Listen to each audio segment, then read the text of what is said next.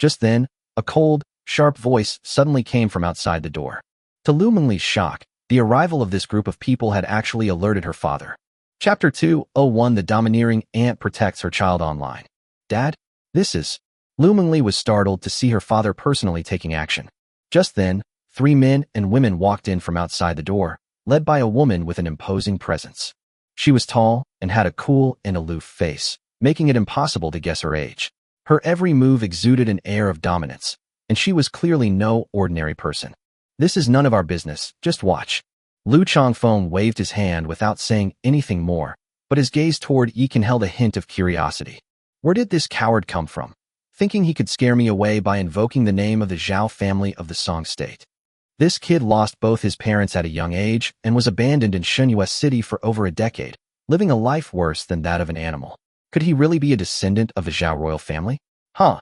Li Pasan looked at the 3 people walking towards him as if they were idiots, thinking they were just putting on an act. As soon as he finished speaking, a shadow loomed over him. Snap! With a crisp sound, Li Pasan flew out and smashed a large hole in the wall of the villa. The terrifying impact was so great that even the protective array of the villa couldn't withstand it.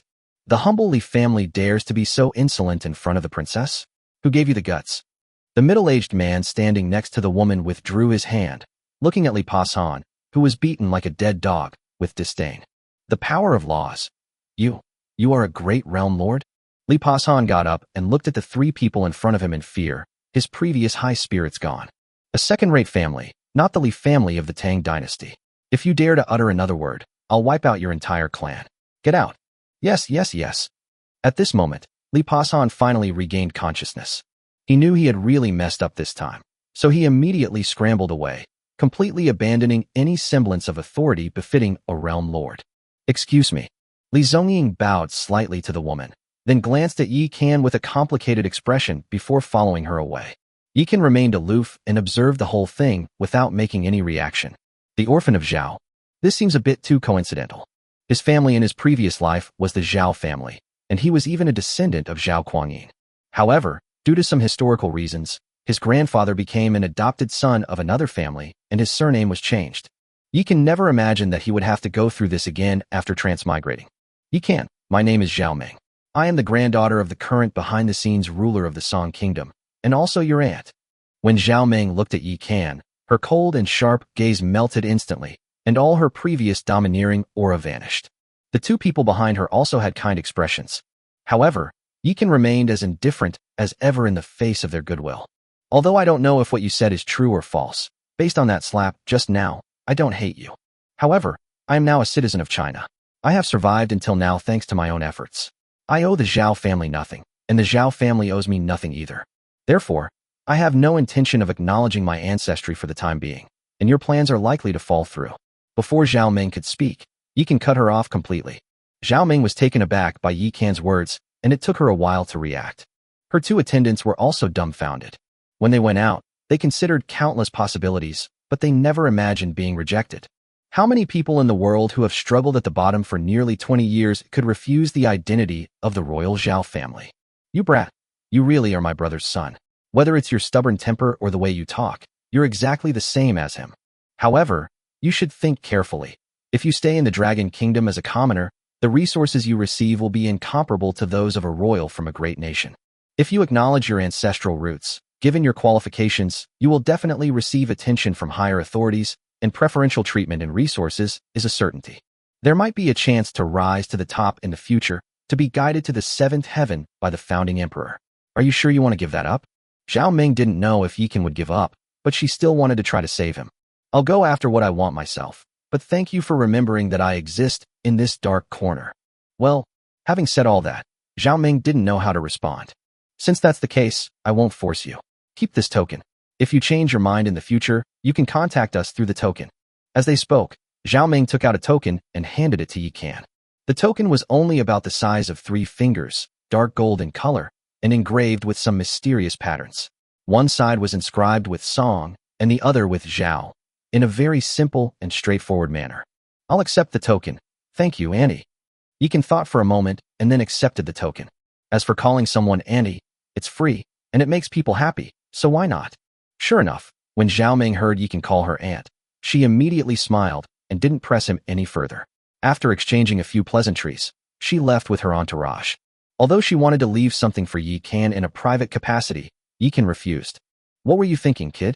The Zhao royal family is one of the 5 great nations of Blue Star, the big boss behind the Song Kingdom. You actually refused without even thinking about it. After Zhao Ming left, Lu Changfeng came up with his daughter. I'm used to being lazy and can't stand being restrained. Besides, you've all treated me well. If I were to join the Song camp now, wouldn't I be letting you down? Yi Kan waved his hand and said nonchalantly, "Humph, at least you have some conscience." Upon hearing this, Lu Mingli breathed a sigh of relief, and her gaze towards Yi Kan changed.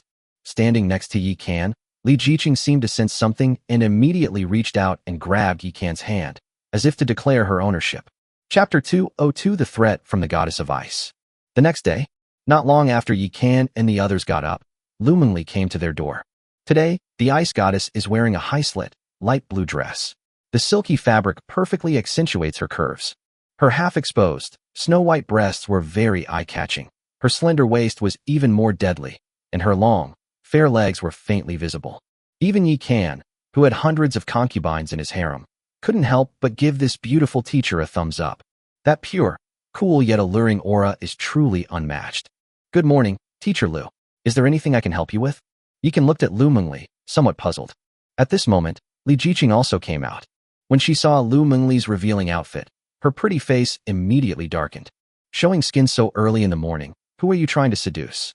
This was issued by the central government of the Dragon Kingdom overnight. Take a look. With a wave of her jade arm, Lu Mingli sent 2 light particles flying toward Yi Kan and Li Jiqing. Survival Manual of the Celestial Evolution World. After Yi Kan analyzed the light particles, he immediately showed a shocked expression. That's right. It records the survival experience of the lords of the first 8 heavens, compiled and organized by our ancestors over countless years. We were completely clueless when we first entered this new world, but this thing makes things much easier. Thank you, Teacher Lu. Yi Kan only glanced at it briefly, but he saw a lot of information that he didn't know. You're welcome. I'm counting on you to break through to the World Lord level as soon as possible so you can take me to the new world. Lu Mingli said, half jokingly and half seriously. I can't guarantee that, but our Dragon Kingdom is full of talented people. Perhaps someone will be able to reach the Realm Lord level within a year. Don't underestimate yourself.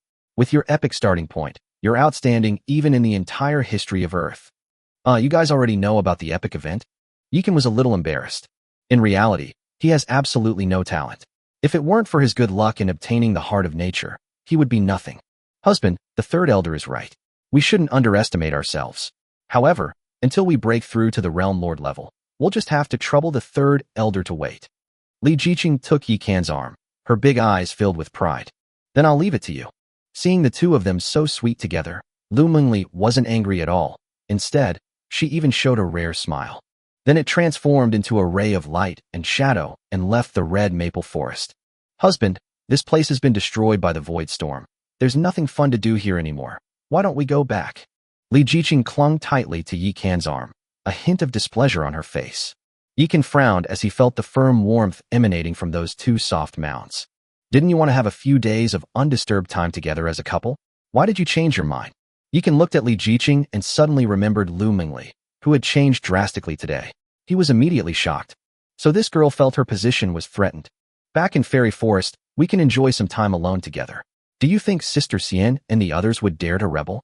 As Li Jiqing mentioned this, she immediately put her hands on her hips and regained the imposing aura of the mistress of the Fairy Forest. Then I'll do as you say. Also, there's only one queen in Fairy Forest, now and forever. After Yi Kan finished speaking, he put his arm around Li Jiqing's slender waist and began to communicate with the Lord's heart. That's good. Upon hearing this, Li Jiqing felt immediately calmed down. Buzz. With a flash of white light, the 2 disappeared from their spot and reappeared before the ancient divine tree. Note: 503 newbie village successfully broke through and joined the town channel. Note: 550 newbie village successfully broke through and joined the town channel.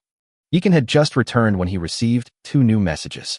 He opened the town channel and found that the newbie village in the broken domain had reached 20 out of 100. In less than 2 days, 19 newbie villages have successfully broken through the domain.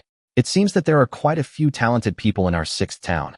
After reading it, Li Jiqing was immediately filled with amazement. The world is full of wonders. Our fairy forest is blessed with 3 great secret powers, so why can't others encounter great opportunities? Therefore, we should be more cautious and not be complacent. Upon seeing this, Yi Kan's expression immediately turned serious. Okay, so what do we do next? Needless to say, find resources and upgrade like crazy. Buzzing. As soon as Yi Kan finished speaking, a huge portal of light appeared in the territory, and Anna flew out from it carrying Nuba, Princess Longji, Xiamili, and the Yuxiao army. My husband, you're finally back. When Nuba and Princess Longji saw Yi Kan, they were overjoyed and immediately flew down to his side. Fairy Forest is our home, so of course we have to come back. Yi Kan put his arms around their slender waists, one on each side. Without any hesitation, the two exchanged a kiss. At this moment, with the help of Captain Gong Sun Yu, Xiamili slowly slid off Anna's wings.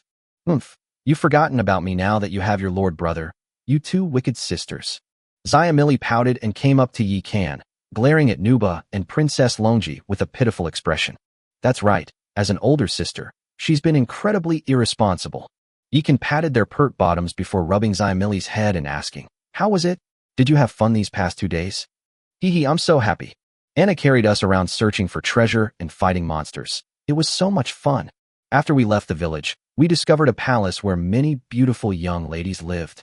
When Xiamili started talking about her experiences over the past 2 days, her face lit up with excitement, and she instantly forgot all the grievances she had just felt. Clearly, this little girl has grown to love her current life. Neither Yi Kan nor Li Jiqing disturbed the little one, and listened quietly to her story. Nuwa and Princess Longji grinned, their eyes filled with doting affection and envy as they looked at Xiamili. Because apart from Li Jiqing and Su Daji, Yi Kan has never spoiled anyone like this before. Oh right, yesterday Sister Daji took me to the storeroom to open treasure chests. She said that if Brother Lord comes back, I must go and see him. After talking for a while, Xiamili suddenly remembered Su Daji's instructions and immediately stopped. Okay, thank you for your trouble, I'll go right away. I'll take you there. After finishing speaking, Xiamili immediately took the lead and walked ahead. The way he clenched his little fists and swayed from side to side as he walked exuded an aura of authority, like a seasoned veteran. Very nice. Looking at this carefree little guy, Yi Kan's slightly restless heart suddenly calmed down.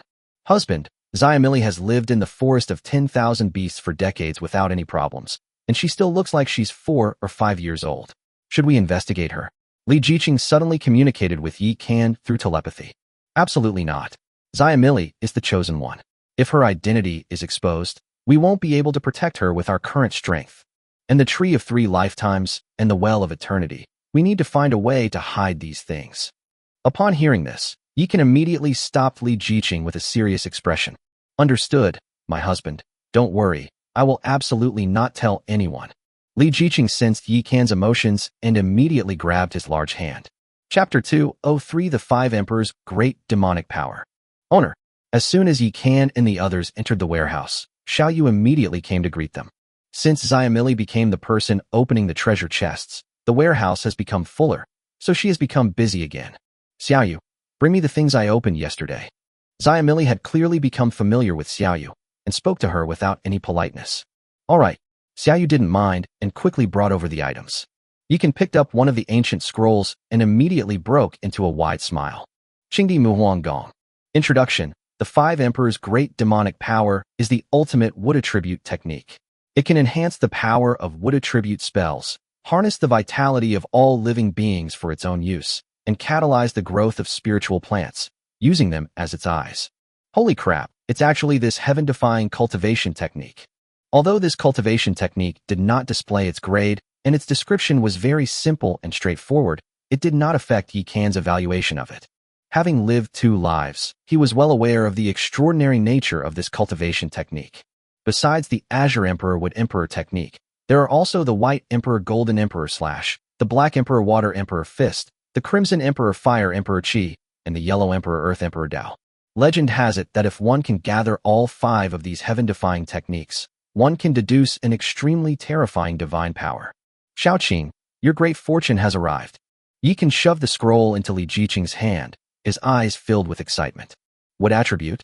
Perfect for me, but is it as powerful as the moon rises over the sea? Li Jiqing was unaware of the power of the 5 Emperors' great demonic power and couldn't help but look at Yi Kan with curiosity. She is currently practicing the cultivation method from the Songhai Mingyue, which is a castrated version of the Taiyinjinjing, Taiyin True Scripture, and it is somewhat incompatible with her. The moon rising over the sea is nothing compared to it. As for comparing it to my Taiyin True Scripture, it's hard to say which is stronger. Anyway, just keep practicing it. Okay, whatever you say. After receiving the cultivation manual, Li Jiqing immediately chose to learn it. Buzz. A flash of light appeared, and Li Jiqing was immediately enveloped in a green glow.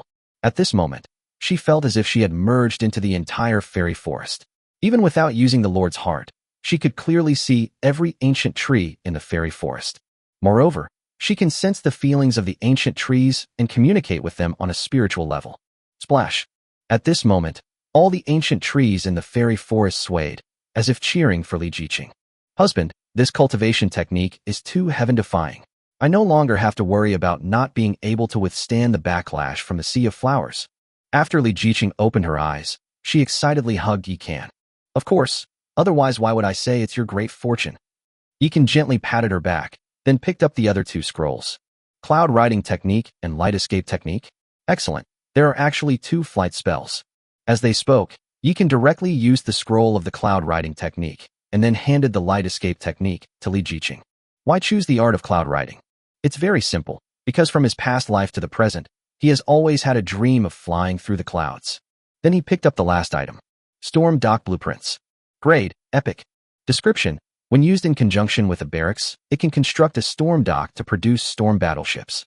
Dockyard Blueprints. Our eternal village doesn't have a sea. What use are these? Yikan frowned.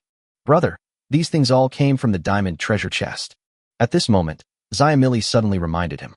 In addition to receiving a diamond treasure chest as a reward for successfully breaking through the domain, he can also receive 2 more from the troll sword saint he killed in the final battle of breaking through the domain. If it exists, it must have a reason. Since it can be opened, it will definitely be useful in the future. Let's keep it for now. After Yikan finished speaking, he picked up Xiamili, kissed her on the cheek, and said, Xiaoli, you are truly a lucky star for our fairy forest. Of course. When Sister Daji and I join forces, we are invincible. Xiamili wiped her little nose, looking smug. I know you're amazing. Tonight, I'll have Sister Yufei give you extra food. Just say it was my idea. Yikan rubbed the little one's head and put her down, then walked out of the treehouse with Li Jiqing. Buzz. He silently recited the incantation for the cloud riding technique, and clouds immediately surged beneath his feet, lifting him up completely. Whoosh. In a flash, he flew into the air, his speed far exceeding that of Lin Daiyu's illusionary movement technique. Buzz. Just then, a golden light flashed. Li Jiqing instantly appeared beside Yikan, surrounded by a faint golden light, like a goddess descending to earth. With these 2 flying abilities, even without using the hero template, we won't have many rivals among our peers. Yikan said excitedly. We have to thank Xiamili for all of this. Otherwise, with our luck, we definitely wouldn't have gotten these good items. From now on, she's our little sister. Anyone who dares to touch her, we'll wipe them out.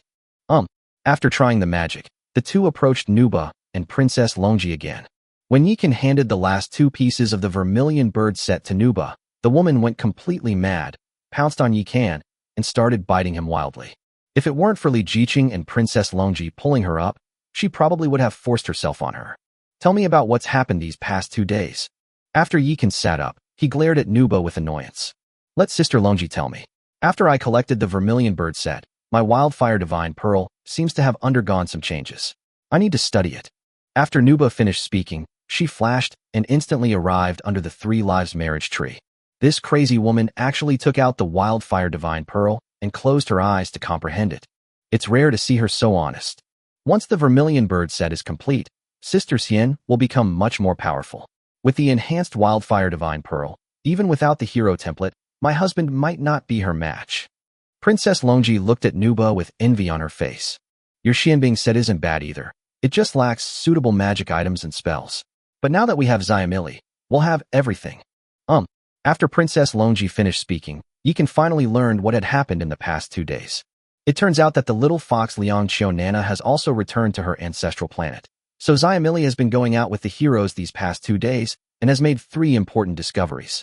There is a vast sea 300 kilometers south of the village, filled with monsters of level 40 and above, making it extremely dangerous. 100 kilometers east of the village lies a medium-sized mine, where Xiao Fei is leading a group of her girlfriends, under the protection of Lin Daiyu and Xue Baochai's forces, to mine the mine. 150 kilometers to the north, they discovered a place called Icewind Valley.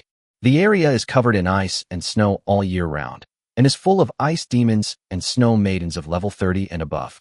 Strange crying sounds can be heard from the depths of Icewind Valley from time to time.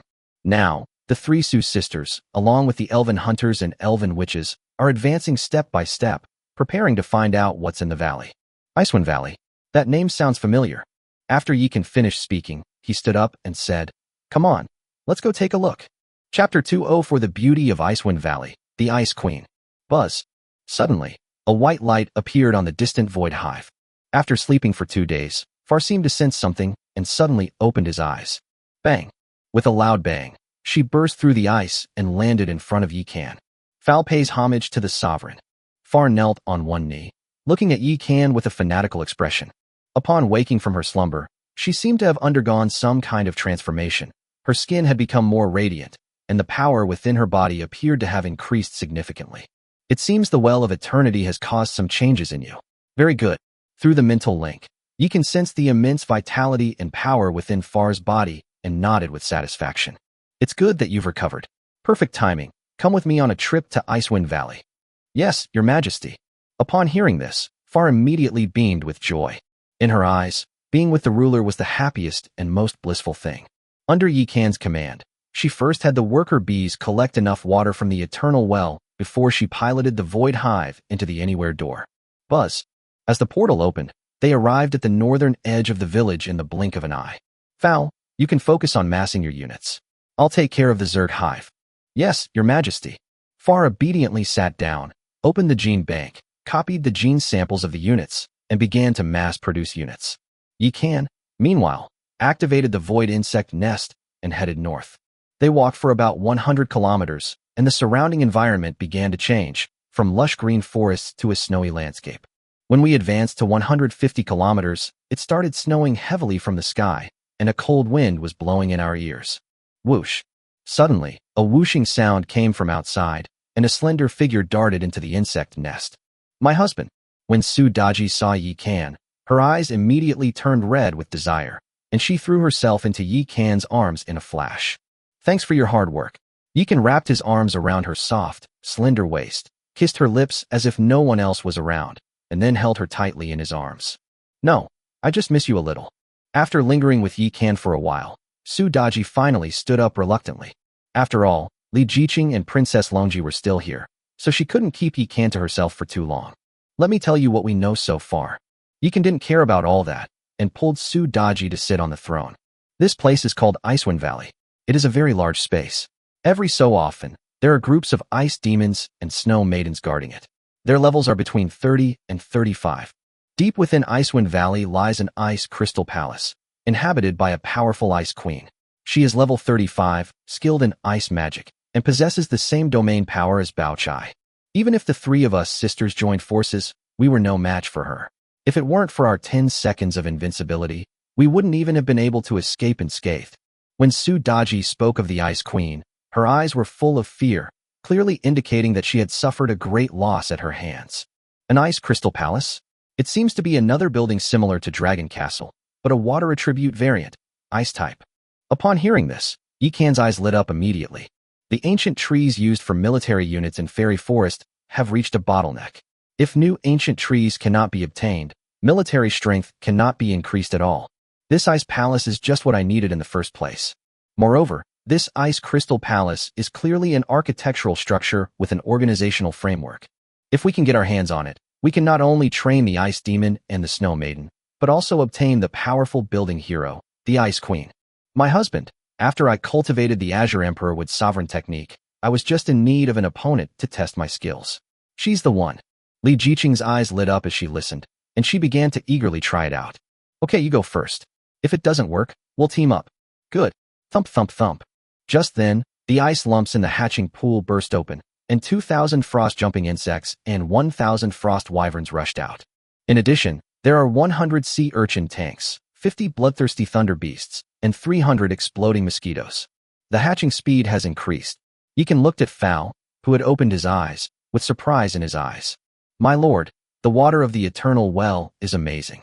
It can not only strengthen the physique of the voidlings, but also shorten their hatching time. Very good. It seems my guess was correct. You focus on massing troops, and I will command the rest of the battle. Yes. As Far continued to close his eyes, Yikan began to command the more than 3,000 insectoids to advance deeper into Icewind Valley. Boom, boom, boom. The enhanced Void Zerg were indeed extraordinary. Even a level 30 Frost Demon could not stop a level 19 Sea Urchin tank. Bang, bang, bang. Under the frenzied impact of the Sea Urchin tank, the Ice Demons staggered and fell one by one. Before they could regain their footing, they were engulfed by the swarm of insects behind them. In just half an hour, Yikan met up with Hushime and the others, and they arrived in front of the Ice Crystal Palace. You two stay on the sidelines to keep watch and prevent the Ice Demon and Snow Maiden from harassing us. Leave the Ice Queen to me and Xiao Qing. Yikan looked at the three Su sisters and Princess Longi and said, "Yes, my husband." The four exchanged a glance and immediately led the Elven Hunter and Elven Witch to both sides to block the Ice Demon and Snow Maiden surging towards them. Meanwhile, the Void Zerg, under Yikan's orders, strictly guarded their rear. Giggle. Suddenly, a silvery laugh rang out from inside the palace. The sound was extremely eerie, echoing endlessly through the valley, like the giggles of countless women. Buzz. Suddenly, a white light shone in the Ice Crystal Palace. In the blink of an eye, the white light arrived not far from Yikan and the others, revealing its true form. She was an incredibly beautiful woman dressed in a long ice crystal dress, wearing an ice crystal crown, and holding an ice crystal staff. Are these reckless humans here to die again? The Ice Queen looked down at her surroundings, her gaze finally settling on Yikan. Men? You actually brought filthy men, damn it. Buzz. The Ice Queen roared, her once clear eyes instantly turning red, and her ice crystal dress was stained with blood. Chapter 205 The Tragedy of the Ice Wind. Wow, a severe case of misogyny. Looking into the Ice Queen's bloodshot eyes, Yikan felt a chill in his groin for no apparent reason. Just now, the Ice Queen's gaze suddenly swept towards his crotch, and the blatant killing intent made him get goosebumps. Could this beautiful woman have been hurt by some scumbag and now wants to take revenge on the world, killing all the men in the world, or something? Thinking of this, Yikan couldn't help but feel a chill. Is such a building really necessary? What if all the people summoned are misogynists? This doesn't align with Fairy Forest's recruitment philosophy. So he suddenly stepped back and opened the Ice Queen's attribute panel. Sherry Baron. Level, 35. Grade, Epic. Physical condition, 28522. Spirit, 36,515. Skills, Mystic Ice Spell, Ice Storm, Soul Roar, Absolute Ice Domain. Introduction, Snowfield Flower, daughter of Icewind King Moor Baron, caused the annihilation of the entire Baron family simply because she refused the marriage proposal of the Demon King's vanguard officer, Arthas. Although the Byron family eventually killed Arthas, Shirley Byron was cursed by the Demon King and transformed into the resentful Ice Queen. She hates all men in the world and will go berserk whenever she sees a living man, until she kills him. The Ice Queen is made of ice crystals and can regenerate infinitely as long as she is in Icewind Valley. The only way to kill her is to reawaken her kindness. Icewind Valley, the Baron family. After reading her introduction, Yikan was a little confused. Why do these place names and personal names sound so similar to a game he played in his past life? Even their backstories have many similarities. However, the Snowfield Flower in her previous life seemed to be a pure and kind girl who sacrificed herself to save her family. But in the end, he was cursed by the Demon King and turned into a monster with lingering resentment. The one in front of her seemed a bit tougher, but it was all for naught. She still ended up on the same path. Just then, the Ice Queen suddenly roared to the sky, letting out a piercing soul roar that made Yikan and the others dizzy. Taiyin Qingshin Mantra. Yikan made a decisive move and immediately used the Taiyin Qingshin Mantra from the Taiyin True Scripture. Buzz. As he chanted, holy light immediately spread outwards from him in all directions. The beauties of Fairy Forest, after being carefully bathed in the light, quickly regained their senses and became even more alert and perceptive. Whoosh, whoosh, whoosh. Just then, dozens of stunningly beautiful women dressed in long ice crystal dresses suddenly rushed out of the Ice Crystal Palace. Their expressions changed drastically upon seeing the Berserk Ice Queen. Elite Snow Maiden, Peerless Snow Princess? Yikan glanced at the attributes of these beauties and found that they were indeed much stronger than the Ice Demon and the Snow Maiden. Especially the Peerless Snow Princess, who is no weaker than a typical legendary hero. Kill them all. At the Ice Queen's command, dozens of elite snow maidens and peerless snow princesses took to the air and charged towards Yi Kan, shouting as they did so. Swish, swish, swish. Before they could even get close, 50 bloodthirsty thunder beasts descended from the sky, their massive ice crystal blades slashing out with lightning. Little monster, what are you pretending for? Li Jiqing was furious when she saw that the Ice Queen only had eyes for Yi Kan and completely ignored her. Buzz. A flash of golden light appeared on her body, and she instantly transformed into a beam of light, rushing towards the Ice Queen. The Ice Queen sensed Li Jiqing's boundless resentment and terrifying speed and immediately frowned. However, as the ruler of Icewind Valley and a level 35 boss, she was naturally not easily intimidated. Because she is not only an epic level boss, but also far surpasses Li Jiqing in level. Mystic Ice Curse. Her moist, red lips trembled slightly after the ice melted. Click, click, click. A sound of ice freezing was heard, and countless ice spikes suddenly appeared around her body. These translucent spikes seemed to possess consciousness, and in the blink of an eye, they converged into a torrent, enveloping Li Jiqing. Yin and Yang give birth to each other, and 10,000 leaves and flowers fly. Li Jiqing immediately formed hand seals, and the endless flowers and leaves instantly transformed into azure dragons, crashing into the torrent of mysterious ice. Rumble. In an instant, a fierce wind swept through Icewind Valley, and snowflakes and leaves flew everywhere. Ice Storm. When the Ice Queen saw that her first move was ineffective, she immediately swung her staff. Clang, clang, clang. The next moment, the sky above Icewind Valley changed color, and endless snow and ice arrows fell relentlessly towards the ground. This terrifying spell had an extremely wide attack range, even affecting Yi Kan and Su Daji, who were hundreds of meters away. What a powerful spell. Not only is its destructive power adorable and its range wide, but it's also beautiful to look at. If it were used in the Battle of Breaking the Realm, it would definitely save a lot of effort. The more Yi Kan looked at the Ice Queen, the more he liked her. You think you're the only one with a special move? Li Jiqing was immediately constrained from the start, which enraged her. Buzz. She suddenly switched to the Template of Nuba, then used the escape technique, and in a flash, she arrived behind the Ice Queen. Buzz. As she urged it on, the Crimson Whip was instantly enveloped in heavenly fire, then transformed into a fire serpent and lashed out. Snap! With a loud bang, a large piece of the Ice Queen's ice crystal dress was torn apart, revealing her smooth, jade-like back and leaving a bright red bloodstain. The Ice Queen's lips trembled slightly, and she let out a soul-stirring scream. Human, you're asking for death. The Ice Queen was furious, and her staff suddenly trembled. Buzz. In an instant, a terrifying aura emanated from her body, spreading out over 100 meters in an instant. Under this terrifying power, Li Jiqing felt that the spiritual energy in her body had become stagnant and difficult to circulate, and she couldn't help but frown. Call out. She lashed the Ice Queen with her whip once more. To her shock, the Ice Queen had managed to evade the attack this time. Under my absolute ice domain, your fate is already sealed. If you are willing to join my Icewind Valley and become a snow maiden, I am willing to spare your life. Shockingly, instead of pressing her advantage, the Ice Queen set her sights on Li Jiqing. Damn it! These mere wild monsters dare to try and recruit a lord? Who do they think they are to insult? Ice Queen's remarks instantly angered Li Jiqing. Buzz. Li Jiqing summoned a spirit mirror to envelop herself, then soared into the air, her body glowing with a vibrant green light of life. A sea of flowers has arrived. With Li Jiqing's command, countless flowers, plants, and trees suddenly sprouted from the ground of Icewind Valley. In the blink of an eye, these flowers, trees, and shrubs covered the snow-covered Icewind Valley, turning it into an oasis. Then, colorful flowers bloomed wildly. When the Ice Queen saw this strange sight, she was completely stunned. Incredibly, her once frighteningly red eyes became clear and bright again at that moment, and long-lost tears streamed down her face. Unfortunately, the enraged Li Jiqing couldn't see any of this and lashed out at her with her whip.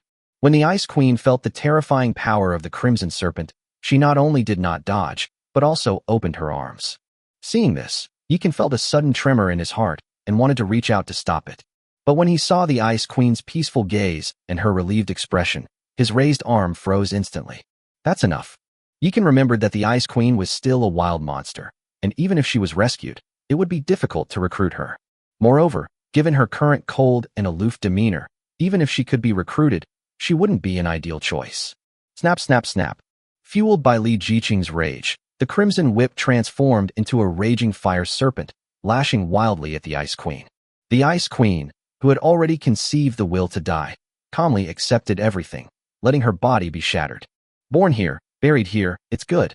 After speaking, the Ice Queen slowly closed her eyes.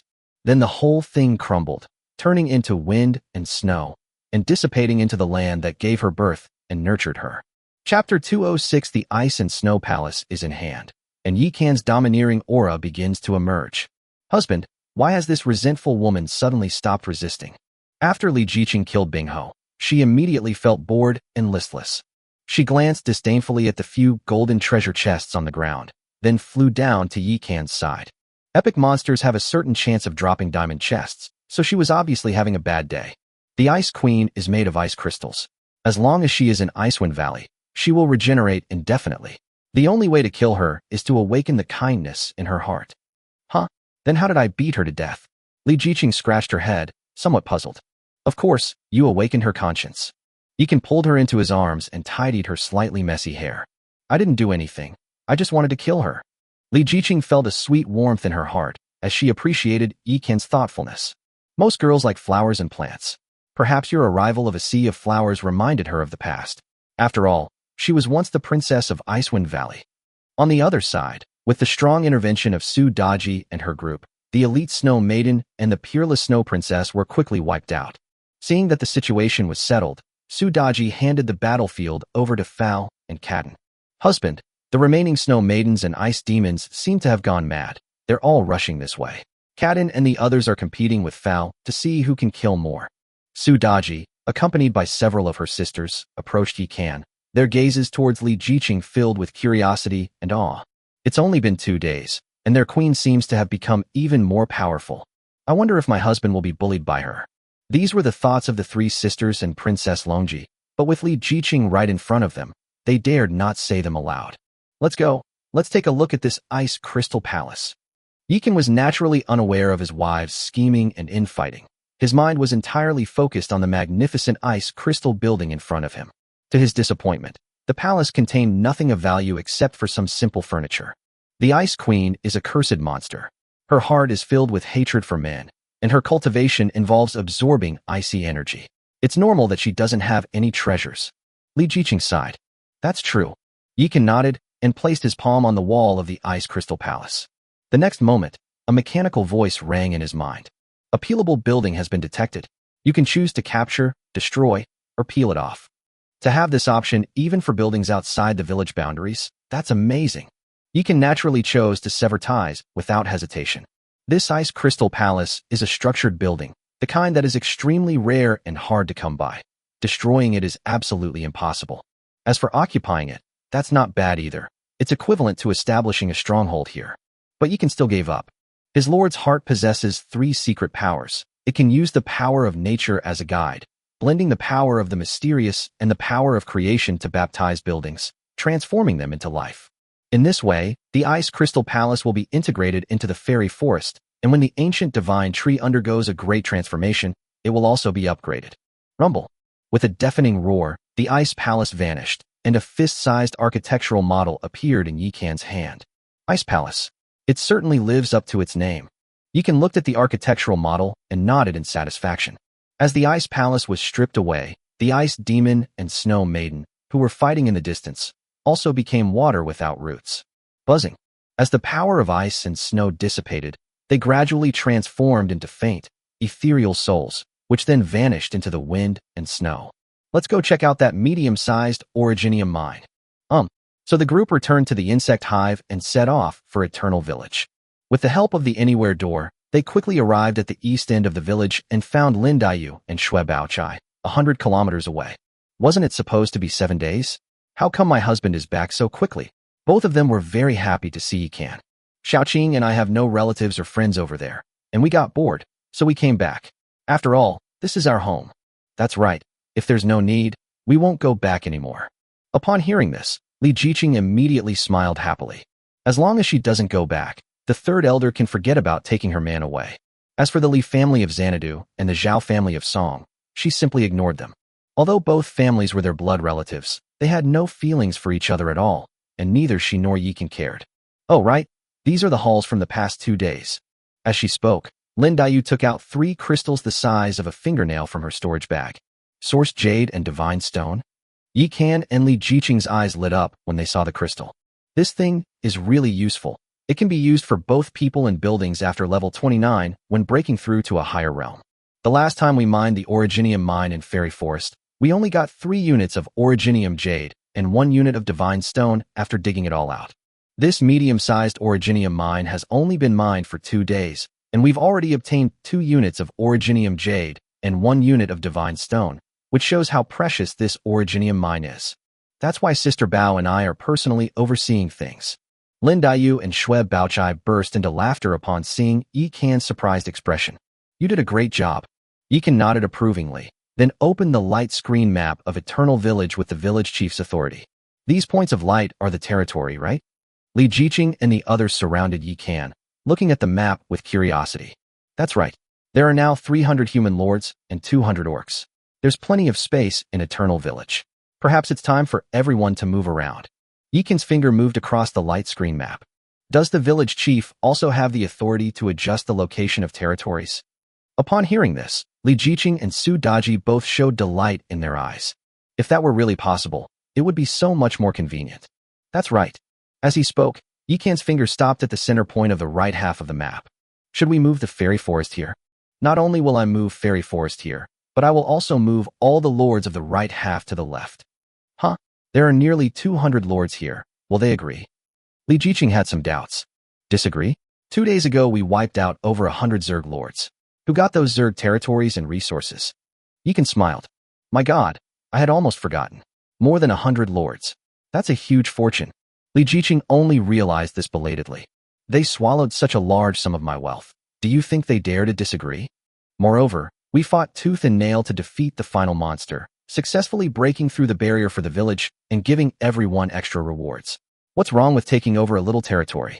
This is a new world where the strong prey on the weak, not a place for child's play. I don't collect taxes, and I'm already being very kind by letting them use the Anywhere door for free. If they're still not satisfied, then let them leave. When the ranking matches for breaking through the domains are over, I'll have as many people as I want. You can put away the light screen map, revealing a rare domineering side.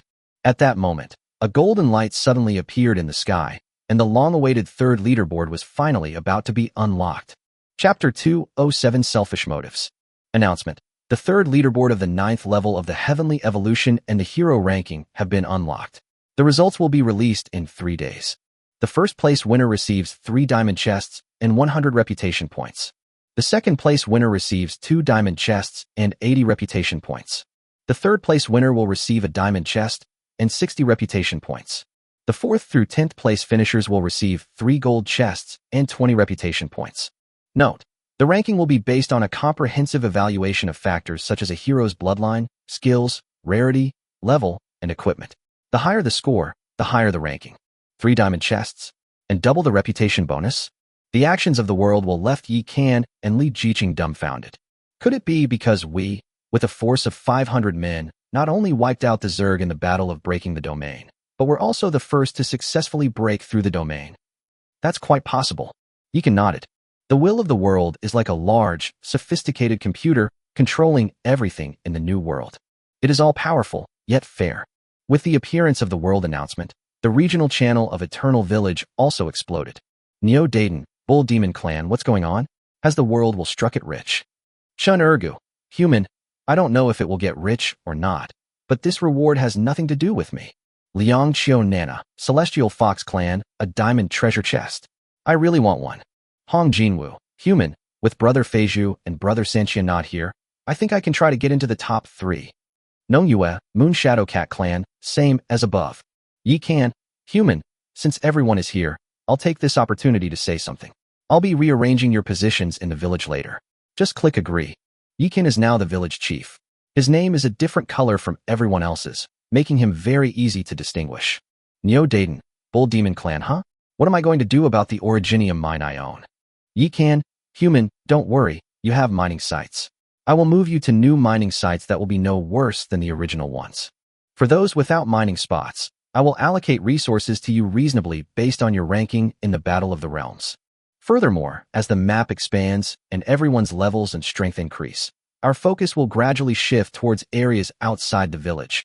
Within the village, resource points will become the only important thing. Sulingyu, human, Yikan is right. We can use the anywhere door for free. Even if we relocate our territory, we can go wherever we want. Liangqiu Nana, Celestial Fox Clan, Brother Yikan is awesome. I love you. After a period of back and forth, Yikan moved all the lords in the eastern part of Eternal Village to the western part, and indeed managed to ensure that no one was at a disadvantage. After all, Eternal Village only has 500 people left, but it occupies the territory of 1,000 people. Moreover, Yikan only took 1/3 of the territory of Eternal Village, leaving enough land to accommodate nearly 700 people, but now only more than 400 people have been accommodated. There is plenty of space. Finally, at the request of some people, Yikan rearranged their positions, making them neighbors. Beep beep. Just then, Yikan suddenly received a private message from the little fox, Liangqiu Nana. Brother Yikan, why hasn't my position changed? I have other plans for you. You don't need to be with them. Hee. Does Brother Yikan intend to keep me by his side? Liangqiu Nana was overjoyed to see Yikan's response. She had just promised her mother yesterday that she would get along well with Brother Yikan, and she never expected to be treated specially today. It was just like her wish had come true. You are my lucky star, so naturally I want to keep you by my side. Yikan responded without hesitation. He left the little fox here not only because he genuinely liked this innocent little sister, but also because he wanted to verify something. Those were the resource points around the little fox's territory. Was it because she was lucky that she encountered them, or because she had an extraordinary ability to catalyze the creation of these resource points? This is what Yikan saw in the survival handbook of the Tianyin world. It is said that there are some people in the world who possess great fortune and can subtly influence their surroundings. If the little fox is this kind of person, then she is a bug in the system, and we must make the most of her. That's great. Brother Yikan, could you put my territory next to yours? Liangqiu Nana asked tentatively. Of course. Great. Now I can go play in Brother Yikan's fairy forest. No problem, but not right now. I'll have to wait until I'm done with this busy period. Any time is fine. In fact, besides the little fox, Yikan also left one other person in the east, namely Jiang Daily. He also created a small group chat and invited Little Fox and Jiang Daily to join. And so, a small group of trusted confidants was formed. Husband, should we bring Su Lingyu over too? I had the same thought. After all, she has helped us a lot during this time, and with the development of the village, we do need intelligence talent like her. Okay, I'll go and make the call. In the end, Yikan took all the heroes and the Shura army with him, leaving only a team of elf hunters to guard the Originium mine. Now that the rankings are based on heroes, Yikan naturally wants to bring Lin Daiyu and the others back to the Three Lives marriage tree to gain enlightenment. With Kaden, the mythical super soldier, protecting Xiaofei and her group, nothing bad will happen to them. Anyway, this place isn't far from the village, so Yikan can provide support anytime. After accumulating so many resources, it's about time we broke through to the stellar level. Yikan sat on the throne of the insect hive, looking out the window at the stunning scenery, his eyes filled with anticipation for the future. Chapter 208 Breakthrough to Stellar Level. Almost there. After sending Su Daji and the others back to their territory, Yikan went to the little fox's place and brought back all the resources that the little elves had mined. Today he possesses over 40 billion source crystals, 25 units of source jade, and 10 units of divine stones. Unfortunately, the boundary stones he needed most were only 990 million. With a few million more, he could upgrade his territory to level 20 and break through to the stellar level together with Li Jiqing. A few million? That's easy. Splash. Li Jiqing suddenly activated the Eye of the Demon God, causing a pile of treasure chests to spill out. Only a small portion of these treasure chests were obtained by them recently. The rest were the fruits of Su Daji and Nuba's labor over the past 2 days. Lord brother, Lord sister, are we going to open a treasure chest? Before Yikan and Li Jiqing could go look for someone, a little head peeked in from outside the treehouse. It was Xiamili, who had eaten and drunk her fill. Little rice grain, you're a lifesaver. Come on, it's your time to shine. All right, Xiamili really enjoys opening treasure chests. After all, the sense of accomplishment from opening a blind box and finding a great find is something not everyone can resist. Besides, the territory doesn't support idlers. She eats so much, she has to do something for everyone, otherwise she'll feel guilty. The little guy twisted his waist, tossed the small cloth bag behind him, breathed on his chubby little hand, and then pointed to the silvery white treasure chest. Buzzing. A flash of white light appeared, and suddenly a large pile of equipment and crystals appeared on the ground. Treasure chests are magical resources, exclusive to any territory. Whoever lands the final blow on a monster gets the treasure chest. The items it yields are not static. Their value increases as the lord grows stronger, and they are also influenced by charm and luck, especially luck.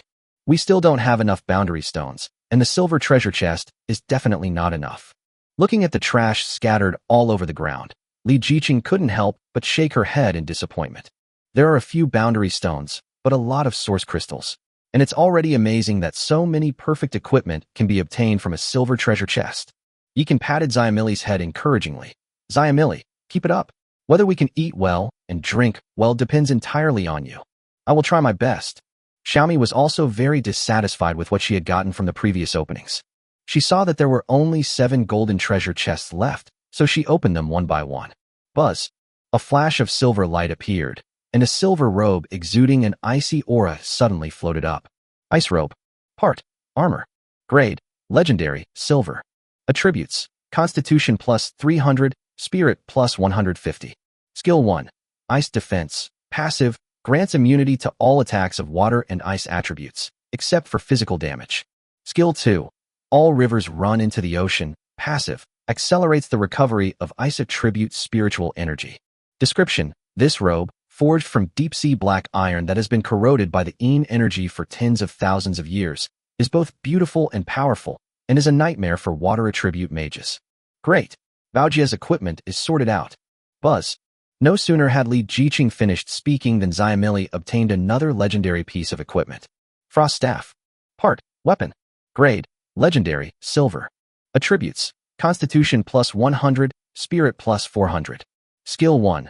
Power of Ice. Increases the power of water and ice spells by 100%. Skill 2. Ice Soul Clone. This skill allows you to attach a wisp of soul power to your staff, creating an Ice Soul Clone that can switch positions with its master at any time. Description. Forged from deep-sea black iron that has been eroded by the Yin energy for tens of thousands of years and refined from a 10,000-year-old demon core, this is a terrifying staff that is both beautiful and practical. Of the 7 combat heroes, only Sister Bao doesn't have any decent equipment, so it's definitely the most suitable gift for her. Yikan stroked the 2 chilling pieces of equipment and smiled with satisfaction. At this moment, Xiamili, who had just opened the treasure chest, ran over, holding a piece of glittering silver equipment in her hands. All right, no need to call. They've come on their own. As soon as Yikan finished speaking, Su Daji and Xue Baochai rushed in from outside. Sister Daji, here's your wind spirit set. Without Yikan's instruction, Xiamili handed the set in her hand to Su Daji as if it were a treasure. Thank you, Xiamili. You're truly our lucky star. Hehe, you're welcome. Xiamili scratched her head shyly, then looked up at Yikan and said, Lord brother, I'm a hero too. Do you have any equipment for me? The issue of millet grains was giving Yikan a bit of a headache. Because she is a special hero, her physical and mental attributes are both forced to be one. If it weren't for the special characteristics of her territory, she would be no different from an ordinary person. Looking at Xiamili's adorable appearance, Yikan couldn't help but think of the little fox and the 2 sisters of the Moonshadow Cat clan. Got it. Yikan suddenly remembered that the Moonshadow Cat sisters seemed to be good at making storage bags, and his eyes lit up. So he patted Xiamili's head and asked, I'll have someone make you a new bag, the kind that can hold a lot of Lanya rice. Do you want it? Is it a bag like the Moonshadow little bag that my sisters carry? Xiamili's mind and appearance are similar to those of ordinary children, but she is much smarter than ordinary children and immediately thought of everyone's storage bag. That's right, but I'll have someone refine one just like your little cloth bag. Great. I'll never be afraid of going hungry again. After Xiamili finished speaking, she immediately took off her small cloth bag and handed it to Yikan. Lord brother, here you go. Good. After receiving the bag, Yikan immediately contacted the Moonshadow Cat sisters. Brother Yikan, are there any space requirements? With our current capabilities, we can't make anything too big. Nongyue was a little nervous when she suddenly received an order from Yikan. Because Yikan is no longer the naive girl they used to trick, but a powerful village chief who can determine the future of Eternal Village. Just do your best. Price is not a problem. Hehe, Yikan's words are enough. When Nongyue heard Yikan say that, she immediately breathed a sigh of relief. Meanwhile, Yikan handed over the frost robe and staff to Xue Baochai. Sister Bao, you've suffered these past few days. It's only now that we've finally gotten the equipment that's right for you. Husband, that's too distant. We're family now, and we love each other. There's no awkwardness between us. How can you say you're wrong? Shui Baochai smiled gently and took the things. That's true. You should continue your contemplation. Yikan smiled slightly, then took Su Daji's hand and said, when the settlement is done the day after tomorrow, if Sister Xian, Longji, and Sister Lin haven't been promoted, just grab any one of them. Take their equipment and wear it yourself, then return it after the settlement. Uft. Su Daji covered her mouth and chuckled. All right, I'll do whatever my husband says. You'll come and help me dig it up later. No problem. I'm a professional at taking off clothes. Screw you. Su Daji punched Yikan with her little fist and then ran towards the Three Lives marriage tree. Although she is already at the epic level, there is still a nasty cow weighing on her, and she must work harder to reach the mythic level as soon as possible. That's enough. Yikan waved his hand, pulling out all the boundary stones from his body and the warehouse, and throwing them all into the sun and moon immortal pot. Buzzing. After swallowing all the boundary stones, the sun and moon immortal pot, as if it had eaten too much, began to ripple outwards like a gentle breeze. The ancient divine tree, as if it had taken a tonic, began to sway, seemingly very excited. Subsequently, the area of fairy forest began to expand at a visible rate until it reached 1,000 square kilometers before stopping. At the same time, the phantom of a bright moon expanded continuously from Yikan's center until it enveloped the entire ancient divine tree. From a distance, Yikan looked like an ant leaning against the ancient tree under the bright moon. Behind Li Jiqing appeared the phantom of a towering tree that blotted out the sky. The tree was straight and tall, like the Jianmu tree that leads to the heavens, inspiring awe in all who beheld it. At the same time, the spiritual energy in fairy forest is also increasing exponentially. Finally, it even condensed into clusters of spiritual mist, making fairy forest look like a fairyland. Look, what's that?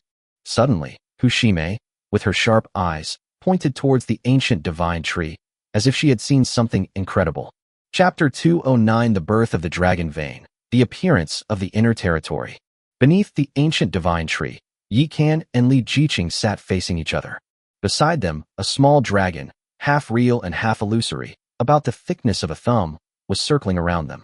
I had a premonition that the dragon vein was being nurtured in the fairy forest. I thought the opportunity would only come when Ah Qing underwent her next great transformation, but I didn't expect it to take shape now. Yikan stretched out his hand, and the little dragon immediately swam over, turning around and around in his hand like a fish. Dragon vein? How amazing! Looking at the little dragon that seemed to understand Yikan's heart, Li Jiqing couldn't help but feel a surge of excitement and reached out her hand. Seeing this, the little dragon swam over and began to play with Li Jiqing. Your Majesty, although the fairy forest cannot yet compare to the elf world of yesteryear in terms of scale, its foundation has long surpassed that of the elf world. It is our good fortune to have met your Majesty. Just then, the voice of the primordial divine tree came from above Yikan's head. Perhaps, but our strength is seriously mismatched with the foundation of fairy forest. This is a big problem. The road ahead is long. Let's encourage each other. Yikan looked at Li Jiqing. Then, the two of them tacitly extended their palms and interlocked their fingers. What happened? Where are they? Su Daji and the others, who were watching from a distance, suddenly stood up and rushed to the ancient divine tree. They searched everywhere, but couldn't find Yikan and Li Jiqing. Have my husband and the others gone back to Earth again? Yu Qing asked somewhat uncertainly. That's impossible. My husband said that the Lord can only travel back and forth to the ancestral star once every 3 months. Nuba shook her head. Where did my husband go? I can't sense his presence anymore. Su Daji was also getting a little anxious. At this moment, not to mention them, even Lin Daiyu and Shui Baochai, who were usually calm in the face of danger, were a little uneasy. No matter where Yikan was, there was always a subtle connection between them. Although they couldn't pinpoint Yikan's exact location, they could clearly sense his presence. The situation is very strange now, because they have completely lost any connection with Yikan. Buzz. Just as they were filled with fear and anxiety, a mist suddenly appeared around the ancient divine tree, enveloping the entire treehouse. Looking from the outside towards the treehouse, you can't see anything, but looking from the treehouse outwards, you can see the outside world clearly. Hey, I can feel my husband. Just then, Su Daji followed her senses and walked towards a cloud of mist outside the treehouse, and then she disappeared. Seeing this, Nuba and the others rushed in as well. Then, They arrived at a world bathed in misty spiritual energy, where Yi Kan and Li Jiqing were strolling with the little dragon. My husband. Upon seeing this, the beauties rushed over excitedly. Husband, where is this place? The 7 beauties, though excited, all looked at Yi Kan with puzzlement. Under the subtle and pervasive transformation of the Well of Eternity, our fairy forest has long since become a paradise on earth, possessing the potential to condense dragon veins, only lacking an opportunity. And today, that opportunity has arrived. This space is an inherent part of the dragon vein, and also the inner territory of our fairy forest, its area being the same size as the fairy forest itself. Yi Kan opened his arms, feeling the spiritual energy that was even more abundant than outside, and his heart couldn't help but pound. He was worried about how to hide the more extraordinary things in fairy forest, such as Moon Goddess Lake, Well of Eternity, and the Tree of 3 Lifetimes. Here comes the opportunity. Buzzing. Upon realizing this, Yi Kan immediately communicated with the Lord's heart and moved Moon Goddess Lake, the Well of Eternity, and the Tree of 3 Lifetimes into the area. Husband, we are warlords. That blood jade dragon tooth rice seems a bit too conspicuous. Why don't we move it in here too? The spiritual energy here is much richer, which is more suitable for its growth. As expected of the mistress of fairy forest, she's so thoughtful.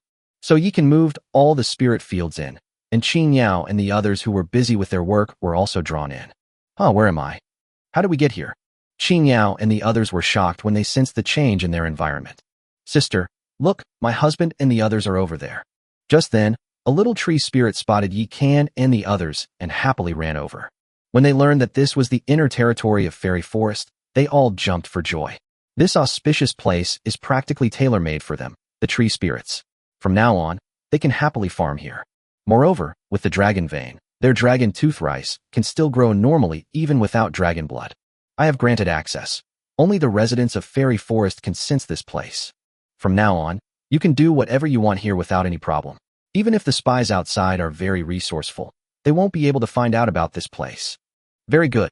As soon as Yi Kan finished speaking, Nuba's clothes flew wildly, and she plunged headfirst into Moon Goddess Lake. Sister Xian, if you can't break through to the epic level in these 3 days, I'm going to strip you of your vermilion bird set. Looking at the Nuba in the lake, who resembled a snow-white mermaid, Yi Kan couldn't help but say with resentment, Don't worry, my husband, I will definitely be the second hero to break through to the epic level. Sister Xian, although we're good sisters, I won't let you have your way with this. After Princess Longji finished speaking, her snow-white clothes fluttered as she jumped into the lake. Clearly, they were all giving it their all to become the second female hero to be promoted. They wanted to harness the combined power of 3 extraordinary things: the Lake of the Moon Goddess, the Well of Eternity, and the 3 lives of marriage. Then you can slowly figure it out. Yi Kan and Li Jiqing exchanged a glance, and then left the inner territory. Since the Spirit Field and Moon Goddess Lake have been moved to the inner territory, let's put the Ice and Snow Palace here.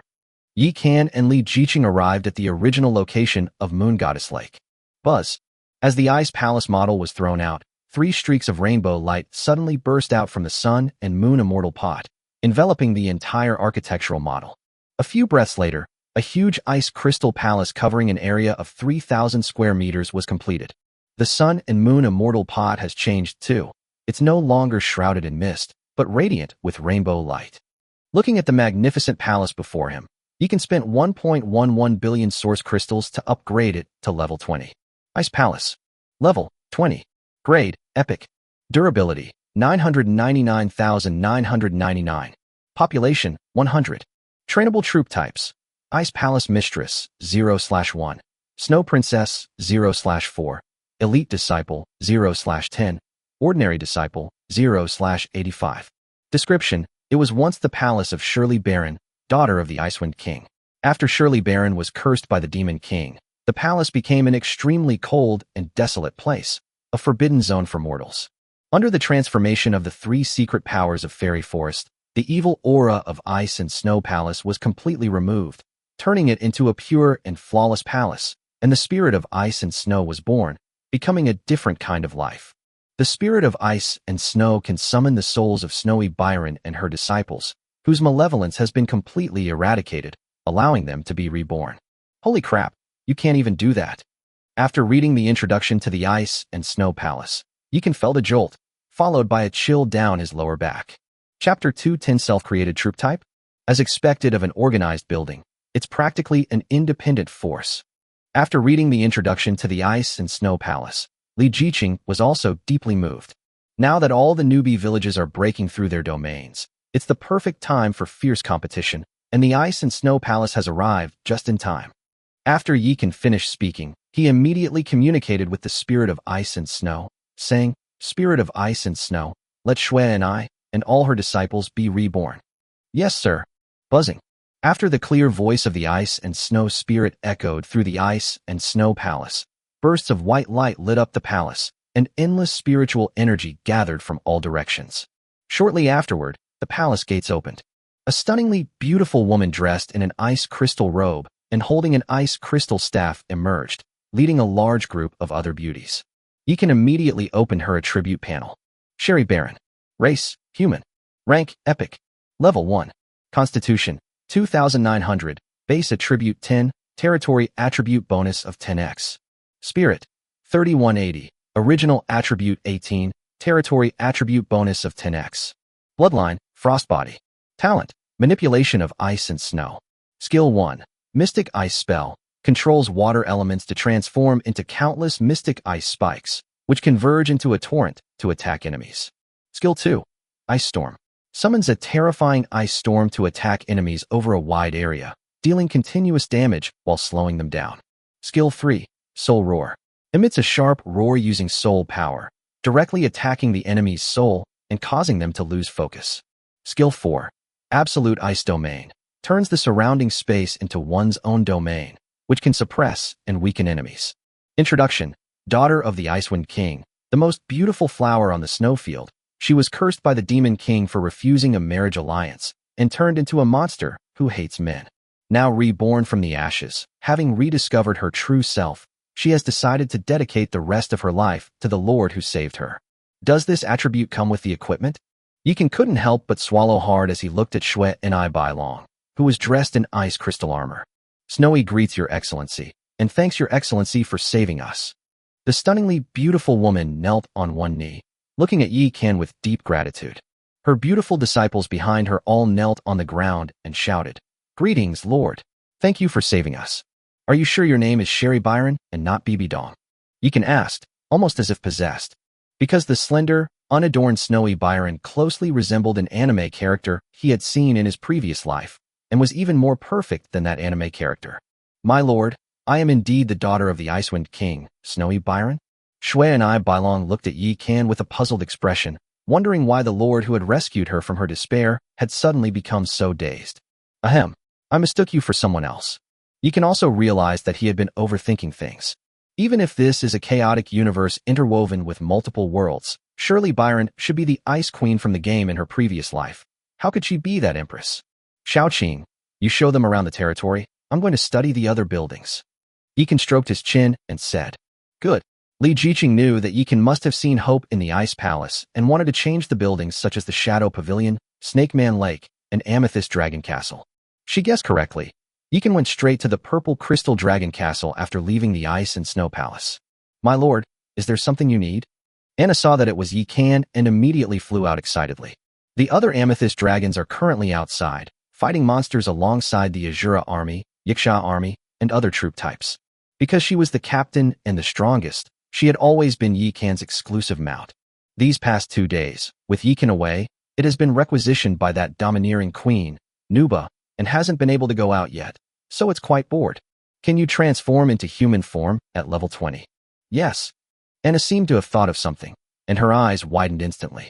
It was only then that it realized that its territory had already reached level 20, which meant that Dragon Castle could also be upgraded, and they could also upgrade and transform. That's wonderful. Yi Can also wanted to see what the beautiful dragon he rode every day would look like after it transformed into human form. So he directly invested 200 million source crystals to upgrade the Dragon Fortress to level 20. Rumble. The next moment, the entire Amethyst Dragon Castle shook, and countless pieces of gravel and sand fell down. It then transformed into a rough structure made of jumbled giant trees and some purple crystals, which, from a distance, looked like a shimmering, solitary mountain. With excitement, Yi Can open the panel of the Amethyst Dragon Castle. Amethyst Dragon Castle. Level 20. Grade, Epic. Durability, 999,999. Population, 85. Trainable units, Amethyst Dragon King, 0/1. Dragon King Guardian, 0/4. Amethyst Dragon, 0/80. Introduction. The nest of the Amethyst Dragon, nourished by the power of nature, has seen its giant trees regain vitality and merge into one, possessing the potential to become a living structure. Under the influence of the Dragon Vein, Dragon Castle underwent a mutation, giving birth to the Amethyst Dragon Spirit, which allowed Dragon Castle to have greater room for growth. The Lord can select dragons with leadership qualities from the Amethyst Dragons and train them into Dragon Kings and Guardians to make up for the deficiencies of the dragon race and reignite the dragon race's fortune. It really works. After reading the introduction to the Purple Crystal Dragon Castle, Yikan's breathing became rapid. Because the Amethyst Dragon Castle and the Ice Palace are different. The Ice Palace was already fully equipped, while the Amethyst Dragon Fortress had nothing before, only soldiers, and even the Dragon Fortress itself was just a pile of rocks and rotten wood. Now that he's created this thing, does it count as a self-created unit? Will it cause any bad things? Chapter 211. This huge leap, it would be a shame not to have a few children. My lord, please help me level up. Anna was so excited by the incredible changes in the Amethyst Dragon Castle that she flew into the air and flapped her wings incessantly. Their Amethyst Dragon clan had long since vanished into the annals of history. If Yikan hadn't used his heaven-defying power to revive them, they would never have been able to return to the world. Although they have been resurrected, they have no way to help the reproduction and development of their species. Now things have changed. Their dragon castle has actually given birth to a dragon spirit. In this way, as long as the Amethyst Dragon King appears, the flame of destiny for their race will be ignited, giving them hope for continued development. To its surprise, the Amethyst Dragon King was not summoned like the others, but rather selected and cultivated from among them. As the captain of the Amethyst Dragon, who is more outstanding and has more leadership qualities. Look how excited you are. Yikan didn't waste any words and directly opened its panel, upgrading it to level 20. Buzz. As Anna broke through her level, she was immediately engulfed by a purple light, and her enormous dragon body began to twist. A few breaths later, Anna, now in human form, descended from the sky and landed in front of Yikan. My lord, is my human body beautiful? Anna twirled in front of Yikan, seemingly very pleased with her appearance. Yikan touched his nose, suppressing his boiling blood, and exclaimed, "What do you mean by beautiful? It's absolutely beautiful." At this time, Anna was a full 1.78 meters tall, with smooth, jade-like skin, and her proportions were even more exaggerated than those of the busted calf Carden. Especially that terrifying waist-to-hip ratio, it's simply out of this world. Her slender waist was free of any excess fat, her smooth and alluring peach-shaped buttocks, and her long legs that could reach the door frame when spread apart, were simply every man's ultimate fantasy. If your lordship is pleased, then when will you bestow your favor upon me? I also wish to meditate under the tree of 3 lifetimes of marriage. Anna was overjoyed when she saw the amazement in Yikan's eyes, and she made no attempt to hide her desire. Ahem, I need to catch my breath. Looking at Anna's pretty face and then thinking about her over 30-meter-long body, Yikan suddenly felt immense pressure. All right. When Anna saw Yikan's expression, she knew that the difference between her before and after transformation was too great, and the Lord couldn't accept it yet. However, she was not discouraged, because she thought of the sisters with snake tails at Snakeman Lake. If your majesty can accept snakes, why can't you accept the noble Amethyst Dragon clan? Besides, I heard that Sister Daji used to be a fox spirit. At this moment, Yikan had already notified all the purple crystal dragons outside through the Lord's heart. Xiaoyu, come here for a second. Seeing Anna's captivating figure, Yikan immediately summoned the elf captain who had stayed behind at home. Coming. What's up, master? Xiaoyu flew out of the treehouse in a flash and arrived at Yikan's side in the blink of an eye. Huh, why does this lady have Anna's aura on her? Xiaoyu circled around Anna, her eyes full of curiosity. She's your sister, Anna. Quickly send the unused equipment and materials from the warehouse to Grandpa Forging Tree so he can design outfits for Anna and the others. Yikan rubbed her little head and gave her instructions. Her? Sister Anna? She's so beautiful. Xiaoyu stared wide-eyed at Anna in disbelief.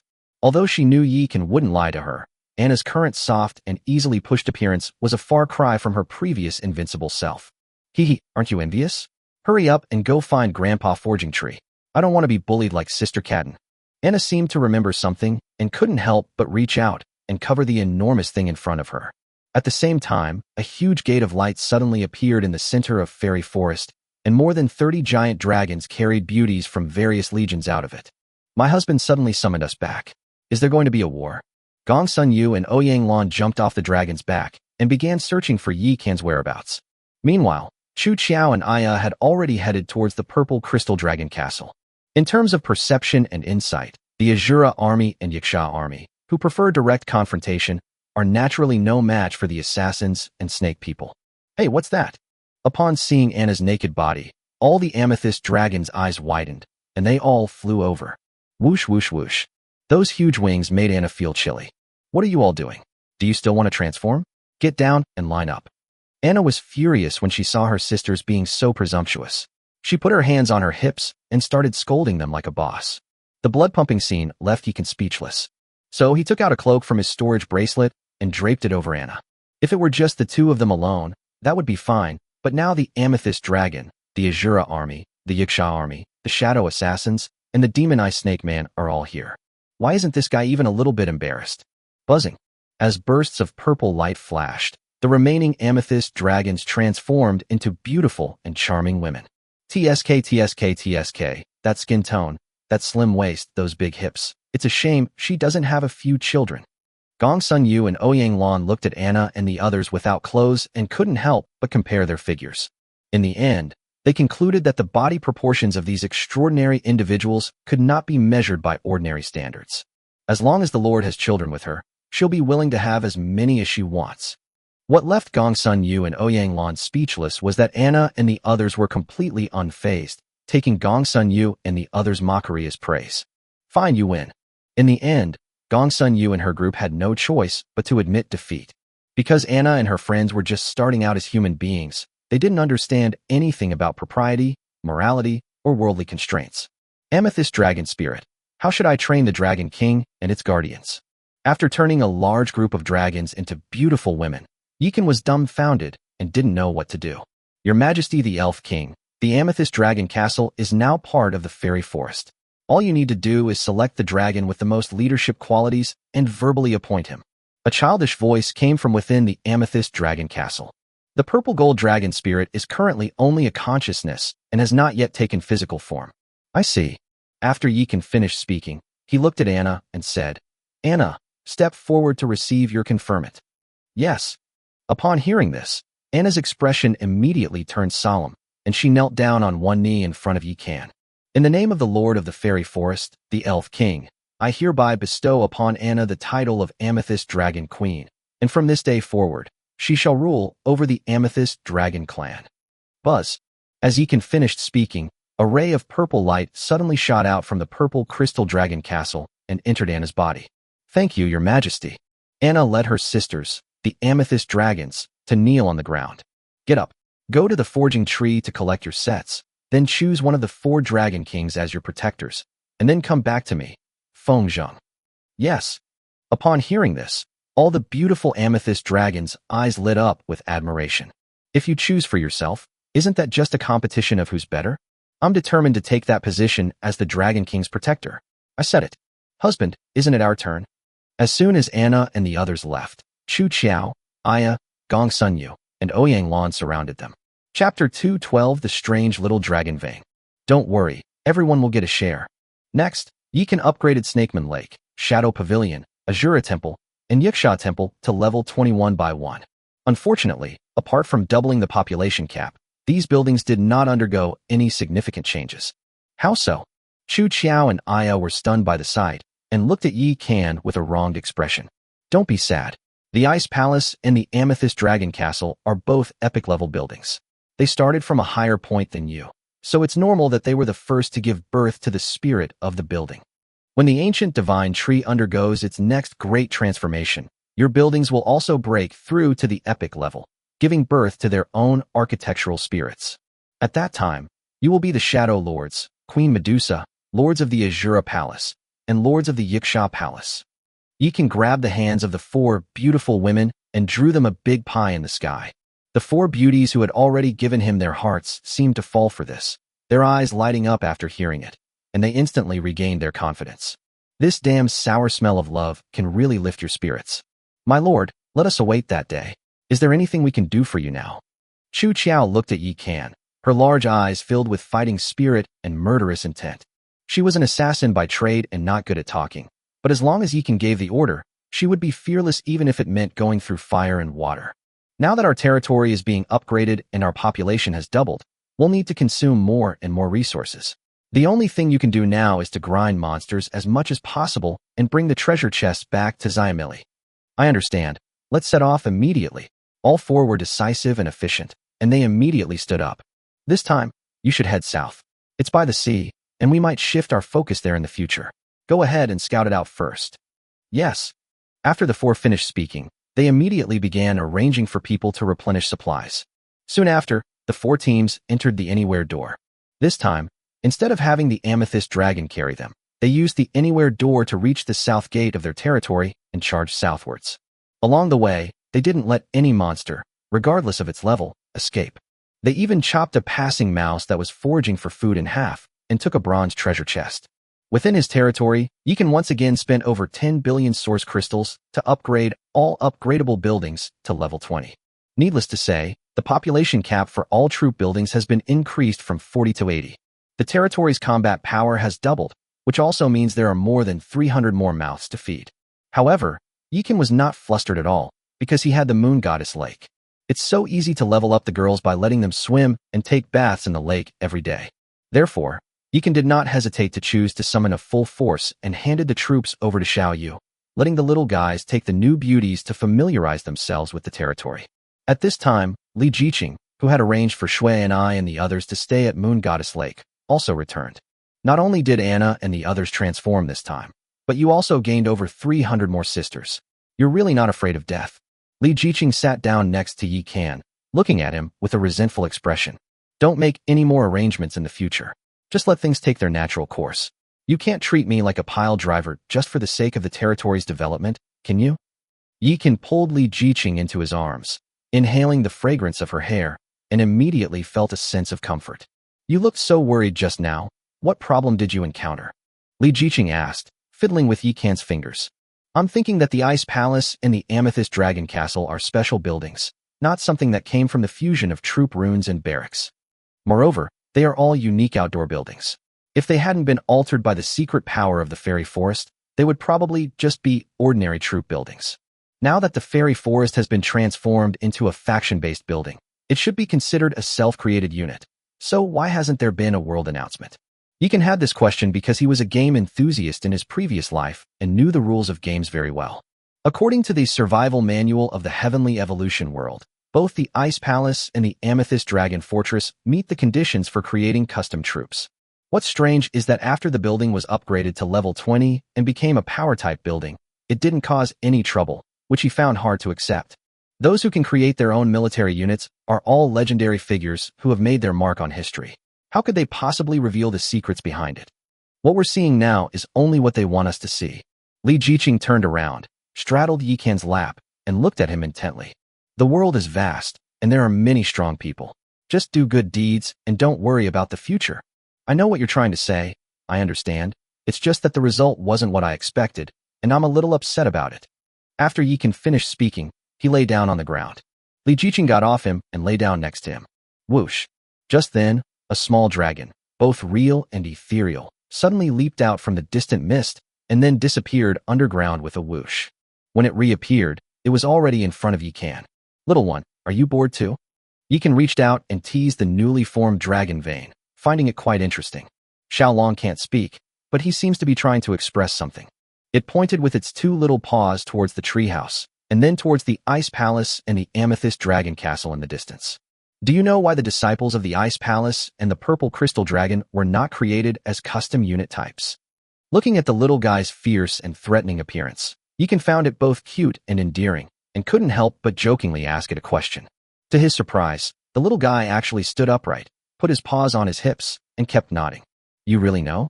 Yi Kan and Li Jiqing exchanged a glance, both seeing disbelief in each other's eyes.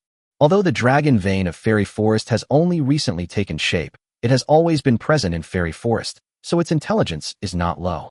Moreover, this guy is a spirit, with a pure heart, so he would never lie or joke. What's going on? Yi Kan was excited and stood up. Since the dragon Vane couldn't speak, it stretched out its little paw and tugged at Yi Ken before rushing towards the treehouse. Let's go take a look. Yi Ken leaped up and pulled Li Jiqing towards the treehouse. Chapter 213 Self-Created Unit, Shocking the World. Whoosh.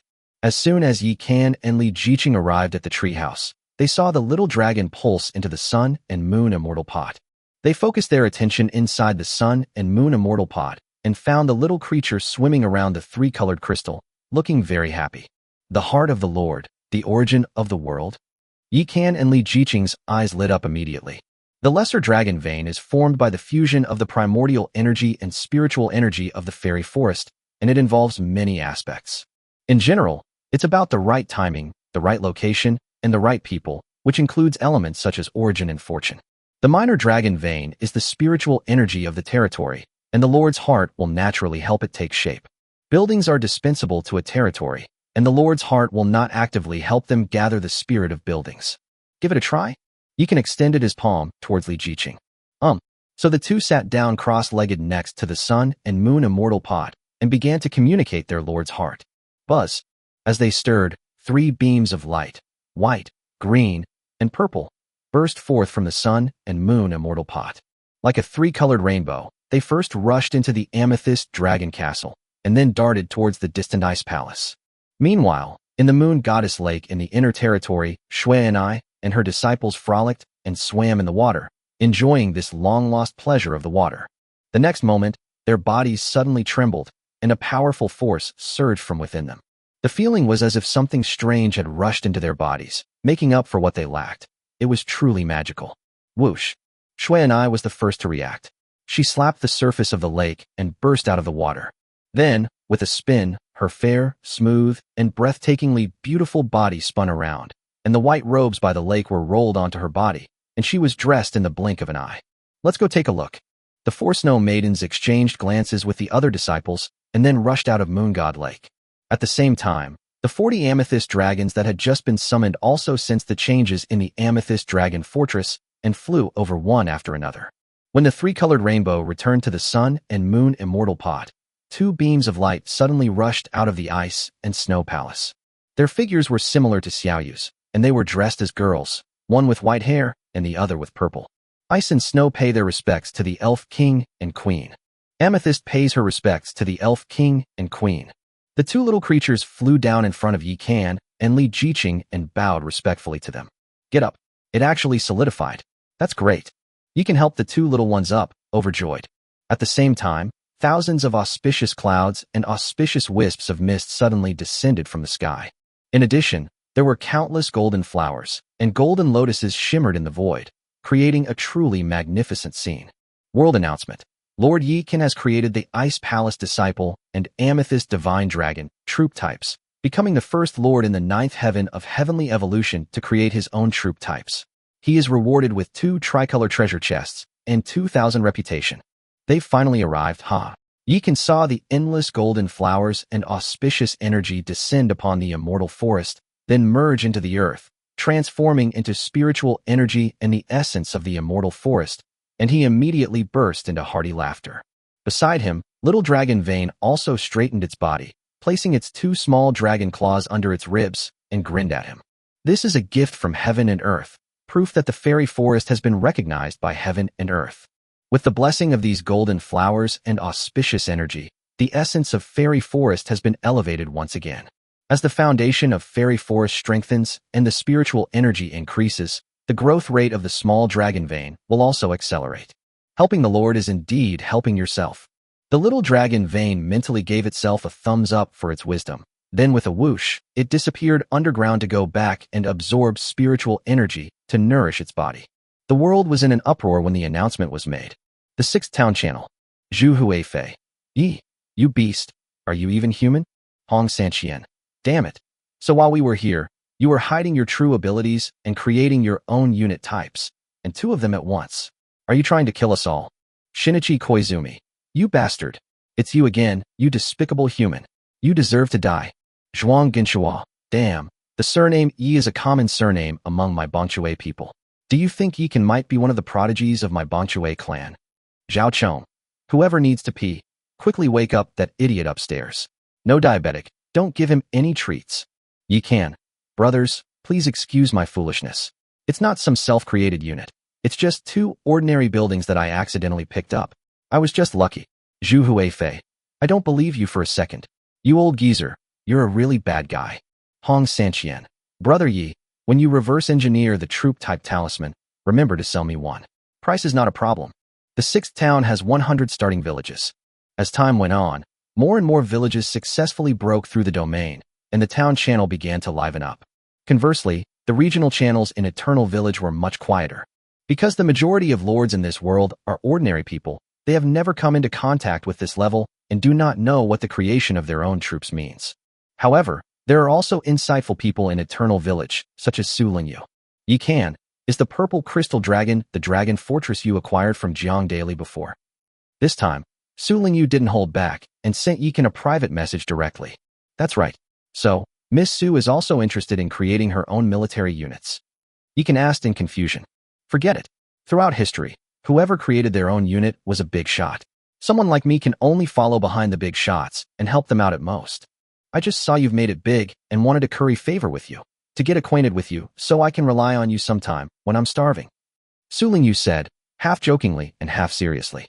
The fighting in the starting village is over, but the battle in the 6th town has just begun. I definitely need someone who knows how to gather intelligence. Isn't this a coincidence? In this Eternal Village right now, who else besides me is capable of taking on this role? Why don't we pick a day to meet? Su Lingyu seemed to have been waiting for Yi Can's words and immediately extended an invitation. No problem, let's do it after the hero rankings are settled. I'll invite Little Fox and Jiang Daily over then, as I have some things to discuss with you. It's a deal. How about we bring your territory over to my side as well? Yi Can asked tentatively. That sounds good, but I think we should wait until we meet before making a decision. What if I'm not a good match? Okay. After Yi Can and Su Lingyu made their agreement, he sent the 2 little ones, Bing Xue and Zijing, back home. They have just taken shape and are still very weak, so they need to stay in their nest to be nurtured. At this moment, Li Jiqing tugged at Yi Can and said to him seriously, recruiting talent is fine, but finding a mistress is absolutely out of the question. Chapter 2:14 Undercurrents. What are you thinking about? I can barely handle the hundreds of delicate flowers I've received. How could I have the mind to look for wildflowers outside? Yi Can patted Li Jiqing's hand to reassure her. Really? Then why did Sister Daji say you like that Wei Wu legacy? Li Jiqing recalled the private conversation she had with Su Daji and couldn't help but look at Yi Can with a playful expression. Wow, she even told you that. Upon hearing this, Yi Can felt a bit overwhelmed.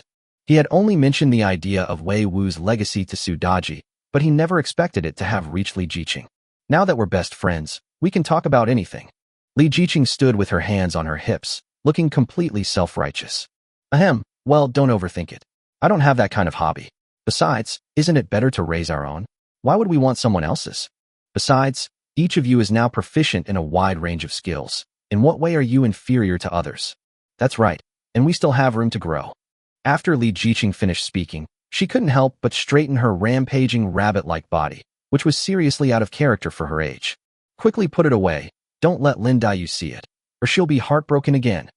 Okay, you're not allowed to go anywhere tonight. You'll stay in the treehouse and keep me company. Your Majesty's decree is hereby obeyed.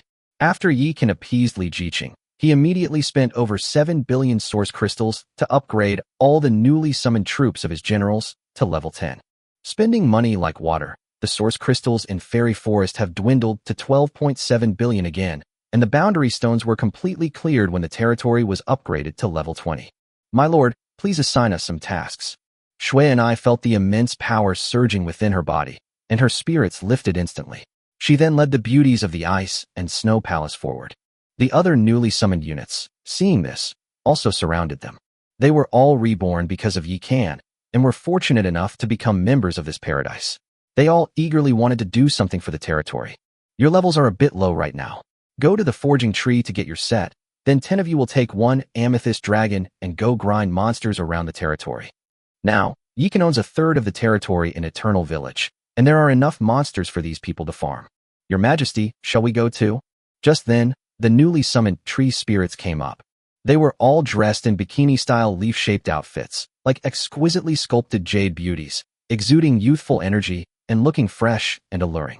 Although they were a little shy in front of so many people, they still mustered up the courage to voice their questions. As the Elf King, Yikan naturally knew what they were thinking.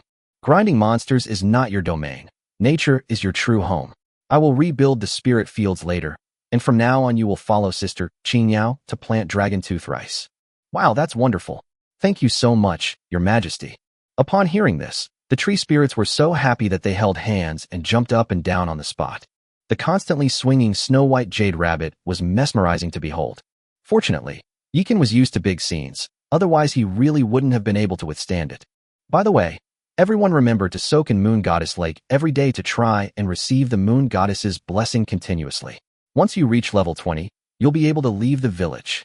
Yes, they were a little reserved when they first arrived at Fairy Forest. They politely bowed to Yikan before leaving. Shui and I'm temporarily entrusting the task of organizing the new recruits to scan the map. Shui is a hero, but she is not Yikan's Taoist partner yet, so she cannot enjoy the benefits of the Three Lives marriage tree. Rather than keeping her in the territory, it's better to let her realize her full potential. Yes, sir. Shui nodded slightly to Yikan in greeting before catching up with the main group. When she made up her mind to serve Fairy Forest, she had already let go of everything. If it weren't for these two lords, her soul would have been imprisoned in that cold valley forever, never to be freed for all eternity. Although she has lost her immortality, she is at least free now. Xiaoqing, go find Xiamili and open these two tricolored treasure chests. I'm going to work on the spirit field. Good. Yikan handed the two tricolored treasure chests, a reward from the world will, to Li Jiqing, and then headed towards the inner space of the territory. Although the number of people in Fairy Forest has increased by almost half, it is not chaotic at all. As news of Yikan's self-created unit spread, it naturally caused a sensation not only in the 6th town of District 17, because the will of the world issues a global announcement. In an instant, all the lords of the 9th heaven, including humans, insectoids, eagles, and club-wielding people, began to inquire about Yikan's whereabouts through the virtual world. They couldn't help but be nervous, because in the previous heavens, almost all the lords who created their own troops had achieved great success. Some of the most powerful even established vast kingdoms in the New World, becoming powerful figures in their own right. Among the human race are many such outstanding figures, such as Ying Zheng of Qin, Liu Bang of Han, and Li Shimin of Tang. Of course, among those who inquired about Yikan's lord, there were also some with malicious intent. The saying, "Those who are not of our kind will surely have different hearts," applies to any ethnic group. As this news reached Blue Star, the entire Divine Moon Academy, and even the high-ranking officials of the Dragon Kingdom, were alarmed. Dad, this kid has gotten himself into serious trouble this time. With our abilities, I'm afraid we won't be able to contain him. Lu Mengli looked at Lu Changfeng with concern. I thought I had overestimated this kid enough, but I still underestimated him. Lu Changfeng stood by the window with his hands behind his back, a resolute look flashing in his eyes, and said, I will do my best to communicate with the entity behind the Dragon Kingdom and buy time for Yikan. Dad, although you are a cosmic-level being, the Great Qin dynasty has legendary true immortals. They might not care about your opinion. It all depends on human effort. Moreover, the 9th heaven is a new world with a self-protection mechanism. Even if the winner has extraordinary means, they cannot send two powerful people in a short period of time. At most, they could use a super relocation order to send their descendants, who remained in the 9th heaven, to Eternal Village. Whether they could handle it depended entirely on Yikan himself. After Lu Changfeng finished speaking, he stepped into the air and headed towards Xanadu, where the central government of the Dragon Kingdom was located. You brat, why don't you invite me again? Lu Mengli opened the network screen and looked at Yikan's grayed-out avatar, a hint of struggle flashing in her eyes. On the day Yikan and the others ascended to the 9th heaven, a void storm descended upon Blue Star. All the lords of Blue Star fought back, but a third of them died on the first day, including 18 world lords. The reason she survived was not because she was particularly capable, but because she had a good father. Since that day, she has realized that staying in her ancestral homeland has no future. She might die a violent death any day now. The only way to advance further is to enter a new world. But waiting is precisely the most agonizing thing.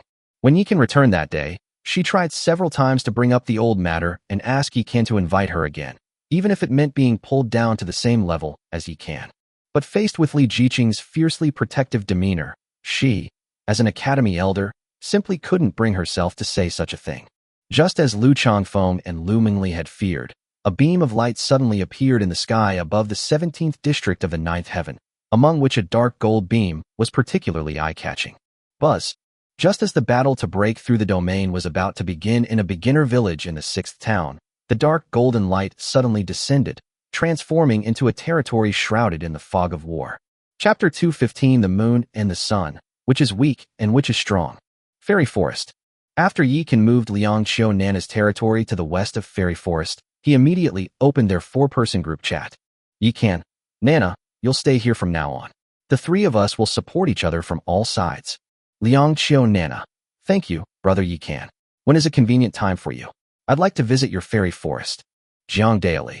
Brother Kan, I also want to go to your place and take a picture to annoy Yuzi. That woman doesn't even believe we're together. Yikan, let's wait until the hero ranking is settled, then I'll let you know. Liang Xiao Nana. Wow, this is great. I can finally see the legendary Fairy Forest. Yikan. It's just an ordinary nature-type territory, nothing special. I've prepared a mystery gift for you, so look forward to it. Li Jiqing. Husband, come quick. The 3-color treasure chest has yielded some amazing items. Liang Xiao Nana. Xiaomili? Xiaomei told me she came to see me, boohoo. I missed her. After seeing Li Jiqing's words, Yikan had already closed the group chat and rushed towards the treehouse. What good stuff did you get? As soon as Yikan arrived at the warehouse, he saw Li Jiqing holding a glittering booklet. Meanwhile, Xiaomili was holding a tiny jade boat, circling around Li Jiqing while shouting, Fly, fly. Look what this is. Li Jiqing handed the booklet to Yikan, her eyes filled with reluctance and heartache. Holy crap, it's actually this heaven-defying cultivation technique. Upon seeing the 4 characters on the booklet, Yikan couldn't help but mutter, the yin and yang, which is weak and which is strong. When yin and yang are in harmony, one can rule the world. Because what he held in his hand was not something else, but the Taiyang Jinjing, which was on par with the Taiying Jinjing. Li Jiqing once insisted that she must find the sun scripture and then suppress Yikan's moon scripture. Because during their passionate nighttime encounters, she was always outmatched by Yikan and never won. Didn't you keep saying you wanted to cultivate the sun true scripture? Why do you look so unhappy now that you've got it? Yikan looked at Li Jiqing with a puzzled expression. Because the Azure Emperor with Sovereign Technique is the most suitable technique for me. The sun true scripture is full of blazing sun energy. If I force myself to cultivate it, it will definitely conflict with the Azure Emperor with Sovereign Technique. Li Jiqing sighed, her feelings incredibly complicated. You have to give up something to gain something. Since you can't cultivate, there's no need to dwell on it. So what is it? After putting away the Sun Sutra, Yikan looked at the jade boat in Xiaomili's hand. My attention is all on the Sun Sutra. I haven't had a chance to look at it yet. As she spoke, Li Jiqing reached out and tapped, opening the jade boat's attribute panel. Qinkuan boat. Grade, mythical. Description, a divine vessel containing profound secrets. It not only possesses protective formations, but can also function as a flying vehicle, making it an unparalleled artifact for home use, travel, murder, and robbery. Mine. After reading the introduction, Li Jiqing immediately hugged the Qinkuan boat to her arms. I already have the eye of the demon god, so this Qinkuan boat is naturally yours. With this, it will be much easier for us to transport supplies in the future. Yikan, who possesses the eye of the demon god, naturally knows the benefits of large storage tools. Moreover, the Qinkuan boat, like the eye of the demon god, is a flying vehicle. It's been a busy day, time to eat. Yikan got up, glanced at the sky, and immediately waved to Xiaomili. Oh, time to eat. In Xiaomili's mind, opening treasure chests can certainly make people happy, but compared to eating, it still has to take a back seat. Because the treasure chest is right there, it will never run away, and you can open it anytime. But meals are different. If you skip a meal, you've missed out on food. Even if you eat a lot more later, that's a different meal, not the same one as before. This guy's absurd logic is beyond the comprehension of even Yikan, the 6th son who has lived 2 lives, let alone the beauties in the territory. After a meal and a bath, it's time for passion. After Li Jiqing cultivated the Azure Emperor with Sovereign Technique, her physique became much stronger, and her recovery ability became extremely powerful. The girl is competitive and always tries to take the initiative. But after a passionate encounter, she collapsed in front of Yikan, limp and falling into a deep sleep. Although Yikan was exhausted, he couldn't fall asleep because he was still thinking about the Sun Sutra. So he pulled away from Li Jiqing's jade-like arm and quietly walked out of the treehouse. The fairy forest has a guardian tree, so both heroes and soldiers can rest assured. At this moment, all the heroes and soldiers who had not yet become Yikan's Taoist partners had already fallen asleep. Meanwhile, Nuba and Sudaji, who were still competing, all slept on the ground under the Three Lives marriage tree, hoping to receive the original gift of the Three Lives marriage even while sleeping. In their view, without Yikan, it's more worthwhile to sleep here than in a bed on nights when it's not Yikan's place. Although Yikan entered the inner territory, he did not alert anyone. He opened the eye of the demon god, sat down cross-legged inside, and then took out the true scripture of the sun. The inner territory is rich in spiritual energy, making cultivation twice as effective with half the effort, while the eye of the demon god can block sound. Absolutely perfect. The yin and yang, which is weak and which is strong. When yin and yang are in harmony, the world is ruled by the emperor. Since there is such a thing as the harmony of yin and yang, then I should also be able to cultivate the true scripture of the sun. Yikan acted immediately, taking out the Sun Sutra and starting to study it. Buzz. To his astonishment, it actually succeeded. Unfortunately, no matter what kind of technique it is, learning it only covers one level. If you want to increase your strength, you can only cultivate it diligently on your own. Then let me try this yin-yang balance. As he spoke, Yikan began to multitask, cultivating both the Taiyin true scripture and the Taiyang true scripture. Buzz. Buzz. As he entered a meditative state, two different streams of energy appeared behind him. One was chillingly cold, and the other was blazing hot. Two streams of air swirled behind him, like two competing yin-yang fish. Unfortunately, these two yin-yang fish are not complete. It's missing the two fish eyes that represent the generation of yin from yin and the generation of yang from yang. Otherwise, it would truly be a balance of yin and yang. Yikan, who was immersed in cultivation, did not notice that two subtle streams of air suddenly emerged from the eye of the demon god while he was cultivating. One was a violent demonic aura, the other a sacred divine power. The word demon in demon's eye is not just a figure of speech. These two streams of energy subtly and silently merged into the yin and yang energies behind Yikan. While Yikan was engrossed in cultivating the Taiyin true scripture and the Taiyang true scripture, he inadvertently influenced a powerful figure. In the Moon Palace, the moon goddess, whose heart was originally as still as water, suddenly felt agitated. Through divine deduction, she discovered that the root cause of her mental turmoil was actually in the ninth heaven. I have already attained the position of God King. Who can disturb my mind? The moon goddess took a step and arrived directly in the vast starry sky, looking down upon the heavens and the universe. The ninth heaven is filled with planetary-level ants. How could it possibly affect her? Could it be him? Just then, a slightly immature face flashed through the moon goddess's mind. Although the man was young, his eyes seemed to have seen a lot of life, filled with stories. Chapter 216, A New Struggle for Hegemony. The next day, Sudaji and the others woke up and soon discovered the eye of the demon god.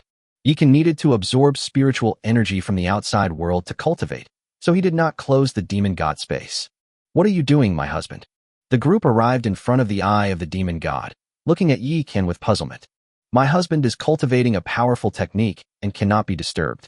You all go and comprehend the great Tao of heaven and earth. At this moment, Li Jiqing appeared at just the right time.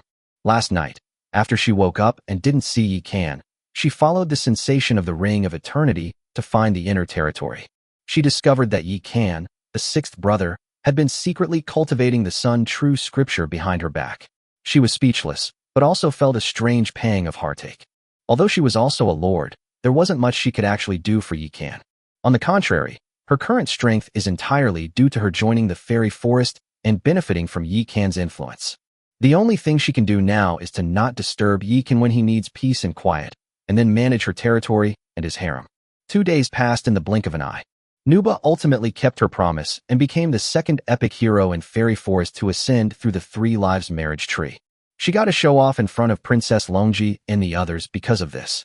However, her cool demeanor lasted only 3 seconds before Lin Dayu stole the spotlight and became the third. Their incredible actions also attracted the attention of everyone in the Ice and Snow Palace, especially the palace master, Xuanai Bailong. Sisters, what are you doing? How can you even raise your rank? Xuanai came before everyone and humbly asked for their guidance. She had no choice but to take it seriously. Although she is the leader of the Ice Palace, she only benefits from the advantages of heroes and skills. In reality, she is of the same rank as the Snow Maidens and Snow Women. Huh? You can do that? After learning the truth, Xuanai blushed and was a little at a loss. Xuanai, how about it? Are you tempted? When Nuba saw Xuanai's shy appearance, Her Fujoshi heart immediately began to stir. However, before she could make a move, Princess Longji and Su Daji grabbed her arms and threw her into the moon goddess lake. You two little hussies, are you rebelling? The demon emerged from the water, about to unleash a torrent of curses, when she saw a giant, crimson snake hovering on the lake's surface, flicking its tongue at her. Your Majesty, let's talk this out. Don't resort to family discipline all the time. The woman wiped her pretty face, and a crimson bead immediately appeared on her head, behind which a hideous phantom could be seen faintly. Sister Xian, I heard that you used the power of the vermilion bird to repair the desolate fire divine pearl and obtained a desolate fire heavenly demon. Why don't you let it fight my crimson serpent? Li Jiqing was just joking with Nuba to ease Xuanyi's embarrassment. As a result, upon seeing the wildfire demon, their curiosity was immediately piqued. Your Majesty, please don't bully me. This little guy has just been revived and has no fighting ability whatsoever. Please don't hurt him. Fearing that Li Jiqing would unleash her beastly nature, Nuba had no choice but to put away the wildfire divine pearl. This is her capital to show off in front of her sisters in the future, and she can't let this pampered empress ruin it. Good to know, but you mustn't bully the newbies again. With a wave of her hand, Qi Lian transformed into a red thread, wrapping around her wrist, and then she pulled Shui and I away. This is an older sister's love for her younger sister, not bullying. After saying this, Nuba sank into the water. When she reappeared, she was already behind Princess Longji and Su Daji, and then dragged them into the lake, one in each hand. Buzz. Just then, golden light flashed in the sky, and the rankings of heroes were finally settled. Announcement. The third leaderboard and hero rankings for the 9th level of the Heavenly Evolution have been finalized. First place, Tianba, Yi Kan, received 3 diamond treasure chests and 100 reputation points. Second place, Hidden Scythe King, Su Lingyu, received 2 diamond treasure chests and 80 reputation points. Third place, Kongming Beast, Nong Yue, received a diamond treasure chest and 60 reputation points. Fourth place. Perhaps because the Eternal Village lacks competitiveness, the world will have stopped keeping us in suspense and announced the results directly.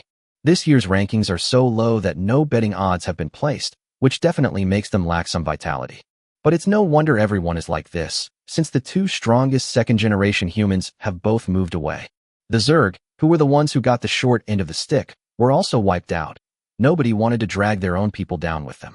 Moreover, it's obvious to everyone that Yi Kan will be the first place winner. Given that the result is known, there's really no point in opening a betting pool.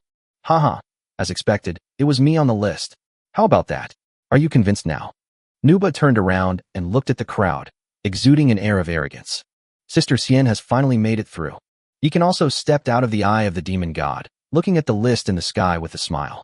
The beautiful women looked at their man and felt that he was a little different than before, but they couldn't quite put their finger on what was different. It seems to have gained a touch of divine quality. Su Daji came to Yi Kan's side and said, sensing the aura emanating from him. No, it smells like pure yang energy, but isn't my husband cultivating yin energy? Could he have gone mad from practicing qi cultivation? Nuba is a being of true yang constitution and is extremely sensitive to pure yang energy, so she detected the abnormality immediately. You're the one who's gone mad. Yi Kan slapped the thickest part of Nuba's body and said, are you bullying the newbie again now that I'm not here? No, it turns out my husband has been spying all along. Nuba pinched him, without even considering explaining. Because it's not necessary.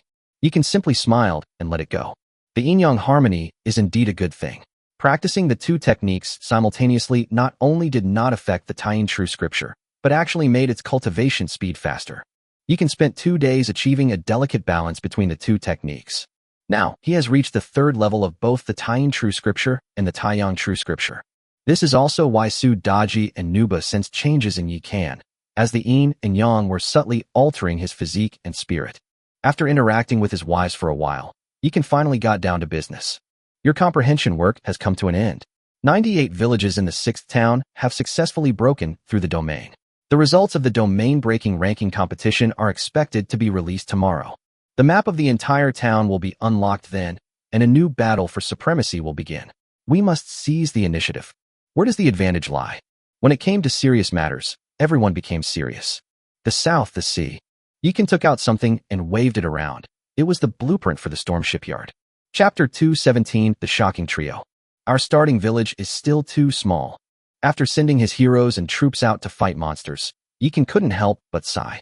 Yes, if the village were a bit bigger and connected to the sea to the south, we could use the secret power of our territory to modify our shipyard. Li Jiqing was with Yikan every day, so she naturally knew what he was thinking. Our empress understands me best. Fortunately, the blueprints are epic level, which is enough.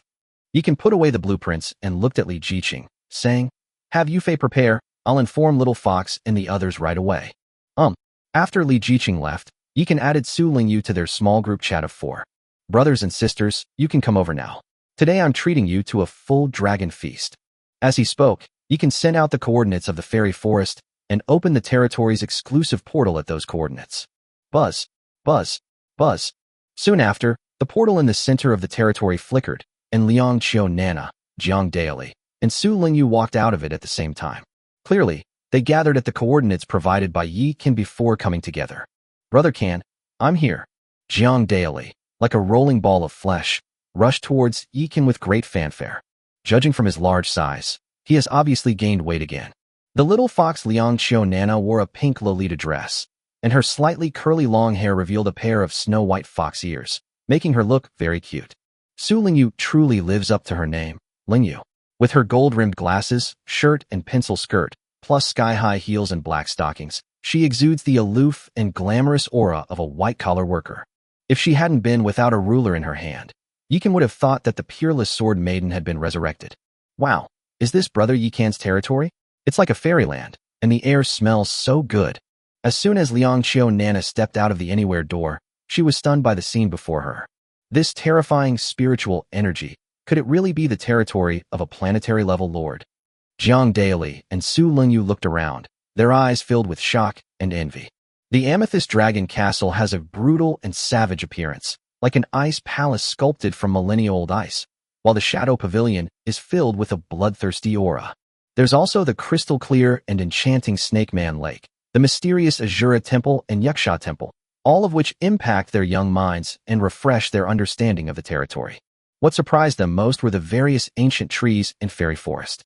These ancient trees are actually buildings, and they are even sentient beings. In particular, the largest ancient tree in the center of the territory, with its towering branches reaching into the clouds and its abundant life force, inspires awe. Yikan, you really are amazing. After looking around, Su Lingyu was completely stunned. However, before she could calm down, Yikan gave her another fright. "You've already reached the stellar level?" It was upgraded in the last couple of days. The 9th heaven has been open for more than half a month now, so a stellar level upgrade isn't that strange, is it? Yikan knew his own situation. If the Well of Eternity hadn't drawn energy from the void to expand its territory and reduce the consumption of the fairy forest, he wouldn't have been able to reach level 20 so quickly. "I don't know about other places, but in our eternal village, you're definitely the first one," Su Lingyu said with absolute certainty. "Brother Kan, I'll go wherever you go from now on. I'll stick with you forever." After swallowing hard, Jiang Daoli immediately pledged his loyalty. He was thrilled to see the 10 spirit fields that Yikan had recently transferred from the inner territory, where the seedlings that looked like big trees were planted. As a farming lord, he naturally knew how to appreciate quality. However, what he didn't know was that these were actually the 10 worst spirit fields in the fairy forest, planted by novice tree spirits, and also set up by Yikan to deal with them. Me too. I'm Yikan's biggest fan. I'll follow Yikan from now on." Just as the little fox was thinking of an excuse to follow Yikan around, Jiang Daoli gave her a helping hand, and she naturally took advantage of the situation. Seeing these two jubilant fellows, Su Lingyu didn't know what to say. At that moment, Li Jiqing returned from the cooking tree, with a little tag-along following her. "The food is all ready, let's eat and chat." Yikan nodded and looked at the three of them, saying, "Let me show you the restaurant in our fairy forest." "Oh, time to eat again." When Xiamili heard that it was time to eat, she excitedly ran ahead, her adorable hopping and skipping making everyone happy. She's a carefree little sprite. She's happy as long as she has food. "Are you Xiamili?" The little fox watched Xiamili's tiny figure from behind and suddenly chased after her. "Yes, you are. I know you. You are Little Fox sister. You weren't home when we went to look for you last time." Xiamili glanced at the little fox's fluffy ears, and the quick-witted girl immediately realized what was going on. "Yes, it's me. Liang Qiu Nana is actually the same age as Yikan and the others, but she looks younger, like a girl around 10 years old. Moreover, she is simple-minded and her mental age is indeed like that of a child, and she gets along very well with Xiamili. The two chased and bickered their way to the cooking tree. When they entered the cooking tree, Su Lingyu and the others were once again greatly surprised. They hadn't expected that the cooking tree, which looked small from the outside, would have such a terrifying interior. A self-contained living structure, truly terrifying. Su Lingyu's small mouth instantly turned into a circle. However, before she could calm down, Yufei led a group of beautiful and alluring ghost maids to serve her dishes, such as dragon tooth rice porridge, stir-fried dragon liver, and dragon tendon ginseng soup. In addition, there is the special spirit wine of Dreamy Rouge Pavilion, as well as the new product brewed by Yufei and her team, 100 Flowers Wine. This porridge. The little fox smelled the fragrant hot porridge and suddenly asked, "Brother Yikan, is this dragon tooth rice porridge? Why don't you try it and you'll know?" While they were talking, Xiamili had already finished a bowl of rice and was now swinging her little feet, asking Yufei to get her another bowl. My physique has improved." The little fox only took a few sips before its eyes widened in disbelief. "Mine too. Is this really dragon tooth rice porridge? This is incredible." After Jiang Daoli and Su Lingyu finished drinking, they both felt a warm sensation throughout their bodies, and their physical condition immediately improved by several tens of degrees. This is blood jade dragon tooth rice, the finest among dragon tooth rice. Speaking of which, I have to thank Nana. If it weren't for her giving me 2 dragon tooth rice grains, the girls in our territory wouldn't have been able to cultivate them. Yikan said with a smile. Although Jiang Daoli and the other two are trustworthy, this world is too mysterious and anything can happen, so Yikan does not intend to expose all his secrets. Dragon tooth rice is a legendary grain of the dragon race, requiring dragon energy to grow. I didn't expect you to have even that. Su Lingyu was already numb. She finally understood that in Yikan's territory, no matter what she saw, she shouldn't be surprised, because he might surprise her even more later. Brother Kan. After finishing a bowl of porridge, Jiang Daoli kept rubbing his 2 fat hands together, seemingly unsure how to start a conversation. "It's not that I'm embarrassed, but I called you here today to give you some blood jade dragon tooth rice seeds. Whether they can grow or not depends on you. Thank you. Brother Kan, may you enjoy eternal happiness and longevity." "Shut up. Do you think I'm Dongfang Booby?" Yikan kicked the fat man, then looked at Liang Qiu Nana and Su Lingyu and said, "Everyone gets a share. I'll give you some too." Chapter 218. The aloof intelligence officer finally gets on the pirate ship. "Huh? I have one too." Su Lingyu looked at Yikan in disbelief. Many people know that Jiang Daoli and Yikan are from the same place. Liang Qiu Nana has supported Yikan from the very beginning, and she even provided the dragon tooth rice seeds. It was perfectly reasonable for Yikan to give them dragon tooth rice. I don't think I did anything special, did I? No way. Is this guy lusting after my body? Su Lingyu tensed up at the thought of this possibility, and secretly glanced at Yikan with her large eyes behind her glasses. It doesn't seem like a bad idea. This guy is so handsome. He even created 2 powerful troop types, and he's quite good at farming. Thinking of this, Su Lingyu's face involuntarily turned red. "Su Meizi, have you forgotten about the blood soul sacrifice of the human-faced Vortex clan? If you hadn't provided me with the information, how could I have wiped them out in one fell swoop?" While Su Lingyu was lost in her fantasies, Yikan's voice suddenly rang out, pulling her back to reality. "Oh, that. It's nothing, not worth mentioning." Su Lingyu remembered what she had been thinking about during her daydream and was immediately embarrassed. She picked up the porridge on the table and began to eat it heartily. Yikan had learned some about Su Lingyu's temperament from Li Jiqing, so his reaction to her was not surprising. "Actually, there are some things I want to discuss with you all today." Then, Yikan talked about how the 6th town might successfully break through the domain tomorrow, and how the 100 novice villages would start their battle for supremacy. "Oh, I actually know a little about that." When it came to serious matters, Su Lingyu instantly returned to normal. "According to my investigation, in the ethnic composition of the 6th town, we humans only make up 20%. The remaining 20% are comprised of the Yume Star Eagle clan, 20% of the Asin Star Black Ghost clan, 10% of the Bonchue Star Bonchue people, 10% of the Sakura Star Human Face Planarians, and 20% of other races." After listening to Su Lingyu's words, Yikan frowned and asked, "Why are there so many bugs everywhere?" "You'd better be careful this time. The human-faced Vortex clan and the club-like people are both very fond of the Eagle clan of Yume Star. If the 3 of them join forces to deal with Eternal Village, then things will get really serious." Su Lingyu knew very well how much the Face Vortex clan hated Yikan. If she wasn't mistaken, after the results of the Breakthrough Points ranking tournament came out, the other side would start targeting Eternal Village. "I wish we could make it into the top 10 in the rankings. Luck is a wonderful thing. Su Lingyu felt a pang of liver pain whenever she thought about the ranked matches. The ranking match was triggered by their village, but when it came time to distribute the spoils, they didn't get a chance. This feeling is like discovering a natural cave full of treasures after going through great hardships, only to have it all divided up by later arrivals. We've researched that luck can change the environment, generate resources, or improve the quality of resources. Besides that, what other effects does it have? Li Jiqing pulled back the network screen and looked at it for a while, then looked at Su Lingyu with a puzzled expression. Meanwhile, Jiang Daoli, Little Fox, and Xiamili, the 3/6 brothers, were enjoying their meal and didn't pay any attention to what they were saying. This trio of foodies has finally found kindred spirits. Of course, luck may sound ethereal, but in the new world, it is actually the most practical thing. Besides generating resources, upgrading monsters, and improving the village environment, it also increases the chances of serendipitous encounters and has many unexpected mysteries. In addition, increased fortune can also expand the village's territory. What?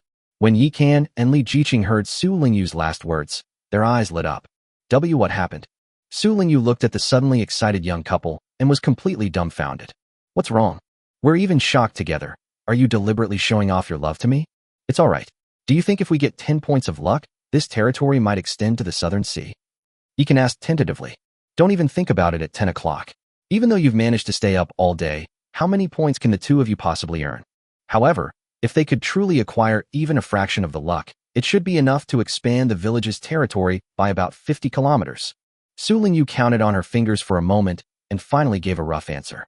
No wonder he's an intelligence officer. He could even figure that out. Upon hearing this, Yi Kan and Li Jiqing exchanged a glance, both seeing excitement in each other's eyes. If 1 o'clock is 50 kilometers, then 10 o'clock would be 500 kilometers? The sea to the south is only 300 kilometers away from Eternal Village. In other words, as long as they win first place in the Breakthrough Points ranking tournament, at least 200 kilometers of sea area will be incorporated into the territory of Eternal Village. The location for Storm Shipyard was thus determined. What are these two up to? Su Lingyu immediately began to analyze Yi Kan's words, and then she came to a surprising conclusion. This guy probably really racked up a lot of points, enough to get into the top 10. Moreover, he seemed to be doing it unintentionally, but he was actually asking about the sea. Could he be planning something big over there? Sumeizi, stop guessing. I can tell you for sure that we can definitely get a share of the ranking competition, and I do have plans to expand outwards. But don't go along with the commotion. The monsters outside are all level 30 or higher, and the lowest level monsters in the ocean are at least level 40. Don't take the risk unless you're absolutely certain you'll succeed. Don't worry, I'm not stupid. I can handle someone in their 30s. Although Su Lingyu's heroes and units are not as overpowered as Yi Kan's, they are not weak either. Especially her Hidden Scythe King, who is a hidden king of hunters, a master at reaping heads. By the way, there's something you need to pay attention to. After Su Lingyu finished speaking, she immediately raised her hand and pointed, and a light screen appeared on Yi Kan, playing a video of various golden lights rushing into the 6th town. These golden beams are high-level relocation orders, while this dark golden one is a super relocation order. In other words, a big shot from another region has arrived. They're coming for us. Li Jiqing raised an eyebrow. That's right, creating your own unit is no small matter, especially since you've done 2 at once.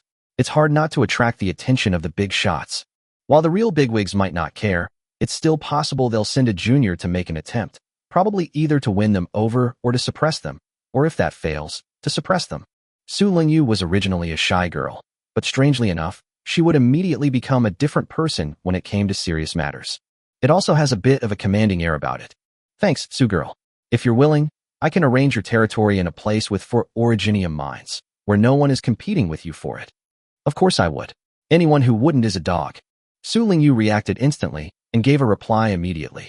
Although she knew that agreeing to Yi Kan's request meant getting on his pirate ship, she was afraid that if she didn't get on such a potentially limitless pirate ship now, she might never have another chance. Brother Kan, what about me? At this moment, Jiang Daoli, who had already eaten half a full meal, suddenly came over. You'll get a share too. Brother Yi Kan, what about me? What about me? The little fox wiped its oily mouth and immediately joined in the commotion. I'm planning to relocate my territory again, so naturally wherever I go, you'll go too. Yi Kan touched her fox ears and said. As a result, the girl blushed and lowered her head, not daring to look at him. However, at that moment, Golden light suddenly shone in the sky, and the world announcement came again. Is the qualifying result about to be released? Yeekan looked at the town channel and found that the number of villages that had joined the channel had indeed reached 100. Chapter 219. Damn it, they tricked me. Buzz. As the golden light shone, a large number of subtitles appeared in the sky. At the same time, the voice of the world announcement also rang out. World announcement. All 100 newbie villages in the 6th town of the 17th district of Tiangang have successfully broken through the domain. The ranking of domain breakthrough points will now be calculated. First place, Eternal Village, reward, 10 points of luck. Second place, White Eagle Village, reward, 9 points of luck. Third place, Black Dragon Village, reward, 8 points of luck. Fourth place, Zhujia Village, awarded 7 points of luck. Fifth place, Widow Village, reward, 6 points of luck. Sixth place, Kimchi Village, reward, 5 points of luck. Seventh place, Sakura Village, reward, 4 points of luck. Eighth place, Sanxian Village, reward, 3 points of luck. Ninth place, Zhao Family Village, reward, 2 points of luck. 10th place, Daughter Village, reward, 1 point of luck. When the results were fully announced, Su Lingyu, Jiang Daoli, and Liang Qiu Nana stared at each other, wondering if they were seeing things. But they can hear it too. It really is Eternal Village. Sister Su, pinch me quickly, am I dreaming? Liang Qiu Nana pinched her slightly chubby cheeks, wondering if she was sleepwalking. It's absolutely genuine. Su Lingyu was completely stunned today. However, as an intelligence agent, she was still very professional and took a few deep breaths to calm her wildly beating heart. Ye can, sisters, you two need to tell me honestly, how many waves of monsters did you kill that day? Su Lingyu pushed up her glasses and looked at Yi Kan and Li Jiqing as if they were monsters. I was blinded by rage that day. I don't remember anything. Yi Kan shook his head. They'll just break through. Who knows how many waves it will take? Li Jiqing waved her hand, her expression nonchalant. Holy crap. Even a shy girl like Su Lingyu couldn't help but swear at this moment. This is so pretentious. I can't even give them a 99 out of 100, because they've already gone too far. 100 points is not enough for them. They killed their way through. The little fox covered its mouth, once again doubting its own hearing. Brothers, you two are being a bit unreasonable. After hesitating for a long time, Jiang Daoli finally uttered a seemingly reasonable but ultimately nonsensical statement. Yeekan was not idle at this moment. He directly pulled up the map of the Eternal Village's territory, found the sea in the south, and then moved the fairy forest there. Subsequently, he placed Liang Qiu Nana's territory to the north of Fairy Forest. Why is this guy in such a hurry to move his territory? What is he trying to do? Su Lingyu was puzzled when she saw Yeekan's actions. Buzz. Just then, 10 streaks of purple energy of varying sizes suddenly rushed down from the sky and merged into the territories of the top 10 teams in the ranking competition. As the largest wisp of purple energy merged in, the spiritual energy of Eternal Village instantly increased tenfold. Countless living beings were enlightened and gained sentience. Some barren and desolate lands have been revitalized and transformed into lush forests filled with birdsong and fragrant flowers. The original resource points in the village began to undergo mysterious changes due to the influence of the purple aura. For example, iron ore directly turned into higher-grade black iron, and gold turned into purple gold. Many small originium mines were directly transformed into medium-sized ones, and medium-sized ones were transformed into large ones. With the announcement of the rankings, both the regional channels of Eternal Village and the channel of 6th Town exploded. Regarding Eternal Village, Neo Daden, Bull Demon Clan. Can anyone tell me what happened? We're number 1. Manbei, Troll Clan. I was a little resentful of Yi Kan becoming the village chief, but from now on, I'm a fan. Wherever the village chief points, I'll fight. Ding Jin, Human, Boss Yi Kan, slap me, or I'll think I'm dreaming. Di Xiao, Azure Wolf Clan. From now on, I am a diehard fan of village chief Yi Kan. Anyone who dares to speak ill of the village chief again, don't blame me for being impolite. Hong Jinwu, Human, I'm completely stunned. The originium mine next to my territory has gone from small to medium size. Nongying, Moon Shadow Cat Clan, Brother Yi Kan, your bag will be ready soon. I'll send it to you in a bit. Li Jiqing, Human, thank you, Sister Nongying, you can just send it to me directly. Nongying, Moon Shadow Cat Clan. Okay, thank you, Sister Li Jiqing. Unlike the harmony of Eternal Village, the town channel erupted into a heated argument. Shota Sato, Human-faced Vortex Clan, Baka Yuru, the first to break through the domain in Eternal Village. With severely insufficient combat power, how could you possibly be number 1? Zhuanggenshua, Bonchue clan, there's no doubt about it. Yikan definitely has the blood of my Bonchue clan. Dingjin, human, go to hell, you little chicken. Did you hallucinate from eating too much kimchi? Or did you fall into a latrine and overeat last night? Go take a piss and look at yourself in the mirror. See if you can get any uglier. Di Shao, Blue Wolf clan. That's right. Even if I use up all 3 of my sentences, I'm going to give you little bastards a piece of my mind. Whoever is the strongest has your bloodline. Why don't you have the same bloodline as the Tibetan Mastiff? Hong Jinwu, human, brother upstairs, please watch your words. Don't insult the Tibetan Mastiff. Next came the verbal battle between the stick-wielding men and the human race. Shinichi Koizumi, human-faced Vortex clan. Humph, your eternal village has a small population, and you were the first to break through the domain. There's no way you could have gotten first place. You must have cheated. Farouk, Black Demon clan. Humans are indeed dishonest. Our Asan star is the most powerful planet in the Yanan star region. Only we have the strength to take first place. Daniel, Eagle clan, the human race really should give the public an explanation for this matter. Yi Kan, human explanation? Go to hell. After Yi Kan adjusted the location of his territory, he saw the town channel that Li Jiqing had opened. So he directly used his own account to hurl a curse. Then, the town channel suddenly froze. After only a few seconds of silence, the channel went into overdrive, with the Face Worm, Black Ghost, Clubman, and Eagle tribes bombarding the Terran. Ding Jin and his friends also turned on their keyboard warrior mode and started hurling insults at those beasts. Chapter 220 The Chaotic Sixth Town. That's more like it. The power of our national heritage should be used to deal with those foreigners who try to bully us. What kind of skill is it to attack our own people? Yikan nodded in satisfaction as he watched the intense battle on the town channel. Then, he simply turned off the light screen, out of sight, out of mind. Talking isn't his forte, real action is where he excels. Then, Yikan began to communicate with the eye of the demon god, which was floating above the fairy forest, and began to observe the situation around the little fox's territory. Just as he had guessed, something extraordinary did appear around the little fox's territory. With the arrival of the 10 points of luck from the ranking competition, Eternal Village underwent earth-shattering changes.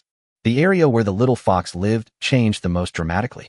Many intelligent aquatic creatures suddenly appeared in what was originally an ordinary river.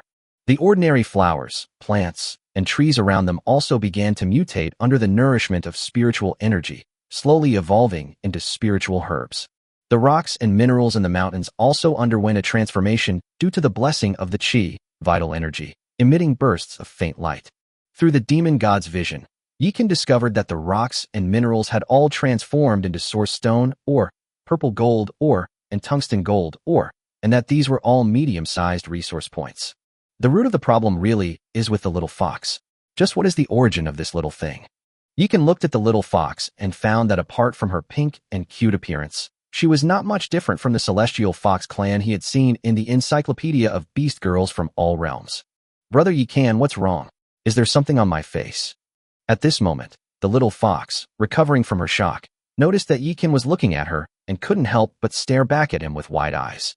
No, I just thought you were so cute that I glanced at you a couple of times. Hee, I think I'm cute too. After the little fox finished speaking, it cupped its chin with both hands and made a flower shape. Her adorable actions, paired with her youthful face, didn't come across as pretentious at all. Instead, they made her seem endearingly naive. At this moment, Su Lingyu calmed down and looked at Yi Kan and Li Jiqing, saying, "What did you see in the names of these villages? Let me analyze this and see if I'm right."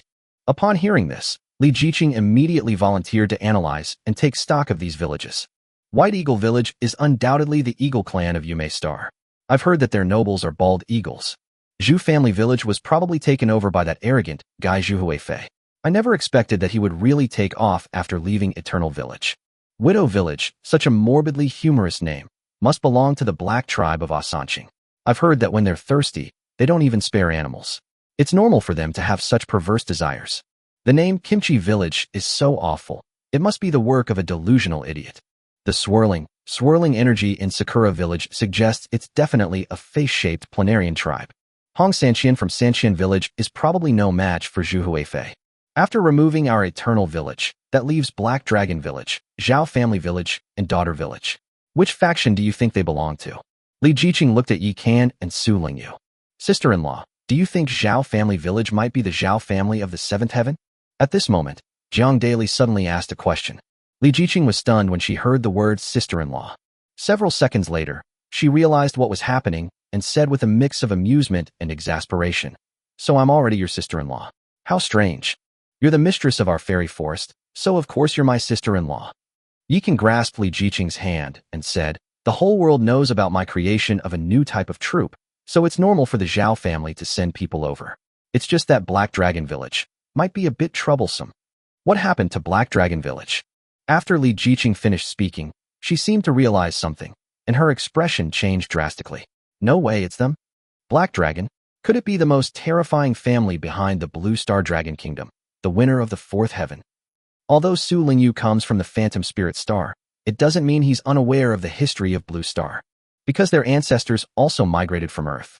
Speaking of that giant who ended the war between the six kingdoms, enabled the human race to achieve unification, and used the imperial seal to gather the human race's fortune and usher in the era of the rulers of all races, no one can help but feel awe and respect. There are 9 heavens above and below the earth. When the first 3 heavens appeared, there were no lords among all the spirits in the world. It was he who held the imperial seal and ushered in a new era for all races. Whether it is or not, it doesn't matter. A true man lives between heaven and earth. How can he remain subservient to others for long? Although I don't have the courage of Qin Shi Huang, I am not an ant to be slaughtered at will. After entering the 9th heaven, Yi Can also did a lot of research on the history of this world and learned about many major events.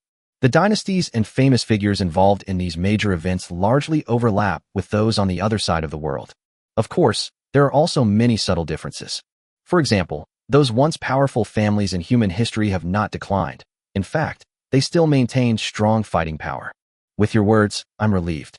I'll find a way to help you find out the details of Black Dragon Village and Daughter Village. You just need to focus on developing your own territory. Su Lingyu now seems to have taken on the role of an intelligence officer and has begun to consider Yi Can's needs. It's not hard to understand. After all, Su Lingyu's expertise lies in intelligence gathering and assassination. Direct combat is not her area of expertise. Such a lord would find it difficult to survive on his own. Choosing a powerful lord to vassalage is the best way out. If this lord has unlimited potential, that would be even better. Then I'll have to trouble you.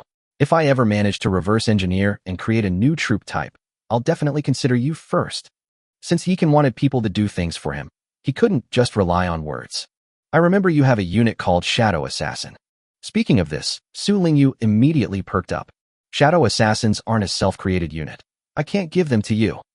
Yi Can shook his head, then said seriously, "Speaking of this, I have an important question. You say, both are self-created military units. So why does Zhu Huifei's embroidered uniform guard have thousands of members, while my Ice and Snow Palace disciples and Purple Crystal Divine Dragon only have a little over 80? This problem has been bothering Yi Can for a long time. However, the creation of his own unit was a matter of secrecy concerning those powerful families, and he had no way of finding out about it. Su Lingyu's intelligence indicates that the assassination attempt was directed at the territory, most likely related to the family business. Asking her is the most appropriate course of action." Sure enough, Su Lingyu laughed when she heard Yi Can's question. "You've come to the right person.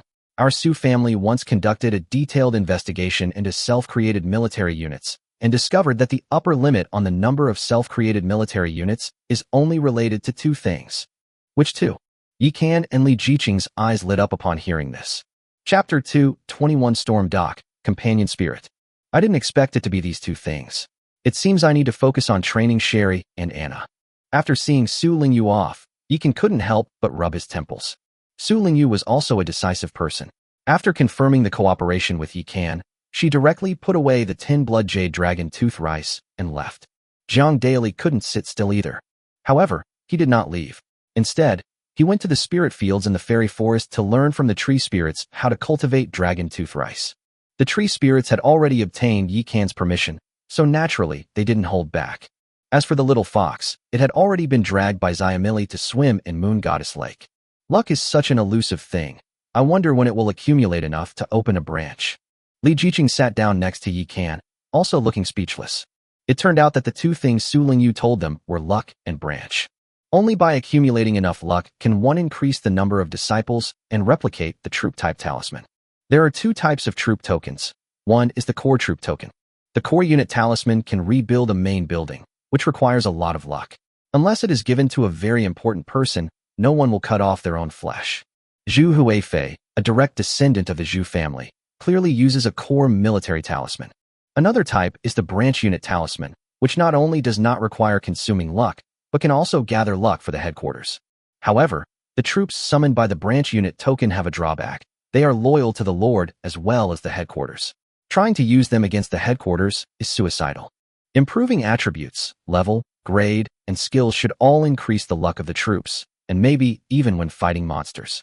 Anyway, we have enough troops in our territory right now, so we can train them slowly. As he spoke, Yikan got up and walked towards Liangqiu Nana and Xiamili. Brother Yikan. Lord, brother. Two adorable creatures, one big and one small, immediately came to greet them. Nana, there are about 10 resource points around your territory. This is a huge fortune. Next, Xiamili will be in charge of developing that area. It's not fair to only give you 10% now. You should also send someone to participate, and we'll split it 30/70ths. Huh? But I don't have any minor units. What should I do? Upon hearing this, Liangqiu Nana's delicate eyebrows immediately furrowed. We have some in our warehouse. Just let Xiamili take you to pick out the best one.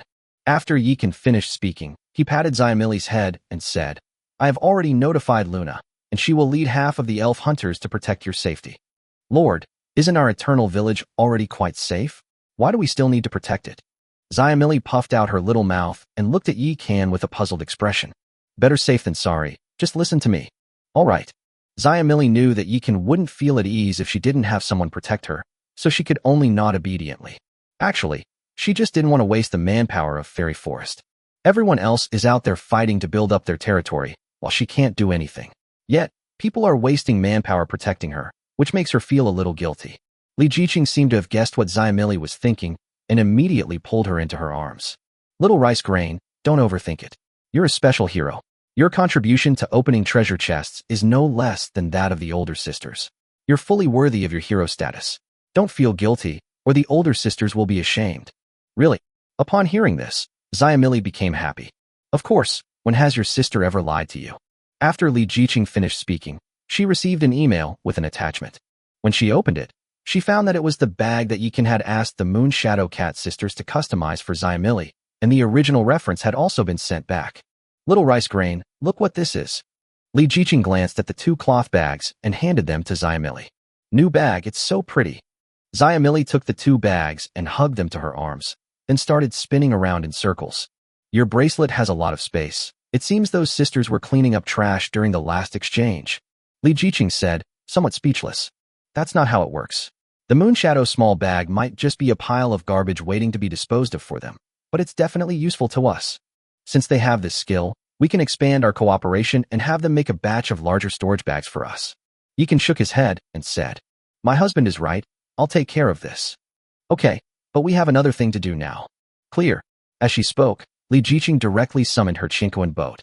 Buzz. With a flash of light, the small Qinquan boat instantly transformed into a 2-zhonglong white jade boat. Stop using the anywhere door, try my universe boat. Good.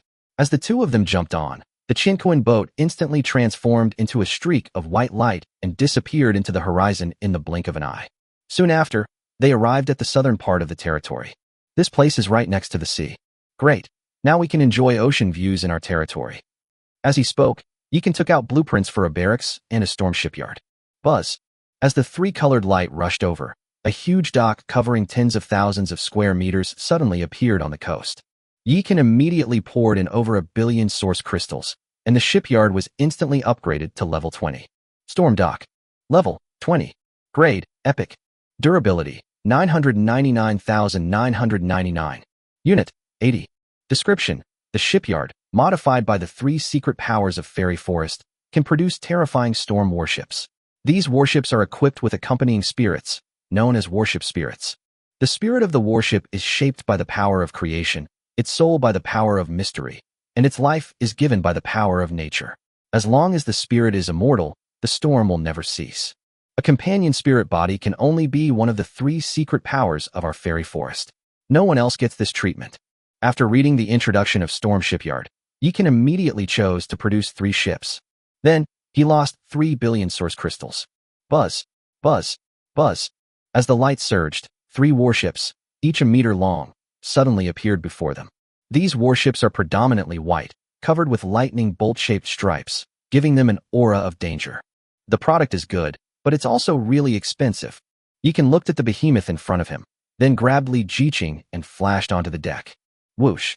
Just then, a beautiful woman in a bikini appeared in front of the two of them.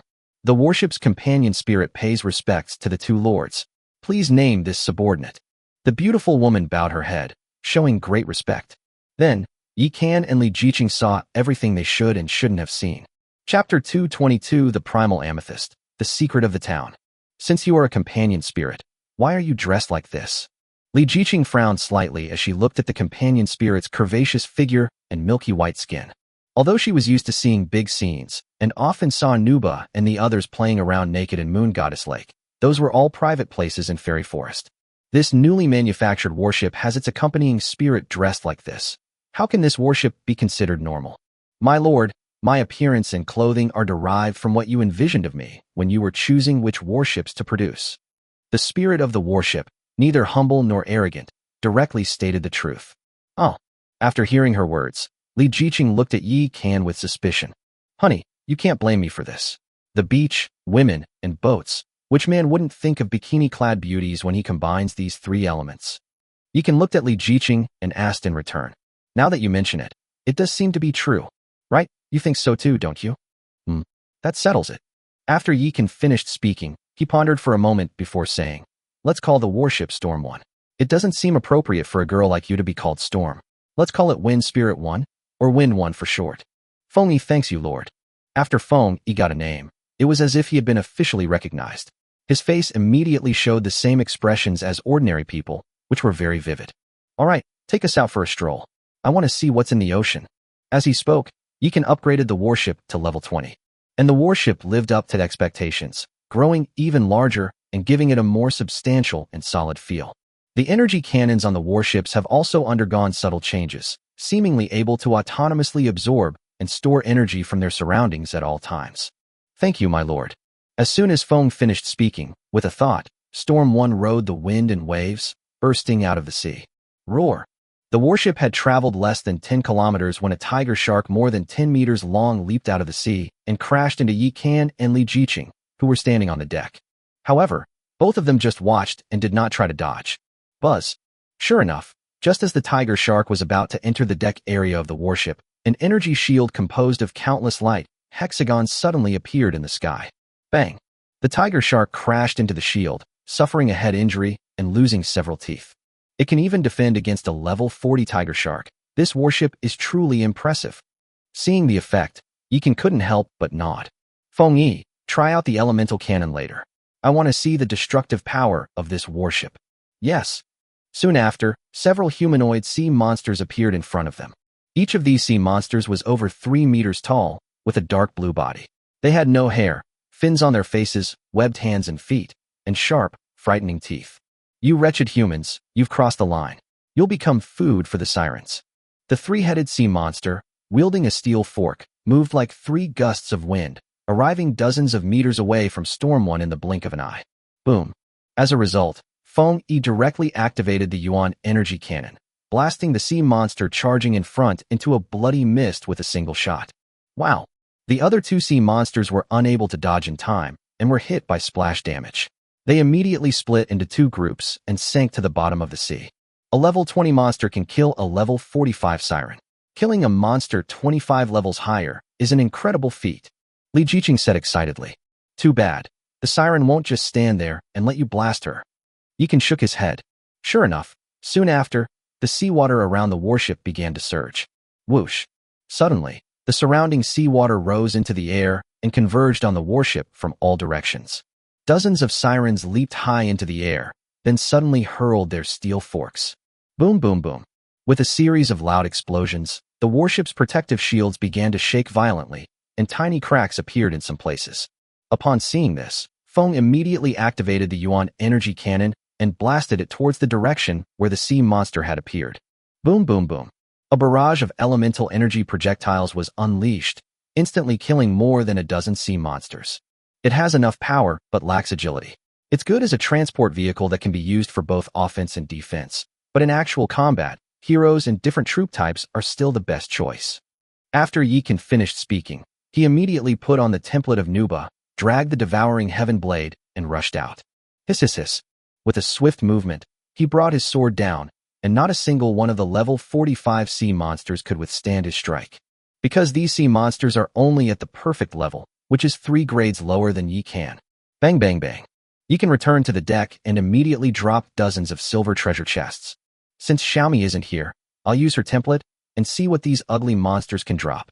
Buzzing. With a flash of light, several piles of source crystals and boundary stones appeared in front of Yi Kan.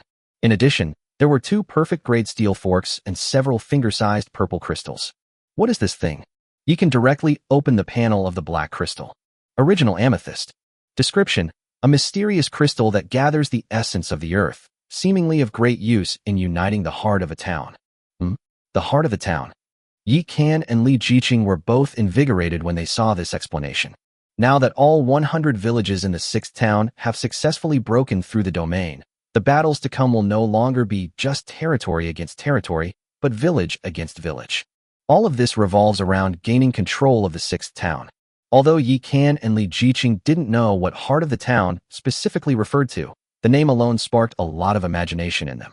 Besides the brain, the most important thing for a person is the heart, because the heart is the engine of life. The heart of a town is naturally its vital organ. Controlling the heart is tantamount to controlling the lifeline of the town. My lord, it seems we've stumbled upon an incredible secret ahead of time. Li Jiqing looked at Yi Kan, her eyes sparkling with excitement. Calm down. Yi Kan patted Li Jiqing's hand and said, now we need to confirm what conditions the treasure chest must meet to open this origin crystal. Does it require a monster of level 40 or higher, or does it have to be a monster of level 40 or higher in the sea? I see. As they spoke, Li Jiqing contacted Anna directly through the Lord's heart, asking her to lead the Amethyst Dragon Force to the dock to assemble. Yi Kan then contacted Fal through a mental link, instructing her to move the insect hive to the edge of Eternal Village and farm level 40+ monsters to confirm its location. Let's go back to the dock and wait for Anna and the others. With their current strength, they should have no problem killing the sea monster in their true forms. Just as the two were preparing to return to the dock, Feng Yi suddenly pointed into the distance and said, my lord, there are enemies. Chapter 223 Eagle Clan, Technology Towards the Lord. Enemy. Upon hearing Feng Yi's words, Yi Kan immediately raised an eyebrow and his eyes sharpened. Because Feng Yi was referring to the enemy, not the monster. Buzz.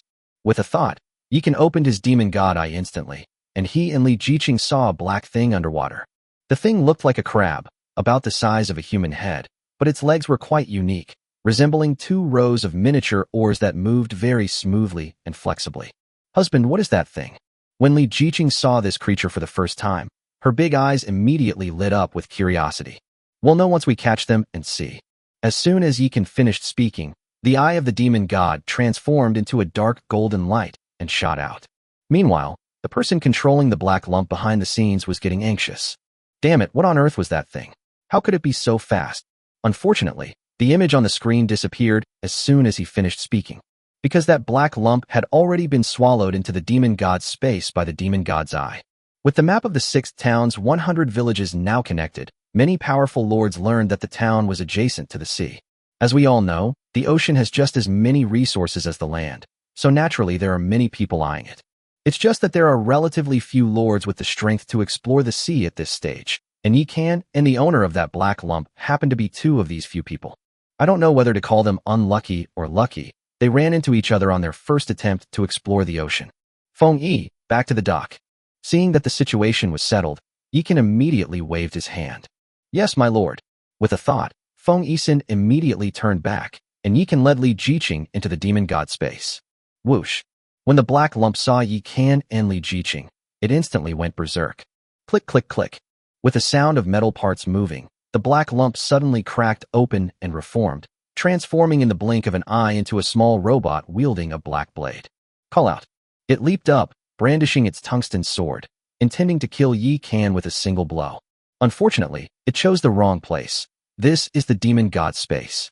In this small space, Yi Kan and Li Jiqing are the absolute masters. The eye of the demon god is a very special thing. Yi Kan doesn't even know whether to classify it as a building or a magical artifact. In short, unless something of a higher level and grade appears, anyone who enters its demonic space will only be waiting to die. Buzz. With just a thought, Yi can fix the small robot in midair. It's a machine. Li Jiqing can clearly see through the robot's true nature through the eye of the demon god. It's not just a simple machine. It also contains nanorobots. I never imagined that nanotechnology here has matured to this extent. After Yi Kan finished speaking, he immediately activated the power of the eye of the demon god to disable the robot and the nanorobots within it, and to cut off its ability to re-establish contact with the outside world. Call. Yi Kan finally breathed a sigh of relief after doing all this. Fortunately, this was within the demon god space. Otherwise, he wouldn't have been able to detect the existence of the nanobots at all. A technology-driven territory? Could it be a lord from the planet Yumi? Speaking of robots, Li Jiqing immediately thought of the Eagle clan on Yume Star, because the Eagle clan's territory is mainly focused on technology and superpowers. It should be them. There aren't many lords who are capable of advancing into the level 40 monster zone at this stage. The fact that White Eagle Village was able to take second place in the Breakthrough Points ranking tournament is enough to show its strength. Although we intercepted the robot, we still need to be careful. We've only just cleared the map, and the robot has already gotten close to our Eternal Village. This is a bad sign. Now, the territory of Eternal Village has expanded, and Yi Kan has adjusted the location of Fairy Forest to border the sea. The area where the robot appeared had actually encroached on Yi Kan's territory. Li Jiqing nodded in deep agreement. White Eagle Village, a certain territory. Fuck. Daniel stared at the blacked-out screen and slammed his fist on the table in anger. Although he was dressed in a clean suit and wore a brand-new bow tie, trying his best to appear as a gentleman, his true nature was revealed when he saw that his beloved robot had disappeared. A certain eloquent, chubby guy once said, "Elegance isn't something you can fake. Only a grandson can fake it." And that's exactly what he was talking about. People like them. No, it's those kinds of jerks. As we all know, the human form is the life form that is most in harmony with the universe and the Tao. Therefore, most living things have chosen the human form as their evolutionary path, and the Bald Eagle clan is no exception. Even if they transformed into human form and put on clean clothes, they could not hide their animalistic nature, being greedy and rude, arrogant and despicable. My lord, all the tungsten robots we sent out have been wiped out. They sent back many photos of monsters, the most valuable of which was taken by Explorer 1, which you control. It was a photo of a warship. At this moment, an eagle-headed, human-bodied hero from the Eagle clan came up and presented a printed photograph. It is extremely difficult for the eagle race to evolve into human form. But as the saying goes, as long as you don't give up, there are always more solutions than problems. The Eagle clan has many methods. They use technology to research gene-based drugs and actually succeeded. However, the cost of the gene serum is too high, and not all Eagle clan members are eligible to use it. Generally, the Bald Eagle clan is given priority in using it. The drop rate for doc blueprints is extremely low. You might not get one even if you open 10,000 treasure chests, and even if you do get one, there's no guarantee it will be a high-grade blueprint. The monsters in the ocean are at least level 40. Even a level 20 legendary hero could barely solo them. Who has such a powerful force at their disposal? Daniel's brows furrowed. It was given a direct order from above that it must take control of the 6th town. As a result, he got off to a bad start. He thought he had a sure thing in the ranking competition, but he was outmatched by an unknown human lord. Now he wants to open up overseas battlefields to gain the upper hand, but he has been thwarted again. How can he not be angry? My lord, do you think it could be the legendary Zhu family and Zhao family? Or perhaps he can from Eternal Village? Ye can't, Daniel said through gritted teeth. At this stage, I estimate that only he has this kind of strength. Chapter 224 Cause and Effect. Old Grudges. My lord, my husband. As soon as Ye Kan and his group returned to Storm Shipyard, 40 giant dragons, each tens of meters long, appeared in the sky. Leading the group was Anna, whom he had bestowed the title of Purple Gold Divine Dragon King. On their backs stood Nuba, Princess Longji, the 3 demons of Xinyuan Tomb, and Shui and I Bailong, the Ice and Snow Palace Master. In addition, there are warriors such as the Azura Army, Yiksha Army, Demon-Eyed Snake Man, an elf which you have already reached level 40. This was something Ye Kan and Li Jiqing had discussed on their way back to the dock. Because they had received a reply from Far that the treasure chests spawned by monsters on land, whether level 40 or 50, could not yield primal amethyst. Far's words shocked both of them. This girl is incredibly audacious. She actually used a swarm of insects to forcefully storm into the level 50 monster zone and escaped unscathed.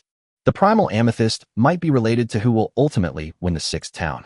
Since they were the first to discover this secret, they naturally want to seize it. Therefore, Yi Kan and Li Jiqing decided to put aside other matters concerning the territory and shift their focus to the sea. Buzzing. After Nuba and the others jumped down, the 40 giant dragons instantly transformed into 40 stunningly beautiful women with incredibly attractive figures. You seem to be in good spirits. Looking at the vibrant, energetic, and fiercely competitive amethyst dragon beauties, Yi Kan nodded in satisfaction. Fight for the fairy forest, even if it means death. The beautiful women of the purple crystal dragon stood in 2 rows, each with their chests out and stomachs in, proudly standing at the front of the many soldiers, looking at Yi Kan with fervent eyes. They had already heard that the ocean was full of monsters of level 40 or higher. As proud dragons, they crave powerful enemies. Even if Yi Kan hadn't said anything, they would have come to this expedition to the sea. My husband, I'm going back now. Seeing everyone's fighting spirit, Li Jiqing felt much relieved, but she still pursed her lips and rushed into Yi Kan's arms, her eyes filled with reluctance as she looked at him. In order to develop their territory and create their own units as quickly as possible, they have already divided up the tasks. They both possess the Ring of Eternity, a skill that allows them to revive each other by consuming half of their own life force. Therefore, unless absolutely necessary, the two of them should not engage in dangerous activities at the same time. Finally, Yi Kan decided to personally lead the team to conquer the sea. Li Jiqing returned to the fairy forest to arrange resource extraction, troop upgrades, and other tasks. Of course, there's also the need to coordinate with Su Lingyu and find out some important things. For safety's sake, Yi Kan left Lin Daiyu and Xue Baochai as Li Jiqing's right and left hands, while also leaving behind all the shadow assassins and elf hunters. As for the tree spirits, Yi Kan has now removed them from the ranks of combat units, allowing them to focus on farming in the fairy forest territory. This is also the wish of the little tree spirits, who are naturally peace-loving and dislike fighting. Of course, this excludes cases where someone attacks their homes or bullies their sisters. Go back and have Xiamili open all the treasure chests and promptly transport back the resources mined by Little Fox. Use them as needed, don't be stingy with money. Yi Kan reached out and stroked Li Jiqing's hair, his eyes filled with reluctance and doting affection.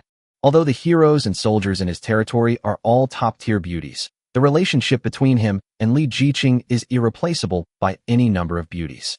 Creating your own troops is of great importance. I will upgrade the Ice Palace disciples first. Once they reach level 20, I will send them to you. Yes, thank you for your hard work. Yi Kan kissed Li Jiqing's forehead deeply and pulled her into his arms, making the heroes and soldiers envious. Beep beep. After Yi Kan saw Li Jiqing off, he suddenly received a friend request. He opened it and found that it belonged to a person named Zhao Chong. Zhao Chong, it seems he popped up in the town channel when I posted the announcement for my self-created unit. Yi Kan sifted through the information in his mind and quickly found the person. So he clicked accept. When those big shots from Xioxiba tried to force a family relationship, this guy came out to refute them, which at least shows that he wasn't an enemy. Cousin Yi Kan, what are you doing? To Yi Kan's utter dismay, the guy who helped him attack the person who forcibly claimed kinship actually started by claiming kinship himself. Cousin my ass, who's your cousin? Yi Kan immediately sent an angry emoji. Ahem, don't be angry yet. I'm your Aunt Zhao Ming's son, born a few months before you. What else could you be but my cousin? Stop with the nonsense, what do you want? Yi Kan remained silent for a while before asking. It's because you refused to contact your family, and Mom was worried. So she had no choice but to use a high-level relocation order to send me to your 6th town. Zhao Chong said with a hint of helplessness. Yi Kan wasn't a 3-year-old child, so naturally she wouldn't believe what he said. Stop beating around the bush, or I'm ignoring you. Hee hee, I knew my cousin was a straightforward person. Since that's the case, I'll just say it directly. The 7th heaven already knows about your self-created troop type. Then what? Well, the old folks in the family were so happy that they told the higher-ups that you're a descendant of the Zhao family. They said that as long as you're willing to return to the family, they'll give you whatever you ask for. Zhao Chong sensed that Yi Kan seemed a little impatient, so he stopped wasting words and directly stated his meaning. Zhao Chong, you probably know more about my background than I do. Although my memories of my parents are a bit hazy, it doesn't mean I've forgotten everything. My parents' deaths were not directly caused by the Zhao family, but to say that you bear no responsibility at all, I doubt even you yourselves would believe it. I don't want to dwell on the past, and similarly, I don't want my current life to be disturbed. After thinking for a while, Yi Can sent out this message. When he transmigrated, he also inherited the original owner's memories. The original owner's father refused to accept the arranged marriage and was forced to break up the couple. So he took his lover away from the family and eloped to a place where no one knew them. They were living happily together, and eventually the original owner of the body was born. Unfortunately, the good times didn't last long. The original owner's father was found by his arranged marriage partner, and it was that woman's appearance that caused the original owner's mother's death. The original owner's father was a devoted lover who died of depression a few years after taking the original owner to Xinhua City. Before his death, he told the original owner that the person who leaked their whereabouts was from the Zhao family, and that the original owner must keep his identity hidden and never reveal his true identity. Yi Can is a transmigrator, although he doesn't have the same level of hatred as the original owner. But the thought of returning to the Zhao family still weighed heavily on his mind. In order to quell the lingering resentment of the original owner in his heart, he will inevitably have to cause trouble for that woman and the informant in the future. If we get too involved with the Zhao family now, how will we get revenge in the future? I understand what you mean. I will tell my mom exactly what you said and let her communicate with the higher-ups. Whatever. After Yi Can finished speaking, he immediately turned off the light screen and then waved his hand. Whoosh, whoosh, whoosh. The group of beauties immediately took to the air and landed smoothly on the warships he named Storm 1 through 3. Wind 1, Wind 2, Wind 3 move out. Yes, my lord. Whoosh. As the sea surged, the three giant ships braved the wind and waves, plunging into the vast ocean. Chapter 225, The Hidden Scythe Clan. Fairy Forest. Buzz. As the space shifted, Su Lungyu, dressed in a business suit, stepped out of the anywhere door. Sister, how is it? When Li Jiqing saw Su Lingyu, she immediately went to greet her. Let me have a drink of water. As she spoke, Su Lingyu picked up the water jug on the table and began to drink heartily. To make it easier for everyone to relax and have fun, Li Jiqing set aside a leisure area under the ancient divine tree, which was filled with all kinds of flowers and plants. The pavilions, tables, chairs, swings, and other facilities inside are all made of living flowers, trees, and vines, pure and untouched by human intervention. The reason Su Lingyu came all this way was because she liked the smell of fairy forest. The water she drank was from the moonflower well. As for why we don't use the well of eternity water, it's because it's an energy drink. It's been confirmed. That black lump did indeed come from the Eagle clan. There are quite a few Eagle clan lords who possess this technology, but few have captured one as advanced as the one you captured. If I'm not mistaken, it was Daniel from White Eagle Village who was behind it. There aren't many lords who dare to approach level 40 monsters at this stage, and he's the most likely among the Eagle clan. Also, it's almost certain that Black Dragon Village will be the victor of the Great Qin dynasty, while Daughter Village is a bit of an oddity. When Su Lingyu got to this point, she deliberately left it as a mystery. Speak quickly. Li Jiqing kicked her directly, but Su Lingyu was agile and dodged it with a twist of her slender waist. You can't kick it. Su Lingyu turned around and sat down opposite Li Jiqing before saying, Daughter Village is a name given by a peculiar female lord. She drove out all the male lords in the village, leaving only the female lord. Holy crap, what is she trying to do?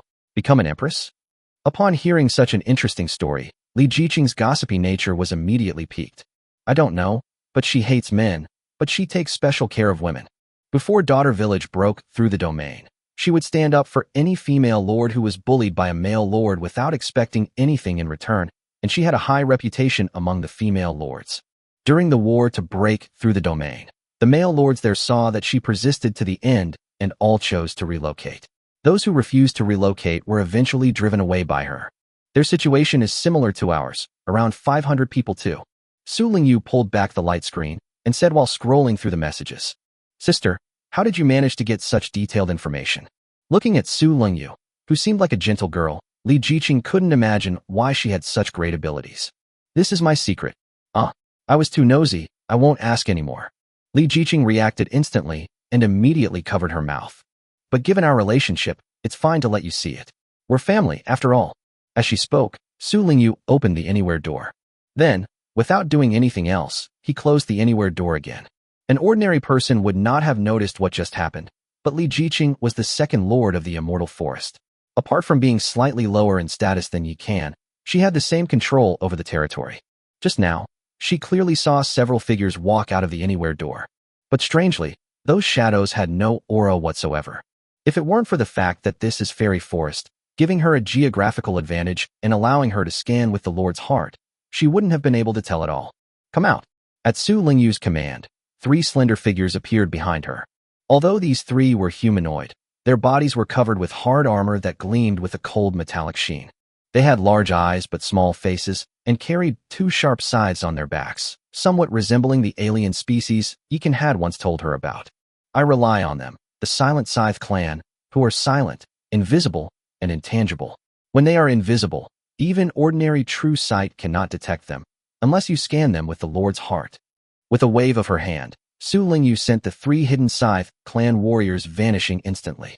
Clearly, she also possesses methods similar to the demon god space. How about that? Pretty impressive, right? That's really impressive. This must be a racial talent, right? Li Jiqing was speechless. Because the hidden Scythe clan is actually a legendary level unit.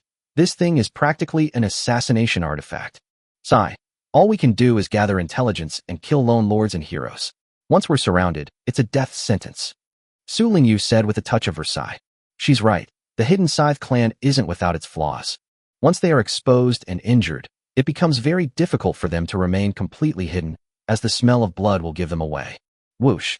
Just then, a person flew down from the leisure area. I can take on 10 of them by myself.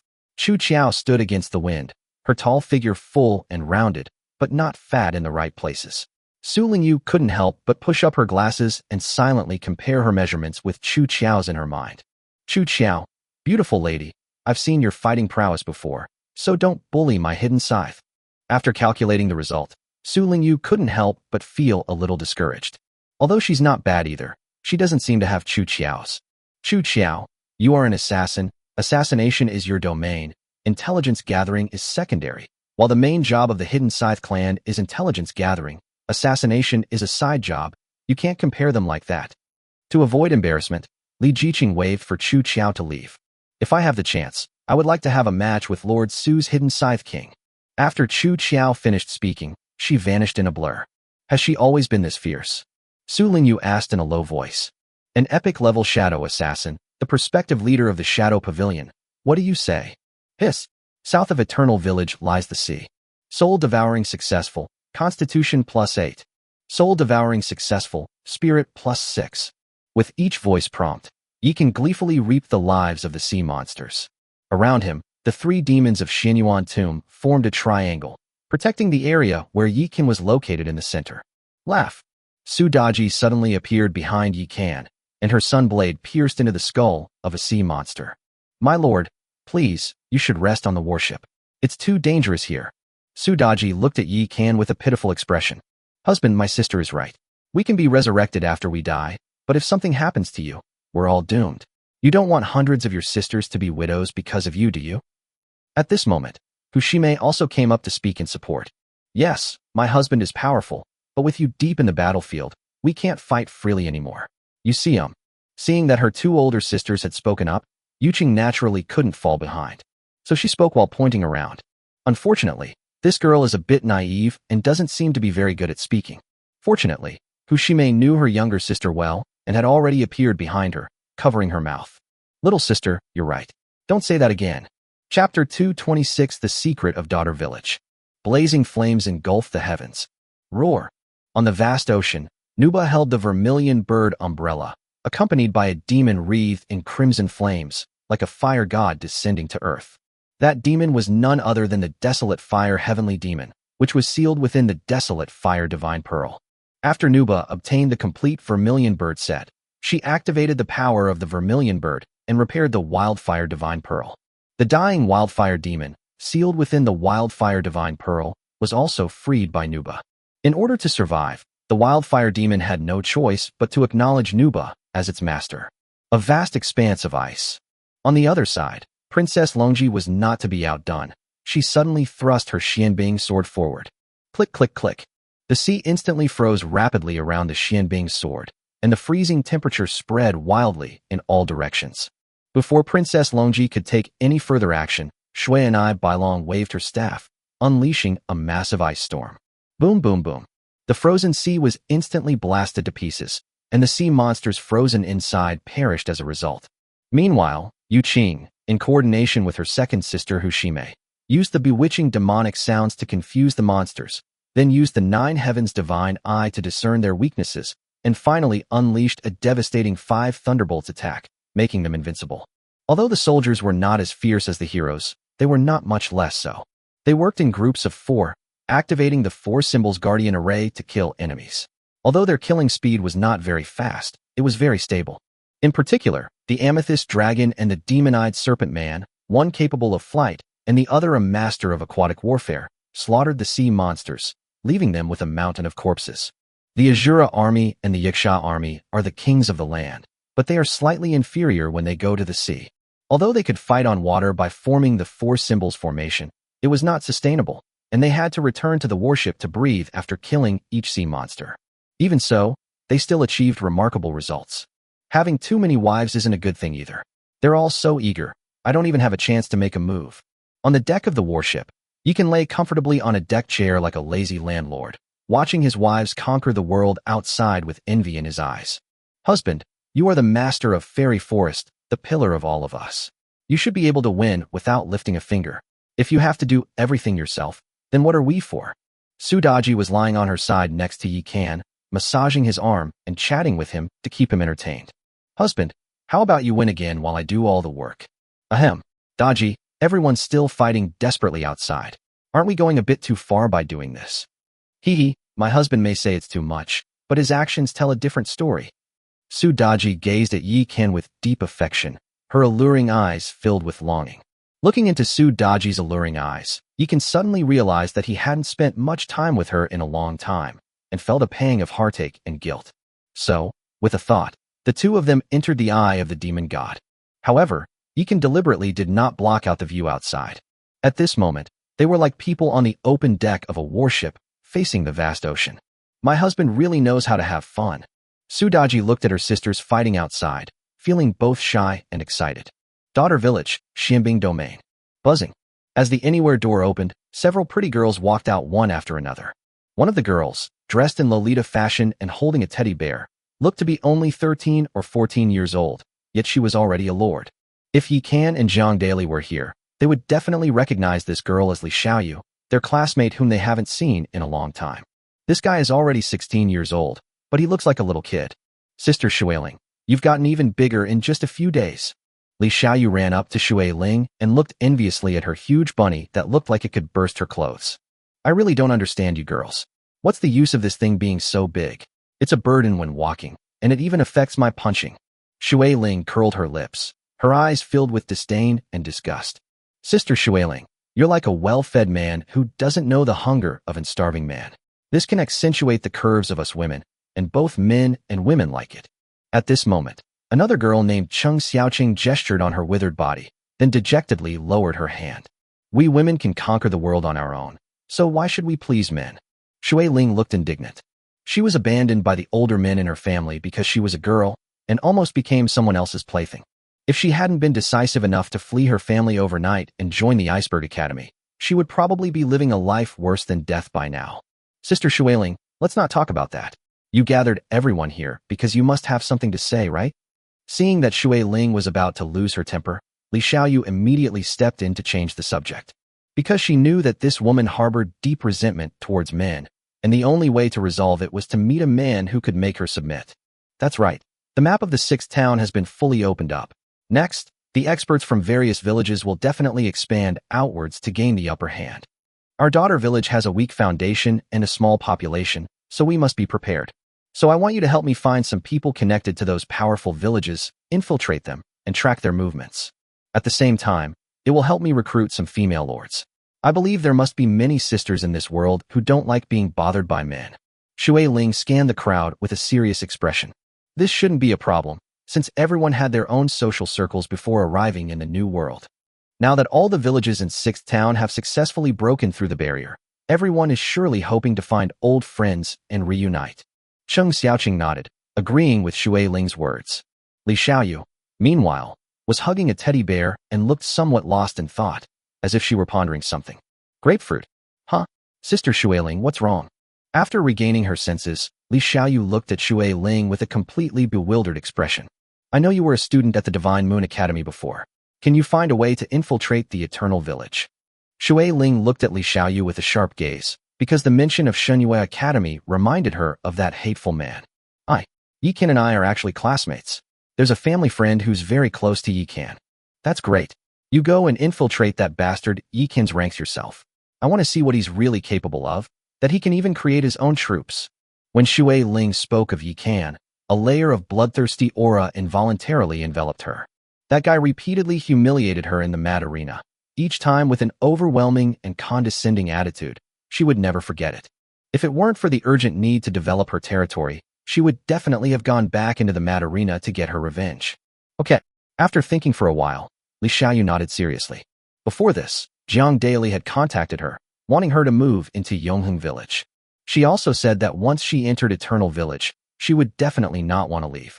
Li Xiaoyu comes from a well-off family and naturally knows a lot of information, so she doesn't think Jiang Daily is fooling her. Although her relationship with Yikan wasn't as good as that fat guy's, they had gotten along well before, and Yikan certainly wouldn't mistreat her. Yuzu, let me make this clear. If you have a relationship with Yikan, you don't have to reveal any information to me, but you absolutely cannot lie to me, or we'll be estranged. Although Shui Ling has a fiery temper, she is not stupid. She could see Li Xiaoyu's struggle and inner conflict, so she didn't want to make things too difficult for her. Sister Shui Ling, I promise you, I will never lie to you. Li Xiaoyu also approves of Shui Ling's character. Of course, aside from the misogyny attribute. Moreover, she could tell that Shui Ling wasn't truly averse to men, but rather it was a stress reaction after being provoked. Chapter 227, Li Xiaoyu returns. The weather is so nice. After Yikan and Su Daji finished their lovemaking, they returned to the deck and were leisurely drinking some wine. And the person serving him changed from Su Daji to the beautiful Nuba. She wasn't as gentle and tender as Su Daji, who would massage Yikan's shoulders or anything like that.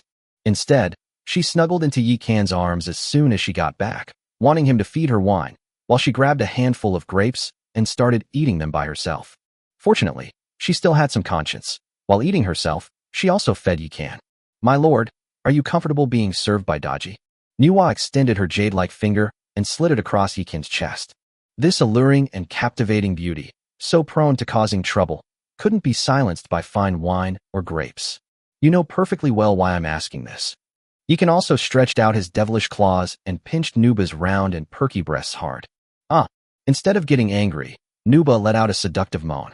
Sis, don't do anything reckless. You all have to line up, I can't handle it. Yikan lifted his leg and directly pressed down on the demonic claws of the female demon that were reaching for his vital point. I don't believe you for a second. A few days ago, you were having sex with more than 10 women a day, weren't you? Wasn't that for the development of our territory? Now that our territory is on the right track, are you really going to use me as a pile driver? Yikan rolled her eyes at her. Beep beep.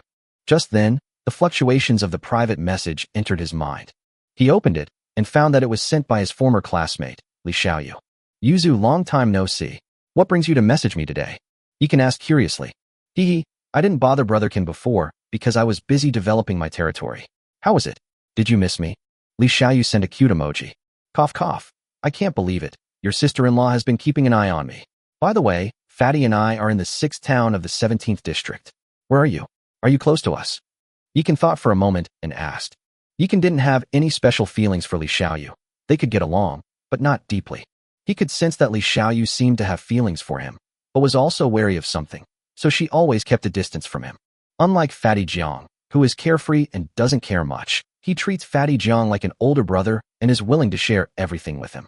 Naturally, Yikan also became closer to Fatty Jiang. Moreover, he could tell that Fatty Jiang seemed to have feelings for Li Xiaoyu. He had no feelings for Li Xiaoyu to begin with, so naturally he wouldn't have any thoughts about this little girl.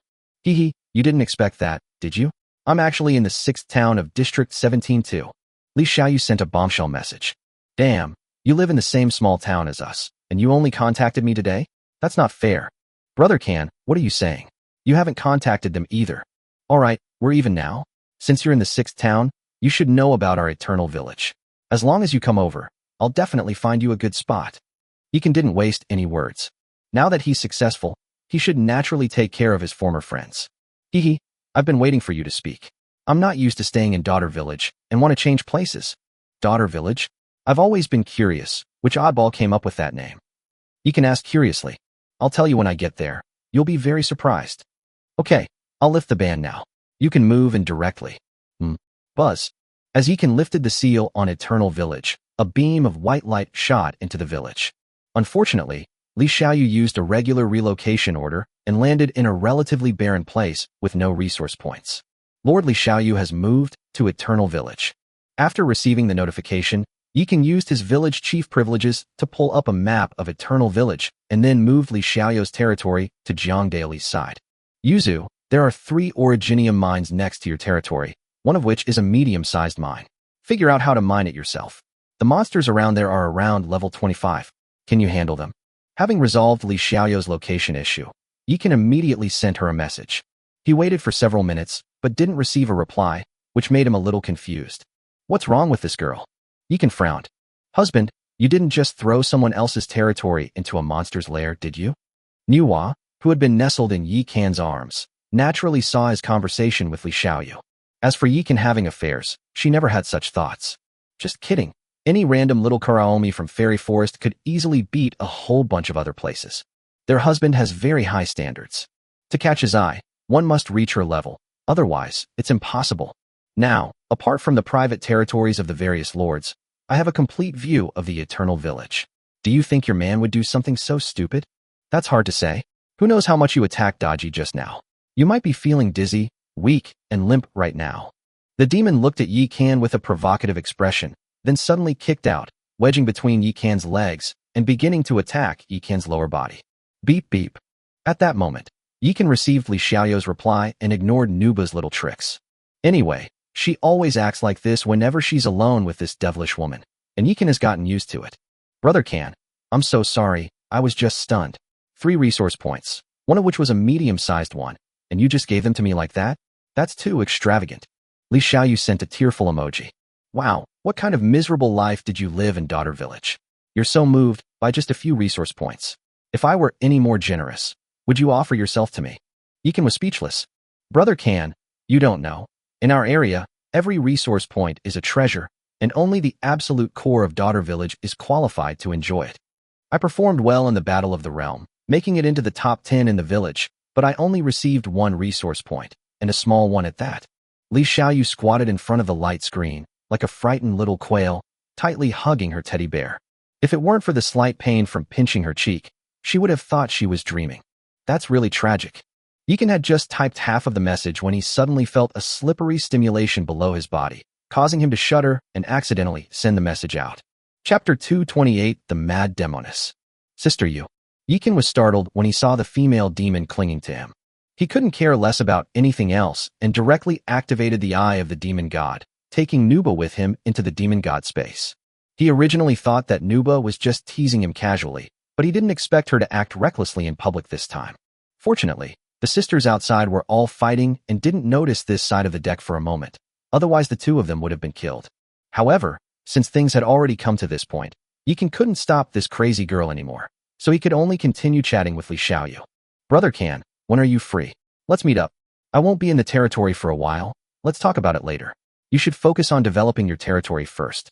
By the way, Jiangdaili isn't far from you. You can keep in touch. Okay, thank you, Brother Can.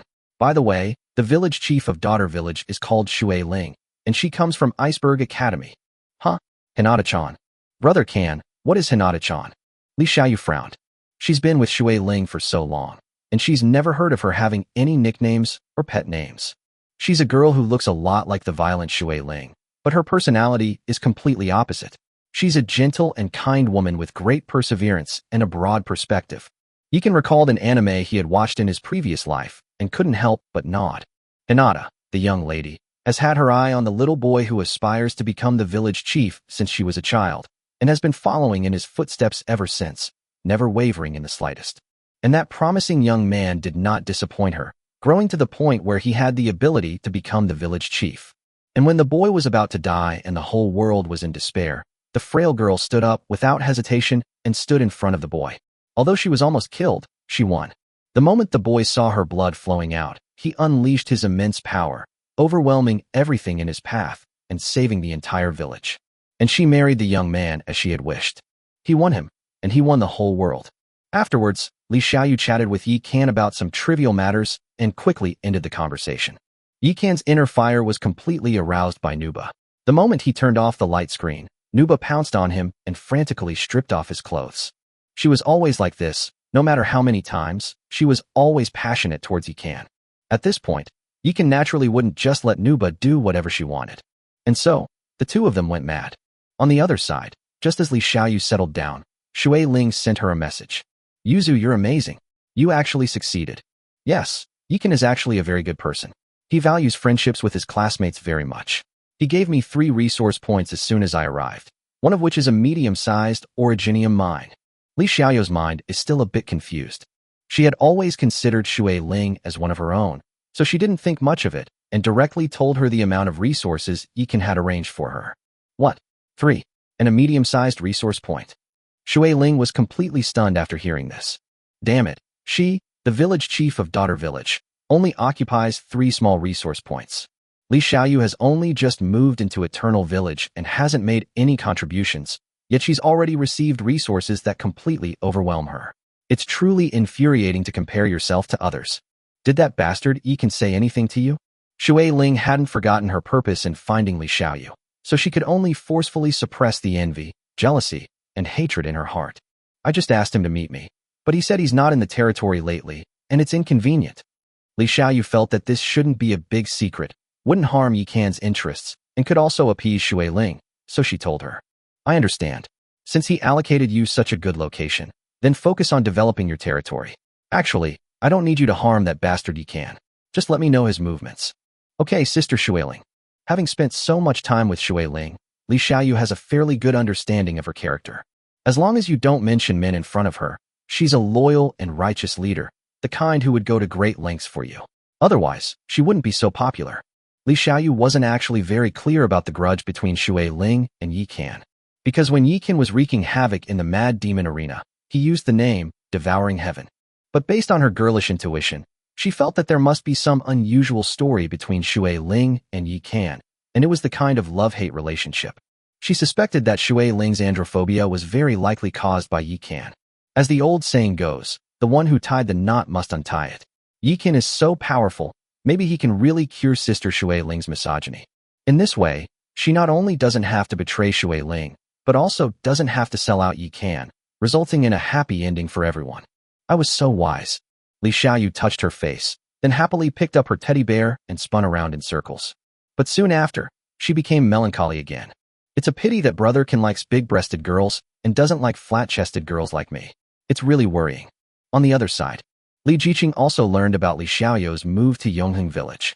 As Yikan's capable wife, the mistress of Fairy Forest, and the wife of the village chief of Eternal Village, she was quite attentive to the village's internal affairs. She knew a little about the relationship between Yikan, Li Xiaoyu, and Jiang Daily. After all, she often went to see Yikan when they were in college. Therefore, she contacted Jiang Daily immediately. Fatty, Li Xiaoyu just arrived and is still in her probationary period. Don't reveal anything about Fairy Forest for now. Sister-in-law, Yuzu and I are sitting next to Kanji, so it should be fine, right? The Jiang Daily family and the Li Xiaoyu family are old friends. Although they often slander and quarrel with each other, they actually have a very good relationship. Seeing Li Jiqing wary of Li Xiaoyu, he naturally felt a little uncomfortable. Moreover, he's the kind of person who's carefree and doesn't hide his feelings. He says whatever he thinks. Fatty, it's not that I don't trust Li Xiaoyu, but this matter is of great importance, so we need to be careful. Li Xiaoyu may not have any problems, but she's been away for so long. Can you guarantee that she's only met good people? What if she's misled or taken advantage of? You wouldn't want anything to happen to your brother Chan, would you? Li Jiqing knew that Jiang Daily only listened to Yikan, so she directly brought up Yikan. Ah, I understand now. Don't worry, sister-in-law. I definitely won't say anything. Sure enough, as soon as he heard that this matter might harm Yikan, this guy immediately made his stance clear. Chapter 229 Mighty Lizard Man and Gale Ranger. Daughter Village, Xianbing Domain. He hasn't been in the territory for a while. What has that guy been doing? Shui Ling recalled what Li Xiaoyu had said and couldn't help but stroke her chin in deep thought.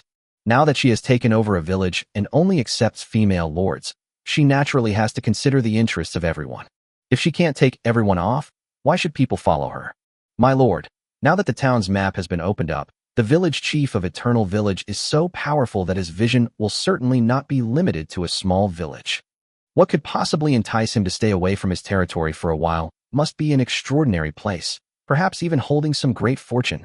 At this moment, a female hero dressed in a white dress with silver patterns walked up.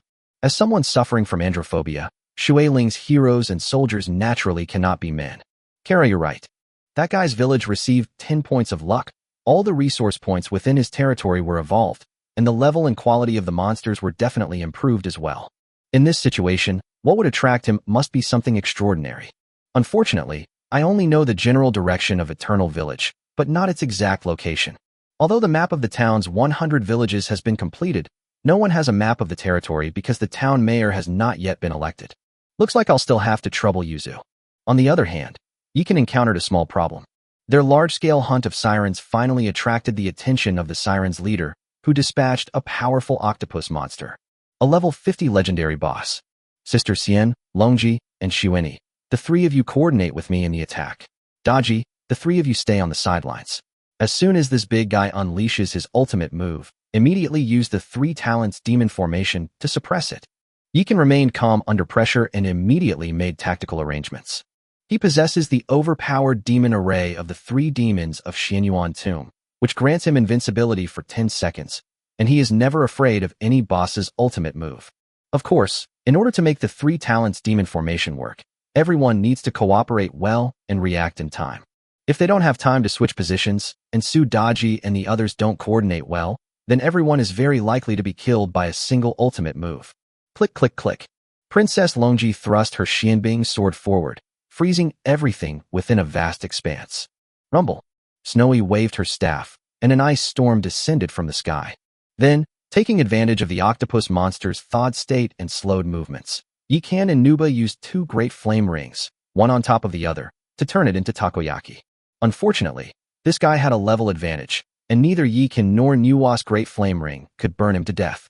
Sure enough, the giant octopus was enraged, and its entire body suddenly curled up like a huge ball of flesh. Boom, boom, boom. Suddenly, the fleshy ball began to expand wildly, and muffled thunderous sounds emanated from within. Switch! Yikan shouted and led the 3 beauties, Nuba, Longji, and Xueni, back. Meanwhile, the 3 sisters of Su Daji, who had been waiting in ambush, transformed into 3 beams of light and activated the 3 talents demon array the instant the giant octopus erupted. Boom! A terrifying roar was heard, and a terrifying shockwave shot into the sky, clearly visible even from dozens of miles away. This is Su Daji and her 2 sisters activating the power of the demon array, directing the power of the octopus monster's ultimate attack into the sky. The giant octopus, having unleashed its ultimate attack, was instantly weakened and was struck in the forehead by Yikan's devouring blade. Boom! As the heavenly fire attached to the devouring blade exploded, the giant octopus monster also met its demise. Soul devouring successful. Constitution plus 60.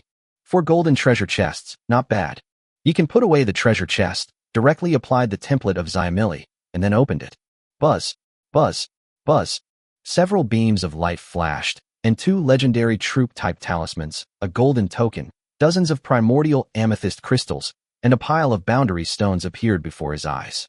Although it can't compare to someone like Xiamili, who is a chosen one of destiny, it doesn't seem too bad to use her template. If Xiamili were to drive it, wouldn't it be like flying to the heavens? Apart from the few treasure chests that were just opened, Yikan actually possessed all the others in the eye of the demon god. Besides the treasure chests, there were also a large number of sea monster corpses. Husband, why don't we send Xiamili over? The warship has a protective shield, and with you personally overseeing it, nothing will go wrong. It's a question, Nuba said after a moment's thought. After these days of fighting, they have figured out the situation in this sea area. It would be very difficult for the sirens to breach the warship's shields while they were off guard, because they will definitely be able to react in time. Moreover, while the warship's energy cannons are not very flexible, this is only relative to those fast and close-range sea monsters. It does not mean that their destructive power is weak. Alright, we need to convert the siren corpses here into life energy for the insect hive as soon as possible. Let Far escort our little darling from Fairy Forest over here. Yikan nodded and contacted Fal directly through the mental link, telling her about Xiamili. Rest assured, Your Majesty, I will return to my territory immediately.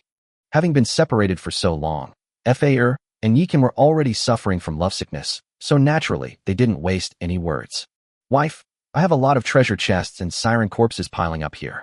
Fal will be returning to the territory later, so have her escort Xiamili to the dock.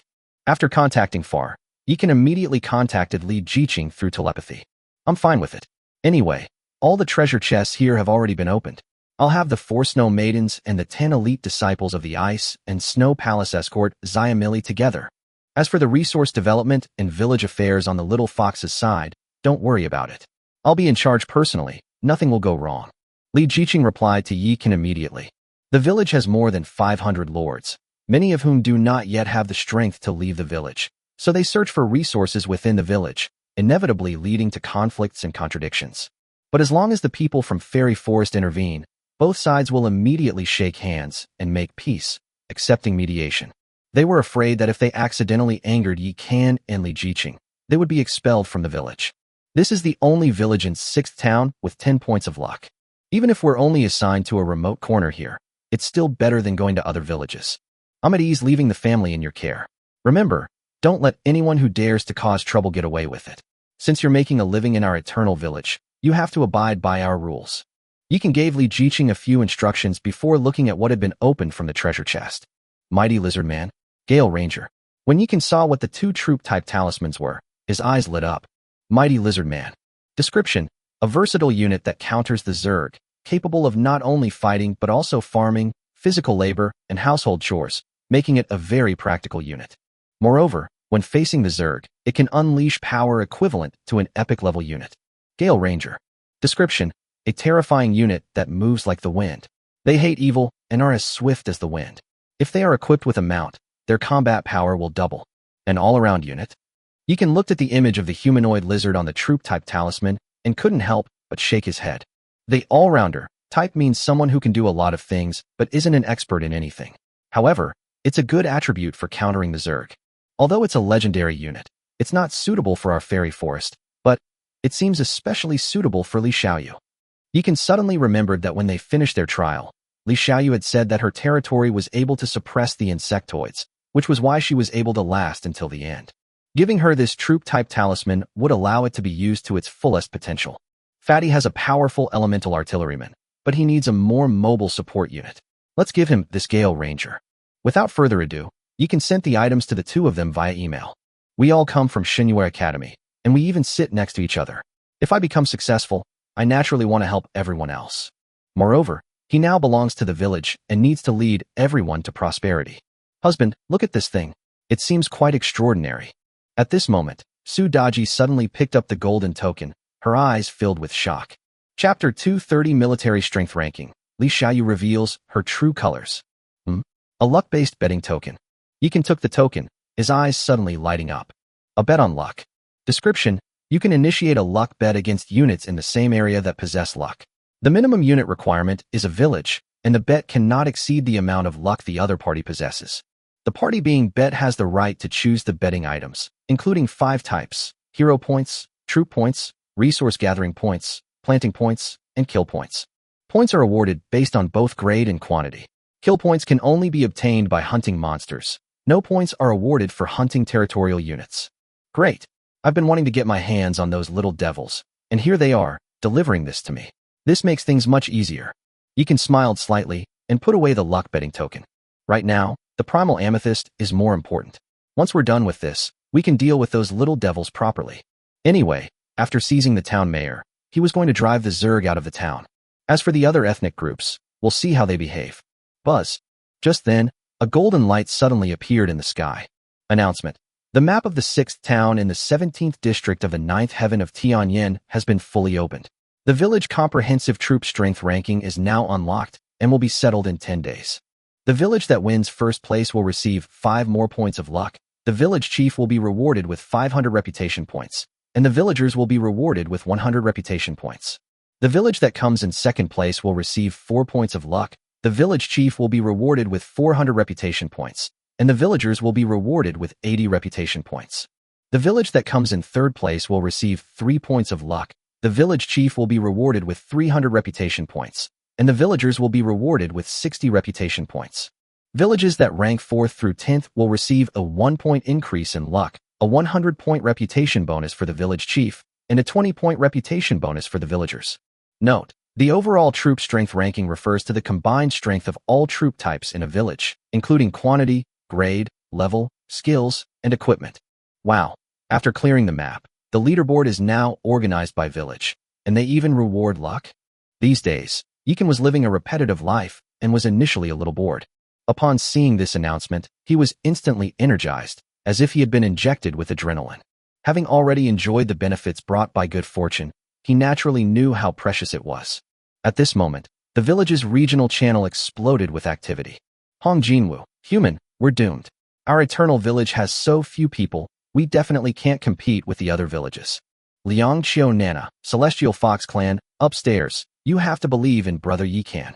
When the rankings were first released before, who had a better chance than Brother Yikan? He was always number one. Neo Dayton, Bull Demon Clan, but Nana, this time it's not an individual competition, but the strength of the entire village.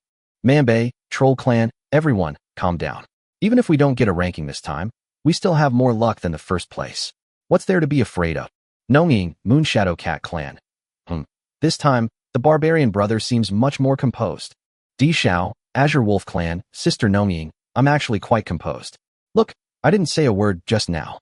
Nongyue, Moonshadow Cat Clan, get lost. Don't you dare lay a finger on my sister. Li Jiqing, human, everyone, please calm down. Let me discuss with Yikan how to deal with this, and I'll give you an answer later. Ding Jin, human, yes, Madam Village Chief.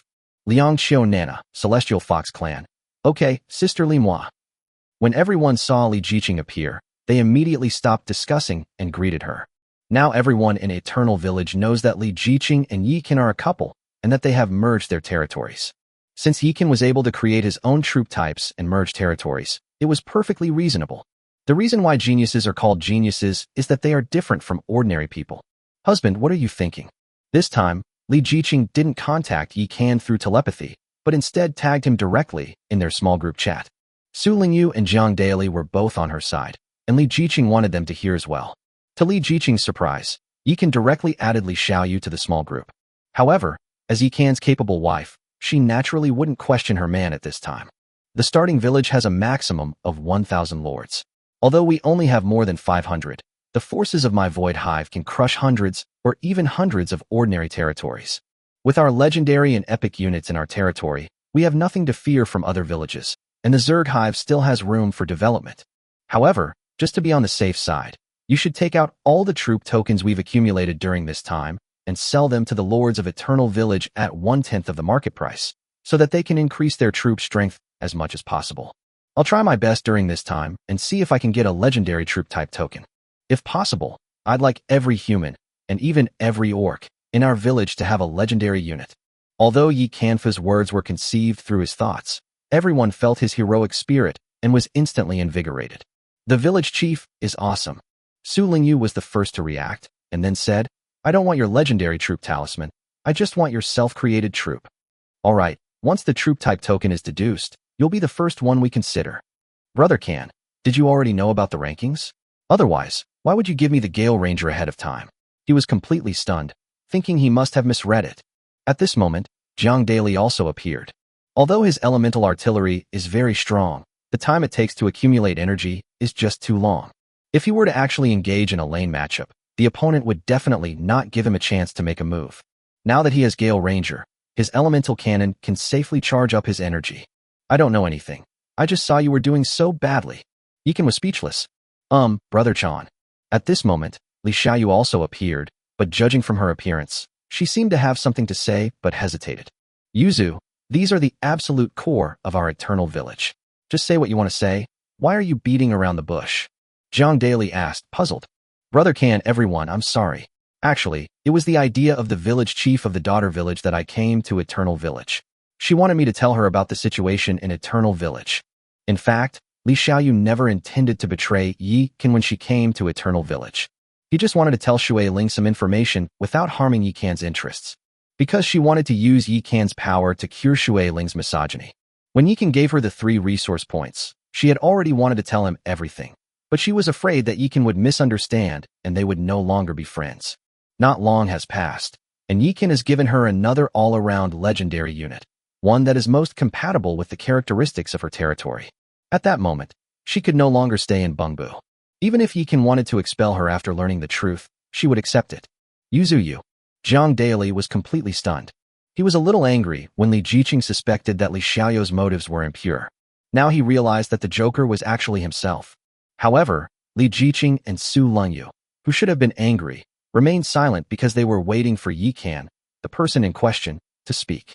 Chapter 231 Foul returns, marching towards the sea. Oh, I see. After reading it, Yikan paused for a moment before replying with a message.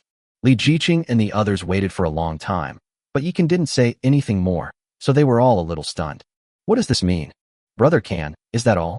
Ultimately, Jiang Daily couldn't withstand the atmosphere and broke the awkward silence first.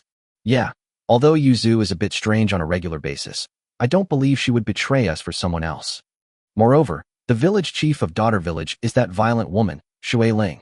No matter how much she hates me, she can't change her identity as a Chinese. She might deliberately do things to annoy or anger me, but it's impossible for her to be detrimental to our eternal village, unless she wants to leave the human race. Yikan realized at this moment that everyone seemed to think he would be angry. In fact, Li Xiaoyu had already guessed this when he said that the village chief of Daughter Village was Shui Ling, but he didn't care at all. As he said, he didn't believe Li Xiaoyu would betray him. Although the girl was dull and eccentric and seemed to be a bit love-obsessed, she wasn't the kind of person who lacked her own opinions. Brother Chan, I'm sorry. I should have told you as soon as I got back, sob. Li Xiaoyu was even more stunned by this. She hugged her teddy bear and hid under the covers, crying her heart out. It's all right. Just keep relaying the message to Shui Ling, tell her I've been at sea recently. But make sure she knows this is a very important matter and absolutely doesn't want it to be revealed. As soon as Yikan finished speaking, he received a telepathic message from Li Jiqing. Husband, this matter concerns the election of the town mayor. How can you reveal it so easily? Don't worry, we've already accumulated quite a few treasure chests, and far is coming soon. No one can beat us.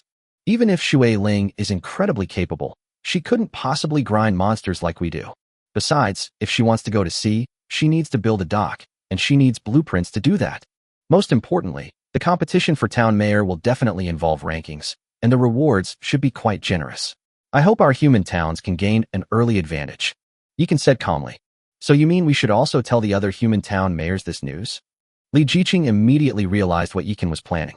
She was just a woman, and in her heart, Yikan was more important than any so-called family or national sentiment. Her greatest ambition was to stay by Yikan's side forever and become the woman he loved most, and who loved him most in return. The human race controls 20 villages in the 6th town, but there shouldn't be many that are truly competitive, and we don't know much about them anyway, so we'll just tell a few that we're familiar with. Go ahead and handle this. As for Li Xiaoyu, let me do some research. Is that all right? Li Jiqing suddenly asked. Clearly, she was still a little worried. Go ahead and touch her, but don't make her cry, or Jiang Daily will lose his temper. I see. Don't worry, I know what I'm doing. At this moment, Li Xiaoyu was completely dumbfounded. Brother Chan, is it really possible? You're not being sarcastic, are you? Yuzi, we're on the same side, why would I lie to you? Your sister Jiqing will tell you the details. I have to go now, see you later. As he spoke, Yikan had already turned off the light screen. By this time, they had already returned to the shipyard. Behind the dock, a massive ice crystal insect hive, as large as a mountain, awaited. Buzz, upon sensing Yikan's presence, Far immediately picked up Xiamili, and, along with the 4 snow maidens and 10 elite disciples of the Ice and Snow Palace, flew to Yikan's side. Fal pays homage to the sovereign. Far knelt on one knee, his eyes filled with excitement. Get up. Yikan hooked his hand and used his spiritual power to lift Fal up. Not bad, you've reached level 20. Yikan pinched her rosy cheeks, then picked up Xiamili and asked, Xiaoli, did you miss me? Hee, of course I want to. This time, I'll fight alongside my lord brother. Xiamili clenched her pink fists, looking very excited. Actually, she had wanted to see the sea for a long time, but she never had the chance. When Li Jiqing said she was being sent to assist Yikan, she was overjoyed. She ran around the fairy forest several times before Fal carried her away. Fal, digest the siren genes as soon as possible and fuse them to create the most suitable unit for naval warfare. Yikan's mind raced. Buzz. The eye of the demon god flew into the void and dumped the mountain-sized corpse onto the fungal carpet. Meanwhile, swarms of worker bees burst out of the hive and began frantically decomposing the corpses, storing useful genes in the gene bank and energy in the energy bank. It is the ruler. After saying that, Far added, My lord, Actually, our void units have all incorporated ice attributes, so naval warfare is no problem at all. The siren gene is just icing on the cake. In that case, try it in the shallow waters first, and if you think it's feasible, then proceed. Yes. After Fowl finished speaking, he flew back to the insect hive, and then propelled the hive into the sea. Void hives are different from regular hives. Their weight can be adjusted, so even if a hive is as large as a mountain, it can float steadily on the water. Little rice grain. Let's go. Let's open the treasure chest before we set off. All right. The little guy immediately rolled up his sleeves, looking very enthusiastic. Chapter 232, A Bets on Luck from the Zerg. Fairy Forest. After Li Jiqing had Xiaoyu organize the troop-type tokens in the warehouse, she opened the group chat for Eternal Village. The current Eternal Village has 3 groups. 1 main group, 1 human group, and 1 orc group. Gentlemen, these are the troop-type talismans I've accumulated in the Immortal Forest, 1 legendary talisman, 38 perfect talismans, and 65 flawless talismans. I've marked them all at 1/10 of the market price. Take a look and see which one you like. I'll open the trade in 10 minutes. Whether you can snag one depends on your speed. In fact, Fairy Forest strength is not limited to this. After all, you can mobilize all the heroes and troops of Fairy Forest during this period and swept through 1/3 of the Eternal Village map. At the same time, he also had Farron lead the Void Hive out of the village and wipe out the monsters on the outskirts of the village. Before this, Li Jiqing had already gathered together several trustworthy core members, including Hong Jinwu, Ding Jin, Su Lingyu, Liang Xiu Nana, and the Nanjing Meo sisters.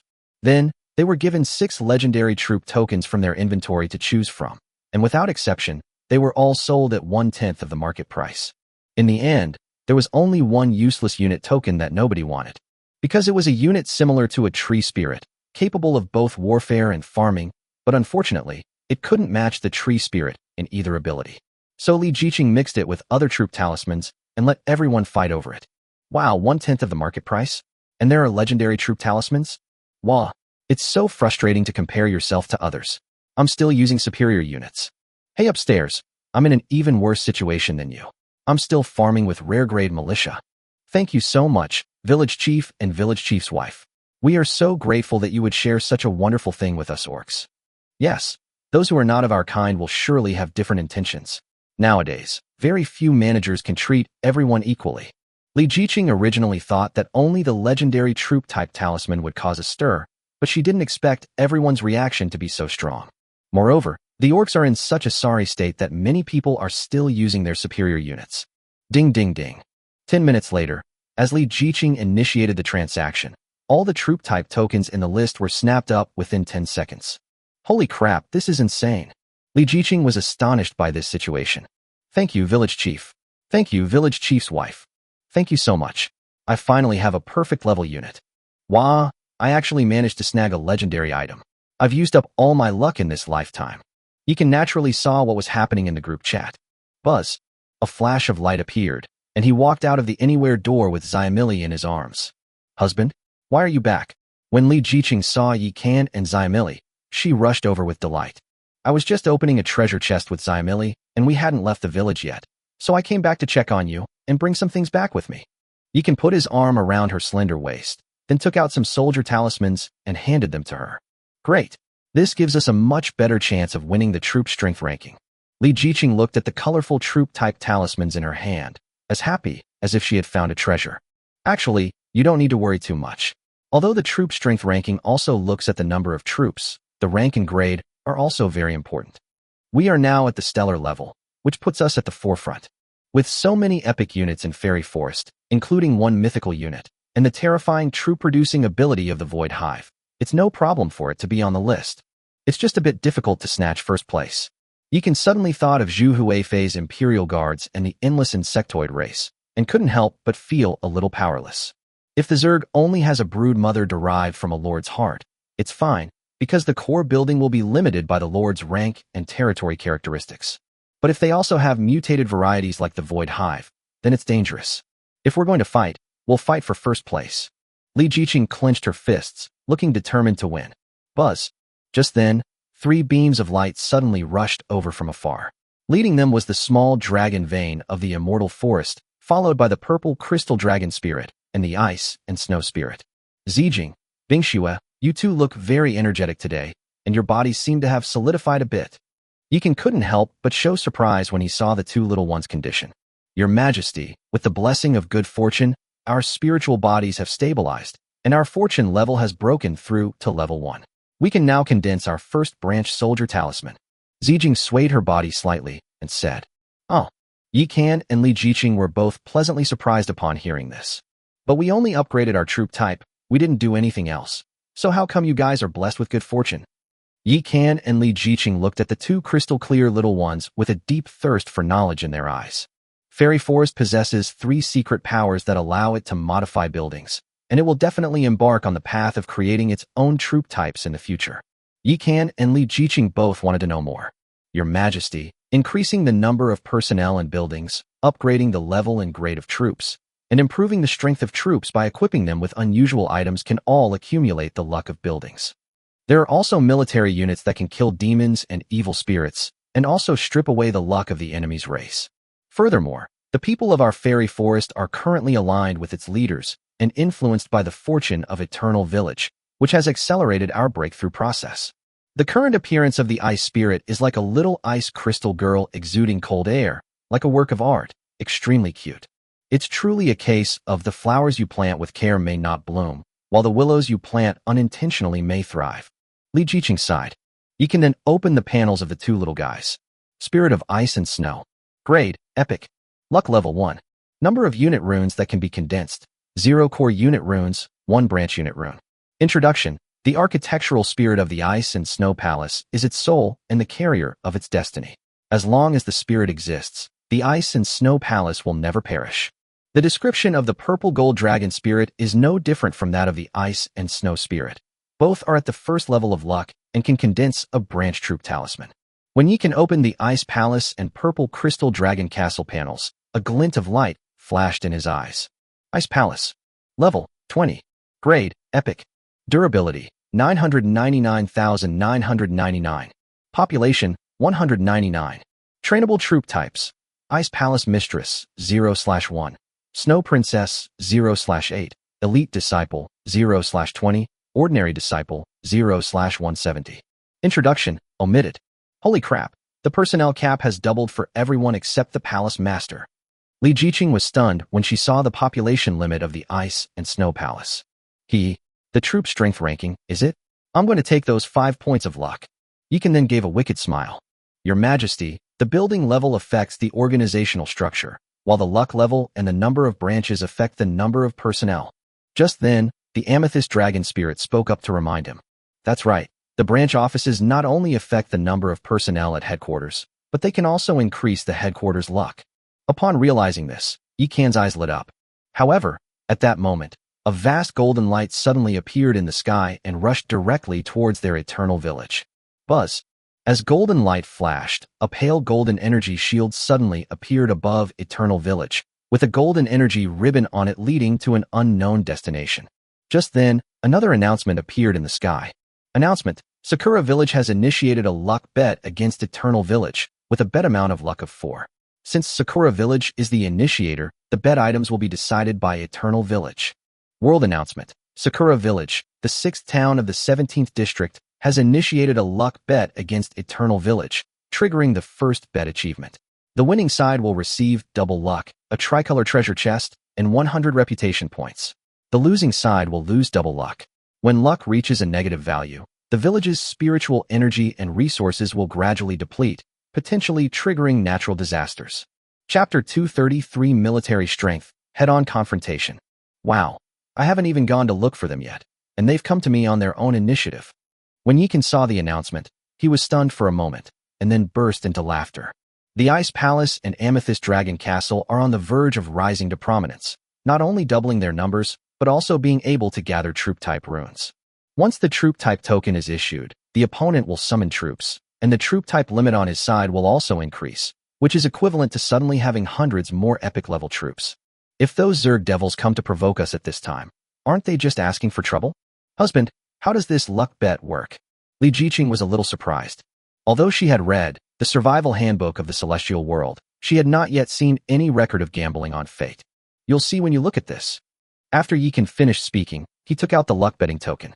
Such a magical thing exists. If we win this time, won't our luck become 18 points? No, it'll be 23 points. After Li Jiqing finished speaking, she immediately corrected herself, because she coveted the 5 points of luck that ranked first in the troop strength leaderboard. That's right. I originally planned to deal with them after I finished this busy period, but I didn't expect them to provoke us on their own initiative. This saves us a token. Despite the pressure of the troop strength rankings and the gamble of luck, Yi Kan and Li Jiqing showed no signs of nervousness. In contrast, the villagers of Eternal Village were in an uproar. Ding Jin, human boss Yi, you absolutely cannot choose troop strength. We only have a little over 500 people. If the other side dares to initiate a luck-based gamble at this time, they must have reinforced their personnel, and they must all be elites. Hong Jinwu, human, that's right. Boss Yi, please think it over. Liang Qiu Nana, Celestial Fox Clan, I believe that Brother Yi can create miracles. No matter what he chooses, I will fully support him. Nongying, Moon Shadow Cat Clan, that's right. I also believe in Brother Yi Kan. Nongyue, Moon Shadow Cat Clan, this time, I stand by my sister's side, and I also believe in the village chief. Jiang Daily, human, after so many lessons, everyone should have a clear understanding of the situation. No matter what Brotherkin chooses, everyone should cooperate fully. Manbei, Troll Clan, Jiang Daily makes a lot of sense, I support him. Di Shao, Azure Wolf Clan, but the Zerd are known for their massive army production, and they have thousands of overlords. Can we handle them? Small Town Channel. Zhu Huifei, human, you dog-faced planarian, if you have the guts, come and attack my Zhu family village. What kind of skill is it to target a village with a small population? Also, I'm offering an exorbitant price for the luck betting order. The conflict between the Zhu Ming family and the face-shaped planarians has a long history. As a fellow human, how could he stand by and watch as human villages were bullied? Moreover, he had a close relationship with Yi Kan, and Eternal Village was the first village he visited after descending to the ninth heaven. Shinichi Koizumi, face-faced vorticoid, Baka Yuru, despicable humans, it's time to pay the blood debt you owed in Eternal Village, haha. Shota Sato, human-faced vorticoid clan, that's right. This time, we've selected the absolute elite from 20 villages, a full 1,000 lords. No matter what Yi Kan chooses, we're guaranteed to win. Yi Kan, human, you two ugly freaks upstairs who can't grow to 1.5 meters tall no matter how hard you try, are you looking for me?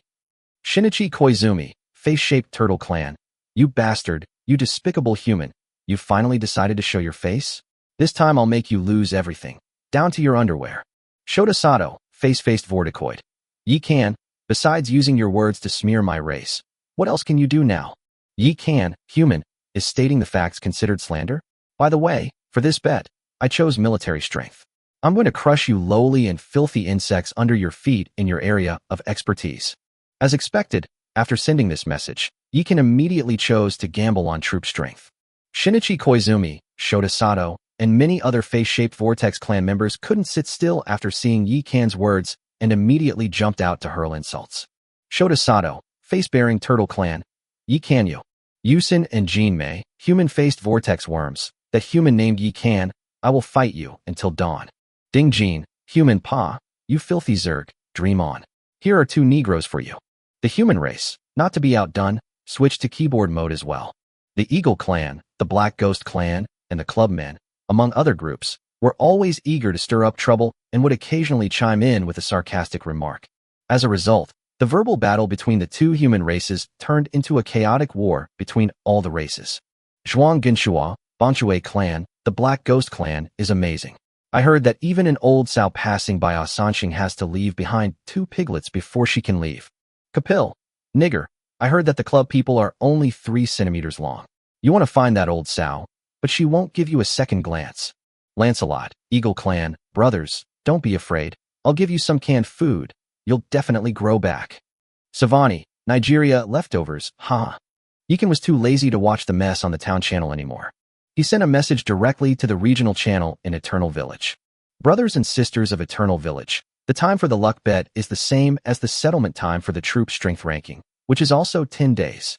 During these 10 days, whenever I obtain a troop type token, whether it's legendary or perfect, I will sell it to you at 1/10 of the market price, or even less. I have only one requirement. The lord who purchases the troop type token must use it himself and must upgrade the troop type to the highest level within 10 days. You can leave the rest to me. If anyone thinks we're destined to lose, they're welcome to leave. I won't blame you, and I certainly won't force you to stay. While the contest of military strength certainly requires everyone's efforts, the majority of the battle will definitely be won by the fairy forest and the lords who possess legendary level troops. If this bet could weed out some scoundrels, Yikan would be happy to see it happen. Liang Qiu Nana, Celestial Fox Clan, Brother Yikan, I support you. Nongying, Moon Shadow Cat Clan, Brother Yikan, I support you too. Su Lingyu, Human, support the village chief. Then, countless people sent messages of support. Although some people felt that Yikan was overestimating himself, they did not stand up for himself at this time. After all, they are still enjoying the benefits of Eternal Village. Moreover, with Liang Qiu Nana and Nongying, two brainless fans, around, if they were to come out and refute Yikan at this moment, the old snakeskins behind the two cute girls would definitely stand up and beat them up. Beep beep. At this moment, Yikan received several private messages simultaneously. Zhu Huifei. Brother Yi, you really acted impulsively this time. You know how prolific those insects are. 8 points of luck, more than my Zhu family village. If you don't want them, you can give them to me. Yikan, we'll meet force with force and water with earth. What's there to be afraid of? Zhu Huifei, do you have some hidden cards up your sleeve? Yikan, didn't you all see my trump card during the Battle of the Realms? Zhu Huifei, I don't believe you. You old geezer, you're a really bad guy.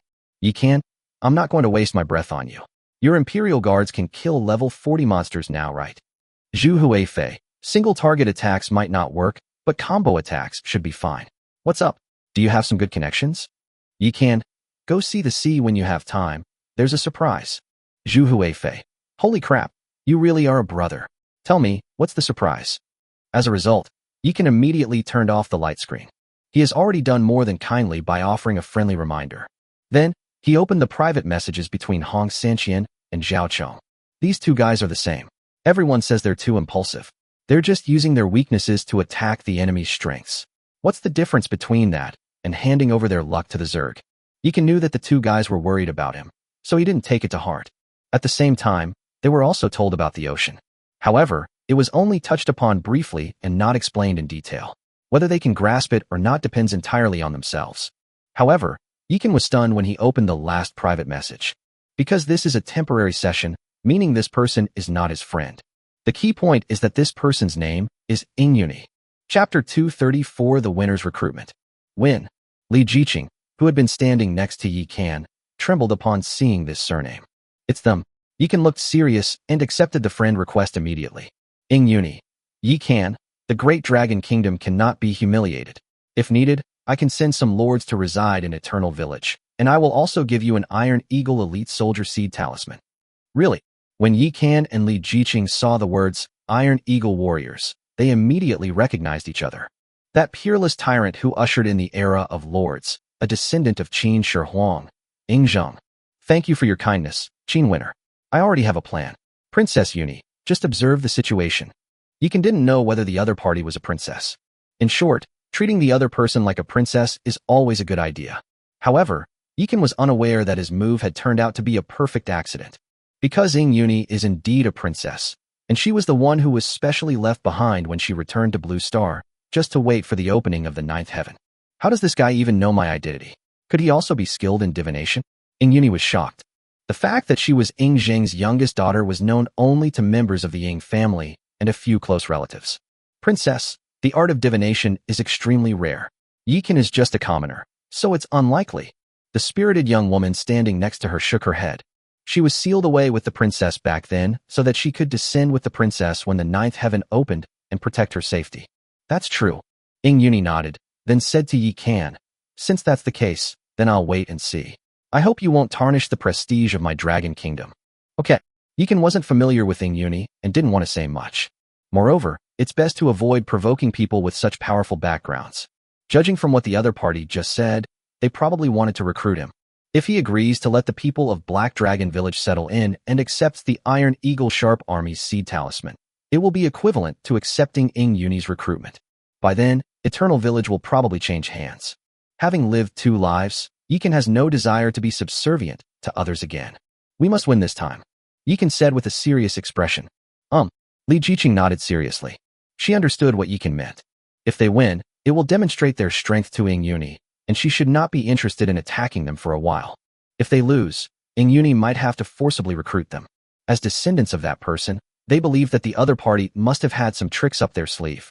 After all, rules can be broken in the face of certain sufficiently powerful forces. Amethyst, ice and snow, condense the troop-type talisman. Yes. Upon hearing Yi Kan's words, the purple crystal dragon spirit and the ice and snow spirit immediately shone with purple and white light. Soon after, 2 troop-type talismans appeared in front of Yi Kan. Who should it be given to? Li Jiqing looked at him. We promised Su Lingyu, so let her choose. We'll give the last one to Little Fox. Now that she has a branch, we won't need to divide our forces to guard the resource points anymore. While they were talking, Yi Kan directly sent private messages to Su Lingyu and Liangqiu Nana. Soon after, 2 beautiful women, one tall and one short, emerged from the anywhere door. Where is the custom troop-type talisman? Where is it? As soon as Liangqiu Nana came out, she excitedly ran towards Yi Kan. Su Lingyu was as excited as if she had been reborn from starvation, her eyes shining brightly. There's only one of each type available right now, so you two can split it yourselves. Yi Kan slammed the 2 troop-type tokens onto the table. I want the Amethyst Dragon. I want Disciples of the Ice and Snow Palace. The 2 beauties spoke in unison, then pounced on the target, snatched their favorite troop-type tokens, and hugged them tightly to their arms, looking as if they were worried that Yi Kan would change his mind. Good. Yi Kan nodded with satisfaction when he saw that the 2 of them liked different things. I'll leave this place to you now. I need to go back to the battlefield outside. Yi Kan, be careful.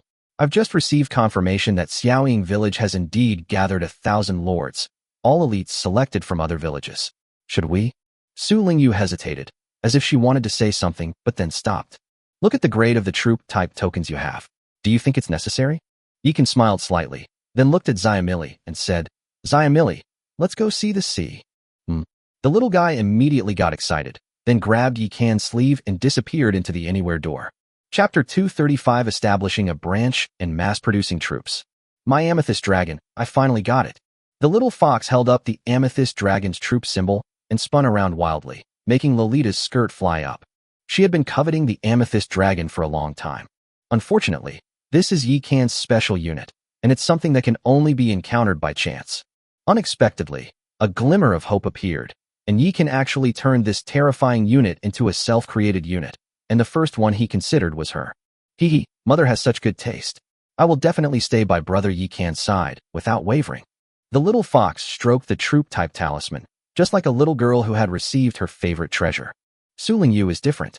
She only knew that the Disciples of the Ice and Snow Palace were a powerful unit skilled in ice magic, and that they were all beautiful women. She knew nothing of the true nature of the Ice and Snow Palace. I just subconsciously felt that such a magnificent palace, with its own unique troop type, must be incredibly powerful. Holy crap. When she opened the panel of the troop-type talisman, her delicate body couldn't help but tremble, and her legs suddenly clamped together, almost causing her to ascend to heaven on the spot. Epic. Su Lingyu looked at Li Jiqing, seemingly unable to believe her eyes. As you can see, Li Jiqing nodded and continued. You must keep our deduction of the troop-type token a secret. Don't worry, I understand. Su Lingyu nodded solemnly. The little fox also quieted down for once and said seriously, I will definitely keep it a secret. Even if it is discovered, I will say that brother Yi Kan sent me to protect me. As expected of Nana, she really is a clever little devil. Li Jiqing gently ruffled the little fox's beautiful hair, her eyes filled with affection. Although they are the same age, the petite and adorable Liangqiu Nana is always a little sister in Li Jiqing's eyes. Then let's not delay any longer. I'm eager to see my epic unit. I also want to see my Amethyst Dragon. Go. Li Jiqing smiled slightly and sent the 2 of them into the anywhere door. Shortly afterward, Yi Kan and Li Jiqing both received a notification. The Ice Palace has successfully established a branch, increasing its fortune and the maximum number of disciples it can accommodate. Disciples of the Ice Palace branch have leveled up. Their luck has increased. The Purple Crystal Dragon Fortress has successfully established a branch, increasing its fortune and the maximum number of disciples it can accommodate. Disciples of the Amethyst Dragon Fortress branch have leveled up, increasing their luck. Yi Kan and Li Jiqing were instantly jolted, and simultaneously checked the 2 buildings through the Lord's heart. Ice Palace. Level, 20. Grade, Epic. Durability, 999,999. Population, 298. Trainable troop types. Ice Palace Mistress, 0/1. Snow Princess, 0/12. Elite Disciple, 0/30. Ordinary Disciple, 0/255. Introduction, omitted. Amethyst Dragon Castle. Level, 20. Grade, Epic. Durability, 999,999. Population, 253. Trainable units, Amethyst Dragon King, 0/1. Dragon King Guardian, 0/12. Amethyst Dragon, 0/240. Introduction, omitted. Both increasing the level of chi luck and establishing branches can double the number of disciples. The self-created troop type is indeed terrifying. Ye can side with a sense of telepathy. Husband, this is only the first level of fortune and one branch. As the fortune level increases, we will have more and more branches. That's when we'll be truly powerful. Seeing that the fairy forest was becoming stronger and stronger, Li Jiqing was immediately excited. Now I understand a little better why the Qining family and the Zhao family care so much about us. Lords who create their own troop types do indeed have enormous potential. Once they grow, they expand like a snowball, rapidly increasing in size and attracting a terrifying number of lords. Yikan nodded. Husband, shall I summon a full army now and send some over to you? Li Jiqing asked. No need. Just summon a full complement of units and level them all up to level 10. Starting tomorrow, send 30 of each unit to Stormwind Dock every day to be ready for deployment. Okay, I'll use Xiamili's template to open the treasure chests at home, so I won't wait for her. Li Jiqing knew that Yikan must have already gone to sea. Now, the original amethyst is of utmost importance, and she doesn't want the rice grains to run around. Let's do it this way. Sakura Village. Dozens of humanoid vortex lords gathered together. Koizumi-kun, Yikan clearly only has 500 men, and their strengths vary greatly. Why is he so confident? Amamori and Tsumi looked at Shinichi Koizumi with a hint of worry in their eyes. He's just being stubborn. He knows he's bound to lose, so naturally he has to say something harsh to save face. Shinichi Koizumi shook his head. If Yikan had chosen other betting options, it might have had some doubts, but competing with the Zerg in terms of military strength was tantamount to using its own weaknesses against their strengths. But I heard from my clansman who escaped from Eternal Village that Yikan seems to have a strange insect hive, and he also has powerful troops such as dragons, assassins, and snake people under his command. At this time, another female lord named Inoue Ori also raised her own concerns. Zi-chan, don't worry. It's a gamble on luck, and it's a gamble on the overall strength of the entire village. No matter how powerful Yikan is, he can't fill the gap of 500 people. And don't forget, we also have second hives. When it comes to massing units, who can beat my maelstrom? Shota Sato looked at Ori Inoue, whose appearance was no different from that of a human, and his heart burned with passion. Watsumi, Ori-chan, judging from your expressions, do you two have some good ideas on how to deal with Yikan?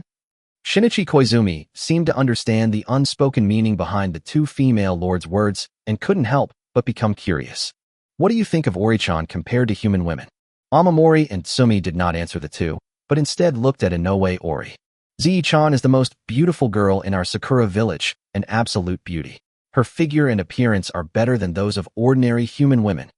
Shota Sato looked at Orihime Inoue, his mouth practically watering.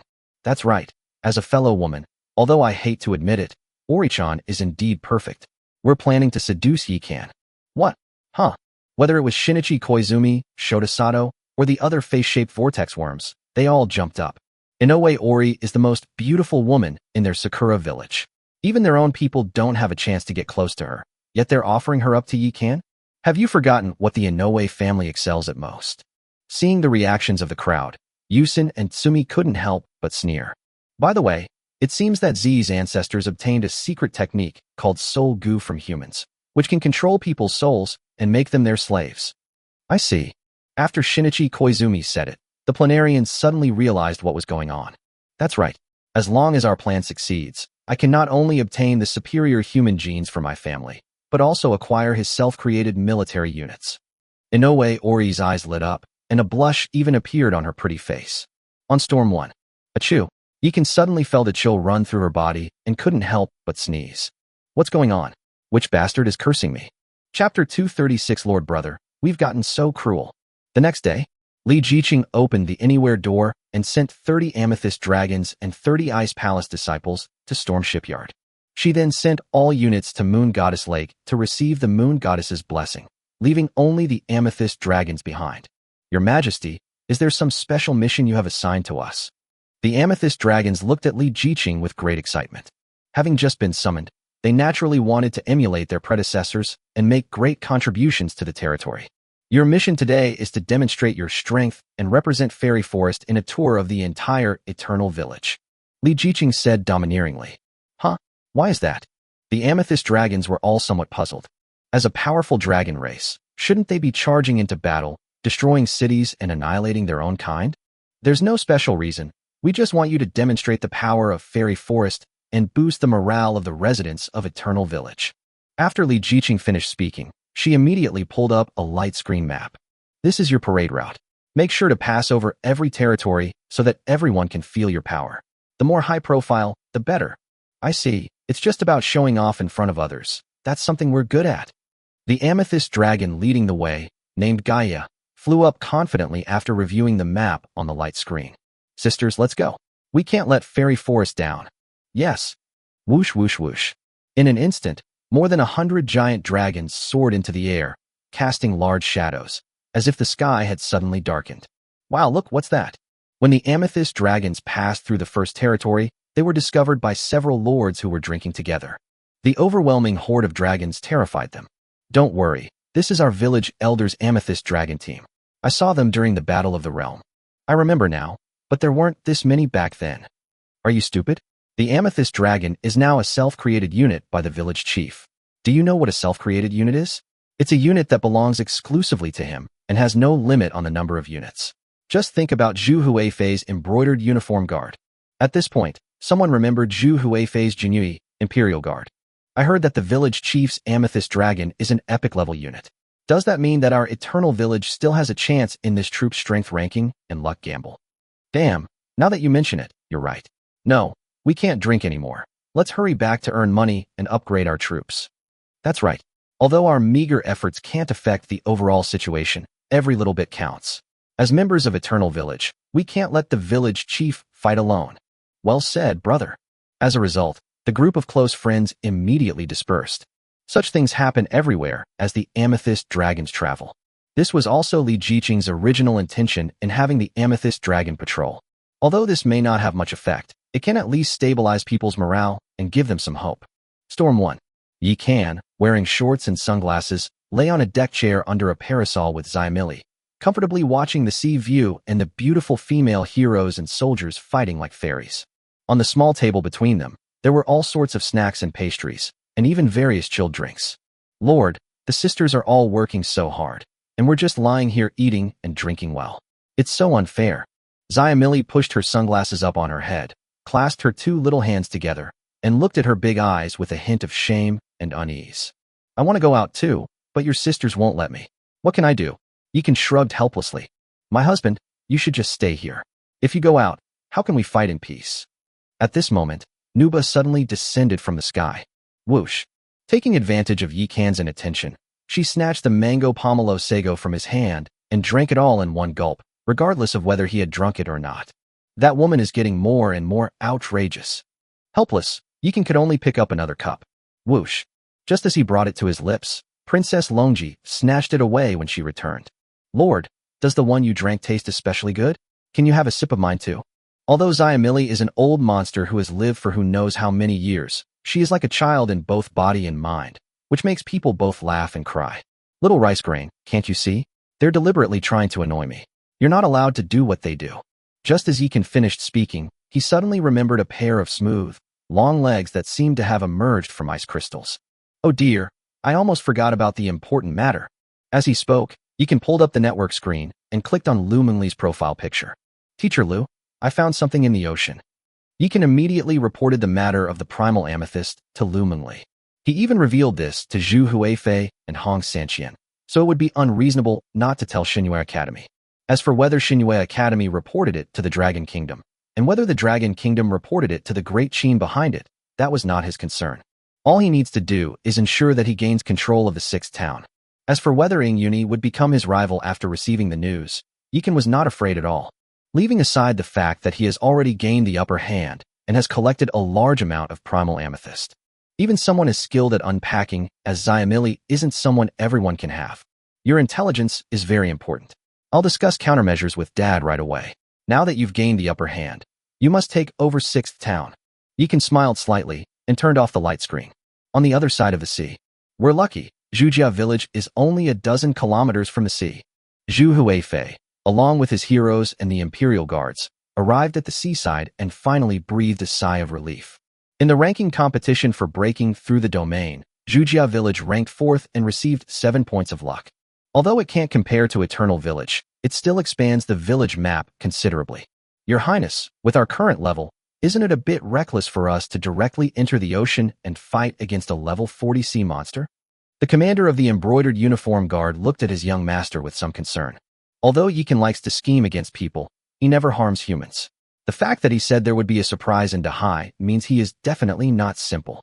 After Zhu Huifei finished speaking, he immediately threw out the blueprints for the barracks and shipyard.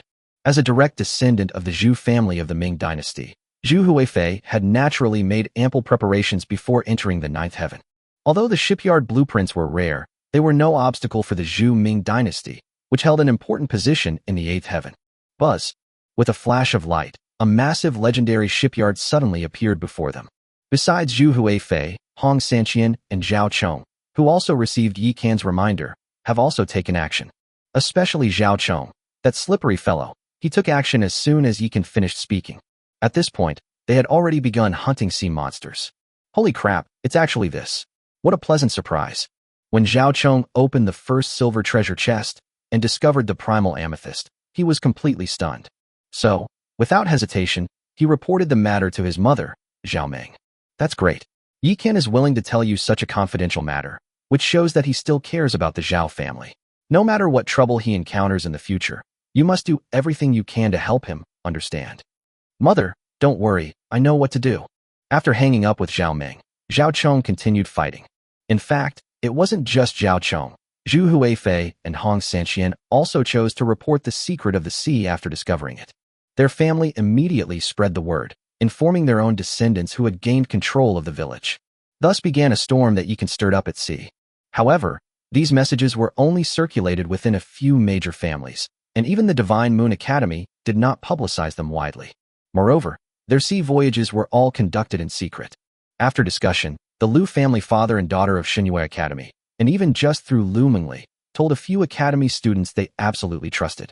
Because they all knew that the winners had already moved into 6th town, and they were worried that they would threaten Yi Kan. Chapter 237. Damn it, my husband is ours. Watsumi, it looks like there's an ocean ahead. Are you sure this is the right direction? In the dense forest, Inoue Ori, Emori, and Tsumi jumped off the back of a bat monster. Zi-chan, don't worry, my 7-colored Kuan insects are right. They have indeed found traces of humans here. Anyone who dares to come to this place at this stage must be a powerful lord. This place is close to Eternal Village, and I think that person must be Yi Kan. Emori and Tsumi looked ahead with confidence. After the War of the Broken Domain, several Zerg escaped from Eternal Village. It was thanks to their guidance that Amamori and Tsumi were able to find this place through some special means. As it says, there are indeed not many lords in Eternal Village who are capable of coming here to farm monsters at this stage. In fact, there is only Yi Kan. Never blindly believe in the 7-colored Kuan insect. Didn't Minako Koi also raise 7-colored Kuan insects? In the end, they still died at the hands of cunning humans. Inoue Ori has a sweet appearance, and you can't tell from her words and actions that she has a dirty dimple on her face. I'm being cautious. I've already planted 7-colored Kuan worms in all the places where there are traces of human activity. What I'm worried about now is whether your disguise skills can really fool Yi Kan. Even if they can, how will you implant your soul-devouring goo into him? I've even fooled a clan elder at the domain lord level, so why wouldn't I fool a planetary level being? As long as I get close, I don't believe he can resist my charm. Inoue Ori puffed out her full chest, looking confident. Her tall figure, long, beautiful legs, and slender waist made Yusin and Jin Mei extremely envious. That pretty little face, that perfect appearance, it's truly enviable, but all of this will be mine sooner or later. Emori and Tsumi stuck out their tongues and licked their lips, making no attempt to hide the drooling in their eyes. However, she also knew that now was not the time to take action. She had to wait until this guy had Yi Kan under control before she could get her hands on him. That way, she could not only get his beautiful appearance, but also the powerful man and his self-created troops. Only children choose to do things like this. As an adult planarian, it wants it all. As for control of the town, that's none of their business. As long as it's happy and content, that's all that matters. What these two insects didn't know was that they had already been discovered by the eye of the demon god, which was suspended in the sky when they approached the sea. Little rice grain, do you like raising insects? Lord, you're not allowed to say such disgusting things. Upon hearing this, Xiamili immediately waved her hand in disgust. No wonder we hit it off so well. Turns out you also hate bugs, huh? Yikan did not rush to make a move, but instead quietly observed the two audacious female insects through the eye of the demon god. Amazing. Not only does it look exactly like a human, it can also disguise its identity. If other human lords saw it, wouldn't they be completely infatuated with it? However, knowing my power, they still dared to plot against me. It seems that those disguises and soul-devouring insects are indeed formidable. After a moment's thought, Yikan immediately came up with an idea. Therefore, he directly summoned back the three demons of Xianyuan Tomb. Sudaji possessed bewitching powers, captivating both men and women. Hushime possesses the divine eye of the heavens, enabling her to see through appearances to the essence and discern all weaknesses. The jade chime possesses both confusing demonic sounds and holy light purification, which can not only confuse the opponent but also remove negative skills. Given the bond between the three sisters, no matter what methods the opponent uses, they will be helpless unless they are completely overwhelmed by the opponent's strength. Daji, I have a task for you. Please speak, my husband. The three of them exchanged a glance, all of them extremely excited. They've been grinding monsters nonstop for a while now. They're practically sick of it. If Yikan doesn't find them something to do to relieve their stress, they'll probably start pestering him to mess with them. That's how it is. Then, Yikan explained how the two planarians with human faces had tried to trick him. Where is it? Let me see. Therefore, Yikan granted them access to the eye of the demon god. How come she looks so human? With that appearance, she really does look like one. Is she trying to seduce her husband? Sudaji said in disbelief. Definitely. Look at that bug in white. It looks so pitiful and weak. It must have undergone rigorous training. Hushime was also filled with righteous indignation. That's outrageous. There aren't enough sisters for them to share, and some filthy worm dares to try and take advantage of their husband? This is intolerable. My uncle can tolerate it, but my sister-in-law can't either. Go kill them. As they spoke, the three of them rushed into the eye of the demon god, and then flew away in a flash. Well, Yikan originally wanted to give some more advice, but now it seems unnecessary. Chapter 238 The Poor Insect died before it even got started. Demon God Space. Sister, what do we do? Hushime and Yuching both looked at Sudaji. Although they are only two female insects, they must be quite capable to have found this place. We can't give them any chance. Let's unleash our ultimate attack. Sudaji was one of the first people to follow Yikan, so she naturally learned a lot. She knew that she should never underestimate her opponent. I'll listen to my sister. Hushime and Yuching exchanged a glance and nodded in tacit agreement. Not far away, Amamori, Sumi, and in no way Ori looked solemn. Although they did not discover the eye of the demon god, their greatest strengths lie in disguise and espionage, and they possess an exceptionally strong sixth sense. Just now, they inexplicably felt a chill all over their bodies, as if they were being watched by some terrifying being. Boom. Just then, a beam of black and red light suddenly descended from the sky and blasted towards the two of them. Not good. Flash. The two had been engaged in shady dealings for years, so their reactions were naturally quick. Having been in a tense state the whole time, they used their skills to escape as soon as they sensed something was wrong, leaving only two empty shells behind. The golden silkworm shedding its skin? Just then, three beams of light descended from the sky, transforming into three stunningly beautiful women. The three sisters of Xianyuan Tomb stood in the three-element formation, surrounding Yusin, Sumi, and Inoue Ori in the middle. Why did you suddenly attack us, three sisters? Inoue Ori feigned tears, looking pitifully at Sudaji and the other two. If the human lords who were besieging them were unaware of the situation, they would probably have already fallen into a trap. Because they used a disguise skill, the attribute panels that people can see now all show them as human.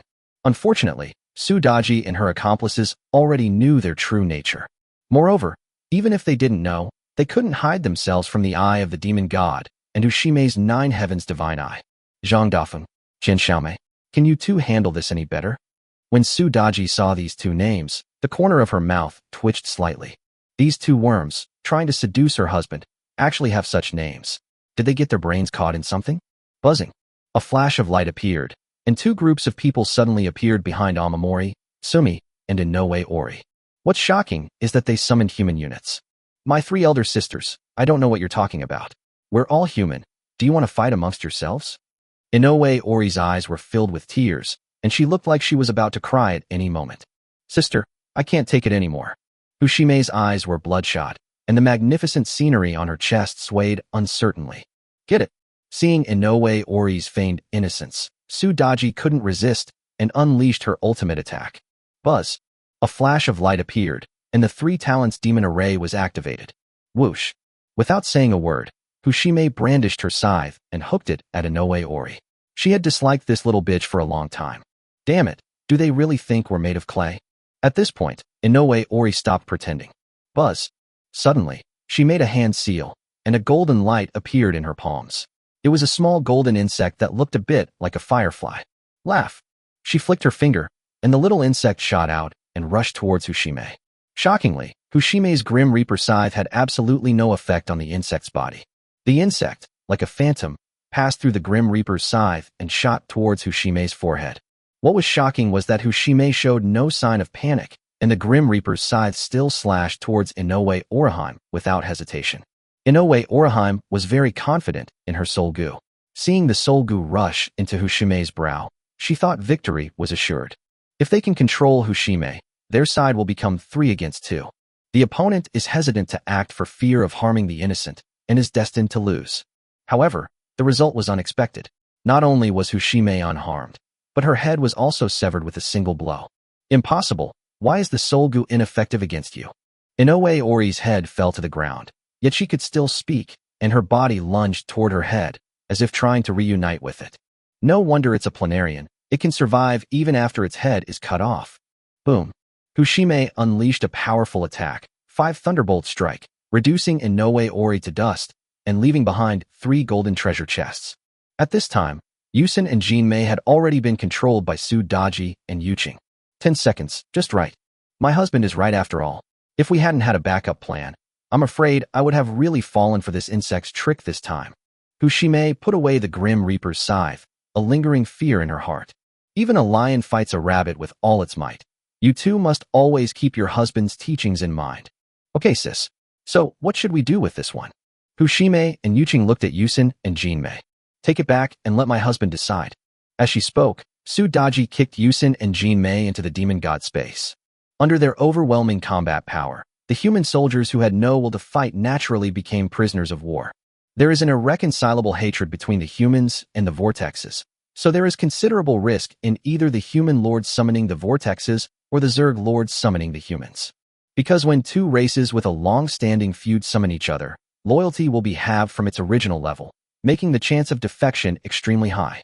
This is also why Amamori, Sumi, and Inoue Ori's units lacked fighting spirit just now. Soon after, Yusin and Jinmei knelt down in front of Yikan. Why are Amori and Sumi looking for me? Yikan lay on the deck chair, comfortably enjoying the sea breeze, with the 3 Su sisters surrounding him, as obedient as 3 maids. Seeing that there was something interesting to see, Nuba and the others also ran back. Well, we feel there's no future in the Zerg, so we want to join the powerful human lords. Amori and Sumi pretended to be frightened as they spoke. My lord, it's lying. Hushime's eyebrows furrowed, and she once again drew her scythe. Shime, don't be anxious. They went through a lot of trouble to find us, so we should give them a chance to speak, right? Yikan patted Hushime's small hand and gave her a reassuring look. As a result, he suppressed Hushime's anger, but another restless person secretly made a move. Buzz. With a single stroke of her jade, Nuba created a large ring of fire that instantly encircled Yusin and Jinmei at its center. If you dare utter another word of nonsense, I'll burn you to ashes. With one hand on her hip, the high slit of her skirt was lifted by the breeze, revealing a breathtakingly long white leg, exuding the aura of an empress. Under her domineering temper, Yusin and Sumi, who were afraid of fire, could not withstand it and confessed everything. No way, she's really going to seduce her husband. After hearing this, Nuba's lips twitched. What kind of class do they have to covet our men? They deserve to die. Princess Longji pouted. Just as Nuba was about to behead Yusin and Jinmei, Yikan pulled her into his arms. Sister, wait. Husband, are you tired of us and want to try something different? The beautiful women were all horrified when they saw Yikan's reaction. What are you thinking? Even if I wanted a change of pace, we still have far at home, right? Do you think I'd be interested in these things? Yikan was speechless. Damn it. Even if I have a heavy palate, I'm not so indiscriminate in my eating habits. Then what are you doing? Upon hearing this, all the women breathed a sigh of relief. They could still accept what Far said because they knew Far's background. The Void Zerg cannot be regarded as ordinary Zerg. If we really delve into it, Fal's Void bloodline can rank among the top 100 of all races. Yikan ignored them and instead woke up Xiamili, who was dozing off like a little piglet.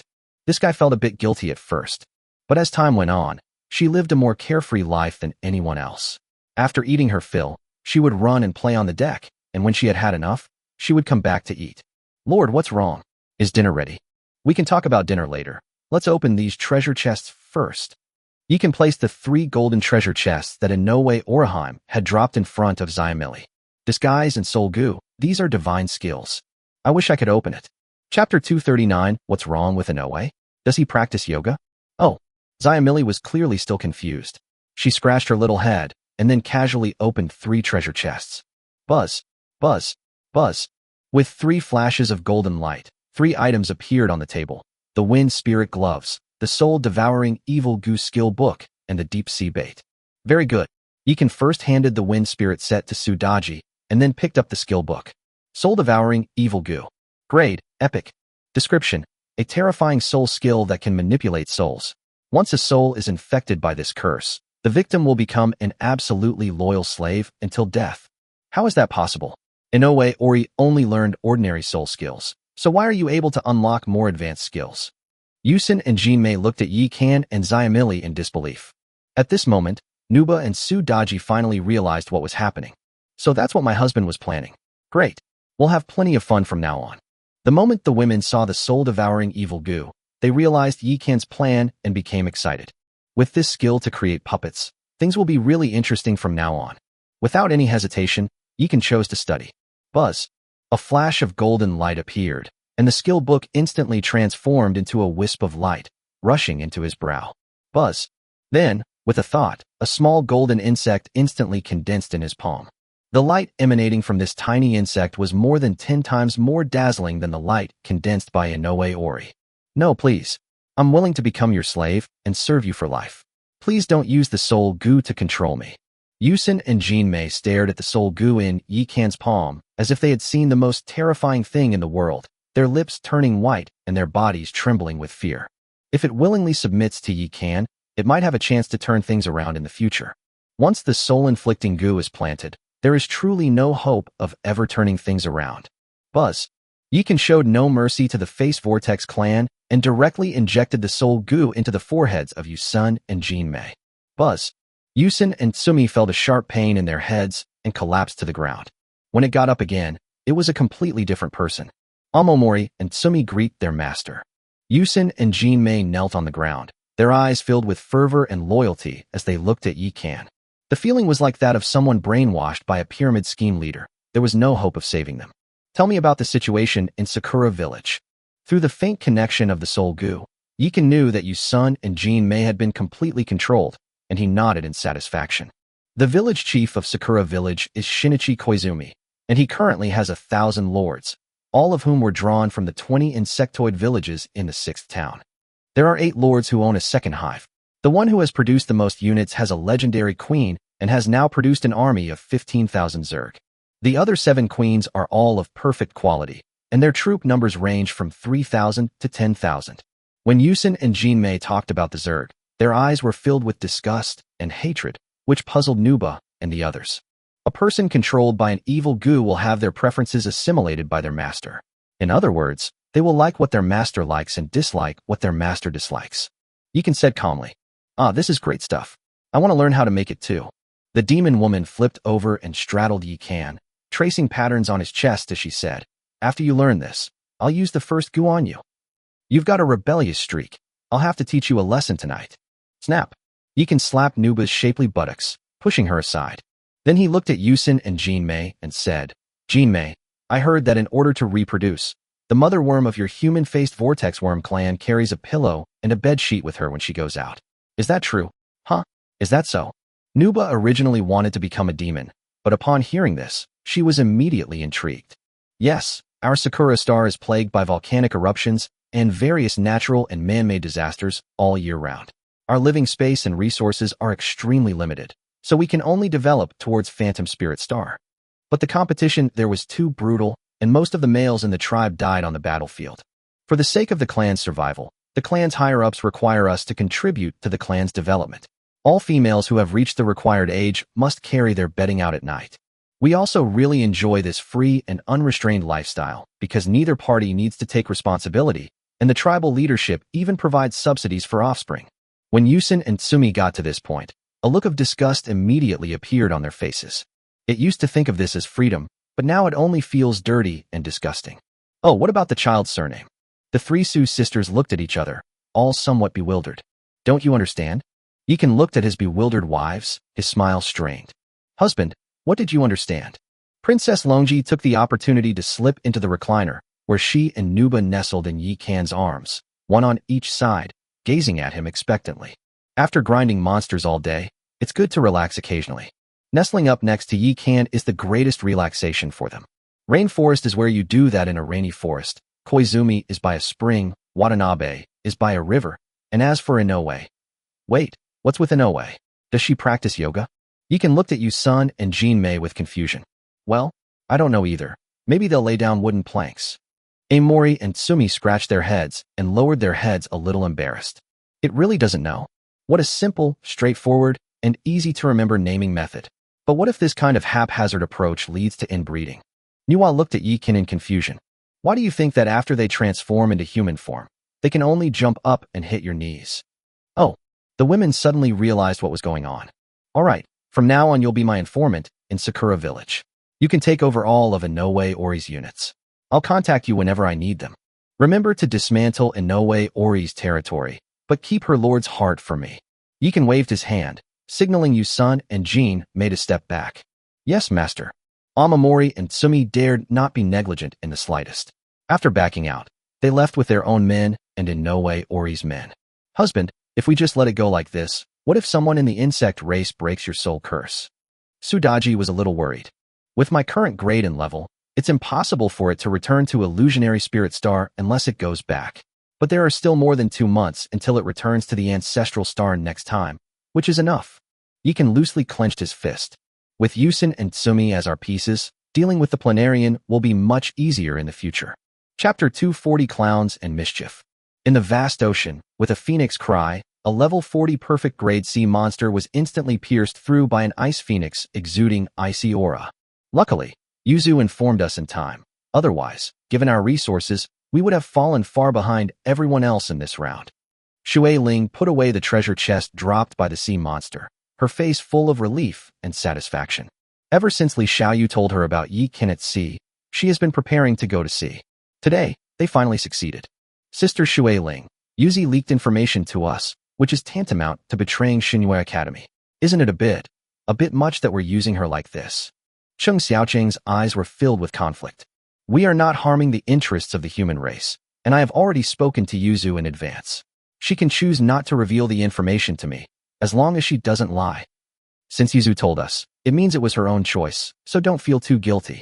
Right now, our priority should be farming primal amethyst and seizing control of the town. In front of Yikan, Shui Ling was like a raging mother leopard. Now that he has become the village chief, he has become much wiser. Clearly, her experiences in the ninth heaven have helped her grow considerably. Meanwhile, many village chiefs were also contacting the lords of Eternal Village through various networks, hoping to find out news about Eternal Village through them. As a result, most of them were turned away. And the very few who can't resist the sweet talk can't provide much valuable information. Because Yikan is the village chief, as long as he changes the coordinates of his territory, no one will know where he is. However, Li Jiqing's dispatch of more than 100 amethyst dragons to patrol Eternal Village attracted the attention of various clans. At present, the only buildings capable of training more than 80 people, besides the Zerg Hive, are custom-created units. Yikan's purple crystal dragon has more than 100 members, which means he has already deduced the troop-type talisman. As a result, everyone, whether it was the Face Dweller clan, the Black Ghost clan, the Clubmen, or the other races in 6th Town, panicked. Meanwhile, the town channel also started to get lively. Farouk, Black Demon Clan. Yikan, your Eternal Village has such a small population, yet you've sealed off the village and won't let anyone move in. What are you thinking? Don't you want to win the bet? Shota Sato, face-shaped vorticoid. Despicable humans are always so arrogant. They want to beat us? No way. Quan Shirlong, Club Clan. Ye can, as long as you return to my club clan, we will send a large force to Eternal Village to help you win the luck bet. Hong Jinwoo, human. Hey you pig dragon wearing a dog leash, if you dare to insist on claiming kinship again, believe me, I'll lead the human army and beat you into real idiots. Zhuang Ginshua, Bonchue clan. Hey, you surnamed Jean, Yikan didn't even say anything. What business is it of yours, a mere lackey? Can you prove he's not of Bonchue clan blood? Ding Jean, human, you bunch of idiots. Do you even deserve to talk to our leader? Liang Qiu Nana, Celestial Fox clan, brother Ding Jean is right. Are you worthy? Nongying, Moonshadow Cat clan. They're called club people, and they can only be equipped with a hammer. Farouk, Black Demon clan. These idiots are hilarious. They're just trying to curry favor with you. You should ask your Eagle clan master to come out, otherwise he won't pay any attention to you. Quan Shirlong, Club clan, an uncivilized Black Devil clan. A group without even a toilet. Do you have the right to speak here? Savani, Nigeria, what? Are you going to send us a few mother clubs to use as toilets? Yusin and Tsumi, Face Turtle Tribe. The club-like people are more than happy to agree, since they are only 3 centimeters long, but they can't agree because of their pride. Shota Sato, face-shaped vorticoid Baka. Kazumi, shut up. Yusin and Tsumi, human-faced vortex worms. Sorry, I couldn't help myself. What I just said doesn't count. The clubman is 18 centimeters long. Savani, Nigeria. I'm dying of laughter, huh? Quan Shirlong, club-wielding human. You despicable human-faced vortex worms. You shameless black devils. You Yuan at percent.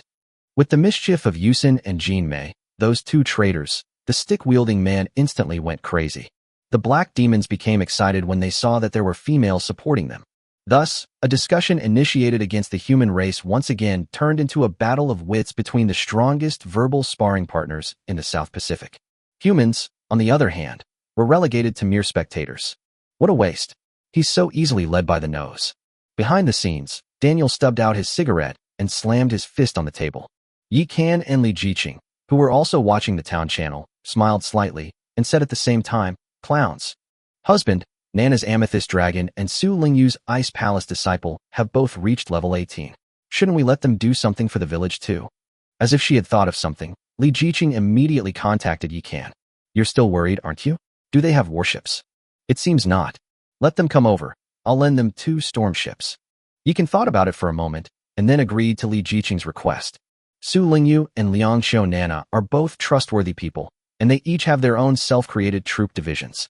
Sending them into the ocean to fight monsters will not only increase the production of primal amethyst, but also increase the luck of self-created troops, and this luck will also be added to the headquarters of Fairy Forest. This is a win-win situation. Great. I'll tell them right away. After Li Jiqing finished speaking, she immediately contacted Liang Xiu Nana and Su Lingyu. Chapter 241. Listen to this. Is this even human language? Sakura Village. Wazumi, why did Ori-chan's profile picture turn gray? Aren't you 2 together? Yusin and Tsumi had just returned from dismantling in Noe Ori's territory when they received a private message from Koizumi Shinichi. No, after I used the 7-colored Kuan insect to find out Yi Kan's approximate location, Zi-chan sent me away, saying that I was not allowed to ruin her plans. Could something have happened to her? Baka, her territory has vanished from the village. In fact, no sooner had Amori and Tsumi left than Shinichi Koizumi arrived at Ori in Noe's territory. But they found that all that was left was ruins. How could that be? Even if something really happened to her, it's impossible for anyone on our side to attack her territory. Could it be that we have a spy for Yi Kan among us? Amori and Tsumi asked, feigning surprise. Damn it, these despicable humans actually have such a trick up their sleeve. Koizumi Shinichi was furious because this was a tactic commonly used by the Faced Vortex clan, and he never expected that it would be used by the humans against them. As for whether Yusin and Jean Mei had betrayed them, it had never thought about that. Because the Yusin family is also a major clan among the face-shaped planarians, and they have an irreconcilable hatred with the human race. Even if Yusin and Tsumi act recklessly, they will never cooperate with the human race. Koizumi-kun, could this be a scheme by Ori-chan? Its disguise skills can even deceive a domain lord. Could it be that it moved its territory to Eternal Village to gain Yi Kan's trust? Impossible. If I were moving out, I would definitely receive a move-out notification. Shinichi Koizumi's face was grim. A grayed-out profile picture can be understood as a disguise to reveal a new identity, but the disappearance of territory is definitely a fall from grace. Does that mean Yikan can see through the disguise that even a domain lord can't see through? Could it be that he has also reached the domain lord level? Impossible. Anyway, be careful lately, and don't let him find out. If you have any news about Eternal Village, let me know immediately. Hi. Upon hearing Shinichi Koizumi's words, Amamori and Sumi were immediately relieved. He truly had no doubts about her. So, she directly mailed the Noe Ori's Lord's heart to Yikan. On Storm 1, Yikan was playing with a purple crystal. Deep sea bait. Grade, legendary. Description, a treasure that has a deadly allure to deep sea monsters. After use, the user's coordinates will be marked by the deep sea horde, which will then launch an attack. My lord, this thing seems to be useless, so why do you value it so much?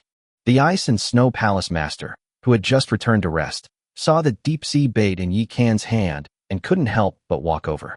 This is a good thing. You'll find out what it's good for in a while. Yikan smiled slightly and continued, I'll go check on Fal. You guys keep grinding, but don't be too hard on yourselves. Take a break when you need to. With Li Jiqing now in charge of the territory, she delivers their daily necessities to the dock on time. Once the supplies on the warship are exhausted, everyone can replenish them back at the dock, so he doesn't need to worry about it at all. Yes, my lord. Shui and I had already integrated into Fairy Forest and had a natural affinity for Yikan. It's just that because she's not Yikan's Daoist partner yet, she always feels like something's missing when she's with everyone. But she was too embarrassed to bring it up herself, which made her very conflicted.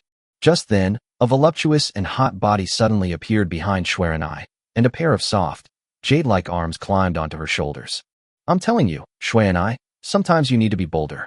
Our husband is a proactive person in action, but very passive in matters of the heart. Sister Xian, but I have no experience. Shui and I clenched her small hands together, her face full of shyness. Which of us has experience? Don't you know the saying? It's easy for a woman to pursue a man, but hard for a man to pursue a woman, right? Don't worry, we sisters won't compete with you for the first time. The demon pinched Shui and I, then floated down to Yikan's spot and began wolfing down her food to replenish her strength. On the other side, Yikan, holding Xiamili's hand, rushed out, supported by a white cloud. Roar! Just then, a sea monster tens of meters long suddenly burst out of the water, opened its blood-red maw, and lunged at Yikan and Xiamili. They really won't give up. Yikan smiled coldly, picked up Xiamili with one hand, and punched the sea monster in the head. Boom! With a loud bang, a bloody hole was punched in the sea monster's forehead, and it fell back into the sea. However, before it could escape, the three demons from Xianyuan Tomb, who were already familiar with the route, rushed over. Swish, swish, swish. The three sisters attacked simultaneously, quickly cutting the sea monster into several pieces. Buzz. Upon seeing this, Yikan immediately activated the Eye of the Demon God to collect the sea monster's corpse and the treasure chest that had been dropped. Husband, you're too much of a target of hatred. Let's go into the Eye of the Demon God before continuing our journey. Otherwise, we can't let you go to find Fal alone. When Sudaji saw Yikan traveling so openly, she immediately pouted. They couldn't help but worry. Lately, for some reason, whenever Yikan goes out to sea, he inevitably attracts sea monsters of legendary or higher level. Once, he even attracted an epic level boss. Fortunately, Fairy Forest is now strong and well-equipped. Otherwise, facing that epic level boss that is 30 levels higher than them, Fairy Forest might have suffered heavy losses. Alright, you guys focus on grinding. I'll definitely be back before the troop strength ranking is finalized. After Yikan finished speaking, he directly pulled Xiamili into the demon god space. These sea monsters are too vengeful. It's just that I kill more than 10,000 of their people every day. Why do they hate me so much? Yikan pursed his lips. Lord, listen to this. Is that even human language you're speaking? Xiamili sat on the soft sofa, constantly swinging her little feet. The interior of the Eye of the Demon God is very large. For convenience, Yikan partitioned off a separate space inside and furnished it with a full set of furniture, including tables, chairs, and even a bed. Ahem, that seems a bit excessive, but the rule of the new world is survival of the fittest. If we want to establish ourselves here, we have to keep killing. There's no other way. Yikan shrugged and urged the Eye of the Demon God to transform into a streak of red light and disappear into the sea. After testing the depths of the ocean, Far took the insect hive to another sea area alone, hoping to increase the income of Fairy Forest as much as possible. Yikan could see the huge insect nest standing on the sea from afar. Meanwhile, Something seemed to have happened at the insect hive. Endless frost dragons soared into the sky, and a swarm of insects emerged from the sea, creating a spectacular scene. Chapter 242: The Eagle Clan's Misunderstanding. Dominate. Far sensed Yikan's presence as he approached, and had been waiting outside the insect hive. What happened? Yikan gently ruffled Far's silky white hair, his gaze filled with doting affection. Because of their mental link, the two sometimes feel like they are one. Yikan can see through all of Fal's thoughts and feelings, and Fal can also feel Yikan's emotions. However, unless Yikan actively releases his memories and thoughts, Far will not be able to see them.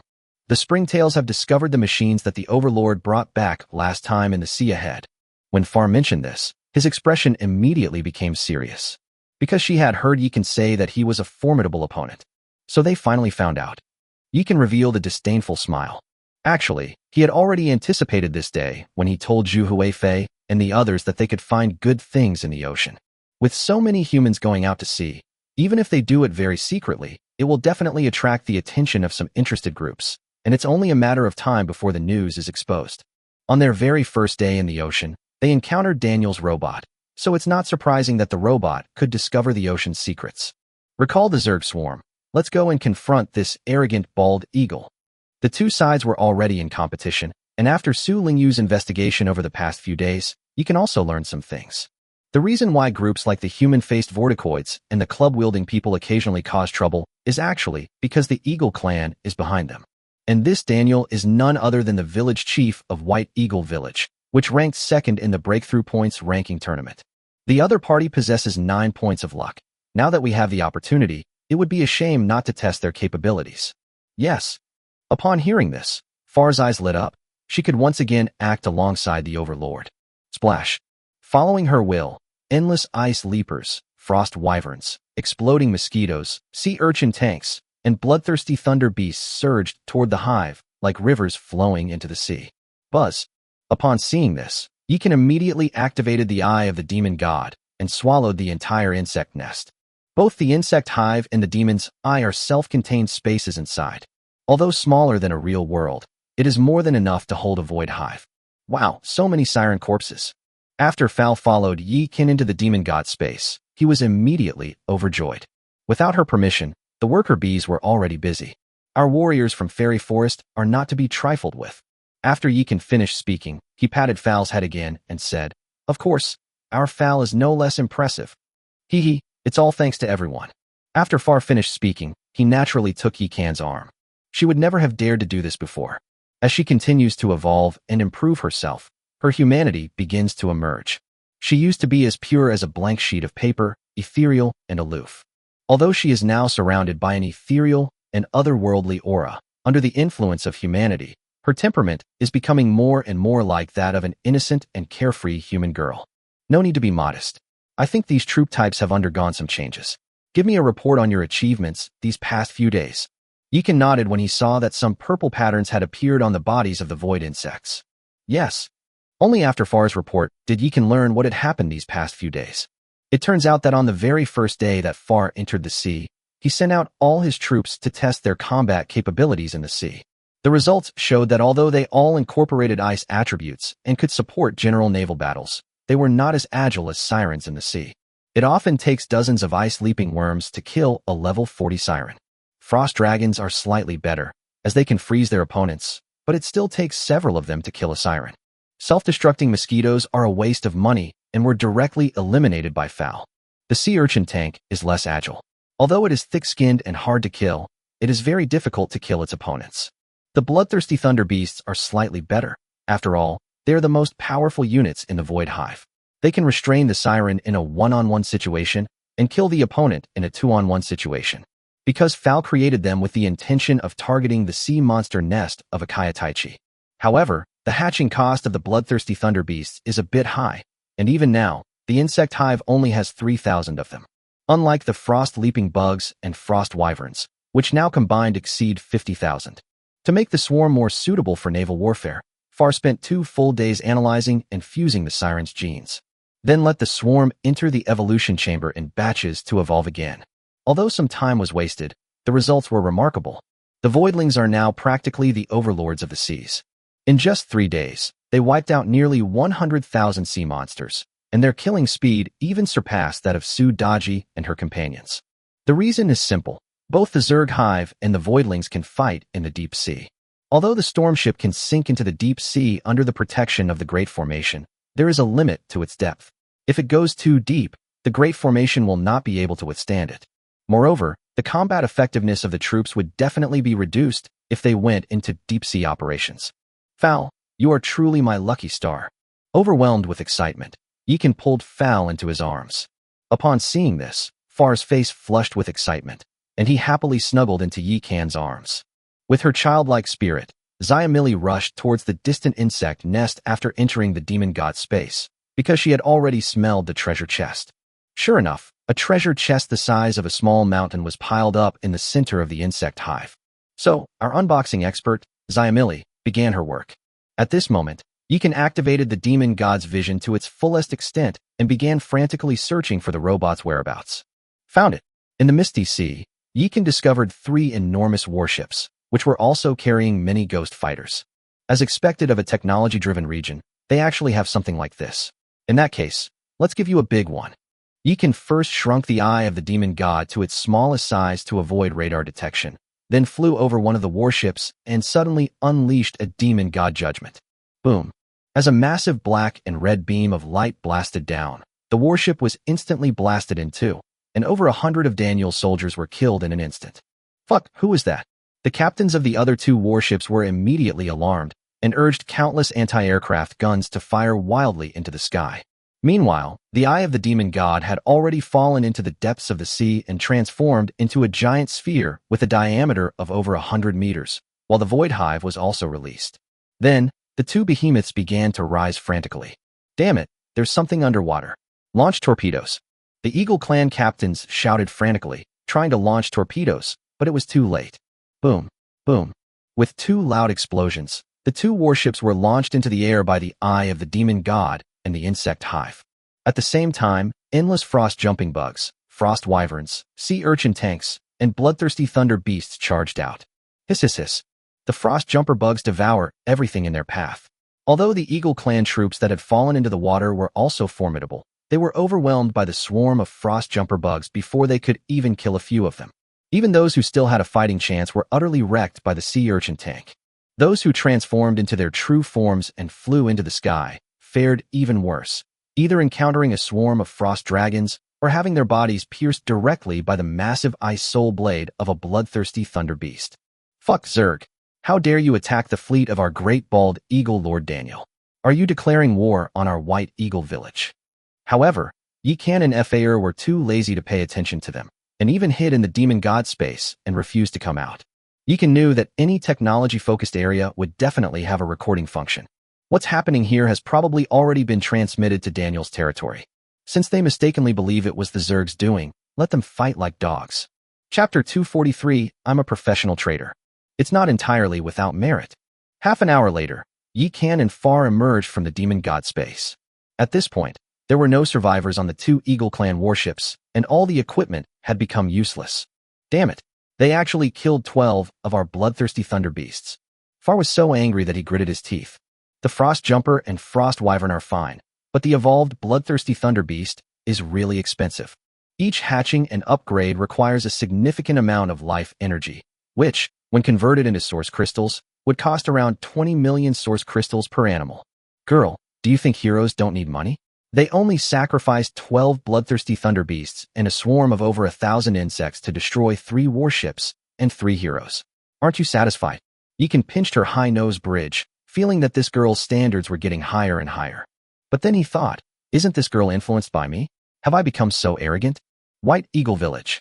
Those despicable insects. On the surface, they say they support my White Eagle Village in its struggle for control of the 6th town, but in secret, they're doing this kind of dirty work. You're nothing but vermin from the gutter, not worth bothering with.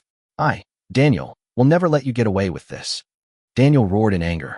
After its robot was attacked at sea last time, it thought about many questions and became even more determined to explore the ocean. So, after much difficulty, it obtained a perfect-grade shipyard blueprint and set sail for the sea. To avoid another premature defeat, it deliberately avoided the location where the robot was attacked last time. Sure enough, after the 3 heroes killed the siren, they discovered something that shocked it. Origin amethyst. So he began frantically acquiring shipyard blueprints, hoping to pull off a big heist before anyone noticed. Before it even received the blueprints, it received a message from the warship. Their fleet was attacked by the Zerg. Although they had heard that Yikan owned a Zerg hive, there was a long-standing feud between humans and Zerg, and if humans summoned Zerg, their loyalty would be halved. In other words, Yikan simply could not control such a massive swarm of insects. Therefore, they didn't even consider Yikan as a possibility. What they didn't know was that all the heroes and troops produced by buildings modified by the 3 secret powers of the fairy forest were 100 loyal to Yikan. Meanwhile, Yikan also contacted Yusun and Jinmei. Master, what are your orders? Yusun and Jinmei were overjoyed to receive Yikan's private message. Now, it is Yikan's most loyal dog, and it will do whatever he asks it to do willingly. Even if you ask it to commit suicide, it will do so without hesitation. Do you know the location of White Eagle Village? Yes, I know. White Eagle Village is right next to us, about 3,000 kilometers away. Great. Go and gather intelligence on White Eagle Village, then deliberately expose the Zerg unit's movements, but don't let them suspect you. Can you do that? You can ask directly. That's simple. I used the 7-colored Kuan insect to gather intelligence. Although there aren't many people qualified to use this type of unit, there are some in all 20 Zerg villages. Now everyone assumes that my 7-colored Kuan insects have been deployed among the humans, so they shouldn't suspect me. Then what are we waiting for? Get it done right away. It would be best if we could anger those idiot eagles, and even better if we could anger that big dumb eagle Daniel. Yes, master. Mission accomplished. After Yusun and Jinmei finished speaking, they immediately began to take action. It feels so good to have an undercover agent. You can dump all the dirty and hard work on her, and if something goes wrong, you can make her take the blame. Sigh. Yikan sighed, feeling a little reluctant, because he remembered a profession from his past life that was both respectable and pitiful. Those nameless heroes lived their entire lives in anonymity, living in darkness every day, facing all kinds of dangers and temptations. But their identities could not be revealed until their deaths, because it would harm their families. Of course, trash like Yusun and Jinmei are an exception, because this race deserves to die. So no matter how Yikan uses them, he feels no guilt whatsoever. The next day, 7-colored Kuan insects have appeared near White Eagle Village, and some of them have even invaded the village, gathering intelligence everywhere. Although they were well hidden, they were still discovered by some tech-savvy lords. Unfortunately, the 7-colored Kuan insects are a special type of unit. They are immune to both physical and magical attacks, and the Eagle clan can do nothing against them. It wasn't until a superhuman who cultivated soul power appeared that the 7-colored Kuan worms had nowhere to hide. Unfortunately, most of them still managed to escape. Where did it run off to? Daniel rushed over as soon as he received the news, but unfortunately, he was too late. They scattered and fled in all directions. Does Shinichi Koizumi have them too? Daniel looked at his people with a grim expression. There seemed to be a few.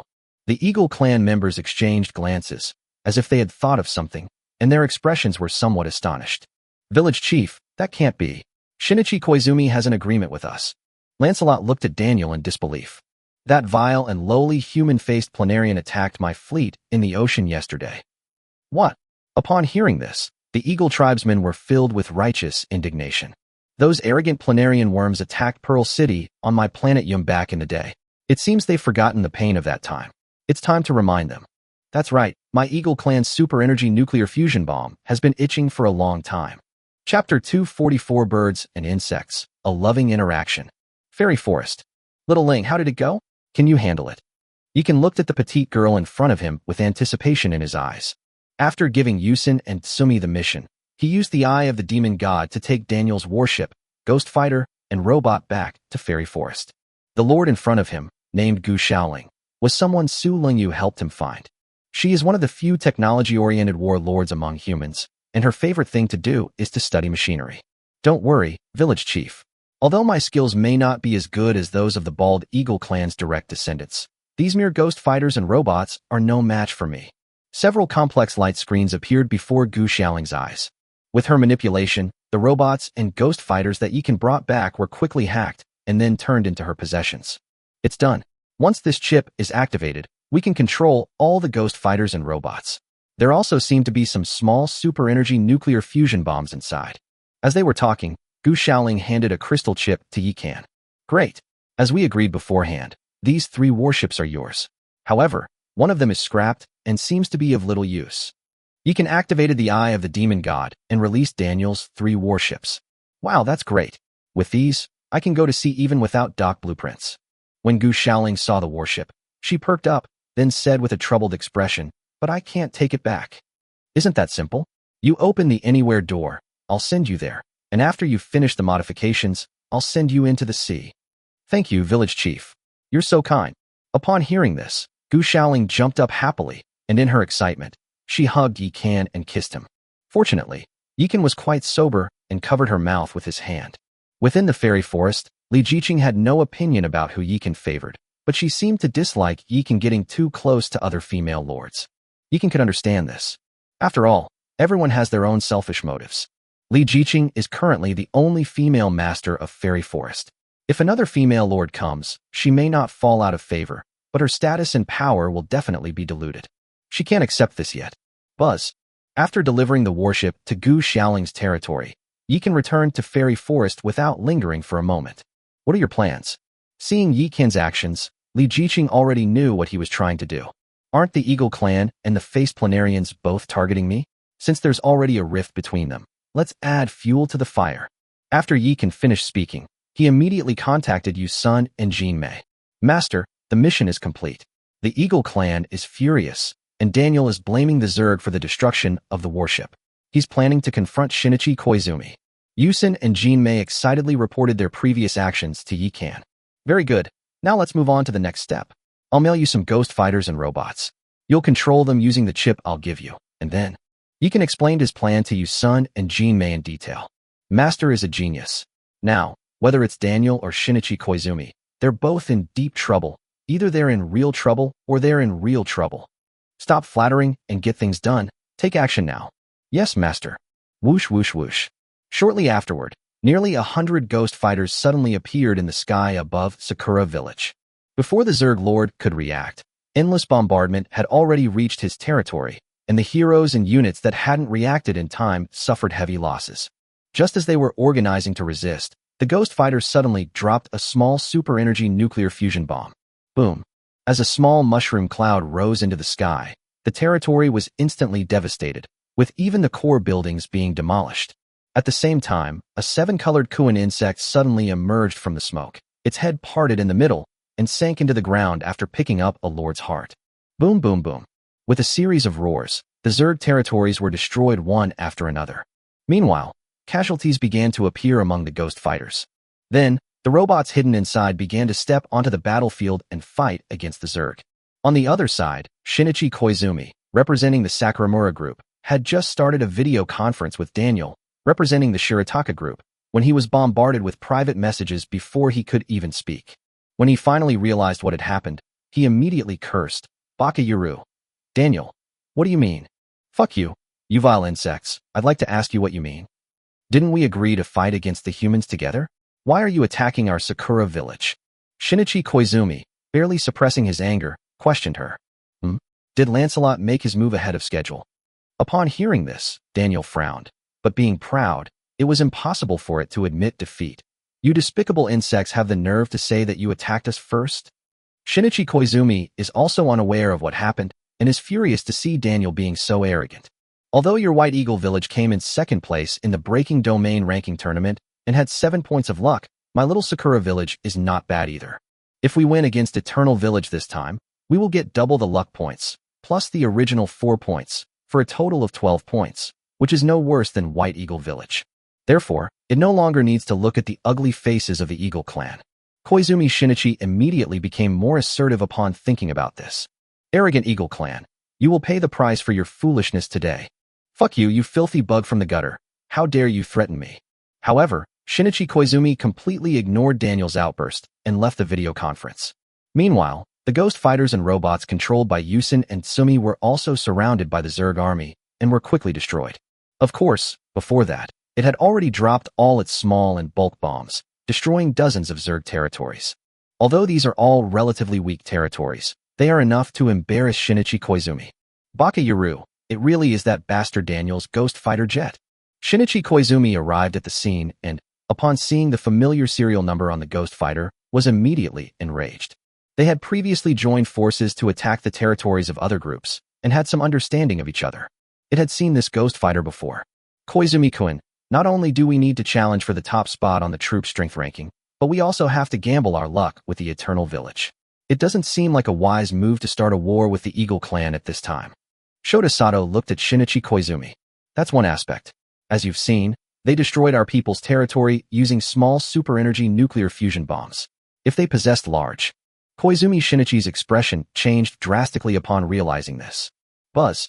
It immediately pulled up a map of the village and rearranged the positions of all the lords. Boom. Sure enough, as soon as it adjusted its position, a huge mushroom cloud rose in the center of Sakura Village. And those coordinates were precisely where its territory had previously been located. You bastard, Daniel, you'll die a horrible death. Shinichi Koizumi was so angry that he was trembling all over. If it had adjusted its position any later, the consequences would have been unimaginable. After all, it had witnessed the power of a large-scale super-energy nuclear fusion bomb before. Sakura Star had suffered from such a terrifying thing back then. Chapter 245 The Frustrated Koizumi. This is outrageous. Do you really think our great Vortex Zerg are easy to bully? Seeing that the atmosphere was just right, Amamori and Tsumi jumped out.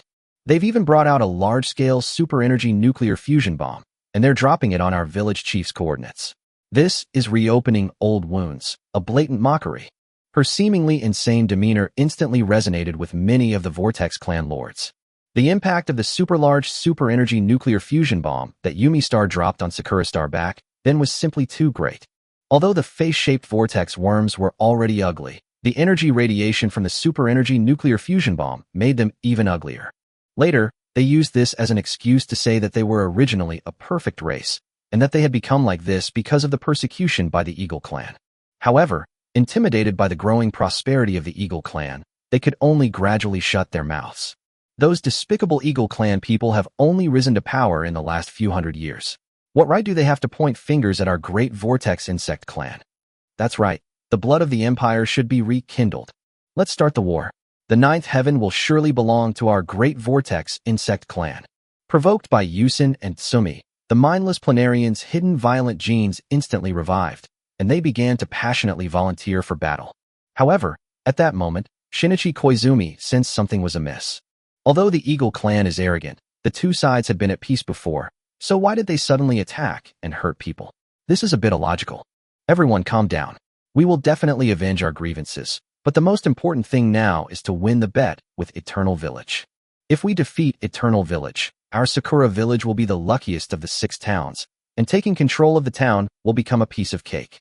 Everyone go back first. I have my own plans. Shinichi Koizumi calmly collected the wreckage of the ghost fighter on the ground, then glanced at Amamori and Tsumi before leaving. Seeing this, the Vortex Zerg members didn't say anything more. After all, Shinichi Koizumi came from a large family and was also the village chief. Without his approval, no one dared to act rashly. Damn bug, it's quite cautious. Seeing this, Yusin and Jinmei knew their instigation had failed and could only return to their territory dejectedly to report the situation to Yikan. That's normal. If Shinichi Koizumi were truly an incompetent fool, he wouldn't have become the village chief. However, if he takes the wreckage of the ghost fighter to Daniel for an explanation, it will only add fuel to the fire. Yikan smiled slightly and ignored the matter. With a few days left before the settlement, even if the Eagle clan and the Zerg can suppress their anger and avoid war, they will definitely harbor resentment over this matter and thus have to allocate troops to monitor each other. This will certainly affect their development. Although its effect is not significant, it can at least increase the chances of Eternal Village winning. It was pretty much as Yikan had expected. When Shinichi Koizumi sent Daniel the wreckage of the ghost fighter jet seeking answers, Daniel instantly exploded. Damn it, it's bad enough that you attacked my fleet, but now you're showing off my ghost fighters. Don't you know what death means? Enraged, Daniel disregarded everything else and launched the last large super-energy nuclear fusion bomb directly into Sakura Village. Unfortunately, it didn't know the coordinates of Shinichi Koizumi's territory. It only destroyed another Zerg territory. The lord of that territory was none other than Shinichi Koizumi's girlfriend, Bakayuru. Although Shinichi Koizumi was so angry that he vomited blood, he had to swallow his anger because he had to maintain the strength of Sakura Village and win the bet. That night, the air in Shinichi Koizumi's territory was filled with mournful cries. Several Zerg heroines were subjected to various forms of whipping and wax dripping. Husband, Shall we continue with the original plan? Li Jiqing looked at Yi Kan. Hee, we were short of money before, but now that Yusin and Jin Mei have sent us so many source crystals, we don't need to wait anymore. As he spoke, Yi Kan put the Lord's heart sent by Yusun and Jin Mei into the Sun and Moon immortal pot. Buzz.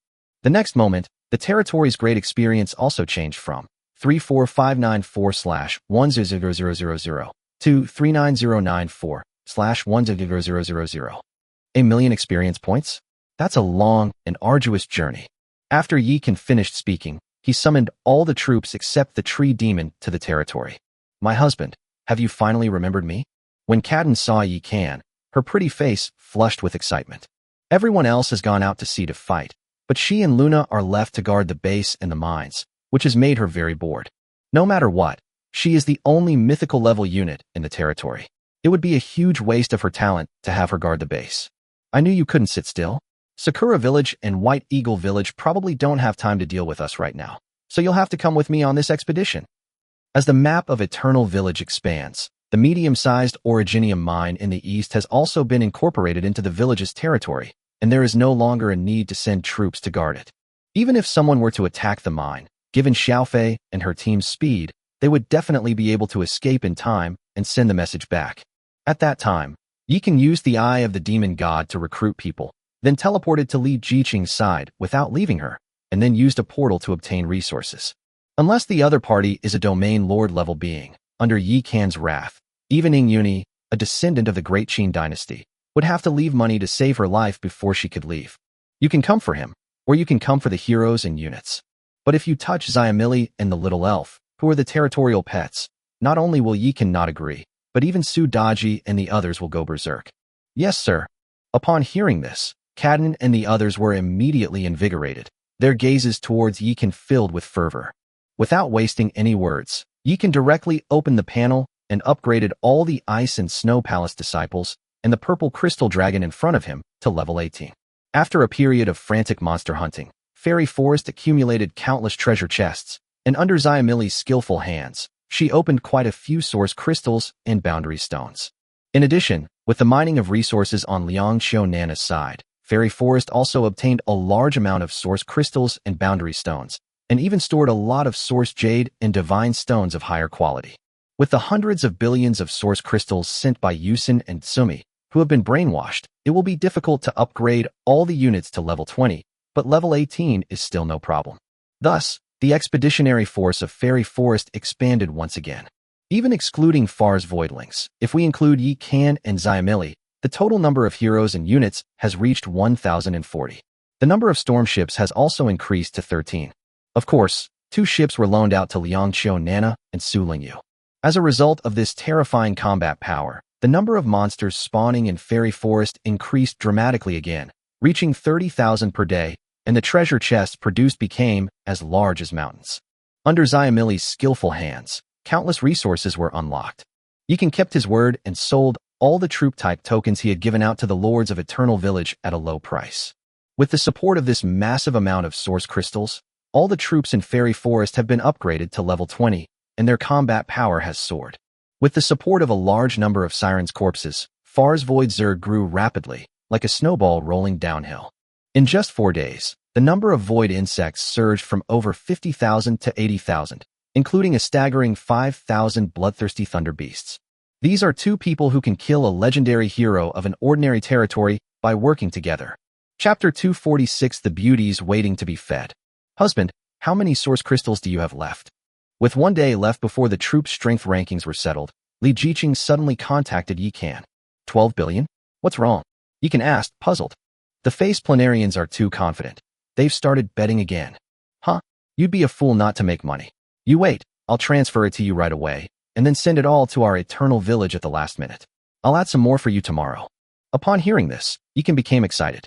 The current betting pool is no longer facing the previous 1,000 lords, but the entire 6th town, nearly 100,000 lords. Moreover, these lords are all strong individuals who survived fierce battles, and each of them has hundreds of millions or even billions of source crystals in their hands. Sure enough, when Yi Kan opened the betting table, he was immediately attracted by the huge stakes. Sakuramura, 896.5 billion. Beiying Village, 365.5 billion. Halong Village, 265 billion. Eternal Village, 168 billion. Widow Village, 99.2 billion. Zhujia Village, 82.5 billion. Zhao Family Village, 26.3 billion. Kimchi Village, 17.5 billion. Wow, the stakes are terrifying. Although Yikin was prepared, he was still taken aback. That's right, and quite a few of them were from our village, probably by our own people from Eternal Village. Li Jiqing felt somewhat helpless.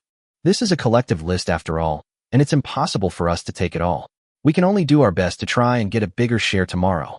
While Yikan and his wife were discussing placing bets, someone on the town's online channel started causing trouble again. Quan Shilong, Bongshui human race. We Bongshui humans are the #1 in the South Asian star region, and even in the entire lower universe. This time, we, the Kimchi Village, are undoubtedly #1 in the military strength ranking. Everyone who goes to our Kimchi Village will surely make a fortune. Kapil, Black Demon Clan. You little devils, go wash up and go to sleep. Bongshui star isn't even as big as one city on my ascent star, and you think you can get first place. Yusin and Jinmei, face-faced vorticoids, Baka Yuru.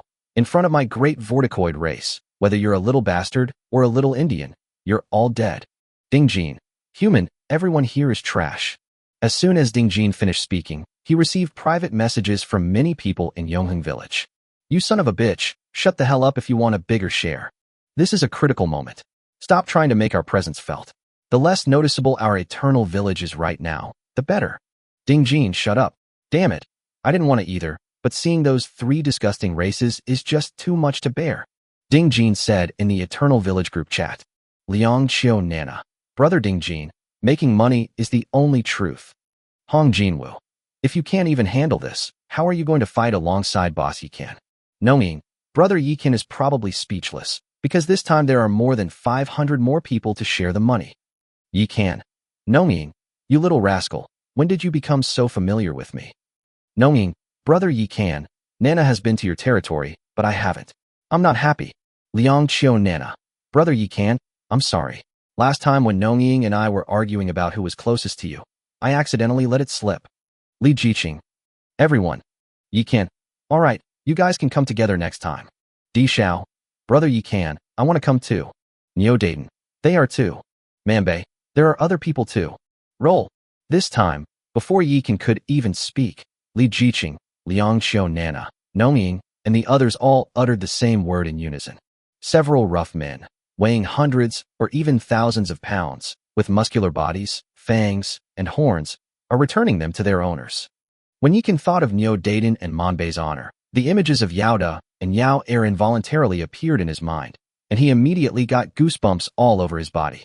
Eek! He trembled, drew his devouring heaven blade, and plunged into the sea.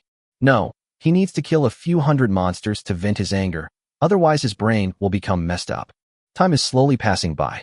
To increase the chances of Eternal Village winning, Yikan and Li Jiqing were both busy. Half an hour before the settlement, they finally raised 600 million boundary stones and upgraded their territory to level 21. At this point, the source crystals were no longer sufficient to upgrade all units to level 21, and a bet was still required. Therefore, in order to increase the number of troops as much as possible, Yikan simply waved his hand. Fall back, let's go home. Whoosh whoosh whoosh. As soon as he finished speaking, an endlessly beautiful figure flew down onto the warship. Buzz. Yikan immediately activated the Eye of the Demon God, taking all the heroes and units into the Demon God space, including the Void Hive that had already returned. Buzz. The next moment, he used his inseparable technique to return to Li Jiqing's side, and then put everyone into the inner territory. Without further ado, those who had become Yikan's partners all rushed toward the 3 Lives marriage tree. No, they also entered Luna Lake. Buzzing. As soon as everyone entered, countless rays of light shot into the sky. With over 80,000 voidlings plus more than 1,000 heroes and units, the triggered moon goddess blessing was indeed terrifying. Even more incredibly, 3 of them, who hadn't come to the 3 Lives marriage tree to meditate for a long time, were directly promoted in rank. They are Gong Sun Yu, the commander of the Yaksha army, Ouyang Lan, the commander of the Shura army, and Aya, the captain of the Demon Eye Snake people. By this point, even a fool could see that anyone chosen by Yikan to be the captain would receive an extra boost to the territory's fortune. As a result, all 500 plus Ice and Snow Palace disciples and the beautiful purple crystal dragon looked at Yi Kan. Among them, surely Baron and Anna's gazes were the most ardent. If the captain is already this powerful, then wouldn't the Ice and Snow Palace Mistress and the Amethyst Dragon King be able to ascend to the heavens? My lord, the time is ripe. We can ignore the others for now, but Shui and I and Anna are queens who created their own troop types, so it's time to make arrangements. Looking at the numerous beauties eagerly awaiting their arrival, Li Jiqing could only sigh helplessly. With over 500 more mouths to feed all at once, we simply can't possibly feed them all. Thinking of this, she couldn't help but hug Yi Kan's arm with heartache. She had misunderstood Yi Kan.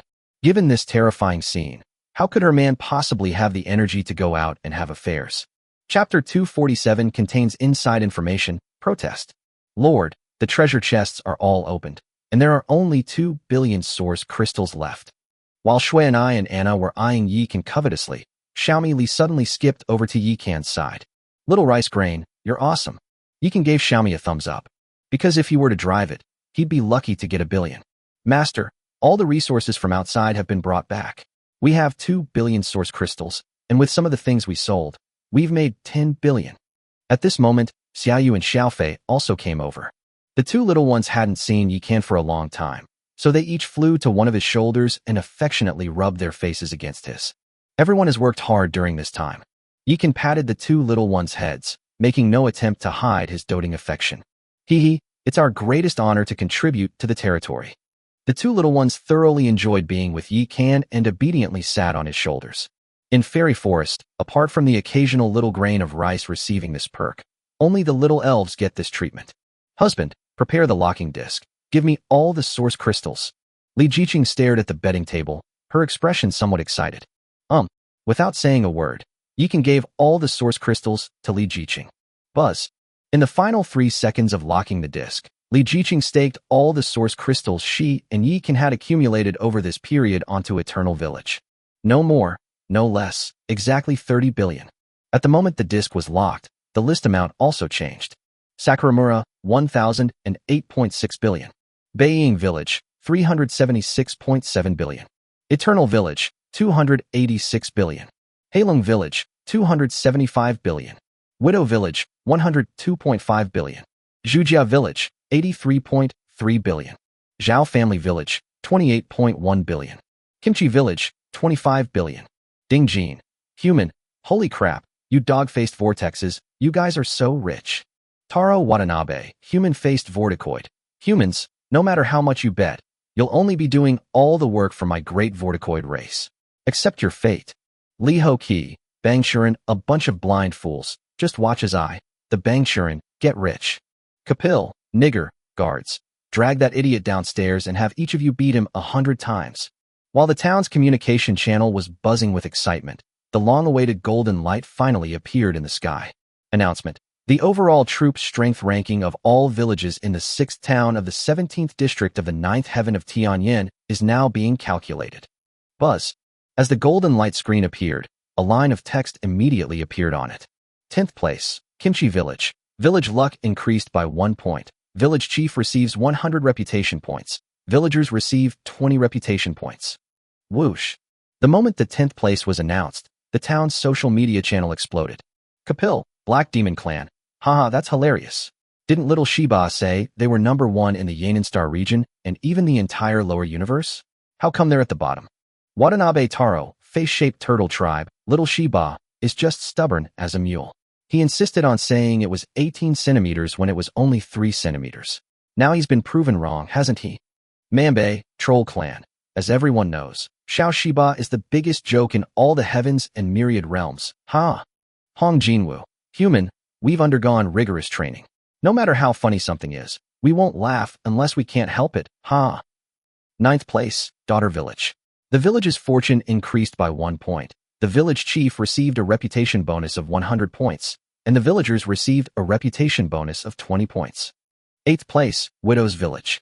The village's fortune increased by 1 point. The village chief received a reputation bonus of 100 points, and the villagers received a reputation bonus of 20 points. As the town channel was filled with arguments and disputes, the rankings on the screen gradually increased. Quan Shilong, club-wielding human. Ha! You black devils, you can't laugh now, can you? The rewards for 4th to 10th place are the same. You're no different from us than turtles and tortoises. What's there to be proud of? Kapil, nigger, at least we're 8th, not last. Hong Jinwoo, human. To be fair, there is a difference between a tortoise and a turtle. Although they both like to hide, one is a turtle son and the other is a soft-shelled turtle. Liang Qiu Nana, Celestial Fox Clan. I've also undergone rigorous training, but I really couldn't resist. ___He. Zhao Chong, human. Wow, this is the first time I've ever seen someone call themselves a tortoise and a turtle. I've learned something new. While the two peculiar groups were searching for the meanings of turtle son and little turtle, the world will begin broadcasting its message once again. 7th place, Senshin Village. 6th place, Zhao Family Village. 5th place, White Eagle Village. 4th place, Zhu Family Village. The 4th to 10th place winners each receive 1 point of luck. The village chief receives 100 reputation points, and the villagers receive 20 reputation points. The broadcast speed is quite fast. How could our Zhu family only be 4th place? Zhu Huifei began to question her life when she saw the announcement. He hasn't been idle during this time. In order to increase the number of troops as much as possible, he has pushed the Jinyui to its limit. Like him, Beiying Village and Zhao Family Village also had doubts about life. The arrogant Daniel could hardly believe his eyes. They had come in 2nd place in the Breakthrough Points ranking tournament, but this time they were in 5th place? Fuck, how is it possible that 4 villages are ranked ahead of the Great Eagle Clan? Zhao Chong frowned deeply. Although he never expected to be in the top 3, this 6th place is really a bit disappointing. I'm having a hard time explaining this to my mother. As for Hong Sanqian, he simply gave up and didn't care at all. Because he's a player who thrives in the late game, he can accept whatever his performance is poor in the early game. Buzz.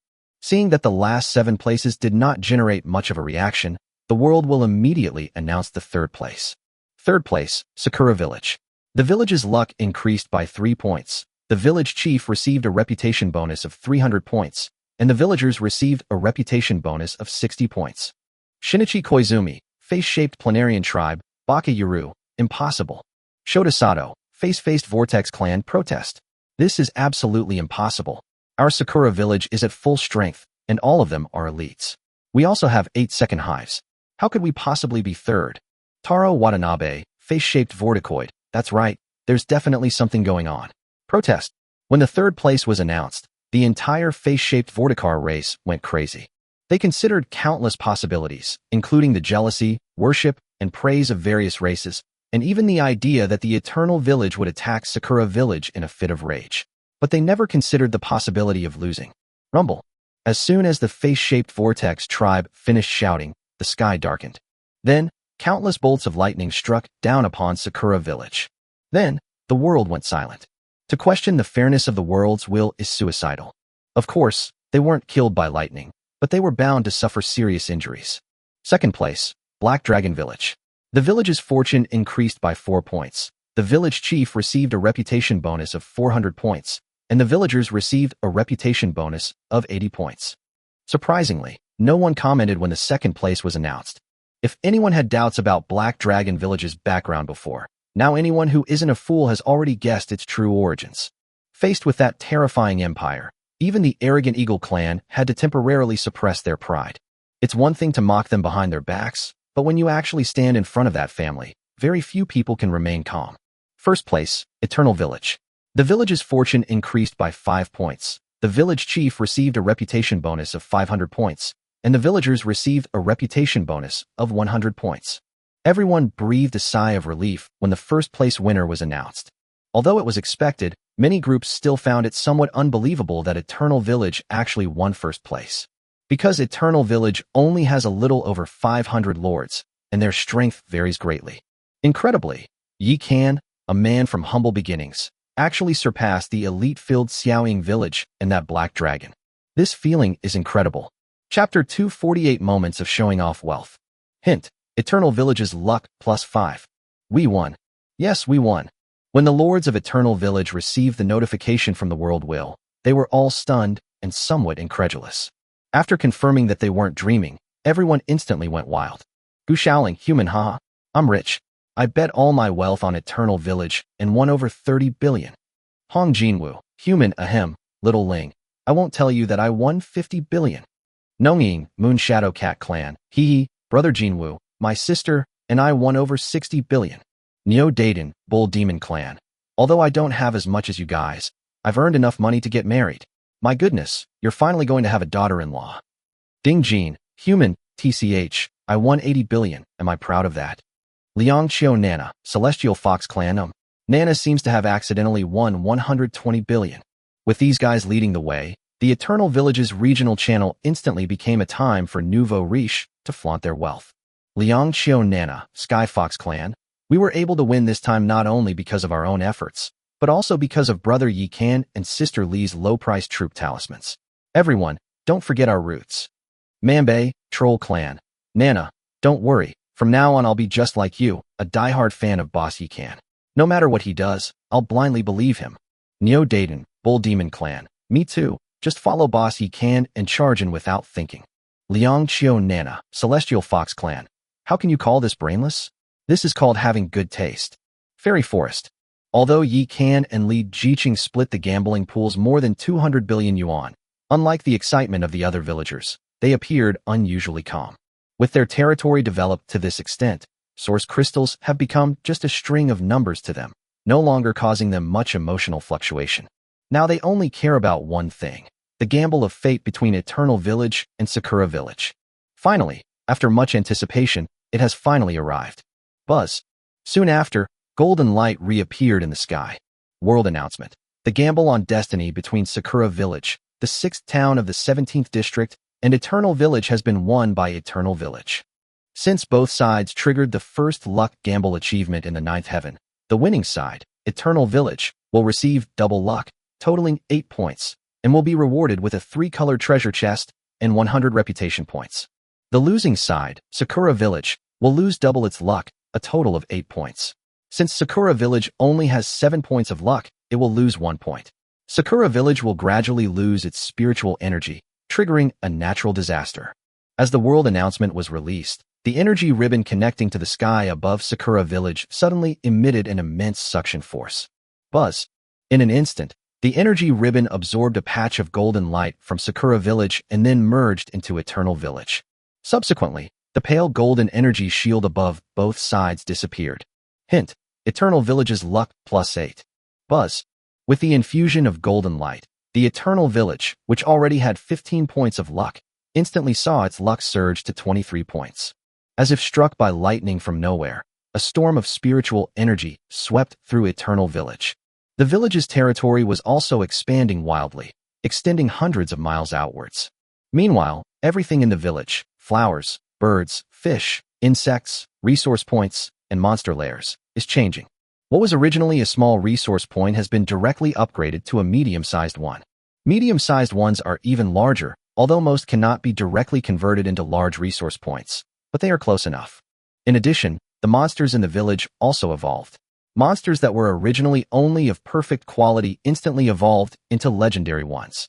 What was legendary became epic. As a villager, Yi Kan was naturally able to sense these subtle changes. So he directly tagged everyone in the group and sent a message. Yi Kan. Brothers, the village's fortune has surged, the resource points have undergone changes, and the monsters guarding them have also evolved. In some places, even teleportation portals have appeared, and large numbers of monsters have poured in. When you go out, be careful and don't get caught off guard. Jiang Daily. Don't worry, Brother Kan, I can still beat the legendary boss. Liang Qiu Nana. Brother Yi Kan, where are the legendary bosses? Nana wants to fight 10 of them. Di Xiao. Nana is getting more and more arrogant. Yi Kan. Everyone's level is getting higher and higher, and we're almost ready to leave the village. There's a sea to the south. If anyone has a shipyard blueprint and can defeat level 40 monsters, we can go and explore the sea. Now that Fairy Forest has spent over 2 million yuan worth of primal amethyst, it is no longer worried about leaks. Moreover, after being pressured by this troop strength ranking, the strength of Eternal Village has improved to a new level, and Yi Kan decided to let everyone contribute. Even if they can't make a big difference, at least let them feel involved. Under the influence of destiny, Eternal Village underwent earth-shattering changes, with Fairy Forest at the center of these changes. Because whether it's the troop strength ranking or the luck bet, the key to victory or defeat lies in the Fairy Forest.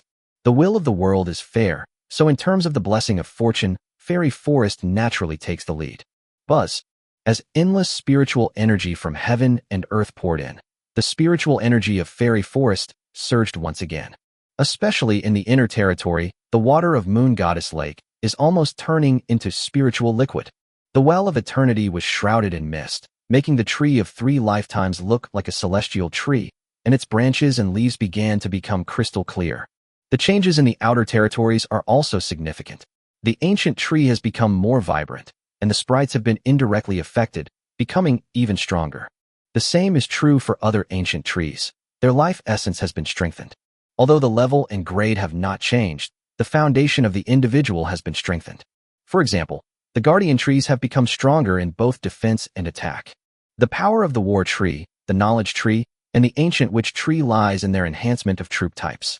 The forging tree and the cooking tree are powerful. One can forge higher grade equipment, and the other can make more sophisticated food. However, the biggest changes are in the small dragon vein of Fairy Forest. Originally existing between reality and illusion, and only the thickness of a thumb, it has now grown to the size of 3 fingers, and most of its body has solidified into a physical form. Whoosh! When the little guy saw Yi Kan, he immediately rushed over and kept circling around him. Yi Kan sensed its affection and reached out to play with it. My husband is here. The tree spirits busy in the spirit field were excited when they saw Yi Kan and Li Jiqing, and dropped what they were doing to come and greet them. What's making you so happy? Yi Kan put his arm around Qing Yao's slender waist, pinched her delicate nose, and his slightly tired eyes immediately regained some vitality. These innocent and adorable fairy beauties always bring people a good mood. My lord, after the dragon vein evolved, the growth rate of the dragon tooth rice has increased 3-fold, and the chance of it forming blood jade dragon tooth rice has also increased. As Qing Yao spoke, she pulled Yi Kan towards the spirit field. Seeing this, Li Jiqing, who was standing next to her, could only shake her head helplessly. Although these adorable little tree spirits also like to stick close to Yi Kan, they never compete for his favor and always maintain their childlike innocence. Their jealousy was something even Li Jiqing couldn't handle, let alone that mischievous Nuba. 3 times. Upon hearing this, Yi Kan's eyes lit up immediately. Seeing his reaction, Li Jiqing seemed to realize something and couldn't help but take his arm and laugh. Husband, gambling can be addictive. Chapter 249 The Planarian Conspiracy, The Plunder of Luck. Sakura Village. Unlike the peaceful atmosphere of Eternal Village, this place is now filled with despair and resentment. From the moment the village's fortune was taken away, its resources began to dry up, and the flowers, plants, and trees withered away as well.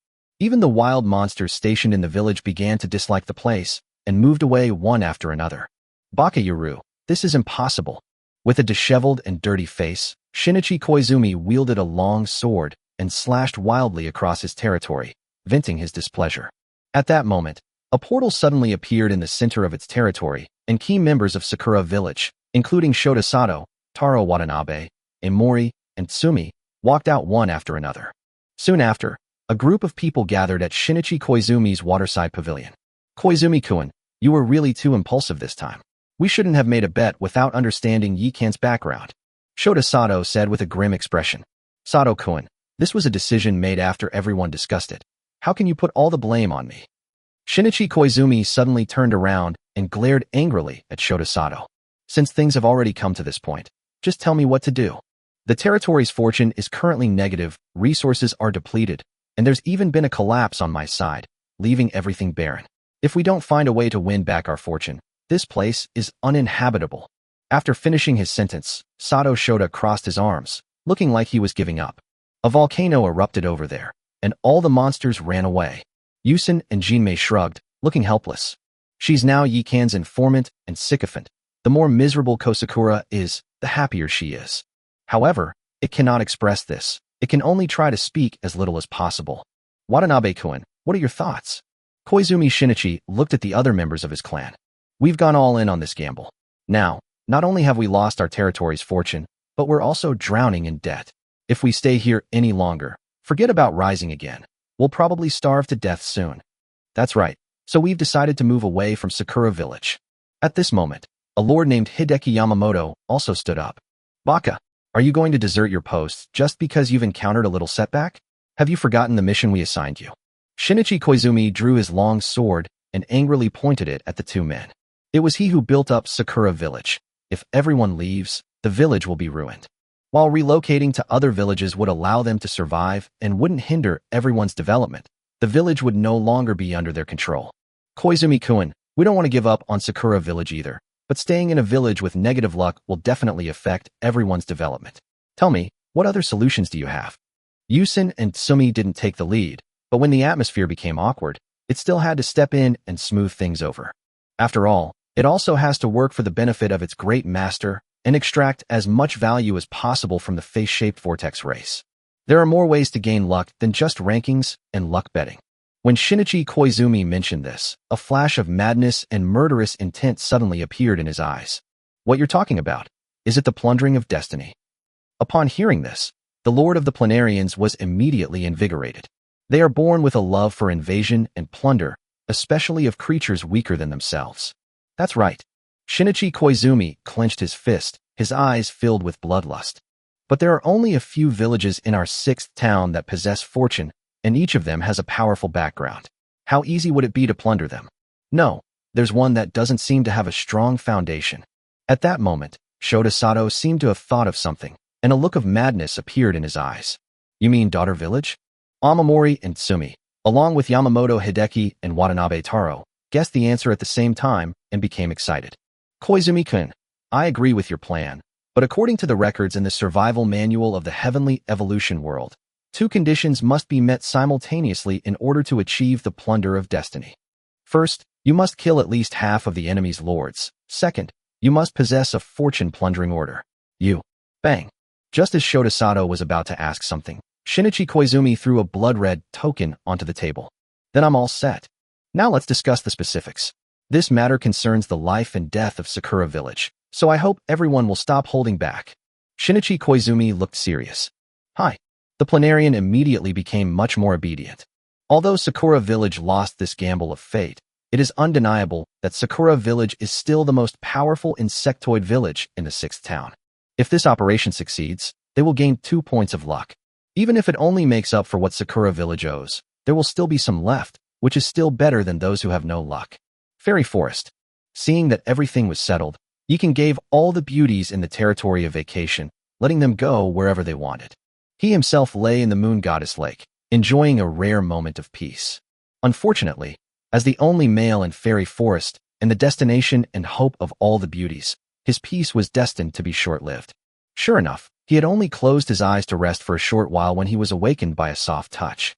Why is it you guys? When Yikan opened his eyes, he found 2 unexpected people on his left and right sides. They were Princess Shui and I of the Ice and Snow Palace and Anna, the Amethyst Dragon King. At this moment, the 2 of them were wearing cool summer clothes that Li Jiqing had bought for them. The meager amount of fabric, so thin it was almost frightening, couldn't cover their beautiful figures at all, causing Yikan's blood to surge instantly. Since the Lord won't choose us, we'll just have to come to him ourselves. Anna unabashedly hugged Yikan's arm, rubbing her ample breasts against his arm repeatedly. Although Shui and I was so shy that her face was almost bleeding, she remembered that the moment she joined Fairy Forest, she was already the Lord's person. Moreover, her sisters have all become the Lord's Taoist partners. If she doesn't take the initiative, her disciples might get ahead of her one day. So, she mustered her courage and hugged Yikan's other arm. All right, I'll take you all over tonight. Now give me a full body massage first. After Yikan finished speaking, he continued to lie in the water. Yes.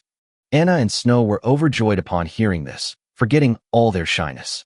Chapter 250 Li Xiaoyou's first encounter with the fairy forest. The next day, the warm morning light shone through the window, waking Yikan. He pushed aside the 2 jade-like arms that were pressing down on him, freeing himself from the snowy mountain, and then stretched. It's another beautiful day. Yikan yawned, and then received private messages from Yusun and Jinmei. Master, breaking news. In order to make up for the lack of fortune in his territory, Shinichi Koizumi has decided to use the Fortune Plunder Order to attack Daughter Village. When he saw the contents of the private message, his previously confused mind instantly cleared up. Affected by his restless aura, Snowy and Anna were also awakened from their dreams. Husband, what's wrong? The 2 of them moved closer, one on each side, and simultaneously looked at the message on the light screen. These 2 truly live up to their titles as the Ice and Snow Palace Master and the Amethyst Dragon King. Their recovery abilities are indeed astonishing. Last night was their first time battling Yikan until the wee hours, and they still seem full of energy. These bugs are damned, they just won't stop. When Shui and I saw that the human-faced Vortex clan was about to attack the human village again, She immediately raised her eyebrows and exuded a murderous aura. Husband, it seems that the village chief of Daughter Village has some connection with you. Should we get involved in this matter? Anna looked at Yikan. She had been by Yikan's side for quite some time, so she naturally knew some things. When humans fight to the death within their own race, it's a personal matter. But when it involves the interests of the entire race, the nature of the conflict changes. Besides, that violent woman Shui Ling and I don't actually have any deep-seated hatred between us. It's just that she's used to being high and mighty, and she's been easily defeated by me a few times, so she's a little annoyed. Yikan shook his head. Husband, that wasn't a quick kill, it was torture. Anna knew that their husbands had repeatedly pinned beautiful women to the ground and rubbed them in the arena, and finally crushed them. This kind of death is something even men, let alone women, couldn't bear. That's incredibly insulting. Stop talking nonsense and get up. Yikan first sent a private message to Li Xiaoyu and Su Lengyu, then patted Shui and I and Anna's shapely buttocks before standing up with satisfaction. The two beauties had lost their shyness from the previous night and obediently helped Yikan get dressed and wash up. Why are you up so early? When Yikan led Shui and I and Anna into the cooking tree, the beauties of the territory were already dining there. As lords, Yikan and Li Jiqing had their own seats. Accompanying them were the beautiful female heroes of the territory. Something's happened. After Yikan finished speaking, he opened Yu Sun and Jean Mei's private messages. These disgusting bugs, they deserve to die. Li Jiqing was immediately enraged. Through her contact with Su Lengyu, she learned a lot about the relationship between humans and the human-faced vortex insect race. Now, whenever she sees a face-shaped vortex, she has the urge to stab it twice. Just then, two slender figures suddenly walked in from outside the cooking tree. One of them was confident and at ease, while the other looked around nervously, as if he were on his way to an execution. It's better to be lucky than early. Let's eat together. Yikan pointed to the seat opposite. Hee, I came here just to freeload breakfast. Su Lingyu sat down without any hesitation. Li Xiaoyu hugged her teddy bear tightly and sat down nervously next to Su Lingyu, keeping her head down and avoiding eye contact with Yikan and Li Jiqing. Yuzu, the past is the past, I don't care about it. What are you afraid of? And the reason I called you here is to tell you something of utmost importance concerning the life and death of Daughter Village. How can we talk when you've been keeping your head down? While Yikan was speaking, Yufei had already led the Oni clan maids to serve various meals and drinks. Nowadays, Fairy Forest is incredibly wealthy and powerful. Xiamili obtained a lot of resources from the treasure chests and also exchanged many things with other people in the territory. Nowadays, Fairy Forest can produce not only rare delicacies, but also dragon liver and phoenix gall. The food that Yufei and her friends made was naturally extremely luxurious, all of which were delicacies cooked with rare and precious ingredients. Breakfast is incomplete without the 8 immortals porridge made primarily with blood jade dragon tooth rice, and the other ingredients are extremely rare spiritual beans and spiritual roots. Brother Can, it's all my fault. Don't blame Sister Shuailing. The reason I agreed to move to Eternal Village with Sister Shuailing was because I hoped to use your help to cure her misogyny. I never intended to betray Eternal Village. Upon hearing Yikan's words, Li Xiaoyu was startled and forgot all about being afraid. You think I'm the one who wants to attack Daughter Village? Yikan rolled her eyes. That is. At this moment, Li Xiaoyu also realized what was happening. Brother Can doesn't seem to be the kind of person who holds grudges. So what is this matter of life and death that he's talking about? Sakura Village lost its bet with our Eternal Village, and the village's luck has turned negative, urgently needing to be replenished.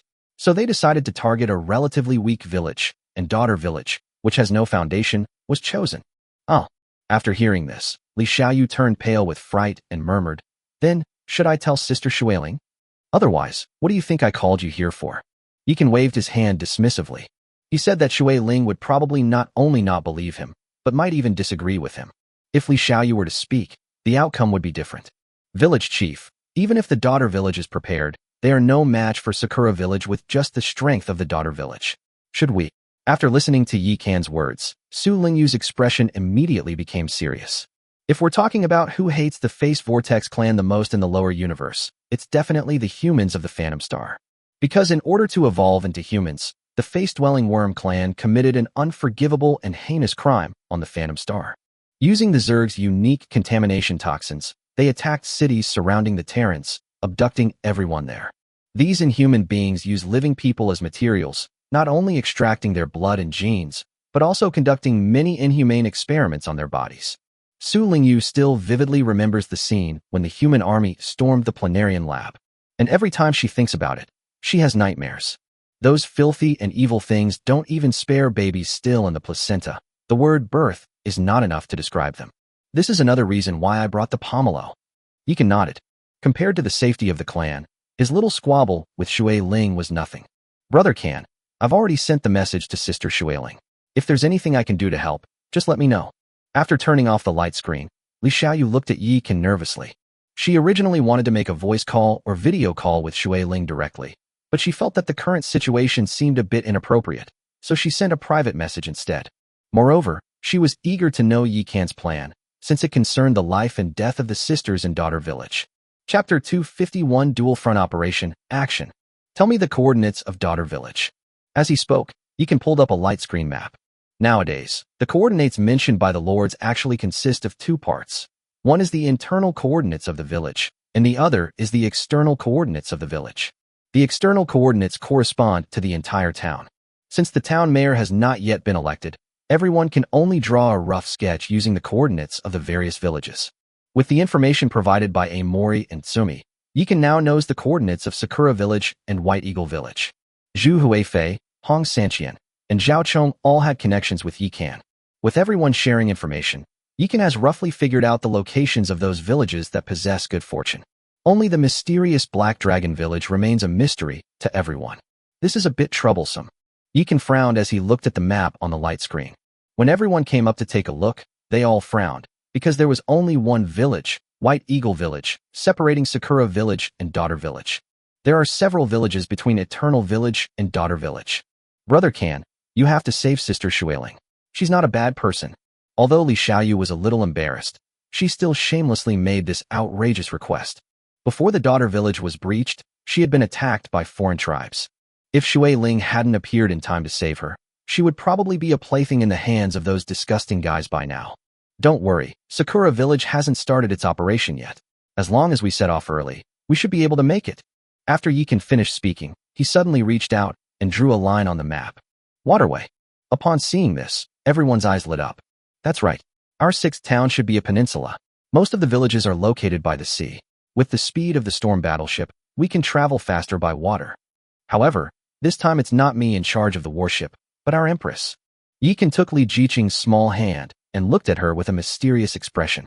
Li Jiqing was a little confused, and everyone else was equally baffled. For this operation, we'll also be fighting on two fronts. However, relying solely on the strength of Fairy Forest might not be enough. Besides, if we're going to take the lion's share, we should at least let our brothers have some soup, right?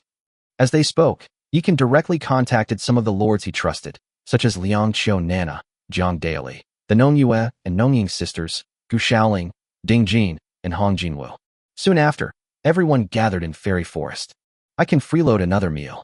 As soon as Liang Qiu Nano appeared, she grabbed the Moonshadow Cat sisters and excitedly rushed towards the cooking tree.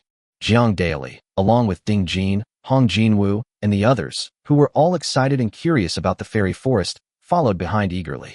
Brother Jiang, this isn't your first time here, is it? Ding Jin rubbed his hands together, looking at Jiang Daili with excitement. Of course, I'm Brother Can's #1 underling, and also his classmate, the kind who sits next to him, you know? Jiang Daili wiped his nose, looking extremely smug. I'm envious.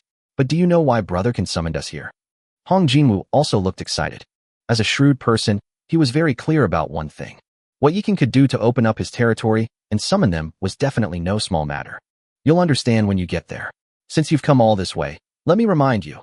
You don't have to eat the other foods from the cooking tree, but you absolutely must drink the 8 Immortals porridge and dragon bone wine. After Jiang Daili finished speaking, he walked toward the cooking tree with a mysterious expression. He originally wanted to put his hands behind his back, but his hands and back were too fat, and he couldn't reach them with both hands, so he had to give up. Soon after, everyone gathered at the cooking tree. Yi Kan then revealed his entire plan, leaving everyone stunned. Thank you, Brother Can. You still think of us when there's such a good thing. From now on, if you just say the word, I, Ding Jin, will go through fire and water without hesitation. As he spoke, Ding Jin downed the dragon bone wine in his cup in one gulp. You brat, if you want a drink, just say so. Don't give me these polite words. After Hong Jinwu finished speaking, he also raised his glass. What he said turned out to be almost identical to Ding Jin's, which caused everyone to burst into laughter. Everyone here is someone I trust. I'll leave after this drink. Xiaoqing will handle the rest. I hope everyone will cooperate fully. Cheers. Dra. This brief reunion lasted only half an hour before Yi Can set off with the three dodgy sisters, Fa, Shui and I, Anna, and Xiamili. In terms of troop composition, Yi Can only brought the Void Insect Nest, all the Ice and Snow Palace disciples, and 100 Amethyst Divine Dragons. Moreover, he did not take the waterway, but led everyone into the eye of the demon god and passed directly through the village. The demon gods I can shrink and hide, making it undetectable to ordinary people. My lord, we've taken all the Ice and Snow Palace disciples with us. But what about the Empress? Shui and I came to Yi Can's side, feeling a little uneasy. This is the first joint operation between Eternal Village and Sakura Village, so it's not advisable to reveal too many of our trump cards. Besides, Sakura Village has deployed all its elite forces, so there's nothing to worry about. Yi Can pulled her onto his lap and bit her thin lips. This girl was cool on the outside but hot on the inside, giving Yi Can a strange feeling and making him unable to put her down. My husband, my sisters are still here. Shui and I was shy after all, and buried her face in Yi Can's neck, feeling a little embarrassed to be seen. Sherry, since you don't like it, then I'll do it. Anna appeared behind Yi Can without him noticing. She was leaning against the back of the sofa, looking at Shui and Ni's rosy face with a playful expression. Anna, when did you become so shameless? Did you learn it from Sister Xian? Yi Can reached out and pinched Anna's cheek, and Anna immediately took advantage of the situation and snuggled into his arms. Sakura Village. For my great Planarian Empire, for Sakura Village, let's set off. Shinichi Koizumi suddenly drew his long sword from his waist, pointing it straight to the sky, looking as if he were ready to die. Long live the Empire. Long live Sakura Village. Upon hearing Shinichi Koizumi's shout, all the lords of the Planarians became excited, as if they had been injected with chicken blood, and joined in with hysterical shouts. Watanabe-kun, Yamamoto-kun, the safety of our village is in your hands. Please protect our homeland. Shinichi Koizumi turned to look at Taro Watanabe and Hideki Yamamoto, his eyes filled with seriousness. Don't worry, Mr. Koizumi, as long as the village exists, we will live. If the village dies, we will die. The two immediately clutched their hearts, their faces solemn and dignified. Please. After Shinichi Koizumi finished speaking, he led the large group into the anywhere door. In order to avoid attracting the attention of other villages, they waited until dark before they began their actual operation, and surprisingly, they chose to take the waterway. Sister, just as you and brother can predicted, the Japanese have chosen to travel by water and have already set off. There's a huge, dark mass of them, and their numbers are quite terrifying. Su Lingyu became nervous immediately after receiving the message from the Hidden Scythe King. Everyone, please gather at Storm Dock in 1 hour. Li Jiqing's expression was calm, truly displaying the demeanor of an empress. Yes. Chapter 252. The tsunami has arrived, and the great battle has erupted. Daughter Village. Sister Shui Ling, why is Sakura Village attacking us for no reason? We didn't provoke them. Chung Xiaoqing looked at Shui Ling, her face turning deathly pale with fright. They had all seen the newly settled troop strength rankings. Sakura Village was only ranked behind Eternal Village and Black Dragon Village, which was far beyond the ability of a small village like theirs to withstand. Because among the villages that made the list, were the only one without any powerful connections or deep-rooted history. She bit down secretly with her bright, silvery teeth. In fact, she already had this awareness when she entered the top 10 of the Breakthrough Points ranking tournament. However, she never expected that she would attract such a formidable opponent. What annoyed her even more was that Yi Can's Eternal Village clearly had no powerful backers, so why did that guy always get to steal the spotlight? Sakura Village was defeated by Eternal Village, but now that Sakura Village is attacking them, their lord is on high alert. Xiaocheng, don't worry too much. The reason why Sakura Village is so powerful is just because they have a lot of people. We only have 700 people, and we still managed to get 9th place in the troop strength ranking. What are we afraid of? A lord named Ji Ruoyan said disdainfully. Her name is well-deserved. She's clearly a cute little girl, yet she's always puffing away on a big opium pipe. Sister Yen, you're not from our Huanling star. You don't know how disgusting and perverted those beasts are. Chung Xiaoqing paced back and forth anxiously. There's no point in arguing about this now. Tell the lookouts to be on their guard and absolutely not let those monstrous things sneak in. Although Shui Ling appeared calm on the surface, she was actually more nervous than anyone else. Although the population of Daughter Village has expanded to 700 during this period, there are actually not many warlords who can be considered capable. She originally planned to gather everyone together to better deal with the Zerg attacks. But if all the people are withdrawn, the territory will become empty. If the Zerg were to sneak in at that time, the unguarded territory would be directly exposed to them. So now they can only wait until the direction of the Zerg advance is determined before they can make the corresponding deployments. In preparation for this major battle, they have used everything that can enhance their strength and generate revenue. On the other side, Yikin was also rushing on his way. Although he had set off earlier, he had only passed through Sakura village so far. Not long before, he had received a telepathic message from Li Jiqing that Shinichi Koizumi had already set off by water. At normal speeds, Yikin was naturally not afraid. However, Shinichi Koizumi has 8 second insect hives. If he also has the siren insect hive that Taichi Akaya once used, then things will be difficult. That kind of thing, you can tell just by the name that it's water-based, and it's faster to travel by water than by land. Husband, shall I take the sisters of the Amethyst Dragon clan and set off first? Anna sensed Yikan's feelings and knew he was worried about Daughter Village, so she immediately stepped forward. When Yikan bestowed upon her the title of Purple Crystal Dragon King, she comprehended a skill called Wind and Thunder Escape Technique, a terrifying speed-enhancing skill. As the queen of the Amethyst Dragon Castle, the skills she has mastered are skills that all the Amethyst Dragons can learn. If the Wind and Thunder Escape techniques are used together, they can amplify each other, transforming into a thundercloud hurricane, faster than the eye of the demon god. Bring enough eternal well water, otherwise you'll be in danger if the enemy is well rested and ready. Yikan thought for a moment and then nodded.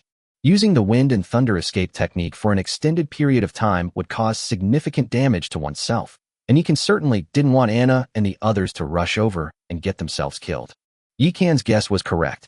There was indeed a second hive on the face-shaped planarian side, similar to the siren's nest. After the insect nest entered the sea, it transformed into a giant sea fish. The queen insect urged the sea fish to spread their tentacles, which then wrapped up other insect nests and rushed towards the sea area adjacent to Daughter Village. Koizumi-kun, is this really necessary? What if our queen is killed? Amamori and Tsumi stood on the deck of the warship, a hint of reluctance in their eyes. Wazumi, there's a saying among humans. A merciful general cannot command an army. For the sake of Sakura Village's victory, some sacrifices are inevitable.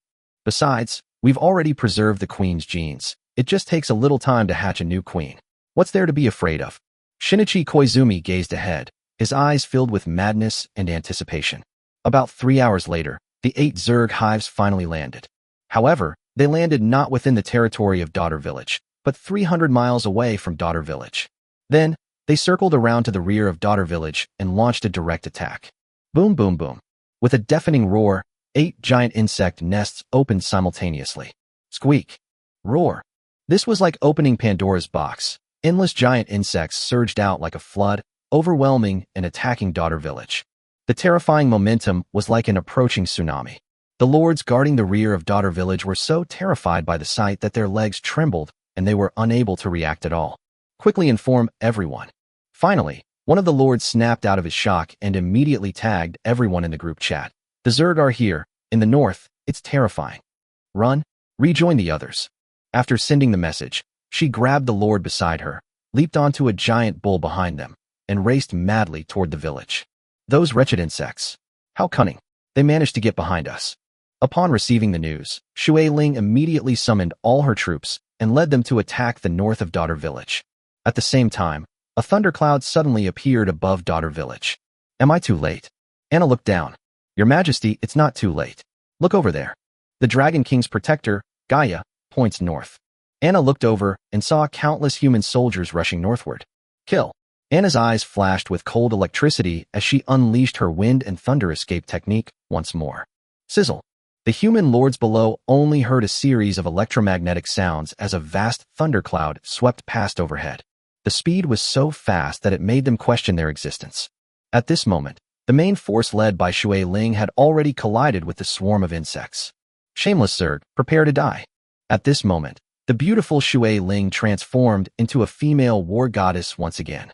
The black gauntlets on her hands came to life again, wrapped in blood-red energy, and transformed into the form of a raging lion. Boom. With a single punch, a terrifying energy instantly transformed into a cannon of vital energy, cleaving through the swarm of insects and annihilating the endless insect race. Chapter 253, Not a Single Chicken or Dog Left Alive. The village chief is awesome. Sister Shui Ling is invincible. Seeing Shui Ling display her divine power, the lords of Daughter Village were greatly encouraged. Although they were all girls, they all had some skills to survive the first round of competition in the village. Now that Shui Ling has personally taken to the front lines, they suddenly have a backbone and begin to organize their respective heroes and units to seize high ground and block the Zerg army. The key members of the Daughter Village, in particular, performed exceptionally well. Cheng Xiaoqing is a nature-type lord. With a wave of her jade hand, plants on the ground grew wildly, firmly binding a large swarm of insectoids to their spot. The other lords seized the opportunity and immediately commanded their armies to charge, quickly reaping the benefits of the insectoid race. Ji Ruoyan was clearly a sorcerer. She took a deep breath of smoke and then exhaled it. Buzz! In an instant, a large cloud of smoke dissipated, enveloping a large swathe of the Zerg. Subsequently, the Zerg were thrown into chaos, bombarded relentlessly by the mage squad behind Ji Ruoyan, suffering heavy casualties. Seeing how powerful the two were, the other core members of the village were naturally unwilling to admit defeat, and they also displayed their unique abilities, fighting against the Zerg army. Daughter Village has 700 lords, and 500 of them are now engaged in battle. If heroes and troop types are included, the number of people is close to 100,000. Although their numbers still couldn't match the terrifying swarm of insects, the combat strength of both sides was actually quite similar. However, the Zerg's attack methods terrified them. Because the Zerg have no tactics or coordination, they all choose to attack indiscriminately. They were all fearless and brave. Even though they saw their comrades dying tragically ahead, they still rushed towards the human army like moths to a flame. As the saying goes, the ruthless fear the stubborn, and the stubborn fear the reckless. The Zerg's suicidal tactics caught the girls completely off guard. Within minutes, several key strongholds were breached by the Zerg army, which swarmed in. What shocked the female lords even more was that the Zerg in front of them seemed to be just cannon fodder. The moment those strongholds were breached, large shadows suddenly appeared on the ground, as if the sky had been suddenly obscured. When everyone looked up, they were immediately horrified. A huge dark cloud appeared in the sky at some unknown time, and sharp shrieks came from within it. How so? The lords looked at the sky and were immediately terrified, their faces turning pale. Because what was in the sky wasn't dark clouds at all, but a swarm of bat monsters covering the sky. Sakura Village has gone all out to win the top spot in the troop strength rankings this time. Those lords who possessed second hives exchanged their useless resources for source crystals 3 days before the settlement and began frantically massing troops. Although they ultimately failed, it does not mean that their military strength was weak. On the contrary, they outnumbered Eternal Village and Black Dragon Village, only losing in terms of grade. Is this the strength of the top 3 in terms of troop strength? Shui Ling looked at the overwhelming horde of bat monsters, her eyes filled with resentment. No matter how strong she is personally, she can't protect everyone in the face of a tsunami. Buzz! Just as she was about to fall into despair, a hurricane-like thundercloud suddenly flew in from afar. When the thundercloud stopped, it instantly dispersed, transforming into a colossal dragon that covered the sky. Hey, a giant dragon? It's over, it's really all over. The group felt the terrifying aura emanating from the dragon, and their legs went weak with fear, instantly losing their will to fight. However, at that moment, a sudden change occurred. Suddenly, the dragons opened their mouths and roared simultaneously, spewing endless wind and thunder at the bat-like clouds. Boom, boom, boom. Under Anna and her companions' overwhelming power, the swarming bat monsters were instantly blown away like dust, turning into a sky full of ashes. We are reinforcements from the Eternal Village Fairy Forest, sent by the Lord to support Daughter Village. These 8 insect hives are just the vanguard of Sakura Village. Their main force is still behind. Those who don't want to die, come with us and wipe out these filthy insects. After Anna drank a bottle of water from the Well of Eternity, the dragon's wings suddenly flapped. Whoosh, whoosh, whoosh. The amethyst dragons instantly split into 5 groups and began to breathe dragon breath at the sea of insects, starting their plowing work. Anna then transformed into human form and charged towards the water spirit. This violent woman was wearing a red chong sam, a pair of large boxing gloves, and had a tempting long white leg exposed. She stands out so much that it's impossible not to notice her. Eternal Village Fairy Forest? It's that bastard Yi Can. Shui Ling was completely numb. She never expected that when her daughter's village was in great danger, the person who came to save her would be that bastard she wanted to kill. However, she quickly realized what was happening. The insects covering the mountains and plains in front of us are just the vanguard of the Zerg. The main force is still behind. Does that mean that their daughter village couldn't even withstand a single troop of enemy soldiers? Buzz. In a flash of light, Anna was already in front of her. Are you Shui Ling, the village chief of daughter village? Anna glanced at Shui Ling from head to toe and couldn't help but think to herself. She's got a pretty face and a decent figure, but she's only at the level of a lowly soldier in my dragon race. What makes her so arrogant? Who is this lady? Although Anna's gaze made Shui Ling a little uncomfortable, she naturally couldn't show her displeasure since Anna had come all this way to rescue her. Moreover, she only dislikes men. She's quite nice to women. My name is Anna, and I am the Amethyst Dragon King of Fairy Forest. Lord, you are supporting Daughter Village out of consideration for our shared humanity. Please don't overthink it, and quickly organize your people to launch a counterattack. After Anna finished speaking, she was about to return to the battlefield when Shui Ling called her back. What about the main force behind them? Although Shui Ling was a little embarrassed, this matter concerned the lives of hundreds of lords in Daughter Village, so she had no choice but to ask. The Lord has personally taken action. We must resolve this battle as soon as possible so we can go and help them. After Anna finished speaking, she transformed into a giant dragon once more and charged into the sea of insects. The combined military strength of the 8 insect hives in Sakura Village is naturally terrifying, but even their strongest one is only of legendary rank. Anna's 100 amethyst dragons were all epic level and possessed the ability to transform. They were equipped with gear and were naturally beyond the reach of these insects. Boom, boom, boom. Under the crushing force of hundreds of dragon breaths, the endless insectoids were burned to ashes. When the lords of Daughter Village learned that these dragons were reinforcements from Eternal Village, they were overjoyed and wept with joy. They quickly organized their forces to assist in the attack and soon stopped the insectoid invasion. Meanwhile, Yikan had already received Anna's message. Yikan created online sub-accounts for all the heroes of Fairy Forest. Although it wasn't as convenient as telepathy, they could still stay in touch with him at any time. Anna's side has already started the war. Let's prepare too. On the shore, Yikan activated the Eye of the Demon God and sped forward, quickly overtaking the fleet of Sakura Village. Daughter Village is a coastal village. Yikan kept his flight along the coast in a straight line until he finally caught up with the fleet from Sakura Village. Along with them, Li Jiqing's storm fleet has also sailed through the waves and arrived at the sea area closest to Xiaoying Village. Sister Li, when are we going to attack? Liang Qiu Nana came to Li Jiqing's side.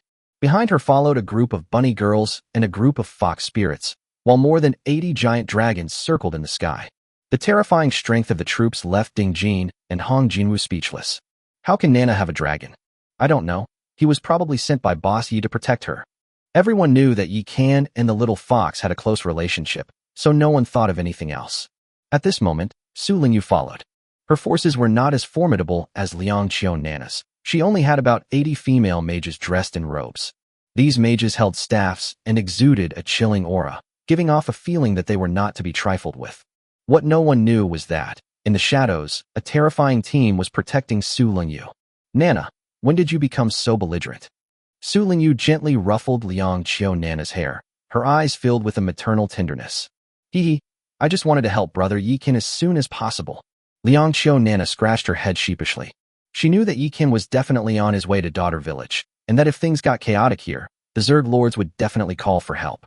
That would definitely make the Zerg over there restless, and then Yikan would be able to take advantage of their weakness. Let's be patient. We can't make a move until we receive a message from the village chief. At this moment, Li Jiqing, who had been resting with her eyes closed, suddenly opened them. Wife, let's get started. As that familiar voice rang out, Li Jiqing suddenly pointed her whip diagonally into the sky. Target, Xiaoying Village, leave no one alive. Chapter 254 The Master of Clearing the Room, Grand Palace Master Xuanai. Daughter Village, on the southern coast. Wow, it's so quiet. It seems the pretty girls of Daughter Village have been captivated by our vanguard. Shinichi Koizumi led his Zerg army ashore, his eyes gleaming with bloodlust. This operation took away 70% of Sakura Village's fighting force, with the aim of swiftly destroying Daughter Village and seizing their resources and fortune. At the same time, it also wanted to kidnap the lords of Daughter Village to Sakura Village to play with them, then film the videos and upload them to humiliate the human race. Warriors of the Great Vortex Clan, charge. Shinichi Koizumi drew his long sword and swung it forward. Boom. In an instant, countless Zerg heroes and warriors transformed into ferocious rats bursting forth, surging forward madly. Although he was short, had a fierce face, and looked very sleazy, his speed was truly impressive. However, at that moment, the sky suddenly darkened. The Zerg lords looked up and discovered that a huge sphere, hundreds of meters in diameter, had appeared in the sky at some unknown time, looking like a mysterious planet. The planet is dark gold in color, with two dragon-shaped patterns lying side by side in the middle, which look like a closed eye from a distance. Buzz. Just then, the eyes suddenly opened, revealing a deep and terrifying crimson pupil. Cry. When Shinichi Koizumi saw those pupils, he was so angry that his eyes widened in fury. It remembered a piece of intelligence sent back from Eternal Village that Yikan seemed to possess a terrifying eyeball capable of attacking and carrying. In other words, Yikan already knew about their actions and was waiting for them here. Boom. With a terrifying roar, a black and red beam of light with a diameter of over 100 meters suddenly descended from the sky. Rumble. In an instant, the land where the Zerg army was located was overturned. In the blink of an eye, countless Zerg warriors were scorched into charcoal by that terrifying beam of light. Those who hadn't died yet were also set ablaze, collapsing to the ground and rolling wildly, letting out shrill screams. The power of the demon god's eye, which is above level 20, is indeed terrifying. Baka Yuru, blast it down. Shinichi Koizumi was so enraged that his skin was stretched open, transforming him into a giant planarian with fleshy wings. Puff. It flew into the air and spat out a jet of water towards the eye of the demon god. Seeing this, many of the lords of the planarians followed suit, revealing their true forms and spitting acid towards the eye of the demon god. Nausea. Yikan controlled the demon god's eye to flash and dodged the terrifying water column that was filled with a sour smell. At the same time, countless Zerg flying heroes and units took to the air and charged toward the eye of the demon god. Yikan didn't tolerate them and directly threw out the void insect nest. Buzz. Under Fal's control, the void hive instantly swelled to the size of a giant mountain before crashing down onto the ground. Those Zerg infantry who couldn't dodge in time were instantly smashed into a bloody pulp, then covered by the wildly spreading creep, quickly turning into the energy and genes of the void hive. Squeak. Roar. At the same time, endless ice jutsu, frost wyverns, sea urchin tanks, and bloodthirsty blunders swarmed out, like tigers descending a mountain, frantically slaughtering the Zerg. Do you really think my human-faced vortices are pushovers? Seeing this, the lords and heroes of the face planarians were also aroused and unleashed their full power, charging towards the void Zerg. At the same time, a stunningly beautiful woman dressed in an ice crystal robe and holding an ice crystal staff suddenly appeared on the other side of the Zerg army. Ice domain. As she shouted, the temperature within a radius of several kilometers plummeted. The Zerg lord and his units instantly felt short of breath, and their strength was also weakened. Ice domain. What is that? The Zerg looked at Shui and I, who was floating in the air, with fear. Suddenly, they remembered Yi Kan's self-created unit, the Ice and Snow Palace disciple, and their expressions changed drastically. Unfortunately, they realized it too late. In the blink of an eye, 297 women with the same aloof and elegant demeanor appeared behind Shui and I. Ice storm. With the shouts of the Ice Palace disciples, nearly 300 ice storms overlapped and descended from the sky. Clang, clang, clang. In an instant, countless sharp ice spikes rained down from the sky, falling like raindrops onto the Zerg's western army without leaving any blind spots. The next moment, the battlefield turned into a living hell. 1/3 of the hundreds of thousands of Zerg soldiers were wiped out. Only powerful lords, heroes, and units of legendary rank or higher could escape the icy storm's sweep. Our self-created units are indeed terrifying. With Shui and I here, do we even need to take action? Fushime held the Grim Reaper's scythe, looking eager to try it out, but seeing this situation, she had no choice but to put it away. Ice storms can only clear out the mobs. The rest will require real combat. After Yikan finished speaking, he patted Xiamili's little head and said, Xiamili, it's rare for me to bring you out, so you have to do your part. After we go out, you control the eye of the demon god to attack. As long as the skill is on cooldown, just dribble the ball and run into people, understand? Lord, can I really do it? Xiamili rubbed her little hands together, looking at Yi Kan with excitement. Clearly, the kid was interested. Although she was a child, she always wanted to fight like her older sisters. Unfortunately, she has small arms and legs, and her attributes are locked, so she has no ability to fight at all. Of course you can, just go for it. Yikan patted her little head again, then led Su Daji and the other two out of the eye of the demon god. After several rounds of clearing by the disciples of the Ice Palace, the ragtag army's minions had been mostly eliminated, and the real battle was about to begin. Yikan held the devouring heaven blade in his hand, then reached out and stroked it. Wow! Flames flickered, and he and the devouring blade were instantly engulfed in crimson heavenly fire, making them look like the god of fire descending to earth. Humans, you despicable cowards, have you finally decided to come out? When Koizumi Shinichi saw that it really was Yikan, the sixth brother, he was furious. This tiny human not only stole the top spot on its troop strength ranking, but also won its luck bet. Now, it shamelessly tries to stop it from taking away its luck. This is absolutely outrageous. Buzz. As soon as Shinichi Koizumi finished speaking, Yikan, who had been holding a black knife and exuding murderous aura, suddenly disappeared. Baka, where is he? Shinichi Koizumi looked around in alarm, but couldn't find Yikan anywhere. Just then, Yikan, exuding a cool and ethereal aura, suddenly appeared behind it and plunged a knife into its waist. Oh! Shinichi Koizumi cried out in pain, letting out a shrill scream as his tail suddenly shot up and slapped Yikan on the back. Yikan was a bit of a germaphobe, so he dared not let this disgusting thing touch him. He immediately twisted his body and disappeared from the spot. Foul, at level 21, is indeed formidable. Yikan appeared in the distance, his face filled with amazement. He just used the Nuba template to try and confuse Shinichi Koizumi. Just when Koizumi Shinichi thought he was going to use fire to restrain him, he suddenly switched to the template of Foul, used the void power she had mastered at level 20, and escaped directly. Unfortunately, he couldn't tell where the kidney of the human-faced planarian that had transformed into its true form was, so he could only stab it based on his instincts. Despicable human, is this the only dirty trick you can pull? Shinichi Koizumi pulled out a dark, unsightly thing and stuffed it into his mouth. Then, black markings appeared on his body, making him look like he was covered in scales. Chapter 255 Village Chief Shuailing. Watch your words. Black scales. What the hell? You think you're a Koan? No, a Koan? Yikan watched from afar as Shinichi Koizumi went berserk, wondering what he was up to. Buzz. However, at that moment, a drop of blood on the devouring blade suddenly turned into a wisp of black smoke and rushed towards Yikan's brow. Master, get out of the way. Just then, Yusin and Jinmei, who had been hiding nearby, suddenly appeared and shoved Yikan away. And that wisp of black smoke rushed into her brow. It turns out that Yusin and Jinmei had been keeping an eye on Yikan ever since he appeared. This is the basic quality of the most loyal servant, being ready to give one's life for one's master at any time. Watsumi, are you crazy? Why did you save him? Shinichi Koizumi stared at Amamori and Tsumi in disbelief, as if he had witnessed the most incredible thing in the world. Because the Yusin family has committed acts that are utterly heinous against humanity, humanity can never forgive this family. It couldn't understand why Yusin and Jinmei would give their lives for Yikan. You filthy, despicable bug. You would never understand the greatness of your master.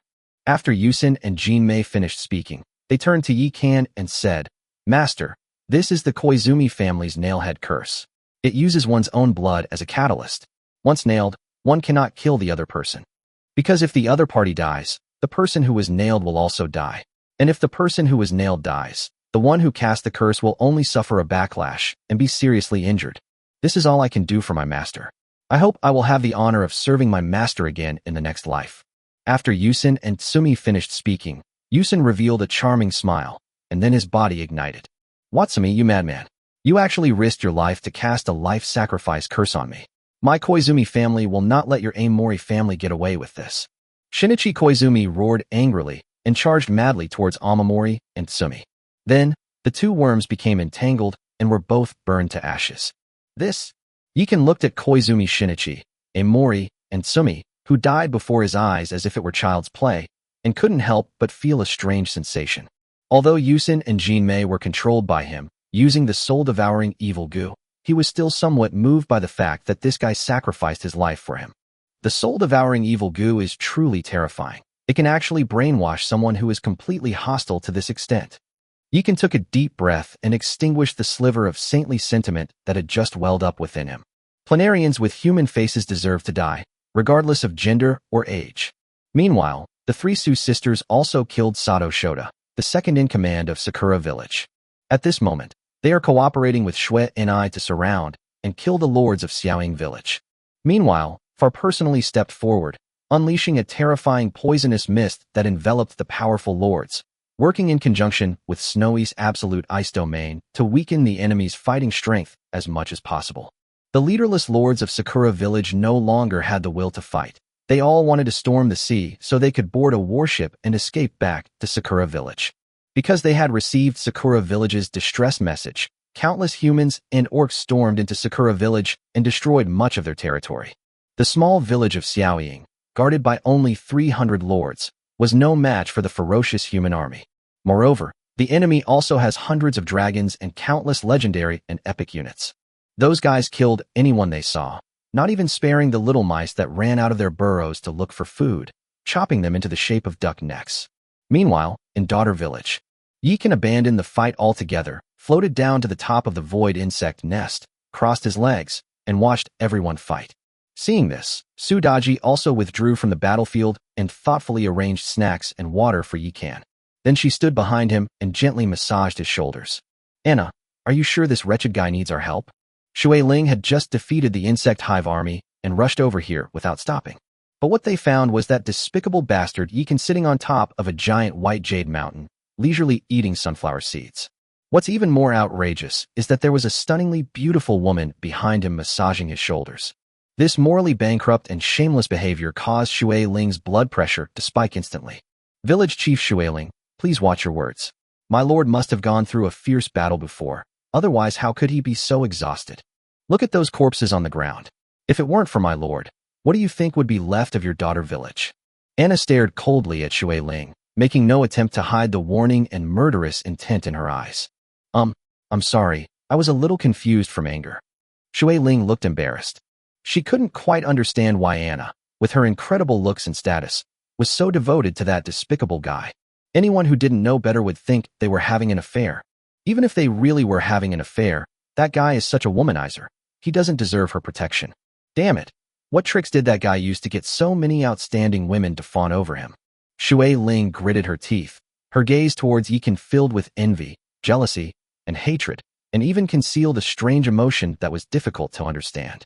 Chapter 256: The Unreasonable Empress. White Eagle Village. Daniel remained holed up in his territory, watching his own warships from a distance. A few days ago, after it released 2 large superpowered nuclear fusion bombs at Sakura Village, it has been on guard against sneak attacks from those disgusting insects. Unfortunately, to its disappointment, those insects were even more cowardly than it, and dared not attack their great White Eagle Village at all. "My lord, something terrible has happened." As it secretly admired the perfection of its own warship, a tall, eagle-headed man, completely encased in armor, walked in. "What's wrong? You acting all flustered?" Daniel was a little annoyed. White Eagle Village is powerful, harmonious internally, and free from external conflicts, so why are there so many problems? "Our explorers stationed in Sakura Village have gone missing." "What? On what date did they go missing?" Daniel was initially a little indifferent, but as soon as he heard that the explorers had lost contact, he immediately became agitated. Because the Explorer is its most powerful reconnaissance robot, it is not only extremely lethal, but also adept at hiding itself, making it impossible for ordinary people to detect. Even if they are discovered, the explorers cannot be left behind unless the other side deploys a powerful hero. If 3 or more explorers join forces, they might even be able to defeat a legendary hero. All 4 explorers stationed around Sakura Village have gone missing. The eagle-headed man kept his head down, not daring to look at Daniel. Fuck, those wretched bugs. How could those primitive and backward insects possibly detect explorers? Daniel was so angry that his face contorted with rage. Recently, it has been having a lot of bad luck. It thought that after intimidating Sakura Village, it could finally farm Origin Amethyst in peace for a while. Unexpectedly, Sakuramura intervened at this crucial moment, disrupting its plans. Report. Just then, another eagle-headed man rushed in. What's wrong now? Daniel's face was contorted, giving him a prematurely aged and grotesque appearance. A large-scale battle has broken out in the northern part of Daughter Village. The Zerg have mobilized at least tens of thousands of troops, while the humans have deployed a massive number of dragons, which are overwhelming and create a terrifying scene. What? At this point, Daniel could no longer sit still. The explorers from Sakura Village have gone missing, and Daughter Village has been attacked by the insectoids. Could it be that Sakura Village has turned against Daughter Village? Thinking of this, Daniel immediately said to the 2 of them, "Iron Man, contact Lancelot immediately and have him confirm the situation at Daughter Village. Batman, organize the Autobots and airplanes immediately and be ready for battle at any time. Yes. Upon hearing this, the two eagle-headed men immediately rushed out. Sakura Village. Li Jiqing stood on the Chinquan ship, overseeing the overall situation and moving between various territories, responsible for dismantling territories with a single click. Sister Qing, we've located the target territory. Watanabe Taro and Yamamoto Hideki are both here. Just as Li Jiqing was preparing to eliminate the Lord below, she suddenly received a message from Lin Daiyu. Have Aya and Chu Qiao lead their respective forces to your location immediately. I'll be there right away. Yes. After dismantling the territory below, Li Jiqing activated the Chinquan boat and disappeared into the air in the blink of an eye. With Mori and Sumi as absolutely loyal undercover agents, Yi Kan and Li Jiqing had long since figured out the details of Kosakura Village. The leaders who stayed behind in Sakura Village this time were none other than Watanabe Taro and Yamamoto Hideki. Yi Kan and Li Jiqing had already conducted a comprehensive simulation of this operation, and things were now progressing step by step in accordance with their predictions. Buzz.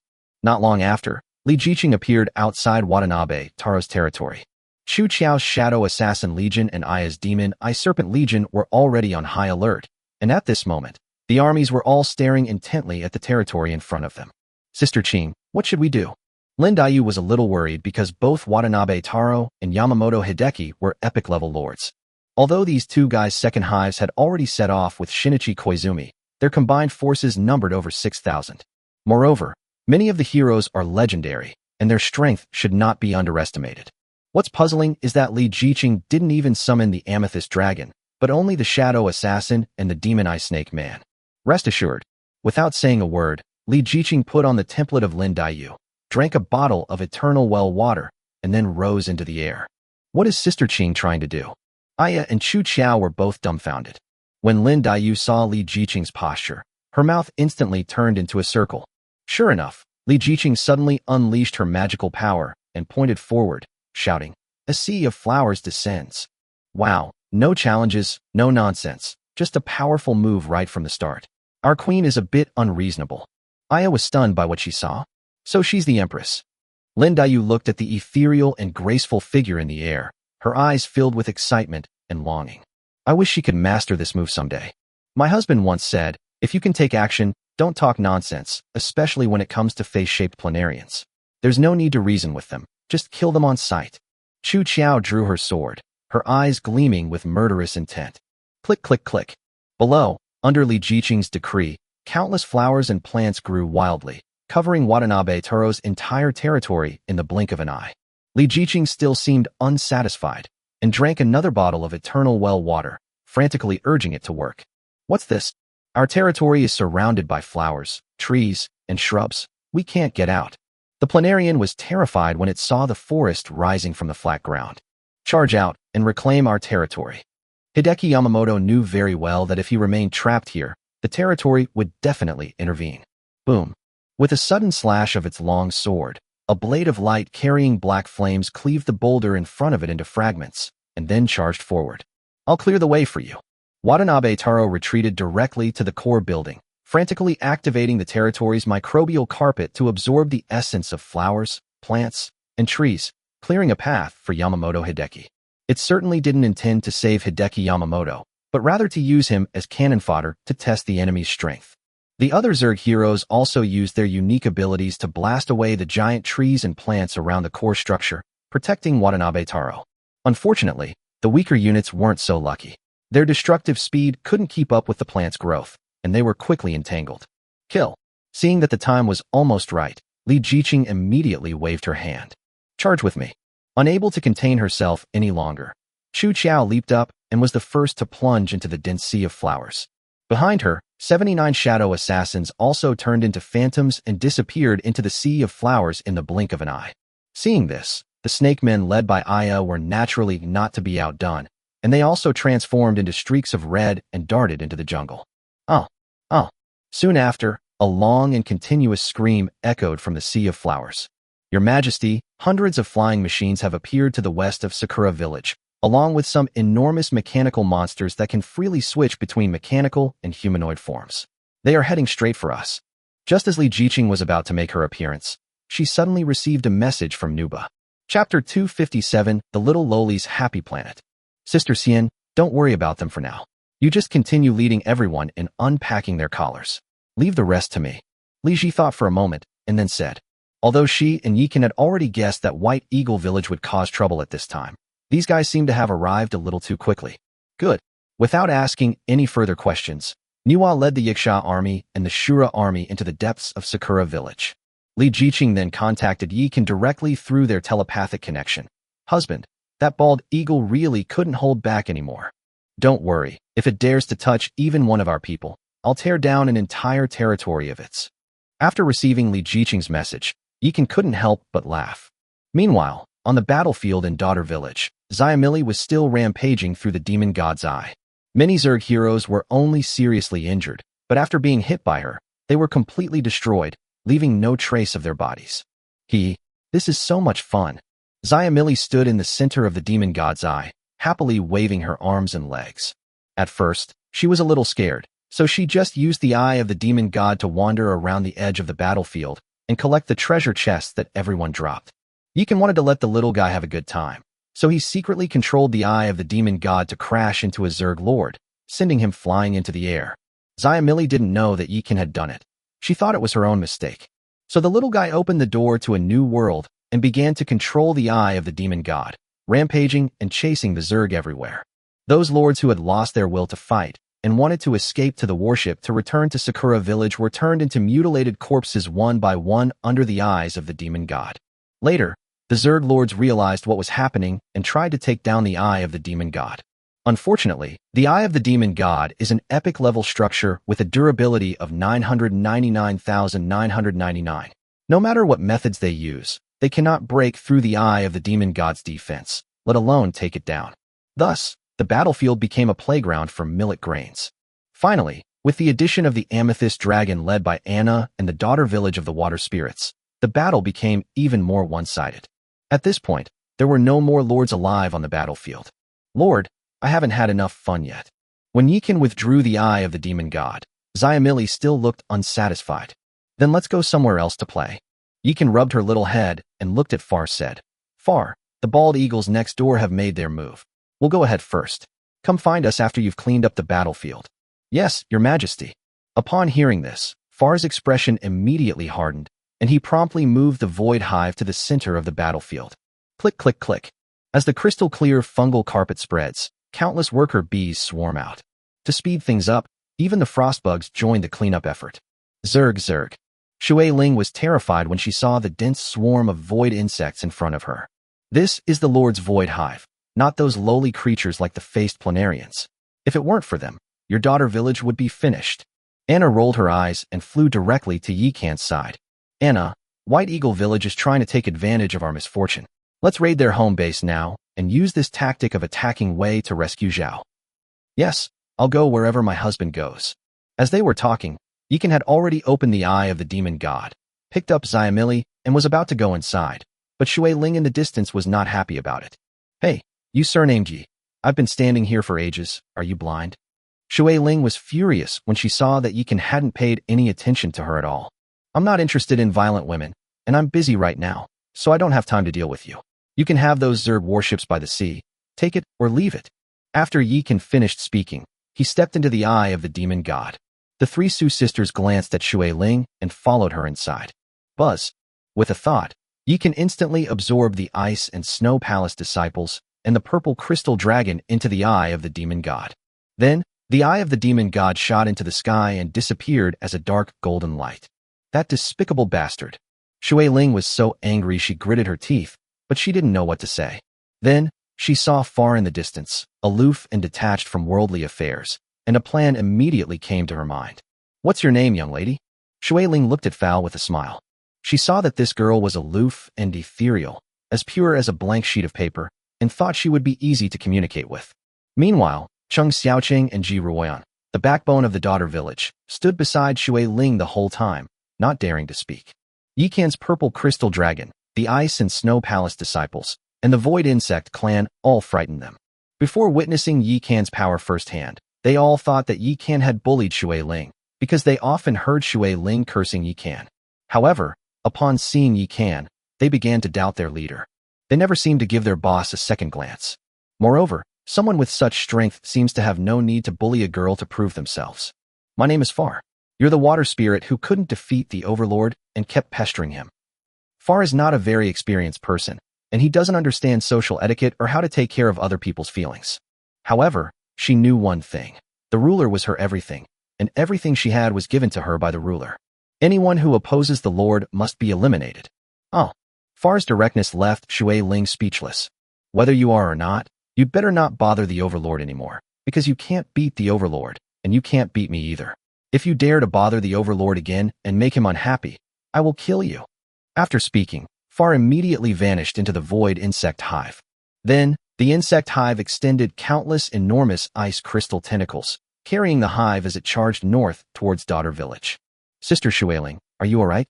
Chung Xiaoqing nudged Shui Ling, who was in a daze, and asked cautiously, Little Orange, am I really that bad? Shui Ling looked miserable, her eyes filled with grievance and resentment.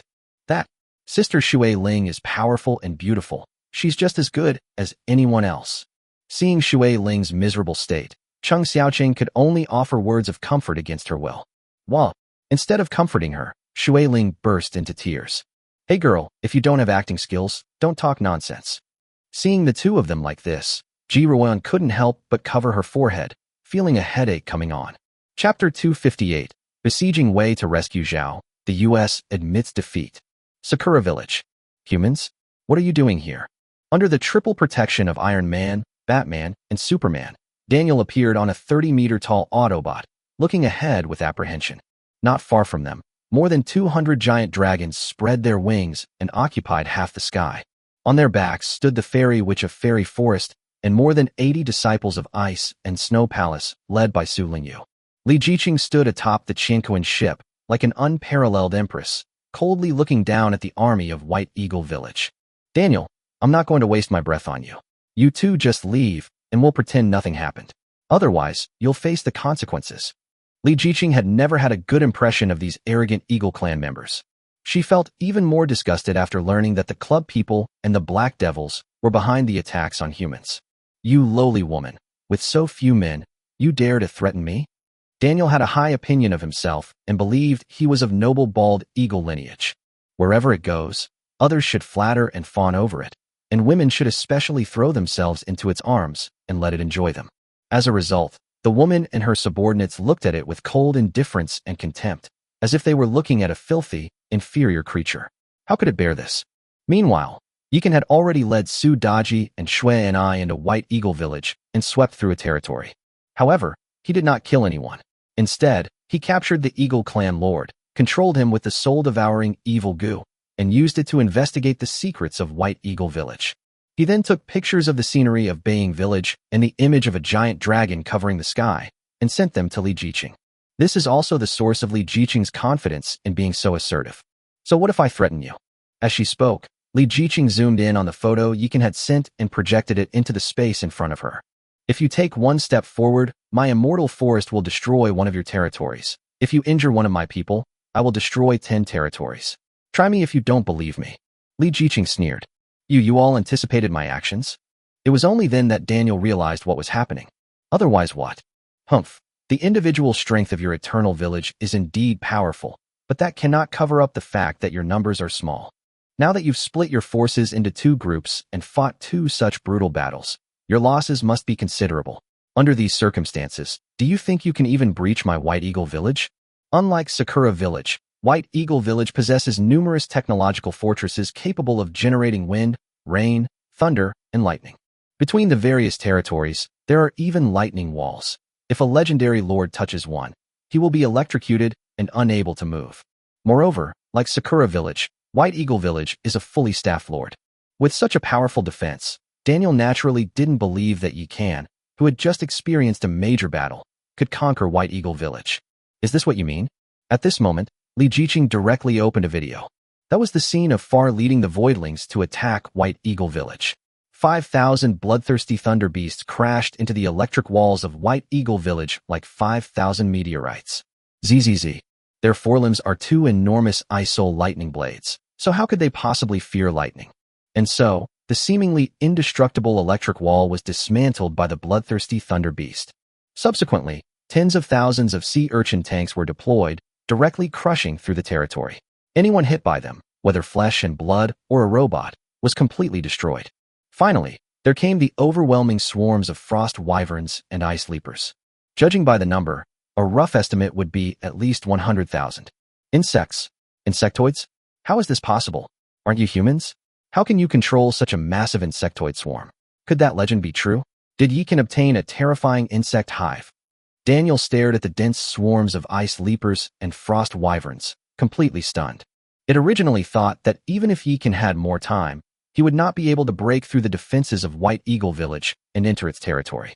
But upon seeing the voidlings, it lost its composure. This is only part of it. Do you really think the people in Daughter Village are pushovers? Li Jiqing pressed her advantage, speaking coldly. Despicable humans, didn't you say you'd only destroy one of my territories if I took a step forward? Now that we're not moving, why are you attacking? Daniel was so angry that his face wrinkled, but he dared not make a move. Nonsense. I told you to retreat, but you're just babbling and wasting time. Do you believe I'll have my husband march straight to the center of White Eagle Village and tear down your territory? Seeing that this guy still hadn't grasped the situation, Li Jiqing lost her patience. Village chief, as long as the green hills remain, there will always be firewood to burn. Let's save the village first. At this moment, an Eagle Clan lord walked up and looked at Daniel with a worried expression. Daniel's territory is in the center of the village, so there won't be any problems for now, but its territory is on the edge of the village. Eternal Village, I'll remember you, humph.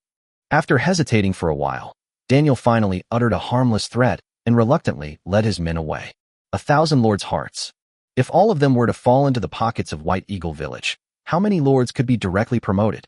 Perhaps it can even use this opportunity to break through to the mythical level and become the first mythical level lord in the 9th heaven. Unfortunately, it didn't know that it was facing a mythical lord. Goodbye and don't come back. After Li Jiqing finished speaking, she looked at Su Lungyu and said, have Enlian keep an eye on them, and then notify the lords of Eternal Village to sweep the area as quickly as possible. Yes, Madam Village Chief. Su Lingyu gave Li Jiqing a solemn salute, and then began to issue the notice. Meanwhile, Li Jiqing, accompanied by the little fox, once again ventured deep into Sakura Village. On the other side, after Yikan plundered several territories of the Eagle Clan, he used the Eye of the Demon God to lead everyone through the sparsely populated area north of White Eagle Village, heading straight for Little Cherry Blossom Village. In the eyes of the Demon God, Yikan sat cross-legged on his personal large chair. Only 3 territories were destroyed. That's so boring. Xiamili lay on Yikan's instep, hugging his calf, looking utterly bored. Yikan then swung his legs, becoming a cradle for Xiamili. Little Rice Grain, the world of martial arts is not just about fighting and killing, but also about human relationships and social interactions. Although our fairy forest has some strength, it is not enough to dominate the 6th town. Moreover, humans are social creatures, and we cannot only think of ourselves. Your lord sister's side is shorthanded. If those beasts find out their territory has been destroyed, they'll definitely attack your lord's sister and the others without hesitation. We can't ignore their safety. Yikan rubbed Xiamili's head and began to have doubts about the little guy's identity. A little girl whose attributes are locked, yet she possesses incredible luck. He possessed the heart of a child, yet he was not afraid of killing. After participating in the killing, he was even more excited than the warlord himself. What kind of ethnic group could create such a strange little girl? Chapter 259 Eternal West Village. The ranking list is here. Shui Ling has requested to add you as a friend. While Yikan was still puzzled, he suddenly received a friend request from the violent woman. Yikan was only stunned for a moment before passing the verification. Ding ding ding. The next moment, he heard a series of pleasant notification sounds indicating that money had been deposited into his account. Shui Ling bestows upon you 50 billion source crystals. Violent woman, what do you mean? Yikan frowned as he looked at the long string of numbers on the panel. You saved our daughter village this time, and even gave us so many warships. We can't just leave without showing any gratitude. Shui Ling replied quickly, but behind the screen, she was very conflicted. 500 billion. That was raised by their 700 sisters. It's no big deal to lend a hand when our clan is in trouble, but I see that your daughter village doesn't seem to be very wealthy. You should take the money back. As they were talking, Yikan clicked reject on the message. In fact, he also gained a lot from this expedition. Koizumi Shinichi alone had hundreds of billions of source crystals, not to mention other spoils of war. He even obtained a fortune plunder order. With the luck gambling token on him, he now possesses 2 items for seizing luck. Even if my daughter village is poor, it can still scrape together several hundred billion, and the warships you gave us are already worth more than that. After Shui Ling finished speaking, she sent the gift again. You can't refuse, or I won't be able to explain it to my sisters. What she said was not an exaggeration at all. This time, Sakura Village mobilized 70% of its forces to attack Daughter Village. More than 100 warships were used, of which more than 100 were legendary class. The value of these warships, when converted, could not be bought for 50 billion. Alright, Yikan thought about it for a moment and then accepted it. Given that violent and arrogant woman's personality, if I refuse, she'll probably keep going on and on. Moreover, Fairy Forest will need money for many things in the future, and this large sum of money will make things easier for everyone. We are both citizens of the Dragon Kingdom. If you need anything in the future, just say so. I won't charge you. Yikan did want to help his compatriots within his capabilities, but helping Daughter Village was not entirely for that reason. Rather, it's because Daughter Village is currently the weakest village, yet the most attention-seeking, which is bound to attract some reckless groups. He could make a fortune as long as someone attacked Daughter Village. Wild monsters are scattered and not very satisfying to kill, but war is different. There are not only high-ranking lords and heroes, but also highly concentrated troop types.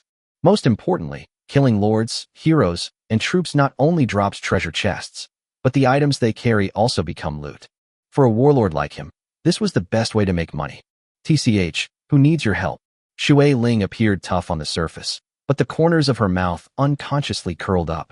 Sister Shui Ling, you just smiled. Is there? Have. Impossible, you're mistaken. Just kidding. How could someone who hates men so much laugh just because she talked to some jerk a few times? Sakura Village. Buzz. With a flash of light, a huge sphere suddenly landed in the center of Sakura Village. Yikan led Xiamili, Su Daji, and others out of the eye of the demon god, followed by the disciples of the Ice and Snow Palace, the Purple Crystal Dragon, and Fowl's Void Insect Nest. My husband. Upon seeing Yikan, Li Jiqing instantly transformed from a domineering empress into a clingy little vixen, throwing herself into his arms. How's it going? Yikan smoothed her hair from her forehead and then tenderly kissed her forehead. I've demolished all the territories of key figures like Shinichi Koizumi and Shota Sato. As she spoke, Li Jiqing slightly opened her jade-like hand, and 10 multicolored lords' hearts immediately floated up, 5 gold and 5 silver. That's enough. Leave the rest to the others in Eternal Village. Yikan nodded. When he eats meat, he always makes sure that those who follow him also get some soup. Don't worry, I notified everyone in Eternal Village when Daniel left, and now everyone who could come has come. This was something Yikan and she had agreed upon. The core members of Eternal Village will lead the way to eliminate the danger, and then the less powerful lords will come to help clean up the mess. As for those without flying units and warships, they can only watch helplessly. Yikan created an opportunity for them. If they couldn't seize it, that was their own problem. After all, no matter how protective Yikan is of his own, he can't just hand the food to them. Otherwise, he wouldn't be helping them, but rather harming them. In that case, let Far clean up this mess, and let's go home. Yikan nodded. Husband, what if Daniel gets angry and attacks Daughter Village after we leave? Li Jiqing was a little worried that as the map was continuously opened up, the war between the various ethnic groups would only intensify. Their goal is to gain control of the 6th town, so naturally they want to preserve as much of the human race's strength as possible. South of Daughter Village is the sea, and there are 5 villages surrounding them, one of which is human. White Eagle Village is already under my surveillance. If they dare to make a move, then war will break out. The rest depends on Shui Ling herself. If she's not stupid, she'll probably help the neighboring human village. What if she's really stupid? Li Jiqing looked at Yikan. Well, let Li Xiaoyu remind me. Yikan was speechless. Given that violent woman's arrogant nature, she might really disdain cooperating with the neighboring human village. Detection indicates that Sakura Village has been completely destroyed, its fortune has been reset to 0, and it has been transformed into a primitive land. You can choose to occupy it or abandon it. Choosing to occupy the village will bring Sakura Village into the Eternal Village's territory and allow you to enjoy the Eternal Village's fortune. However, since there are other villages between the 2 villages, the territories cannot be connected. To occupy this place, you must send people to garrison it. If you choose to abandon it, Sakura Village will become unclaimed land, and other villages can easily occupy it. Wow, you can do that. Upon hearing this hint, both Yikan and Li Jiqing saw surprise in each other's eyes. Expanding territory means an increase in monsters and resources. Sakura Village's territory is not much smaller than Eternal Village's. If this area were incorporated into Eternal Village, their territory would nearly double, and their resources would naturally double as well. The original intention of the Heavenly Tao in evolving the Nine Heavens was to allow all races to fight each other, so it's normal to have this setting. After Yikan finished speaking, he immediately fell into a dilemma, because there are 3 territories between Sakura Village and Eternal Village. Fortunately, these 3 territories are not connected vertically, but rather arranged in a triangular shape between Eternal Village and Sakura Village. If we destroy the village near the sea, we can connect the 2 villages. Husband, what should we do? Although Li Jiqing also coveted this territory, Yongheng Village only had more than 500 lords. If she had to divide the village into 2 groups to guard it, she was afraid she would not be able to take care of both sides. Buzz. Just then, a golden light suddenly appeared in the sky. Announcement. The leaderboard for the lords of the 6th town in the 17th district of the 9th heaven of the heavenly evolution has been unlocked. The rankings will be finalized in 10 days. The lord who wins first place will be rewarded with 500 reputation points, and the village where he/she is located will be rewarded with 5 luck points. The lord who comes in second place will be rewarded with 400 reputation points, and the village where he/she is located will be rewarded with 4 luck points. The lord who comes in third place will be rewarded with 300 reputation points, and the village where he/she is located will be rewarded with 3 luck points. Lords who rank 4th through 10th will be rewarded with 100 reputation points, and their respective villages will be rewarded with 1 point of luck. Note, lords on the list belong to the same village. Village luck can be stacked. Alright, we don't need to choose anymore. The worlds will has chosen for us. Upon seeing the announcement, Yikan's brows immediately relaxed. He was a simple person by nature, and he liked to simplify complex things. At this stage, the only way for lords to level up is to try every means to obtain boundary stones. There are currently only a few ways to obtain boundary stones. One method is to kill monsters, open treasure chests, and seize monster lairs. Second, it involves military conquest and the dismantling of people's territories. Third, mining originium. Fourth, naturally, is farming. The fastest way to obtain boundary stones is, of course, through military conquest and the dismantling of other people's territories. The most stable and safest method is mining originium. Killing monsters to open treasure chests and raiding monster lairs are considered average and depend on luck.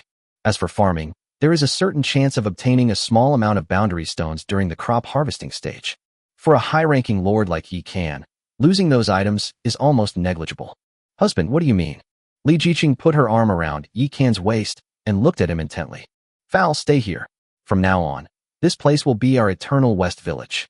Anyone who invades our territory, except for the people of our village, can be executed first and reported later. Yes, Your Majesty. After Fowl finished speaking, he immediately ordered the Void Hive to take root there, and then began to direct the Void Zerg to clean up the battlefield. Chapter 260 Water Spirit Protects Her Child, Eternal Division of Forces. The 6th Town Channel. Zhuang Ginshua, Human Race. Finally, the ranking list is out. This is my territory. Let's see who dares to challenge me for the top spot. Kapil, Black Demon Clan. Who can compare to you? A clan that can make even the leftovers of the Eagle Clan feel like a high-class meal. You're the number 1. Li Ho Ki, Club Clan. Upstairs, I heard you use the same hand for eating and going to the toilet. Lancelot, Eagle Clan, Brother Gauji, stop your babbling. Your village is about to change hands. Li Ho Ki, Clubman Clan, Mr. Lancelot. This joke is not funny at all. Daniel, Eagle Clan. Aren't you curious why the usually active Face Vortex Clan has suddenly fallen silent? Nanako Matsushima, Face-Shaped Vorticoid, who said that? We've always been here, we just don't want to talk. Lancelot, Eagle Clan, haha. You should try contacting the clansmen in Sakura Village. Daniel and Lancelot did not directly reveal the matter of Sakura Village, but instead wanted to attract more attention and then use it as a pretext to attack Eternal Village. As a result, there was no need for them to smear the town at all. 6th Town simply issued an announcement. Announcement: Sakura Village has been defeated by Eternal Village and has been incorporated into Eternal Village's territory. Wow. This announcement was like a boulder thrown into a calm lake, instantly creating huge ripples. Nanako Matsushima, Face-Faced Vorticoid, damn it, Eternal Village. You brutal thugs, how dare you slaughter the most powerful village of my Face-Faced Vorticoid race. Sakura Haruno, Face-Shaped Turtle Clan. Humans are too cruel. My stupid brother is really dead. His avatar has turned gray. Shui Ling. Human, I've seen shameless people, but I've never seen anyone as shameless as you. Shinichi Koizumi led 70% of the lords of Sakura Village to attack my daughter village. Eternal Village made a long-distance raid to rescue our people, and then turned the tables on Sakura Village to avenge us. How come in the mouths of you dogs, we humans become the bad guys, while you invaders become the victims? Shui Ling had always been too lazy to get involved in the arguments on the town's online channel because she didn't want to talk to other men. She didn't want to meddle in other people's business today, but she couldn't stand seeing someone slandering Eternal Village. Cheng Xiaoqing, human, that's right. First, they sent out 8 insect hives with over 100,000 troops to circle around to our rear and launch an attack to attract our attention. Then the army launched a surprise attack from the front, intending to completely annihilate our daughter village. Unfortunately, Shinichi Koizumi, despite his many calculations, couldn't have foreseen that the Eternal Village would come all this way to help us. They deserve to die. Cheng Xiaoqing had wanted to stand up and refute this for a long time, but since the village chief hadn't spoken, she naturally couldn't be the first to speak. Now that the boss has taken action, she naturally has to step in and lend a hand. Then, Ji Ruan and the key members of Daughter Village also showed up and began to protect their own. So, the 6th town was turned into a vegetable market again. However, both sides in this argument were basically strangers. On the human side, Daughter Village was the leader, while on the human-faced Planarian side, Otani Village was the leader. The 6th town channel is buzzing with activity, and the situation is just as lively in Sakura Village. At the same time as the world announcement was made, the Lords of Eternal Village also received a message from the world will. The village chief of Eternal Village has chosen to occupy Sakura Village, and Sakura Village has been incorporated into the territory of Eternal Village. Buzz. As Yikan made his choice, a spiritual energy storm swept through Eternal West Village. The collapses and cracks caused by the natural disaster began to heal slowly, and the plants in the village began to regain their vitality. Many abandoned mines have also regained their precious light, come back to life, and even evolved. In the abandoned lairs of the monsters, portals appeared one after another, from which hordes of monsters poured out and began to vie for various treasure lands rich in spiritual energy. The Lords of Eternal Village, who sensed this change, stood there dumbfounded, thinking they were dreaming. Wow, is that even possible? Sakura Village used to be the 7th-ranked village in terms of luck, and now it's ours. That's not the point.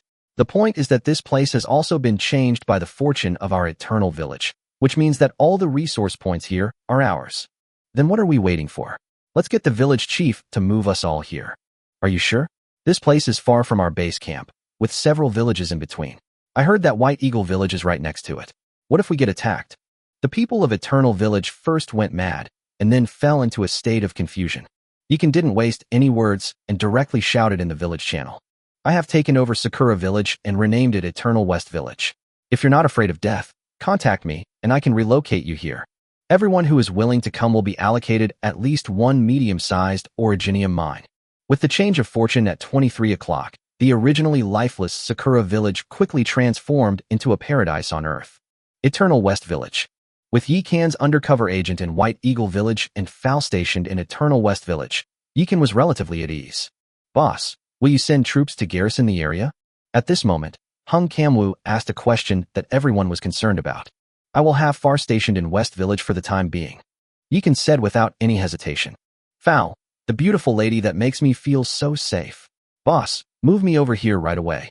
As soon as Yikan finished speaking, Hong Jinwoo became excited. Boss, don't forget me. Ding Jin was a slippery fellow, so he wasn't about to let such an opportunity slip by. Back in Eternal Village, although they had all obtained good resources, if they wanted to develop new ones, they would have to travel a long way and divide their forces to guard them. Because wild monsters spawn near resource points from time to time, miners can easily be killed if they are not cleared out in time. Everything changes once you come to Yonghing West Village. This place has just been transformed by the changing fortunes of the region. It is rich in resources and has a large enough area. Those who move in first will certainly have priority in development. Alright, who else? Just name it, and I can relocate you all here. Without wasting any words, Yikan directly moved Hong Jinwoo and Ding Jin over and placed them in a relatively resource-rich area. 4 medium-sized originium mines. Oh my god, thank you boss. Hong Jinwoo clearly had a watchtower-like observation building, and he discovered the surrounding resource points as soon as he moved to the new location. I don't know yet. Go and investigate right away. After Dingjin finished speaking, she also began to take action.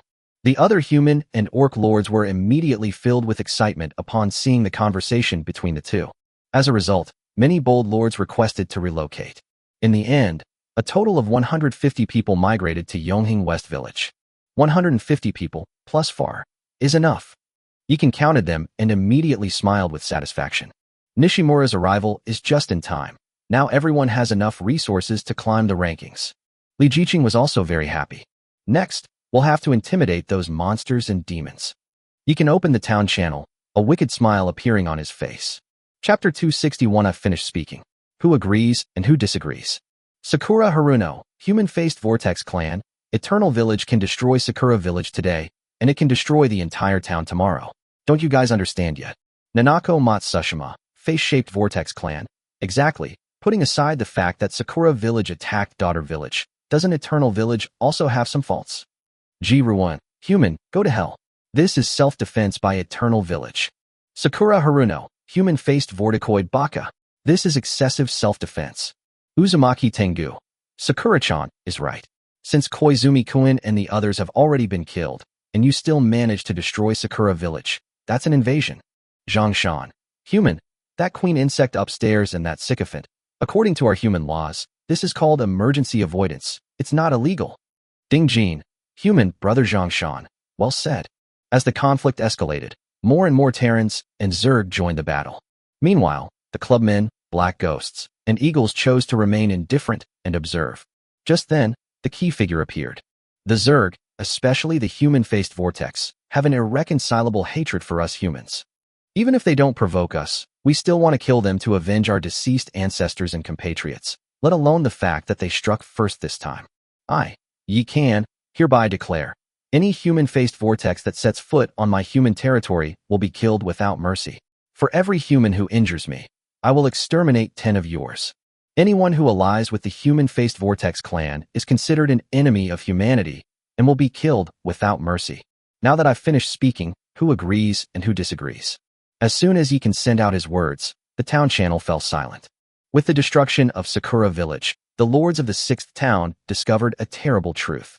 In this small town, Yikan seemed to have the right to say such things. He is the only lord in the town who created his own unit. Although his background is not as deep as those of the scions of powerful clans, his potential is enormous, as can be seen from his destruction of Sakura Village. Although he had the assistance of the Daughter Village and perhaps some unknown methods, his power was beyond doubt. Yikan, aren't you being too domineering? Although you destroyed Xiaoying Village, don't forget that your human race only controls 20% of the villages in the 6th town, which is comparable to my Yume Star and Asen Star. Even the human-faced Vortex still controls 9 villages. Do you really think that the human race can control everything? Daniel has always been very self-important and considered the 6th town to be his for the taking. Now that it sees Yikan making such bold statements, as if he wants to take over the 6th town, how can it sit still? Daniel, can I understand that your Eagle clan wants to form an alliance with the human-faced Vortex clan? Yikan didn't waste any words and went straight to the core question. Behind the screen, Daniel gritted his teeth in anger. That despicable human. Can't he see his own predicament? He dares to threaten 70% of the lords of the 6th town, and now he's trying to force me to take a stand with these words. He deserves to die. Daniel, say something. Are you trying to form an alliance with the Planarian? Yikan didn't care whether Daniel was angry or not. He established his authority with his words, and since this scoundrel who was causing trouble behind the scenes and trying to steal the limelight at a crucial moment had run into the line of fire, how could he let him off easily? Zhao Chong, human, Daniel, Yikan is asking you a question, speak up. Zhu Huifei, human, don't you bald eagles consider yourselves nobles? How come you don't even dare to fart? Hong Sanqian, human, that's right, I still need to grind monsters, so why don't you say so? Sakura Haruno, human-faced Vorticoid, humans, don't push your luck. Shui Ling, human, so what if I bully you? Come here if you dare, and I'll chop you up, you little brat. Daniel, Eagle Clan, I didn't say that. I was just speaking up for all the races in 6th town except for humans and the human-faced Vortex clan.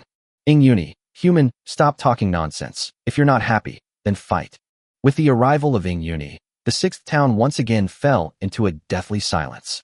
My God, we've messed with a real big shot. Who wouldn't be afraid? Then, Yikan received a private message from Ing Uni. You're pretty tough, young man. You actually dared to challenge an entire town of outsiders with the strength of your village. Are you really not afraid of death? Or do you have something to rely on? Your Highness is joking. I am just an ordinary commoner. What kind of support do I have? Yikan shook his head. You think I don't know you're the orphan of the Zhao family? Behind the light screen, Yuni rolled her eyes. If you've done your investigation, you should know about my relationship with them. Do you think I would depend on them? Yikan sent a disdainful emoji. Young Master Yikan, how about you marry into our great Qin family? What's wrong? Is Princess Yuni lovesick? Get lost. What I meant was, how about I introduce you to other princesses of my great Qin, the really beautiful kind? If it's you, I might reluctantly consider it, but for others, forget it. I'm not interested. You brat, how dare you flirt with me? Yuni stared wide-eyed at the words on the light screen in disbelief. Which of the lords who usually chat with him isn't trembling with fear? Who gave this kid the guts to do that? What the hell is this flirting? Do you think this happened millions of years ago? Yikan was speechless. Call me sister, and I'll let you go. Are you sure you're older than me? Of course. I don't believe you unless you send me photos. Damn it, you're flirting with me again. Yuni was stunned for a while before she reacted, only to find that Yikan had already turned off the light screen and was comfortably lying on Li Jiqing's lap. Chapter 262 Foul Upgrades to Overlord begins cultivating the brain worm. Demon God Space. My lord, even after relocating 150 lords here, West Village is still quite empty. It's such a waste to leave so many resource points here. Li Jiqing looked at the man who was resting his head on her lap with his eyes closed, and couldn't help but reach out her delicate hand to gently massage his temples. The beauties who entered the demon god's space looked on with envy and longing at the sight. However, the female soldiers did not disturb the two, but obediently went to the side to meditate. Only heroes like Su Daji and Nuba, without any taboos, came to the two of them without any restraint. My lord, what my sister the Empress said makes sense. Now that the Lord ranking list has been opened, these resource points are the key to our fairy forest's upgrade. We can't just leave them unattended. For once, Nuba was serious and sat obediently on the sofa next to her. But Xiaoyu and the others are busy mining resources at our base camp, so they don't have time to spare. Although Su Daji had also thought of this problem, she was also aware of the shortage of miners in the fairy forest. Although they wanted to help, they lacked the experience and talent in this area. If only Fao's voidlings could mine too, with so many of them under her command. Yu Qing lay down next to Su Daji, dangling her fair legs over the edge of the sofa, completely unconcerned about exposing herself. Because apart from their husbands, everyone here is one of their own sisters. What she has, others also have. Upon hearing Yu Qing's words, Yikan suddenly sat up. Husband, what's wrong? Seeing his startled expression, Li Jiqing couldn't help but raise her eyebrows. She knew her man all too well. Very few things in this world could make him lose his composure like this. Even when Zhao Shi appeared in front of him, he didn't react this strongly. Yikan didn't say anything, but pulled Yu Qing into his arms and kissed her hard. Xiaoyu, it has to be you again. Yu Qing's lips were slightly red from Yikan's kisses. Confused and shy, she asked, Husband, what's wrong with me? Thank goodness you reminded me. Void warriors can't mine, but drones can. Yikan's face was full of excitement. In one of the games he played in his past life, there was a Zerg race. The worker bees' jobs were mining, developing oil fields, and using themselves as a mother to incubate structures. The Zerg in this world are more powerful than those in that game. Mining is just basic stuff, isn't it? That's right. Worker bees can easily break down even the hardest carapaces. Mining isn't a delicate job, so they can definitely handle it. After realizing what was happening, Li Jiqing also became excited. The current leaderboards for unlocking world will all reward luck. Everyone now understands the importance of luck. If we can capture the luck of first place, the resources of Eternal Village might evolve. This is a virtuous cycle. As resources improve, the Lord's strength increases, and the village's overall strength also increases. With everyone becoming stronger, their chances of winning in the upcoming village battle will naturally be greater. Husband, the 8 insect nests that attacked the northern part of Daughter Village were not destroyed. Can we make use of them?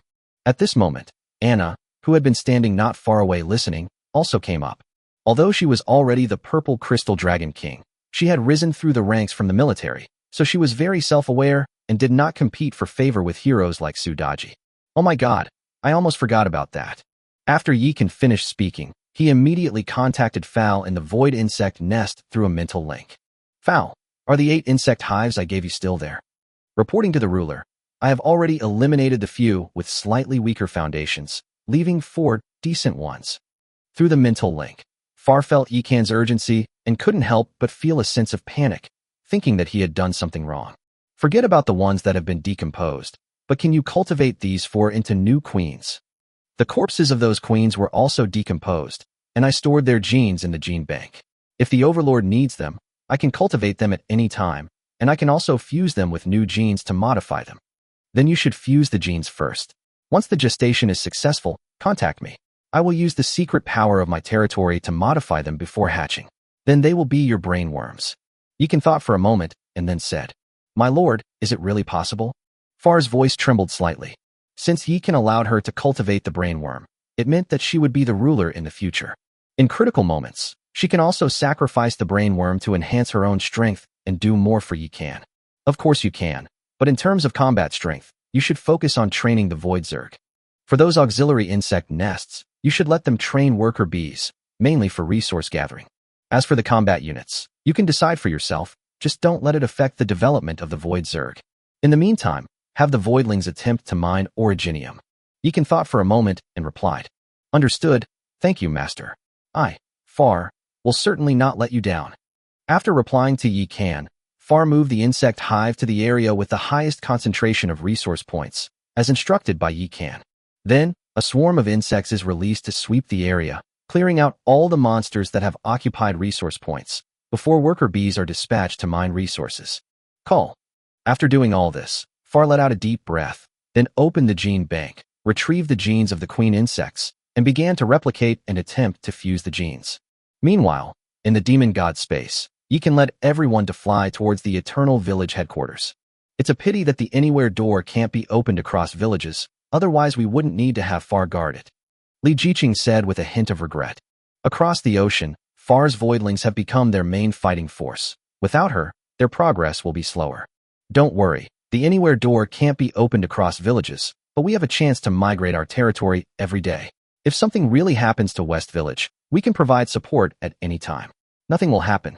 Furthermore, Nishimura is also near the sea. Once Far has cultivated her own brain worms and entrusted resource gathering to them, she can continue her expeditions to the ocean. Yikan had already thought of this when he decided to use those 4 insect nests. And good news kept coming. The Eagle Clan lord he had controlled with the soul-devouring evil, Gu sent him a message. Daniel just held a lord's meeting and decided to shift the village's focus to the sea, going all out to farm primal amethyst in order to gain control of the 6th town. It seems that Daniel won't be targeting Daughter Village anytime soon, so we can go all out and farm as many primal amethysts as possible. After reading the message from the other party, Yikan breathed a sigh of relief. What he didn't know was that after the Lord's conference, Daniel immediately contacted the village chiefs of other races such as the Faceworm, the Clubman, and the Black Ghost.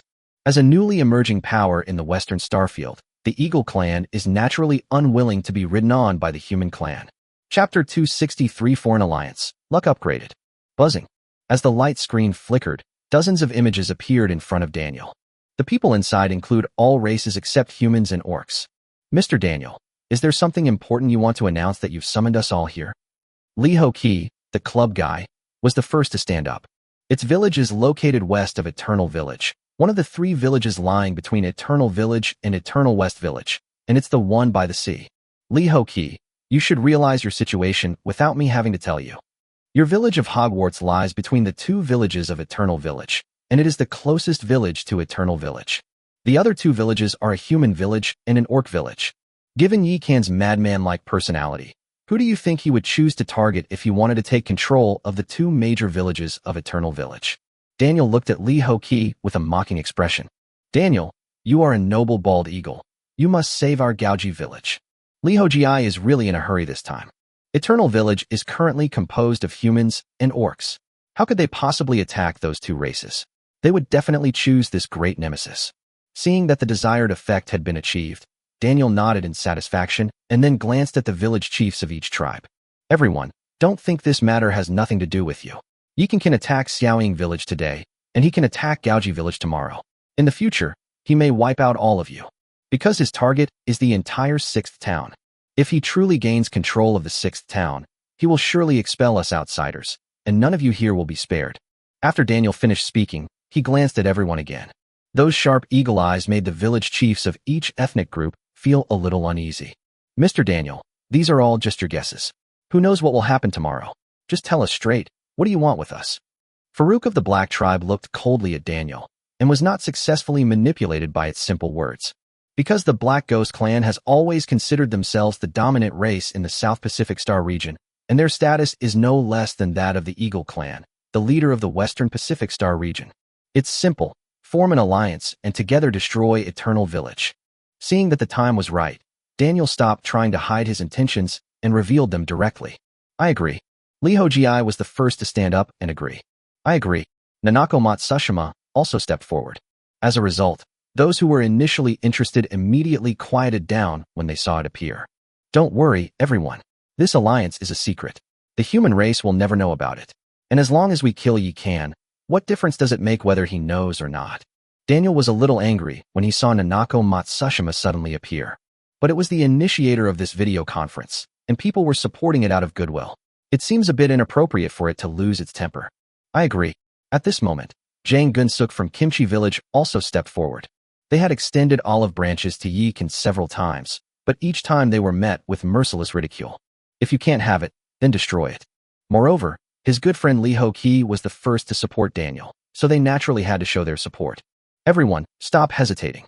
You're all going to the sea anyway. We can join forces to take down Yi Kan. Without Yi Kan, Eternal Village is just a lamb to the slaughter. Entered the sea? What happened? Finally, some observant people picked up on the information Daniel was conveying in his words. When Daniel saw that someone was cooperating so well, the corners of his mouth curled up. While Daniel was trying to forge an alliance by bringing up the matter of the primal amethyst, those in Eternal Village with sufficient strength had already sailed into the open sea. Even though Eternal Village destroyed Sakura Village this time, Li Jiqing did not dismantle their dock. Because the dock is built by the sea and is separate from the territory, the one-click removal of the territory will not affect them. You can hand it over the dock to Hong Jinwoo, Ding Jin, and others. Unlike military units, warships produced in the shipyard can be gifted. Once a warship produced is successfully donated to another party, the number of warships that the dock can hold will be reduced to 0, and production can resume. Many people in Eternal Village have now boarded warships and are contributing to the village's path to domination. Fairy Forest. After Yi Kan led everyone back, they only rested for half a day before setting off for the sea again the next day. My husband, I will lead everyone out to sea this time, while you stay and oversee the Fairy Forest. Before leaving, Li Jiqing grabbed Yi Kan. TSK, you little rascal, so you've been waiting for me all along. Yi Kan pulled Li Jiqing into his arms, and his large hand around her waist couldn't help but pinch her plump breasts. We agreed last time, 1 time each. Li Jiqing slapped away his mischievous hand and said stubbornly, besides, you still need to handle things with Far. You can't get away at all. Well, upon hearing this, Yi Kan was stunned. Because Li Jiqing was telling the truth, Fal was the queen of the void. Although she also obeyed Li Jiqing's orders, it was Yi Kan who established a mental link with her. In other words, Yi Kan is her only master. Alright, then be careful. Daniel is vindictive and might target us this time. Don't worry, our heroes and troops are all at level 21 now. If they dare to come, we'll make sure they don't leave alive. Li Jiqing flicked her sleeve, exuding a very domineering aura. Brother, Ice and Snow and Amethyst are looking for you. Just then, Xiamili suddenly ran over with 2 little light figures, who were none other than the Ice and Snow Spirit and the Amethyst Dragon Spirit. Ice and Snow, Amethyst, what's the matter? Yi Kan affectionately rubbed Xiamili's head before curiously looking at the 2 little ones. Your Majesty, our luck level has been raised to level 2, which means we can now condense 2 troop-type talismans. As they spoke, the 2 little ones each handed 2 troop-type tokens to Yi Kan. You guys are a real lifesaver. That's wonderful. After receiving the troop-type token, Yi Kan first instructed Anna and Shui and I to adjust the personnel, promoting some ordinary disciples to the positions of Shueji, elite disciples, and Dragon King Protector. Then summoned the 2 little guys to full strength. As a result, Fairy Forest gained another 183 epic level units. Same as always, I'll keep the newbie and send him over when he reaches level 20. Okay, what about millet grains? Li Jiqing looked at Yi Kan. Little one, you should stay with me. Yi Kan picked up Xiamili, looking worried that Li Jiqing would snatch her away. You just keep spoiling her. Li Jiqing pouted, and Yi Kan leaned in and kissed her. Hate. Li Jiqing rolled her eyes at him, but quite pleased, she opened the anywhere door and rushed in without looking back. We're an old married couple. Why are you still shy? Yikan looked at the anywhere door and laughed. My lord, are you really not going to let us stay and keep you company? The three Su sisters looked at Yikan. Only when the three of you are by her side can I truly feel at ease. Yikan looked at the three of them, and his expression became serious. Understood, then take care, my husband. The three of them went up and hugged Yikan before reluctantly stepping into the anywhere door. Meanwhile, the warmongers, including Nuba, Princess Longji, and Anna, had already run off with Li Jiqing. The gentle Lin Daiyu, Shui Baochai, and Shui and I stayed until the end, bidding farewell to Yikan before entering the anywhere door. Lord, where shall we go next? Although Xiao Meili was left behind by Yikan, she wasn't unhappy at all. On the contrary, she looked excited. Beep beep.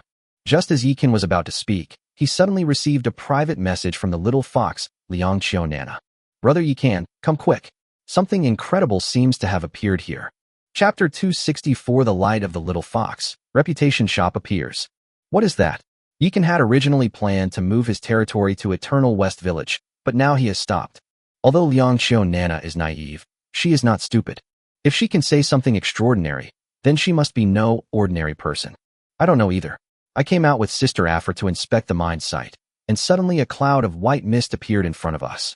It looked like there was a semi-transparent room inside the mist. After the little fox finished speaking, it turned on the video screen. Nana, stay there and don't move. I'm coming right away. When Yikan saw the semi-transparent room, he immediately got goosebumps. He wasn't afraid, but excited. Although Liang Qiu Nana didn't know why her brother Yikan was so excited, she could sense that he seemed very happy. Buzz.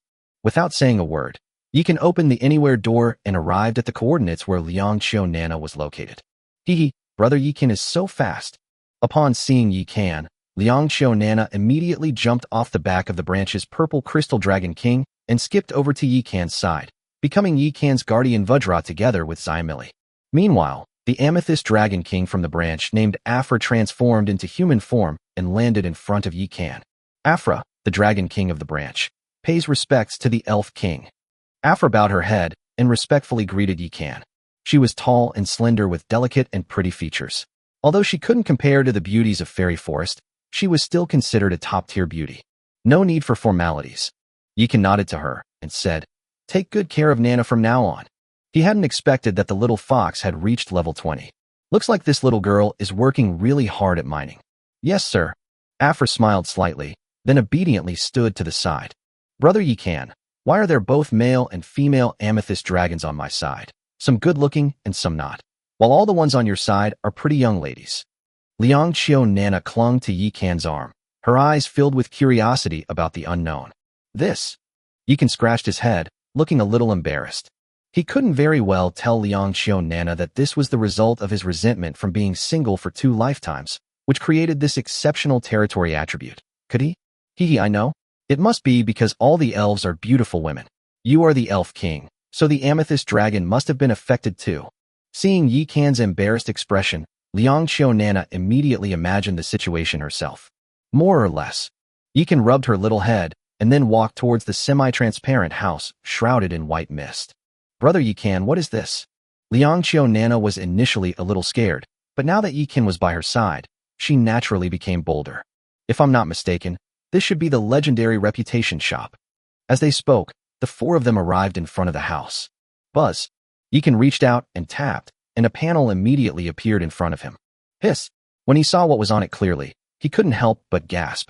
Legendary Hero Summoning Token, Epic Hero Summoning Order, Legendary Troop Token, Legendary Shipyard Blueprint, Anti-Flight Scroll, Silent Scroll. This really is a reputation shop, and all the items displayed inside are rare and valuable. Brother Yikan, what's wrong? Seeing Yikan's expression, but unable to see what was in the light screen in front of him, Liang Qiu Nana's curiosity was piqued, and she also pointed towards the room. Then, her little mouth also turned into a circle. What is this? At this moment, Yikan suddenly discovered that there were actually 3 pages in the reputation shop. The first is the regular shop, the second is the legendary hall shop, and the third is the epic hall shop. Seeing this, Yikan couldn't help but look at Liang Qiu Nana beside him and ask, Nana, how many pages does your reputation shop have? 2 of them, 1 ordinary, 1 legendary. Liang Qiu Nana wasn't thinking about any of that. She was happily choosing items. Did you enter the Hall of Legends during your trials? Yikan suddenly asked. What is a trial? But I did enter a room called the Hall of Legends when I was level 10.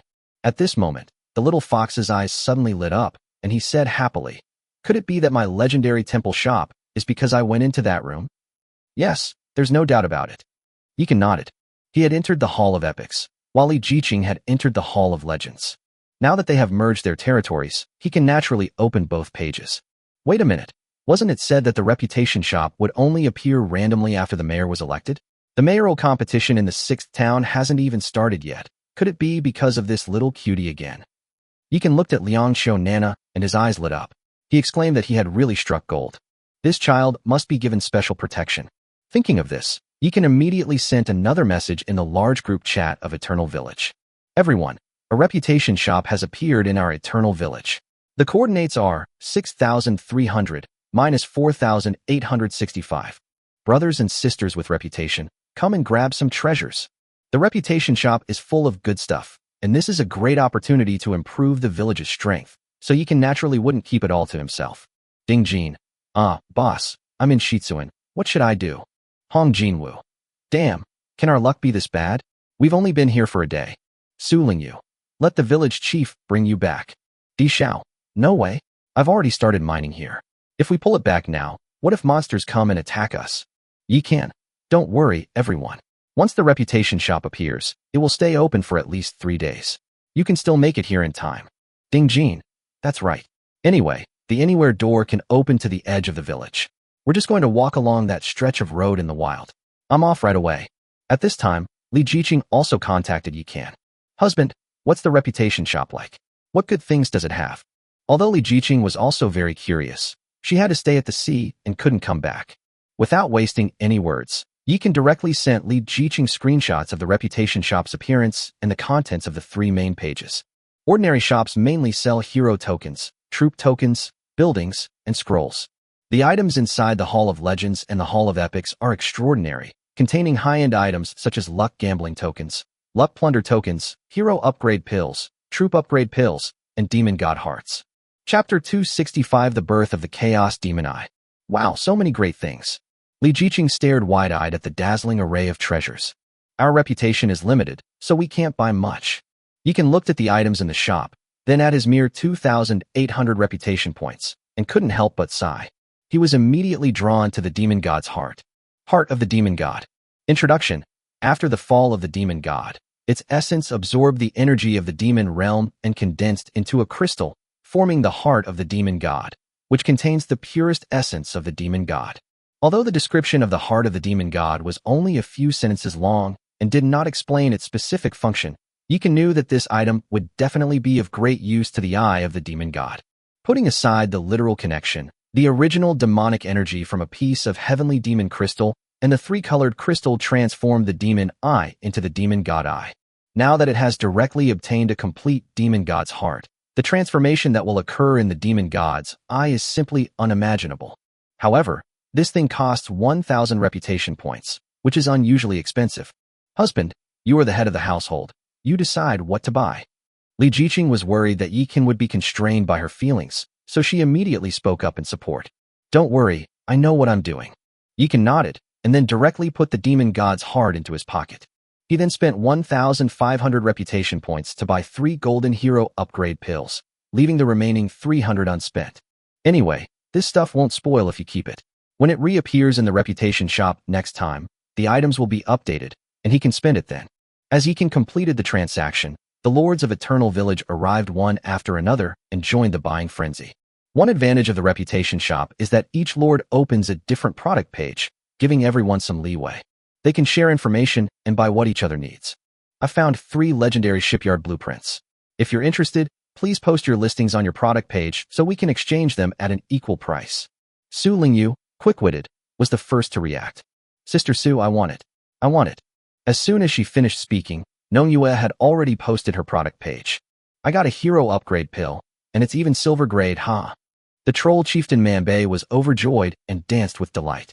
There were many people like him, and everyone was incredibly excited. Unfortunately, reputation is a bound asset and cannot be traded or gifted. Many people have obtained good items, but lack the reputation to purchase them and can only watch them helplessly. Sigh, it's heartbreaking to be able to see it, but not use it. Yikan shook his head and closed the page. Then I contacted Li Jiqing and mailed her 3 hero upgrade pills. Husband, there are only 3. Who should we give them to? Li Jiqing was a little conflicted. There are currently 8 heroes in Fairy Forest, excluding unit leaders such as Far, Anna, and Snowy. Among them, Xiamili comes from the Dreamy Rouge Pavilion and is a mythical level character from the start. This kind of pill, which is only suitable for legendary heroes, is naturally not suitable for her. The remaining 7, including Su Daji, Nuba, and Lin Daiyu, had already reached the epic level due to the 3 lives marriage tree and no longer needed elixirs. Currently, only Hushime, Yu Qing, Princess Longji, and Xue Baochai remain at the legendary level. To Yi Kan, each of them was her precious darling. It seems inappropriate to leave anyone out. However, Yi Kan knew that no matter what decision he made, the beauties would definitely support him, and even if they were disappointed, they wouldn't show it in front of him. So he directly contacted the sub-account held by Yu Qing online. Xiaoyu, I just bought 3 hero upgrade pills, which can upgrade your grades from legendary to epic. But 4 of you haven't been upgraded yet, so I've decided to give them to the other 3 first and give them to you next time. I'm letting you know in advance. Hee, my husband is so considerate, even thinking about my feelings. Actually, even if my husband hadn't said anything, I would have given in anyway, because my main role is to assist. To Yi Kan's relief, Yu Qing was not disappointed at all. On the contrary, she was very happy. Because she felt Yi Kan's care and thoughtfulness, she thought it was more precious than any hero advancement pill. As expected of my Xiaoyu, you're so sensible. Next time you come back, you'll be the first to serve me in bed. This is what my husband said. You can't go back on your word. Whoever cheats is a little dog. After comforting Yu Qing, Yikan said goodbye to the little foxes and the others, and then took Xiamili back to Fairy Forest. Lord, what is this? In the leisure area of Fairy Forest, Xiamili sat on a rattan chair, swinging her short legs listlessly, looking quite content. Above the Fairy Forest, the eye of the demon god floats quietly like an ancient planet. It's food for our demon eye. Yikan smiled slightly and pushed the crimson crystal in his hand into the air. Buzz! With a flash of light, the heart of the demon god soared into the air and flew toward the eye of the demon god. Boom, boom, boom. As the heart of the demon god merged with it, the eye of the demon god seemed to be ignited, instantly transforming into a massive fireball, dazzling like a small sun. Ah Qing, protect Fairy Forest. Yikan frowned as he sensed the terrifying power emanating from the eye of the demon god. As the master of the eye of the demon god, he could naturally sense its changes. Just now, for a fleeting moment, he lost contact with the eye of the demon god. Yes. After the ancient divine tree finished speaking, its branches and leaves, which covered the sky and blocked out the sun, immediately closed up, enveloping all the buildings in the fairy forest, and even the guardian tree received its protection. Fortunately, the eye of the demon god only trembled for a short while before it began to suppress its aura. He can also re-establish contact with it. Buzz. With his thought, the eye of the demon god flew back. Yikan immediately opened its attribute panel. Chaos Magic Eye. Level, 21. Grade, Mythical. Durability, 999, Skill 1. Demon God's Judgment. Emits black and red light from its eyes, judging enemies within a 200-kilometer radius. Cooldown 1 minute. Skill 2. Demon God's Vision. Can observe the scene within a 1,000-kilometer radius of the user's own territory and see through the details of enemies below the Hongmeng level. Skill 3. Demon God World. Can collect things, including life, into the Demon God World. Collecting life is voluntary. Skill 4. Spatial Teleportation. Can open a wormhole, allowing you to travel within the visual range of the Demon God's eye. 1 minute cooldown. Skill 5. Spatial Marking. Can mark 2 different locations and allow unconditional travel between them. 10-minute cooldown. Introduction. The eye of the demon god obtained pure demonic energy and transformed into an evil chaos demon eye. To neutralize the demonic energy and remove its evil nature, one must absorb enough divine or immortal energy. Chapter 266. The Army of 5 Elements Insects. Chaos Eye. Upon seeing the name, Yikan gasped in shock. That's so damn awesome. Not only did this treasure evolve from epic to mythical level, but the demon god space also evolved into a small world. Furthermore, it gained 2 more awesome skills, spatial teleportation and spatial marking. Although there is a cooldown period, with this skill, the Chaos Eye has essentially evolved into an escape artifact, and that spatial marker is also incredibly powerful, allowing for unconditional teleportation. The words unconditional instantly sparked endless imagination in Yikan. This is simply the perfect weapon for murder and arson. Yikan gently stroked the chaos demon eye, which was even more restrained than the demon god's eye, his gaze even more intense than when he saw Succubi naked. Lord brother, your eyes look so evil. Xiamili lay on the table, staring intently at Yikan, her clear, bright eyes filled with a silly smile. Ahem, you're still young. You don't understand men's preferences. Yikan gently rubbed the little guy's head, his eyes instantly filled with doting affection. I want to grow up too, but no matter how much I eat, I just won't grow. It's so frustrating. When Xiamili remembered this distressing matter, her little tiger teeth immediately bared. All right, let's not talk about these unhappy things anymore. Let's go see your sister Far. Okay, shall we ride this ball over there? Xiamili tapped the chaos demon eye. No need, let's just move Fairy Forest over there. Yikan smiled slightly, pulled up the map of Eternal Village, and then moved the Fairy Forest to Eternal West Village, landing right next to the Void Insect Nest. Dominate. Fowl, who was hovering above the Void Hive observing the four subordinate hives, suddenly had a flash of inspiration and rushed towards the direction of Fairy Forest. Buzz. With a flash of light, Far instantly passed through the mist of Fairy Forest and appeared in a grove of trees filled with birdsong and fragrant flowers. Buzz. At that moment, the Anywhere door opened, and Yikan pulled Xiamili out from it. Dominate. When Far saw that it really was Yikan, he happily ran over and threw himself into his arms. Apart from Xiaomi Li, a special hero recruited from the Dreamy Rouge Pavilion, all the beauties in Fairy Forest have an innate attachment to Yikan.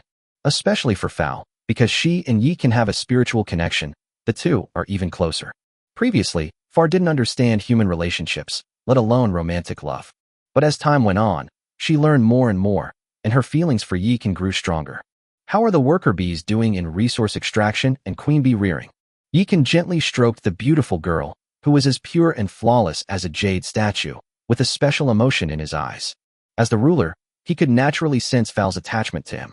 Rest assured, Master, worker bees are very suitable for resource mining. The 4 queen bees are already hatching, and with my improvements, they will be even stronger than before. When Far got down to business, his expression became serious. Well done. Take the insect hive now. Yes. In less than a minute, Far reappeared in front of Yikan, holding 4 different colored insect nest models. Gold-eating insect nest, earth-thick insect nest, red fire insect nest, and green wood insect nest. Of the 5 elements, metal, wood, water, fire, and earth, we're only missing water. Looking at the 4 insect nest models of different shapes in front of him, Yikan couldn't help but feel a surge of emotions. My lord, the void insect nest originally only had 1 spatial attribute, but after being modified by the 3 secret powers of the immortal forest, it incorporated the ice attribute, so it can actually be considered a water-type mutant. Far noticed Yikan's regret and immediately spoke up. Now that you mention it, doesn't that mean we can form an army of 5 elements insects? Huh. Upon realizing this possibility, Yikan burst into hearty laughter. Then, with a wave of his hand, he threw out the 4 insect nests. Buzz, buzz, buzz, buzz. 4 beams of 3 colors shot out from the sun and moon immortal pot, enveloping the 4 insect nests. Soon, the 4 insect hives twisted and contorted, and countless streams of foul energy surged out from them, only to be burned into nothingness by the tricolored light. The 4 major insect hives have also undergone a major transformation, becoming crystal-clear mutated insect hives that resemble the void hives, but are far inferior to them. Yikan glanced at them and found that apart from the mutated gold-devouring insect nest evolving into an epic-level creature, the remaining 3 were all legendary-level creatures. Nothing in this world is perfect. Yikan sighed. At this moment, 4 beautiful women emerged from the 4 insect nests. Upon seeing this, Yikan immediately covered Xiamili's eyes and placed her into the Chaos Demon Eye. Brother, what are you doing? Let me out. In her haste, Xiamili stopped calling the Lord brother and started calling him brother directly. Little Rice Grain, the following scene is a bit inappropriate for children. I'll show it to you later. Yikan was speechless. Although the 4 newly hatched insect queens are not as stunning as Farah, they are still great beauties capable of sweeping across a large area. What's frustrating is that they don't even have any scales to cover their bodies. The scene is beautiful, but it's really not suitable for children. Red fireflies dance in their nests. Aoki insect nest flower ripples. Golden finch nest of the gold-eating insect. Kunling, the insect nest in thick earth. Greetings, your majesty. The four beauties knelt on one knee, their eyes burning with desire as they looked at Yi Kan. Get up. Although I used my secret power to transform you, your creator is far. From now on, you are her brainworms, and she is your boss. Yi Kan held Fal's slender waist, which seemed to have no bones, and looked at the four beauties with a serious expression. Greetings, Lord Fal. The four bowed to Far again. Without wasting words, Far did not hesitate. With a thought, he directly sent out 4 streams of spiritual energy into the foreheads of the 4 people. Go back and replenish your energy first. Then, as I instructed, condense armor to cover the vital parts of your bodies. Yes. After establishing a mental link with Far, they can communicate through their minds. Although they didn't understand why the ruler had such a strange request, they didn't think too much about it. They are brainworms, and all they need to do is obey the commands of their master. All right, take the hive back and get back to your work. Get them to mass-produce worker bees as soon as possible and start mining the originium here. After Yi Kan finished speaking, he suddenly lowered his head and lightly tapped Fal's smooth, jade-like forehead. Fal guarantees the mission will be accomplished. A blush crept onto Far's pretty face, and her heart felt as sweet as honey, instantly filled with energy. Once the 4 of them are on track, you can continue your journey to the sea. But before that, remember to establish a presence around Nishimura. Yi Kan said meaningfully, Rest assured, Master, I have already planted parasitic larvae in the surrounding villages. You're becoming more and more like the Void Queen. Keep it up, go for it. After Yi Kan saw Far off, Li Jiqing's voice suddenly rang in his heart. Husband, check the town's news channel. Something's happened. Chapter 267 The Studious and Beautiful Yufei. What could possibly happen at a time like this? Yi Kan frowned, but still opened the regional channel of 6th Town. Li Ho Ki, Clubman Race. The reputation shop is the common property of the 6th Town, not the private property of your Eternal Village. Eternal Village must open up the village so that we can buy things. Nanako Matsushima, face-shaped vorticoid. That's right. If Eternal Village tries to monopolize everything, it's making an enemy of the entire town. Farouk, Nigger, the reputation shop is the common property of the lords, and the Eternal Village must be open. Sakura Haruno, human-faced vorticoid. Humans, open the Eternal Village immediately or face the consequences. Whirlpool Tengu, human-faced planarian. Sakura-chan is right. Humans, I hope you don't make a mistake. Quan Shirlong, club-wielding human. Humans, accept your fate. You can't control the reputation shop. Daniel, Eagle Clan, as everyone knows, the reputation shop appears randomly, not just where it appears. Village Chief Yi Kan, you'd better be wise, otherwise. Yi Kan frowned as he watched the various clans condemning the entrance to Eternal Village. Who was so foul-mouthed as to tell everyone about this? Yi Kan directly tagged everyone in the group chat. The town channel didn't mention this before. I asked them before, and no one admitted to leaking it. It's highly likely that someone within our ranks couldn't resist the enemy's sweet-coated bullets and succumbed. At this moment, Su Lingyu appeared. She is now an intelligence officer directly under Yi Kan. The Hidden Scythe clan is distributed around Eternal Village and has even infiltrated other villages. While they couldn't claim to have complete knowledge of the surrounding villages, they could still gather some general information. Moreover, Su Lingyu also has many insiders and family informants. In terms of intelligence capabilities, she dares to say she is second to none in Eternal Village.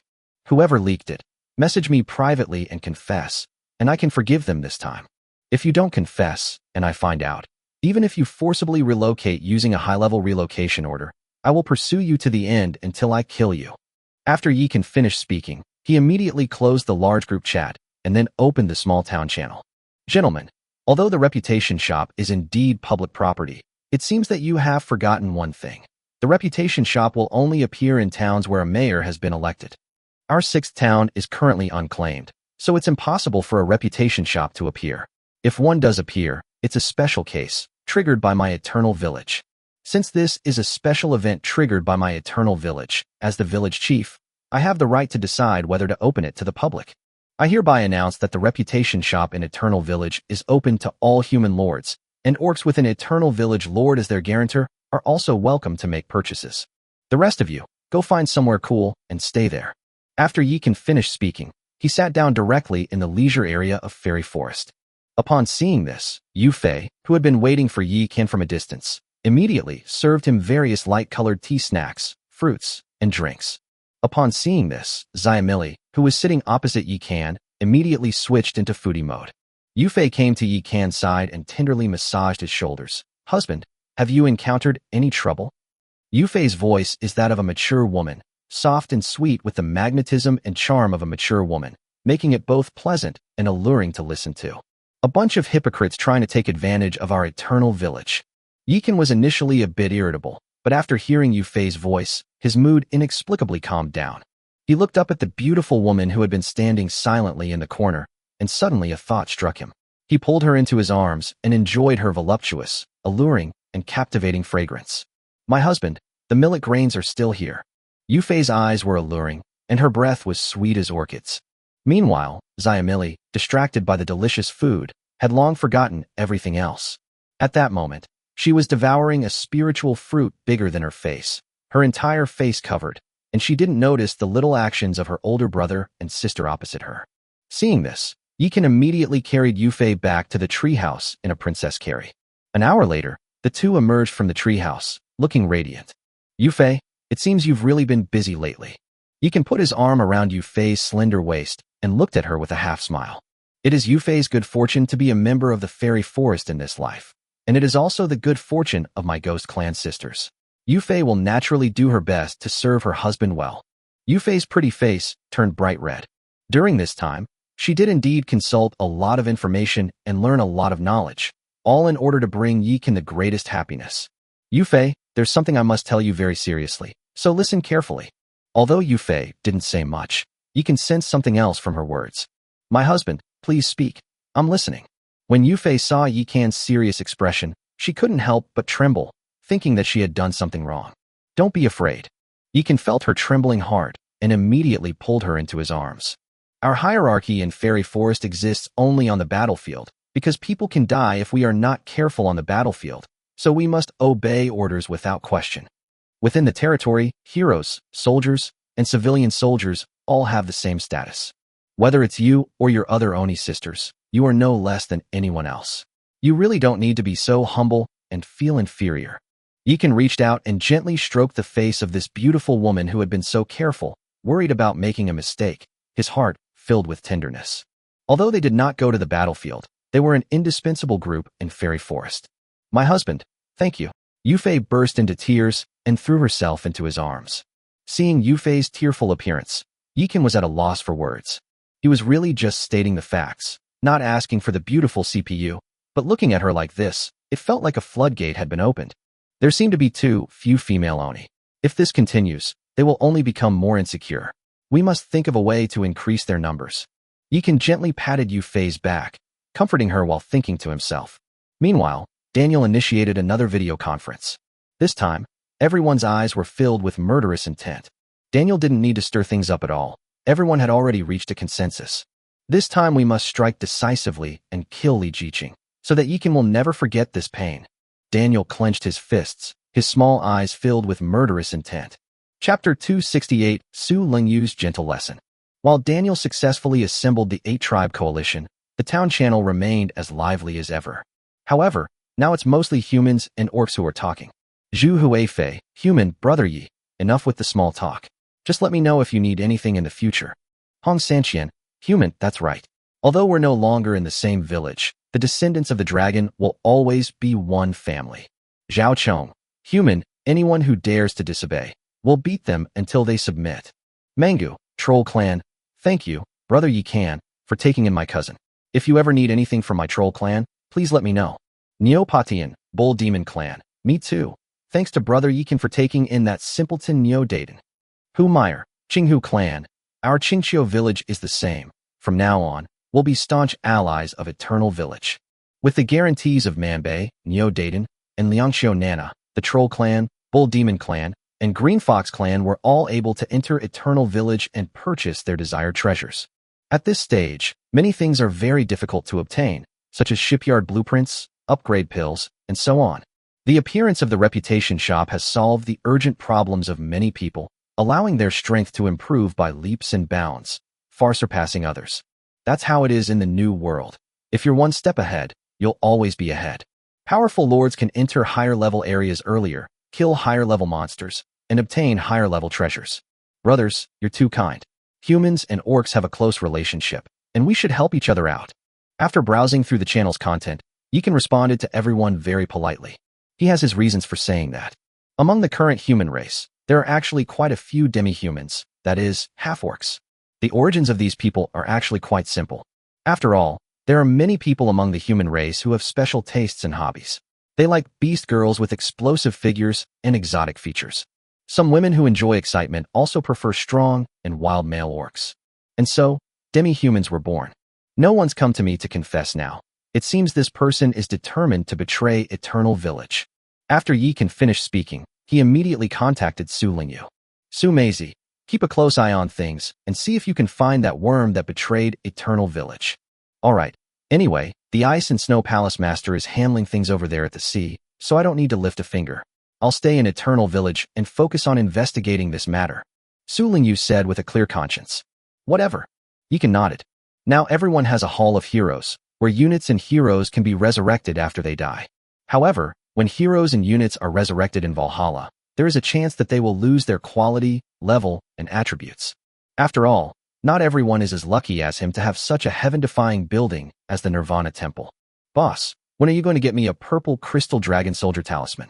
I want to become a dragon knight too. It's really inconvenient to go out without a flying unit. Su Lingyu paused for a moment, then suddenly sent a sweet, coquettish voice message.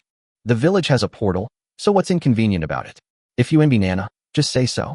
But you, the dragon knight, do you want to ride a dragon or be ridden by one?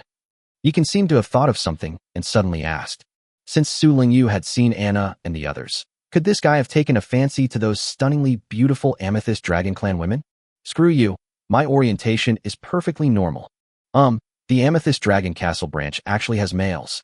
Huh? At this point, Su Lingyu was speechless. How about that? You've been exposed. Boss, it's dangerous for me to provoke you like this, you know? I know you're kidding me.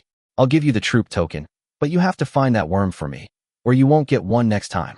After Yikan finished speaking, he also notified Liang Qiu Nana, Jiang Daily, and Li Xiaoyu.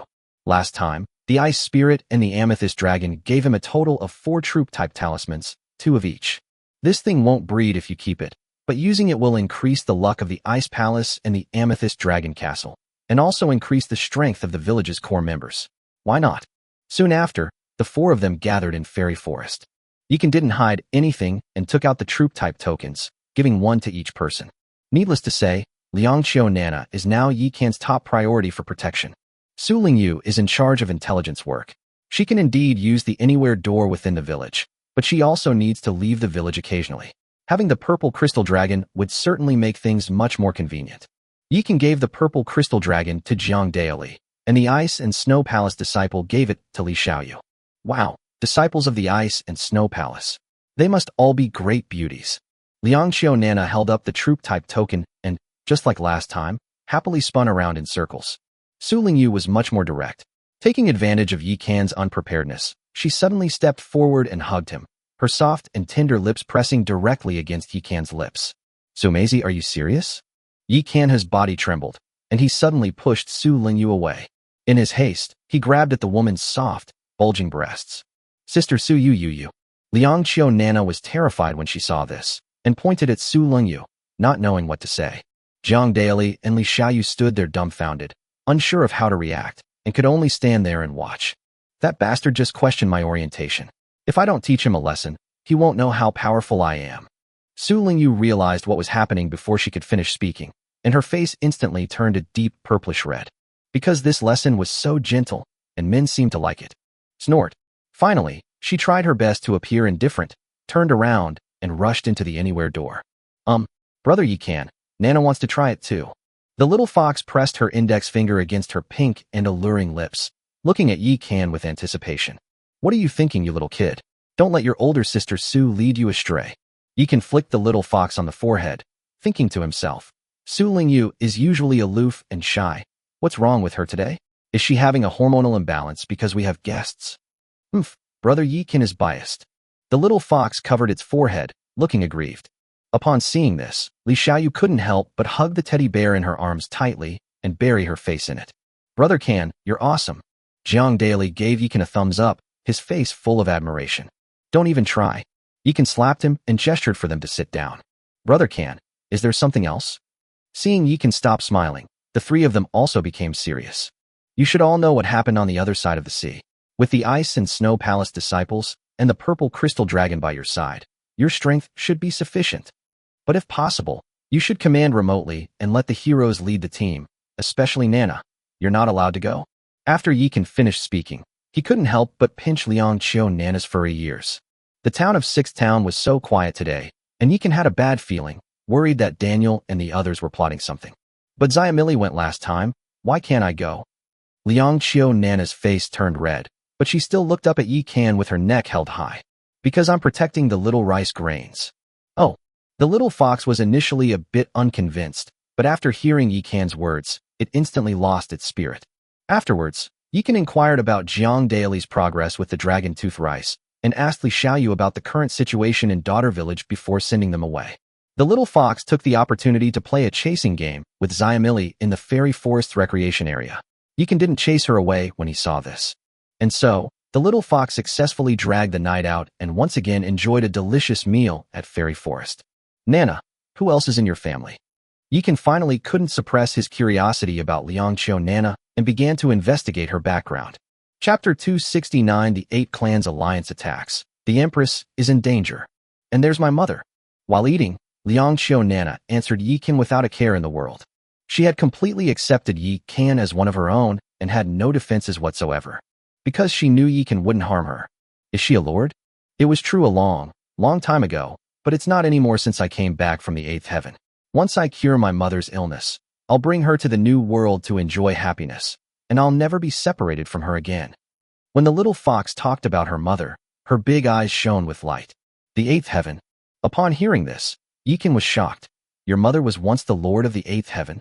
Yes. Liang Qiu Nana looked completely at ease, not finding anything wrong with it. Sister Nana, the ascension passage to the eighth heaven was closed more than 10,000 years ago. When did your mother come out? Xiamili was so surprised by Liang Qiu Nana that she even forgot to gnaw on the thick crab leg in her hand. She followed Yikan around every day and heard many things. More than 10,000 years ago, the eighth heaven had indeed closed the ascension channel, and the lords inside could occasionally return to their ancestral planet. However, lords outside cannot enter unless under certain special circumstances. It was more than 10,000 years ago. My mother was already pregnant with me then, but because she was seriously injured, she had to seal me away. It wasn't until more than 10 years ago that I was unsealed. Nana, are you a celestial? Upon hearing this, Yikan's eyes lit up immediately. Yes. After Liang Qiu Nana finished speaking, she immediately covered her mouth and whispered, Brother Yikan, this is a secret. You can't tell anyone. Don't worry, I'm just afraid you might accidentally let it slip. Yikan shook his head. Brother Yikan is the first to know. I won't tell anyone else. Sister Nana, I think I know too. We're best buddies. We're like sisters. After Liang Qiu Nana finished speaking, she left her seat and sat down next to Xiaomili. The next day, Yikan had just woken up when he received good news from far. My lord, the 4 major insect hives have been officially put into use. Each of the Golden Sparrow's insect hives can cover more than 5 resource points. Combat units are already being developed and are expected to be operational tomorrow. Very good. Upon hearing this, Yikan was overjoyed. The 4 major insect hives are Gold Devourer, Greenwood, Crimson Fire, and Thick Earth. Among them, Gold Devourer is epic level, while the rest are legendary level. After being transformed by the 3 secret powers of Fairy Forest, not only did their troop production speed increase, but the troop types they hatched also became more powerful. After Fowl infused the 4 queen insects, Golden Sparrow, Flower Ripple, Crimson Dance, and Cunling. With new genes, they became significantly stronger than before in terms of appearance, intelligence, and combat power. Moreover, they were re-incubated using newly fused genes and have no previous memories. With them there, plus the 150 lords, defending Eternal West Village is no problem at all. Even if the enemy launches a large-scale attack, they can hold them off for a period of time. My lord, when shall I set out on the expedition? Far then asked. In order to develop the 5 insect hives, she not only emptied her own energy reserves, but also cleared out all the monster lairs around her. Once their units hatch, you can make your move. Yikan thought for a moment and then responded. Yes. Upon hearing Yikan's words, Far was overjoyed.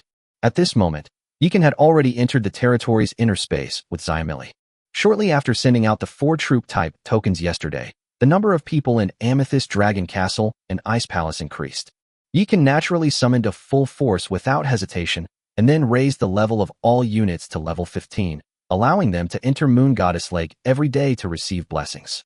No matter who it is, they must receive a blessing for success before they can go out to fight monsters. At this moment, countless beautiful disciples of the Ice and Snow Palace were gathered in the lake, along with more than 200 amethyst dragons that had not yet taken human form.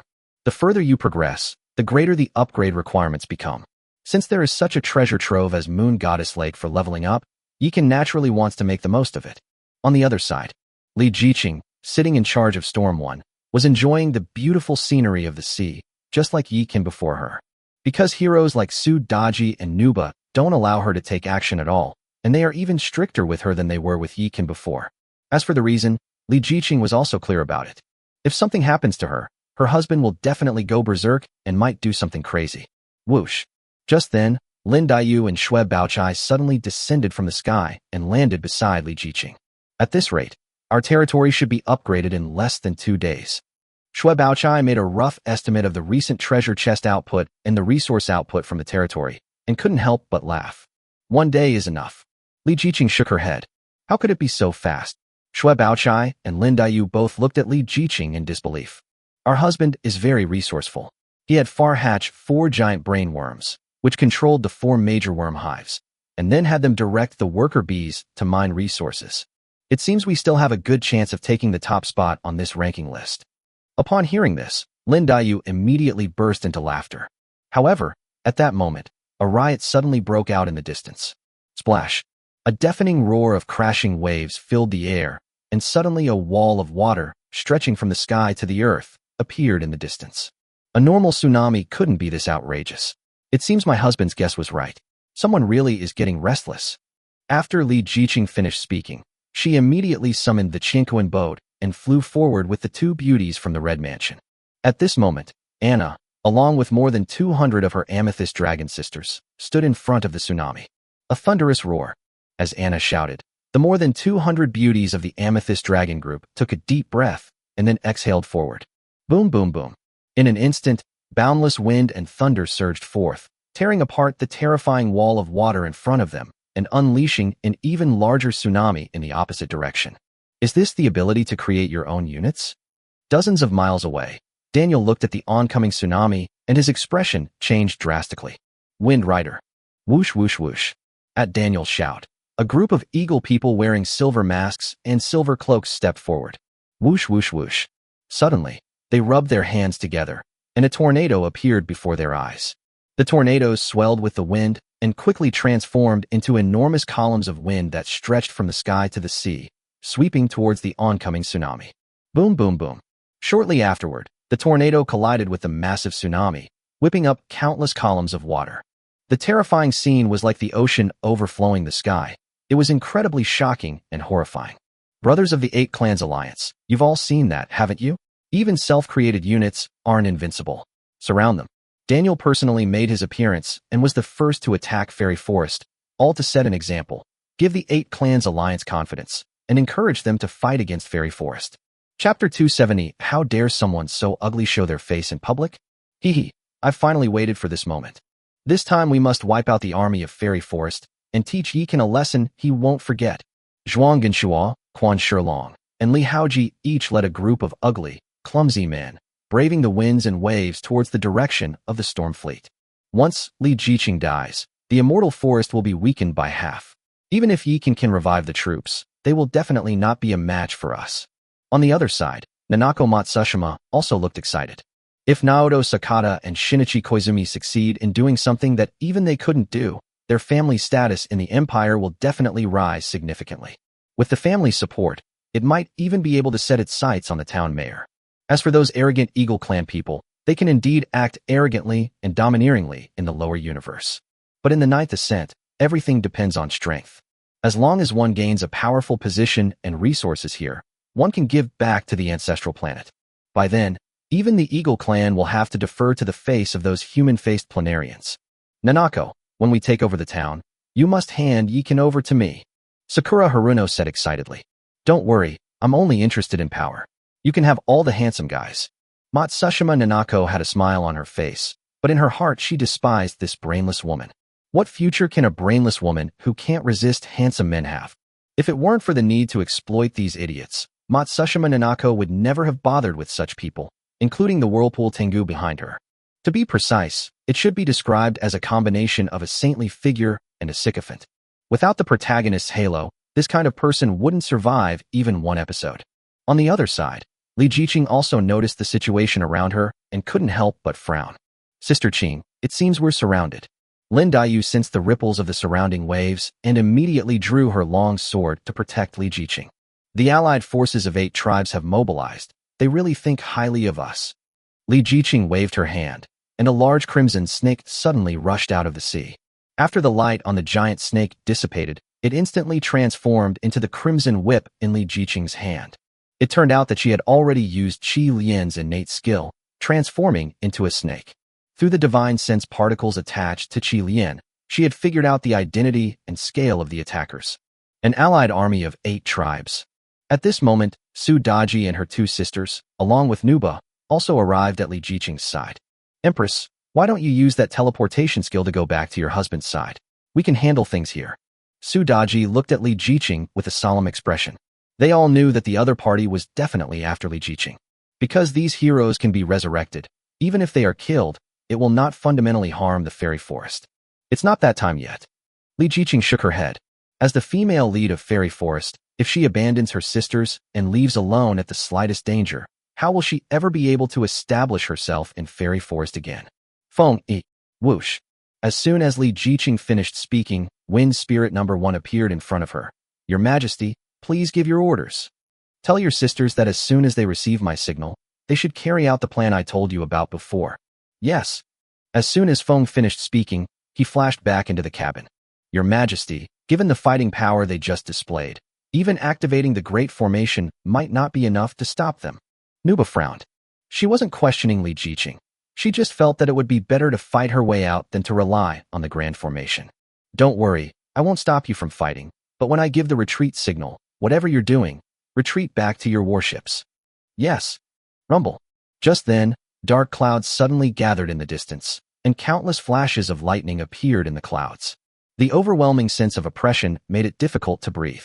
Then, an endless fog appeared in the sea, with countless warships appearing and disappearing in all directions, with no end in sight. TSK, TSK, TSK. I didn't expect that we would encounter such a big scene so soon after the battle that wiped out a village. As soon as Nuba had a thought, a demon engulfed in flames suddenly appeared beside her.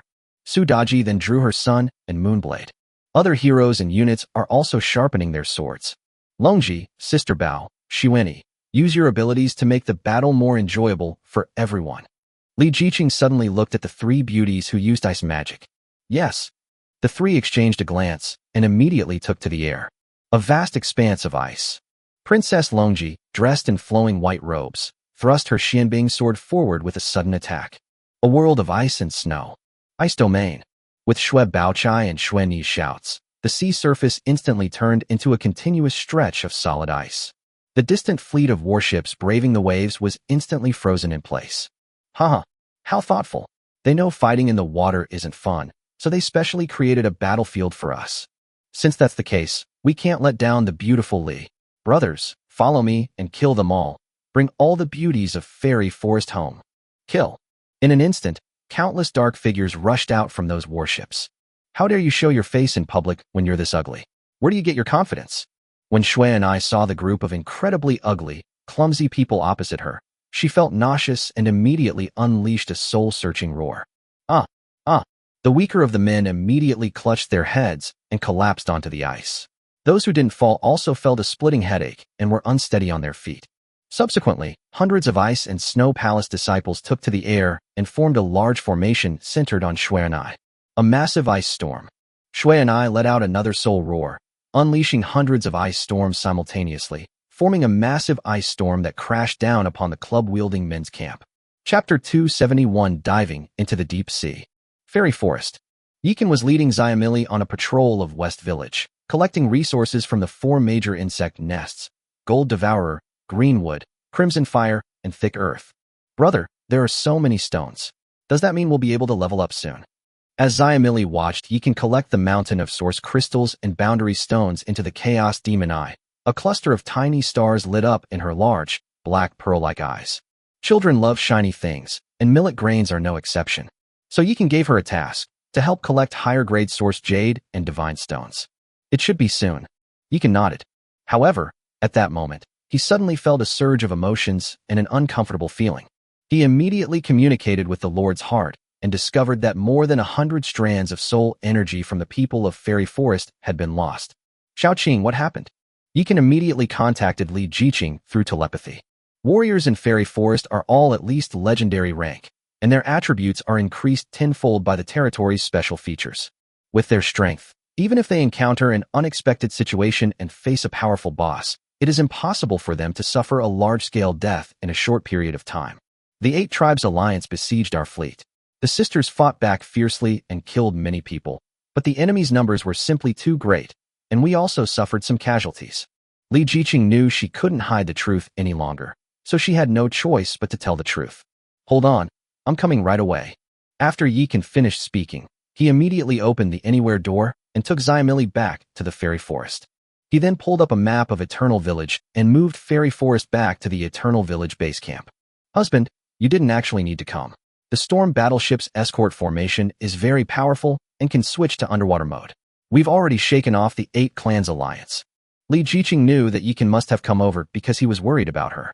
But since it concerned her life and death, how could Yikan possibly feel at ease? Xiamili, something happened to your lord's sister, so I can't stay with you for the time being. Go find Sister Yufei first. Don't leave the territory until I get back, understand? Yikan looked at Xiamili intently. Don't worry, brother, I won't run around.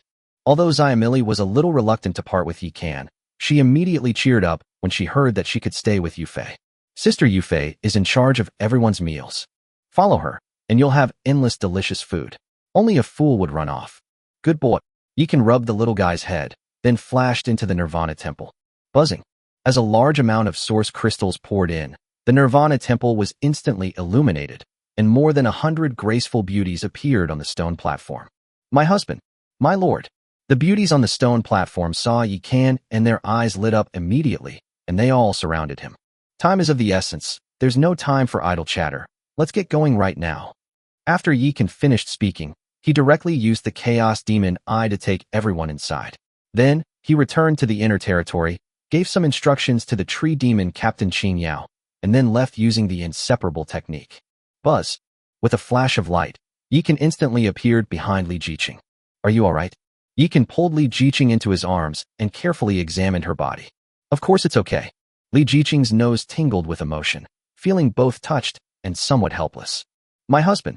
When Su Daji, Nuwa, and other heroes saw Yikan, they all surrounded him, their eyes filled with surprise and delight.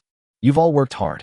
Yikan opened his arms, and Su Daji and the others immediately swarmed around him, surrounding him in the surging waves. After a long period of tenderness, everyone calmed down. Tell me, what exactly happened? Yikan looked around and couldn't help but show a hint of amazement in his eyes. They are now in the deep sea, surrounded by schools of colorful fish, which looks very dreamlike. Next, Li Jiqing described how the 8-tribe coalition had surrounded the enemy and their approximate troop strength. The hairy people of North Bear Star, the black apes of Ani Star, the red birds of Dianlao Star, and the larks of Shilon Star?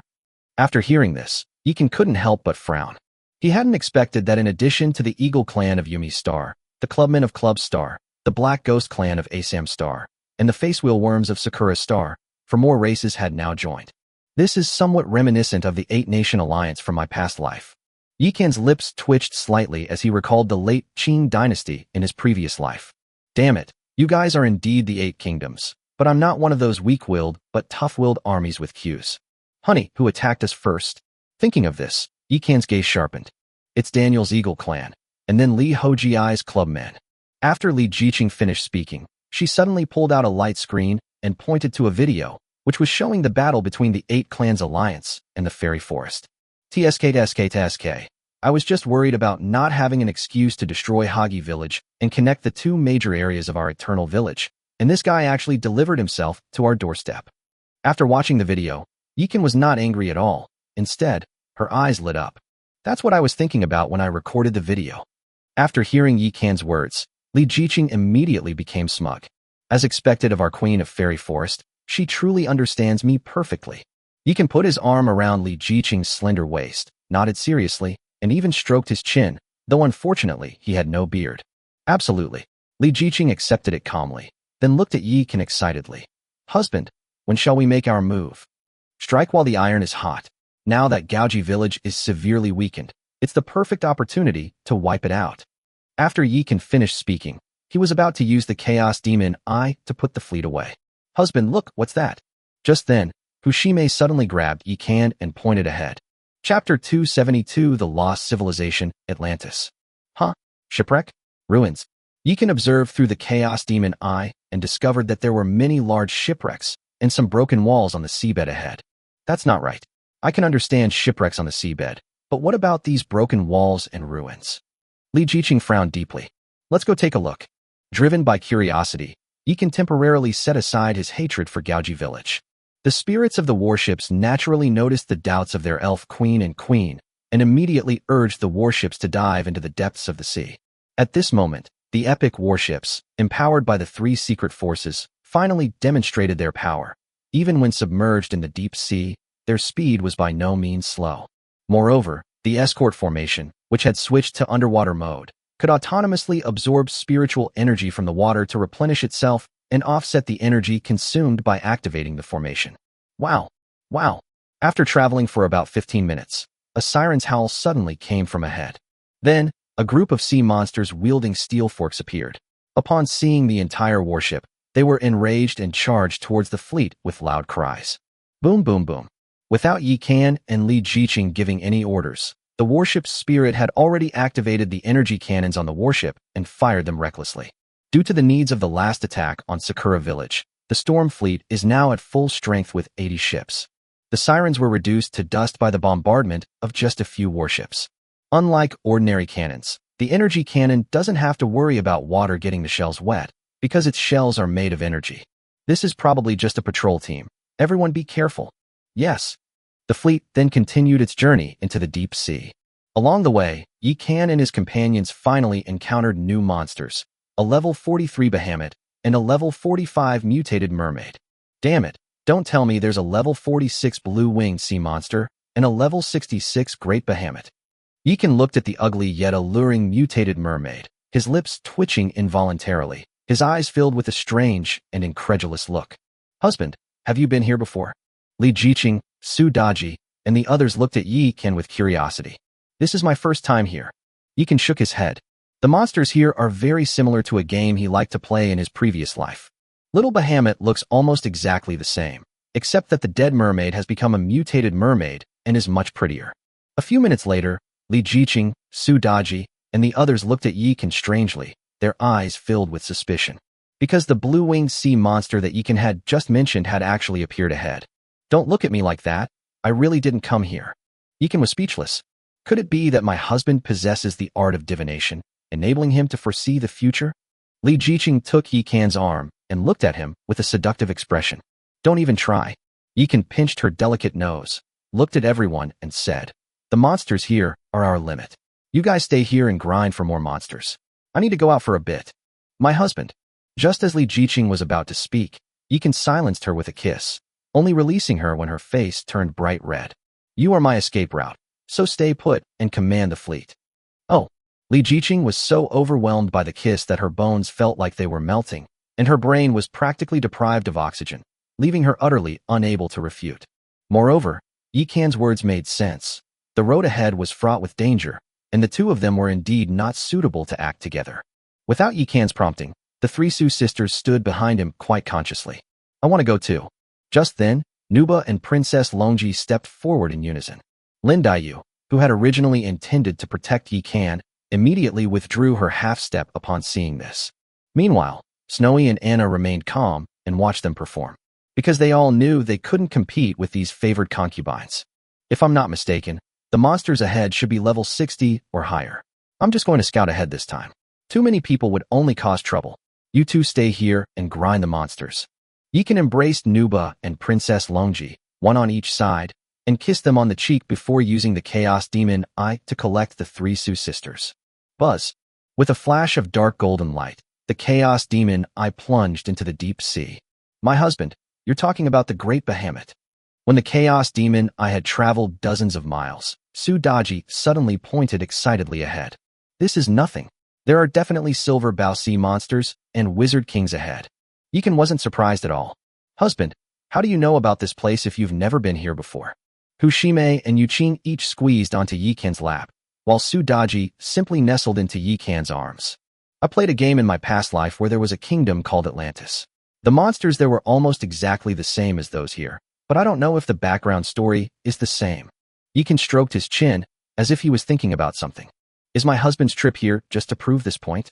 Sudaji turned around and straddled Yikan's lap, gazing at his handsome and charming face with a slightly infatuated expression. No. Yikan shook his head and continued. What happened in my past life can no longer affect me. Since this is a lost civilization, it must be hiding treasures. Moreover, the treasure chests dropped by sea monsters can contain primal amethyst, which might have a source. If we can find that source, then our plan to seize the sixth town will be guaranteed. My husband has a far-sighted perspective. Sudaji nodded in deep agreement. At that moment, Hushime suddenly pointed ahead and shouted, Husband, there's a palace over there. Let's go take a look. After Yikan finished speaking, he immediately activated the Chaos Demon Eye, turned a corner, avoided the silver bow sea monster wandering outside, and rushed into the half-ruined palace. Could it be the legendary Crystal Palace of the Dragon King? After the Chaos Demon Eye entered the palace, the three beauties greedily looked at the surrounding decorations. Most of the things here are made of sparkling coral and crystals, and even the collapsed pillars emit a faint glow. It's lost all its spiritual energy and is useless. Yikan sighed, dodging the giant behemoth and the silver bow sea monster that were roaming around, and rushed into the depths of the palace. Husband, why don't we split up? That way the search will be faster. When Sudaji saw how large the palace was, she wanted to share Yikan's burdens. Don't be impulsive. This palace is full of unknowns, and now the Eye of the Demon God has been upgraded to the mythical level Chaos Demon Eye. If it can't find it, you probably won't be able to find it either. Yikan shook his head and began to circulate the Chaos Demon Eye throughout the palace. Unfortunately, most of the things here have decayed, and even those that haven't decayed have lost all their spiritual energy, leaving only useless shells. Finally, they found themselves in a large hall inside the palace. It looks a bit like the imperial court. Yikan looked at the high throne in front of him, and his eyes suddenly lit up. Because there was a huge treasure chest on the throne. There really is treasure. The three Su sisters naturally saw the treasure chest and immediately jumped for joy. Whoosh! Without saying a word, Yikan activated the Chaos Demon Eye and rushed to the throne, intending to put the treasure chest into his small world. To their astonishment, the mighty, mythical Chaos Demon Eye couldn't even lift the treasure chest, which was only 3 feet long and wide. Looks like we'll have to go outside and open it. However, as soon as Yikan finished speaking, a monster 3 zhang long suddenly rushed out of the side hall. It looks a bit like a monitor lizard, but it can stand upright, and its forelimbs are exactly like human hands. Even more incredibly, it was holding a glittering staff in its hand. Chapter 273 Brother Haoji, you're very brave. The Wizard King?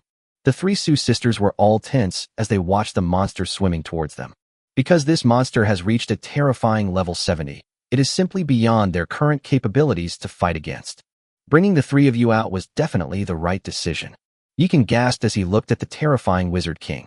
Although the levels of monsters and human lords are almost two different concepts, human lords have territorial characteristics and various other attributes, as well as some special abilities. However, the 49-level difference between Yikan and the Wizard King is still an insurmountable chasm. Even with the addition of Sudaji and her 2 sisters, Yikan would have no chance against this behemoth. Prepare for action. Yikan shrunk the Chaos Demon Eye to its smallest size while minimizing its energy fluctuations. As the Chaos Eye began to linger, the Wizard King indeed lowered his guard, clutching its staff as he slowly left the palace. However, Yikan knew that this guy hadn't really left. Instead, he was hiding behind the window of the side hall, keeping a close eye on them. We can't worry about that now. Get out and activate the 3 talents demon formation immediately. Don't hesitate. Upon hearing this, the 3 beauties all nodded solemnly. Without further hesitation, Yikan opened the portal and rushed out. The 3 sisters followed closely behind, and as soon as they stepped out of the Chaos Demon Eye, they activated the 3 talents demon array, enveloping Yikan and the Chaos Demon Eye within it. Roar! As expected, upon seeing Yi Kan and the others, the Wizard King roared and swung his staff, unleashing a streak of crimson lightning. Zzz. With a piercing crackling sound of electricity, the crystal wall blocking the Wizard King's path shattered instantly. It struck the three Succubi sisters like a whirlwind. Unfortunately, once the Three Talents demon formation is activated, it will instantly become invincible for 10 seconds. Within those 10 seconds, even the King of Heaven himself wouldn't be able to help. Click. Without wasting any words, Yi Kan switched to Xiamili's appearance and opened the treasure chest. Buzz. Just as Yi Kan was anticipating what treasures were inside the chest, a huge beam of light suddenly shot out from it. The beam of light, like a flashlight, was only a foot in size when it shot out, but after breaking through the water and soaring into the sky, it became a huge beam of light with a diameter of a kilometer. Then, the beam of light suddenly exploded, turning into countless orbs of light that flew to every corner of District 17. World announcement. Lord Yi Kan has discovered the lost civilization of Atlantis and broken the seal on the radiance of civilization, igniting the primal flames of various towns. Reward, 1,000 reputation. With the town's primal fire ignited, the battle for mayorship has now begun. 10 days later, all the lords will be teleported to the town's origin space to assist the village chief in seizing the position of town mayor. To seize the position of mayor, you'll need primal amethyst. The more primal amethyst you have, the greater your advantage. With the announcement of the world's news, the channels in all the towns and cities of District 17 instantly exploded. Especially the 6th town. Zhu Huifei, human, damn it. Yi the beast. Why is it always you causing trouble? Can't you leave me a little something? Hong Sanqian, human, I'm completely dumbfounded. Brother Yi is the real second-generation rich kid, okay. Daniel, Eagle Clan, fuck, wasn't this guy holed up in Eternal Village? When did he come to the sea? Zhuanggenshua, Banshui Clan, damn Yi Kan. It should be us Banshui Clan who unlock the brilliance of civilization. Why do you always steal our thunder? Zhao Chong, human, you clown upstairs, straighten your tongue before you speak. Farouk, nigger, this is a bit strange. If the appearance of the reputation shop in Eternal Village could be considered a coincidence, then the ignition of the primal flame is quite intriguing. Liang Qiu Nana, Celestial Fox Clan, you black devil upstairs, are you saying my brother Yi Kan is the chosen one? We know that without you saying it. Farouk, nigger you. Nongying, Moon Shadow Cat Clan, you're such a bunch of sour grapes. You want to smear brother Yi Kan, but can't find a reason. Are you feeling really bad? Sakura Haruno Human-Faced Vortex Clan. What's there to be proud of? It's just igniting the primal fire, not winning the position of mayor. Uzumaki Tengu Human-Faced Vorticoid. Sakura-chan is right.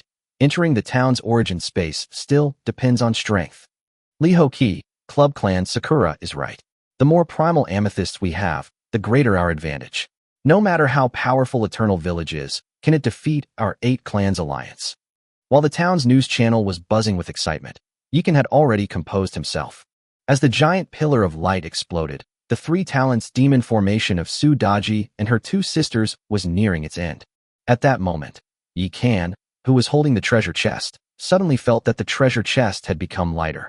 He didn't care about anything else, picked up the treasure chest and escaped into the chaos demon I Small World, then grabbed Succubi and her 2 sisters and rushed out of the palace.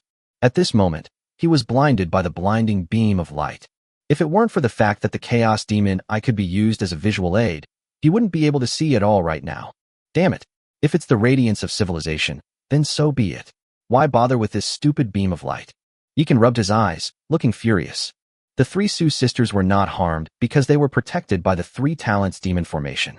My husband, are you in pain? The 3 surrounded Yi Kan, their eyes filled with heartache. Yu Qing, the youngest, was so frightened that tears streamed down her face. Don't worry, it was just a slight jolt. It'll be fine in a bit. Yi Kan waved his hand, not really caring. At that moment, as if he had thought of something, he suddenly took out a bottle of the Well of Eternity. Try this. Let me. Succubi took the water from the eternal well, then scooped out 2 droplets and applied them to Yi Kan's eyes. Yi Kan had only intended to give it a try, but to his astonishment, the water from the eternal well actually soothed the pain in his eyes. Eternal products are indeed all top-notch. Yi Kan's eyesight returned to normal, and he gained a deeper understanding of the Well of Eternity. Very good. When the 3 beauties saw that Yi Kan's eyes had truly regained their brightness, they were overjoyed and burst into tears. They all crowded around him, recklessly dribbling and bumping into him. Yikan was already used to this kind of treatment and didn't push them away. He enjoyed the unusual massage from the three beautiful women while turning on the town's TV channel. Brother Gaoji, you are very brave.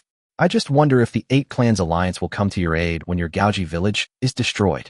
Yikan smiled slightly and sent a message with a playful emoji at the end. Who are you trying to scare? You're still in the deep sea. By the time you return to Eternal Village, I'll have already laid a trap, and with the help of my 8 clan brothers, as many of you as you come, you'll die. Li Hoqi said, his tone fierce but his heart pounding. Yikan, too lazy to argue any longer, simply shut down the light screen and then contacted Li Jiqing via telepathy. Wife, back to base, let's fight. Chapter 274 Blitzkrieg, a surprise attack on Hoqi Village. Alright, Li Jiqing had been watching the town channel the whole time, so she naturally saw what Yikan said. When Yikan returned to Storm 1, everyone from Fairy Forest had already returned to the warship. Husband, Li Haoji and the others must have already returned. Can we really get back to the territory before them? Although Li Jiqing trusted Yikan, she was still a little worried. Of course, she wasn't worried about how powerful Gaoji Village was, but rather that the 8 tribes alliance might actually be colluding with each other. The 8 tribes only deployed a portion of their forces to encircle and suppress them this time. If they are determined to help Li Hoqi, the enemies that Fairy Forest will face this time will be a terrifying number. Don't worry, they can't be as fast as us. After Yikan finished speaking, he directly put the 80 storm ships into the Chaos Demon Eye, and then activated the 5th skill of the Chaos Demon Eye, Spatial Marker. Back when the Eye of the Demon God evolved into the Chaos Eye, he had already set one of the coordinates in the Fairy Forest, but the other coordinate had never been determined. Now, he is directly at this coordinate point in the deep sea. Anyway, the marking can be removed. If he no longer needs it, he can simply erase it. Buzz. With a flash of light, the Chaos Demon Eye returned to the immortal forest in the blink of an eye. What incredible power! After witnessing the abilities of the Chaos Demon Eye, Li Jiqing and Su Daji were all astonished. Stop lamenting. I'll give you 5 minutes. Yes. Knowing that time was precious, everyone rushed into the inner territory of Fairy Forest to replenish their eternal spring water without any delay. Nuwa quickly stripped off all her clothes and plunged into Moon Goddess Lake to enjoy a brief respite from the heat. Li Jiqing didn't join in the commotion. Instead, she quietly stayed by Yikan's side. When Yufei saw everyone return, she immediately served Yikan and Li Jiqing the drinks and snacks she had prepared. Brother, is there going to be another war? Seeing everyone rushing around, Xiamili, who was following behind Yufei, quickly realized what was going on. As Yikan answered, he pulled up his friend list and clicked on Zhao Chong's name. Brother, when the fight starts, can I control the Chaos Demon Eye? The little guy reached out and touched the Chaos Demon Eye that was floating next to Yikan, his big eyes sparkling with excitement. Okay. After Yikan finished speaking, he immediately sent a message to Zhao Chong. 10 minutes later, I will attack Gaoji Village from both sides. If you want a share of the spoils, attack from above. To the east of Gaoji Village is Yongheng Village, to the west is Yongheng West Village, and to the northeast is Zhao Family Village. Zhao Family Village, Haoji Village, and a Beastman Village in the northwest are arranged in a triangular pattern. Yikan had never been in contact with that Beastman Village, so he had no connection with it. However, with Zhao Chong's help, they should be able to launch a blitzkrieg. 10 minutes, are you sure? Zhao Chong thought Yikan was joking. Not long ago, Yikan was still deep in the ocean. Unless he had a teleportation spell, it would have been impossible for him to return so quickly. After all, the 8 tribe allied forces that set off before him were still on their way. The opportunity has been given to you. Whether you seize it or not is up to you. Yikan didn't waste any words with Zhao Chong. After turning off the light screen, he pulled up his private group chat. The group is a bit more lively now than before, because there are more members like Li Xiaoyu, Gu Xiaoling, the Moon Shadow Cat sisters, Ding Jin, and Hong Jinwu. These people passed Su Lingyu's review and were qualified to enter the corps. Gentlemen, now lead your elite troops to the Fairy Forest within 5 minutes. Yikan tagged everyone and issued an order. Coming right away. Su Lingyu, Liang Qiu Nana, and the Moon Shadow Cat sisters responded immediately. In fact, they had already started preparing when Yikan sent out the message about starting the war. After all, as the core of Eternal Village, one should have this much awareness. Boss, Ding Jin and I are both in Shitsuan. We can't get through. Hong Jinwu sent a miserable emoji. You two don't need to come. Organize the people in West Village and guard the west side of the village. As soon as there is any unusual activity in White Eagle Village, tag me in the group chat. Yes. Without the slightest hesitation, the two immediately carried out the order. After doing all this, Yikan contacted Far through the mental link. Far set off immediately and attacked Gaoji village from the west. Yes. Although Far didn't know what had happened, the Lord's command was supreme. As long as Yikan asked her to do something, she would do everything in her power to make a mess of things. After Yikan finished doing all this, he called Anna and Shui and I over. Husband, do you have other plans? After spending time together, they had gained some understanding of Yikan and knew that he wouldn't summon them for no reason at a time like this. You two learn this, and then pass it on to your disciples. After Yikan finished speaking, he took out 2 scrolls. These were 2 battle formation scrolls that he had found in a treasure chest in an underwater palace. The Amethyst Dragon King and the Ice and Snow Palace Mistress are both leaders of self-created troop types. They can pass on the skills and formations they have learned to their disciples. Moreover, this kind of teaching is very fast, almost like sharing. Wind and Thunder Annihilation. A Frozen Wasteland. After seeing the large characters on the scroll, both of them were overjoyed. This is practically tailor-made for them. Go. Yes. The two of them didn't hesitate and immediately went to carry it out. 3 minutes later, the portal to the fairy forest opened, and Su Lingyu, Liang Xiu Nana, Jiang Daili, and others arrived one after another, each bringing their own elite troops. Everyone is here, let's go. 5 minutes later, Yikan activated the Chaos Demon Eye and took everyone inside. Both Su Lingyu and Liang Xiu Nana were entering the small world of the Chaos Demon Eye for the first time, and their eyes were filled with intense curiosity. So they began to wander around the little world. To their astonishment, Yikan opened the portal in just 5 minutes. No way, we're here already.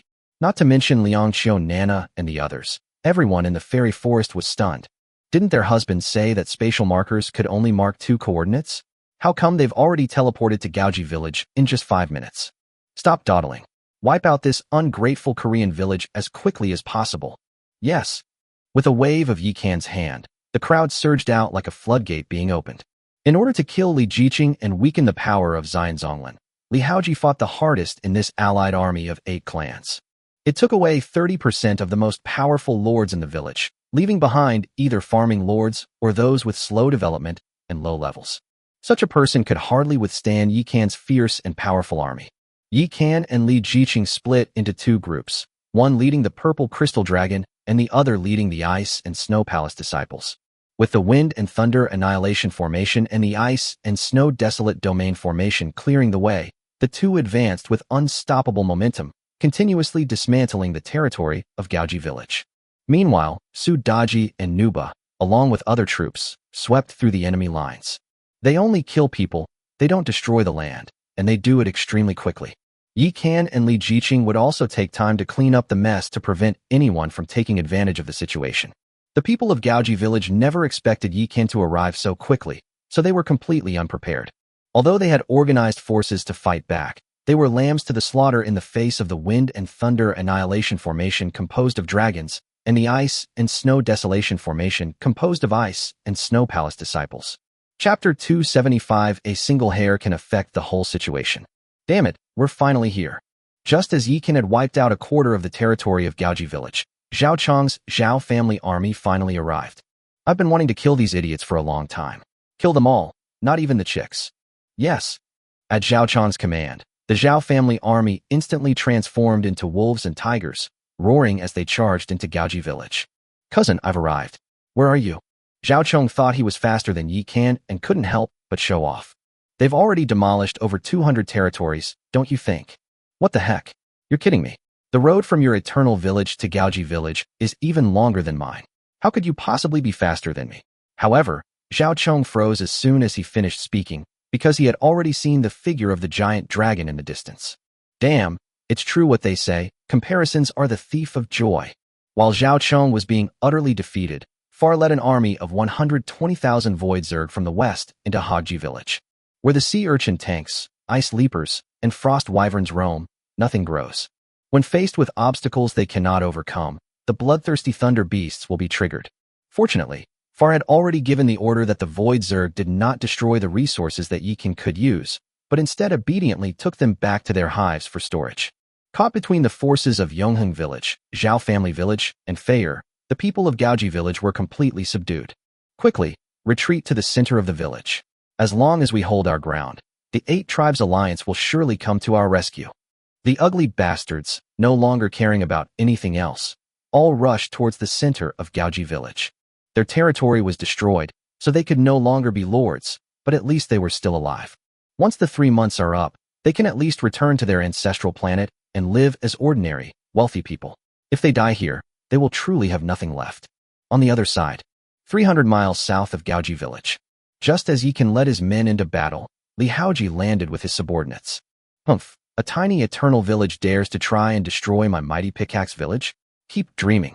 Li Hoqi was still basking in his own speed, because he thought Yi Can was still traveling in the deep sea and had not yet reached the shore. However, before it could even celebrate for 3 seconds, people nearby began coughing up blood and collapsing to the ground. What happened? Li Hojii was dumbfounded when he saw this, but it still clung to a sliver of hope, hoping to hear a different answer from its subordinates. Village chief, my territory has been demolished, boo-hoo. Puff. Puff. As soon as the Lord finished speaking, more and more people around him fell down. Impossible. Yi Can is still at sea. Even if he sent people left behind in Eternal Village to attack, they would only be able to reach the village by now. How could they be so fast? Li Hoqi went mad. He didn't care about anything else, jumped onto his flying fish mount, and rushed towards the village. Lord Daniel, save me. The Eternal Village is attacking my village. Li Hoqi sped along while simultaneously communicating with Daniel via voice. Village chief, wait for us. After realizing what was happening, the lords whose territories had not yet been demolished also frantically followed. Their territory is their foundation. Once it is destroyed, they will lose their status as lords and become refugees of the ninth heaven. If no one takes them in, they will lose their territory bonuses, and heroes and units will not be able to revive after death. They can only roam around like wild monsters, and one day they might be mistaken for wild monsters and killed by someone. They don't want to live like that. Brother Gaoji, don't joke around. Even if Yi Can's warship is fast, it's impossible for it to return to Eternal Village so quickly. And even if it does return to Eternal Village, it's impossible for it to reach your territory so quickly. Lord Daniel, what I said is true. The territories of many of our lords have already been demolished. You should send men to attack his west village immediately. If he returns to defend, my village can still be saved. Your village is the closest to Eternal Village right now. I beg you.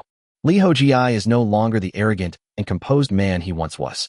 Unfortunately, its ally, Kimchi Village, is several villages away from it, and even if it rushes over to save it now, it will be too late. Moreover, Kimchi Village wouldn't dare, because to their west is Sanxian Village, and to their east is Newer Village. If Zhuang Ginshua and Quan Shilong dare to make a move, these two human villages might take the opportunity to devour it. Okay, I'll send someone over right now.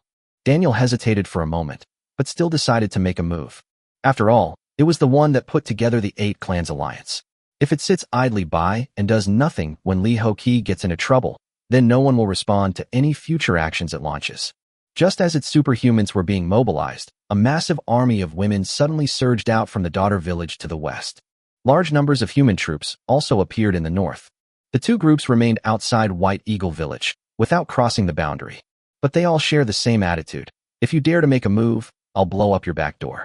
The vanguard of White Eagle Village heading towards Eternal West Village was also hindered, as tens of thousands of human troops were stationed on the border of Eternal West Village, all seemingly waiting in ambush. Brother Haoji, it's not that I don't want to help you. I'm surrounded. As they were talking, Daniel sent Li Hoqi several photos that his men had sent back. Having witnessed firsthand the terrifying fighting power of Eternal Village during this siege by 8 clans, it, which had no intention of confronting Yi Can head-on at this time, immediately took the opportunity to back down. Damn humans. Li Hojii is really anxious. However, just then, good news finally arrived. Otani Village, which passed through Shirai Village, made contact with it. Gayajasan, hold on. I'm leading the warriors of the Great Vortex clan to land from the south and directly attack the fairy forest of Eternal Village. If you can hold off Yi Can for half an hour, I can destroy his territory. Without his territory, he's just a piece of trash. Matsushima Nanako said excitedly. It had already sent people to investigate. Yi Can had moved the fairy forest to the southern coast of Eternal Village to make it easier to go to sea. This time, Eternal Village will definitely send out its best troops to attack Hoki Village. As long as Li Hoqi can hold off the forces of Eternal Village, he has a chance to destroy Eternal Village. Even if he can't destroy the entire village, he can still destroy Yi Can's territory. Don't worry, Even if Yikan receives the message and leads his men back to defend, he won't be able to get back within half an hour. You need to get started. As they were talking, Lee Ho-ki had already led his men into the territory. Without saying a word, it opened the anywhere door and returned to its own territory. However, to its astonishment, its territory was filled with humans. And who else could that handsome man surrounded by so many stars be but the despicable Yikan? Chapter 276. Gaoji Village is destroyed, and Fairy Forest is stolen. Brother Haoji, I heard you're really brave. Yikan stood up and looked at the wooden man in front of him with a mocking expression. He looked much like a resident of the transvestite island.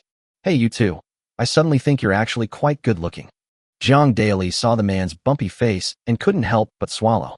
Damn, this is so ugly. No wonder people say that people born with a club need to save up for plastic surgery from the moment they are born.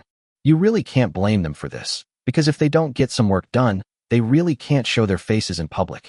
Yikan, we only besieged you once and killed more than 100 of your people, yet you want to wipe out our village. You are inhuman. At this point, Lee Ho-ji could clearly see the difference. This guy could have taken over Hoki village a long time ago. He was just waiting for it. Really? Boom. With Yikan's one-click demolition, Lee Ho-ki's territory collapsed instantly. Detection indicates that Gaoji village has been completely destroyed, its fortune has been reset to 0, and it has been transformed into a primitive land. You can choose to occupy it or abandon it. Choosing to occupy the village will bring Gaoji village into the Eternal Village territory, allowing you to enjoy the Eternal Village's fortune. If you choose to abandon it, Gaoji village will become unclaimed land, and other villages can occupy it. As Yikan dismantled Li Haoji's territory, a prompt from the world will appear simultaneously in his and Li Jiqing's minds. Occupy. Yikan made his choice without hesitation. Announcement. Gaoji village has been defeated by Eternal Village and has been incorporated into Eternal Village's territory. The moment Yikan made his choice, news of the destruction of Gaoji village appeared on the town's public screen. At the same time, a message also resonated in the hearts of many lords in Eternal Village.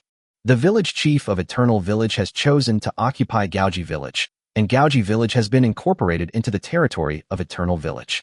Since the 3 major areas of Eternal Village are connected, the integration process is now beginning. Buzz. The next moment, the 3 sections of Eternal Village connected together, forming an irregularly shaped, long village. Under the transformation of the 23 points of luck, a spiritual storm suddenly swept through the original territory of Gaoji village, and spiritual plants, ores, flowers, birds, fish and insects began to mutate. Cousin, now I know why your Eternal Village is so powerful. With the blessing of 23 points of luck, it's damn hard not to be powerful. Zhao Chong led his Zhao family army from afar, his face full of envy. In this blitzkrieg, Yikan did not keep all the spoils for himself, but instead gave up 40% of his territory as a reward for Zhao Chong's hard work. Zhao Chong did not mince words in response. After all, the Lord's heart can not only enhance the territory's foundation, but also add experience to the territory's grade. Such a good thing, why not take it? Moreover, in Zhao Chong's eyes, Yikan was a member of the Zhao family, and naturally there was no need to be polite with family. There's no use in being envious. This belongs to our Eternal Village. Yikan rolled her eyes. Li Ho-ki, who was surrounded in the center, was so distraught that he knelt down on the ground. Yikan, I was wrong. Please spare my life. As long as you return the Lord's heart to me, I will return to the ancestral star in 3 months and never come back. Li Ho-ji was arrogant back then, and he's in a terrible situation now. However, after hearing its words, Yikan's expression suddenly changed drastically. What's wrong? Zhao Chong noticed something was amiss and couldn't help but frown. Someone is breaking into my house. This bastard is yours to deal with. Once you've taken care of it, get your men out of here as soon as possible. After Yikan finished speaking, he opened the anywhere door and rushed inside. The attack from the sea suggests that it's the other groups in the 8 Tribes Alliance. As the secondary lord, Li Jiqing naturally sensed something as well. So, without saying a word, she rushed in as well. Needless to say, heroes like Su Daji always had their hearts with Yikan. Now that they see someone has angered Yikan, they are naturally even angrier. Fortunately, the 3 sections of Eternal Village are now connected, and the anywhere door can be opened in any of the 3 locations. But let's push the timeline back a bit. When Lee Ho-ki opened the anywhere door and appeared in front of Yikan, Matsushima Nanako was leading Haruno Sakura and Uzumaki Tengu, among other lords, to attack Yikan's storm dock. An epic shipyard, millions of durability? Just how many incredible adventures have these wretched humans had? Matsushima Nanako was furious when she saw her subordinates attacking Storm Dock, managing to only deal a few dozen points of damage each time. They, the mighty Planarians, couldn't even take down one of the enemy's buildings. If this gets out, how can they still call themselves a great clan? Of course, what Matsushima Nanako felt most was jealousy. As a fellow lord, why does this guy always have all sorts of incredibly good stuff? Is the difference between people really that big? Just as she was filled with resentment and cursing Yikan, the announcement that Eternal Village had defeated Hoki Village suddenly appeared on the public screen. It will probably take some time before Yikan comes back, so let's all keep up the good work. It had never occupied another village, so it didn't know that neighboring villages could be merged together after being occupied. After all, the previous Sakura village had not been integrated. Sakura-chan, Uzumaki-kun, this turtle shell is too hard to chew. You two take the men and continue the attack. I'm going to raid Yikan's hometown. Matsushima Nanako's eyes darted around, and she suddenly said something. Nanako, go ahead and do your thing. We'll come and join you once we break through this turtle shell. Before Sakura Haruno could speak, Tengu Uzumaki stepped forward with a smile. The reason it's so eager is that it wants to be alone with Sakura Haruno. Now that Nanako Matsushima, this big third wheel, is leaving, it's naturally more than happy to see her go. Okay, good luck to you guys. After saying that, Nanako Matsushima led the main force away. However, after avoiding Sakura Haruno and her group, it used the Planarian clone technique, allowing its clones to lead the troops deeper into the territory, while its main body returned to the warship. Because its intuition told it that something was wrong.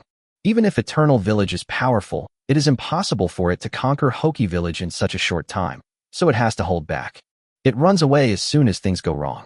Chapter 277 Heavenly Fox vs. Demon Fox.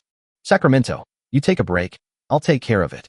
As expected, Uzumaki Tengu lived up to its reputation as a sycophant. As soon as Matsushima Nanako left, it flashed a lapdog-like smile. That fawning expression can't be achieved without over a decade of experience as a bootlicker. Then hurry up. Sakura Haruno rolled her eyes at it, her eyes full of disdain and contempt. This guy isn't as handsome or cool as Silly Bro, and he doesn't give it the cold shoulder or call it a slut who sleeps with everyone.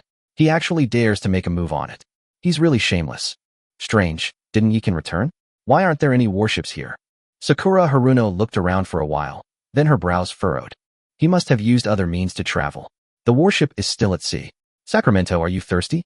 Here you go.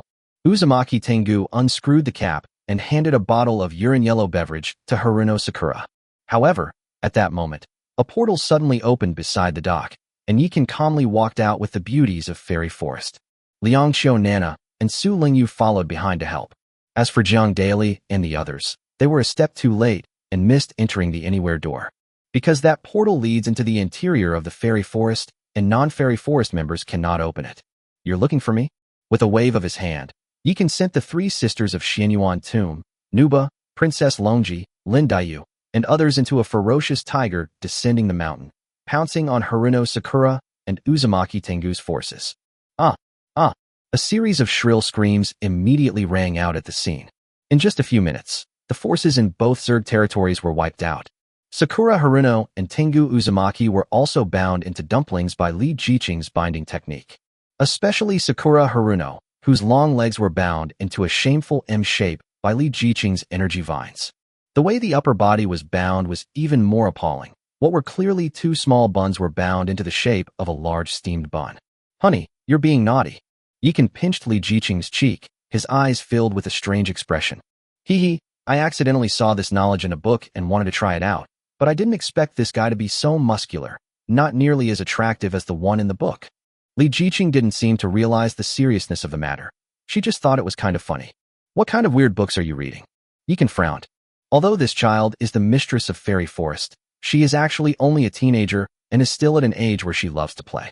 Yikan was a little worried, afraid that she might be led astray by some strange and unusual knowledge. I'll tell you about that later. Let's deal with these two guys first. Li Jiqing finally realized what was happening, her pretty face immediately turning red, and she quickly changed the subject. All right. Yikan glanced at her and didn't make things difficult for her anymore, but he had already made up his mind to use a stick to interrogate her tonight. As their gazes turned toward them, Sakura Haruno and Tengu Uzumaki suddenly felt a chill run down their spines. Only then did they realize just how vast the gap was between themselves and Yikan. Yikan simply looked at them calmly, Yet they felt as if they were being targeted by a demon, as if Yikan would devour them if they dared to move even slightly. It's one thing to have similar names, but to have the exact same personality and appearance is just too much. Yikan looked at the 3 rat-like hairs on the face of the Vortex Tengu and couldn't help but twitch his lips. Because these 2 guys looked exactly like the protagonist of a certain anime he had watched in his previous life. Aren't you guys a trio? Where's that idiot bro guy? Yikan stroked his chin and asked. Yikan, you deserve to die? My idiot brother went to Xiaoying village, but you killed him. Wah. Sakura Haruno thought of her dear, foolish brother and burst into tears.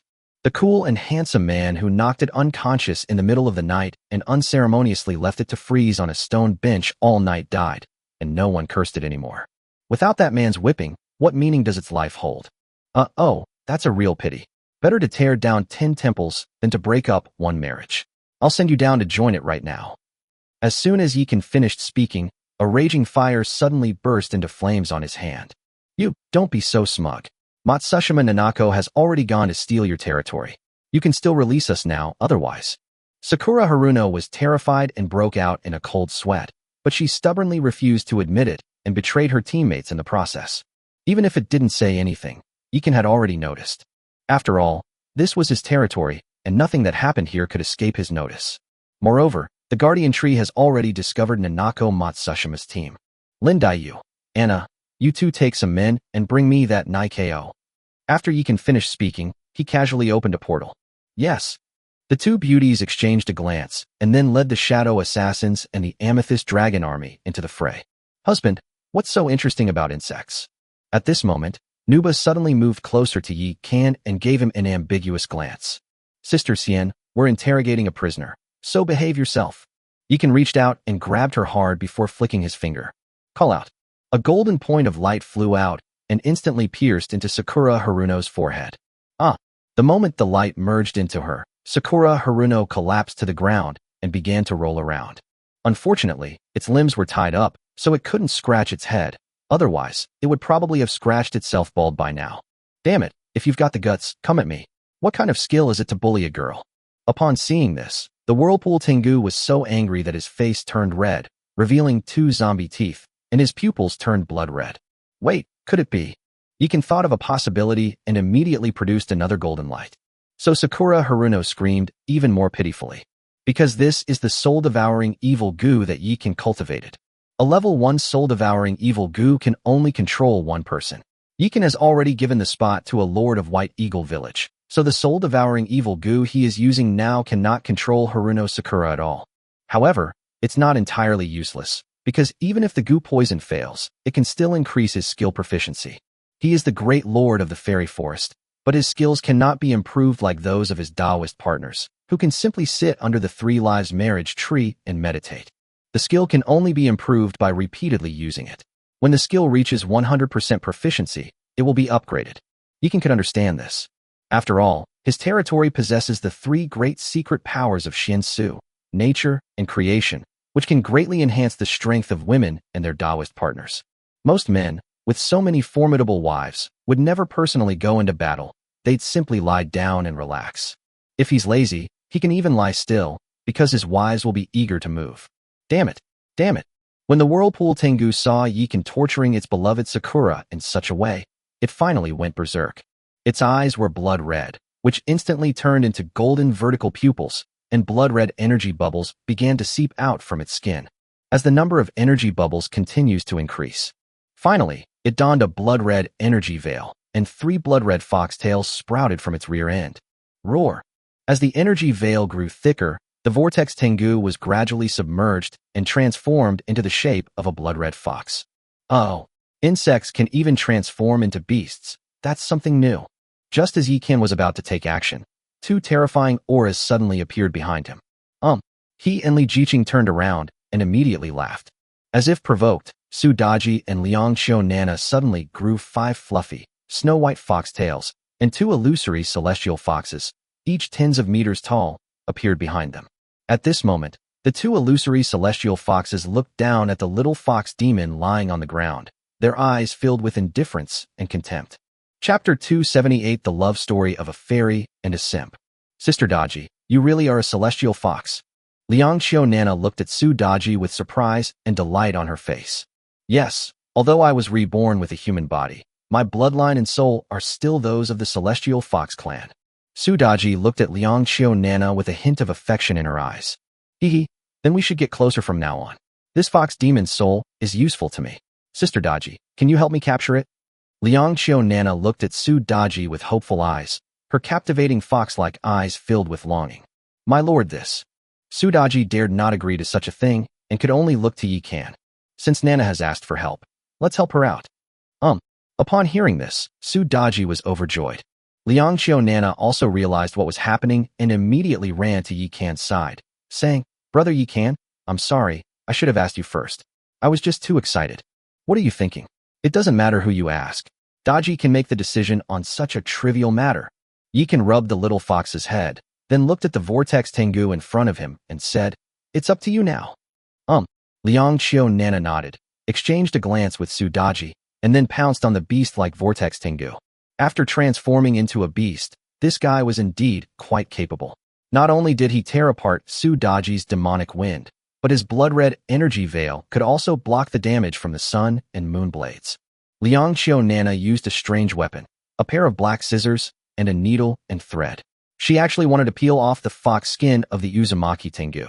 You really can't judge a book by its cover. Yi Kan couldn't help but sigh. Yes, who would have thought that such a cute little girl could be so terrifying? As Nuba said this, she inexplicably glanced at Yi Kan's crotch. Playing around is fine, but don't make jokes like that, or your girlfriends will bite you to death. Yi Kan felt her gaze and couldn't help but feel a chill run down his spine. What are you thinking, my husband? How could I bear to part with him? As Nuba acted coquettishly, the anywhere door opened again. Lin Dayu walked out from there, carrying a vine in her hand and dragging a charming woman along with her. My lord, I have not failed you. Lin Dayu threw the woman in front of Yi Kan and then clapped her hands. Thanks for your hard work. Yi Kan glanced through the chaos demon eye and his face immediately darkened. As expected of the village chief of Daegu village, he actually played this trick on us. What's wrong? Upon hearing this, both Lin Dayu and Anna frowned. This is just a clone of Nanako Matsushima. Her real body has probably already run away. At this moment, Li Jiqing spoke up to remind her. Damn it, how dare they play us? Why don't we just go all the way and wipe out Otani village? Anna said angrily. Although she doesn't compete or fight for anything in front of the other women, it doesn't mean she has a good temper. She, the mighty Amethyst Dragon King, was actually outwitted by a tiny insect. This is a disgrace. Now is not the time to make a move. Yi Kan shook his head. Why not? We have the capability. Anna scratched her head, somewhat puzzled. Lin Dayu, however, saw things clearly and calmly said, We recently destroyed Sakura village, and now we've destroyed Hoji village. Although we have legitimate reasons for both, to outsiders they are just excuses. If we destroy another one, it would be too much of a show-off. Lin Dayu is right. The nail that sticks out gets hammered down. Even if we want to eliminate it, we have to wait a while. Yi Kan nodded to Lin Dayu and gave her an approving smile. Lin Dayu smiled shyly, feeling a sweet warmth in her heart. Brother Yi Kan, the fox spirit is hiding inside my body and can't come out. What should we do? Just then, Liang Nana's anxious voice came from ahead. Although the fox spirit could not compare to the heavenly fox clan, they were relatively compatible. She wanted to use the fox spirit soul to refine a pill to heal her mother's injuries. That's easy. Yi Kan smiled slightly and once again used the soul-devouring evil goo, continuously casting goo spells on Haruno Sakura. As a result, Sakura Haruno suffered terribly, constantly tormented by the goo worms entering and exiting and biting her. That feeling was even more painful than her body being torn apart inch by inch. Sacred sauce. As expected, when Uzumaki Tengu saw his beloved woman being tortured like this, he went into a level 2 berserk state, forcibly breaking the seal and releasing more fox tails. The fully formed tailed beast ball seems a bit terrifying. Shime-tama, go help them. Yes. Fushime and Yuching have been watching from the sidelines for so long and were getting anxious. As soon as Yi Kan finished speaking, they rushed into the battlefield. Prepare. Su Daji saw the whirlpool Tengu constantly flicking out its tail, and a hint of fear appeared in her eyes. This spirit seems a bit terrifying. Boom. Finally, the nine tails in its complete form appeared, and the consciousness of Uzumaki Tengu completely fell into slumber, replaced by the true consciousness of the nine tails. Sealed away for countless years, I have finally seen the light of day again, huh? After breaking free of its seal, The nine-tailed fox burst into laughter, but it sensed something was wrong after only a few laughs. When it saw what was standing in front of it, it was immediately shocked. What is this? How could there be a fox clan stronger than me in the world? Impossible. Roar. The nine-tailed fox instantly went berserk, frantically activating the power within its body, releasing bursts of multicolored energy. This energy is called chakra by the face-shaped vortex race. Open. The moment the nine-tailed fox swallowed the concentrated energy and spat out the tailed beast ball, Sudaji and her two sisters activated the three talents demon array. Boom. With a loud bang, the terrifying speed of light spiraled upwards into the sky. Its power was comparable to the grand scene of Yikan breaking the seal and releasing the brilliance of civilization. Is this the energy accumulated from over a decade of relentless simping? Truly terrifying. Yikan was speechless when he saw the terrifying beam of light. If he hadn't returned, or if the three Su sisters hadn't had their 10 seconds of invincibility, and this guy had managed to sneak into the heart of the fairy forest and unleash this move, the fairy forest might have truly been finished. Unfortunately, there are no what-ifs in this world. Just as the power of the tailed beast ball was exhausted and the nine-tailed fox entered a period of weakness, two snow white and enormous fox paws suddenly descended from the sky and grabbed its fox ears. Hiss hiss hiss. Like skinning a dog, the fox phantoms behind Sudaji and Liang Qiu Nana brutally peeled the nine-tailed fox from the body of the whirlpool Tengu. Uzumaki Koen. At this moment, Sakura Haruno finally realized what was happening. All along, Uzumaki Tengu had been following it around like a dog, protecting it and ready to give its life for it at any time. It had become accustomed to this. Now that its sycophant is gone and no one is protecting it anymore, it finally realizes how important the dog was. Unfortunately, it was all too late. Without the power of the nine-tailed fox, this dog is just an ordinary human-faced planarian. The story of the fairy and the simp. Oh my god, I'm so touched. Yikan wiped his eyes, then switched to the Nuwa template and threw out 2 balls of heavenly fire. Chapter 279 Old Nyo. Something's not right with you. Whoosh. Whoosh. As the flames ignited, Sakura Haruno and Tengu Uzumaki instantly transformed into fire figures. Ah. Sakura Haruno rolled and howled wildly on the ground, just like a sow on a chopping board. Uzumaki Tengu regained its senses after being stripped of its powers by the nine-tailed fox. Having frequently endured the backlash from the nine-tailed fox, it had become accustomed to this pain. It looked at the cherry blossom in front of it and began to climb towards it with difficulty. Although they're all going to die, at least they can die together, and from now on, Sacramento will be all its own. A simp until he ends up with nothing, cough, tea. Yikan spat, and then walked towards Matsushima Nanako's clone. Is there any way in this world to teach the original body a lesson through a clone? Yikan looked at the mature woman in front of him and couldn't help but stroke his chin. Oomph. Yikan, I admit you're very capable, but you're still too green to try and outsmart me with a mere clone. Despite being imprisoned, Nanako Matsushima remained completely calm. Because the planarian's ability to split itself is a high-end skill of the planarians with human faces, only nobles can learn it. Once the cultivation is successful, different numbers of clones can be created. As long as one clone survives, they will not die.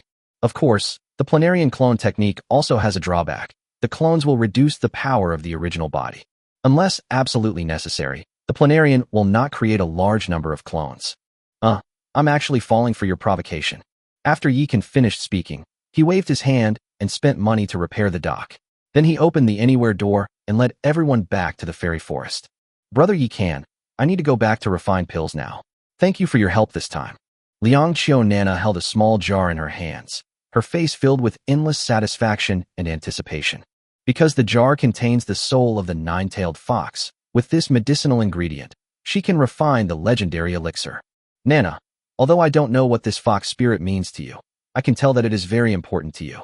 I can't be of much help to you, but I have many good things in my treasure trove. Whatever you need, you can take it without asking me. Really? I'm still missing some materials. Upon hearing this, Liang Qiu Nana's eyes lit up with emotion. Yufei, take Nana to the warehouse. Yikan waved to the side, and Yufei, who had been waiting there, immediately came forward. With the elves no longer guarding the house, all the household affairs were taken care of by her and her team of Oni maids. Sister Yufei, thank you for your help. Liang Qiu Nana had been to the cooking tree several times and had already become familiar with Yufei, so she didn't stand on ceremony with her. Master said that Nana is family. From now on, when she comes to our fairy forest, She should feel at home and not be shy. Yufei smiled gently and pulled Liang Xiao Nana toward the warehouse. Suddenly, a small head with pigtails popped up behind Yikan.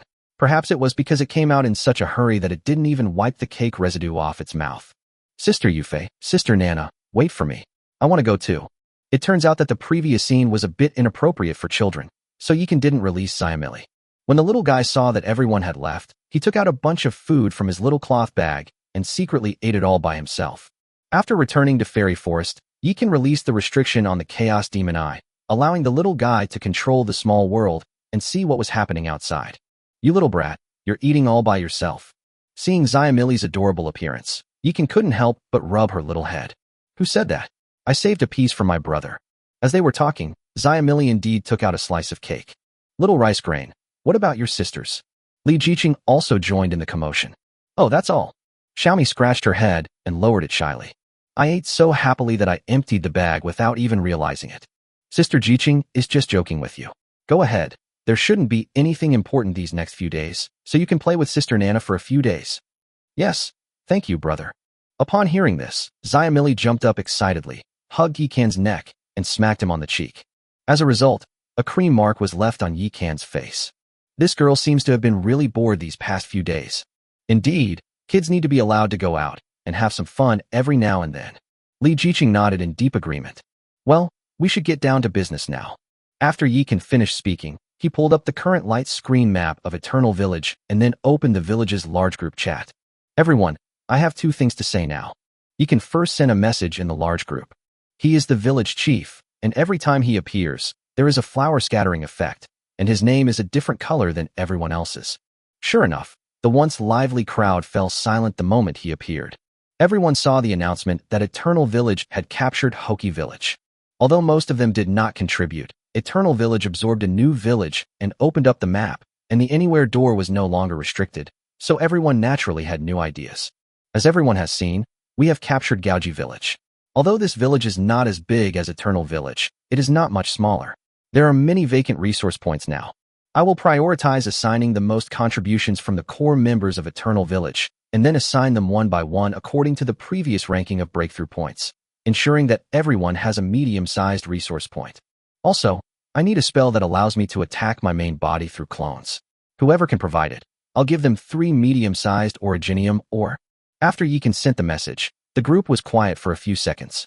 When everyone saw that Yikan didn't say anything, they immediately became excited. The village chief is awesome. Boss is awesome.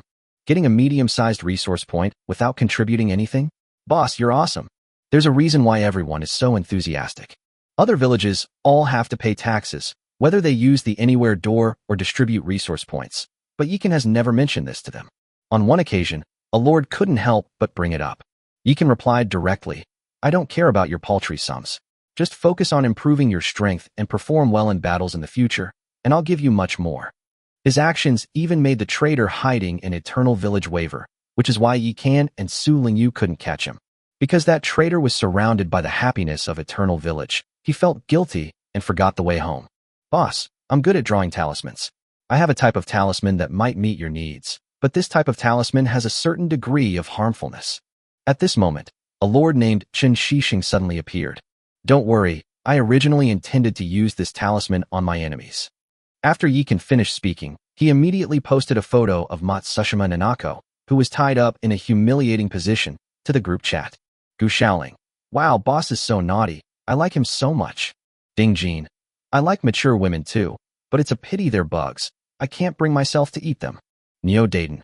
I never expected that the human-faced Vorticoid clan would have a mother worm that has evolved to this level. Slurp, I love it. Manbei. Old Neo, something's wrong with you. Chen Shixing.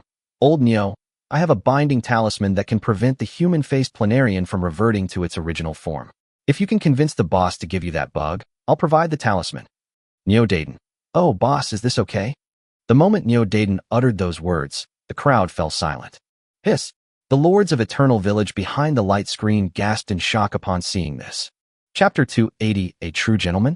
Who are you insulting? Di Xiao. Old Neo, you're really fierce. Hong Jinwu. First there was Su Xian playing with snakes, then there was the old ox playing with insects.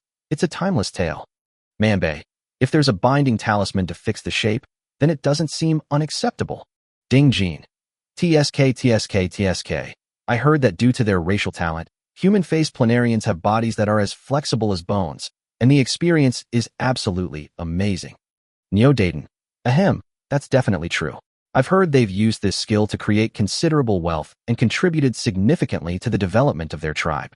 Nongyua. Get lost, all of you. There are girls here. Nongying. Brothers, how could you do this? She's still a child. Liang Xiao Nana. What are you talking about? What skills? All right, everyone quiet down. Old Neo, come and take the man away. If you can get any valuable information out of him, I, the village chief, will reward you handsomely. Yeekan scrolled through the group chat and found that these guys were getting increasingly weird, so he had no choice but to come out and end the discussion. I'm here, boss, I love you. When Neo Dayton saw Yeekan speak, his body trembled, and without saying a word, he opened the anywhere door and ran to the fairy forest. Without wasting any words, Yeekan kicked Matsushima Nanako right in front of him. Don't think you can scare this village chief by summoning a savage bull. My great vortex insect clan is not easily frightened. Matsushima Nanako glanced at Neo Dayton, who was 10 feet tall and had 2 large bull horns on his head, with a hint of disdain and contempt in her eyes. TSK TSK TSK. Old Neo, I love your unruly attitude. That's what makes you interesting. Neo Dayton pinched Matsushima Nanako's chin, his gaze sweeping over her curvaceous body, and the light in his eyes gradually turned fiery. You filthy, ugly beast, let me go. Matsushima Nanako felt Neo Dayton's gaze and couldn't help but shiver, then her face turned green. At this moment, it finally understood Yeekan's intention and couldn't help but shout. Yeekan, if you have the guts, then kill me. What kind of gentleman uses such despicable means? A gentleman? Who are you insulting? Yeekan curled his lip and looked at Neo Dayton, saying, Old Neo, aren't you going to take your wife back and give her a good talking to? Okay, thanks, boss. After saying that, Neo Dayton reached out his big hand and grabbed Matsushima Nanako. You beast, you think you can humiliate me? No way. As she was speaking, Nanako Matsushima tried to revert to her original form, but Neo Dayton activated a talisman and slapped it onto her body with a loud thud. Buzz. The talisman transformed into a beam of light and instantly entered Nanako Matsushima's body. You beast, what have you done to me? Nanako Matsushima was shocked to find that she could not transform into her true form. You'll find out soon enough. Neo Dayton stopped arguing with it, picked it up like a chick, and walked into the anywhere door. Husband, isn't what we're doing a bit inappropriate? Li Jiqing reached out and hugged Yeekan's waist, leaning against him with a hint of worry in her eyes. Nothing is too much for this group. Yeekan shook his head because he remembered a certain group called Little Days. This face-shaped planarian is practically a carbon copy of that species. There's no difference whatsoever, they're practically identical. Then, he looked at Li Jiqing with a serious expression. Xiaoqing, you must always remember one thing.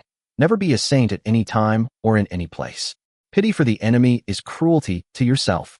When the enemy's blade cuts you, they won't show you any mercy. Husband, you said this to me when I was little, and I've always remembered it. I just think it's best to do this secretly. If you put it out in the open, and that traitor gets involved, your reputation will be ruined. It turns out that Li Jiqing wasn't a saint, but rather worried that doing such dirty things would damage Yeekan's image. Reputation? What's that? Can you eat it? Yeekan pursed his lips and pulled Li Jiqing toward the treehouse. Having lived 2 lives, he has seen many people burdened by their reputation, acting rigidly and constrainedly, finding no joy in their actions. For example, Liu Bei in the 3 Kingdoms period.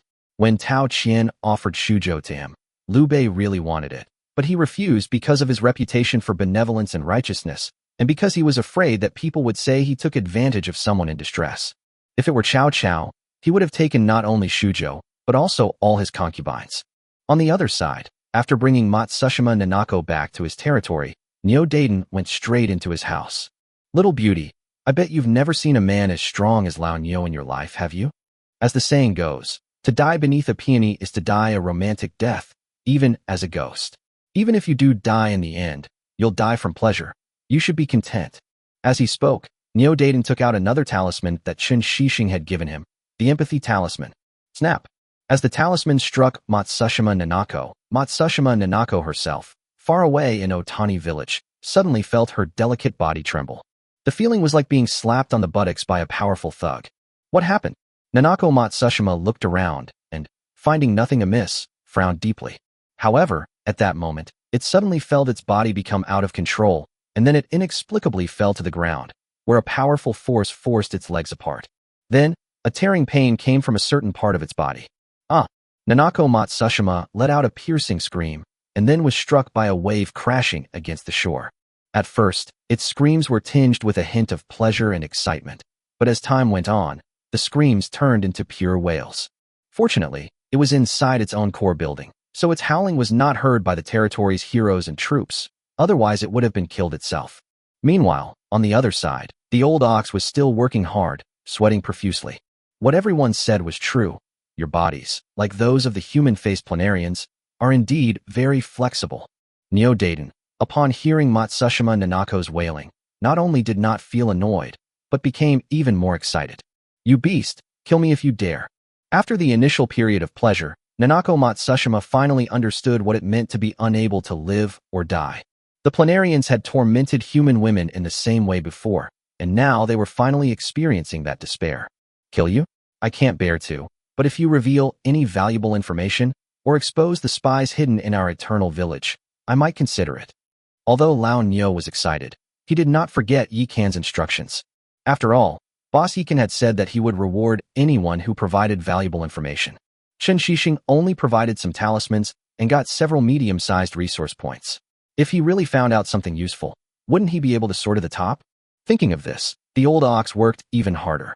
Chapter 281, Yikan wants to harvest leeks. Fairy Forest, Treehouse. These guys are getting more and more cunning. They won't take the bait at all. Looking at the sun and moon immortal pot before her, Li Jiqing couldn't help but sigh with emotion. Aside from a very few lucky ones, how many of those who have made it this far are actually fools? Yikan shook his head.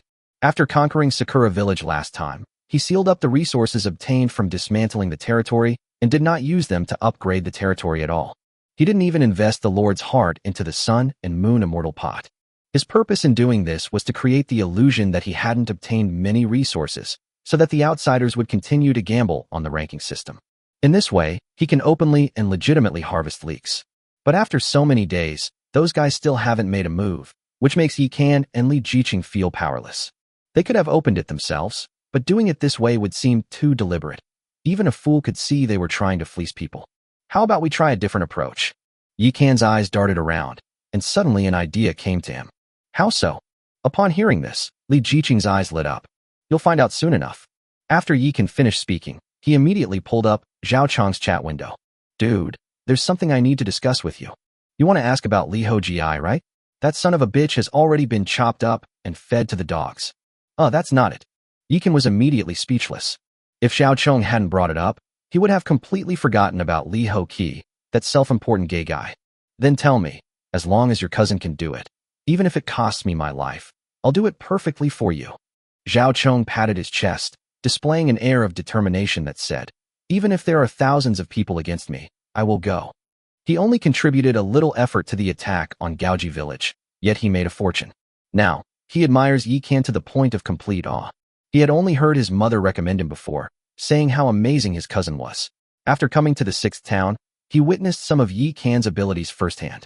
But before we actually got to know each other, he was actually a bit arrogant. After getting to know him, he realized that his pride was a joke in front of Yikan. It's like this. So Yikan revealed his plan. Soon after, a gambling announcement appeared in the 6th town, but the person opening the betting was not Yikan, but Zhao Chong. Everyone, the ranking list will be settled in a few days. I, your lord, have obtained 70% of the resources of Gaoji village. Anyone who invests in my Zhao family village will definitely make a fortune. After Zhao Chong made his statement on the town channel, he directly invested 10 billion yuan of source crystals under the name of Zhao family village. Yikan was originally going to provide the money, but Zhao Chong refused no matter what. As a second-generation member of the Zhao family, he was far from lacking such a small amount of money. Moreover, he earned many times more from this expedition. As Zhao Chong spoke, the 6th town became lively. Zhuang Genshua Bangshui clan, damn humans. The annihilation of our village is an irreconcilable hatred. We Bangshui clan will remember this. You'll regret this someday. Quan Shilong, Club Clan. That's right, I will definitely repay the grudge against the Haoji brothers tenfold. Park and Aime, Stickman race, Appa, don't be angry. Human civilization originated from my great Stickman race. Such treacherous behavior will be condemned by all races in the heavens. Ding Jean, human, that guy upstairs who's a prostitute. Oh, damn it. Do you want to see what you said? Hong Jinwoo, human, as everyone knows. In the hearts of the Bonchue people, Bonchue Star is the center of the universe, the origin of all races, and the whole universe is their grandson. Farouk, nigger clan ahem. Well, the humans' act of wiping out the village is indeed reprehensible, but it's a bit ridiculous for the club people to claim that they are the ancestors of humans. Kojiro Oda, Face Turtle Clan. Although we don't get along with humans, such remarks by club-headed people are truly disgusting. Even the Black Ghost Clan and the human-faced Vortex, who were on the same side as Zhuang Ginshua and his group, couldn't stand what they were saying. Pa, shameless. Look at their bumpy faces. They probably ate too much kimchi and got mushy from being soaked. Actually, fools do have their merits. For example, their level of self-deception is simply unparalleled. They tell so many lies that they even start to believe them. I have never seen such a shameless person. Representatives from the other 8 ethnic groups also spoke out, condemning this shameless act. After all, everyone knows that the club people are the most shameless and ugliest race in the universe. If they don't get plastic surgery, they won't even have the face to show their faces. Such a disgusting race actually claims to be the center of the universe and the origin of all races. Isn't this a slap in the face to all the races in the heavens?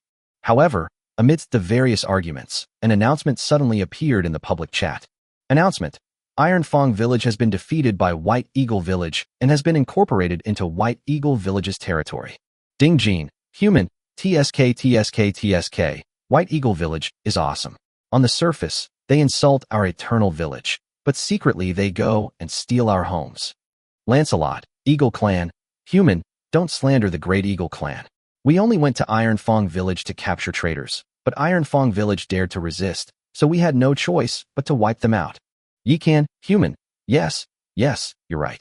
Whether you believe it or not, I believe it. Liang Qiu Nana, Celestial Fox Clan, brother Yikan is right. I believe him now. Nongying, Moonshadow Cat Clan, even Little Shadow believes it. Do you believe it or not? Di Shao, Azure Wolf Clan, huh? So should I believe it or not? While everyone was cheering and making a fuss, Yikan frowned. At this moment, Xiao Chong also sent a message. Cousin, this wave of Gucai, a metaphor for retail investors, is going to be tough to harvest. That bastard Daniel has already made his move. Our operation might just end up benefiting someone else. It's just a contest of who has more boundary stones. Who's afraid of who? Hehe, my cousin is the most reliable. Tell me, which village have you got your eye on this time? After experiencing the benefits once, Xiao Chong is now addicted. What are you thinking? Do you think I'm that kind of person? Anyway, I'll let you know if there's any action, but if I can handle it myself, I won't bother you. No trouble at all. Yikan didn't reply and simply turned off the light screen. Then, without any further hesitation, he poured all the Lord's hearts he had accumulated during this period into the Sun and Moon Immortal Pot. Buzzing. A series of energy fluctuations were seen, and the Sun and Moon Immortal Pot suddenly shone brightly, spewing out endless primordial energy that merged into the Immortal Forest. The experience gained from Fairy Forest also skyrocketed to mythical level 156094/10000000. Although 1 million is a lot, it seems that it's not impossible to achieve now. Li Jiqing looked at the numbers on the panel, and a charming smile appeared on her face. Murder and arson bring wealth, while repairing bridges and roads leaves no corpses behind. Killing is the fastest way to make money. Yikan nodded. Then, he took out the boundary stones he had obtained from destroying Sakura Village and Hamoto Village. Rumble. With the feeding of a massive amount of boundary stones, a spiritual energy storm suddenly swept through the fairy forest. Splash. Amidst the storm, the ancient divine tree swayed gracefully, its leaves rustling as it began to grow ever taller. Meanwhile, the area of fairy forest is also expanding outwards at an alarming rate. Ultimately, fairy forest level was raised to 28, and its area reached a terrifying 1,800 square kilometers. Don't be fooled by the seemingly small number. It's actually equivalent to a rectangular city measuring 30 kilometers by 60 kilometers. Good things come in pairs, and at this time, Neo Dayton also sent a private message. Boss, good news. Chapter 282 The Weight of Sentiment is very heavy. Tell me, what's the good news? Yikan wasn't really that concerned. Even if the clone of the village chief of Dagu Village manages to pry out something, it will probably just be some information that has little impact on Fairy Forest. Boss, it has exposed the traitor within our eternal village, a guy named Go Jingwei. Neo Dayton said excitedly. Old Neo, that's great. This news is very important. As a reward, I'll give you a prime piece of land with 5 medium-sized source stone mines. Do you want it? Yes, yes, yes. As soon as Yekin finished speaking, Neo Dayton across from him started drooling. Okay, then keep up the good work. I'll move you over there right away. After Yekin finished speaking, he directly clicked the relocation button, moving Neo Dayton's territory to the original territory of Gaoji Village. Boss, I'll keep trying tomorrow. This face-shaped planarian is like a juicer. I need to replenish my energy. Neo Dayton scratched the back of his head sheepishly, looking embarrassed. Is the technology that advanced? Of course. Okay, then you should get some rest tonight, and we'll continue tomorrow. Yekin smiled slightly and turned off the video of Neo Dayton. Beside her, Li Jiqing had a strange look on her face. What's wrong? Yekin pulled her into his arms and looked at her with a puzzled expression. The human-faced planarian's true form is a slimy, wet thing. How could old Neo bring himself to do it? Li Jiqing suddenly trembled, goosebumps rising on her skin, as if she had thought of something. Different strokes for different folks. We can't discriminate against him. Besides, doesn't our eternal village need such a brilliant and talented individual? After Yekin finished speaking, he slipped his hand and disappeared into some wonderful place. You bad guy, don't forget what you promised Xiaoyu. Li Jiqing's pretty face instantly flushed red. Her big, watery eyes almost seemed to be brimming with tears, and her alluring lips exuded endless temptation, making Yekin unable to resist biting them. Don't worry. I'll go to the palace to be with her first tonight, and then I'll come back to the treehouse to be with you. Yekin bit Li Jiqing until she could barely take it anymore, and then she stopped, still wanting more. Then, the two of them quietly embraced each other, watching the beautiful women coming and going in the territory. Without realizing it, our fairy forest has grown so big. Li Jiqing lay comfortably in Yekin's arms, her eyes filled with contentment and anticipation for the future. Yes. Yekin nodded, also somewhat dazed. On this day, Yekin only sent a message to the intelligence officer Su Lunyu, but did not assign any tasks to the heroes and soldiers of Fairy Forest. In his words, stealing half a day of leisure from a busy life. The greatest pleasure in life is simple joy. No matter how busy you are, you have to give yourself a break. That night, Yekin kept his promise and let Yu Qing be the first to serve him in bed, and he even came directly to her palace. This made the young woman extremely happy, so she began to use the tricks she had learned from her sister to try her best to make Yekin happy. Xiaoyu, you're such a sweetheart. Yekin held Yu Qing, whose skin was as smooth as jade and as white as snow, yet who was petite and exquisite, with eyes full of doting and heartache. Husband, please don't try to comfort me. I certainly didn't do as well as my sister. Yu Qing lay on Yekin's chest, gazing at her with a look of infatuation, her eyes filled with satisfaction and a hint of guilt. Technology is important, but the sentiment behind it is even more important, and I have already felt that.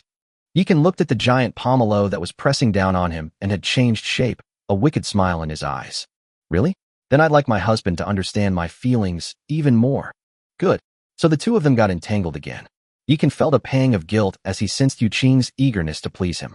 These beauties were all devoted to him, but he was too busy to spend time with them all. Should I learn the ability to create clones too? Yekin thought to himself, but he immediately dismissed the terrible idea. That would be too toxic. The two fought until late at night, before Yu Qing finally fell into a deep sleep. Yekin was able to escape and return to the treehouse. You're back. Are you tired? Li Jiqing came forward to greet her. We're not done yet. Thanks to the fact that the fairy forest's unique characteristic is the power of the mystic element. Otherwise, I alone wouldn't have been able to satisfy you. As Li Jiqing spoke, she attentively undressed Yekin and helped him bathe. Finally, the two were completely released, transforming into white streaks in the waves. As lords, they all possessed astonishing recovery abilities. Only with Li Jiqing could Yekin completely let loose and not worry about hurting her. Perhaps because he cultivated the Taiyin True Scripture and the Taiyang True Scripture, Yekin is now not only extremely powerful in combat, but also has an astonishing recovery ability. After Li Jiqing cultivated the Azure Emperor with Sovereign Technique, her endurance became incredibly formidable. And so, the two fought fiercely until dawn before finally falling into a deep sleep. Xiaoyu, wasn't your husband with you last night? Where is he? In the Moon Goddess Lake, Su Daji looked at her younger sister with a puzzled expression. Huh? I didn't know. My husband is amazing. I fell asleep in the middle of the night, and when I woke up, he was gone. Yu Qing scratched his head a little embarrassedly. Little sister, you have the blood of the Holy Spirit and are protected by holy light. yet you are still no match for your husband? Hearing this, Hushime, Nuba, Princess Longji, Lin Dayu, and others curiously gathered around. Now that their territory has reached level 28, their level cap has also increased. Therefore, going to Moon Goddess Lake every day to receive the blessings of the Moon Goddess and the Three Lives marriage tree has become a mandatory course for each of them. Forget about the opponents. It was a complete stomp. My husband feels several times stronger than before. No, at least 10 times stronger. Yuqing thought for a moment and gave a vague answer. Hiss. This is a good thing. The women exchanged glances, their faces flushing in unison. Even the great demon Nuba was no exception. Ahem, are you talking badly about me? At this moment, Yi Kan and Li Jiqing walked in hand. Chapter 283 Nanako's Plea for Mercy. No way. We're all praising our husbands. The women were overjoyed when they saw Yi Kan and immediately surrounded him. Since everyone is here, let me say a few words and arrange our next steps. Yi Kan glanced at everyone and said, You all probably know that White Eagle Village destroyed Ironfang Village. To prevent them from stealing our leaderboard tower, we need to start leveling up too. My husband, just tell us what you want us to do. Sudaji, Nuba, and other beauties stared intently at Yi Kan, their eyes filled with fierce fighting spirit. There are only a few ways to obtain boundary stones, mining originium and farming. Xiaoyu and Qingyao have already done their best. Now it's up to our combat personnel. Sharpening your axe won't delay your work. From now on, every morning you should come to the inner territory first to receive the blessings of the Three Lives marriage tree and the Moon Goddess Lake. Then I will use the Chaos Eyes spatial teleportation skill to send you to the depths of the ocean in batches, where no one will disturb you. If you get bored, you can send people to scout the sea.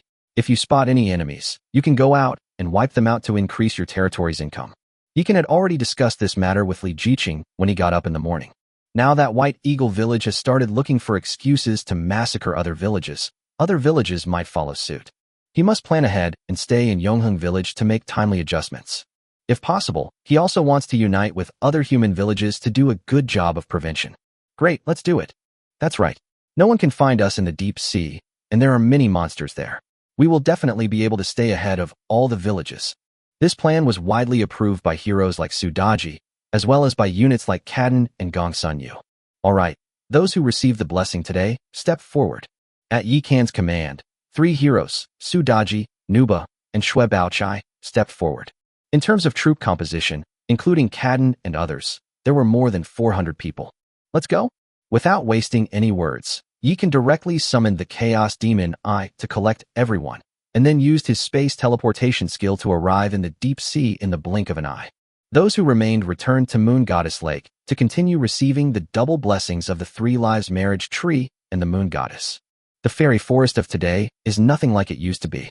Even if many beautiful women are not Yi Kan's Taoist partners yet, the chances of triggering the Moon Goddess's blessing are not low. It's just that the time required is different. Sister, I'm so envious of you. In Moon Goddess Lake, many virgin amethyst dragon beauties and ice and snow palace disciples looked at Gong Sun Yu and Gaia with envy, jealousy, and hatred in their eyes. I heard from Anna and the others that my husband's physique and recovery ability have improved a lot. There's plenty of time ahead, and I reckon you'll all be our sisters soon. Gaia felt a pang of guilt as she watched her sister's intense gazes, because she wasn't sure if the news was true or false. On the other side, Yi Kan had just returned from dropping his wife off when he received a temporary chat message. He opened it and couldn't help but laugh. The person who contacted him was none other than Nanako Matsushima from Otani Village. Yi Kan, you devil. Thank you for the compliment, Ms. Nanako. If you've only contacted me to spout this nonsense, then I'll have to blacklist you. No, I was wrong. Speak your mind, or shut up. I don't have time to waste on a disgusting worm like you. Yi Kan immediately sent an impatient emoji. Just tell me straight, what do you want in return for my clone? If all else fails, you can kill it. Behind the screen, Nanako Matsushima typed these words through gritted teeth. It thought that the worst outcome of its clone being captured would be its death, causing its main body to lose a trace of its essence and vitality. Even if it is truly humiliated, its true form will not feel it and can be indifferent. Who knew that humans would have such dirty tricks, able to completely link the senses of the original body and the clone? From yesterday to today, it has suffered dozens of torments from that raging bull. At first, it was quite enjoyable, giving one a feeling of ecstasy, but later it became a living hell. Moreover, that bull has incredibly high energy levels, It will only rest for an hour at most before starting the next round of torture. If it weren't for its immense strength, it would have been tortured to death long ago. I've heard that there's a huge demand for you face-shaped planarians, with many queens even making a living from it and enjoying it immensely. Now that this is a rare opportunity, are you sure you don't want to take advantage of it? You can ask considerately. Enjoy my ass. Tell me now, what will it take for you to return my clone? Nanako Matsushima simply couldn't take it anymore. Because that savage bull started again, and this time it made her kneel down while attacking from behind. If the perpetrator were a handsome human like he can, it would have tolerated it. But yesterday, this despicable human actually sent it a set of pictures, which showed it being tied up in a shameful shape and then being carried away by Neo Daiden. Every time it was whipped, the ugly and despicable image of Neo Daiden would appear in its mind. For a creature with obsessive-compulsive disorder about cleanliness, this was the most terrifying punishment in the world. Confess all of you foreign spies planted in my eternal village, and then cooperate with me to take over Otani village, and I'll consider letting you go. Yiken said calmly. You're dreaming. Upon hearing this, Nanako Matsushima's eyes widened in fury. That despicable and shameless human, if he asked for its body, it might agree. Who knew this guy had such a big appetite? He just destroyed Hogi village, and now he wants to take over Otani village. If it agrees, how will it ever be able to get along with the planarians again? Well, you can continue to enjoy old Neo's love. He seems to really like exotic beauties like you who are born with a natural talent for yoga. After Yiken finished speaking, he closed the light screen dialog box, stretched, and felt refreshed. Beep beep. Just then, he suddenly received a message. Zhu Huifei invites you to join the 6th Town Human Village Chief Group. Oh ho, we're thinking the same thing. Yiken smiled slightly and directly agreed. Zhu Huifei. Yiken, that seemingly honest villain who's secretly a ruthless schemer, is here. Who said they were going to beat him up? Come out here right now. Hong Sanqian. Yes, Shui Ling, your enemy has arrived. Why aren't you coming out to fight? Shui Ling. No, I didn't. Don't talk nonsense. Behind the light screen, Shui Ling gritted her teeth and gave Hong Sanqian a thorough dressing down. She only unintentionally cursed Yiken a couple of times, yet they're using her as a public example to punish her now. They're utterly inhuman. Chapter 284 Unexpected Gain. Dealing with the traitor. Stop teasing the violent woman and let's get down to business. What do you think about White Eagle Village wiping out Ironfang Village? Yiken was too lazy to argue with Shui Ling. This is the village chief's group chat, a place to discuss important matters, and Yiken didn't want to waste time. Who are you calling a violent woman? Shui Ling was initially a little guilty, but after seeing what Yiken said, she instantly exploded. Okay, you're not a violent woman, you're the gentlest. Let's get down to business. Yiken was speechless. This damn woman, she just explodes at the slightest provocation. You. Shui Ling was speechless with anger, but before she could continue speaking, Zhao Cheng stepped forward. Cousin, it seems like not everyone is here yet. Do you know that big shot from the winning team? Okay, I'll bring her in. Yiken glanced around and found that Ing Yuni was indeed not there. As the most mysterious big boss in 6th Town, how could she be absent from such an occasion? Ing Yuni has joined the group chat. Welcome, Princess Yuni, for your guidance. When Yiken saw Ing Yuni join without saying a word, he couldn't help but nod. This kid has quite a broad perspective. Stop being so frivolous, just get to the point. Ing Yuni responded to Yiken with an eye-rolling emoji. Although it was just a brief conversation, the remaining 18 villages fell silent. They never expected that Yiken actually knew this person, and judging from the situation, their relationship seemed to be quite close. Seeing this, Shui Ling on the other side also fell silent. Even if she were completely clueless, she would know who Ing Yuni was. In front of such a privileged woman, she was like an ugly duckling. Many people harbor resentment towards the wealthy, but if the gap between rich and poor is so large that it seems insurmountable, and you still harbor resentment, then in the eyes of others, you are just a clown. Actually, I just joined too. Let's see what everyone has to say. Yiken had no intention of seeking the limelight. Since everyone is being so considerate, then I'll say a few words. Zhu Huifei, as expected of a direct descendant of the Zhu family, was the first to step forward and take the lead. I hope that our 20 villages can form a defensive alliance. Regardless of whether there have been conflicts within us before, I hope that everyone can temporarily put aside their prejudices. Those who are not of our kind will surely have different hearts. If any village is attacked by foreign tribes, I hope everyone can lend a helping hand. Only in this way can our human race go further, and this is related to everyone's vital interests. History proves it. and everyone knows that the Ming dynasty was indeed exceptional in resisting foreign enemies. Everyone understands the benefits that Zhu Huifei mentioned. When a town elects a mayor, a comprehensive attribute bonus will be applied based on the proportion of the town's population. This bonus includes attributes and drop rate. For example, after the 6th town elects its mayor, if humans make up 30% of the town's lords, then each human lord will receive a 30% increase in attributes and drop rates. This drop rate includes the number of treasure chests dropped by monsters, the quality and quantity of treasures obtained from opening treasure chests, and what you get from gathering and farming. With the town mayor competition just around the corner, everyone is naturally taking it seriously. I agree. Therefore, Zhu Huifei's proposal was passed unanimously.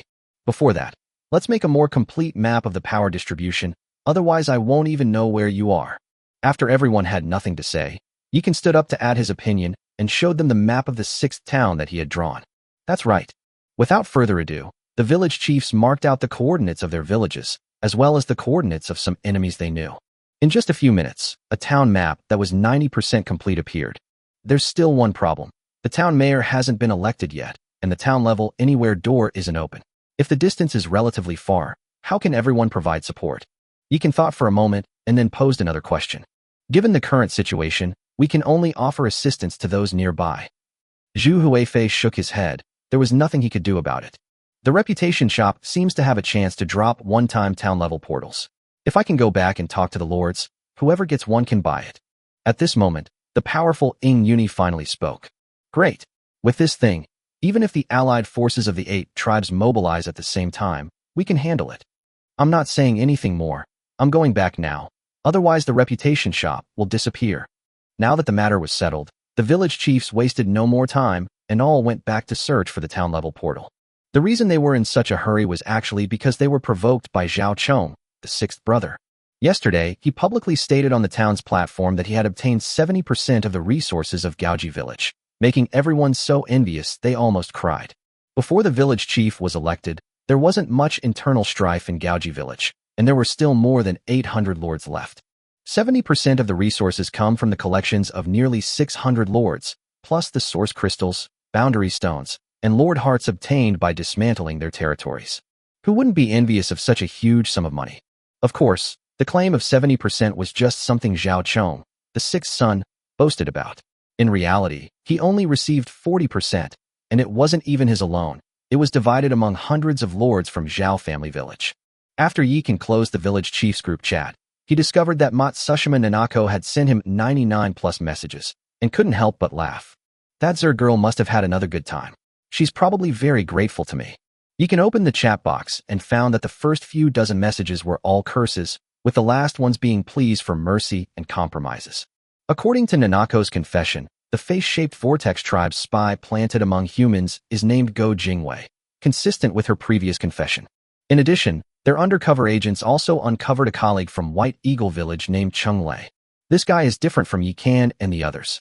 He's not a new lord who awakened this year, but an old lord in his 30s.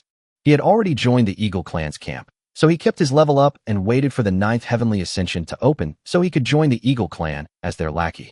He also claimed that he had been a professional undercover agent for 20 years and had never failed. Wow, we've dug up something incredible. After Yi Qian finished speaking, he immediately passed the message on to Su Lingyu, and then summoned Lin Daiyu. My husband.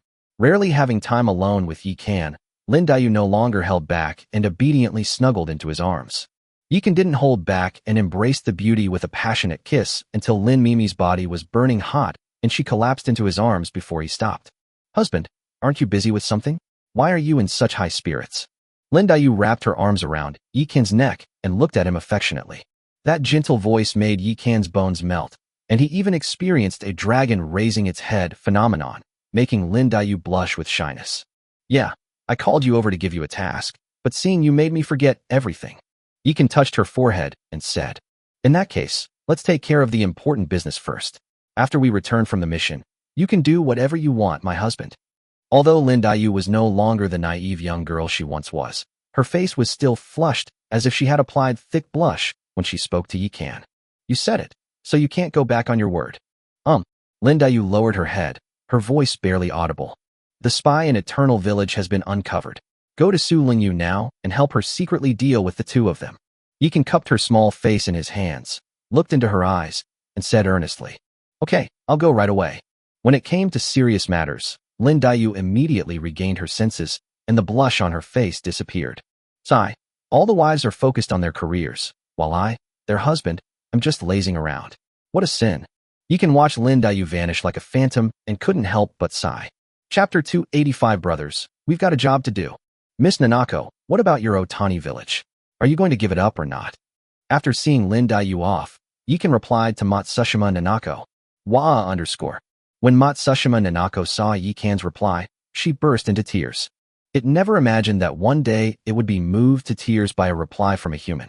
Just now, that wretched old cow held it down and gave it another injection, the kind that goes straight to the stomach.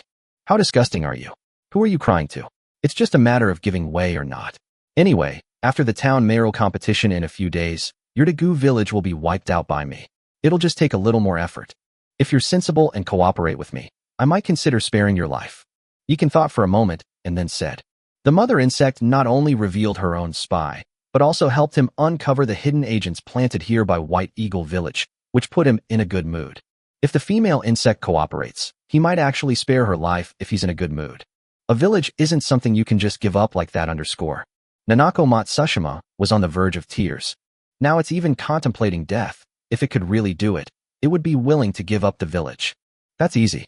Just tell the people of Daegu village that you received a message from an undercover agent that our Yonghing village is preparing a large-scale operation to raid other villages, leaving them vulnerable. Then I'll open the door, you lead the main force to raid Eternal Village, and I'll take the opportunity to enter Great Valley Village and wipe out your clan. That way, the village will be mine. Of course, as compensation for your cooperation, I will not only return your clone, but also not dismantle your territory and give you the opportunity to relocate. How about that? Have I been merciful enough to you? Yikan crossed his legs and said calmly. You scoundrel, you're such a dog. Merciful.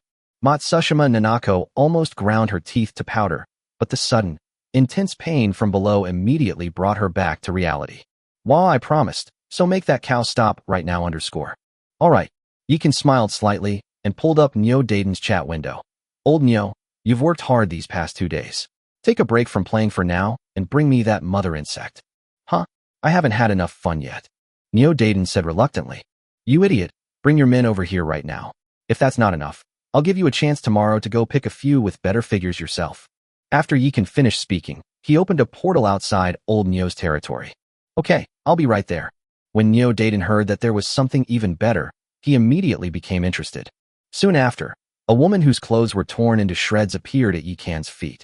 This person had disheveled hair, a pale face, unfocused pupils, and a vacant look, looking no different from a madwoman who had just crawled out of the 18th level of hell. Yikan, you devil, you'll get what's coming to you. Nanako Matsushima lay on the ground, her long, straight legs trembling uncontrollably, covered in dried blood clots, looking utterly miserable. Old Nyo, you're such a beast. How could you treat our guests so badly? Yikan glared at Nyo Daiden, feigning anger. Huh? That's not me. Nyo Daiden scratched the back of his head with a simple and honest expression, 2 puffs of white air coming out of his nostrils, unsure of what to say. All right, go back and get some rest and recharge your energy. Whether you can catch a few human-faced planarian slaves tomorrow depends on your own abilities. All right, I'll do whatever the village chief says. Remember, don't leak this, or you'll be sorry. Don't worry, boss, I'm very tight-lipped. I haven't told anyone about peeing in Dad's wine jar 10 years ago. Nyo Daiden looked very serious. I understand, you may leave. Yikan couldn't help but slap his forehead, then waved his hand. After Nyo Daiden left, he pulled out the light screen and clicked on the video chat with Matsushima Nanako. As the village chief, I keep my word.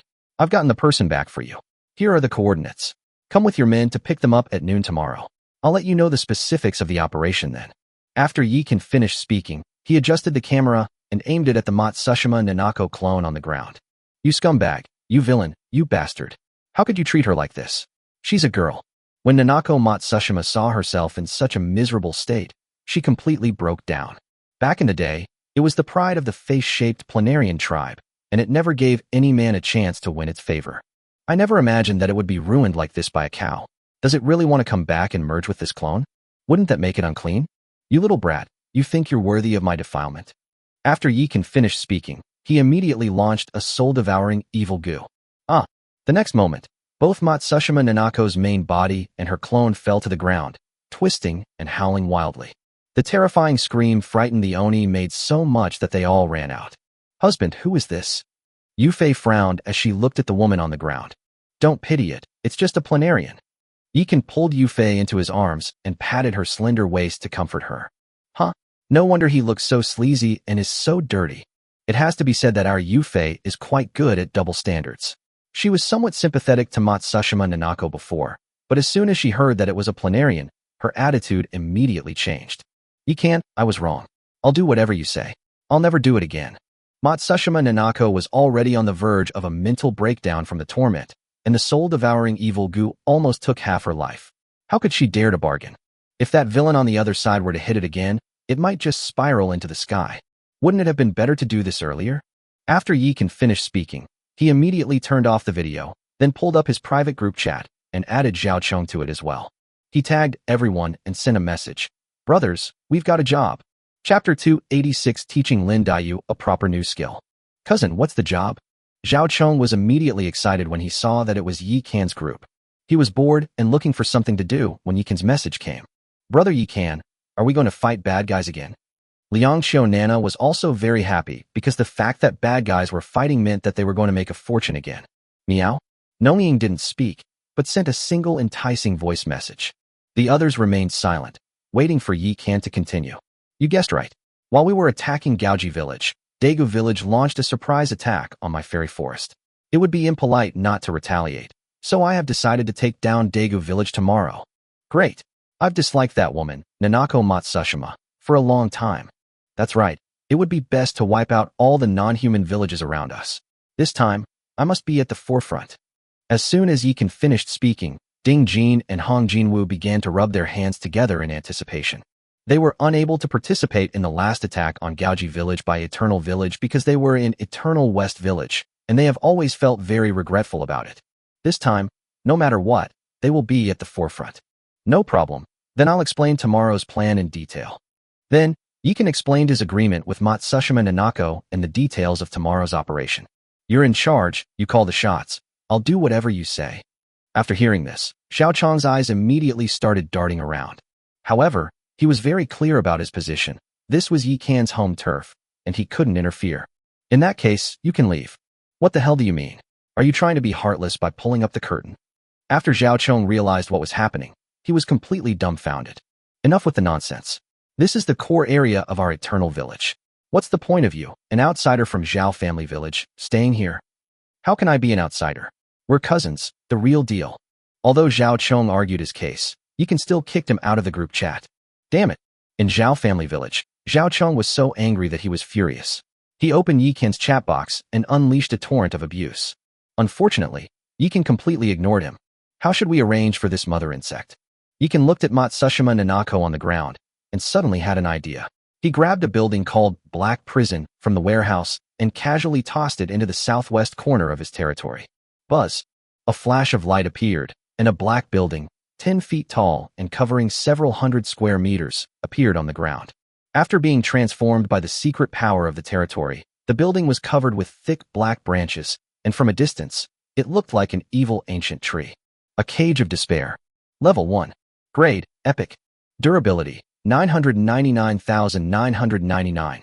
Description, a cage transformed by the power of nature and creation, with its own internal space.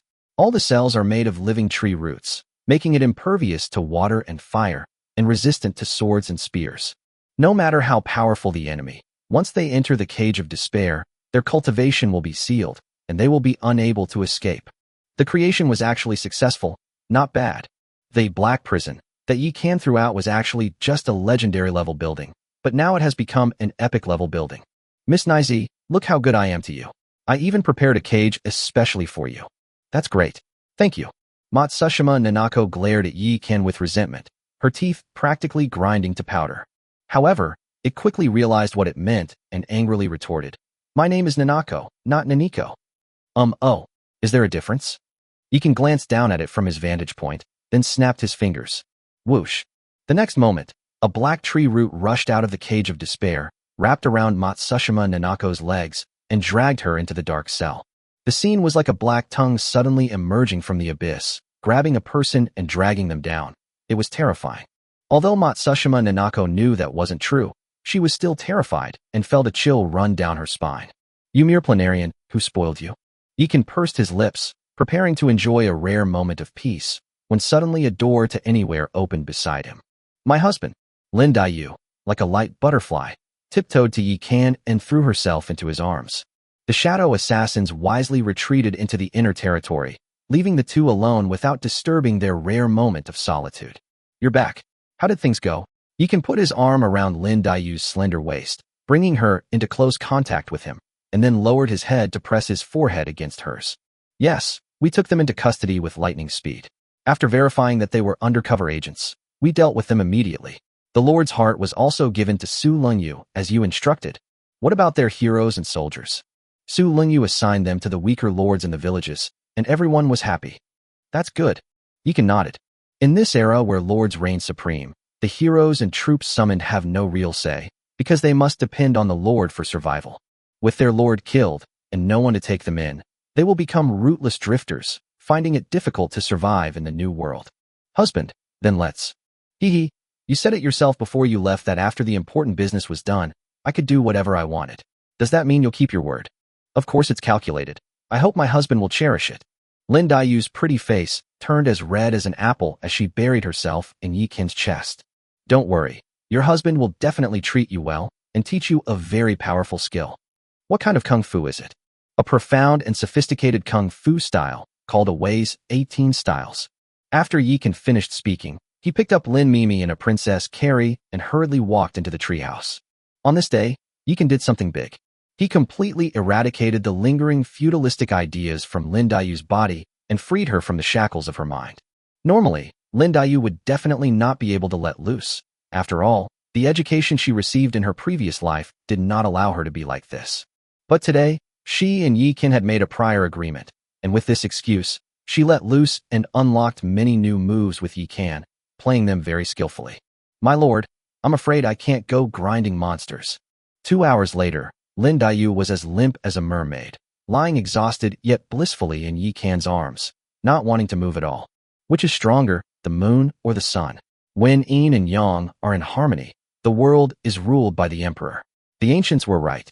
Yikan gently patted Lin Daiyu's back and said, You should rest well in the treehouse today, and we'll talk about it tomorrow. Well, but the sisters must be getting impatient. Husband, why don't you go see them off first? Good. Yikan kissed her before getting up and getting dressed. Within the inner territory, the beauties were indeed getting impatient, especially those who had already received the moon goddess's blessing but had not yet received Yikan's favor. If they don't become Yikan's Taoist partners, they cannot enjoy the blessings of the 3 lifetimes marriage tree. Staying here and watching others figure things out is a kind of torment for them. Fortunately, Yikan arrived in time and took them all into the Chaos Demon Eye. Using the coordinates, he sent them into the deep sea. Husband, could this be a trap? On Storm 1, Li Jiqing held Yikan's arm, looking at him with a worried expression. Don't worry, no matter what tricks Matsushima Nanako plays this time, her Otani village is finished. As for other threats, I'm just afraid they won't come. I'm relieved to hear that. Li Jiqing rested her head on Yikan's shoulder, finally feeling relieved. Chapter 287 Operation Popcorn now begins. After spending some time with Li Jiqing aboard Storm 1, Yikan returned to Fairy Forest. Afterwards, he immediately contacted several acquaintances and made some arrangements. Everything is ready, except for the east wind. Yikan plunged headfirst into Moon Goddess Lake, enjoying the coolness of the water and feeling incredibly relaxed and refreshed. The 2 female ghost maids who were attending him exchanged a glance, and their pretty faces immediately flushed red. Then they began to undress and swim to Yikan's side, and began to carefully unblock his meridians. Yufei is such a thoughtful girl. Yikan couldn't help but sigh. Although Yufei is not a hero, she always manages to give Yikan the warmest and most considerate care at the most appropriate time, making him feel very comfortable. With a maid like that at home, it's hard not to have a worry-free life. The next day, after enjoying a delicious meal at the cooking tree, the entire Fairy Forest group entered the inner space to begin their pilgrimage, while also awaiting the sounding of the war drums. Strangely, the usually bustling town channel was unusually quiet today. Time passed second by second. Finally, at 11 o'clock, the forces of Eternal Village began to move. Under Yi Kan's arrangement, hundreds of lords gathered in the northern part of West Village, near the location of Daegu Village. Meanwhile, the four brainworms controlled by Far also carried their hives to the western border of West Village, keeping a close eye on White Eagle Village. As for Fowl's Void Hive, its whereabouts are unknown. Zhao family village also split into two groups, one guarding the north to prevent a sneak attack from another planarian village above. The other group headed west to prepare to cooperate with Yi Kan in making their move. Meanwhile, the other human villages also mobilized their own troops, ready to respond to any emergencies. Shui Ling. Hey, you surnamed Yi. What are you up to that? Why is everyone so tense? In the village chief's group chat, Shui Ling tagged Yi Kan. Huh? I didn't do anything to you. Yi Kan was completely dumbfounded when he saw Shui Ling's reply. Because he misread the character da in Dajia, everyone's big, and missed a stroke, he thought Shui Ling was referring to Rinjia, other people. Hong Sanqian. Brother Kan, from what you're saying, you want to get your hands on that pretty young lady? Zhu Huifei. Yi Kan, I misjudged you. I never thought you were this kind of person. Zhao Chong. I second that, cousin. I misjudged you. It's one thing for you tormented Nanako, the face-shaped planarian, but now you're even going after this pretty young lady. You're such a beast. This guy is still holding a grudge against Yi Kan for kicking him out of the group chat. Ing Uni. The small stools and melon seeds are ready. Who can tell me about Yi Kan's dark history? Zhao Chong. Let me tell you. You guys don't know this yet, do you? Yi Kan is a scoundrel. He started fooling girls when he was 11 years old, and he also likes to play the role of raising girls. She was a perfectly good young lady from the Li family, but after falling into his clutches for just over half a year, she developed a rebellious streak, abandoned her family, and followed him without hesitation. Yi Kan. Hey Zhao, my Xiaoqing is right here watching. You'd better figure it out yourself. Zhao Chong. TCH, as if you're not surnamed Zhao. As a member of the Zhao family of the Song dynasty, Zhao Chong was naturally not intimidated by Yi Kan's two words. He was dumbfounded the next moment. Li Jiqing has joined the group chat. Old Zhu, what are you doing? This is the village chief's group chat. Why did you add her in? Zhao Chong panicked when he saw Li Jiqing. He had met Li Jiqing before, so he knew how terrifying this woman was. Even if he goes all out, he might not be able to win. Old Zhao, I'm so sorry. Although Jiqing is not the village chief, Yongheng village is now larger than 3 ordinary villages, and Yi Kan simply cannot manage it all. Normally, Jiqing handles all the affairs of Eternal Village, and you know how strong she is. Among us village chiefs, I doubt many can defeat her. Zhu Huifei was clearly enjoying the spectacle. Moreover, these scions of powerful families were actually secretly competing with each other. He was naturally pleased to see Zhao Chong suffer a setback. Is it really that amazing? As a woman herself, Shui Ling couldn't help but feel a little resentful when she saw that Zhu Huifei, a descendant of royalty, held Li Jiqing in such high regard. If she can't beat Yi Kan, then surely she can beat his woman? Sweetheart, how about we practice sometime? Li Jiqing sent a smiling emoji. She knew better than anyone the grudge between Shui Ling and Yi Kan. As a man, Yi Kan shouldn't argue with a woman. But she was different. She was also a woman, and Yi Kan's woman at that. No problem, you can decide the time and place. Shui Ling was also a stubborn girl. As a woman herself, how could she possibly resist Li Jiqing's provocation? Zhao Chong shut up immediately and thanked Shui Ling 180 times in his heart. You're truly a savior of suffering, Guanyin Bodhisattva. Don't worry, if Li Jiqing beats you to death, I'll collect your body. At this moment, Yi Kan also stepped forward. Alright, let's get down to business. Everyone keep a close eye on them. If those guys dare to cause trouble, you can take action without hesitation. If anyone can't make it, just tag me in the group chat. If it's within 30,000 kilometers, I'll be there within half an hour. Oh my god, cousin, this is no joke. Seeing Yi Kan taking on so much responsibility, Zhao Chong no longer cared about attracting Li Jiqing's attention. Brother Yi Kan, is this really true?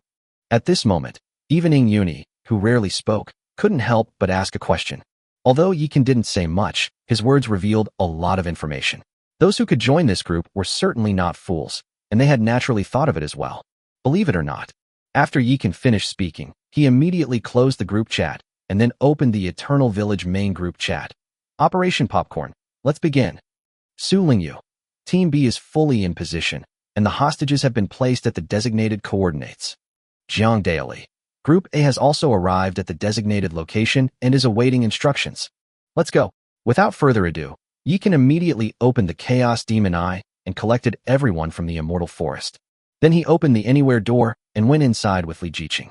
When they came out, They had arrived at an open space in Eternal Village. This place is home to half of the lords of Eternal Village.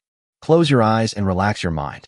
Yikan glanced at everyone, then activated the Chaos Demon Eye. Buzzing. With a flash of light, nearly 200,000 people, including lords, heroes, and troops, were instantly absorbed into the small world. Where am I? Those who had never been to the Chaos Demon Eye's small world were immediately bewildered. Ignoring everyone's surprise, Yikan directly activated the fourth skill of the Chaos Demon Eye, space travel. As Yikan upgraded the Chaos Demon Eye to level 28, its travel distance increased from 1,000 kilometers to 1,500 kilometers, but the cooldown time remained at 1 minute. Daegu Village is only 4,500 kilometers away from Yonghang Village. Yikan arrived at the edge of Daegu Village in just 3 minutes. At that moment, Matsushima Nanako led more than 500 lords away from Otani Village and headed for Eternal Village. However, it was unaware that Yikan was hovering above its head at that moment. Village Chief, is the news that Eternal Village is empty inside reliable? Even now, some people still question Nanako Matsushima. This is really not their fault, because the strength displayed by the Eternal Village is simply too terrifying. Even Sakura Village is no match for them. Otani Village and Hamoto Village are of equal strength. If they fail to strike, they will be doomed. Don't worry, if something really happens to us, Eternal Village won't survive either. Matsushima Nanako sneered. There are 3 villages surrounding the eastern base of Eternal Village, 2 of which are the Eagle Clan and the Black Ghost Clan. To the north of Zhao Family Village, which is adjacent to the central part of Eternal Village, there is another village belonging to their human-faced turtle tribe. Whether it's Yonghang Village or Zhao Family Village, as long as they dare to launch a joint attack on Daegu Village, their rear will be vulnerable. When that time comes, the allied forces of the 8 tribes will be mobilized, and they will surely perish. Chapter 288 Nanako's Dilemma, Born from a Whirlpool? Judging from its tone and expression, it seems it's still not giving up. Li Jiqing looked down at Matsushima Nanako with a hint of disdain on her face. Although the planarians have evolved a human-like appearance, they cannot change their filthy and despicable nature, so we should not have any pity for this species. If I could, I would wish for this race to be wiped out. Yikan's eyes flashed with cold light, and his killing intent surged out like a tidal wave. Even the lords of the Eternal Village standing behind him could feel it.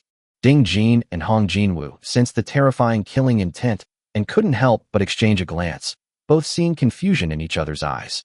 Logically speaking, the people who hate the face-shaped planarians the most should be the humans from the Phantom Spirit Star. Why does it feel like Boss Yikan's murderous aura is even stronger than theirs? What they didn't know was that Yikan was thinking of a certain clan from his previous life. That group's appearance and soul are exactly the same as the human-faced planarian, and they both have the character Wa, meaning vortex, in their names, although they are homophones but different in appearance. According to Yikan's understanding, there might be some kind of unseen rule here, and things that are the same shape might be censored. After all, whether in their previous lives or in this other world, there are just too many people with crooked views, such as Wu Maxiong, Wang Ao, Gao Niasong, and Go Jingwei and Cheng Lei, who were recently killed by Lin Daiyu. These traitors should all be executed by slow slicing. My husband, I will go with you to kill them all. Li Jiqing held Yikan's hand tightly. Okay, let's go. To avoid alerting the enemy, Yikan did not attack Matsushima Nanako and the others. Instead, he activated the Chaos Demon Eye and used spatial teleportation again to circle around Otani Village. There really was an ambush.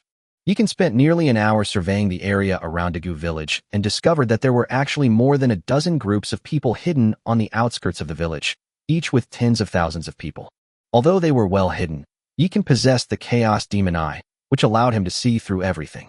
The 8 Tribes Alliance has really gone to great lengths to deal with us. Li Jiqing sighed. I estimate that they have reached some kind of agreement, with each village sending a small group of lords as vanguards, so that even if something goes wrong, it won't damage their core strength. If they get the chance, they'll swarm in and take us down in one fell swoop, then divide up Eternal Village. Yikan nodded. They had conducted simulations before the operation and had anticipated this situation. So what do we do now?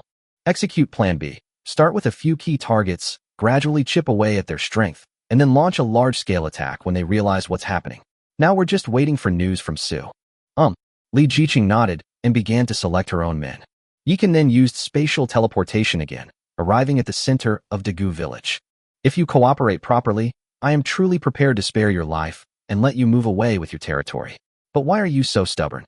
He can look down at the territory below and couldn't help but shake his head. Beep beep. Just then, Su Lingyu suddenly sent a message. Village chief, the fish is already in the trap. Nanako Matsushima hasn't played any tricks. Should we let it reunite with the hostage? Since it's cooperating, let's proceed according to plan. Yes. Su Lingyu turned off the light screen and directly tagged everyone in the group chat. Kill. Rumble. In an instant, the earth shook violently in Yonghing West Village, and hundreds of thousands of people surged out, charging towards the army of Daegu Village. Su Lingyu's ice and snow palace disciple unleashed a powerful ice storm, wiping out a large swarm of insectoids. Then the amethyst dragon appeared, unleashing a devastating attack that wiped out another large group. This preemptive attack instantly shattered the confidence of the face-shaped vortex army. They assumed that all the lords of Eternal Village were so terrifying, so they were intimidated before the battle even began and were overwhelmed by the humans. What they didn't know was that, apart from Su Lingyu, the other human lords weren't much stronger than them. As long as they organize themselves, even if they still can't win, they can at least drive away half of their forces. Unfortunately, that's how war is. Once morale is gone, everything is lost. On the other side, Li Jiqing used the Qianquan boat to take away some of her troops, and she and Yi can split into two groups to launch surprise attacks on the lords of Daegu Village who had gone on expeditions. They adopted an airborne surprise attack, aiming for a swift and decisive victory. As they continued to dismantle the territory, those who fought against Su Lingyu coughed up blood and were then killed by the human lord. Damn it, someone has attacked our territory. Spread the word immediately. As the number of fallen Zerg overlords increased, they finally realized what was happening and began sending messages outwards. Upon receiving the news, the 8 Tribes Alliance, which had been hiding near Daegu Village, ceased their concealment and stormed into Daegu Village. What's frustrating is that they kill anyone they see, regardless of whether the person is human or not. They even demolished the territory of Otani Village. These bastards dare to steal my food. Yiken was furious. He sent a message to Zhao Chong and then released the army from Eternal Village. Rumble. In an instant, the war beasts surged forth, and hundreds of thousands of humans swarmed out, charging towards the allied forces of the 8 tribes. Kill them all, leave no survivors. After receiving Yi Kan's message, Zhao Chong waved his hand and led the people of Zhao family village to attack an Eagle clan unit. Before this, Yi Kan had already sent over the coordinates he had discovered, and Zhao Chong had already laid an ambush behind the wealthiest member of the Eagle clan. Meanwhile, in a valley on the other side, Matsushima Nanako looked at the dirty clone in front of her, whose thighs were stained with blood, and her expression kept changing. She was considering whether to kill the clone directly or merge with it. What should I do? Nanako Matsushima held her head in her hands, her face full of distress. Killing it would weaken its strength, which would be very unwise in such a chaotic time. But if they merge, the essence that ugly beast left in the clone's body will be transferred to it. What if it gets pregnant? What will be born, a worm or a cow? Or perhaps, a vortex cow? Chapter 289 Chaos is approaching. Village Chief, Yiken led more than 200 lords to attack Otani Village, and the rest were tied up in Eternal West Village by Matsushima Nanako. We should be able to launch a counterattack. It's confirmed. Eternal Village only has one external aid team from Zhao Family Village. Village Chief, now that all of Eternal Village's forces are tied up, Eternal Village's main base in the east must be vulnerable. Boss, there's definitely no one left in Fairy Forest. Let's hurry and steal Yi Kan's territory. Brother, I checked, and all the registered troops and heroes of Fairy Forest have been mobilized. Yi Kan has really gone all out this time. After the 8 Tribes Alliance clashed with Yi Kan, their vanguard officers couldn't wait to send a message to their village. Their village chiefs, naturally, wouldn't easily believe it and began exchanging information with each other. It seems Yi Kan has really gone all in. There's an old saying that goes, opportunity knocks but once. We must seize this chance and take advantage of it to destroy Eternal Village. I agree. After exchanging opinions, the village chiefs of the 8 Tribes Alliance quickly reached a consensus. So the allied forces were mobilized again. Moreover, this operation was far larger than the previous naval siege, with almost every village sending more than 300 lords, bringing the total force to more than 2 million. However, whether they can fully cooperate remains to be seen. On the other side, you can also open the human village chief group. Brothers, I have used all my strength. The main force of the 8 Clans Alliance should be getting impatient. Whether you stand by and watch or seize the opportunity to make a quick buck, the decision is yours. Before taking action, Yikan had done a complete simulation and anticipated all sorts of possible events. If the major human villages seize the opportunity to take action and tie down the main force of the 8-tribe coalition, his situation will be much easier, and he will definitely be able to take down Otani village. If the human race stays on the sidelines, he can manage. At most he'll have to work harder and get less in return. Of course, if the humans do not take any action, he will also be disappointed with the humans in the 6th town. From then on, they only cared about their own doorstep and no longer concerned themselves with the problems of others. It can be said that the choices made by the village chiefs today will determine their future relationship with Eternal Village. You big bastard ye. Only one of the villages surrounding me is human. Besides the 2 strong villages, White Eagle Village and Pickled Vegetable Village, there are also insectoids and black devils. I dare not make a move. Shui Ling sent a crying emoji. Although she and Yikan didn't get along, she was still unambiguous when it came to matters of principle. Last time Yikan saved Daughter Village, she wanted to help Yikan this time no matter what. Hey beautiful girl, I'll take care of Kimchi Village. If they dare touch you, I'll smash their asses in. Hong Sanqian is located in the southwest corner of the peninsula, with the Kimchi Village right next to it on the northeast side. Shui Ling, I'll keep an eye on the Zerg Village and Black Ghost Village above you. You just focus on keeping an eye on White Eagle Village. At this moment, Ing Yuni, who was usually low-key, suddenly stood up and spoke. Wow, Princess Yuni is in our area. That's great. Hong Sanqian's confidence soared when he saw Ing Yuni appear. I have a Zerg village and an Eagle clan village here, as well as a Widow village. I'll hold these 3 hostage. If they dare to make a move, I'll take the opportunity to devour them. The rest you'll have to rely on yourselves. I'm too far away from you. As a direct descendant of the Ming dynasty, Zhu Huifei was ambitious and naturally would not be content with mediocrity. Wang Xiaodao, Shui Ling and I are biting into White Eagle Village together. Luo Yang, Little Knife, then leave that Zerg village behind you to me. Wang Xiaodao, thank you, Brother Luo. I'm relieved to hear that. The village chiefs from each of the human races then spoke. Seeing how united and friendly everyone was, Yikan finally felt relieved. He wasn't worried about something going wrong on his side, but rather about his compatriots' performance disappointing him. Subconsciously, he still hoped that everyone could help each other and make the human race bigger and stronger. Thank you all. With you here, I can finally go all out and get things done. However, don't just keep targeting the enemy. Seize opportunities when they arise. If possible, take advantage of the situation and conquer the villages of other tribes. Although Yikan had lived 2 lives and witnessed much of the coldness and warmth of human relationships, he was still a little moved at this moment.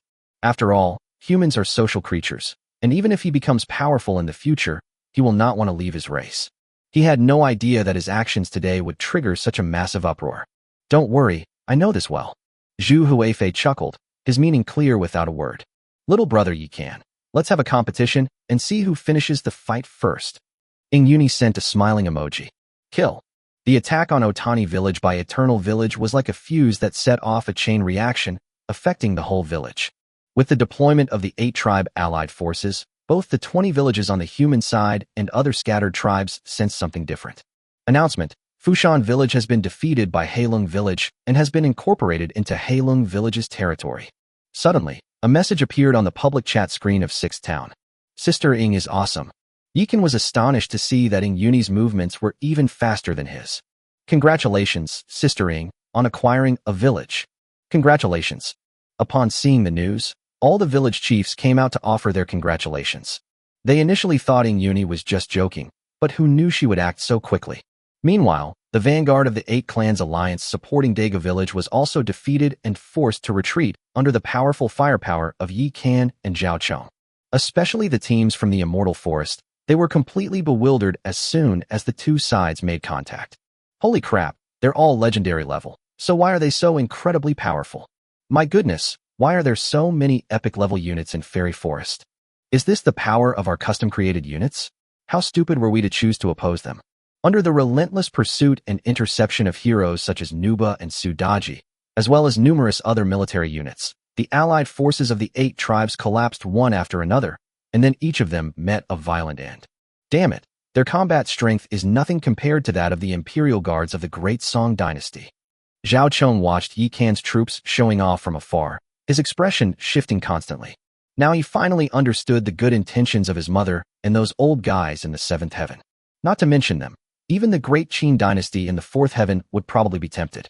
It seems Yuni is after my cousin. I have to tell my mother about this. While Zhao Chong was making up his mind, Yi Qian's men had already wiped out the last force of the 8 Clans Alliance. Just as they were about to retake the center of Otani village, that unlucky girl, Nanako Matsushima, somehow managed to return. Yi Qian, you won't go back on your word, will you? Nanako Matsushima stared intently at Yi Qian. Rest assured, I, the village chief, keep my word. After Yi Qian finished speaking, his figure suddenly flashed and appeared directly behind Matsushima Nanako. What are you doing? Matsushima Nanako suddenly felt her vision go black for a moment, and she was so frightened that she took dozens of steps back, looking at Yi Qian with apprehension. We've known each other for a long time, so of course I should see you off since you're leaving. Yi Qian smiled slightly. Just now, he detonated the soul-devouring evil goo on the Eagle Clan side and redirected it to Nanako Matsushima. However, he did not choose to activate it immediately, but instead allowed the soul-devouring evil goo to lie dormant in Nanako Matsushima's body. No need, thank you. Matsushima Nanako looked at Yi Qian warily, then took out a city relocation order. All it wants now is to get out of this hellish place as soon as possible and get away from this heinous, treacherous villain. Chapter 290 Princess Yuni makes a move. Good intentions are wasted. Yi Qian watched as Matsushima Nanako and her territory turned into white light and disappeared, and couldn't help but curl his lips. Are you trying to be kind? The methods you used on them would make even capitalists weep. Li Jiqing came to Yi Qian's side, and, somewhat speechless, took his arm. Matsushima Nanako was tormented by Nyo Daiden, that fool, for a whole day and night, and suffered several hemorrhages. Later, she was locked in the cage of despair by Yi Qian. Now that they've escaped, they've lost their village and become homeless dogs. Even so, Yi Qian did not let it go and planted the soul-devouring evil goo inside its body. Fortunately, the Face Vortex clan has a bad reputation throughout the universe, and not many people know these inside stories. Otherwise, Yi Qian would have been attacked to death by keyboard warriors long ago. Just then, a voice rang in Yi Qian and Li Jiqing's minds. Detection indicates that Otani village has been completely conquered, its fortune has been reset to 0, and it has been transformed into a primitive land. You can choose to occupy it or abandon it. Choosing to occupy Otani village will bring it into the Eternal Village's territory, allowing you to enjoy the Eternal Village's fortune. Choosing to relinquish it will turn Otani village into unclaimed land, which other villages can then occupy. Occupy. With Yi Qian's choice, the territory of Eternal Village expanded once again. Meanwhile, a message was also posted on the town's public chat screen. Announcement: Otani village has been defeated by Eternal Village and has been incorporated into Eternal Village's territory. Holy crap, no way, I want to take down a whole village too. How come it's always human villages defeating other villages? Are humans really that powerful? Violence won't solve anything, we need peace. Our village has always valued peace and has never harmed anyone. We hope you will not attack our village. The village chiefs of the 6th town were shocked when they saw the news of 2 villages being defeated. However, the difference lies in the fact that some people are eager to make a move, while others remain as still as a mountain, only wanting to protect their own little corner of the world. Meanwhile, some weaker villages lived in constant fear, worried that they would be killed for no reason. However, just then, exciting news arrived. Announcement: Future Village has been defeated by Zhu Family Village and has been incorporated into Zhu Family Village's territory. Holy crap, old Zhu, you're secretly competing too. Hong Sanxian was immediately envious when he saw that his former brother had also taken over a village. However, just a few minutes later, another announcement appeared on the public screen. Announcement: Okamoto Village has been defeated by Shirataka Village and has been incorporated into Shirataka Village's territory. Takeo Kobayashi, Face-Shaped Turtle Clan, you bastard. Daniel, you beast. We're both part of the 8 Clans Alliance. Why did you attack my Okamoto village? Kaira Ito, Face-Faced Vorticoid Clan, White Eagle Village, you have betrayed us. You are despicable. Lancelot, Eagle Clan, you 2 worms upstairs, please look carefully. This is the new world, you idiots. Takeo Kobayashi, Face-Dwelling Turtle Tribe you. Daniel, Eagle Clan, muscular men are just pretentious. It turns out that although Daniel and Lao Lu were preparing for battle, they did not go to rescue Otani village. Instead, they chose to maximize their profits and, taking advantage of the lull in the large-scale mobilization of the Okamoto village army, stole their old home. Fortunately, Takeo Kobayashi and Kaira Ito had teleportation scrolls and were able to return to Okamoto village in time to relocate their territory. Otherwise, they would have died as well. Those Eagle Clan guys are truly heartless beasts. Yikan shook his head. Although he had long known that the Jumais were only interested in profit, it was truly rare to see them so brazenly mock their allies after betraying them. Cousin, please help me. At this moment, Zhao Chong suddenly ran up to Yikan with bloodshot eyes. Are you jealous that Brother Flying Pig has carved out a piece of territory? That's right. Help me out. Otherwise, if I get outdone by Brother Flying Pig, my mom will definitely yell at me when I get back. Okay, Yikan nodded. Anyway, the situation in Otani Village is basically settled, and White Eagle Village has just taken over a village and has no time to bother them. It's a good opportunity to make a fortune during this chaotic period. Go ahead, I'll stay here to adjust the territory and allocate resource points. Before Yikan could speak, Li Jiqing took the initiative to take on the task of handling internal affairs. As expected of my sister-in-law, she has such high awareness. Absolutely. It doesn't matter who chose the wife. Yikan stroked Li Jiqing's hair, his eyes full of smugness. TCH, wasn't that something you told me when you were a kid? Zhao Chong crossed his arms, his face full of disdain. Shut your stinking mouth. Yikan delivered a flying kick to him, then looked at the group from Fairy Forest and said, Shadow Assassin, stay and protect the queen. The rest of you, come with me. Yes. The beauty's eyes lit up, and they all shouted in unison. Besides Hong Sanqian and Zhao Chong, the other village chiefs also had different thoughts after seeing the message on the public screen. Luo Yang. All right, I don't need to keep an eye on it anymore. I didn't expect White Eagle Village to be so shameless. Not only did they not try to take advantage of Yikan, they actually turned around and killed their own ally. Wang Xiaodao. Brother Luo, you're in danger from now on, sandwiched between White Eagle Village and Widow Village. Luo Yang. What's there to be afraid of? My village, Dagu, has been taken over by Yongheng Village, so I'll be Yikan's neighbor from now on. Let's see who dares to touch me. Shui Ling. Wang Xiaodao. Let's not even talk about your brother Luo. We can't just stand by and watch. Wang Xiaodao. Sister Shui Ling, what do you mean? Shui Ling. If we can't beat White Eagle Village, surely we can beat that Black Ghost Village up there? Let's attack together, and then we'll discuss how to divide the spoils. Wang Xiaodao. Listen to Sister Shui Ling. Announcement. Haiku Village has been defeated by Heilong Village and has been incorporated into Heilong Village's territory. Just then, another announcement appeared. Shui Ling, Wang Xiaodao, you two can go and deal with that black guy without worry. Haiku Village is next to Gangbin Village. If that white-headed eagle dares to cause trouble, I don't mind eating it up right now. Just as Shui Ling and Wang Xiaodao were preparing to attack, Ing Yuni reappeared. Thank you, Sister Ing. Shui Ling and Wang Xiaodao's confidence immediately increased. Holy crap, Sister Ing, you've taken over 2 villages in such a short time. Did you bring all the elite Qin warriors with you? Hong Sanqian was just about to pull off a big heist when he was startled by Ing Yuni. Guess. Ing Yuni did not reveal her trump card, but simply sent a smiling emoji. Cousin, Ing Yuni came prepared. You'd better be careful. Outside Yamaguchi Village, Zhao Chong looked at Yi Kan with a worried expression. What's coming will come eventually. I hope Ing Yuni is a reasonable person otherwise. Yi Kan gave a cold laugh. It's true that the Qin elites are formidable, but if Ing Yuni is determined to fight back, he wouldn't mind clashing with this powerful family. Anyway, today's gains are enough for him to reach level 30. As long as he becomes the domain lord, given the foundation of the immortal forest.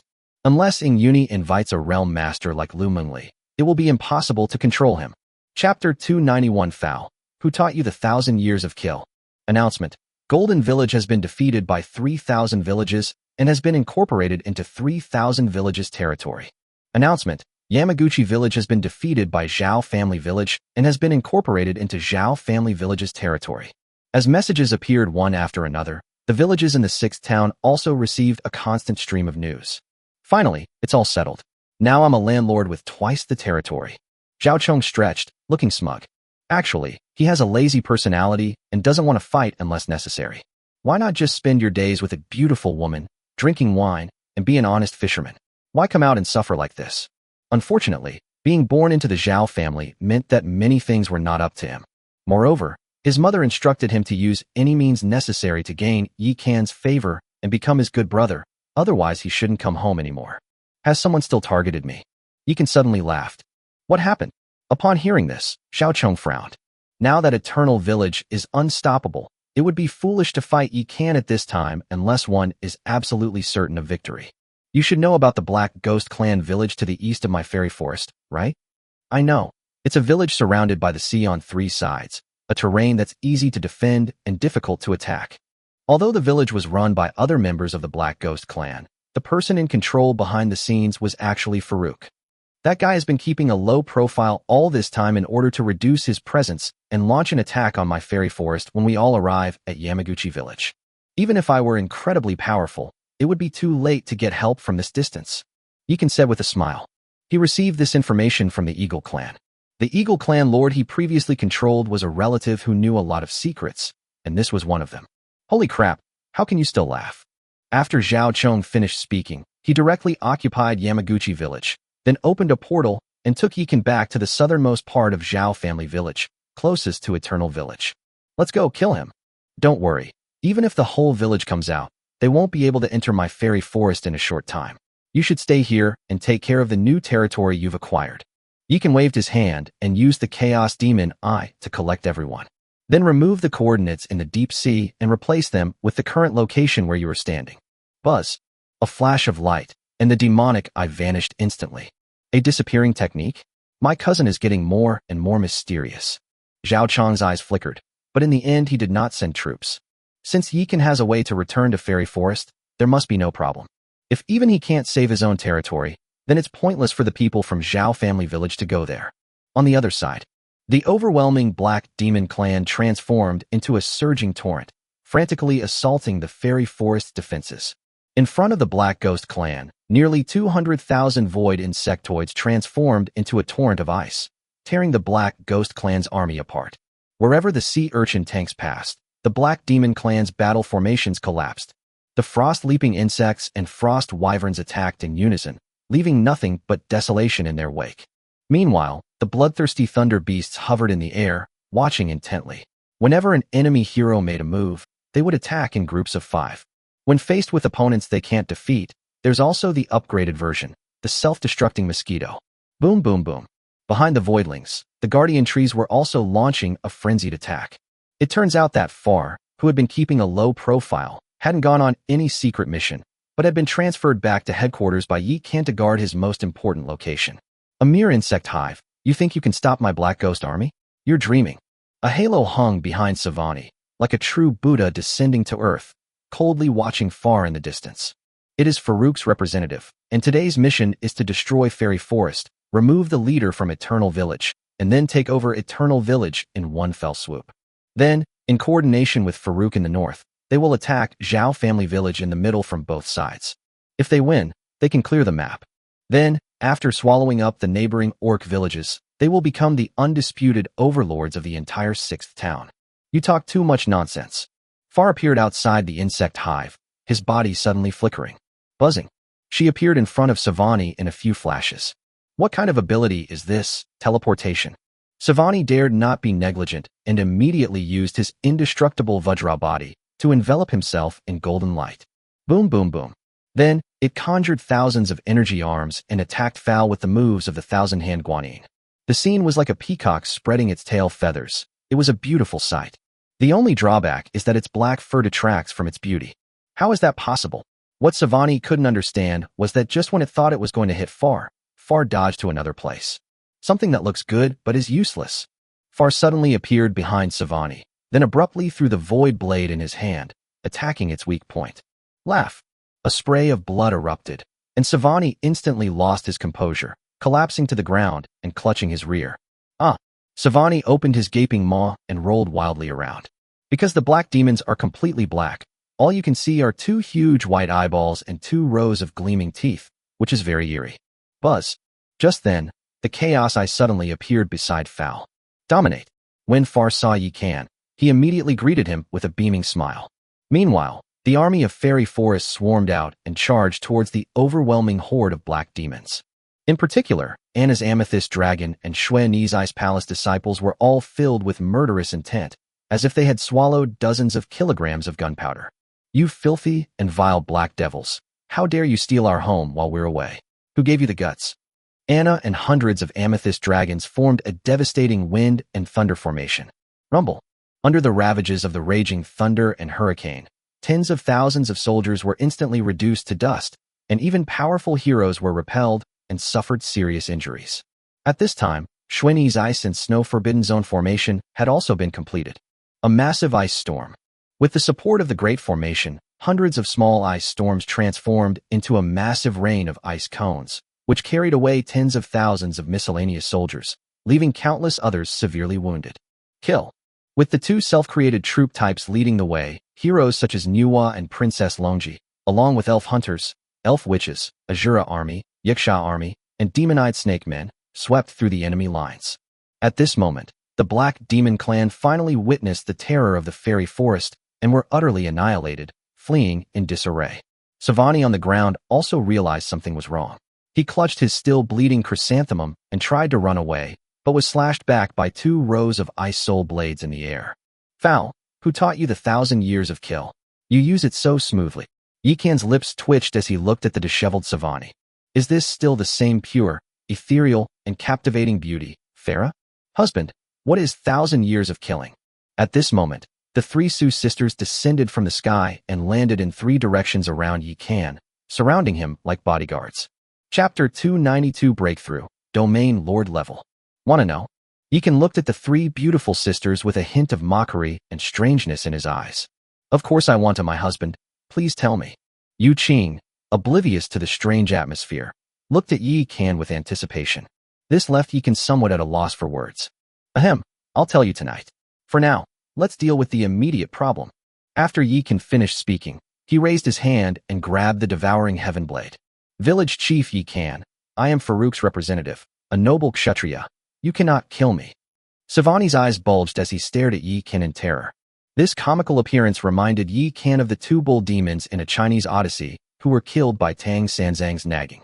It's not that they look alike, they're practically identical. Kshatriyas, how noble they are. Yikan smiled slightly, then suddenly plunged a knife into Savani's heart. You'll regret this. Savani pointed at Yikan, then tilted his head and was officially killed. Soul devouring successful, spirit plus 18. Only added this little bit? What a waste. Yikan drew his devouring heaven blade, looking displeased. Whoosh whoosh whoosh. Just then, Nuba, Princess Longji, and others descended from the sky and landed beside Yikan.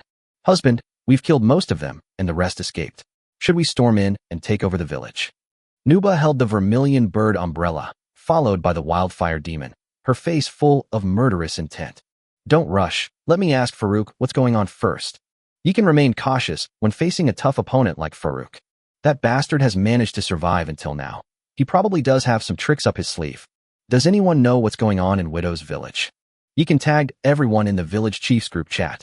Old Yi, you actually want to take over Widow village from this far away? Zhu Huifei sent an incredulous emoji because Widow village was just to his west. What are you thinking? That son of a bitch Farouk has actually been controlling both villages all along. He sent people to raid my fairy forest while I was away. Damn, this black guy is really bold. Just now, more than 200 lords suddenly moved away from his side.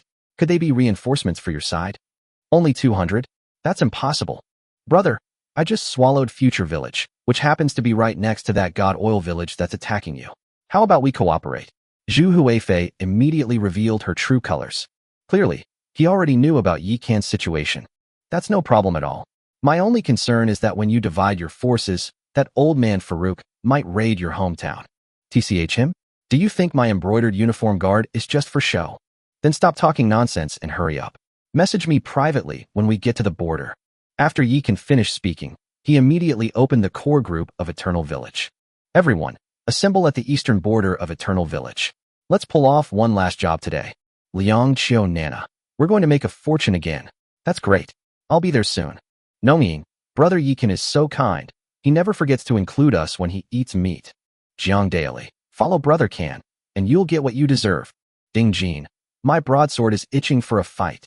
Knowing that there was going to be a war, the people were not afraid at all. On the contrary, they were all excited. About 10 minutes later, the core members of Eternal Village had gathered at the eastern edge of the village, awaiting Yikan's instructions. Husband, after we take over this divine oil village, how shall we divide the spoils? As the mistress of Fairy Forest, Li Jiqing had already returned with the Shadow Assassins. Our Eternal Village already has enough territory. More than 500 lords control the land of 4 villages. We have no shortage of resources. There's no need to fight over it. Yikan shook his head. That, before Li Jiqing could say anything more, Yikan stroked her flowing hair and said, "Don't worry, there are definitely people more anxious than us." Beep beep. Sure enough, as soon as Yikan finished speaking, Zhu Huifei sent a private message. "Old Yi, after we take over the village, how do you plan to divide it? Just tell me straight, what do you want?" Yikan didn't waste any words. "Old Yi, you're certainly a man of few words. Well then, I won't hold back anymore. I want territory. You can't have your cake and eat it too. I understand what you mean. Tell me honestly, what level are you now?" Zhu Huifei thought for a moment and asked. "I can break through to the domain lord level at any time." Yikan did not hide anything. He didn't use any of the resources after conquering Otani village. If he had used them all, reaching level 30 would have been no problem at all. This is also his biggest asset in his confidence that he can take over Xinyu village. "You beast. You've already secured first place on the rankings, so why are you bothered by these few measly things?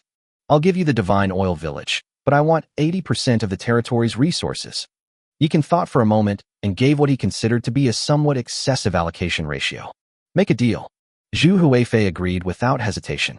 "Damn, they gave us too much. A man of his word is a man of his word, so don't go back on your word. I'm already on my way and should arrive in half an hour. When will you be there?" 3 minutes. "You son of a bitch, you beast." Yikan didn't waste any more words with Zhu Huifei. Instead, he opened the anywhere door and took Li Jiqing back to the fairy forest. Boom. Without saying a word, he threw 2.2 billion boundary stones into the sun and moon immortal pot. Buzz. The territory received sufficient replenishment, directly reaching level 29, and its territory continued to expand, while the ancient divine tree began to sway. Next up is the domain lord. Yi Kan and Li Jiqing exchanged a glance, then took out 24 more advanced divine stones and threw them into the sun and moon immortal pot. Click, click, click.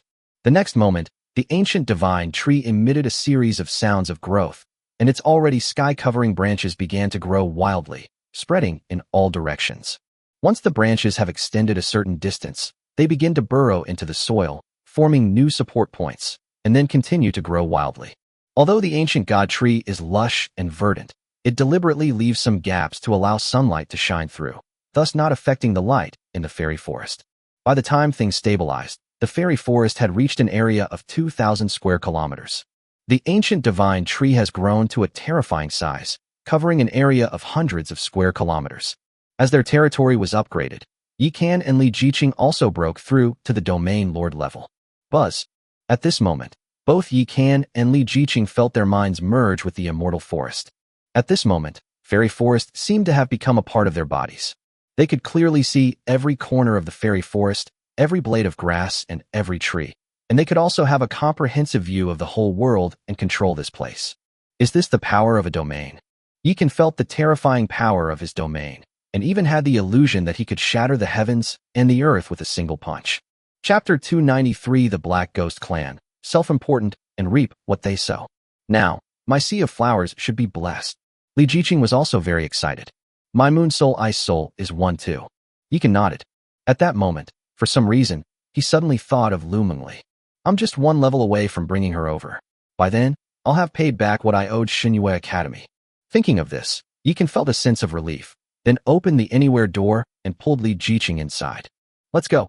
After Yikan returned to the main force, he immediately activated the Chaos Demon Eye to collect everyone and then used spatial teleportation. He first flew to the East Sea and released Fal's Void Hive before returning to the west of God Oil Village. Just then, Zhu Huifei sent a message. Old Yi, I'm in position. When do we move out? We've been waiting for you. Kill. At Yi Kan's command, the core forces of Fairy Forest, FAR, and Zhu Huifei's elite troops launched a three-pronged attack on Divine Oil Village. Farouk, something terrible has happened. We are under attack from the north and west at the same time, and even terrifying enemies are landing in the East China Sea. The village chief of Xinyu Village noticed the battle immediately. With the reinforcements of 200 elite lords and over 150,000 troops, Farouk was confident it could hold off Fairy Forest.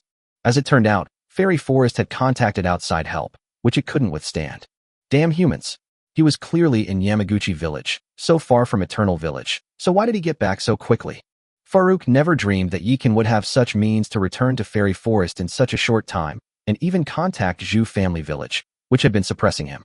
Farouk, since Zhu Family Village is cooperating with Yi Kan's operation, his base might be vulnerable. If he can steal from us, why can't we steal from him? It was said by a black lord named Kapil. Like Savani, it was Farouk's right-hand man.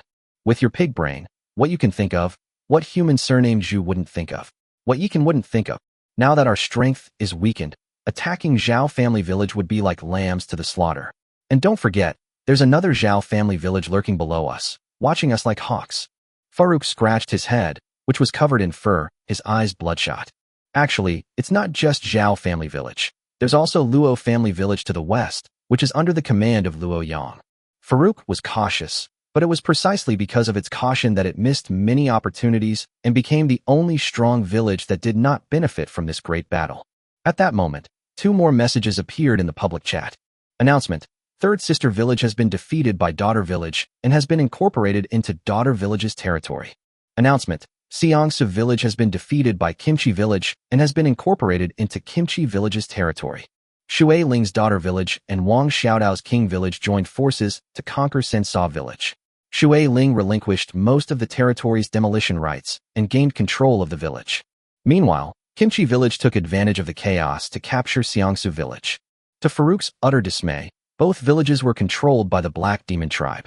In other words, including Xinyu Village, they not only failed to seize any villages this time, but also lost 3. How could this happen? Farouk roared to the sky. It schemed and plotted, hiding in the shadows for so long, all for the sake of remaining silent until it made a stunning debut. The result was indeed astonishing. They lost 3 villages at once, turning what was once a strong village into the bottom one. Unlike Farouk's collapse, Yikan's situation went very smoothly. Although Farouk sent 200 elite lords, how could its elite force compare to the core strength of the Eternal Village? Even setting aside the others, Yikan's self-created troops alone, along with the branches in the territories of Su Lingyu, Liangqiu Nana, and others, are enough to give these black devils a run for their money. Not to mention Fao, who has mastered the insect swarm tactic, and the ferocious Jinyui of Zhujia Village. Finally, under Li Jiqing's enhanced version of Flower Seed Descent, Xinyu Village completely fell. Yikan and Zhu Huifei conquered Xinyu Village in just over 3 hours. To prevent the Black Ghost clan from migrating en masse, Zhu Huifei reluctantly used an anti-flight scroll he had bought from the reputation shop. Old Zhu is particular. When the two met, Yikan gave Zhu Huifei a thumbs up. After all, anti-air scrolls are a rare commodity at this stage, and Zhu Huifei came for the territory, so there's no need to waste them. Clearly, this was him trying to curry favor with Yikan. It's just returning the favor. Zhu Huifei waved her hand, but her smile almost reached her ears. His Zhu family village is quite different from Yongheng village. It is almost fully staffed, and although the resources are sufficient, they are not abundant. With the addition of Xinyu village, the cultural heritage of Zhujia village will double again. Then he can post some ads and recruit a bunch of people, and his power will double. After all, annexing a village doesn't just mean gaining territory and resources. There's also the population cap. The maximum number of lords in a village is 1,000. Zhu family village has already annexed the Eagle clan's future village. If we add this Divine Oil village, then the maximum number of lords will become 3,000. The rest is up to you. Yikan was naturally aware of Zhu Huifei's plans. However, he never insisted on a certain number of participants. Because he is pursuing an elite path, and he also wants to reserve more positions for the Divine Moon Academy. Although he said he wanted to repay the favor to Xinyu Academy, he didn't even know that he had long regarded Xinyu Academy as his home, even though he had never had one. His thoughts were actually a subconscious desire to care for his family, but he was unaware of it. If there's another opportunity like this, we can work together again. Zhu Huifei's eyelids twitched when he saw Yikan take away all the people on the ground with a wave of his hand, and then directly activate the Chaos Demon Eye to fly away. This space-based magical artifact can not only carry people, but also fly. Is this the essence of Fairy Forest? Zhu Huifei muttered to herself. Although this wasn't his first time meeting Yikan, he now realized that he didn't know Yikan at all. Not only Yikan, but he also misjudged Li Jiqing. That terrifying Flower Sea attack instantly wiped out tens of thousands of troops and directly captured the most powerful territory in Xinyu village. Husband, we should get out of Zhu Huifei's sight before using the Chaos Demon Eye. In the small world, Li Jiqing leaned against Yikan, a hint of worry in her eyes. Don't worry, Zhu Huifei won't become our enemy. As a direct descendant of the Zhu family, he won't speak carelessly, and besides, he doesn't know the details of the Chaos Demon Eye, does he? Yikan patted Li Jiqing on the shoulder to reassure her. The Zhu family's principles were, no marriage alliances, no indemnities, No ceding of territory, no tribute. The emperor guarded the nation's gates, and the monarch died for the country. The Zhou family can be said to be the most assertive royal family since the Ying family of the Qin dynasty. Yikan strongly agrees with this. After being beaten in Chapter 294, the Black Ghost clan and the Human-Faced Vortex clan broke down. Announcement: Xinyu village has been defeated by Zhujiao village and has been incorporated into Zhujiao village's territory. As the announcement that Xinyu village had been taken over by Zhujiao village flooded the public chat, Zhu Huifei became quite smug. 666. In this massive battle, 10 villages in the 6th town were wiped out, and our human race took 8 of them. It's truly gratifying. Zhu Huifei sighed with emotion. Humph, if it weren't for the fact that your territory, Old Zhu, happens to border Xinyu village, I, Old Zhao, would definitely have fought for it. Zhao Chong looked unconvinced. Despite his closer relationship with Yi Kan, Xinyu village ended up in Zhu Huifei's hands. Although it was due to objective reasons, he was still a little unhappy. It's all about timing and fate. The village is now in my hands, and there's no use in you being envious. Zhu Huifei was not intimidated by the Zhao family at all. In fact, one could say that the Zhu family even looked down on the Zhao family. Because in the 7th heaven, the Zhao family almost lost all of the human race's territory. Shaw, having a lot of territory doesn't necessarily mean you're any good. What are you talking about, Yi Kan? He's the biggest landlord in 6th town right now. Zhu Huifei said jokingly. At this point, everyone realized that Yi Kan had already captured Sakura village and Hamoto village before the great battle began. Meanwhile, White Eagle village also captured Iron Teeth village. In other words, 13 villages in the 6th town have now been wiped out, leaving only 87 villages. Luo Yang. Ahem, do you think that if we fight to the end, will our 6th town only have 20 human villages left? Wang Xiaodao. It's unlikely. After all, there are quite a few demi-humans among both humans and beastmen, and the two sides have countless connections. It's impossible to completely wipe them out, unless... Wang Xiaodao didn't continue, but everyone understood what he meant. Unless a bloodthirsty lord emerges among the humans, or the orcs become restless and cause trouble. However, there are relatively few orcs in the 6th town, only about 5 or 6 villages. Even if they are restless, they cannot pose a threat to the humans. Moreover, there are still ties like Liang Qiu Nana and the Moonshadow Cat sisters, so the situation can't get that bad. While the human village chiefs were engaged in various discussions, the town channel also became lively. Kapil, Black Ghost Clan, Kimchi Village, you have betrayed us. As members of the 8 Clans Alliance, how dare you attack our Black Ghost Clan's territory?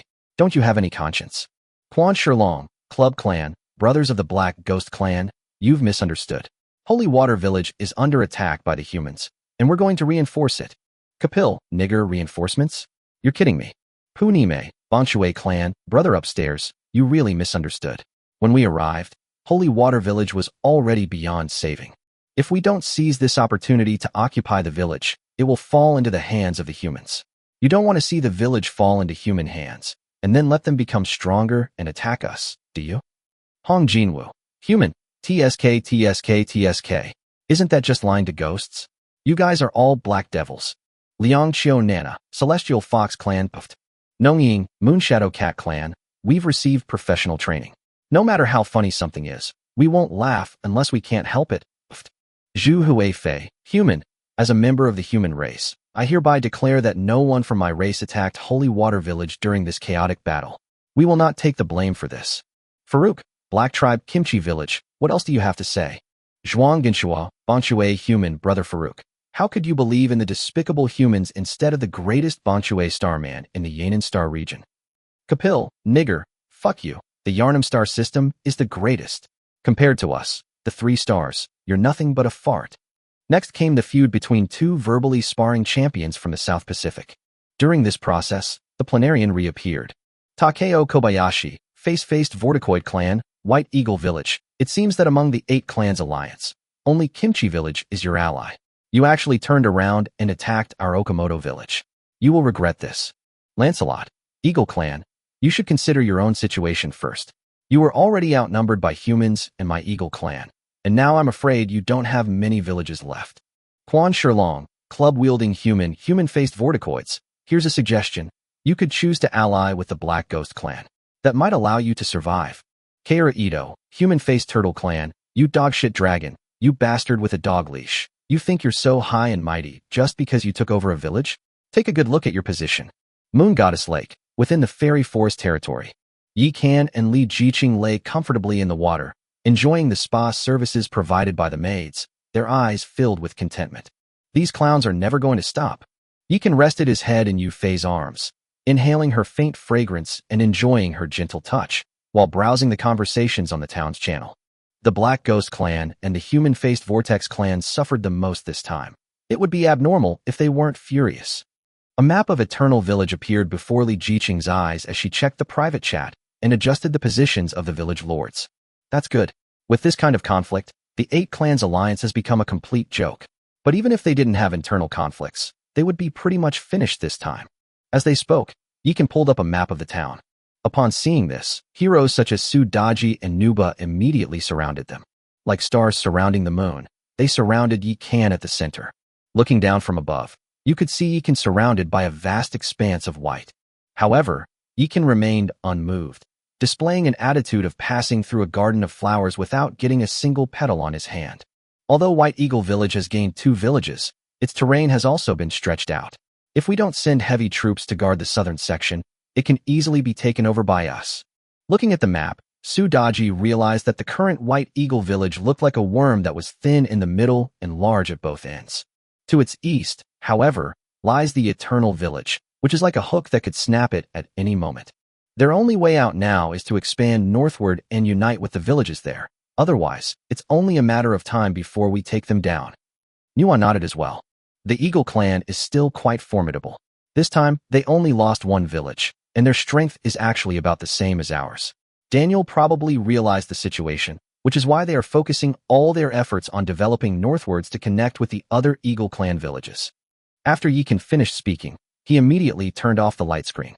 After such a great battle, we're in a rare good mood. So let's not talk about the war. What would you like to talk about, my husband? Su Daji lay directly on Yi Kan's chest, gazing at him with tender affection. With such a beautiful woman before us, of course we should talk about romance. Yi Kan gently stroked her jade-like back, his eyes gradually becoming fiery. Chapter 295 The Iron-Waisted Emperor's Busy Life. Lake of the Moon Goddess. Li Jiqing lay on her back in the lake, enjoying this rare moment of relaxation and coolness. The moonlight shone down on her, giving her skin, which was as white as mutton fat, a luminous glow, making her look like a goddess descending to earth. 2 Oni maids stood beside her, carefully massaging her. Jody, Sia, do you think I'm angry? As if sensing something, Li Jiqing opened her eyes and looked at the 2 cute girls beside her, who had plump figures but baby faces. After exchanging a glance, Jody and Sia nodded vigorously, like chickens pecking at rice. In Fairy Forest, people generally don't lie unless it's a joke or a prank. Especially these simple-minded, somewhat insecure Oni maids. Although Fairy Forest never treated them as servants, they seem to have gotten used to their work. When you let them have some free time, they feel uncomfortable. In the end, Yi Kan told them to do whatever they wanted and follow their hearts. After all, they were raised as tools from a young age, and doing housework and serving their masters seemed to be ingrained in their bones. It is very difficult to completely correct this. Moreover, Yi Kan could sense that the Oni human maid really enjoyed doing housework. They even regard maid outfits as sacred battle armor. If you don't maintain a good figure or meet the standards for housework, you seem unworthy to wear that outfit. It was only then that Yi Kan realized that, in the eyes of the domestic service soldiers, this place was their battlefield. You're overthinking it. You should know how strong our husband's body is. I can't handle it on my own. Moreover, instead of letting him look outside, we might as well handle it internally. After all, in Fairy Forest, you all have to listen to me.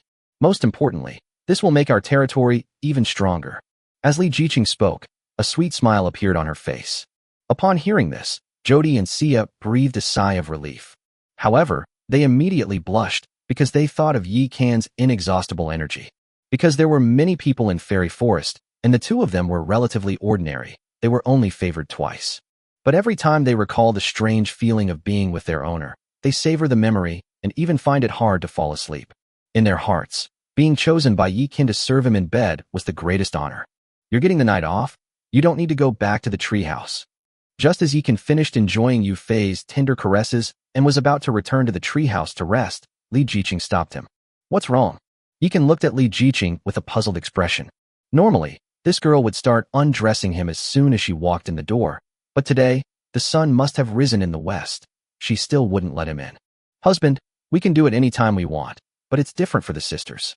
Besides, my period is coming soon, so I'll give you a few days off. But don't just focus on your own enjoyment. The sisters in the Ice Palace and the Amethyst Dragon Castle are all eagerly waiting. For the future of our fairy forest, and for your attribute bonuses, you'd better work hard these next few days.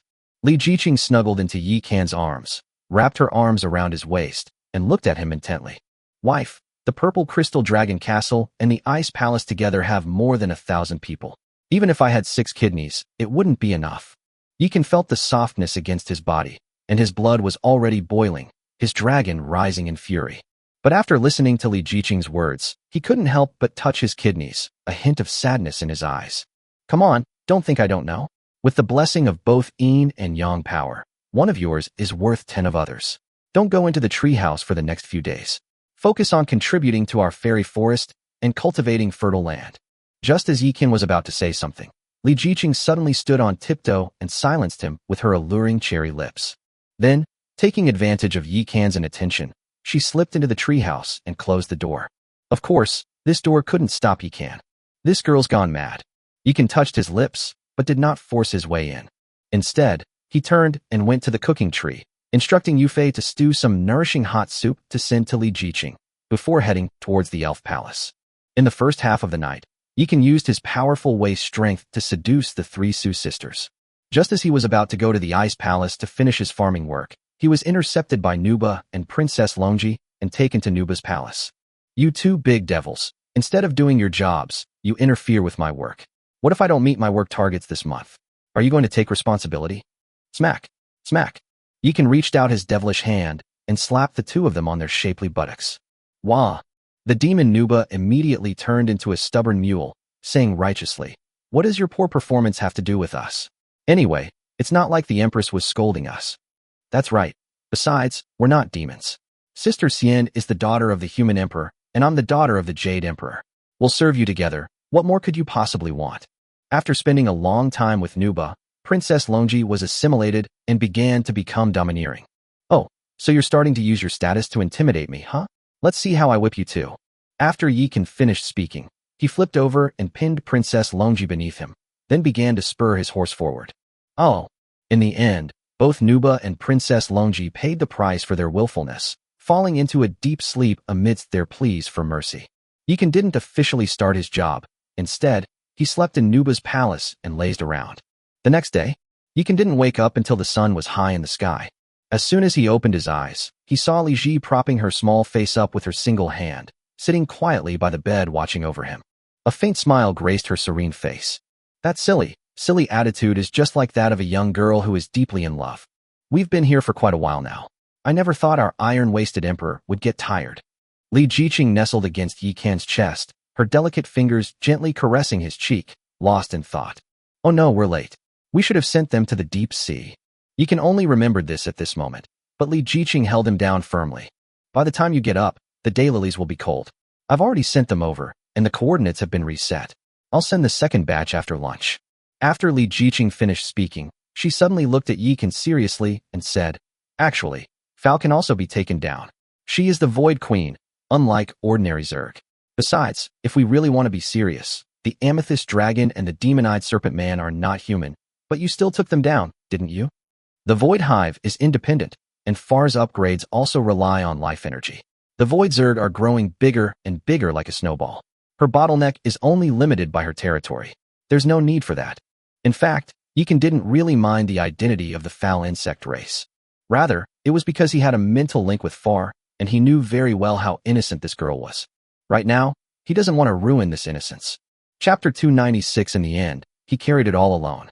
You can decide for yourself, but don't drag it out too long. The mayoral race is just around the corner. Zhu Huifei and Daniel are both formidable opponents, not to mention the unassuming Ing Yuni. Li Jiqing seemed to have seen through Yi Can's thoughts and did not force him. The reason she persuaded Yi Can to accept Fal so earnestly was because she saw Fal's enormous potential. The Voidlings are a race that grows stronger through hard work. Given enough time, they will snowball and grow exponentially. Far is only level 20-something now, but he already commands 150,000 troops.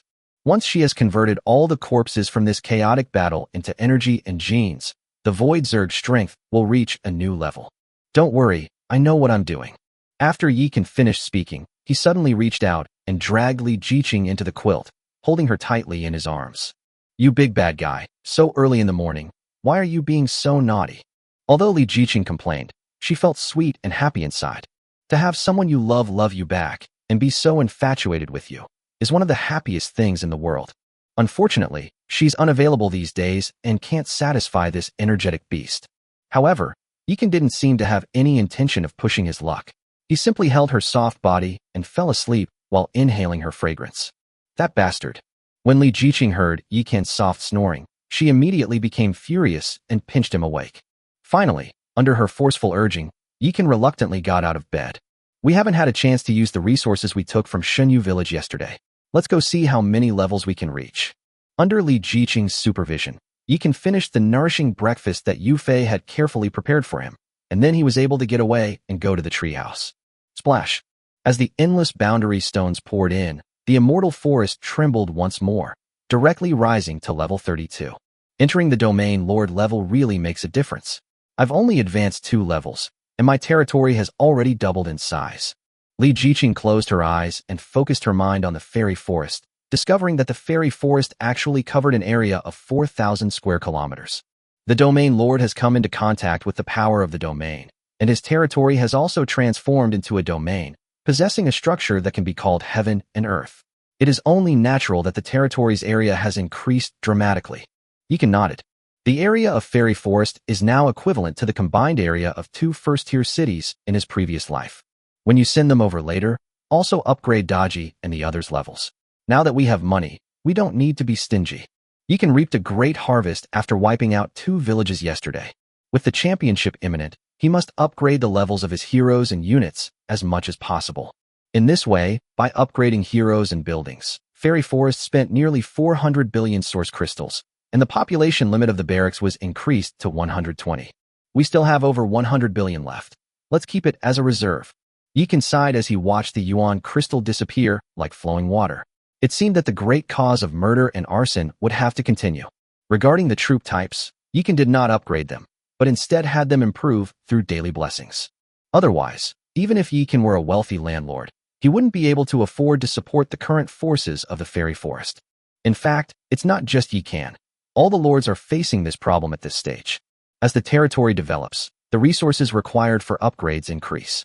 Those lords who frantically mass-produced troops in the early stages only gained a temporary advantage. In the end, they would still have to take the elite route. Fortunately, Yikan possessed 2 extraordinary treasures, the Moon Goddess Lake and the 3 Lives Marriage Tree. As long as you are in Moon Goddess Lake, there is a chance to trigger Moon Goddess's blessing, thereby increasing your level. The 3 Lives Marriage Tree is even more extraordinary. By studying it, one has a chance to increase their level, bloodline, and skills, and a very small chance to improve their grade. Unfortunately, to receive the blessing of the 3 Lives Marriage Tree, there is a very melodramatic prerequisite. One must become Yikan's Taoist partner. For the prosperity and sustainable development of the territory, Yikan ultimately shouldered everything alone. In the days to come, Yikan and Li Jiqing switched roles, with Li Jiqing taking charge of external affairs and warfare. Yikan, on the other hand, stayed behind to manage the village's internal affairs.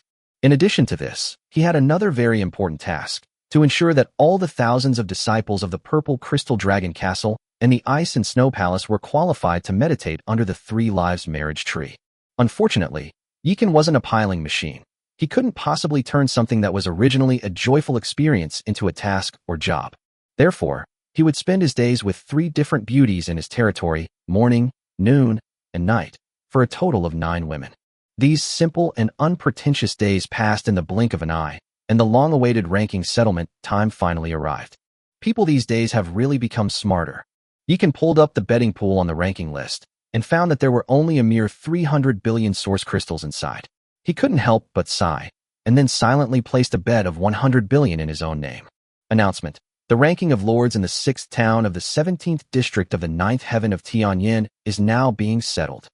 Perhaps the world will also knew that this ranking list hadn't caused much of a stir, so it didn't keep them in suspense and directly displayed the entire list in the sky and on the public screen. First place, Yikan, Reward, 500 reputation points. Village, 5 luck points. Second place goes to Ing Uni, who will be awarded 400 reputation points and 4 luck points for her village. Third place, Daniel, awarded 300 reputation points, and his village awarded 3 luck points. Fourth place, Zhu Huifei, awarded 100 reputation points, and his village was awarded 1 luck point. Fifth place, Zhao Chong. Sixth place, Hong Sanqian. Seventh place, Zhang Gunsuk. Eighth place, Shui Ling. Ninth place, Liang Qiu Nana. 10th place, Su Lingyu. Reward, 100 reputation points. Village receives 1 point of luck. Liang Qiu Nana. Wow, I made the list too. I contributed a little bit of luck to our eternal village with my own efforts. Yay yay yay. Su Lingyu. I'm on the list too. After the rankings were released, Liang Qiu Nana and Su Lingyu were the happiest people. Luck is such a rare thing. Whoever can bring luck to the village is a hero of the village. Originally, Yikan was in charge of all the fortunes of Eternal Village. Now that there are 2 more people, it can be said that the village has a new look. Excellent. With this bit of luck, I'll give them both official positions from now on, and no one else will have a chance to complain. Looking at the message on the screen, Yikan nodded with satisfaction. Yongheng Village is just a village, so it's not difficult to manage. But when the village becomes a town, there are many more things to deal with. At that time, Yikan will inevitably have to build his own management team. Such an important position should naturally be chosen from among trusted confidants. Liang Qiu Nana and Su Lingyu were his top choices. Chapter 297. I was wrong, but I'll do it again next time. Buzz.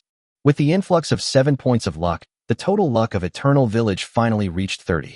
Meanwhile, the plants, trees, monster lairs, and resource points in Eternal Village have once again undergone a major transformation. Chen Shixing.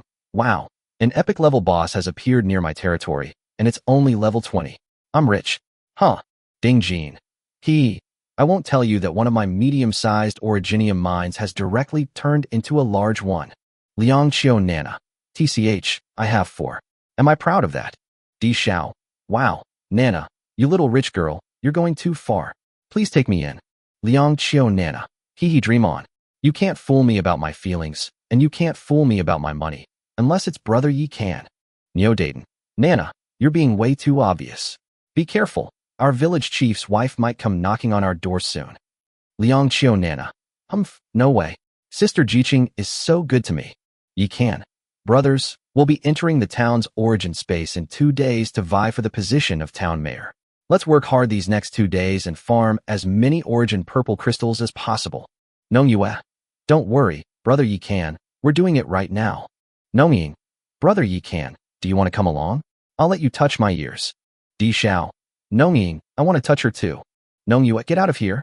Don't you dare lay a finger on my sister, or I'll cut off your wolf tail. After Eternal Village annexed the 3 major villages, everyone who remained in the village received a sufficient number of resource points. The village is bordered by the sea to the south, Xinyu Village, which Zhu Huifei had just annexed, to the east, and Zhao Family Village and 2 orc villages to the north. There is no need for any defense. Therefore, Yikan instructed Far to direct the 4 brain worms to be distributed to the west of Eternal Village. The 4 major Zerg hives, Gold Eater, Greenwood, Crimson Fire, and Thick Earth, have now developed their own units under Fal's intervention. With the energy support gained from this war, the 4 major insect hives have also developed rapidly, and now each of them has a force of 20,000. The 4 insect hives were lined up in a row, blocking the west side of Eternal Village, both guarding against White Eagle Village and mining its resources. And Far, having finally accomplished his mission, led the Void Zerg army into the sea and began a frenzied monster-slaying spree. With Ice Jumper, Frost Wyvern, Sea Urchin Tank, and Bloodthirsty Thunder Beast around, she doesn't need to take action herself at all. That day, Far was trying to simulate a new type of unit. Unfortunately, she underwent tens of thousands of gene fusions, all of which failed. What exactly is going on? Could this be the bottleneck that Sister Xian was talking about? Far sat on the throne, her eyebrows furrowed, feeling utterly incompetent. The ruler spent so much effort nurturing her, but after so much time, she hasn't made any progress at all. Fal, what bottleneck is it? At that moment, Yikan's voice suddenly rang out from outside the insect hive. Dominate. Upon hearing Yikan's voice, Far was overjoyed and rushed out. She was so preoccupied with the failed gene fusion that she didn't even sense Yikan's arrival, and felt a pang of guilt. Unexpectedly, Yikan gently ruffled her snow-white hair and said, Far, focus and purity are good things, but they are too boring and monotonous, which naturally makes it easy to hit a bottleneck. My lord, what should I do? Far held Yi Kan's arm and looked at him very eagerly. You are like a blank sheet of paper, lacking some color in your life, so you have no passion or inspiration. Looking at the girl who seemed completely untouched by worldly affairs, Yi Kan really didn't want to shatter her innocence. But for the sake of his territory and the development of the Void Clan, he had to personally add some other colors to this blank canvas. Do we have to do strange things like what Sister Xian said?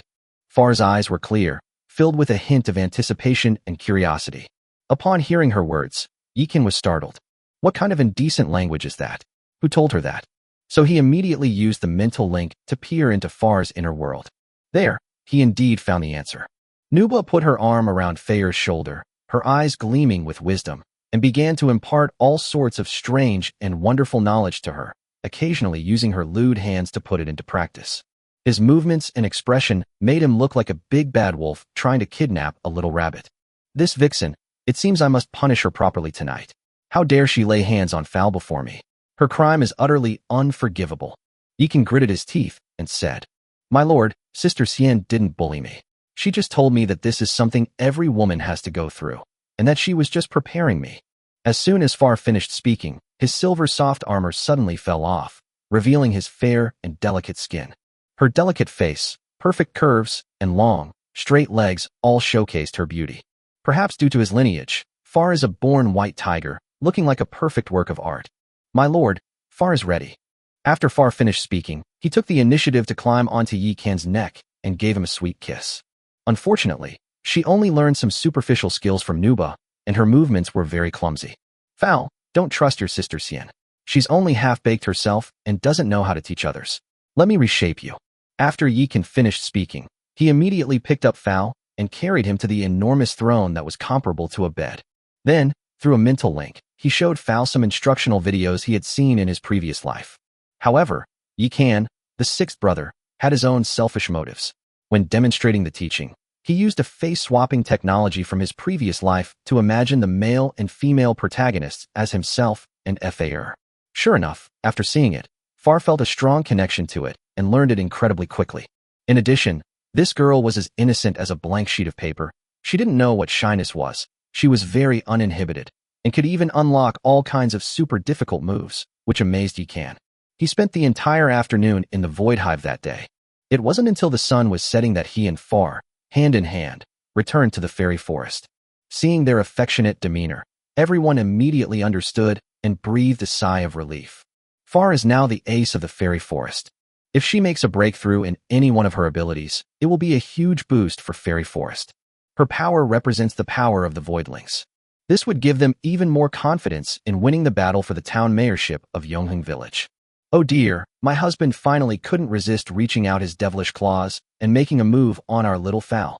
Suddenly, Nuba appeared behind Yi Kan and Fair, opening her arms to hug them.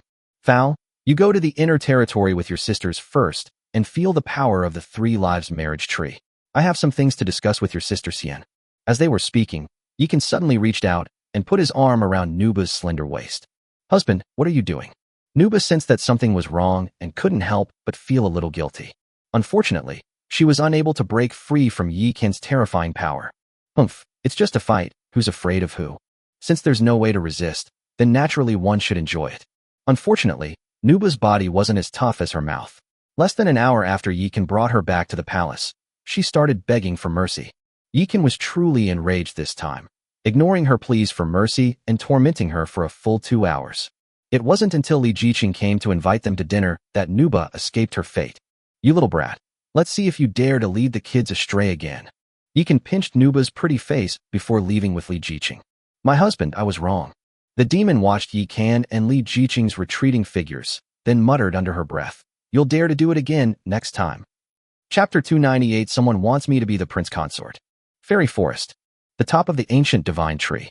Yi Kan lay on the edge of the huge tree trunk, his head resting on Li Jiqing's soft thighs, gazing at the starry sea deep in the sky, feeling an unprecedented sense of peace. Behind them, the heroes and warriors of Fairy Forest were playing and frolicking, looking very happy. Especially the elven hunters, dryads, and witches. They were born with a close affinity to the ancient divine tree, a feeling that made them feel as if they had returned to the great world of elves from countless years ago. This all feels so unreal, like a dream. Cardan gently stroked the leaves at his feet, tears welling up in his eyes. Luna, Qingyao, Bolin, and many other beauties who were originally from the elf race were also filled with emotion. It's true, our fairy forest already possesses the power of a domain and is evolving towards the prototype of a world. Under my husband's leadership, the fairy forest will one day transform into a real world, surpassing even our original elf world. As the leader of the tree spirits, Qingyao's greatest skill is communicating with plants. Besides Yi Kan and Li Jiqing, she was the person in the fairy forest who knew the most about the changes in the ancient divine tree. The ancient divine tree has now reached level 32, and compared to before, it has grown more than twice as tall and large. From a distance, this giant tree looks like the Jianmu tree that connects heaven and earth, reaching straight into the sky. Its outstretched branches cover an area equivalent to that of a large city, which is truly awe-inspiring. That huge tree trunk is so big that you could not only ride a horse on it, but you could also build a house on it. At the top of the ancient divine tree, many fine branches and leaves intertwine to form huge tree basins, the largest of which is as big as a football field. The ancient divine tree can even condense a flawless tree basin, then fill it with water to create a high-altitude swimming pool. There's one over there. The beautiful snake woman with demonic eyes were swimming in the pool. Their fair, snow-white skin, illuminated by the starlight, was the most beautiful sight in the world. As the great lord, Yi can naturally notice this change in the ancient divine tree immediately. So in his spare time, he would come up here to sit for a while, look at the floating clouds and starry sky, and admire the bright moon deep in the sky. We're entering the town's original space tomorrow. I wonder what the mayoral competition will be like. Li Jiqing placed one hand on Yi Kan's chest and gently stroked his hair with the other. The beautiful scene captivated the soldiers in the distance. We'll meet force with force and water with earth. No matter what method we use to fight for it, we, the fairy forest, must take the position of town mayor. Yi Kan said with absolute certainty. This battle was being watched not only by the people of the 6th town, but also by the 17th district, and even by the big shots of the entire lower universe and higher levels. He must demonstrate his strength to deter those who might try to take advantage of him. There is still half a day and a night before the primordial space is opened. Not only Yi Kan and his group can't sleep, but the other village chiefs in the town are also having trouble sleeping all night. These past 2 days, everyone has been digesting the territory they've taken over. Another goal is to farm the primal amethyst as much as possible. So the town has been very peaceful these past 2 days. Even the usually quarrelsome club-wielding people, face-shaped worms, and black devils have quieted down. Meanwhile, the village chiefs of the human race were also having a heated discussion. Yi Kan wasn't particularly interested at first, but then someone tagged him, and it was a very noticeable person. Little brother Yi Kan, how about we make a bet? Uni tagged Yi Kan and sent a sinister emoji. Tell me about it. Yi Kan's attitude towards Uni has always been one of uncompromising refusal to offend her. No matter how much trouble you cause, I'm just going to avoid the main issues and won't listen to reason. Uni, if my Black Dragon village wins this town mayoral election, you will accept my proposal to marry into the Ying family of Great Qing. What do you say? Zhu Huifei. Holy crap, Lao Yi, you've struck it rich. Princess Uni is the #1 rich and beautiful girl in our 6th town. Uni, that flying pig, the person I'm talking about marrying into the family isn't me, but another princess of my Great Qing. Zhao Chong. Princess Uni, my cousin is a direct descendant of the Zhao family. What you are doing seems inappropriate. Zhao Chong was getting a little anxious. He was merely a member of a collateral branch of the Zhao family, and in principle, he had no right to speak with Uni. However, since the matter involved Yi Kan, he had no choice but to step forward. Zhao Chong, judging from what your Zhao family has done to Yi Kan's family over the years, it seems that your Zhao family cannot make decisions for him. The Qining clan was the most powerful family among the human race, so Uni naturally had no fear of the Zhao family. Moreover, Zhao Chong was only a member of a collateral branch of the family and had no say whatsoever. Well, behind the light screen, Zhao Chong sighed and said nothing more. Instead, he went directly into the virtual world, contacted the Zhao family's liaison, and asked him to pass on a message to his mother. At the top of the ancient divine tree, Yi Kan was still comfortably lying on Li Jiqing's lap, with no obvious change in his expression. Husband, is Uni about to lay her cards on the table? Unlike Yi Kan, Li Jiqing had a solemn expression. The heroes, including Nuba, Su Daji, and Lin Daiyu, seemed to sense the change in atmosphere and all came to Yi Kan's side. Husband, what's wrong? All the women looked worried. As fellow Taoist partners of Yi Kan, Li Jiqing's expression made them think more deeply. See for yourselves. Yi Kan directly enlarged the light screen of the village chief group. The Ying clan of Great Qin. Both Nuba and Su Daji were completely bewildered. After all, their backgrounds predate the Qin dynasty, and they don't know much about that dynasty. Lin Daiyu and Xue Baochai's expressions changed slightly. Lin Daiyu, in particular, was reminded of Yi Kan's previous comments about how later generations viewed Yingzheng. The Qin clan is the most powerful family, even in our world. Qin Shi Huang, also known as Yingzheng, was the first emperor to unify the Central Plains and the founder of the feudal system. He is known as the first emperor of Qin. This world is different from ours, but since many things have been proven true, I think this Qin clan member is probably no less capable than ours. Lin Daiyu is right. The first emperor here is stronger because he was the founder of the era of lords. Yi Kan sat up and replied directly in the group. Princess Uni, what if my eternal village wins? Chapter 299 The Great Battle Resumes. The Battle for the Origin. If you win, you'll become the mayor of 6th Town. On your turf, I won't be able to lay a hand on you. Isn't that enough? Ying Uni asked without hesitation. Good heavens, you're trying to get something for nothing. Yi Kan was so angry that he laughed.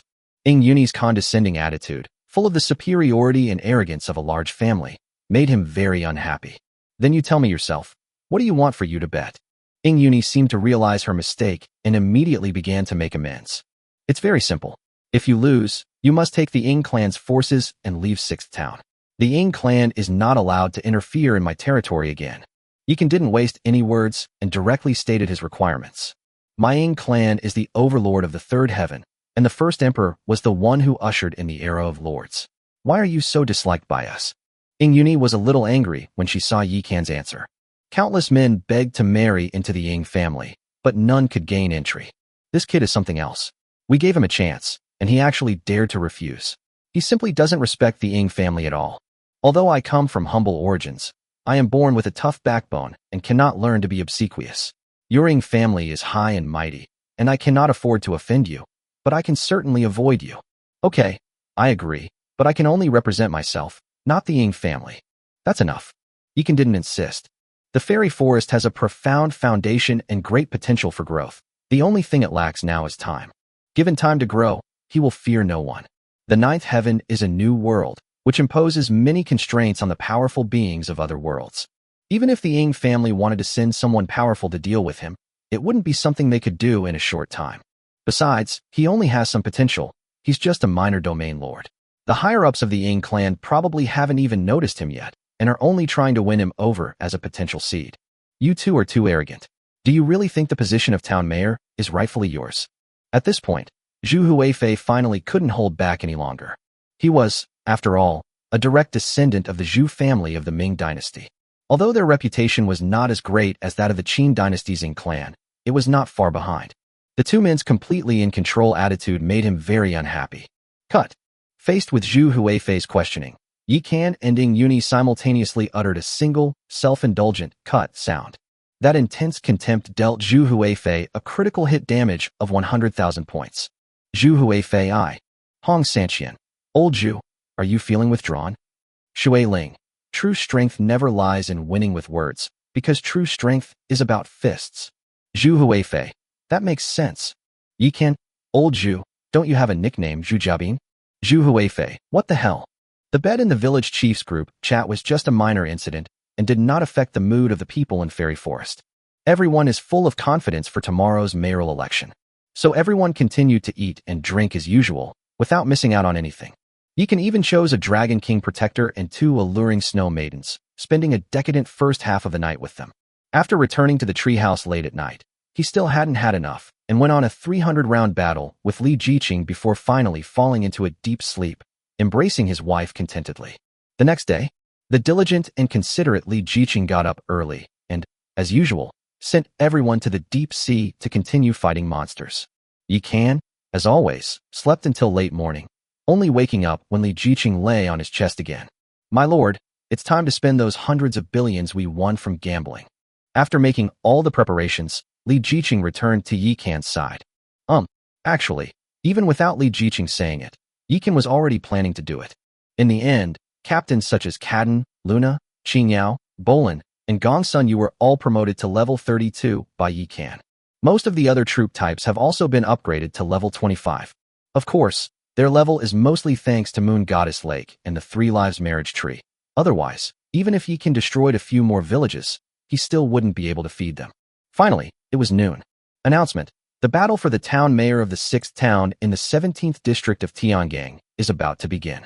The town and territory are now under lockdown, and everyone will be forcibly teleported back to their territory. Lords, please select your heroes and troop types for the battle. Those not participating in the battle only need to return to their buildings to avoid being teleported back to the source space. The mayor's conquest begins in 10 minutes. Buzzing.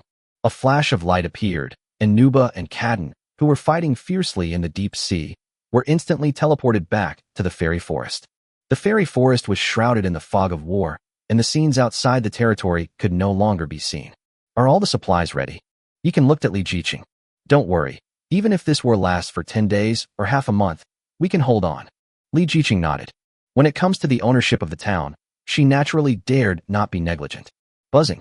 As the clock struck 12, countless beams of light suddenly appeared, enveloping everyone. In the blink of an eye, they were teleported to a mysterious space. This space, both on the ground and in the sky, looks like it's pieced together from crystals of various colors, making it seem very unreal. In the center of the space, there is a brightly colored well, from which a faint mist rises, making it look very mysterious. Around the well, there is a small hole every few kilometers, arranged in a very regular pattern. Announcement: the battle for town mayor has begun. Each village needs to find the source spring, then build an amethyst tower around the spring using source amethyst to seize the town's source energy. The taller the amethyst tower is, and the closer it is to the well of origin, the easier it is to seize the primordial energy. Different villages can attack each other. Dying in the mysterious space will not result in any loss. You will simply be teleported back to your territory. The battle for town mayor will conclude in 24 hours. The village with the most primordial energy will gain control of the town. Boom. The moment the announcement was posted, all the villages went crazy. Kill. As long as we seize the position closest to the well of origin, we've already won half the battle. As they spoke, the village chiefs led their respective forces and charged toward the center of the primordial space. We won't offend others unless they offend us. We'll grab our spots first, and if anyone dares to mess with us, we'll kill them. Yi Kan took out the devouring heaven blade and led the way. Li Jiqing, Nuba, Su Daji, and others followed behind him, all exuding murderous intent. The rule this time is that as long as you stay inside the building, you will not be teleported to the source space, so Yi Kan did not put away Far's Void Zerg. When they teleported in, they startled the surrounding tribes. Because Yi Kan's Void Insect nest alone had 200,000 troops, plus the 500 powerful lords, their mere presence was enough to scare away an ordinary village. Moreover, in the 6th town, everyone knows the infamous reputation of Yi Kan, this villain. Powerful, protective of his own, vengeful, and deeply hateful of the Zerg. These are the labels other villages have given him. Chapter 300. He's gone wrong. Western part of the origin space. Daniel did not immediately seize territory, but instead gathered forces from all 19 villages of the Eagle clan. My lord, we have found out that most of the human race are fighting their own battles and have not united, especially in Eternal Village, where they have no allies. Soon after, an Eagle scout appeared before Daniel. Great. The human race is not united. Now that there is one less obstacle on the map, let's see how long that villain Yi Kan can keep jumping around. Daniel looked at the endless army behind him and his confidence soared. Where is Eternal Village located? Daniel looked at the man again and asked. The location of the village seems to correspond to its location in the outside world. Eternal Village is in the south, not far from us. All right, people of White Eagle Village, follow me and we'll seize the nearest source spring and build the Amethyst Tower. The rest of you, go and stop Yi Kan. Yes. The village chiefs of the Eagle clan roared in unison. Before the Great War began, the Eagle clan held a general meeting to determine the tactics for the battle for the town mayor. The town currently has more than 80 villages, but there is only one mayor. Among the Eagle clan, the village with the best chance of winning the position of town mayor is White Eagle Village, led by Daniel. Since they couldn't seize it themselves, rather than watching the town mayor fall into the hands of foreigners, they might as well help White Eagle Village take over the town. This way, everyone will receive attribute bonuses, and if someone from the same clan becomes the town mayor, they will naturally treat their clansmen well. Other ethnic groups have mostly adopted the same strategy. The Eagle Clan, Insect Clan, Clubman Clan, and Black Ghost Clan targeted Eternal Village, where Yikin was located. Unlike the joint operations of other races, the human race split into several groups. Many famous sayings circulate among humans, including, "The human heart is unpredictable, and a greedy person is like a snake trying to swallow an elephant." Human nature is greedy. Given enough power, no one is willing to be subservient to others. Of course, except for boiling sheep. Throughout human history, many powerful beings have emerged.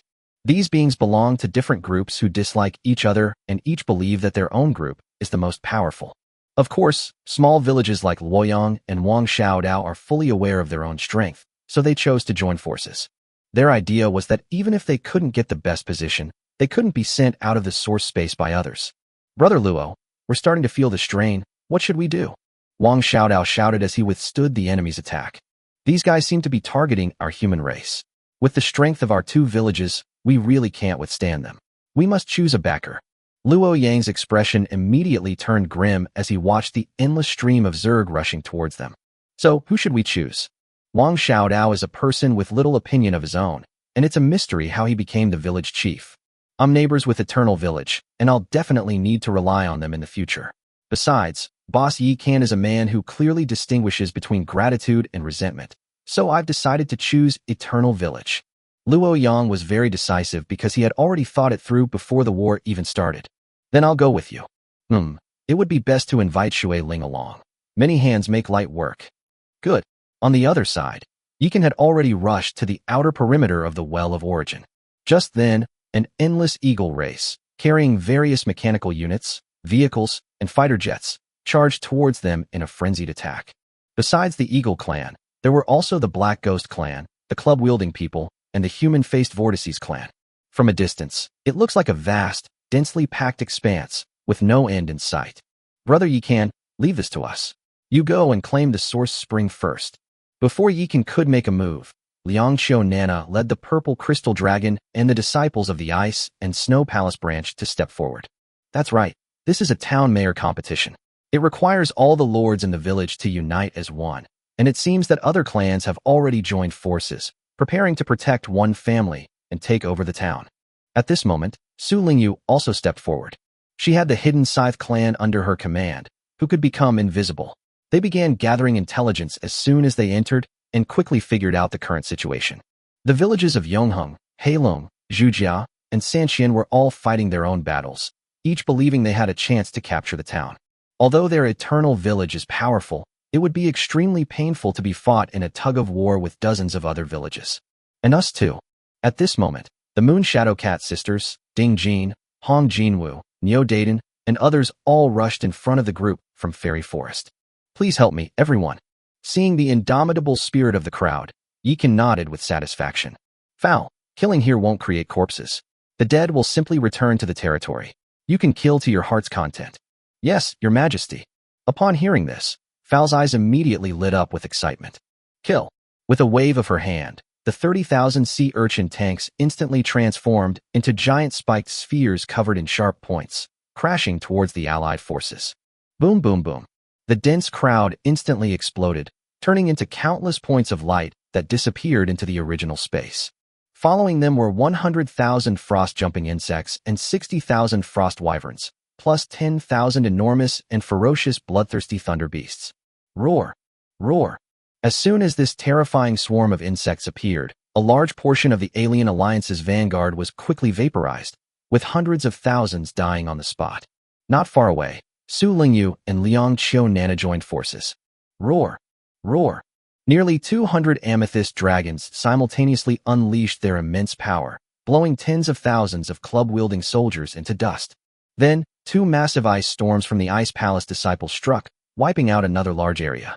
Before the remaining seriously wounded could react, they were overwhelmed by the troops led by the other lords of Eternal Village. Then, one by one, they were smashed into specks of light. To the south of the Well of Origin, Yikan finally arrived at the nearest source spring. Splash! Without saying a word, he poured out the primordial amethyst he had collected in the Chaos Demon Eye. Buzzing. That source eye seems to have a self-building function. As soon as the primordial amethyst appeared, it was absorbed by it, and then autonomously constructed the Amethyst Tower. In the blink of an eye, a 10-jong-tall tower appeared in front of Yi Kan. Call. As the giant tower was completed, the misty energy floating above the Well of Origin suddenly shifted, splitting into a stream that drifted towards him. Huh? It's drifting to another place. Is someone faster than me? After Yi Kan finished speaking, he immediately flew up and landed on the top of the Amethyst Tower, then looked around through the Chaos Demon Eye. This girl's got some skills. Yi Kan looked north towards the Well of Origin, a hint of apprehension in his eyes. Because as he gazed northward, there was also someone watching him from atop an 8-jong-tall Amethyst Tower in the north. She was an incredibly beautiful woman, not only with a pretty face, but also a very attractive figure, at least on par with Carden. This Yi Kan is indeed quite skilled. His Amethyst Tower is actually 2 zhang taller than mine. He's gone too far.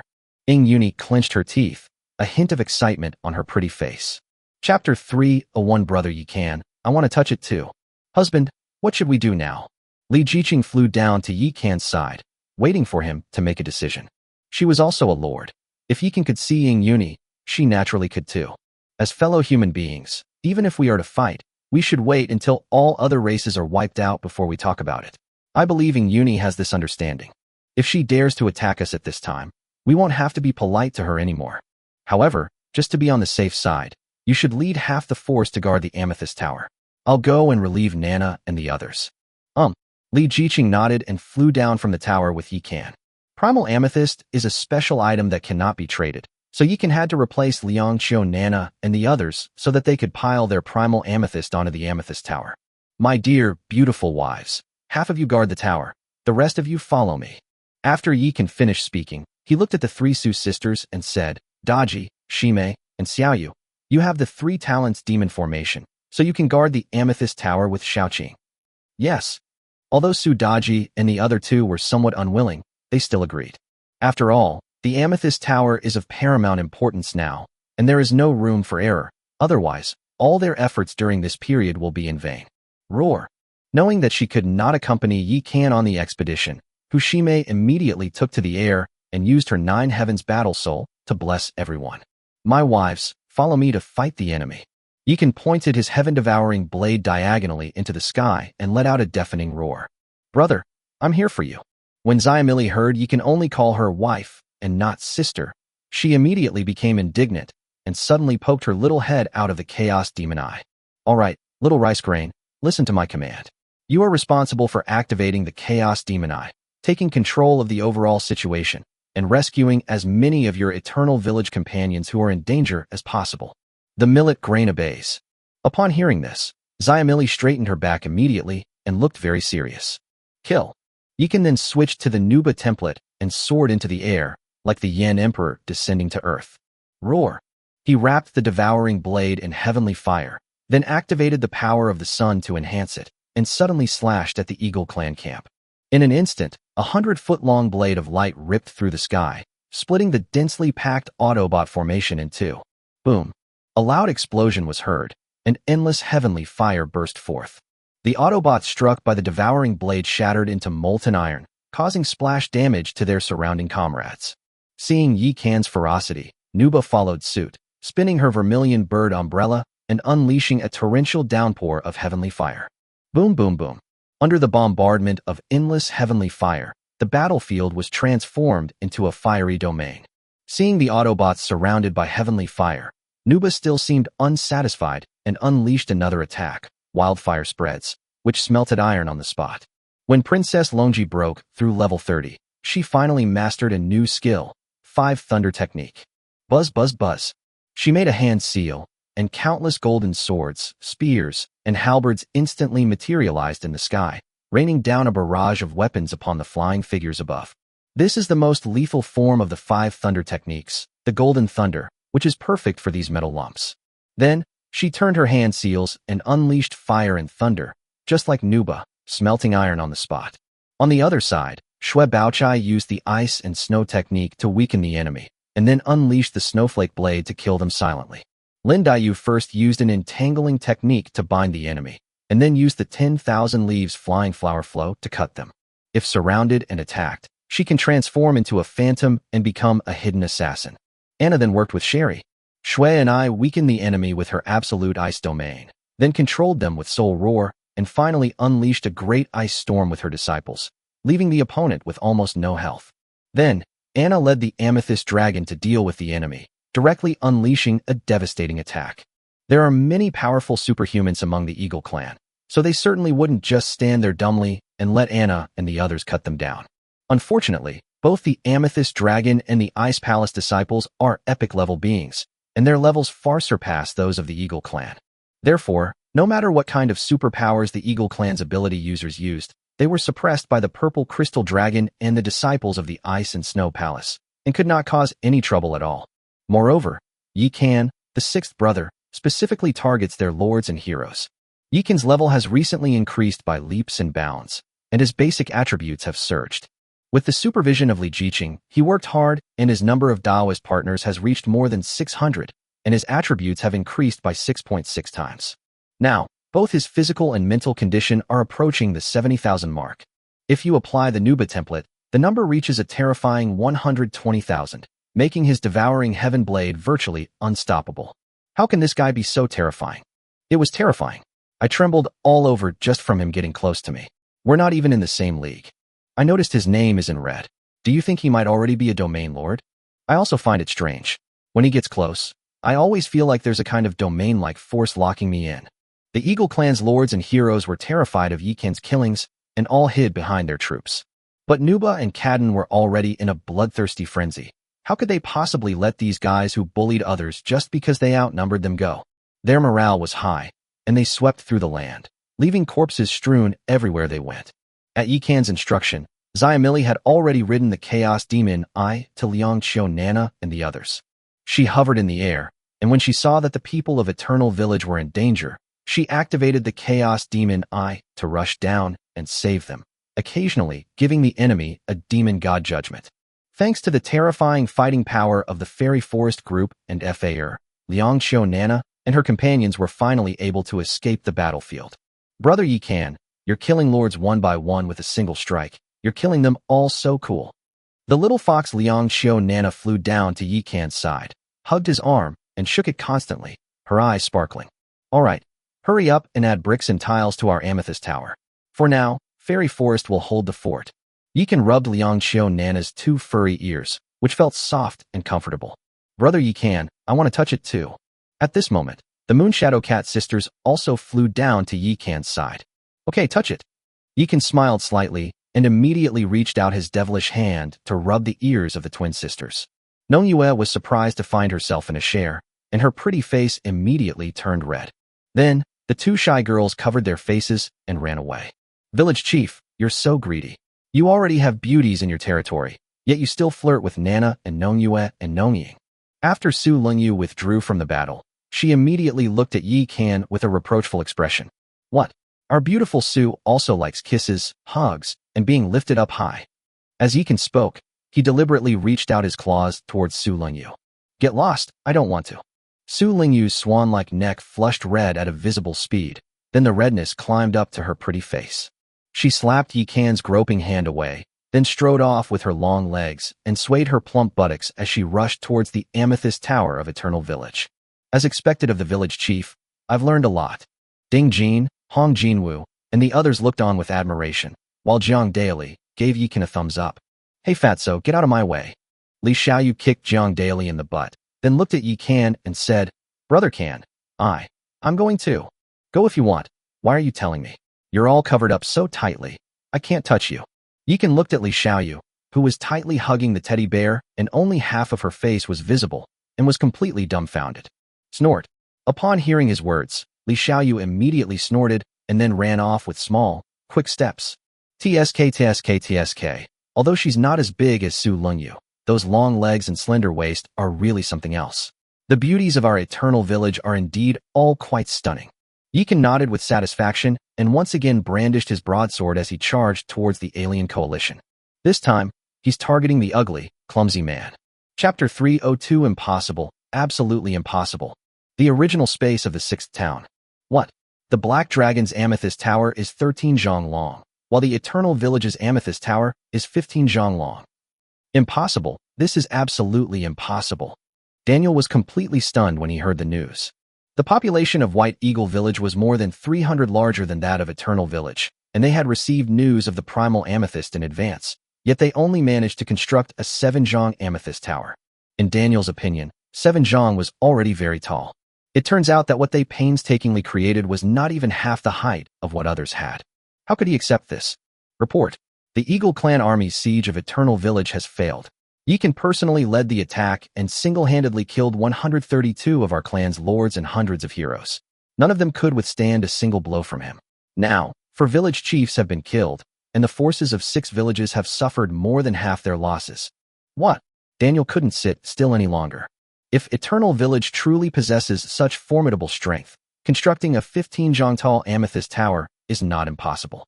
However, the enemy only had 1 village, yet they managed to defeat the combined forces of 19 villages and were aided by the Clubmen, the Face-Faced Vortex clan, and the Black Ghost clan. How is that possible? Did you see clearly? Is there really only 1 village, Eternal Village? At this point, even Daniel's right-hand man, Lancelot, couldn't stand it anymore. There is absolutely only 1 village. The scout said helplessly. It didn't want to be scolded, but it saw the truth. Report. The daughter village, Luo family village, and Great King village of the human race have joined forces with Eternal Village. They are now hunting down the club-wielding human race and the human-faced vortex race. At that moment, another scout ran in. So it was a joint effort by 4 villages. That's not surprising. After all, Daughter Village is one of the top 10 strongest villages. Daniel breathed a sigh of relief upon hearing the news. Lancelot frowned, wanting to remind his boss that they had just met up. When Eternal Village was fighting alone, it wiped out several of our villages. Now that 4 of their villages have joined forces, do we still have a chance? But it knew that Daniel was deceiving himself. If you expose it now, it might get angry and take it out on you. Therefore, Lancelot wisely chose to keep quiet. Pass down the order. All Eagle Clan members, return to defend. Let other villages seize the source spring behind us, so we can support each other. Yes. Everyone breathed a sigh of relief upon hearing Daniel's arrangement. They were afraid that Daniel would be reckless and lead everyone to fight Eternal Village to the death. If that happens, they'll have no choice but to pack up their buckets and run away. Haven't you heard that ye can kill the small lord with a single strike? How could they, with their small arms and legs, possibly withstand such an attack? You 3, first build the amethyst tower behind our Eternal Village. No matter what, you have to get the ranking rewards. Yi Kan, who was chasing the club-wielding humans and the face-faced Vortex clan, suddenly stopped and looked at Luo Yang, Wang Xiaodao, and Shui Ling behind him. Good.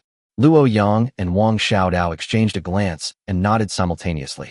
Shui Ling was a little embarrassed, but didn't say anything. She originally wanted to cooperate with Yi Kan, but she was too embarrassed to do so. Fortunately, Luo Yang and Wang Xiaodao approached her at this time. So she took the opportunity to follow the 2 men to the territory of Yongheng Village. Hey Yi, tell me honestly, what level are you and what are your attributes? Shui Ling didn't leave immediately, but looked at Yi Kan with a serious expression. Level 32, what's wrong? The level wasn't that important, and Yi Kan didn't intend to hide it. Wow, no wonder you could take down a lord with a single strike. You're truly terrifying. Luo Yang and Wang Xiaodao were both shocked. What about attributes?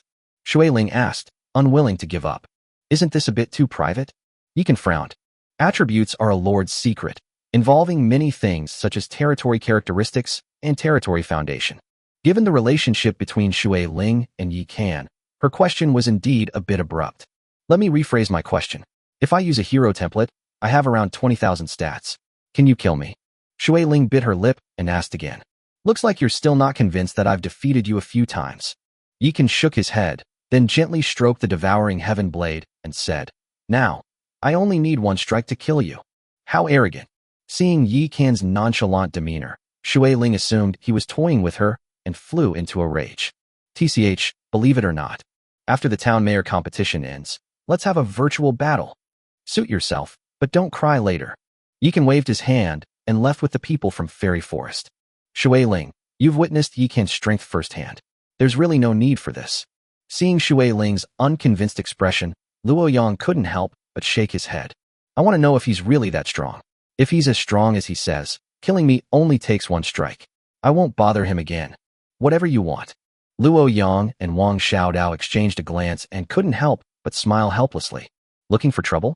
You'd better have the ability to do so first. Stop talking. Hurry up and build the amethyst tower, or the shit won't even be ready before it's hot. Yes, yes, yes. Pa, you two are disgusting. While Yikan was chasing down the alien alliance, Black Dragon Village was also making steady progress. Surprisingly, only 400 people remained to guard the Amethyst Tower, all of them fully armed soldiers wearing eagle-faced masks. Meanwhile, village chief Ingyuni sat on the edge of the Amethyst Tower. Holding a dragon-patterned sword, her long, straight, white legs crossed, she coldly gazed down at the distant battlefield. On the battlefield, the Iron Eagle warriors were arranged in square formations of 100 men each. They were like beings who could summon wind and rain. Each advance brought with it a gust of wind, easily breaking through the enemy's formation and annihilating them. Several alien villages besieged Black Dragon Village, but the Iron Eagle warriors easily thwarted their attacks. This overwhelming victory completely relegated the other lords of Black Dragon Village to the role of spectators, leaving them only to follow behind the Iron Eagle warriors and scavenge the scraps. That Yikan kid is really something else. If we want to beat him, we'll have to go and snatch the amethyst. As she spoke, Ingyuni landed lightly. She had received intelligence not long ago that the Amethyst Tower could be dismantled, but only the village chief could do it personally, and each time, he could not carry more than 100,000 primordial amethysts. The villages around them were all human villages that had come to join them, so she couldn't make a move there. She could only set her sights on the alien races in the distance. Chapter 303 Yikan, it's our turn now. The battle for Mayor continues.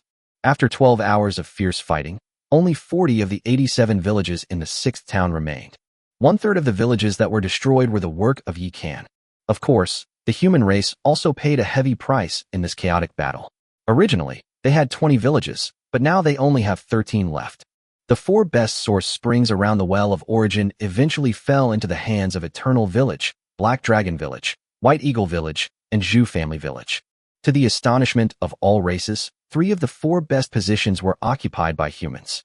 This is unbelievable. The human race only has 20 villages, and they're divided into several groups. How did they manage to occupy 3 of them? What can we do? They're just too powerful. Sneer to yourself. If they team up, we'll be out of the game. The surrounding villages stood guard beside their amethyst towers, keeping a close watch on their surroundings to prevent any sneak attacks. They couldn't help but be nervous, because it turned out that the amethyst tower could be moved and dismantled. Once the village defeats the village closer to the Well of Origin, it can move the amethyst tower there and enjoy better origin energy. Therefore, the villages are taking it very seriously. Of the villages that now occupy the 4 major springs, the safest is Ingyuni's Black Dragon Village. After all, the power of the Qingning clan was well known. Unless absolutely necessary, no one would want to provoke Ingyuni, this terrifying second-generation heir. As for the other 3, needless to say, the most bustling place is Yongheng Village in the south. Because during his time in the New World, Yikan's Eternal Village had made far too many enemies. The combined forces of 8 races, including the human-faced vortices, eagles, clubmen, and black ghosts, all wanted to destroy Eternal Village. Beiying Village and Zhujia Village are also not stable, because both Hong Sanqian and Zhao Chong had their eyes on Beiying Village. Meanwhile, Kimchi Village and Black Ghost Village set their sights on Zhu Huafei's Zhu Family Village. Both sides used their positions as the source of the source to attract many allies. After all, if one person successfully advances, the previous source will become empty. While Beiying Village and Zhujia Village were locked in fierce battles with other villages, Yikan and Ingyuni had already begun stealing towers. Yikan had the heroes and soldiers hold off the enemy, and then he and Xiamili used the Chaos Demon Eye to escape and began to pry open the enemy's amethyst tower. Brother, why can't I pry these amethyst crystals off? The little grain of rice lay on the amethyst tower, its little face scrunched up like a bitter gourd. This is a lord's privilege. There's nothing I can do about it. Yikan said this while picking at the primordial amethyst. This is definitely not a job for humans. If you try to pry it open, you can only get a few dozen or 100 pieces of primordial amethyst at most. On the other side, Li Jiqing also urged the Qinkuan boat to take Lin Daiyu around to steal towers. They cultivate the way of nature, which allows them to bind their opponents. If they can't defeat them, they can entangle them and escape, so there is no danger for them. On the other hand, Zhao Chong was starting to feel the strain. Cousin, have you finished up over there? Come over and help me out, or I'll have to settle the bill soon. Yikan had just finished carving out a tower when he received a private message from Zhao Chong asking for help. I've already tied down the other villages of the Eagle clan, and you and Old Hong together still can't take down that good-for-nothing Daniel? Yikan asked, puzzled. Its Iron Man, Spider-Man, and Superman heroes are quite powerful, and this thing has even laid out a heavy electric net, making it very difficult to break through. That's easy. I'll take care of dismantling the nets. You guys keep killing. As they spoke, Yikan immediately contacted Fal through the mental link, instructing her to send the bloodthirsty Thunder Beast to White Eagle Village to assist Zhao Chong and Hong Sanqian in capturing the village's source spring. Sizzle. The bloodthirsty Thunder Beasts did not disappoint Yikan. With thousands of Ice Soul greatswords, they quickly dismantled the electric fence of White Eagle Village. Thus, Hong Sanqian and Zhao Chong marched straight in.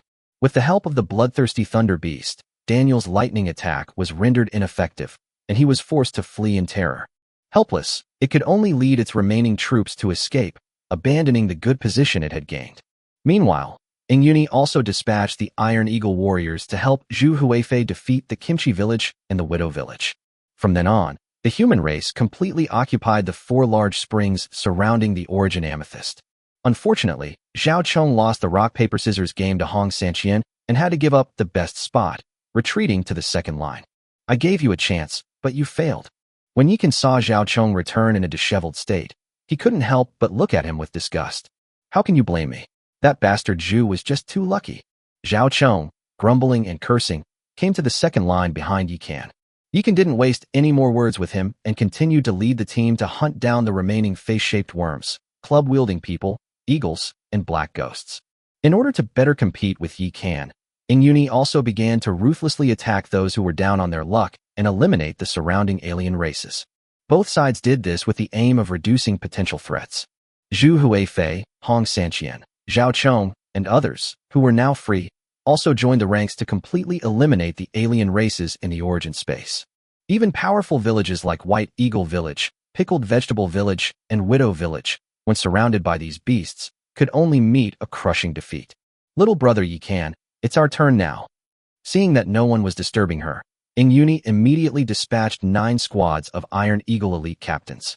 These figures, shrouded in cold armor, hovered in the air, coldly staring at Yikan's camp. Anna, Shirley, lead your disciples to meet the enemy. Yikan didn't waste any words and directly dispatched his self-created troops.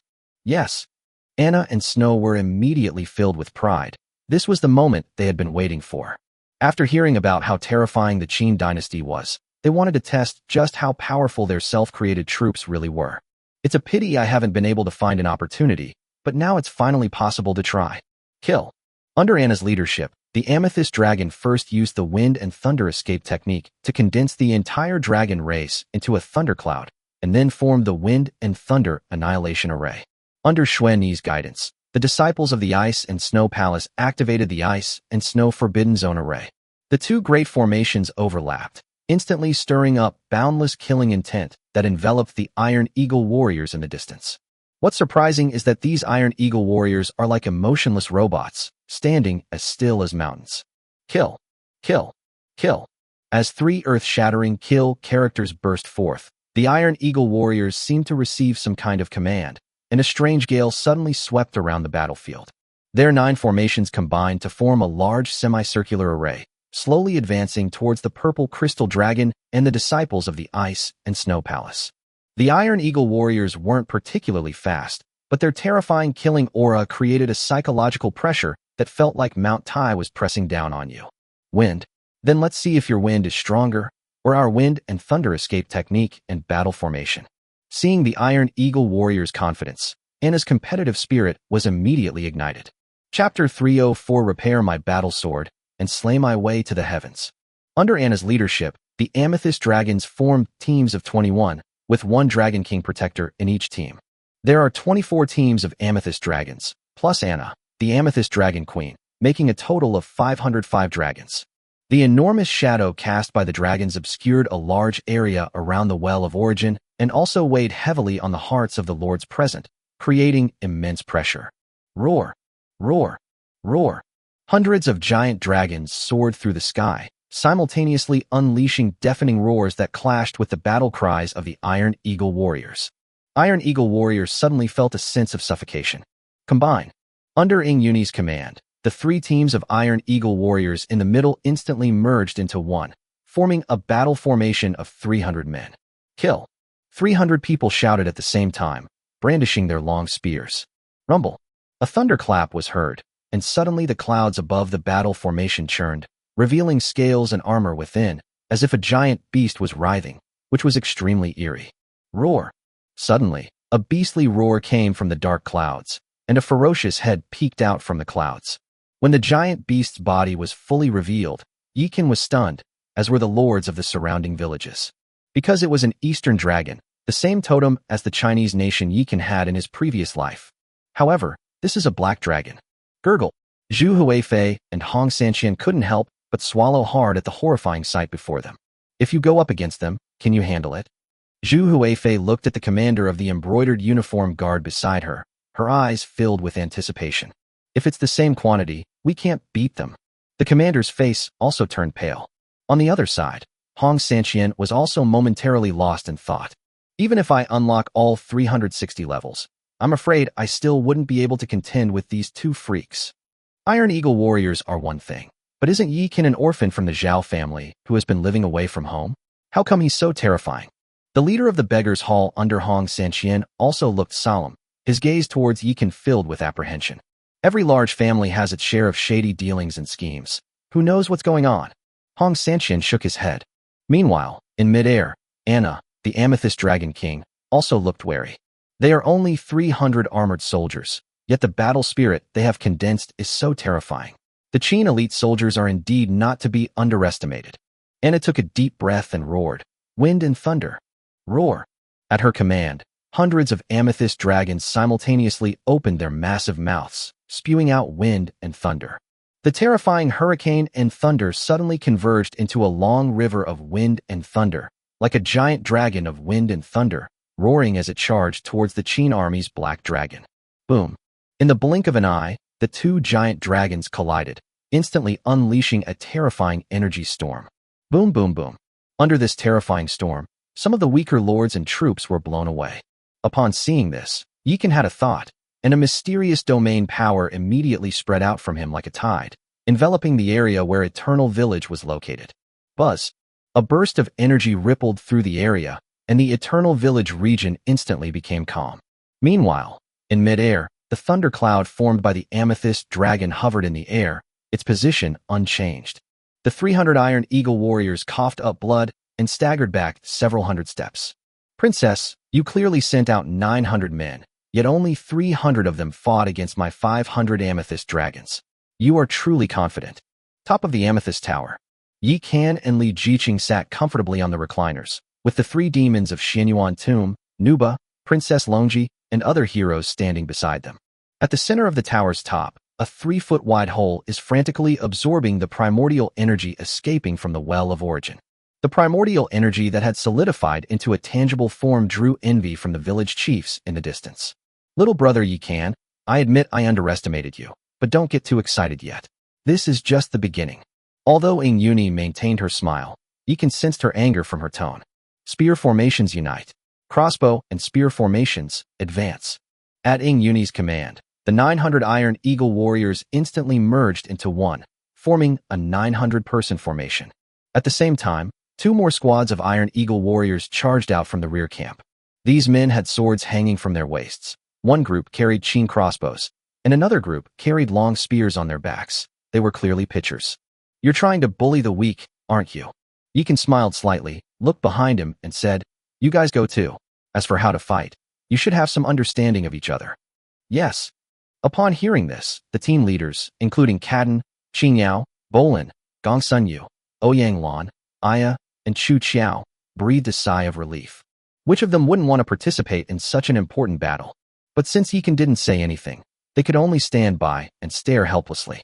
Prior to this, they had already discussed the battle and had some ideas. Qin has elite warriors. Who can rival them? Kill. The Qin army, with its 3 formations combined, was lifted by the strong wind and walked directly through the air, pressing down on the army of the Immortal Forest. TSK, TSK, TSK, as expected of the elite soldiers of the Great Qin, their slogans are really loud.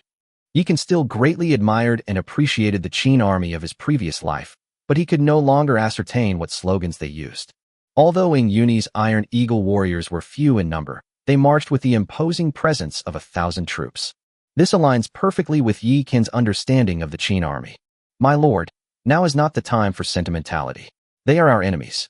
We cannot lose our momentum. We must come up with a resounding slogan.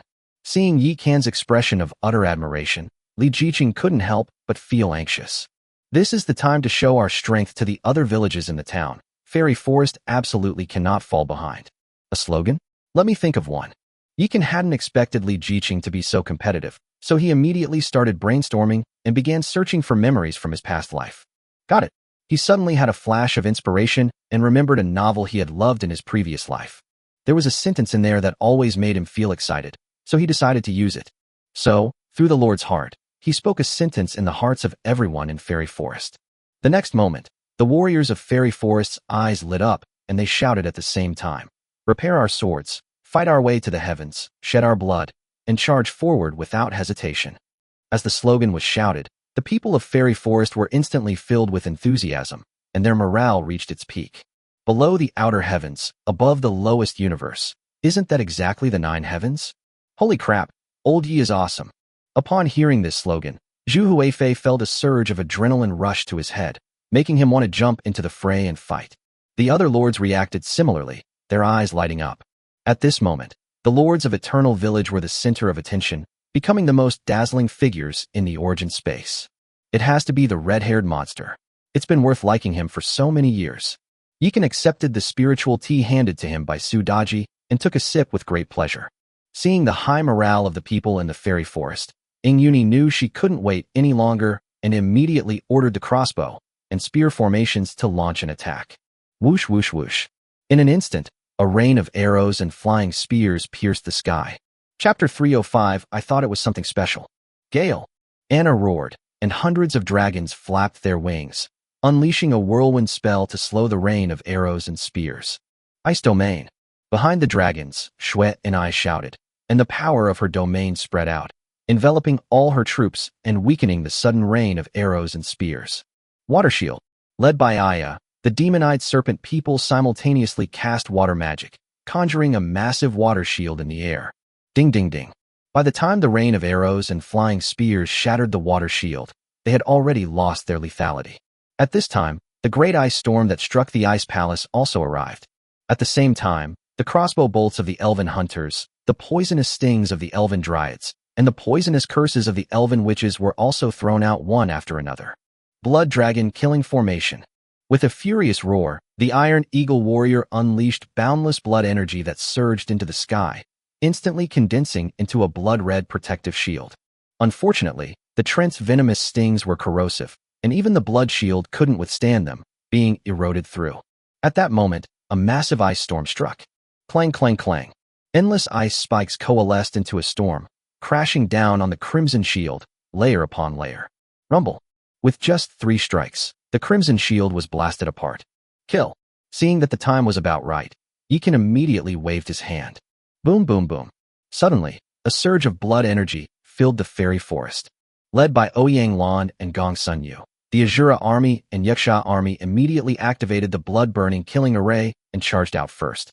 The other military units followed closely behind. Call.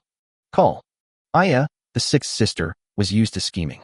Just as the two sides were about to clash, she and her sisters suddenly sprayed water mist and cast a mist concealment spell. In the blink of an eye, a large amount of water mist appeared in the sky. Sisters, the hunt is on. Chu Qiao seized the opportunity and led her shadow assassins to become stealthy killers, weaving through the battlefield and beginning to reap heads.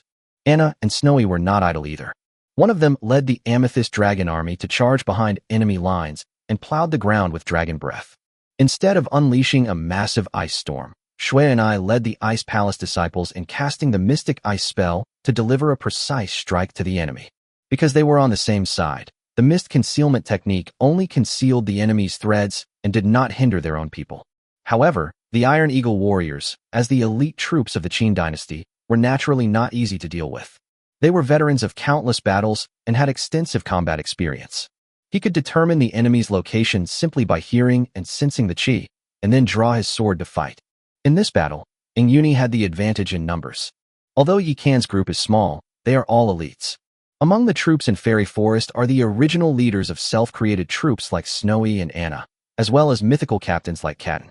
In addition, all troop types receive a tenfold attribute boost due to the unique characteristics of the fairy forest territory. Furthermore, due to the 3 lives marriage tree, their skill levels are all quite high. Thus, a battle that should have been suppressed by the Iron Eagle warriors was turned into a close contest. This result surprised everyone, including Ing Yuni, who remained calm and collected. She has the backing of the Qin dynasty, which has unfathomable resources and possesses one of the Qin dynasty's strongest self-created troop types, with more than 1,000 more soldiers than Yi Kan. Despite having such an advantage, she was actually tied with Yi Kan's troops, which actually meant she had already lost. How is that possible? As Ing Yuni watched the Iron Eagle warriors gradually fall into a disadvantageous position, her pretty face turned ashen. Meng Shu, go. Yes. A female general who had been guarding Ing Yuni bowed to her, then took a step forward and instantly appeared on the battlefield. I'll go meet her. Before Yi Kan could speak, Nuba had already rushed out and suddenly smashed her umbrella at Meng Shu. Clang. This powerful blow sent Meng Shu flying back dozens of feet. Although Nuba was the ambush attacker, she was still forced back more than 10 feet. I do not kill nameless men with my sword. Who comes here? Meng Shu drew her sword and pointed it at Nuba. If you're going to fight, then fight. Stop talking nonsense. With a flick of her vermilion bird umbrella, Nuba was instantly engulfed in heavenly fire. At the same time, a monster engulfed in flames appeared beside her. Roar! The wildfire demon roared and charged at Meng Shu together with Nuba. Clang, clang, clang. The vermilion bird umbrella and the bronze sword clashed violently, sparking a series of fireballs. Meng Shu possesses exceptional martial arts skills and a powerful physique. Even Nuba was in grave danger under her terrifying swordsmanship. What's shocking is that, instead of being afraid, Nuba was so excited that her eyes lit up. When she sparred with her sisters, they always held back, never getting enough of a fight. When she's grinding monsters, unless she encounters a boss whose level and grade are far higher than hers, it's always a case of being outmatched, which makes her, with her boundless energy, completely lose interest. This is also why she often went to mess with Yi Kan. Now that she has finally encountered an opponent who can threaten her life, how could she not be excited? Heavenly Punishment Flame, Great Flame Ring. Soul Control Technique, 10,000 souls devour the body. A raging fire spreads. Heavenly Punishment Flames, Lava Rain. The more Nuba fought, the more excited she became, while Meng Shu grew increasingly terrified. This crazy woman seems to be made of some kind of material, possessing inexhaustible strength and energy. Moreover, she exudes immense pressure, both physically and mentally. The two fought for 300 rounds, finally ending with Meng Shu having her forehead pierced by the vermilion bird umbrella. Princess Yuni, why don't you send out all the heroes behind you? If all else fails, you can come out yourself. It'll be a good opportunity for me to warm up. Yi Kan gazed at the battlefield with burning intensity. As a result, Li Jiqing stretched out her long legs and pressed them down on him. With me here, why would I need your help? Forehead. Faced with Li Jiqing's warning gaze, Yi Kan was immediately speechless. Needless to say, this girl is definitely overthinking things again. Princess Yuni, come out and fight. Li Jiqing drew her crimson whip and lashed it into the air. Snap! A loud bang was heard, and a white streak appeared in the air, which was terrifying to behold. Let me handle you. At this moment, a tall man wearing golden armor and a golden mask rushed out from behind Ing Yuni. Little hero, you dare to challenge me? You've got guts. Seeing this, Li Jiqing couldn't help but laugh in exasperation. She is the secondary lord of Fairy Forest.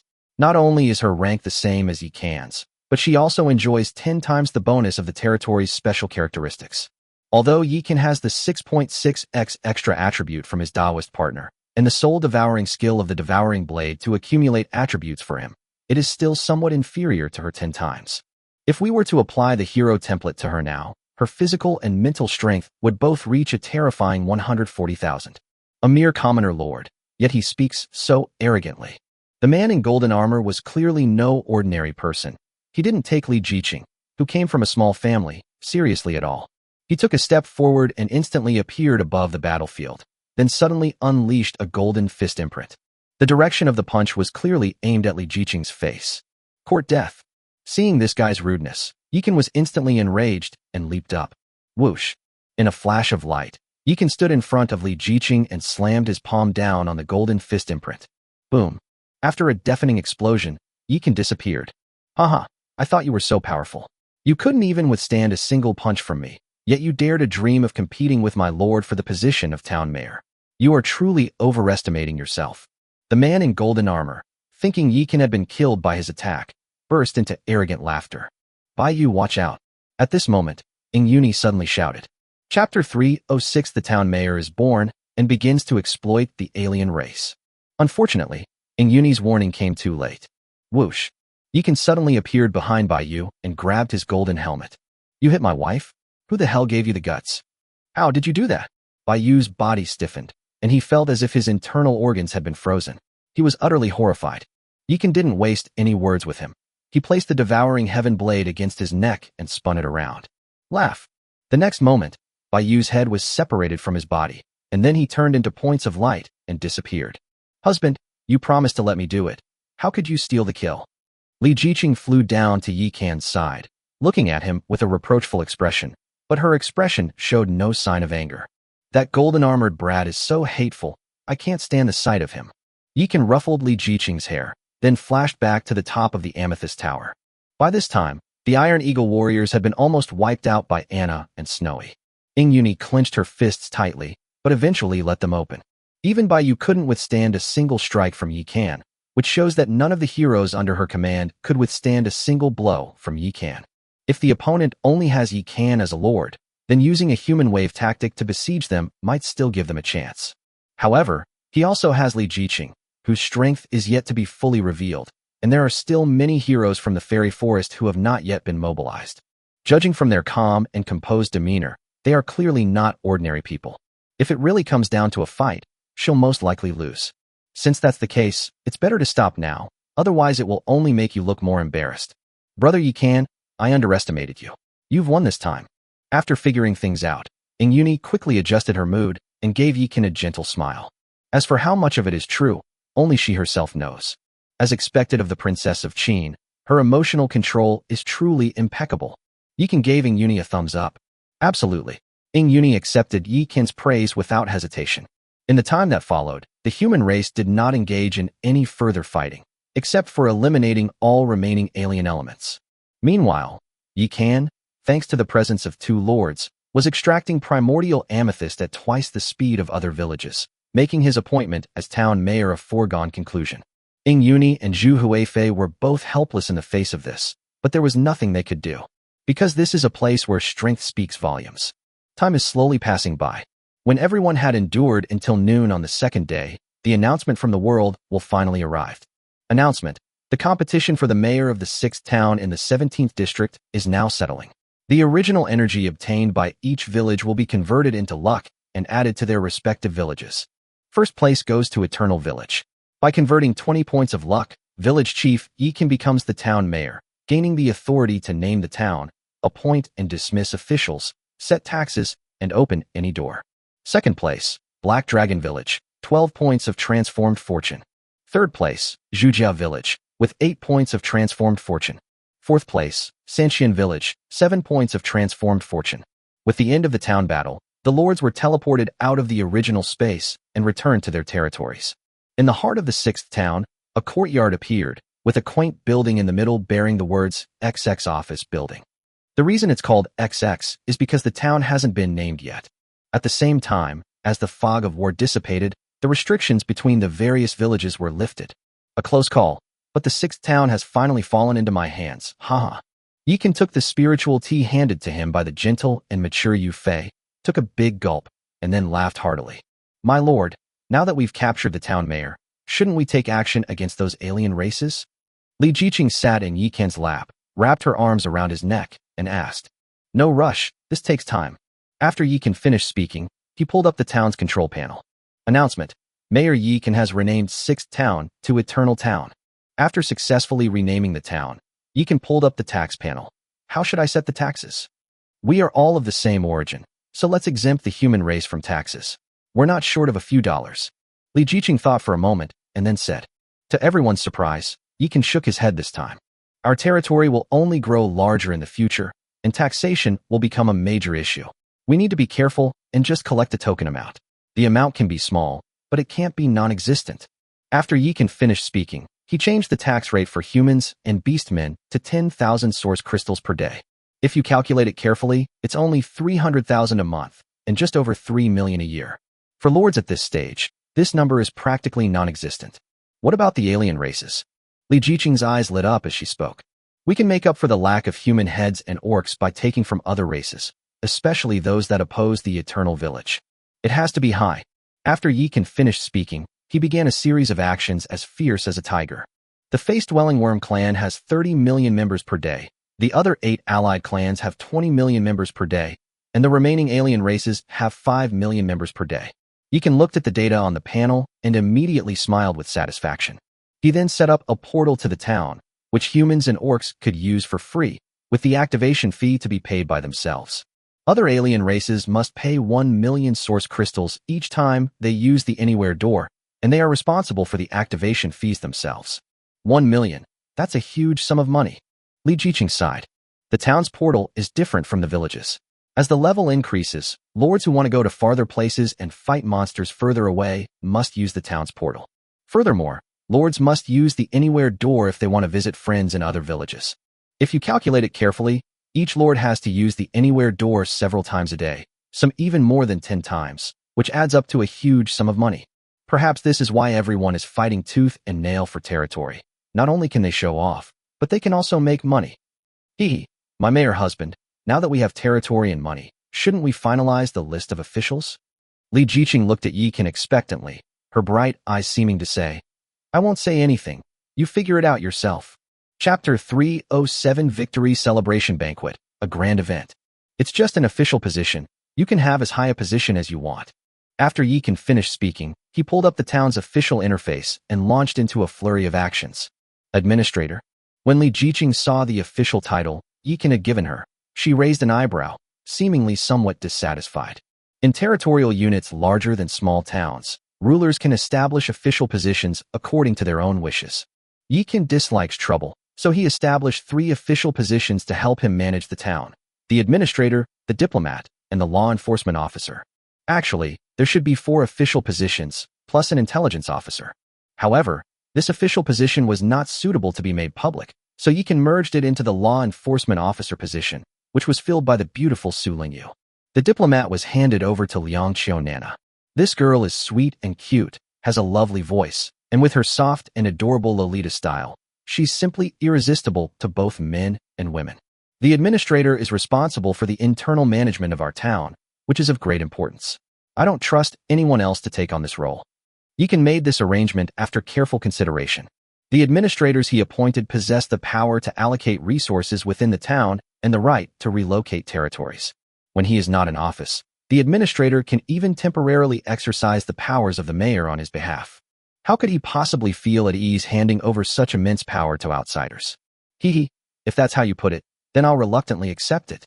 Li Jiqing realized she had wronged Yi Can and immediately gave him a sweet kiss. Whoosh. While the two were lost in their own joy, the dragon spirit of the fairy forest suddenly popped a small head out from underground.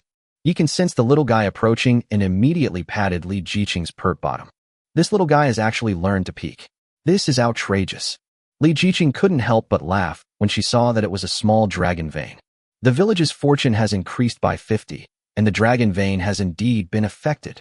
Yi Can patted the little dragon vein's head, then sensed the current situation of the immortal forest and laughed as well. The concentration of spiritual energy in fairy forest has increased again. Moreover, many spiritual plants have grown in the surrounding area, and there are even many rare spiritual herbs.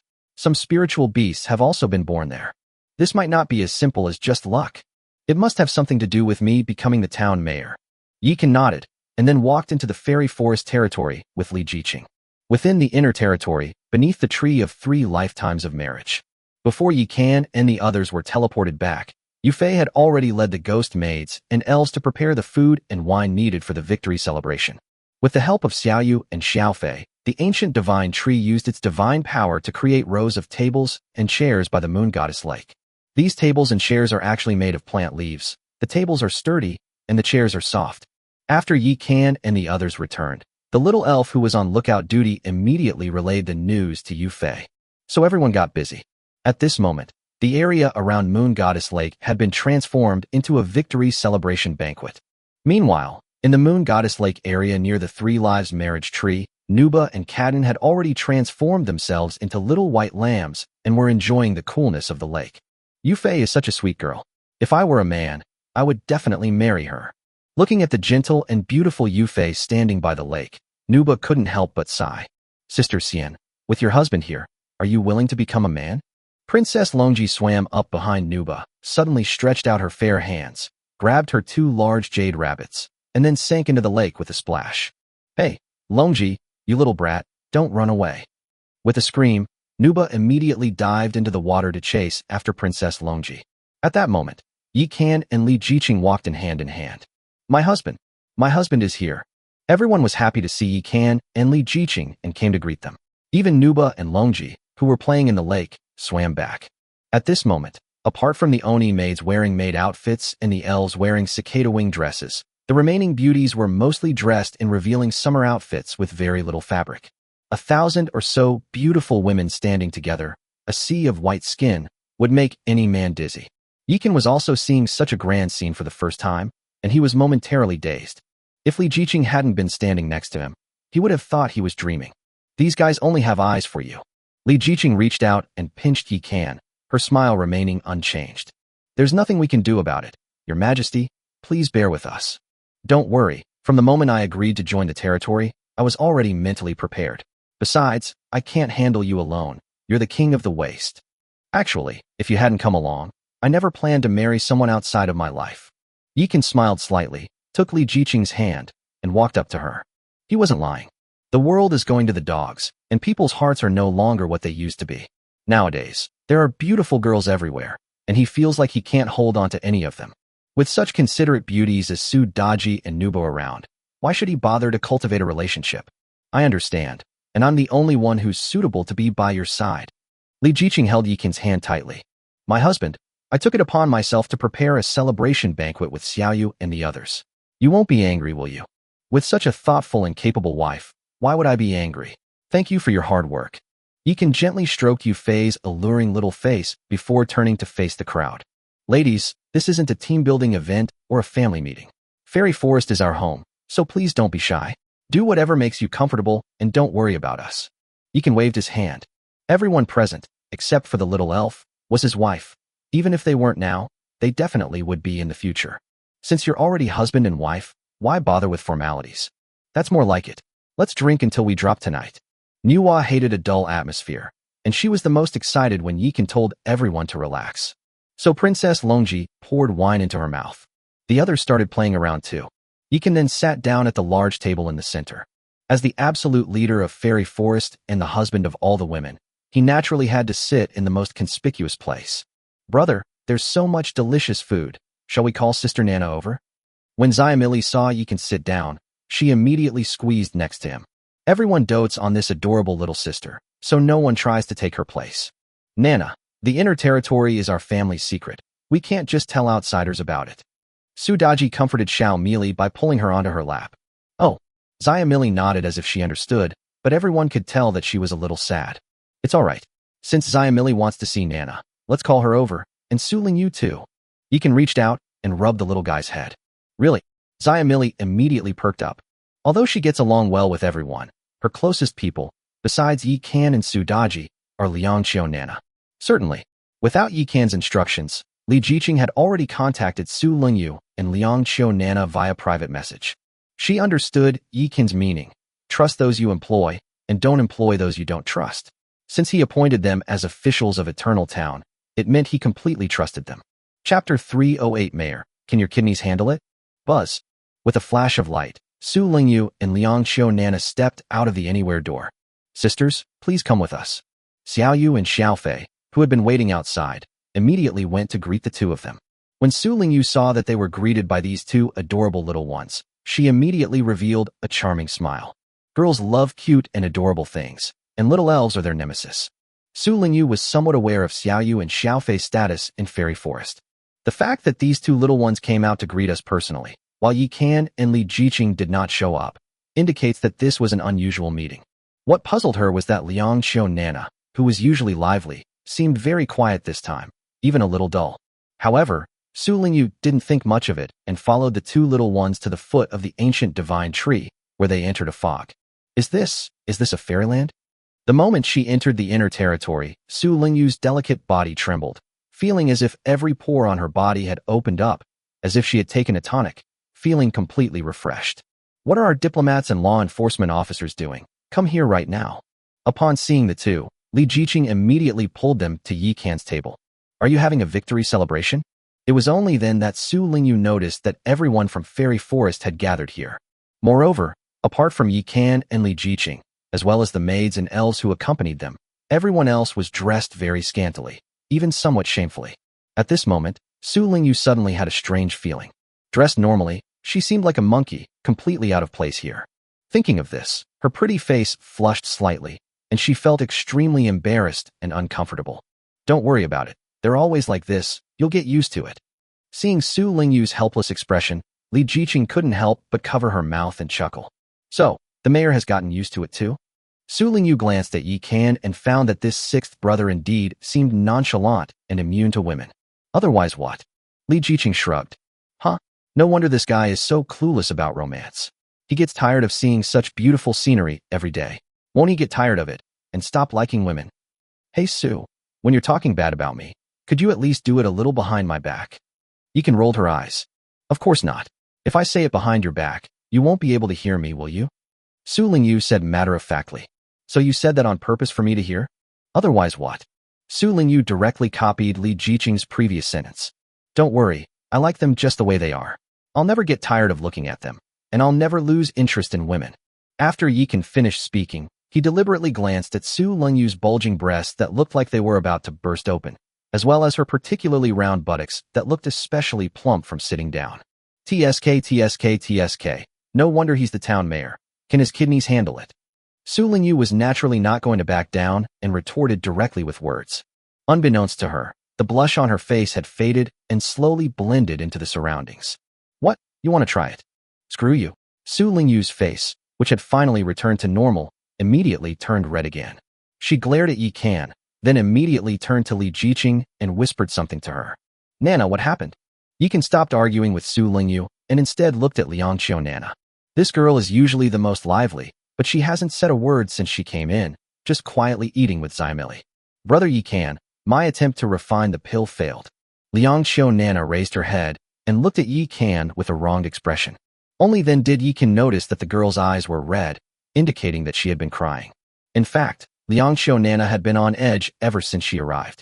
Now that Yi Can had asked her, she couldn't hold back anymore, and tears streamed down her face. Don't cry, Sister Nana.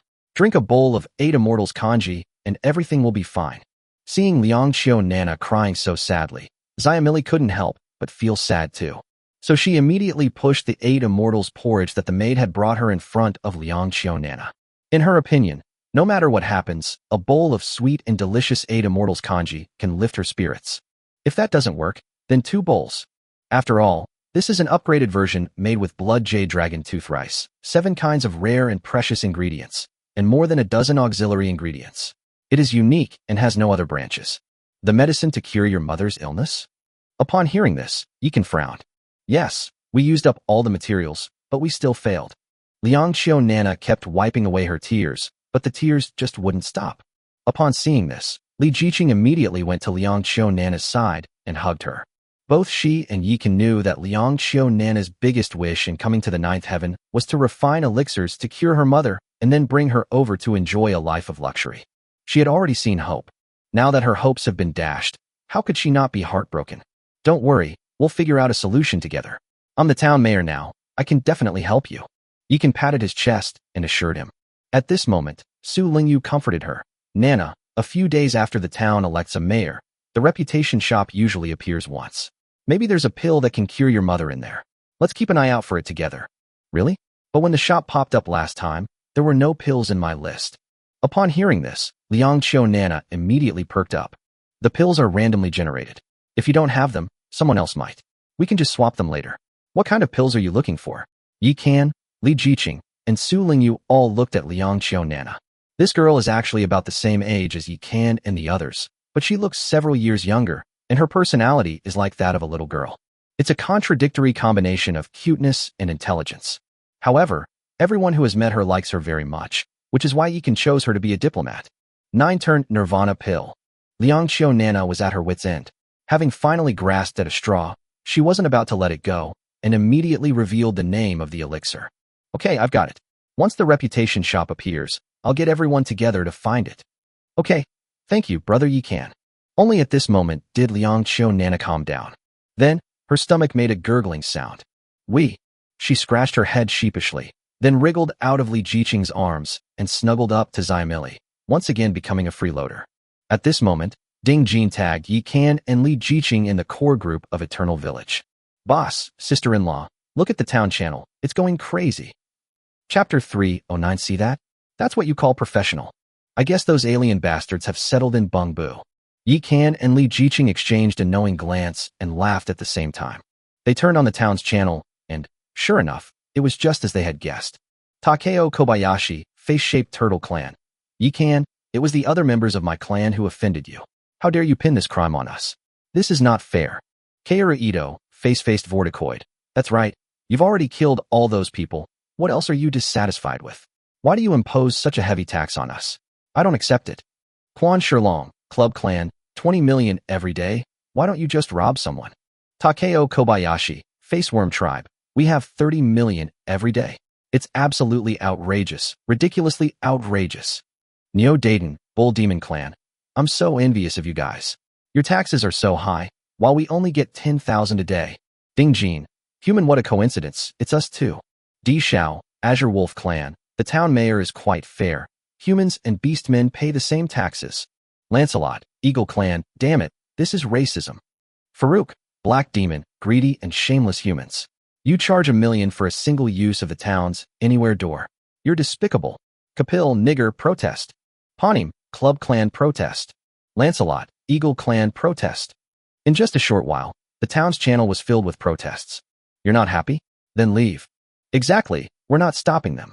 Yi Can and Li Jiqing casually uttered two light-hearted remarks, and the town channel instantly fell silent. Not stopping them? Then what's the meaning of this 1 billion yuan relocation fee? At this moment, a human-faced Vortex clan member named Hyuga Sasaki appeared. We're not stopping you. It just requires a small processing fee. What's the problem? Why don't you just make do with a high-level relocation order?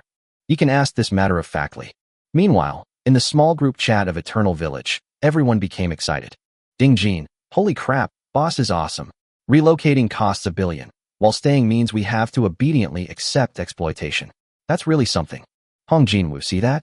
That's what you call professional. You can't. I'm helpless too. I'm the town mayor now. I can't just take action against them directly, can I? Wouldn't that make me a bloodthirsty lord? Jiang Daoli, brother Can, there are still more than 80 villages in Yongheng town. What if these guys unite and rebel? Yi Can, rebel? I couldn't be happier. That way we can make a fortune openly and legitimately. Meanwhile, within the fairy forest territory, Liang Qiu Nana looked at Yi Can with curiosity. Brother Yi Can, even if we include the orcs, we only have less than 30 villages. Do you think we can win? Don't worry. Our town is on a peninsula, and the alien races in this area have been mostly cleared out. If a war really breaks out, we'll unite and wipe out White Eagle Village, Pickled Vegetable Village, Widow Village, and other villages as soon as possible, connecting our human villages into one. Now that I'm the mayor, I can restrict the anywhere door and seal off the town to prevent them from leaving. If a real fight breaks out, they'll be the ones who suffer. Yikan was very confident about this. After all, 7 of the top 10 villages in terms of overall strength are now occupied by humans. Currently, the only villages with any real strength to rival them are White Eagle Village, Widow Village, and Kimchi Village. Farouk thought himself shrewd and calculating, and that he was trying to outmaneuver everyone. Daniel is afraid of death and always stays in its territory. It doesn't dare to fight Yikan head-on unless it has absolute certainty of victory. As for Zhang Gunsuk and Quan Sukryong from Kimchi Village, they are 2 complete idiots. They are self-righteous and don't even realize they have been used as pawns. People like that are the best to kill. However, now that Yikan has taken over the town, it is indeed not good to start a massacre. Because after becoming mayor, he also faced some restrictions. For example, the fairy forest may not participate in the killing of more than 30% of the town's residents. Otherwise, it will be judged as malicious killing, and the world will remove the mayor from his position. In fact, after becoming the town mayor, Yikan also gained another power. That means that some non-native lords can be expelled, but the maximum number cannot exceed 1/10 of the town's total population. Of course, this resident refers to an ordinary lord, not a village chief. Yi Can, the 6th brother, based on the principle of maximizing profits, did not use this right, but instead left these lords to be exploited. Because of the regional units above the town level, the village chiefs of each village have a right to impeach. An impeachment order can be used to initiate a referendum to impeach the current mayor. If more than 60% of the people vote in favor, the mayor will be removed from office. Currently, human and orc lords make up 32% of the total number of lords in Eternal Town. If Daniel and his group can organize all the alien races, they still have a chance to take over the town. Yikin's 10% lord expulsion right was reserved precisely to deal with this situation. However, before that, he still had to confirm one thing: the fate of Princess Yuni of Qin. After all, Black Dragon Village has a considerable population, accounting for a large proportion of the human race. If Yuni were to move away with the entire village, he would have to reconsider his right to evict her. Whether it was telepathy or not, Yikan received a private message from Yuni as soon as he thought of her. Brother Yikan, I've thought about it and decided to stay. However, I lost to you in the origin space, so you have to agree to everything. I don't want to be a person who goes back on their word. I've already taken down the town mayor, so why do you still want to stay? Yuni's decision was unexpected by Yikan, but it was exactly what he had hoped for. You should know that the arrival is random. The rest of my Qin forces are not in District 17. If I want to go and join them, I must use the super relocation order. Even I don't have that thing. On the other side of the screen, Yuni had a sly look on her face. She doesn't actually have a super relocation order, but with her background, she could easily create one, though she doesn't intend to do so, because she has found a new goal. Chapter 3:10 A long-awaited bet. Whatever makes you happy. Oh. Yikan was speechless. There are 3 levels of city relocation orders: low level, high level, and super level. A low-level relocation order can move a lord out of the current map location and randomly move them into an area equal to the current map location. For example, Yikan has now unlocked the town map. Therefore, he can use a low-level relocation order to move to another town. Where you end up is up to fate. The advanced relocation order allows you to move your territory to a map at a higher level than the currently unlocked area. After using the advanced relocation order, you can ignore the blockade imposed by the regional lord and forcibly relocate. You can also select the area unit to be landed on in a higher level map, such as a village or town, and there is a high probability that you will land in a place that suits you. For example, a metal elemental lord might descend upon a mine, or a wood elemental lord might descend upon a place abundant with wood elemental spiritual energy. Yikan has now unlocked the town.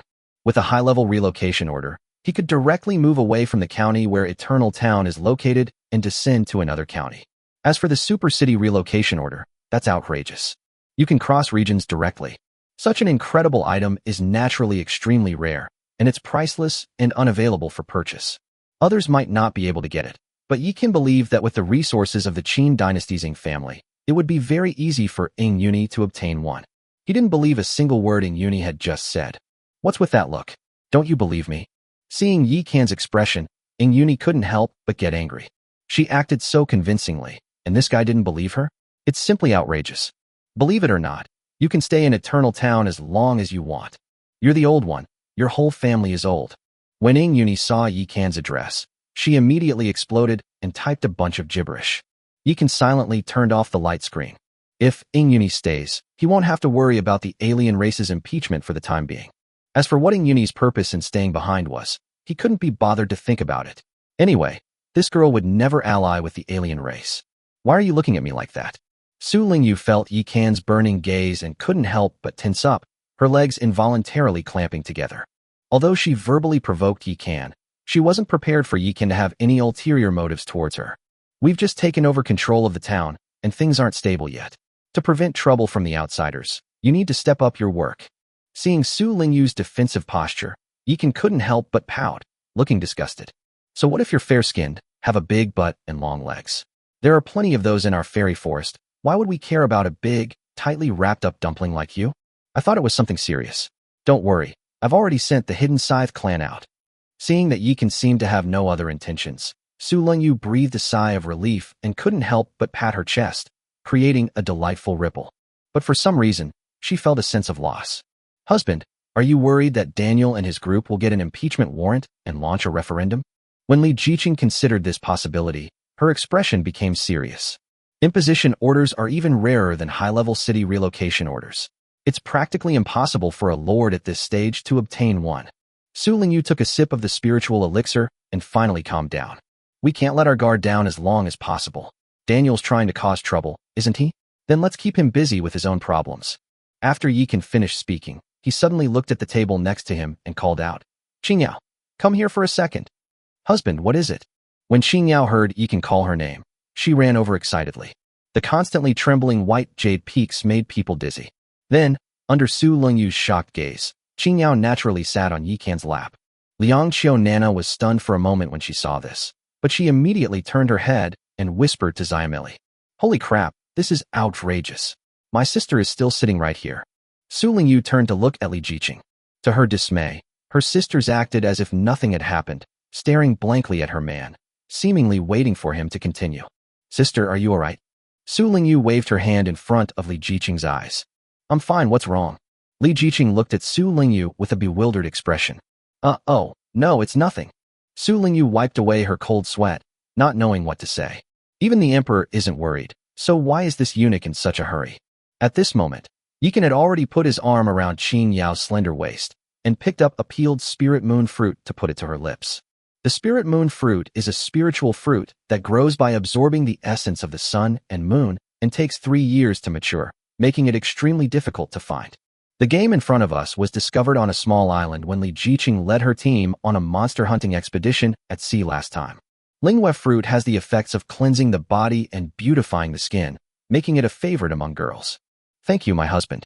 Qingyao didn't stand on ceremony and bit into the spirit fruit, taking the opportunity to kiss Yi Kan's finger. You naughty boy, tell me quickly. Yi Kan patted Qingyao's pert bottom, his gaze full of doting affection. Hee, the spiritual energy in the inner territory is abundant now. If we use spiritual energy to catalyze the process, we can harvest every 3 days. This batch will be ready to harvest in another 2 hours. Qingyao counted on her slender, jade-like fingers. Her adorable appearance made not only Yi Kan, who was holding her, but even Su Lingyu, who was standing to the side, swallow hard. A beauty of this caliber is irresistible, not to mention men. Even women can't resist her. In that case, we can go for it. As he spoke, Yi Kan suddenly took out a token and threw it onto the table. A gamble on destiny? Husband, are you planning to take action against White Eagle Village? Li Jiqing's eyes lit up when she saw the token.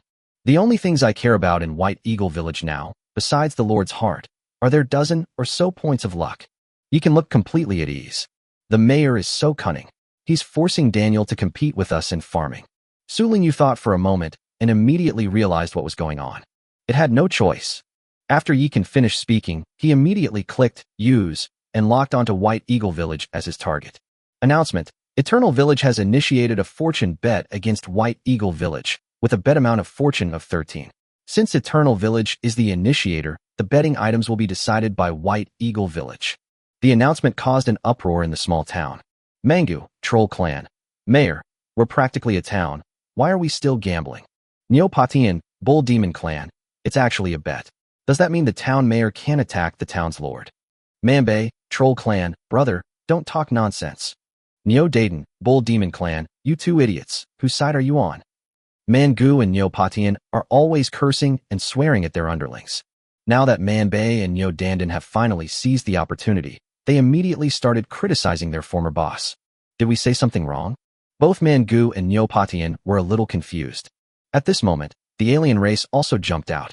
Farouk, nigger, looks like being mayor isn't necessarily a good thing. Zhuang Ginshua, Bongchue human, the mayor can't lay a hand on the town's lord? That's great, haha. Daniel, Eagle Clan. Yi Kan, it seems that this is the only way you can deal with us. But don't forget, you initiated the bet, and I chose the bet items. Yi Kan, human idiot. Li Jiqing, human idiot. Liang Qiu Nana, Celestial Fox Clan idiot. Su Lingyu, human idiot. Yi Kan's idiot was like stirring up a hornet's nest, and the entire human and orc races joined in the commotion. The result was a screen full of idiots. We can't attack the town's lord? That's impossible. It's just that the slaughter shouldn't be too excessive. Besides, he can't take action himself. There are other lords and other villages. Hateful. Daniel, behind the screen, was furious, his hair standing on end, but he could only roar helplessly. Mr. Daniel, which project should we choose? Lancelot looked at Daniel. It dared not offer any opinions on such an important matter. It was best to let Daniel decide for himself. Although the population of Eternal Village is small, its strength is formidable. Moreover, they have far more luck than us, and their territory is much larger. They're not as advantageous as us in terms of heroes, troops, resources, or kill points. But we also have areas where we are stronger than them. Daniel smiled. You mean planting? Lancelot's eyes lit up. But what they didn't know was that all of this was part of Yi Can's plan. Chapter 311 Su Lengyu after drinking. Just as my husband predicted, Daniel really did choose planting. Li Jiqing breathed a sigh of relief upon seeing the announcement. It seems someone's luck is about to run out. Su Lengyu wore a gloating expression. Yi Can directly opened the regional channel of Eternal Village and then posted an announcement. Brothers and sisters, I don't need to elaborate on the benefits of good fortune. The amount of luck involved in this bet against Baying Village is 13 points, and the betting item is planting. Everyone, start planting. Let's rout those arrogant Eagle Clan members until they're left with nothing, so they'll have no face to stay in Eternal Town. As Yi Can spoke, the village channel became lively. Neo Dayton. Boss, I'm not good at growing grain, but I'm a pro at growing grass. Does that count? Manbei. Old Neo, are you stupid? There are no rules about what to plant. Of course it counts. Jiang Daily. Now it's finally my turn, huh? Ding Jin. Fatty, don't tell me you're some kind of farming lord. Jiang Daily. Unfortunately, you've come true. I am indeed a genuine farming lord. Ding Jin. Holy crap, I can't even beat a farming lord? God, I can't live anymore. Fairy Forest, Inner Territory. Yi Can reached out and rubbed Liang Qiu Nana's fluffy fox ears, then flicked a spirit melon seed, hitting Su Lengyu's smooth forehead. Brother Yi Can, what's wrong? Liang Qiu Nana turned around and looked at Yi Can with a silly expression. After drinking several cups of dragon bone wine, the girl's face turned rosy and very alluring. You bastard, you're bullying me again.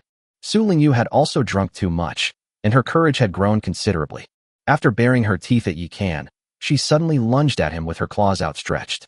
Unfortunately, before she could get close, Yi Can pressed her head down with one hand. Trying to take advantage of me? Dream on. Yi Can pushed Su Lengyu to a safe distance, preventing her from touching him. You bastard, let me go. Su Lengyu kept waving her hands. Unfortunately, due to the height difference, no matter how she tried to reach out, she couldn't touch Yi Can's face. Instead, because she kept twisting her body, causing her big buttocks to swing wildly, the scene was extremely offensive. Giggle. I never expected Miss Su to be like this after getting drunk. Hee hee, I'm so clever to record this wonderful moment. When Miss Su wakes up, she'll definitely thank me. The clever Nuba had already opened her sub-account and started recording. Sister Xian, it has to be you. Upon seeing this, all the women gave Nuba a thumbs up.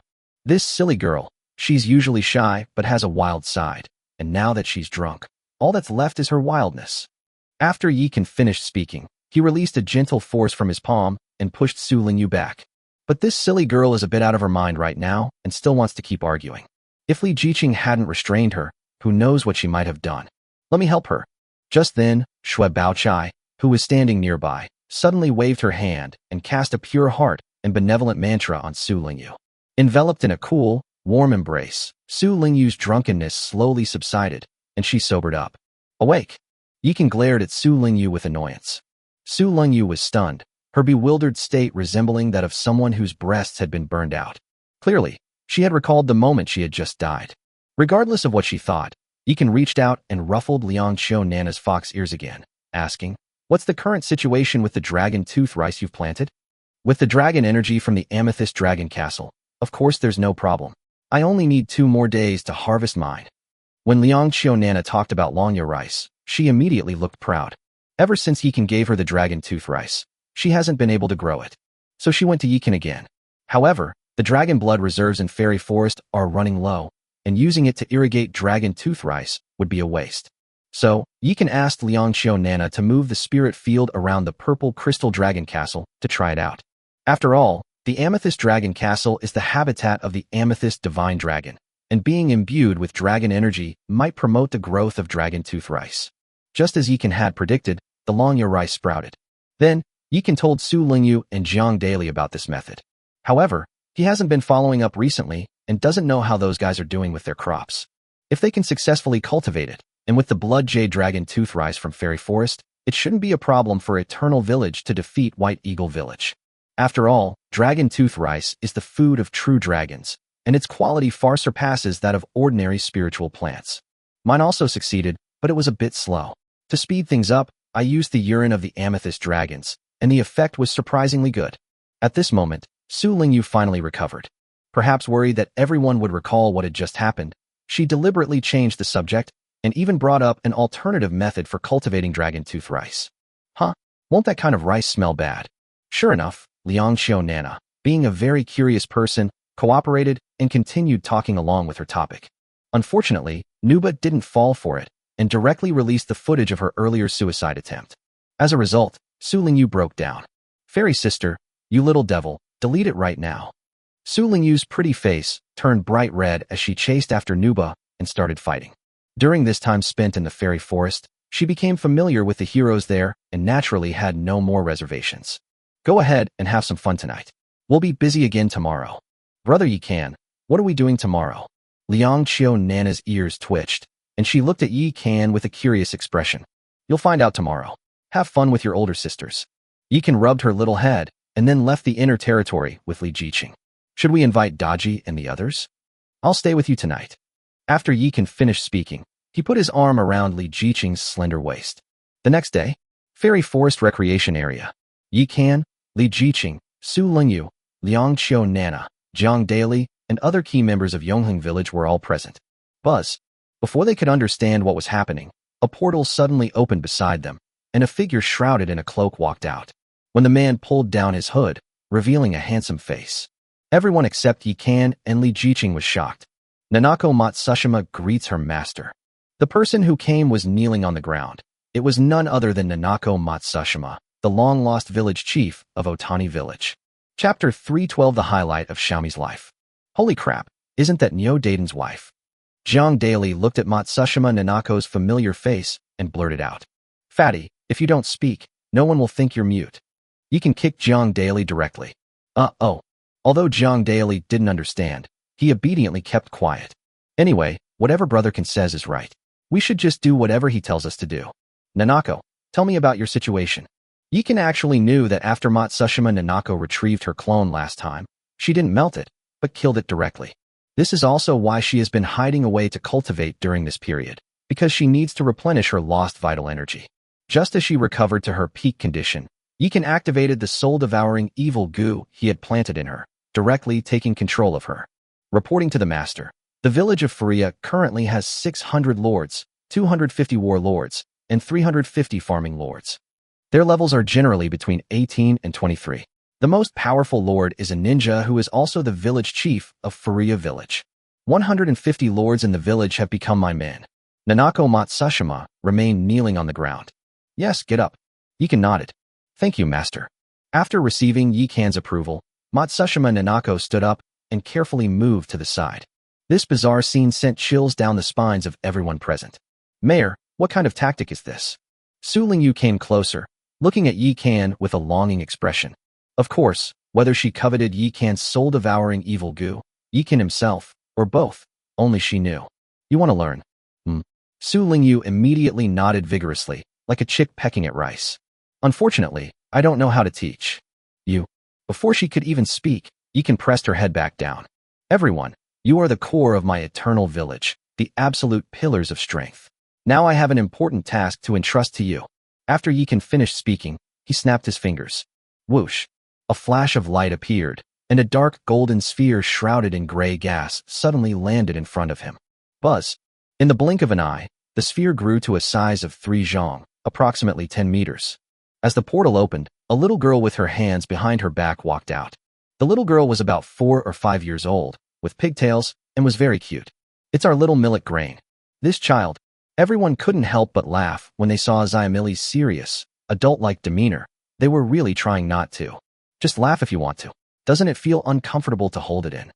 Yi Kan was speechless, then hugged Xiamili into his arms. Brother, you've ruined all the emotions I've worked so hard to build up.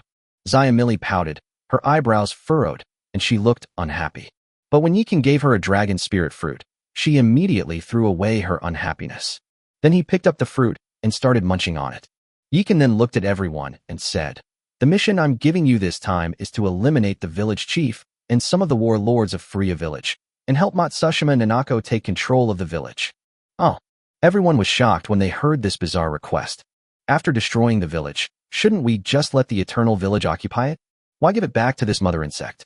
This doesn't fit Yikan's character or style of doing things. What do you know? Let the mayor finish speaking. At this moment, Su Lingyu suddenly slammed her hand on the table. Upon hearing this, everyone immediately sat up straight and stopped arguing. Su Lingyu is now the law enforcement officer of Eternal Village and a favorite of Yikan, so they dare not provoke her. Otherwise, if this woman suddenly goes crazy one day and makes things difficult for them, they'll suffer a huge loss. Right now, our Eternal Town is a mixed bag, with humans and orcs making up a relatively small percentage of the population. As the town mayor, I cannot openly massacre villages and exterminate entire clans, let alone incorporate other villages into Eternal Village. Once I do this, those alien races will become wary and feel threatened, and they may very well unite to deal with our Eternal Village. Nanako Matsushima is now mine. If she controls the village, then I am in control of it. After that, we will use the old village as a springboard to gradually annex the territories of the insectoid, eagle, black ghost, and club people. In this way, we can secretly grow stronger. When the time is right, I'll take over Nanako's territory, and then everything will belong to our Eternal Village. After Yikan finished speaking, everyone except Li Jiqing and Su Lingyu, who knew the truth, swallowed hard. Our boss is amazing. Only children make choices. Our boss wants it all. Ding Jin gave Yikan a thumbs up. From now on, I will never question anything the boss says. Just do it. Hong Jinwoo also came out to flatter him. Brother Can, if that's the case, then we need to hurry, because there are only 2 months left. Li Xiaoyu seemed to have thought of something, and her delicate eyebrows suddenly furrowed. 2 months? What? Jiang Daily was completely dumbfounded. Everyone was a little confused. Yuzu means that there are only 2 months left until the 3-month return period. At that time, Nanako will most likely be recalled by the Matsushima family of Sakura Star. Yikan explained. Then what? Jiang Daily still didn't quite understand. You pigbrain. Which big family doesn't have a powerful figure in charge? If it's recalled, won't Brother Can's technique become ineffective? Li Xiaoyu smashed a teddy bear directly onto Jiang Daily's forehead. 2 months is enough. After Yikan finished speaking, he patted Xiamili's head and said, Xiamili, it's time to go. Oh. Xiamili licked her fingers, jumped down from Yikan's arms, and then looked at everyone and said, I'll be leading this operation, and you all have to listen to me. Chapter 313 Melon Beauty Qingyao. Is this reliable? Looking at Xiamili's tender little face, everyone couldn't help but murmur to themselves. Don't worry, everyone. It's true that Xiamili is leading the team, but she's only taking you there. As for the specific actions, you'll have to listen to me. At this moment, Li Jiqing came over with Su Daji, Hushime, and Yuqing. I see, then I'm relieved. Jiang Daily breathed a sigh of relief. Fatty Jiang, what do you mean? Are you saying that me Li, can't command you? Xiamili put her hands on her hips, pouted, and looked defiant. How could that be? Xiamili is the best. You tell me to go east, I'll never go west. Jiang Daily said in a serious tone. This kid is the apple of Fairy Forest's eye. Although he and Brother Can were very close friends, he couldn't afford to offend the woman behind Brother Can. That's more like it. Xiamili is, after all, a child at heart. She only argues verbally, but she forgets about it as soon as she turns around. Stop fooling around. It's time to get going. Yikan's mind raced. Buzz. The chaos demon eye suddenly shone brightly, instantly taking everyone inside. Only they and their few wives were still outside. Stay connected at all times. If there is any emergency, contact me immediately. Don't try to be a hero. Yikan held Li Jiqing's slender waist, his face full of reluctance. I promise, I won't do anything reckless this time. Besides, we still have Daji and the others. Nothing will happen. Li Jiqing sensed Yikan's worry and couldn't help but soften her heart. After giving him a kiss, she stepped into the portal, leaving the space to the 3 Su sisters. Don't worry, my husband. We will definitely protect the Empress. The 3 sisters, Su Daji, Yikan, and Yikan, were very close and inseparable. They all leaned over and kissed Yikan before leaving. As long as we wipe out a few villages and increase the proportion of humans and orcs, even if Daniel manages to get an impeachment warrant, he won't be able to do anything to me. After watching the chaos demon eye disappear into the distance, Yikan entered the inner territory. Although he was confident of winning this gamble on fate, he still planned to personally patrol the area just in case. My husband. When Xingyao, who was busy in the fields, saw Yikan, she immediately dropped everything and ran over, then threw herself into Yikan's arms. This girl is simple-minded and has a lively personality. Whether there are other people or not, she always likes to snuggle into Yikan's arms. Seeing how popular Qingyao's method was, the beauties of Fairy Forest wanted to follow suit and spend more time with Yikan. But in the end, they discovered in despair that they simply couldn't learn it. Because this girl wasn't pretending, she was genuinely naive, because she felt that this kind of thing was perfectly normal. Over time, everyone got used to it. How did it go? Was it all right? Yikan held Qingyao's soft, boneless body, feeling a warm and comfortable sensation. So he couldn't control his evil clutches and began to ravage her body. Feeling the warmth of Yikan's large hands, Qingyao began to take advantage of the situation, wrapping her arms around his neck and kissing him. Yikan didn't tolerate her and directly took the initiative, launching a fiery counterattack against her. Call. About 10 minutes later, Qingyao finally couldn't hold on any longer and collapsed into Yikan's arms. You silly girl, you're both terrible at it and love to play. Yikan rubbed her head and asked, Can you tell me now? Hee, my husband, come with me. After Qingyao recovered, she showed a sweet smile, then pulled Yikan and ran towards the spirit field. Because the buildings have been upgraded to level 30 or higher, the maximum number of personnel in the barracks has also reached 120. Last night, after a fierce battle with Li Jiqing, Yikan summoned all the troops to full strength. Yikan had a slight preference for the tree spirits and directly leveled them up to level 32. His main reason for doing this was to enable them to better utilize the power of nature and grow the most perfect Longya rice. Now it seems the results are indeed fantastic. The 120 spirit fields in front of us are all planted with dragon tooth rice trees. Although these trees were newly planted, they have already grown to more than 3 meters tall in just one morning.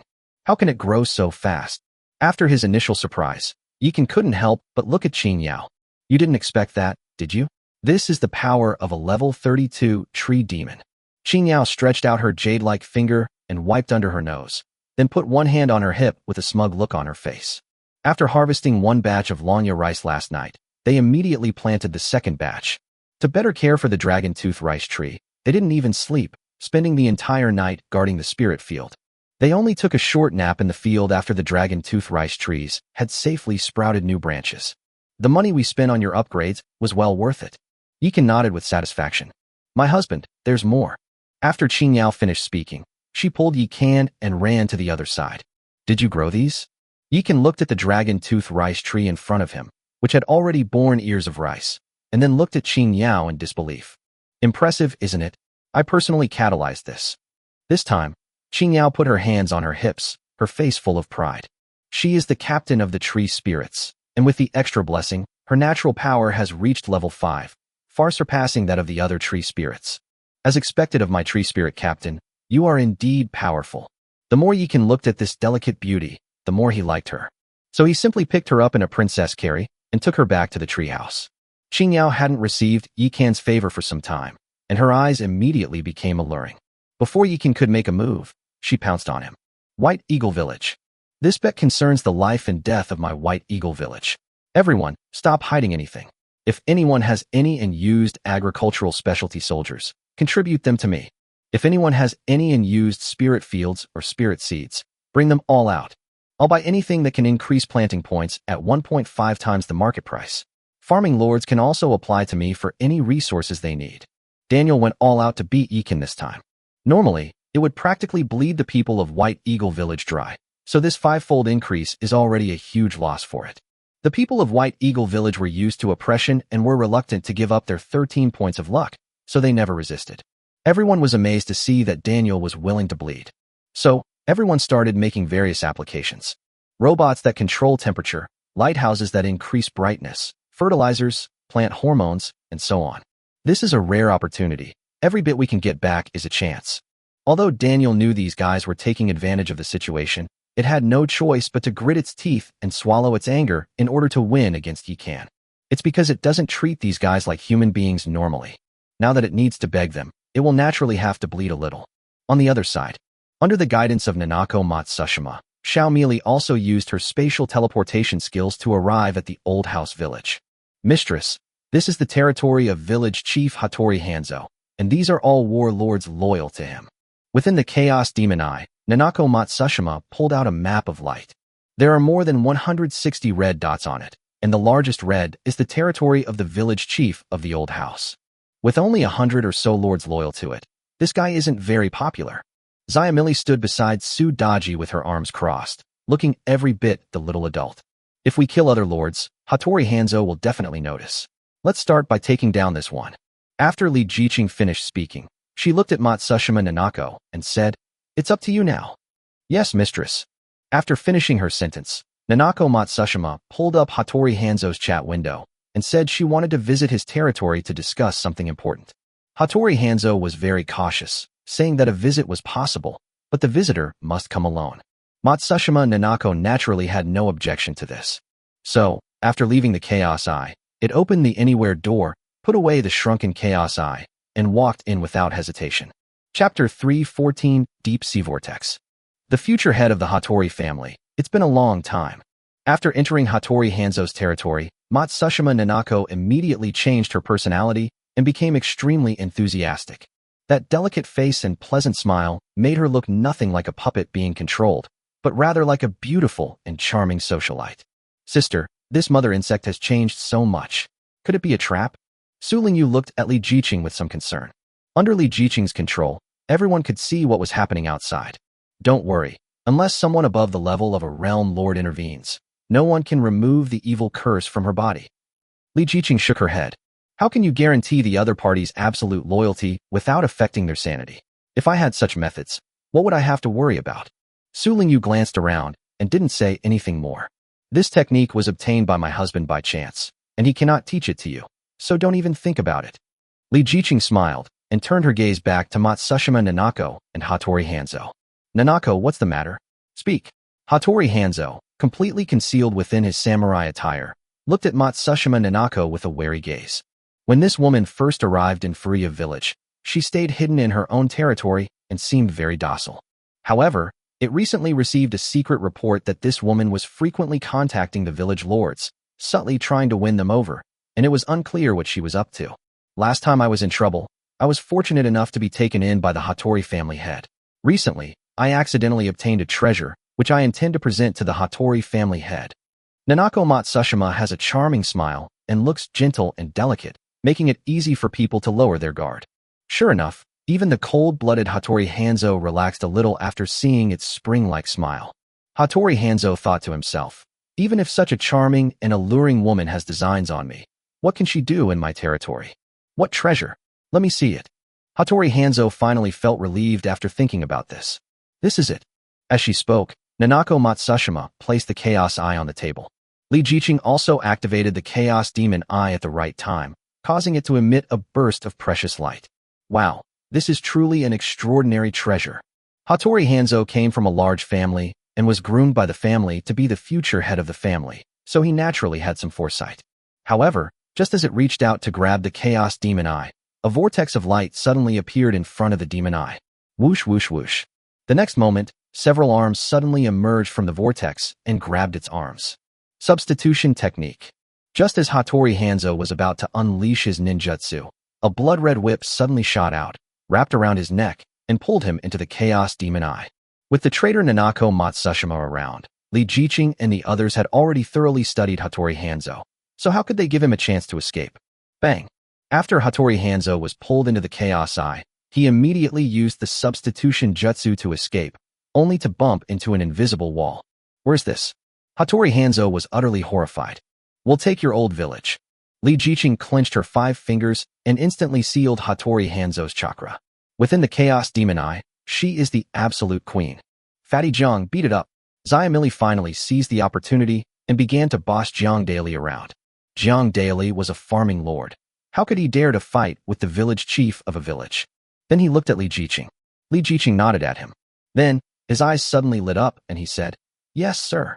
Then, Fatty Jiang leaped up, his several hundred-pound body crashing down from the sky and landing on top of Hattori Hanzo.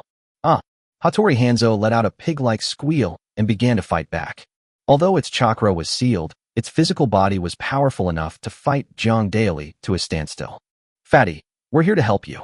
Seeing how troublesome these tiny insects were, Ding Jin and Hong Jinwoo could no longer hold back and rolled up their sleeves to join the fray. Bang, bang, bang. A few minutes later, the dignified young master of the Hattori family was beaten to death by a few thugs.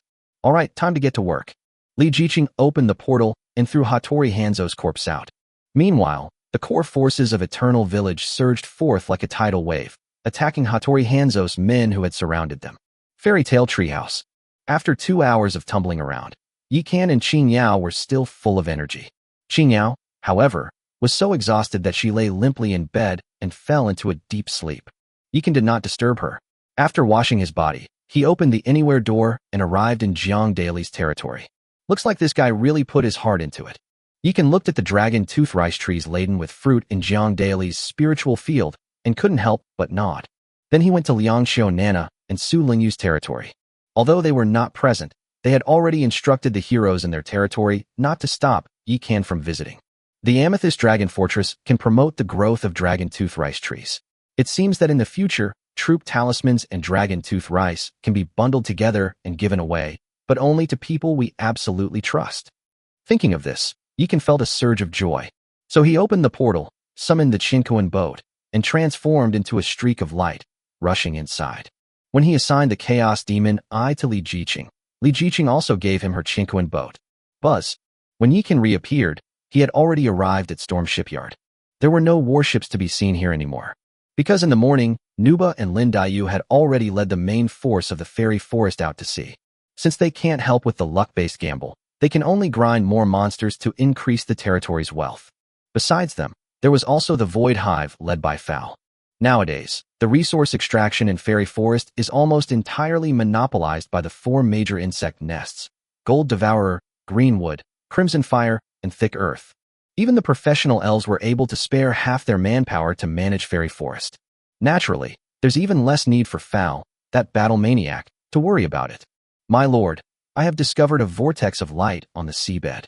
As Yikan propelled the Qinkuan boat at breakneck speed, enjoying the feeling of a mortal cultivating immortality, the melodious voice of Faer suddenly rang in his mind. They have a spiritual connection, and as long as the distance is not too great, they can communicate without barriers. Unlike Yikan and the hero units of the territory, he could only communicate with them one way. I'm coming right away. After Yikan finished speaking, he instantly transformed into a streak of light and rushed into the sea. The Qinkuan boat immediately activated its underwater mode and was enveloped by an array. Chapter 3:15 Crystal World. Dominate. As soon as Yikan arrived in the deep sea, Far came to greet him. The enormous void hive took root on the seabed, resembling a beautiful crystal palace. We've already consummated our marriage. How can you still call yourself the ruler? Yikan's gentle gaze held a hint of doting as he couldn't help but reach out and ruffle Fowl's snowy hair. Ever since this girl received his care, it's as if a seal has been broken, and her body has become increasingly voluptuous and hydrated. Hee, I'm used to it. Far's eyes turned into crescent shapes, and then she took Yikan's arm and sweetly called out, "Husband." That's more like it. Let's go check out that deep-sea whirlpool. As he spoke, Yikan had already propelled the Qinkuan boat toward the deep-sea canyon ahead. When he first arrived at this deep sea, he already sensed the unusual fluctuations there. Under Fowl's control, the Void Hive has become a mobile fortress, moving towards the canyon. Deep within the canyon lies a rocky wasteland. Although it's called a rocky beach, it's actually more like a giant mountain, with countless sea urchin tanks and bloodthirsty thunder beasts dutifully guarding the outside. My husband, this is it. Far pointed to the constantly rotating vortex of light in front of him, his eyes filled with a deep desire for exploration. However, having received instruction from Yikan, she did not act rashly after discovering the vortex, but instead reported it to Yikan immediately. Go. Yikan used the mental link to command several sea urchin tanks to charge into the whirlpool. Then, Yikan and Far lost their connection with the sea urchin tank. However, the sea urchin tanks had already received instructions from Yikan before they went in. If they encountered any danger during the exploration, they should immediately retreat. 2 minutes later, the sea urchin tank rolled out of the whirlpool. It really is an underwater secret realm. Through the mental link, Yikan saw the sea urchin tank and the scene. It was a space filled with glowing objects, but there was no water inside. It was a true little world. The sea urchin tanks haven't explored very far and haven't encountered any living creatures yet. Fowl, let's go inside and take a look. Far nodded obediently and entered the void hive with Yikan, then controlled the hive to rush into that unknown underwater world. At the same time, an announcement appeared on the public screen of Eternal Town. Announcement: Hattori Hanzo, the village chief of Furia Village, has died. Matsushima Nanako has received the support of more than half of the residents of Furuya village and has become the new village chief. Takeo Kobayashi, face-shaped vorticoid. Nanako, you killed Hattori Hanzo for the position of village chief? Did you think about the consequences? Hyuga Sasaki, face-faced vortex clan. No way, from the same clan? This is too awful. Quan Shirlong, club-wielding human, huh? Weren't we supposed to unite against the humans? Why are we fighting amongst ourselves? Kaoru Ito, face-shaped vorticoid. Hey idiot upstairs, even if we're fighting amongst ourselves, it's our own business. Why are you interrupting? Quan Shirlong, club-wielding human. I didn't insert it. Daniel, Eagle Clan, Nanako Matsushima. What exactly is going on? Nanako Matsushima, face-shaped vortex clan, my village, Furuya, was attacked by humans. Hattori Hanzo was killed in battle. If I hadn't organized people to seize the village in time, Furuya would have already fallen into the hands of humans. Zhaochong, human, TSK. You guys got lucky this time, but you won't get off so easily next time. To the surprise of the core members of Yongheng village, Zhaochong actually stepped forward to take the blame. Then, Yikan received a private message from Zhaochong. Cousin, was this your doing? Wow, you've gotten smarter.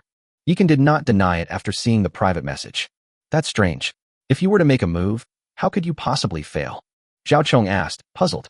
Based on his understanding of Yikan, once the village was taken over, even if Yikan didn't want it, he wouldn't allow the face-shaped vortex worms to retake it. No comment. Damn it, if you don't tell me, I'll launch a massive raid tonight and wipe out Otani village. Zhaochong simply gave up and went all out. You bastard, instead of wasting your time on this, you should be eyeing the widow's village. Yikan immediately cursed. Holy crap, is Matsushima Nanako really one of yours? Seriously? When did your taste get so weird? What's the difference between you and Yo Daiden? Zhaochong was immediately intrigued, as if he had discovered a new continent. Get lost. In short, don't you dare lay a finger on Koya village. That's my territory. Alright, but you better watch out, kid. It seems like Ing Uni has been making some moves lately. Don't let that woman get you into trouble. Okay, you be careful too. Don't let something unexpected happen. After Yikan finished speaking, he closed the chat window. Zhaochong was stunned after seeing Yikan's recovery. Is this kid actually worried about me? He then immediately burst into laughter. All the hard work and effort I've put in during this period has indeed paid off. This cousin seems to be slowly accepting him, which is a rare piece of good news recently. If Yikan saw Zhaochong's lewd expression, he would definitely regret what he just said. Unfortunately, he didn't see this scene, because he had already taken far into that underground secret realm and seen the creatures there. A crystal world is one thing, but even the monsters are made of crystal? That's outrageous. Yikan looked at the crystal-clear rabbit in the distance with a look of amazement. Far also blinked his big eyes. As she learned more and more, she gradually integrated into fairy forest and developed some of the emotions and hobbies that an ordinary girl should have. Husband, even the rabbit is level 20. This secret realm must be quite extraordinary. Far also looked solemn. It can't be confirmed yet. Let's wait and see. After Yikan finished speaking, he simply waved his hand. Whoosh whoosh whoosh. In an instant, swarms of ice-jumping bugs, frost wyverns, sea urchin tanks, and bloodthirsty thunder beasts burst forth. They swept away the crystal monsters like a whirlwind, leaving them dead in their wake. Behind them, the insect hive followed Yikan and Far, releasing worker bees to clean up the battlefield as they moved forward. Chapter 316, This is outrageous. You are utterly lawless. Ancient House Village. Nanako, I'm leaving Furuya village to you. Remember to keep an eye on the movements of the surrounding alien villages. Li Jiqing put away her last bit of Lord's heart and looked at Matsushima Nanako, who was standing to the side like a maid. During the attack on the ancient village, she and the three Su sisters were basically just bystanders. They will not take action unless an opponent they cannot handle appears, or the lords of Eternal Village are in danger. Even if they do make a move, they only beat the opponent half to death, without stealing any kills. As for looting, Li Jiqing didn't take much. She only destroyed 5 legendary territories. The rest were given to the core members of Eternal Village. Don't worry, mistress. I've already secretly contacted some of my clansmen. Once we have a clear understanding of the situation there, we'll be able to take the next step. After being brainwashed by Yikan's soul-devouring evil goo, Matsushima Nanako became the most loyal dog in the fairy forest, the kind who would do anything without hesitation. Well done. Li Jiqing nodded with satisfaction, then looked at the little one beside her and said, Little rice grain, let's go home. Oh, I can finally go home. Xiamili immediately shouted excitedly, and then activated the Chaos Demon Eye to take everyone inside. The owner of the Chaos Demon Eye is Yi Kan. Anyone can wield the Chaos Eye as long as he is willing to authorize it. Although Xiamili is still small, she loves to dribble the ball and bump into people. This is also why Yi can arrange for her to lead the team. Of course, the child is still young, and the ball he's carrying is a proper ball. While Yikan was exploring the deep-sea secrets and Li Jiqing was returning to Eternal Village, another announcement appeared on the town channel. Announcement: Ghana Village has been defeated by Black Dragon Village and has been incorporated into Black Dragon Village's territory. The announcement caused an uproar in the town once again. Especially those arrogant Eagle Clan members. They no longer live in Bungbu. Daniel, Eagle Clan. Humans, what do you mean? The town is all yours. Why are you still targeting my Eagle Clan village? Emily, Eagle Clan. Isn't it said that humans are a land of etiquette, treating our interstellar friends with kindness? Zhao Chong. Human. We only show courtesy to civilized people. To vile and barbaric races, we only use our fists. Lancelot, Eagle Clan. This is outrageous. You are utterly lawless. Ding Jin. Human, my fate is in my own hands, not in the hands of heaven. Hong Jinwoo. Human, damn it, you stole my lines. Nong Yue, Moonshadow Cat Clan, 5 hours, a full 5 hours. Do you know how we spent that time? Nong Ying, Moonshadow Cat Clan. I'm definitely going to eat up Ghana Village. Even coconut pastries can't keep it. I'm saying this on behalf of Sister Ing. Liang Chio Nana, Celestial Fox Clan. Nong Ying, is the coconut pastry delicious? Nong Ying, Moonshadow Cat Clan, huh? Nana, you've never eaten this before? Liang Chio Nana, Celestial Fox Clan, no. Moonshadow Cat Clan. Then hurry up and come here. I've got you. What was supposed to be a proper questioning session turned into a food discussion because of the appearance of these two adorable children. Within the small world of the Chaos Demon Eye, Liang Chio Nana actually ran towards the Moonshadow Cat sisters. So the three little cuties sat together and began discussing food. Sister, I want some too. Xiamili, who was activating the Chaos Demon Eye, could no longer resist and ran over to join the small team. Li Jiqing shook her head helplessly and could only take over control of the Chaos Demon Eye, then contact Yi Kan through telepathy. Husband, do you see that? Ing Yuni isn't the town mayor, so she has no scruples. It seems she's not exactly innocent either. We need to speed up our plans. Yi Kan hadn't paid attention to the debate on the town's news channel before, but the announcement that Black Dragon Village had annexed Ghana Village drew his attention. These announcements have special notifications, so lords will receive them even if they don't check the public chat. What are you planning to do? Li Jiqing asked. In our fairy forest, we cannot kill too much. Not that we cannot kill at all. As long as the number of lords killed does not exceed 30% of the number I killed when I became the town mayor, it is acceptable. However, this is a last resort. Until the very end, our people should try to avoid directly participating in the killing. When I get back, I'll talk to Zhao Chong. If we join forces with Eternal Village, we should be able to take over most of the territory. If that doesn't work, we'll contact Daughter Village as well. Yi Kan thought for a moment and replied. You can't even fully trust Zhao Chong, yet you actually believe that violent woman, Shui Ling? Li Jiqing was a little surprised. Actually, the violent woman is more reliable than Zhao Chong. I'll talk about this when I get back. For now, just do what we agreed on before. Far discovered a hidden underwater paradise, and she and I are exploring it. A secret realm? Li Jiqing was immediately startled. The survival handbook of the celestial world records that the secret realm represents creation. Many lords who had previously developed slowly rose to prominence after discovering secret realms. I'll tell you the details when I get back. It's not very safe in here. Okay, then be careful, and teleport back if you encounter any danger. After Yi Kan finished speaking, he cut off the contact. Li Jiqing, on the other hand, fell into deep thought, pondering Yi Kan's words. Why is Shui Ling more reliable than Zhao Chong? On the other side, Yi Kan and Far commanded the Void Zerg army to slaughter their way through the enemy. At the beginning, they were very fast. As the monsters became more numerous and of higher levels, their speed slowed down. Because a monster horde appeared ahead, including elite monsters. Crystal Cerberus, Elite. Level, 33. Grade, Legendary. Physical condition, 36,200. Spirit, 250. Skills, Bite, Frenzy Claw, Frost Breath.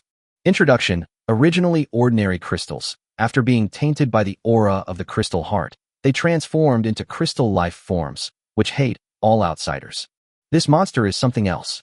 Yi Kan looked at the pack of dogs in the distance, which resembled works of art, and his eyes grew brighter and brighter. Fal, how is it?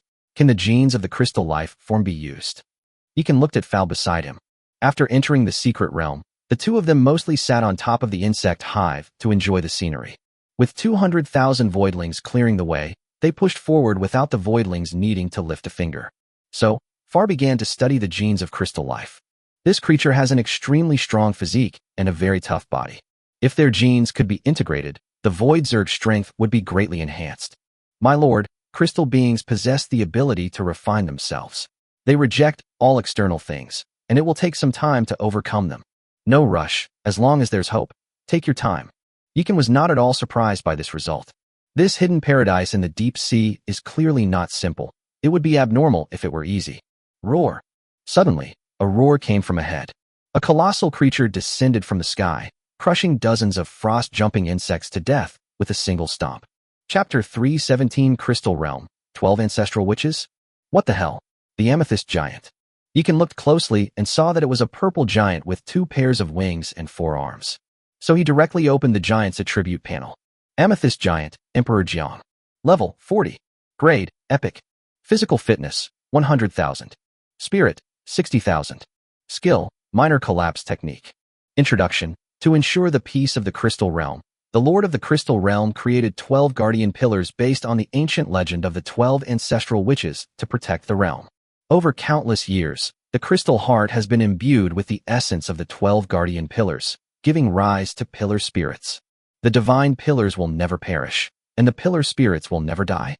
After reading the description of the amethyst, Yikan was completely stunned. Minor Collapse Technique. The 12 ancestral witches. These 2 words shouldn't be put together at all, but they just happen to appear together. Lesser Annihilation Technique, one of the 3,000 Great Daos, is the supreme technique of the Annihilation Great Dao. When cultivated to its ultimate level, it becomes the Great Annihilation Technique, capable of shattering a world. Dijiang, the eldest of the 12 ancestral witches, once led his 11 younger brothers and sisters to fight against the heavens, igniting a great war between witches and demons that shook the primordial world. Now that Dijiang has appeared, there must be 12 amethyst giants, including Zijian, Tianwu, Xianming, and Xiangliang. Isn't the 9th heaven only 10,000 years old? How come there are legends of the 12 ancestral witches here? Yikan couldn't quite understand it. Could it be that when the will of heaven evolved the world, it incorporated all the elements of the 3 realms, and then accelerated the creation of this world? Husband, are you alright? Yikan's brainstorming session and the way he was burning out his CPU completely terrified Far. She grabbed Yikan's large hand and placed it on her chest, her eyes filled with worry. It's nothing. I was just thinking about something else. After Yikan came to his senses, he felt a soft touch on his hand, and his heart skipped a beat. When he realized what was going on, he couldn't help but feel a sense of Gankai, a feeling of mixed emotions, including regret and reflection.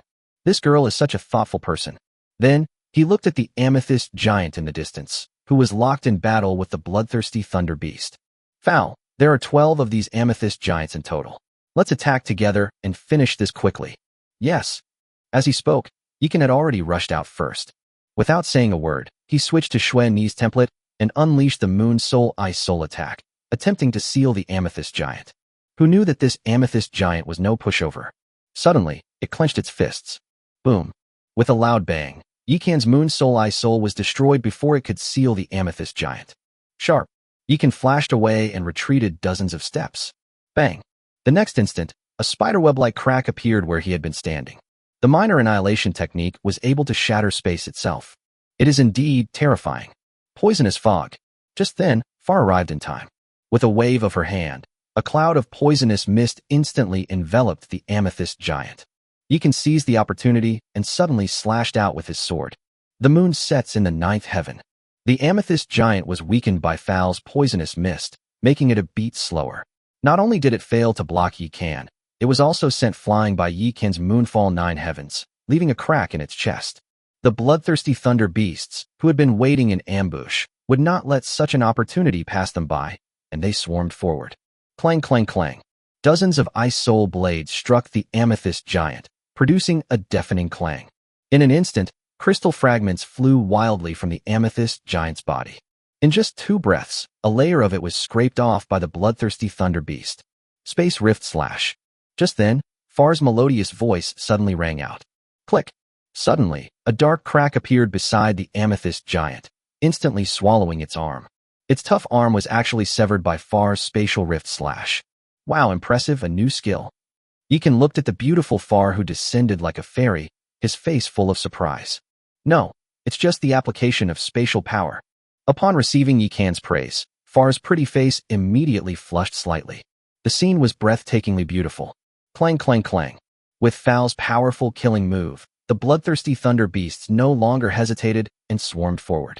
A few minutes later, the powerful amethyst giant, Dijiang, turned into a pile of crystals and also dropped a diamond treasure chest. However, Yikan's side was not without damage from the amethyst giant's minor collapse technique. Several bloodthirsty thunder beasts were unable to dodge in time and were directly blasted into dust by the minor annihilation technique, leaving not a single hair behind. Fal, the spirits of these 12 guardian pillars are all extraordinary. Be careful later. Far nodded obediently. Yikan glanced around and said, as long as the divine pillar remains, the pillar spirit will never die. We must find Dijiang's divine pillar as soon as possible. Halong Village. What's the situation in Faria Village? Has the investigation been completed? Ing Yuni looked at the black-robed man kneeling in front of her.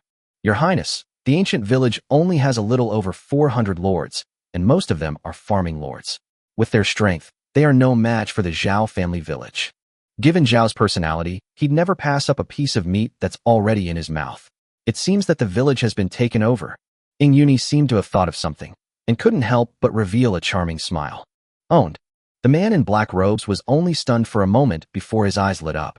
That Matsushima Nanako's clone fell into Yikan's hands and was given to a bull demon clan member.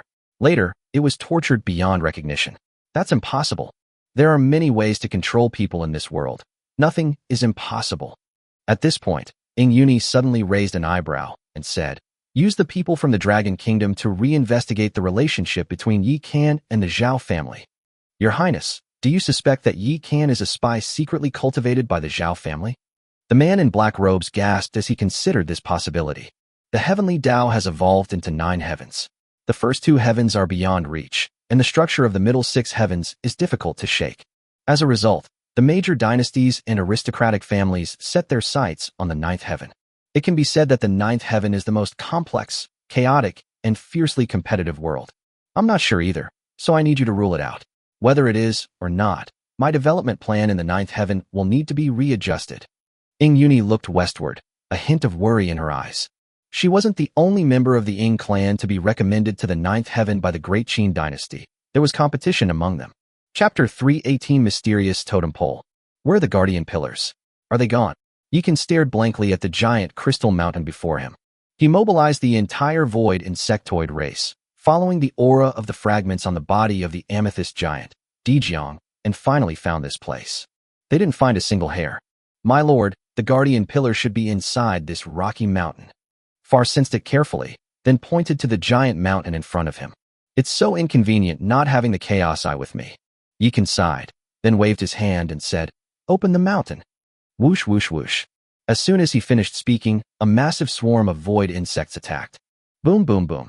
In just a few minutes, a large layer of the enormous crystal mountain was gnawed away, revealing a purple expanse. Yi Sanfei landed on the giant mountain and then reached out and touched it. One of the 12 guardian pillars, the Dijiang totem pillar, has been detected. Should it be removed? Strip. Following Yikan's command, the giant pillar encased in crystal instantly transformed into a beam of purple light and flew into his palm. Guardian pillar, Dijiang. Type, architecture. Grade, epic. Description, totem poles are the array flags of the 12 lesser heavenly gods and demons array, crafted by the Lord of the Crystal Realm. The dragon vein of the secret realm was severed, causing the Great Formation to malfunction. If all 12 guardian pillars can be gathered and a dragon vein can be obtained, the 12 lesser heavenly gods and demons formation can be reassembled. Holy crap, this is amazing. Yikan looked at the totem pole in his hand, which was only the size of 2 fingers, and his fingers trembled with excitement. He had never heard of the 12 lesser heavenly gods and demons formation, but having read countless prehistoric novels in his previous life, he was very familiar with it. The 12 capital heavenly gods and demons formation, also known as the 12 capital heavenly gods and demons formation. Driven by the 12 ancestral witches and fueled by the essence of Panga's blood, It can condense the evil energy of heaven and earth, summon the true form of Pangu, and unleash an attack equivalent to that of a sage of the heavenly Tao. During the Lich War, Zhu Rong and Gong Gong were tricked by the immortals and killed each other. Finally, Gong Gong angrily rammed Buzhou Mountain, and the two brothers both perished at the foot of the mountain. Their deaths prevented the 12 heavenly gods and demons formation from taking shape, leaving it only able to compete on equal footing with the demon clans Zhou Tian Xingdou Formation and Hunyuan Heluo Formation. Otherwise, if the 12 ancestral witches summoned the true form of Pangu, the demon race would have no chance at all, and their Wu clan will become the victors in the war between the Wu and the demons, completely rewriting the world order. Unfortunately, there are no what-ifs in life. Yikan knew that the power of this 12 lesser heavenly gods and demons formation was definitely not even a hair's breadth of the original formation. But as long as it gets involved with even the slightest bit of karma and can still be refined into a physical form, it will definitely be an extraordinary treasure. Most importantly, Fairy Forest has a dragon vein. Surprisingly, this totem pole is a type of building. In other words, he can modify the totem poles using the 3 secret powers of the Fairy Forest, thereby increasing their grade and power. Then, the 12 lesser heavenly gods and demons formation was reassembled. With this great formation protecting us, even if the entire immortal forest mobilizes, the safety of our territory will be guaranteed. No matter what, we must find all the array flags for this lesser 12 heavenly gods and demons array. After Yikan finished speaking, he immediately contacted Li Jiqing through telepathy. Wife, leave some people to guard the fairy forest, then take the rest of you and move here to my side immediately. This is extremely urgent. The sooner the better. Okay, hang in there. I'm coming right away. Li Jiqing had already returned to Fairy Forest and was handling some internal affairs in the town. After Yikan became the town mayor, he issued a public announcement. All lords in the town can apply to the administrator if they wish to change their location, relocate their territory, or exchange resource points. But you are not allowed to send spam emails, or you will be blocked. In severe cases, they are exiled to desolate lands or banished from the town. However, at this moment, Li Jiqing couldn't care about anything else. After she lost contact with Yikan, she gathered all the troops still remaining in the territory. Sister Bao, it seems something has happened to my husband. I'll give you 100 ice and snow palace disciples and 100 purple crystal divine dragons. Can you protect the territory? Don't worry, sister. As long as I'm here, not even a fly will be able to get into Fairy Forest. Shweb Baochai knew the seriousness of the matter and took on the responsibility of protecting the person without hesitation. All right, let's go. Without saying a word, Li Jiqing activated the Chaos Demon Eye and collected everyone. He activated the Chaos Demon Eye's spatial teleportation directly, using the deep-sea coordinates to reach the monster spawn point where Nuwa and the others were located. Before Nuba and the others could react, Li Jiqing had already taken them away. While Nuba and the others were completely bewildered, Li Jiqing had already activated her inseparable skill. He traveled directly through space and arrived beside Yikan. Husband, are you alright? As soon as Li Jiqing saw Yikan, she rushed into his arms. I'm fine, what's wrong? Yikan was a little confused when he saw Li Jiqing's anxious look. Was I not clear enough? Li Jiqing looked around and, upon seeing the voidlings and farns everywhere, finally felt relieved. Why are you making such a fuss over nothing? You almost scared me to death. Li Jiqing clenched her small fists and kept pounding Yikan's chest. We have to hurry. Look what this is. After Yikan finished speaking, he handed the totem pole to Li Jiqing. Then, with a thought, he released all the heroes and warriors from the Chaos Demon Eye. My husband, Nuwa and Su Daji didn't know what had happened, but seeing Li Jiqing's anxious appearance, their hearts were in their throats, worried that something had happened to Yikan. Seeing that he was safe and sound, they all crowded around him. Although Yikan was already used to it, the trembling waves still dazzled him. Don't worry, I'm fine. I asked you all to come here because there's something very important. So Yikan told everyone about the Crystal Secret Realm and the Totem Pole. At the same time, he also told the story of the 12 ancestral witches. According to what you're saying, my husband, wouldn't this 12 heavenly gods and demons formation possess the power to create heaven and earth? Xueni's pretty face paled slightly, her expression one of utter shock. Pangu was the sage who created the world. Nuba said with a look of reverence. Princess Longji and the 3 Su sisters also looked solemn. Of all the people present, no one knew this legend better than them. After all, they were the ones closest to it. You're talking about the legendary Grand Formation. Ours is something the Lord of the Crystal Realm imagined based on the legend. It's just that the name is similar. Even so, it is still a formidable formation, more than enough for our use.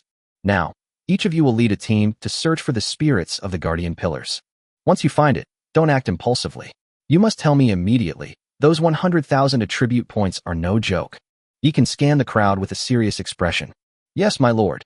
After the women finished speaking, they each led a group of people and set off. As a key protected individual, Xiamili naturally stayed by Yi Can's side, and was even provided with various delicacies so that she could stay in the insect nest and open treasure chests. Chapter 319 Ancient God Legend, Atlantis. White Eagle Village. While Yi Can and the others were busy with various tasks, Daniel's side was also keeping busy. It once again sent video invitations to all the alien village chiefs in Eternal Town. This time, in addition to the original members of the 8 Tribes Alliance, it also invited village chiefs from other ethnic groups. Of course, this also includes Matsushima Nanako, who went from being a village chief to a villager, and then returned to the position of village chief. The attack on the old village and the destruction of the village of Kanagawa have instilled a sense of crisis in everyone. No one was absent from this video conference. Gentlemen, I don't need to say more. Everyone should be aware of the recent situation. Although the town mayor competition has come to an end, our battle with the human race is far from over. Although today it was the village of Nagoya that was attacked, and the village of Ghana that was wiped out, who can guarantee that tomorrow one of us won't be the one wiped out? Daniel's eagle eyes swept across the 50-odd faces on the screen, his expression unusually serious. They're experts at stirring up trouble and manipulating public opinion. Daniel, stop with the nonsense and just tell me your plans. Farouk always wanted to become the leader among the alien races, but unfortunately, he was always overshadowed by Daniel. It gained nothing from the last major conflict, and now it has even less say. Given the current trend, if we don't put aside our prejudices and cooperate sincerely, there are only 3 possible outcomes. First, they were defeated one by Eternal Village and Black Dragon Village, leaving them with no place to be buried. The second option is to abandon everything you currently own, spend 1 billion source crystals, or use an advanced relocation order to forcibly move away from this troublesome place. Third, let's unite, eliminate Yi Can, and seize Eternal Town. Daniel spoke with a serious expression and unwavering resolve, as if he were ready to die for his cause. Easy for you to say. That freak, Yi Can, has his own created troop, the Purple Crystal Divine Dragon, and disciples of the Ice and Snow Palace, as well as extremely terrifying stealth techniques. His escape skills are unparalleled. How can we possibly take him down? Farouk said indifferently. The wicked eagle-like creature was so arrogant in front of it, which made it extremely unhappy. Although Daniel wished he could tear that damned black man to pieces, he held back in order to unite everyone against Yi Can. Taking over a town doesn't necessarily require fighting and killing. Look at this. As he spoke, Daniel suddenly took out a green token and opened its attribute panel. Impeachment Warrant. Level 1. Description. After use, it can impeach the town-level regional lord and launch a referendum on all lords within the town. The referendum will last 1 day. If the impeacher's approval rating reaches 60%, the impeachment will be successful and the regional leader will be replaced by the person who initiated the impeachment. If the impeachment fails, the regional lord has 1 day to retaliate and can attack the impeacher's territory without penalty. Holy crap, an impeachment warrant? Where did you get that? This shocked not only Farouk, but also Zhuang Genshua and the others. This thing is a treasure that can win battles without bloodshed. As long as you can win over more than 60% of the lords in the town, you can replace the town mayor. Although 2 villages of the Eagle clan were also wiped out, the number of villages in Eternal Town has now dropped to 86. Eagle clan villages make up more than 20% of Eternal Village, and most of these villages are fully staffed. If Daniel can win over another 40% of the villages in Eternal Town, he will most likely be able to overthrow Yi Can and take over Eternal Town. Just lucky. Daniel looked completely nonchalant. Then it continued. If you agree to support me, I will bestow upon you a great fortune. Crystal Secret Realm. The beauties of fairy forests swept through the forest, slaughtering the crystal creatures in a frenzy, which indeed drew out the spirit of the guardian pillar. Without exception, all of these pillar spirits had a physical constitution of over 100,000. Sudaji and the other heroes were no match for them. They could only join forces to hold them off, while waiting for Yi Can and Li Jiqing to provide support. To speed things up, Yi Can and Li Jiqing split into 2 groups and began killing indiscriminately. Finally, before nightfall, Yi Can found the last pillar spirit, the god of fire, Jerome. Then let me show you the power of my tying true scripture. Yi can instantly switch to Xuan Ni's template, and then activated the power of Tying to fight Zhu Rong head-on. Boom, boom, boom. The two fought fiercely until the sky darkened. Although Yi Can's level is lower than Zhu Rong's, he is a mythical level. With the added power of Xian Su, his attributes became off the charts, and he finally managed to kill Zhu Rong and find his totem pole. Finally, I've collected them all. Li Jiqing led Su Daji and the others to surround them, their eyes filled with anticipation. With this 12 lesser heavenly gods and demons formation, we no longer have to worry about our home being robbed. Yi can gently stroke the 12 totem poles and breathed a sigh of relief. Boom. Suddenly, a terrifying beam of light shot up from the center of the crystal realm. The sky above the secret realm instantly transformed into a massive vortex. At the same time, a voice rang in Yi Can's ear. Note, the 12 guardian pillars that suppress the crystal realm have been lost, causing the will of the crystal ancient god to awaken. The crystal realm dungeon is now open. As the notification sound rang, Yi Can and his group were also expelled from the secret realm. Buzz. Yi Can reacted swiftly, activating the Chaos Demon Eye to pull everyone inside. The pressure in the deep sea is no joke. I was almost crushed into a meat patty. Cardan gently touched her 38F chest, her face showing lingering fear. You're just showing off your big boobs. I don't even want to call you out on it. Yeah, damn cows, you'll die if you don't pretend. It's something they were born with. They didn't want it. Cardan had a Versailles look on his face. So, she was pinned to the ground and rubbed against by Pauline and Luna, who groped her in all sorts of ways. Upon witnessing this scene, Lin Daiyu's face turned as black as the bottom of a pot. Although she has grown quite a bit thanks to Yi Can's hard work, she is still no match for these dairy cows. My husband has been less attentive to me lately, alas. Lin Daiyu sighed softly to herself. Yi Can expressed his innocence. It's not that he doesn't want to favor her, but he's simply too busy. At this moment, he and Li Jiqing walked out hand in hand and floated to the entrance of the crystal secret realm. I just discovered a secret realm. I never expected it to become a dungeon. Li Jiqing looked at him strangely. Yi Can, on the other hand, looked excited. In his previous life, he was a hardcore gamer for over a decade. He knew very well that dungeons mostly represented top-tier equipment, various rare treasures, and experience points. Great, now we have a fixed monster spawn point. After Yi Can finished speaking, he reached out and pointed at the vortex of light. Buzz. A flash of light appeared, and a panel suddenly appeared before their eyes. Crystal Secret Realm, the companion space of the Crystal Lord. The Lord of Crystal was among the first beings born in the ninth heaven and is known as an ancient god. The ancient gods are exceptionally gifted and possess immense power. The Crystal Ancient God, in particular, is ambitious, seeking to replace the world's will and become the new ruler of the world. Thus, it enlightened all living beings and established the kingdom of Atlantis. In order to gain even greater power, it used the power of crystals to transform the inhabitants of Atlantis, creating many powerful monsters. Although the ninth heaven was not yet stable and the power of the world's will was weak, it still managed to sense the ambition of the Crystal Ancient God. Thus, the will of the world unleashed divine punishment, sinking the kingdom of Atlantis into the sea. The Crystal Ancient God was also suppressed in the Crystal Secret Realm by the will of the world, and what suppressed the Crystal Ancient God was the 12 guardian pillars it had forged itself. With the 12 guardian pillars taken away, the will of the Crystal God was revived. It resents the will of the world and wants to lead its crystal army to devour the world. Dungeon description: Lords can lead their forces to repel the crystal army once a day. Killing the final boss, the Crystal Ancient God Phantom, gives you a chance to obtain buildings, sets, and Ancient God Origin Fragments. Collecting 10 Ancient God Origin Fragments allows you to summon the hero, the Crystal Ancient God. Chapter 320 Daniel Wants to Rebel. Crystal Ancient God. After reading the introduction to the Secret Realm, Yi Can couldn't help but feel conflicted. What's wrong? Are you worried about whether the Crystal Ancient God is male or female?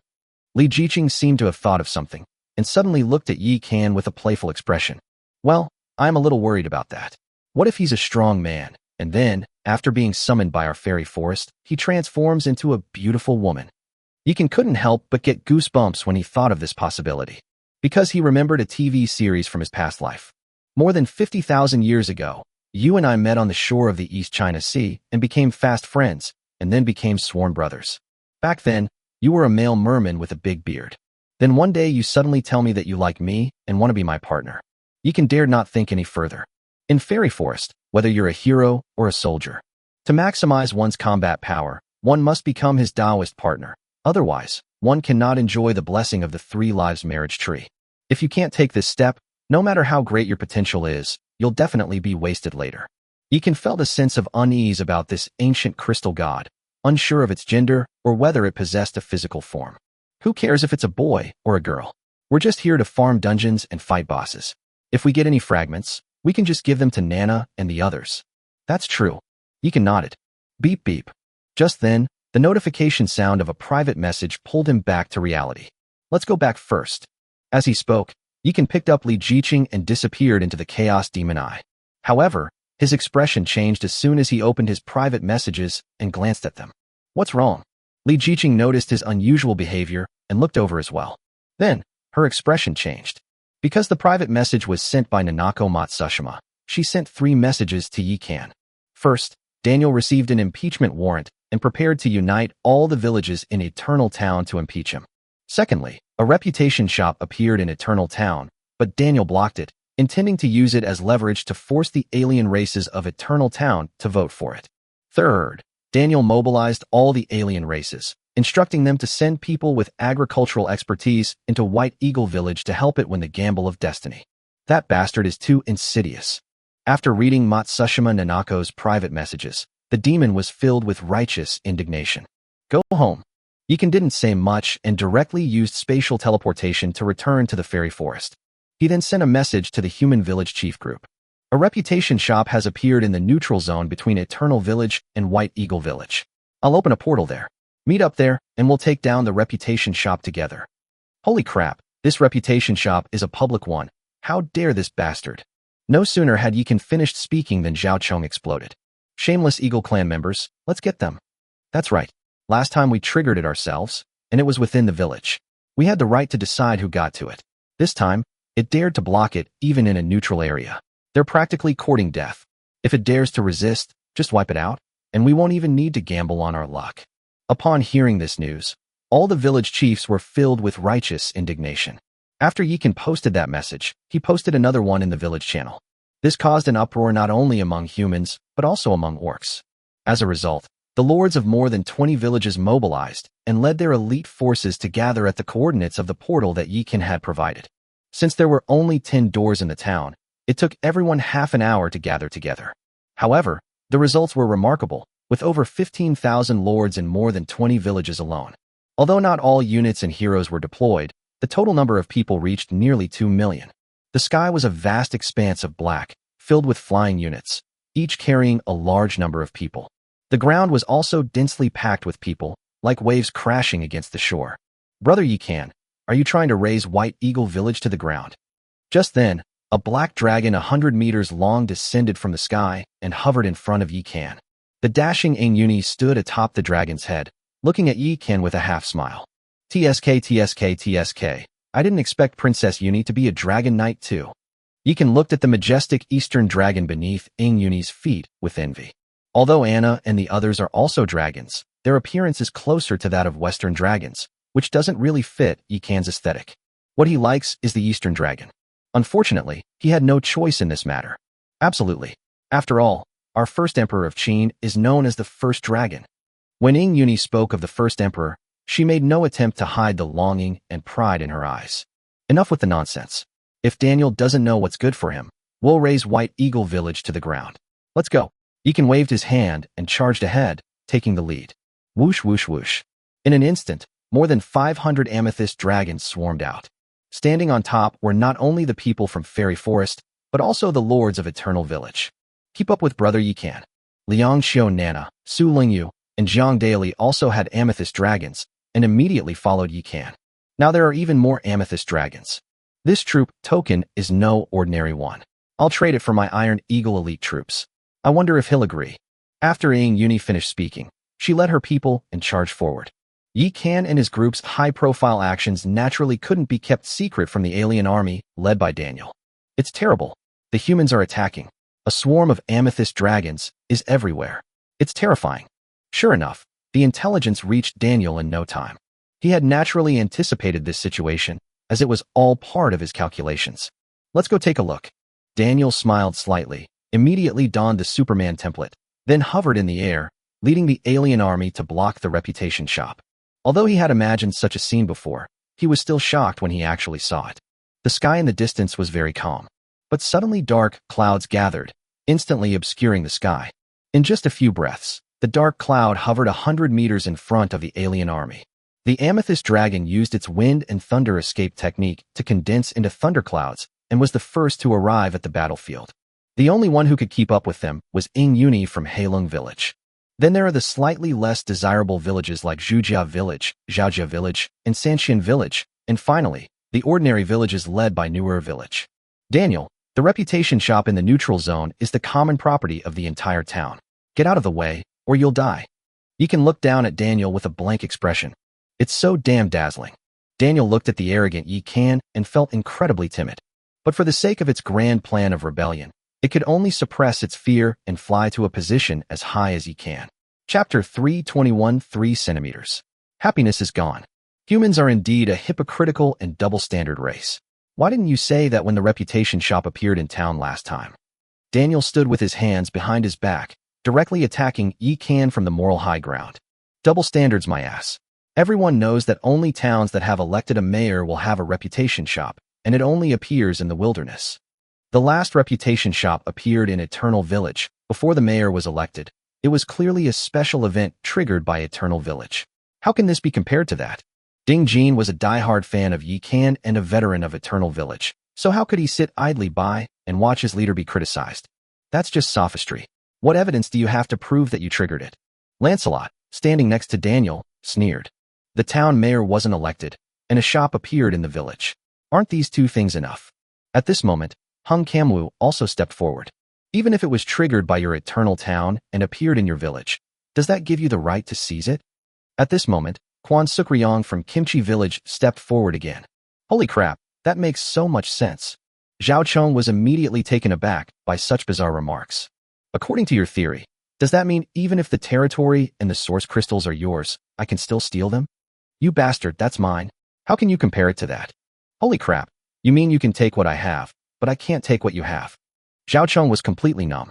What kind of bullshit logic is this? Why waste words with them? Kill them.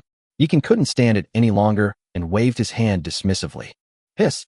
At his command, hundreds of amethyst dragons suddenly opened their mouths, inhaled sharply, and then exhaled with all their might. A thunderous roar. In an instant, a hurricane mixed with terrifying lightning swept out and rushed towards the alien army in front. The two sides were only 100 meters apart, and the hundreds of amethyst dragons unleashed their power with tremendous force. Holy crap, this guy's not playing by the rules. Daniel was terrified and dared not confront them directly. Buzz. It activated the space stone it had prepared beforehand, and instantly flew away from the battlefield, returning to its own territory. Daniel, you bastard, you didn't even take us with you. When Farouk and Zhuang Genshua, the village chiefs, saw that Daniel had actually run away alone, leaving them behind as cannon fodder, they were furious. During this standoff, Daniel left all the lords behind the main army, taking only a few with him. They initially thought Daniel had changed, since he was actually letting them steal the spotlight. They only realized it now. Daniel didn't want them to steal the spotlight at all. They want to use the human race to get rid of them. In this way, no one in the alliance can threaten its position. However, with the wind and thunder ahead, there was no time for them to curse Daniel. Buzz. Buzz. So, the two old men didn't hesitate any longer and immediately used their life-saving methods. Zhuang Genshua used a substitute puppet, while Farouk used a damage transfer rune. Unfortunately, neither Zhuang Genshua's best friend Quan Shilong, nor the other alien armies, possessed such a means of survival. Rumble. Under the relentless bombardment of wind and thunder, the alien army blocking their path couldn't withstand the onslaught for even a moment and was instantly reduced to ashes. Some of the heroes who stood at the rear survived, but lost their fighting ability. Boom boom boom. Under Anna and her team's Dragon Breath attack, these people were instantly killed. Hundreds of epic-level units unleashing their ultimate abilities simultaneously. Who can withstand that? Although it wasn't the first time Zhu Huifei, Hong Sanqian, and the others had witnessed the battle of the Amethyst Dragons up close, they were still awestruck by their power. Yi Kan, we in Kimchi Village will remember this debt. You'll regret it. When Zhuang Genshua saw his best friend turn to ashes, he was heartbroken. Its survival methods didn't seem very effective. They only helped it escape to the rear of the battlefield. With such a long distance between them and a million-strong army blocking their way, it thought Yikan couldn't do anything to it. The next moment, an overwhelming array of beautiful figures appeared above it. There were more than 500 pretty women dressed in snow-white dresses and holding magic staffs. They all had skin as smooth as jade, long legs and slender waists, and were as beautiful as fairies who did not eat the food of this world. Just now, Yikan used the Chaos Demon Eye to teleport to above Zhuang Ginshua and release the Ice and Snow Palace disciples he had been holding inside. A massive ice storm. At Shui Ni's command, hundreds of Ice Palace disciples chanted incantations and unleashed an ice storm. In an instant, countless sharp icicles converged into a rain of icicles, covering an area of 10 miles and raging towards the earth. Holy crap! At this point, Zhuang Ginshua broke down. My lord, let's go quickly. Its hero burned his life force to stand in the way. Anyway, if they die, the Lord can resurrect them.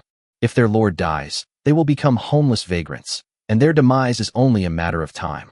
However, they still overestimated their own strength.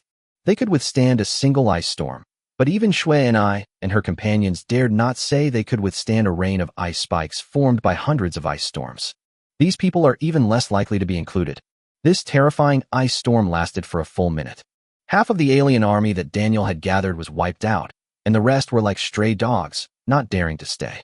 As for Zhuang Ginshua, after sacrificing all the heroes, he finally managed to survive, but he only had his upper body left. Even the 3 centimeters between her legs had disappeared. Yikan, my kimchi village will never let you get away with this. Zhuang Ginshua roared to the sky. 3 centimeters. Its happiness is gone. Chapter 322 Impeachment Order, Referendum begins. Chase. Yikan waved his hand and led the people of Fairy Forest to chase after them. Ying Yuni, Zhu Huifei, and the others naturally wouldn't stand idly by and followed. However, when they reached the border of White Eagle Village, the army from Fairy Forest stopped. Whoosh whoosh whoosh. Ying Yuni, Zhu Huifei, Zhao Chong, Hong Sanqian, and other important figures of the human race instantly flew down to Yikan's side. Hey, this bird came prepared. Zhu Huifei narrowed his eyes as he looked at the Eagle Clan army ahead. It turned out that Daniel had already gathered all the elites from the Eagle Clan villages and stationed them at the edge of White Eagle Village. The Eagle Clan has a diverse cast of heroes, including Spider-Man, Iron Man, Hulk, and Superman. These are all superheroes imagined by a country with no historical foundation in the world Yikan lived in before. There was even a large group of X-Men dressed in matching outfits. The leader was an old man paralyzed from the waist down with a shiny bald head, accompanied by a snarling werewolf. In addition, there were countless alien forces surrounding them. The human-faced Vortex tribe, the club-wielding people, the Black Devil tribe, and the Black Ape tribe are all present, and Matsushima Nanako is also among them. Although these groups may not necessarily be of the same mind as the Eagle Clan, they can still be quite formidable when they get together. Brother Yikan, it seems that the reputation shop is just a front. Daniel is trying to use us to push all the other races to his side, but what is his purpose in doing this? To rebel? Ying Yuni crossed her arms and looked at Yikan with great interest. She had fair skin and a beautiful face, a slender waist and long legs. Her already full and rounded breasts became even more eye-catching when supported by her jade-like arms. This monster. Standing next to Yikan, Li Jiqing glanced at her sideways, her delicate brows furrowing slightly before she said, Impeachment order. If it's this thing, then it makes sense. Ying Yuni suddenly realized. Holy crap, it's an impeachment order that can launch a referendum to seize power. Zhu Huifei, Zhao Chong, and others also heard it, and were all speechless with astonishment. They were all from prominent families, so they had naturally heard of the impeachment order. Now they finally understood why only Quan Shilong died, and the rest were all cannon fodder heroes and soldiers. So that's what Daniel was planning. Zhao Chong stroked his chin and said, This guy is really cunning. Is he going to burn his bridges? It's smart. It knows the current situation is unfavorable to it. If it continues like this, everything it has will vanish. It might as well take a desperate gamble. Zhu Huifei nodded in agreement. Damn it, who's afraid of who? Why don't we just go all the way and wipe them out? Hong Sanqian rubbed his hands together, his eyes filled with murderous intent. Do you think Daniel is stupid? Not to mention that their numbers are about the same as ours, and they are all elites. It's easy to say that this is someone else's territory. They could easily use their own people as cannon fodder to gain favor with other races, and then resurrect them repeatedly through the Hall of Heroes. Although there is some wear and tear, its battery life is far superior to anything we can achieve on long journeys. Fighting a protracted war here will only result in us suffering losses. Shui Ling pouted and gave Hong Sanxian a disdainful look. Shui Ling sees things very clearly. Zhao Chong nodded seriously, indicating his agreement. Cut. But the beautiful young woman didn't buy it at all, and only gave him a word that left a lasting impression. After Shui Ling finished cutting Zhao Chong, she secretly glanced at Yi Kan as she turned around. Those two stinking women. Li Jiqing, with her keen eyes and ears, naturally noticed this small detail. She just didn't quite understand. Ying Yuni, a princess of the Qin dynasty with a terrifying background, tried her best to explain that the person she wanted to marry was not her. Now she's puffing out her chest and flirting with him. What a fickle woman. Shui Ling is a severe misogyny patient. Instead of sticking to her own principles, she's secretly eyeing other people's men. What? Is your misogyny selective? However, Ying Yuni and Shui Ling were unaware of Li Jiqing's inner thoughts and continued to put on a good show in front of Yi Kan as always. Brother Yi Kan, what do you say? Ying Yuni nudged Yi Kan with her elbow. It's just impeachment. I'll give them a chance. Faced with Daniel's provocation, Yi Kan remained calm and instead looked ahead and shouted, Daniel, use whatever tricks you have up your sleeve, or you won't have another chance. Humph, what a boastful statement. Look at this. As he spoke, Daniel took out the green token. A first-degree impeachment warrant, huh? It's so green it's terrifying, but it matches your hair color perfectly. Yi Kan nodded. You're not surprised at all? Daniel frowned when he saw Yi Kan's reaction. That shouldn't be the case. Shouldn't he be shocked, frightened, and then furious? It's just a broken token. What's so surprising about it? Go ahead and use it. I'm waiting. Yi Kan's calm expression left not only Daniel and the others bewildered, but also Zhu Huifei, Hong Sanxian, and the others, wondering what he was up to. Cousin, don't be impulsive. Zhao Chong reminded him nervously. He had calculated it. Currently, the combined lords of the human and orc races only occupy about 30% of Eternal Town. The Eagle clan itself accounts for slightly more than 20%. If Daniel can win over another 30% of the people, the position of town mayor will change hands. I have my own plans. Yi Kan waved his hand. Meanwhile, Zhuang Ginshua, who had taken the Eagle clan gene serum, finally grew his lower body back. What devastated it was that instead of growing back the 3 centimeters, it dented inwards. Daniel, why waste your breath on him? Hurry up, all of us here support you. Although Daniel wasn't a good person either, Zhuang Ginshua, blinded by hatred, was now only thinking about bringing Yi Kan down so he could get revenge. Good. Daniel stopped being coy, because this was the only path left for it. Buzz. As it issued the impeachment order, a voice suddenly resounded in the hearts of everyone in Eternal Town. Announcement. Daniel of White Eagle Village has issued an impeachment order against Mayor Yi Kan, and now a referendum on the lords of the entire town is being held. The impeachment period lasts 1 day. If Daniel's approval rating reaches 60%, the impeachment will be successful, and he will replace Yi Kan as the mayor of Eternal Town. Conversely, if he succeeds, he will fail and have 1 day to retaliate. Even if he wipes out the village, there will be no punishment. Meanwhile, the announcement was also posted on the town's social media channel. A panel for impeachment appeared next to it, showing Daniel's approval rating above and information about his supporters below. Zhang Gunsuk supports Daniel. Park Nimi supports Daniel. Lancelot has supported Daniel. As each name appeared, Daniel's approval rating steadily increased. 1%, 2%, 5%, 8%. Cousin, why are you acting like nothing's wrong? This is going to be a big problem. Seeing that Yi Kan still looked calm and collected, Zhao Chong couldn't help but get anxious. Little brother Yi Kan, what are you planning to do? Ying Yuni also watched Yi Kan with great interest, wondering how he would respond. Chapter 323 Daniel's Collapse. Impeachment becomes a joke. The Eagle clan are born shameless and arrogant, not only driven by profit, but also utterly devoid of credibility. Even under these special circumstances, it is impossible for all the alien races to support it. However, just to be on the safe side, I'd better nip that possibility in the bud. After Yi Kan finished speaking, he pulled up the management panel of Eternal Town and started clicking on it. Apart from Li Jiqing standing next to him, no one knew what he was doing. Just then, a bunch of messages suddenly appeared on the town's public chat screen. Pakanimi has been expelled from Eternal Town by Yi Kan. Lancelot has been expelled from Eternal Town by Yi Kan. Yamamoto Fortiroku has been expelled from Eternal Town by Yi. As messages kept refreshing the town's public chat, Daniel's approval rating slowed down and even turned negative. Because Yi Kan drove away all the people who supported Daniel. Yi Kan, you despicable scoundrel.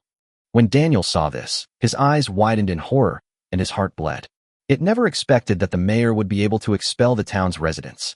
Even more unexpectedly, Yi Kan, the sixth brother, had been holding back until now before finally using this power. What it didn't know was that the lords who were driven out by Yi Kan were even more desperate. Because expulsion and relocation are two different changes, when using a relocation order to move out of territory, you can choose the destination. As for being exiled, it means being directly banished to the wilderness by the area lord. If you're lucky, you'll be exiled to a safe place and can use a relocation order to move to another town. If you're unlucky enough to be exiled near a high-level monster's lair and don't have a relocation order, you're practically doomed. Daniel, the mayor, cannot expel more than 1/10 of the town's residents. As long as you can win over the rest of the population, there is still hope. At that moment, Farouk's voice suddenly rang out behind Daniel. Although it was very unhappy with Daniel, it still chose to remind Daniel in the face of their common enemy, Yi Kan. I see. Upon hearing this, Daniel immediately calmed down. The planet Jume is a race without a history. They had no territory in the first 8 heavens, so Daniel didn't actually know many of the secrets. Even the survival manual of the heavenly evolution world is a plagiarized version of someone else's work. My lord, there are still 60 men left. What should we do? Li Jiqing clung to Yi Kan, looking at him with adoration. 6 out of 10, do you think all the alien races will support it? As he spoke, Yi Kan couldn't help but look at Matsushima Nanako, who was mixed in with the alien race. Hee, how could I forget about this poor wretch? Upon seeing Nanako Matsushima, Li Jiqing felt instantly at ease. Now there's definitely no problem. Zhao Chong nodded as well. He was the only one besides the core members of Eternal Village who knew the inside story. Daniel still thinks he has a chance. Maybe I should give him a little something extra and let him experience the fear of being dominated by despair. Yi Kan suddenly developed a mischievous streak. Then, he posted an announcement on the town's channel. Residents of Eternal Town, no matter what the outcome of this referendum is, my Eternal Village and White Eagle Village will fight to the death. At that time, anyone associated with White Eagle Village, regardless of their ethnicity, will be killed on sight. However, heaven cherishes life, and I, Yi Kan, am not a bloodthirsty person. I will now open Eternal Town for 10 minutes. Those who do not wish to die can move away on their own. 10 minutes later, Eternal Town will be closed. If you want to relocate, prepare 1 billion source crystals. As soon as Yi Kan finished issuing the announcement, the opposing camp erupted in uproar. Yi Kan's strength is terrifying. He only used the power of his own territory, and he wiped out so many of us. What if the Lord of Eternal Village were to take action? Sai, Eternal Village is the village with the highest luck in our town. I heard that the Lord there has 3 medium-sized originium mines, which he can't possibly mine all of. Yes. My third uncle's aunt's son-in-law's eldest nephew was fortunate enough to become the pet of one of the lords of Eternal Village. He said that Eternal Village is full of spiritual herbs and ginseng, some as thick as carrots. Usually, they eat half and throw the other half away, because they can't possibly finish them all. Damn it, going against a village like this is just asking for trouble. That's for sure. Why don't we take advantage of the fact that there are no transaction fees now and make a quick getaway? Leaving means we've already made a profit. I second that. Seconded +1. Seconded plus 10,086. Daniel's face darkened when he heard these comments. Then, streaks of white light shot out from Eternal Town, like fireworks, extremely dazzling. I must say, those fireworks were quite beautiful. Yi Kan looked at the light in the sky and nodded with satisfaction. Yes, it's a beautiful night. Li Jiqing nestled against him, gazing contentedly at the light in the sky. As the two sides clashed, it grew dark, and the fireworks arrived just in time. Thank goodness I didn't choose to confront that sixth brother head-on. Ing Yuni was so angry that she gritted her teeth when she saw the two of them being so lovey-dovey in front of her. However, remembering the purpose of his stay, he immediately held back. Just as angry as her was the pretty young woman not far away. Her pretty face turned pale and then flushed, and she clenched and unclenched her fists. Even she didn't know why she was angry. Anyway, whenever she saw that annoying guy being affectionate with someone else, she couldn't control her bad temper. Isn't this the guy I hate the most? How could this happen? Shui Ling suddenly thought of this question and was immediately dumbfounded. Behind them, Zhu Huifei, Hong Sanqian, and Zhao Chong looked on with strange expressions. Damn it, it's true what they say, comparisons are the thief of joy. Hong Sanqian glanced at the fair-skinned, voluptuous rabbit, then at the alluringly curvaceous peach standing on the back of the amethyst dragon, and couldn't help but swallow hard. Su Lingyu seemed to sense something, and suddenly turned around to look at him, angrily saying, Hey, You surnamed Hong. Why are you staring at me like that? Cough cough. I didn't. I'm not. Don't talk nonsense. After Hong Sanqian finished speaking, he immediately shifted his gaze elsewhere. Snort. Su Lingyu snorted coldly and, carried by the amethyst dragon, arrived beside Yi Kan and Li Jiqing. On the other side, Daniel completely broke down. Humans and orcs make up 30% of the town's residents, and Yi Kan has driven out 1/10 of the town's lords. It cannot succeed in impeachment if it loses even one supporter. Now that Yi Kan has issued an announcement, 20% of the population of Eternal Town has been relocated. It's important to understand that this ratio is calculated from the time the impeachment order was issued. Now that the number of people has decreased so much, how could the impeachment possibly succeed? Sure enough, the announcement came before the actual date even arrived. Announcement. Daniel of White Eagle Village has failed in his impeachment of Mayor Yi Kan. Mayor Yi Kan now retaliate against White Eagle Village for one day. Buzzing. Upon the announcement, the morale of the human forces soared, and boundless blood energy surged into the sky. As long as Yi Kan gives the order, they will rush out without hesitation and tear the men of White Eagle Village to pieces. Chapter 324 The Villain's Mercy. Prepare for war. Daniel realized what was happening and immediately made the Autobots and airplanes he was sitting on line up. Superheroes and superhumans also set up their formations. Especially an old man wearing a helmet with a sinister look in his eyes. He could actually manipulate metal, and in just a few breaths, he forged a section of the Great Wall of Steel outside White Eagle Village. TSK, TSK, TSK. Even Magneto has appeared. It's a pity this isn't the Earth of the Dharma-ending age from my previous life. Seeing this familiar method, Yi Kan couldn't help but feel a surge of emotion.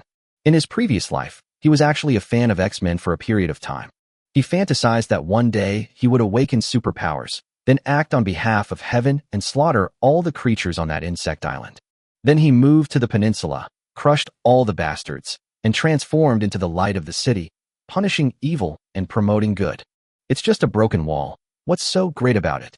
Anna suddenly shouted, pulling Yi Kan back from his reverie. As soon as she finished speaking, the Dragon King's protectors, led by Gaia, charged towards the Great Wall of Steel. Boom, boom, boom. Under the melting power of dozens of dragon breaths, the steel Great Wall instantly turned into molten iron. Furious. Just then, a dark-skinned woman with white eyes took to the air. Rumble. In an instant, dark clouds filled the sky. The deafening thunder pounded on everyone's hearts, and bolts of lightning as thick as thighs descended from the sky, striking Gaia and the others. What is this? It's not even enough to tickle you. Gaia looked at the black woman in the distance who was unleashing lightning with a look of disgust. How can he be so strong? The black girl looked terrified. Before she could even react, Gaia spat out a mouthful of phlegm. Whoosh. Just then, a silver-haired young man flashed by and carried the black girl away.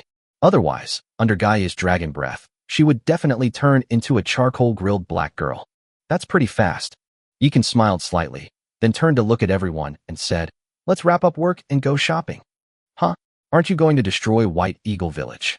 This left not only Shui Ling and the others completely dumbfounded, but even Li Jiqing was utterly bewildered. Now, White Eagle Village has no hope of winning the town mayoral election, given Daniel's usual arrogance and domineering nature. It was also impossible for it to organize those alien races. Now is the perfect time to wipe them out. However, Yi Kan remained unmoved. With his hands behind his back, he looked at the crowd earnestly and said, the martial world isn't just about fighting and killing. It's about human relationships and social interactions. After Yi Kan finished speaking, he put his arm around Li Jiqing's slender waist and used his cloud riding technique to rush towards the fortune shop.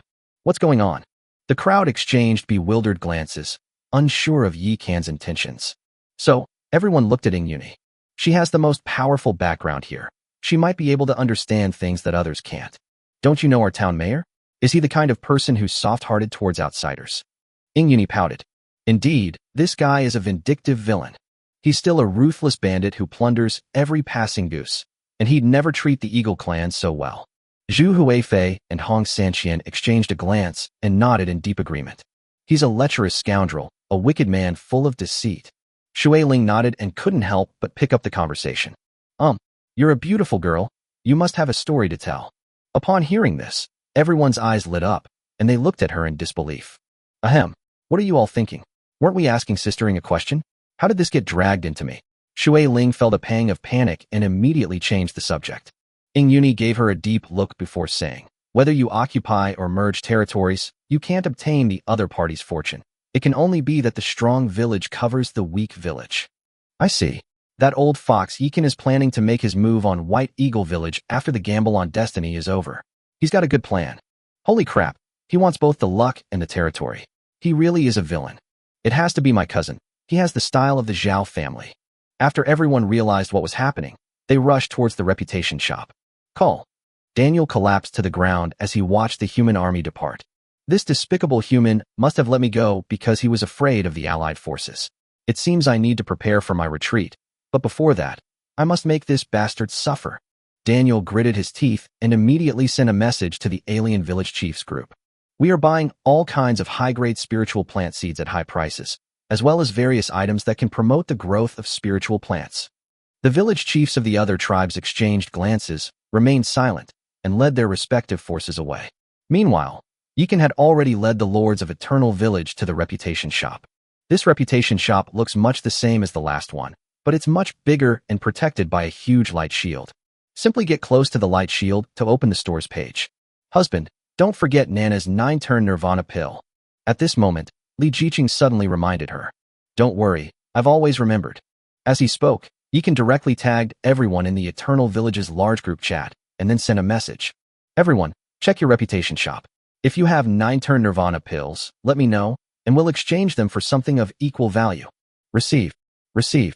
The lords of Eternal Village are currently in high spirits and are all incredibly enthusiastic. Thank you, Brother Yikan. Thank you everyone. When Liang Qiu Nana saw Yikan's speech and everyone's reaction, she was so moved that her eyes turned red. So Brother Yikan never forgot about me. He's so good to me. Buzz. Yikan had no idea that he had inadvertently touched the heart of another innocent beast girl. At that moment, he was browsing the reputation shop page. The regular pages are full of stuff that's useless to him. The Legend Hall page contains Golden Hero upgrade pills, shipyard blueprints, Thunderfire cannon towers, and other buildings. Unfortunately, he didn't like any of them. He had no shortage of shipyard blueprints and structures such as thunder and fire turrets. As for the Golden Hero upgrade pill, he needs it even less. A few days ago, his last legendary hero, Yu Qing, broke through under the 3 Lives marriage tree and directly upgraded to epic level. He won't need this thing unless he summons a new legendary hero. Buzz. On a whim, he flipped directly to the Hall of Epics page. Then his and Li Jiqing's eyes lit up suddenly, and they exclaimed in unison, 9-turn Nirvana pill. Chapter 325. If you don't let go, your sister will get jealous. This luck is unbelievable. Yekin smiled slightly and was about to buy the 9 Revolutions Nirvana pill. When they saw the amount of reputation required for the 9-turn Nirvana pill, they were stunned. 1800. The worlds will definitely have calculated that we only have 1,800 reputation points. Li Jiqing was speechless when she saw this number. Okay, now I can only buy this one thing. The 9-turn Nirvana pill must be an extremely rare item. It would be good enough to get one at all, let alone ask for more. After Yekin finished speaking, he bought the 9-turn Nirvana pill without hesitation. Liang Qiu Nana is a celestial being, shrouded in mystery. Her existence has the power to subtly influence certain things. Yekin once conducted an experiment, bringing Liang Qiu Nana's territory to different places. As a result, the resource points there have undergone positive changes in both quantity and quality. Yekin felt that the first reputation shop to appear in Eternal Town was most likely due to Liang Qiu Nana. Moreover, this child is simple-minded and sincere. Yekin had only given her a Zerg corpse, and she had given him the precious dragon tooth rice in return. Therefore, whether out of selfishness or personal feelings, Yekin wanted to protect her. Buzz. Just then, Li Jiqing suddenly opened the attribute panel of the 9 Revolutions Nirvana pill. The 9-turn Nirvana pill. Grade, 3 stripes. Description. It is made primarily from the bones and blood of 9 mythical beasts, supplemented with 81 kinds of rare and precious herbs. As long as there is still a breath left, taking it can rebuild one's foundation, regenerate muscles and bones, and there is a chance to awaken powerful talents or physique. The higher the grade of the elixir, the better its effect and the greater the chance of awakening. So the quality of pills is calculated based on the pill patterns. Ours is a luxury item worth 1,800 reputation points, and it only has 3 patterns. Wouldn't 9 patterns be defying the heavens? Yekin gently stroked the 3 lines on the pill, his eyes filled with curiosity. On the other side, Liang Qiu Nana had already scrolled through all her shop pages, but but still couldn't find the 9-turn Nirvana pill, and couldn't help but feel dejected. She asked in the group chat. Without exception, no one managed to get it. Come to think of it, even someone like her who has entered the Hall of Legends couldn't get such an incredible pill. So how could an ordinary lord possibly have such luck? Just as she was about to give up, a large hand suddenly reached out in front of her.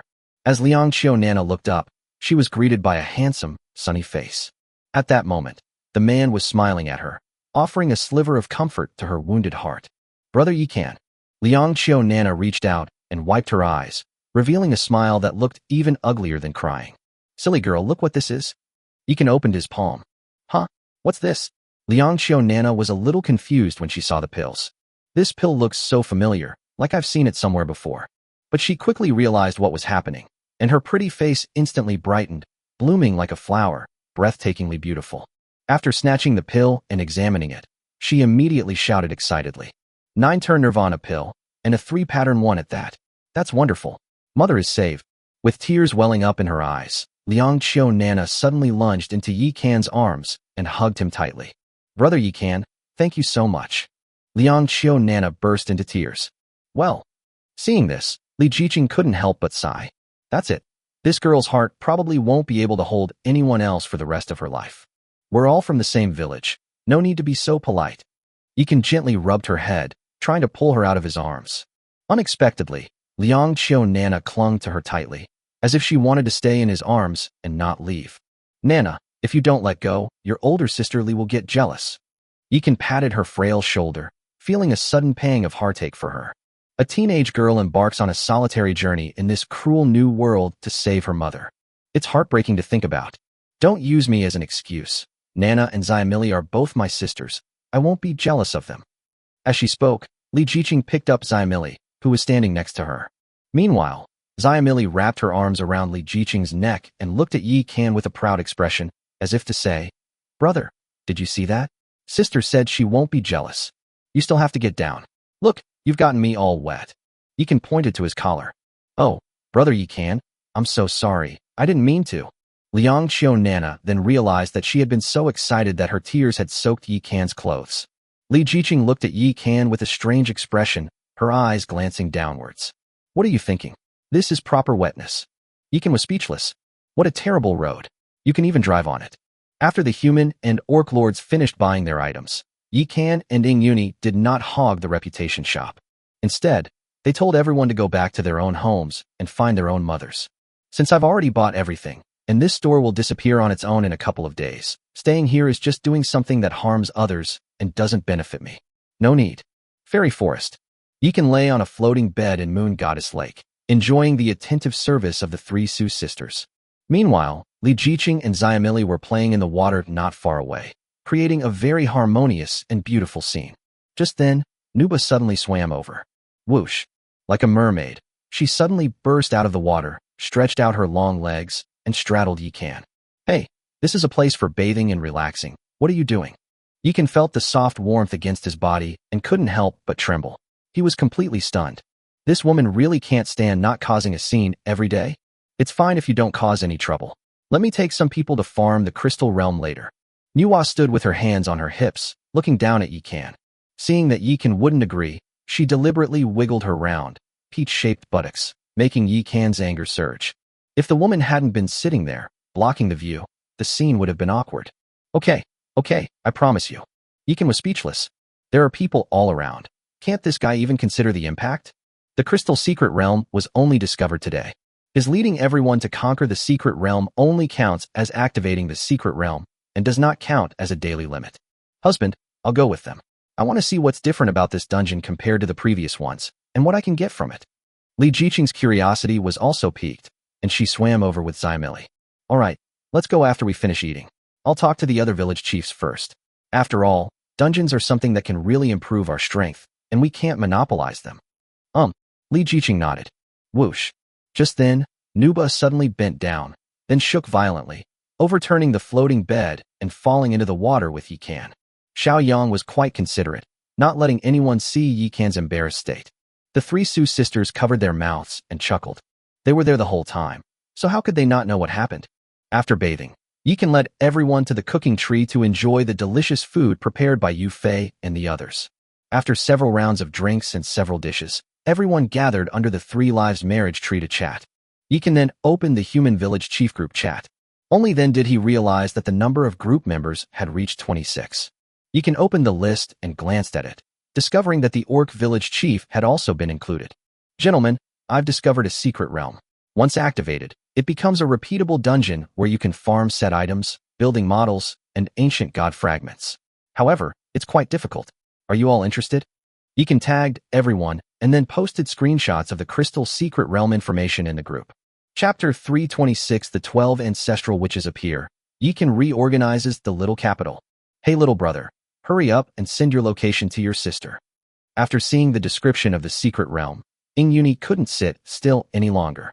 Ancient gods, the first living beings born at the very beginning of the world's evolution, possessed infinite possibilities. If trained properly, it can be a formidable weapon. Old Yi, you son of a bitch, how come you always run into all sorts of good stuff? Confess honestly, are you a bastard? Needless to say, that tone is definitely Zhu Huifei's. I don't care about being cheated on, just please show me your location. After all, in the new world, which village chief isn't cheated on? Cousin, count me in. And me too. Me too. As soon as Hong Sanqian finished speaking, the other lords responded one after another, and even the Orc Village Chief Nyo Patian and Mangu, who had only recently joined the group, also chimed in. I'll give you a look, figure it out yourself. Shui Ling immediately posted a picture of a panda holding a kitchen knife with a fierce expression. All right, everyone here is on our side, so everyone gets a share. But I have one small condition. After reading everyone's comments, you can suddenly change the subject. Zhu Huifei. I knew it wouldn't be that easy. Hong Sanqian. When has this Lao Lu ever made a losing deal? Ing Yuni. Just say what you want, stop talking nonsense. Yi Kan. My sister Ing is so magnanimous, unlike those two upstairs, who are so petty. Ing Yuni. Hurry up, I need to come back for my beauty sleep after I finish brushing up. Daniel can't take the town, so he's trying to beat me in the bet. He's up to no good right now. Send some of the more capable farming lords over here to help me. Yikan didn't waste any words and directly stated his requirements. He had just returned to Fairy Forest when Nanako Matsushima sent him updates on Daniel's whereabouts, which was incredibly thoughtful. If it weren't for its identity as a planarian, Yikan would have spared its life and trained it to be a spy. Unfortunately, it was a disgusting worm, its hands stained with the blood of humans. Yikan could only be heartless and act like a scumbag. However, Yikan was still kind-hearted. He planned to give the mother insect to Nyo Daden after he finished using it. Since they're already having an affair, it's a good opportunity to rekindle their romance. Zhu Huifei, that's it? I thought you were trying to take advantage of the situation. Hong Sanqian. It's just a farming lord. You can have it all, but you have to pay for the city relocation order. Zhao Chong. We're family. No need for formalities. I'll support you on this, cousin. I'll arrange it right away. Shui Ling. I'm not helping you. I'm helping Yuzi. And so, Yikan used a piece of information that was originally going to be released to resolve the matter of the luck bet. Meanwhile, Li Jiqing also sent this message to the large group chat in Yongheng Village. Wow, a dungeon. I never thought something from a game could exist in real life. Crystal Secret Realm? Just the name sounds high class. Any girls want to go to a dungeon? Let's have a spontaneous crystal romance. Crystal God, I'm taking it. Even coconut pastries can't keep it. I said it. Everyone was excited after reading the information about the secret realm, especially after learning that the secret realm could drop building models, sets, and crystal fragments of the ancient god's origin. Everyone became restless. Stop. At this point, Li Jiqing spoke again. Don't blame me for not reminding you. Almost everyone in our Fairy Forest team was out today, and it took us half a day to finish clearing it. Moreover, the will of the crystal ancient god had not yet been revived at that time. However, if you don't have a legendary or higher level hero as a base, and your level is below 25, don't go and feed kills. The entrance to the instance is in the deep sea, inaccessible even by ordinary warships. Proceed with caution. The once lively group chat immediately quieted down after Li Jiqing's words. Sigh, I'm a farming lord, I won't join in this fun. I do have a legendary hero, but his level is still below 25, which is a bit of a dilemma. Life is precious, love is even more so, but for the sake of this game, I can give up both. I want to be the first to explore this new world. While the group chat was buzzing with excitement about exploring new areas, the people of Fairy Forest had already gathered together. Following Yi Kan's notification, the key members of Yongheng Village arrived one after another. The dungeon entrance is in the deep sea. I'll have Xiaoqing take you there to familiarize yourself with it first, and then you can go there on your own. After Yi Can finished speaking, he handed the Chaos Demon Eye to Li Jiqing. Be careful. Okay, wait for my good news. Li Jiqing nodded, and after taking everyone into the Chaos Demon Eye, she used her spatial teleportation skill to arrive in the deep sea.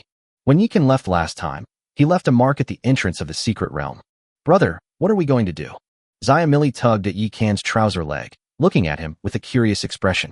Since the dungeon is uncertain and Xiaomili is not a combatant, Yi Can felt more at ease keeping her by his side. And this little guy likes to stick close to him. Let's try out this amazing new treasure. As he spoke, Yi Can's thoughts stirred, and 12 guardian pillars flew out. Go! With a wave of his hand, Yi Can sent the guardian pillar flying. Buzzing. In an instant, 12 beams of light burst forth from the sun and moon immortal pot, enveloping the 12 guardian pillars layer by layer. Meanwhile, the 12 guardian pillars continued to grow larger and twist amidst the light. Roar! Roar! Soon after, roars of beasts echoed from within the light. Yi Can vaguely saw giant beasts with blue faces and fangs, giants riding on black snakes, ferocious monsters wielding battle axes, and huge dragons, among other things. Soon after, the light faded. 12 tall figures appeared in front of Yi Can and Xiaomili. There were no giants or monsters, no beasts or dragons, only 12 tall men and women, each over 3 zhang tall. There were 10 men and 2 women. The man had a rugged face and exuded a powerful and domineering aura. Although both women were tall, their auras were completely opposite. One was fierce and the other gentle. Dijiang greets your lordship. Jumong greets your lordship. Zhulong greets your lordship. Xianming. Hudu. The 12 ancestral witches spoke in unison and knelt down on the ground at the same time. Get up, all of you. From now on, the fairy forest is in your care. Yes. Yi Can looked at the 12 people, nodded in satisfaction, and then opened Dijiang's panel. Guardian Pillar, Dijiang. Type, Architecture. Grade, Mythical. Description, totem poles are the array flags of the 12 lesser heavenly gods and demons array. Refined by the master of the crystal realm and transformed by the natural and creative power of the fairy forest, it gained sentience and was elevated to the mythical level. If the power of the dragon vein is obtained, the 12 guardian pillars will be activated, transforming into the 12 lesser heavenly gods and demons formation, making it difficult for immortals and gods to approach. 666. After reading the introduction, Yi Can was completely stunned. These 12 ancestral witches are obviously fake. They are actually 12 guardian pillars, belonging to the architectural category. This can be seen from their ability to maintain their own gender. However, under the secret power of the fairy forest, their appearance changed to human form, and they even developed intelligence. As for their human appearance, Yi Can also understood the reason. In his previous life, he had read many novels about prehistoric times, and even wrote one himself, so he already had the human image of the 12 ancestral witches in his mind. These 12 people were created by the sun and moon immortal pot based on the images of the 12 ancestral witches in his mind. Go, assemble the 12 lesser heavenly gods and demons formation for me. Yi Can waved his hand. Yes, sir. Whoosh, whoosh, whoosh. Without wasting any words, the 12 ancestral witches flashed out. They flew down to the 12 locations of the fairy forest, surrounding the core area of the fairy forest. Whoosh. With a thought, a small dragon suddenly rushed out of the void. It circled Yi Can once and then stopped in front of him. It's up to you now. Yi Can patted the little dragon's head, his eyes full of anticipation. Chapter 327. Brother, do you like Sister Ying's black dragon? The little dragon vein nodded, and then with a whoosh, it arrived beneath the ancient divine tree. Boom, boom, boom. Under its pull, 12 energy chains suddenly burst forth from underground. Clang, clang, clang. The 12 chains, like 12 long snakes, twisted and flew through the air, and soon connected to the 12 ancestral witches. Boom. The next moment, a terrifying power emanated from the fairy forest. The lords still in Eternal Village suddenly felt a chill run down their spines, as if something terrible had suddenly descended upon the village. They had a feeling that they could be killed at any moment. Fortunately, the feeling only lasted for a moment before disappearing. Otherwise, they were really worried that they would be scared to death the next moment. Oh my God, that scared me to death. What just happened? I don't know. I was so scared I almost peed my pants. Are you sure it was almost, and not that she already peed? Get lost. Do you think she's that timid? The regional channel of Eternal Village suddenly became lively. After some teasing, everyone calmed down, but they were still a little worried. After all, The unknown is the most terrifying thing. Don't worry, everyone. I was just doing an experiment and made a bit too much noise, but it's fine now. Seeing everyone's comments, Yikan had no choice but to speak out and reassure people. I see. Then there's no problem. The boss is really amazing. He made such a big commotion just by conducting an experiment. It must be a method used to deal with the enemy. Following the boss was the best decision I ever made in my life. I can proudly tell you that I was one of the first residents of Eternal Village. TCH, it's the same no matter who you're talking about. While they were chattering away, suddenly a burst of light shone from the sky. Holy crap, what's going on? Why are so many people moving to our village? Has the boss lifted the restrictions on moving in? I don't know. The regional channel, which had just calmed down, immediately became popular again. Daniel is uncivilized and is joining forces with other alien races to try and get back at us in the gamble of destiny. These are all our allies who have come to support us. Let's give them a round of applause. You can step forward again to explain. Holy crap, the Eagle clan actually did this. That's outrageous. That's right, we have to take them down. Enough talk, welcome our allies. Welcome, welcome. A warm welcome.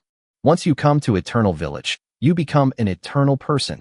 Friendly allies, my coordinates are XXXXX. If you need any help, feel free to contact me anytime, especially kind and innocent girls. I'm on call 24/7. Hey old snakeskin upstairs, don't scare our lovely allies.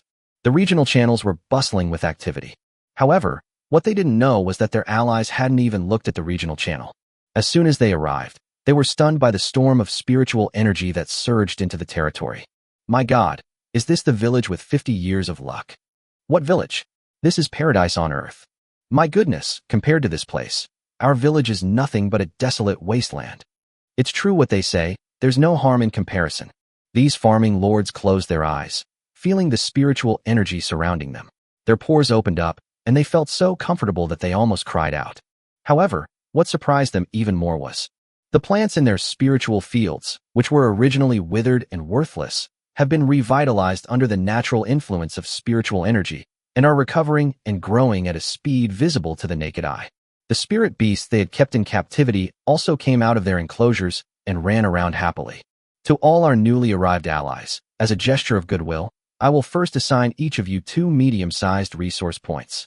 If you perform exceptionally well and grow top-quality crops, I will allocate more resources to you as appropriate.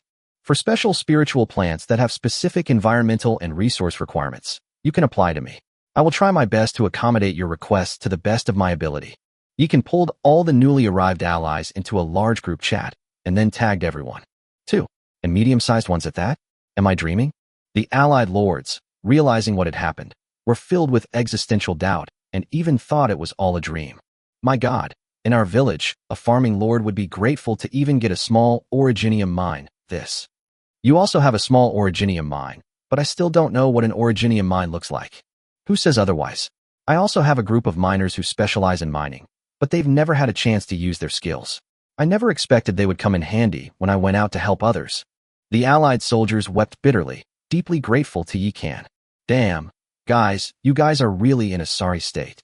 I was initially a little dissatisfied with the status quo, but now it seems I've always been living a happy life. There's no such thing as a peaceful life. It's always been the bosses who have been carrying the burden for us. From now on, you all better work harder and try to lighten the boss's load. Although Uncle Dong doesn't like your tone, I'm very happy that you said those words. Uncle my ass, who are you talking to? Yikan scrolled through the content of the regional channel and couldn't help but laugh. At that moment, Xiamili, who was sitting next to him, suddenly tugged at his sleeve. Little rice grain, what's wrong? Yikan looked at the little guy with a puzzled expression. Brother, do you like Sister Ying's black dragon? Xiamili looked at Yikan and asked mysteriously. Huh? How did you know? Upon hearing this, Yikan's body trembled. He didn't even tell Li Jiqing about this, so how did this little guy find out? Chapter 328 Brother, there's a yellow glow coming from your forehead. I could tell. Xiamili sat next to Yikan, swinging her 2 soft, white feet with great pleasure. You noticed? Yikan twitched his eyebrows, giving him a question mark look. Yes, I can tell that my brother likes Xiamili, Little Fox sister likes my brother, and Water Spirit sister likes my brother. Xiamili held her chin high, looking smug. Little rice grain, do you know how to read minds? Yikan reached out and grabbed Xiamili's 2 long ponytails, looking at her with a look of surprise. No, it's the color of my clothes.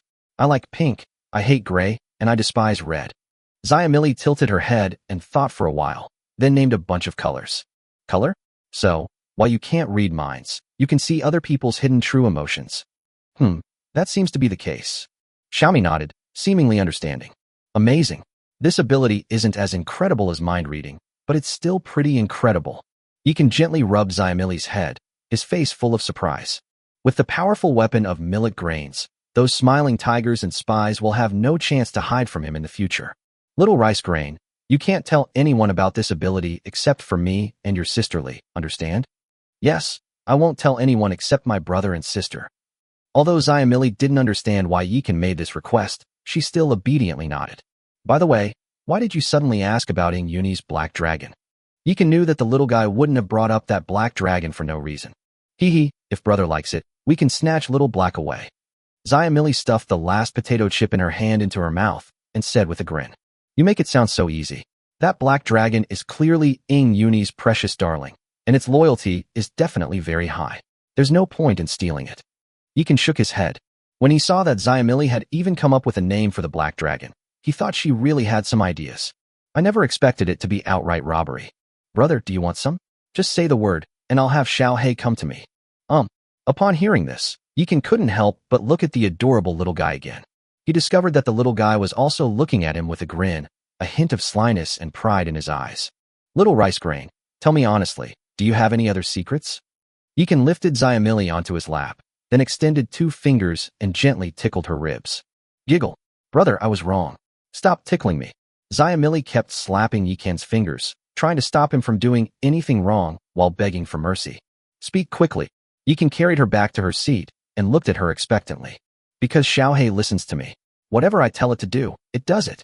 It listens to you? What? Yikan was completely bewildered once again.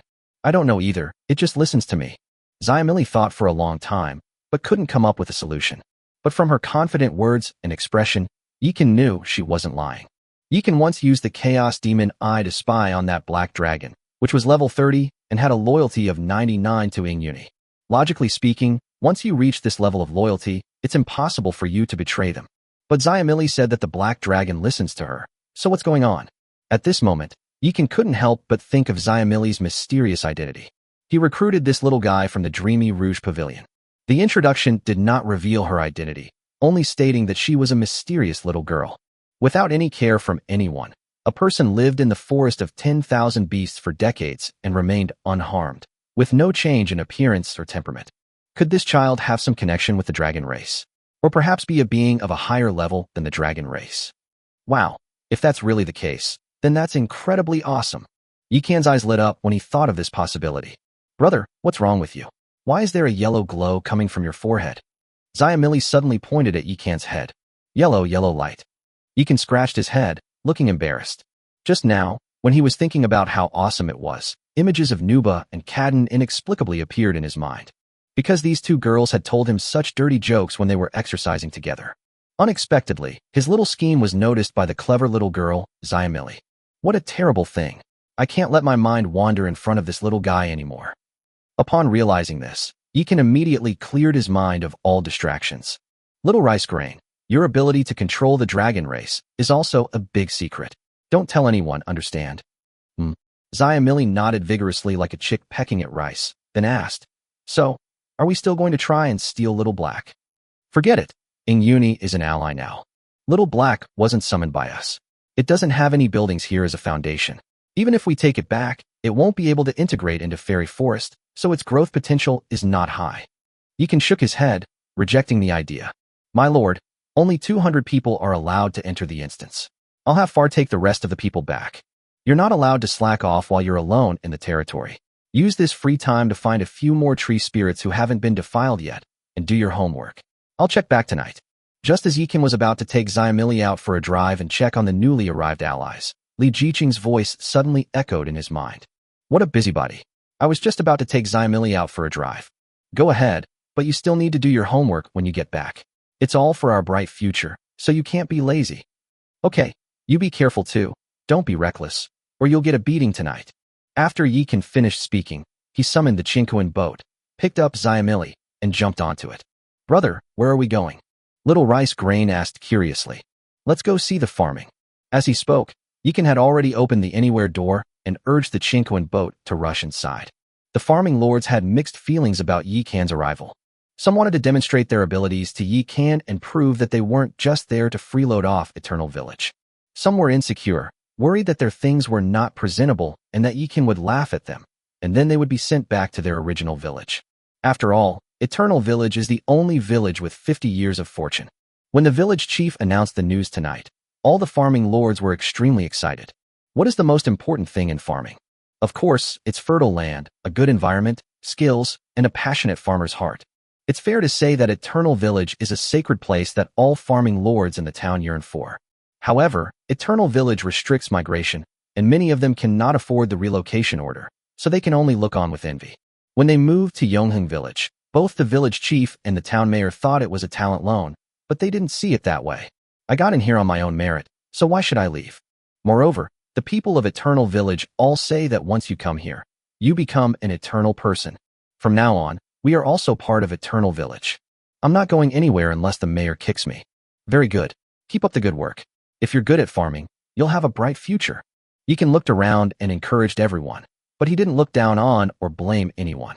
His attitude deeply moved the farming lords. What an amazing village chief. The anywhere door is free to use, taxes are so low, and resource points are allocated for free, even if they are medium-sized. This Eternal Village is amazing. Will they even assign wives to people in the future? Since the Allied forces were unfamiliar with the area, they naturally banded together for mutual support, so they also formed a large group. In just 2 hours, they had brought in all 200 lords who had just moved in, making it a very lively place. You wish. I just hope the mayor won't kick me out after the bet is over. Then we'll have to show you what we're capable of. I've made up my mind. I'm going to sleep in the fields until the gamble on fate is over. That's right.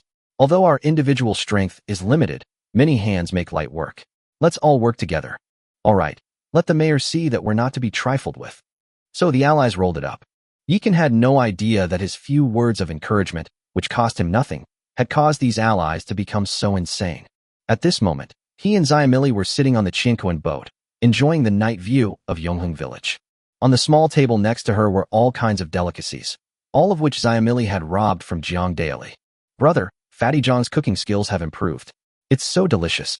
Xiamili held a large meat skewer in each hand, her mouth dripping with oil as she ate. How do you think Fatty Jiang gained those hundreds of pounds of weight? Yikan gently rubbed her head, his face full of affection. This kid, no matter how much he eats, he doesn't grow taller or get any bigger. I don't know where all the food goes. My husband, we're back. Just then, Far suddenly contacted Yikan through a mental link. Okay, you should get some rest tonight. We'll head to Faria village tomorrow. I have something very important for you to do. My lord, you'll be more likely to be spotted tonight. Let's set off now. What a sweet little darling. Okay, you go ahead. I'll come find you tomorrow. Inside the void hive, Fal was so happy that his wings popped out, and he flew around the hive like a joyful little fairy. Chapter 329 Crystal Ancient God Phantom. Crystal Secret Realm. Li Jiqing has already led her men to the center of the secret realm. It's a big one. Li Jiqing looked at the tall figure in front of her, her eyes filled with excitement. This time, she brought along 9 heroes, the 3 demons of Xianyuan Tomb, the 2 sisters of the Red Mansion, Nuba, Princess Longji, Shui and I, and Anna. Because the Amethyst Dragon clan transformed into a self-created military unit, Anna was bestowed the title of Amethyst Dragon King by Yikan. As her status rose, she also transformed into a hero, and her attributes increased dramatically. At this moment, Li Jiqing and the 9 others surrounded a tall crystal figure in the middle. Surrounding them were 100 Dragon King Guardians and Amethyst Dragon Warriors, 50 disciples of the Ice Palace, 20 demon-eyed serpent people, 10 elf hunters, and 10 shadow assassins. Originally, Li Jiqing did not plan to bring the elf hunter and the shadow assassin, but Cadden insisted on staying, citing his status as a mythical warrior. In terms of combat strength, the aloof Chu Qiao has never been convinced by Cadden, so she naturally insisted on staying as well. Seeing that they were deadlocked and that scouts were needed to clear the way for the reclamation, Li Jiqing agreed to their request. As a result, the 2 of them started competing with each other while exploring the secret realm, and their efficiency was extremely fast. Sure enough, only 2 hours later, they had already reached the center of the secret realm and faced the final boss, the Phantom of the Crystal Ancient God. Crystal Ancient God Phantom, BOSS. Level, 48. Grade, Epic, near mythical. Physical fitness, 250,000. Spirit, 100,000. Skills, energy impact, 6 paths of lightning, crimson gold fire chains, nebula storm. Introduction. The crystal ancient god was among the first beings born in the ninth heaven, blessed by heaven and earth, and possessing extraordinary talents. The crystal god was extremely ambitious. He had refined the essence of the 5 elements of heaven and earth into his body, making his physique indestructible. Even as a phantom, he was a powerful figure capable of dominating a region. Gulp, my goodness. A physique of 250,000, and it's just a phantom? How am I supposed to fight this? Even the fearless Nuba felt a little uncertain when faced with this terrifying boss. This must be the most powerful boss we've ever seen, right? Sudaji also looked solemn. It's normal for a level 48 near mythical level being powerful, but don't forget, although we are 16 levels lower than it, Kaden and I are still mythical level. After Li Jiqing finished speaking, she suddenly swung her crimson whip and said, "Get the 3 talents demon formation ready. Defend the outer perimeter against the monsters that are harassing us. The rest of you, charge with me." Yes. The women all spoke in unison. Hushime then let out a delicate shout, unleashing a ring of crimson light that enveloped everyone. With the blessing of the 9 Phoenix Battle Soul, everyone's combat power increases by 30%. Kill. Li Jiqing brandished her long whip and charged suddenly toward the illusory image of the ancient crystal god. Snap. With a loud bang, the crimson whip left a white mark on the crystal-clear body. With my physique of nearly 150,000 and the 9 Phoenix Battle Soul, I was only left with a white mark? Li Jiqing was shocked. Humble alien race, you have finally descended. Then offer your blood and bones to help me return to the world. Energy surge. Buzzing. As the illusory image of the crystal ancient god roared, ripples of energy surged toward Li Jiqing and the others like a tidal wave. The wind sweeps away the clouds. Without saying a word, Sudaji threw out a giant whirlwind to block the energy impact. 5 thunders struck the ground. Hushime pulled the Grim Reaper's scythe. Rumble. A terrifying bolt of lightning descended from the sky. Then, all the heroes started using their skills. Jade Chime. Confusing demonic sound. Female Demon. Heavenly Fire, Great Flame Ring. Princess Longji. Fire and Thunder Technique. Shui Baochai. A world of ice and snow. Lin Daiyu. All things revive and entwine. Shui and I. Ice Domain, Soul Roar. Anna, a thunderous roar. Li Jiqing also manipulated the myriad leaves and flying flowers, continuously cutting into the crystal body of the crystal ancient god's phantom, observing its changes. Little Holy Spirit and Ice Demon, you actually managed to confuse my mind and damage my soul. It seems your essence is quite good, which can be used to make up for my deficiencies. The illusory image of the ancient crystal god looked at the jade chime with eyes full of covetousness. Then, it looked at Li Jiqing and Nuba and the others, saying, "As for you, this weak and feeble attack is no different from scraping your skin, huh?" 6 bolts of lightning. Crimson gold fire chains. The crystal god, amidst its maniacal laughter, suddenly let out a fierce shout, and 6 blinding bolts of lightning shot out, tearing apart all the vines wrapped around it. At the same time, chains of burning crimson fire surged forth, like agile snakes, stabbing towards Li Jiqing and the others. Retreat. Without saying a word, Li Jiqing led everyone out of the circle. Ding ding ding. They brandished their weapons, striking the crimson fire chains repeatedly. Lin Daiyu and I will bind its movements. Yu Qing and Shui and I will continue their soul attacks. Xianjia will prepare her second skill. The others will protect it. And the outer group will use the blood-burning killing array to assist in the attack. Yes. Kaden and Chu Xiao, who were watching from the outside, were already furious. So everyone sprang into action. Since you're so stubborn, then let's send you on your way. The illusory image of the ancient crystal god waved its staff once more, unleashing endless chains of crimson gold fire. The scene was like a ferocious beast spitting out countless crimson gold tentacles, extremely grotesque and terrifying. Boom, boom. The myriad petals flying in the air, created by Li Jiqing and Lin Daiyu, were instantly torn apart. Apart from the attacks of Yu Qing and Shui and I, which could slightly damage the soul of the crystal ancient god phantom, the attacks of others could at most slow it down. It seems I'm the only one who can force it to use its ultimate move. 3 demons, get ready. Sister Xian, get ready. Yes. All 3 looked serious, ready to make a move at any moment. Li Jiqing then soared into the air and unhesitatingly unleashed her flower sea descent. Click, click, click. The next moment, Endless flowers, grasses, and trees sprang up from the ground, transforming into a forest that submerged the entire center of the secret realm. Countless giant trees and vines pressed down on the center.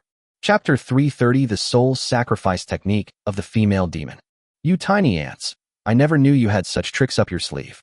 The illusory image of the ancient crystal god frantically unleashed 6 bolts of lightning and crimson fire chains, continuously tearing apart the surrounding sea of flowers.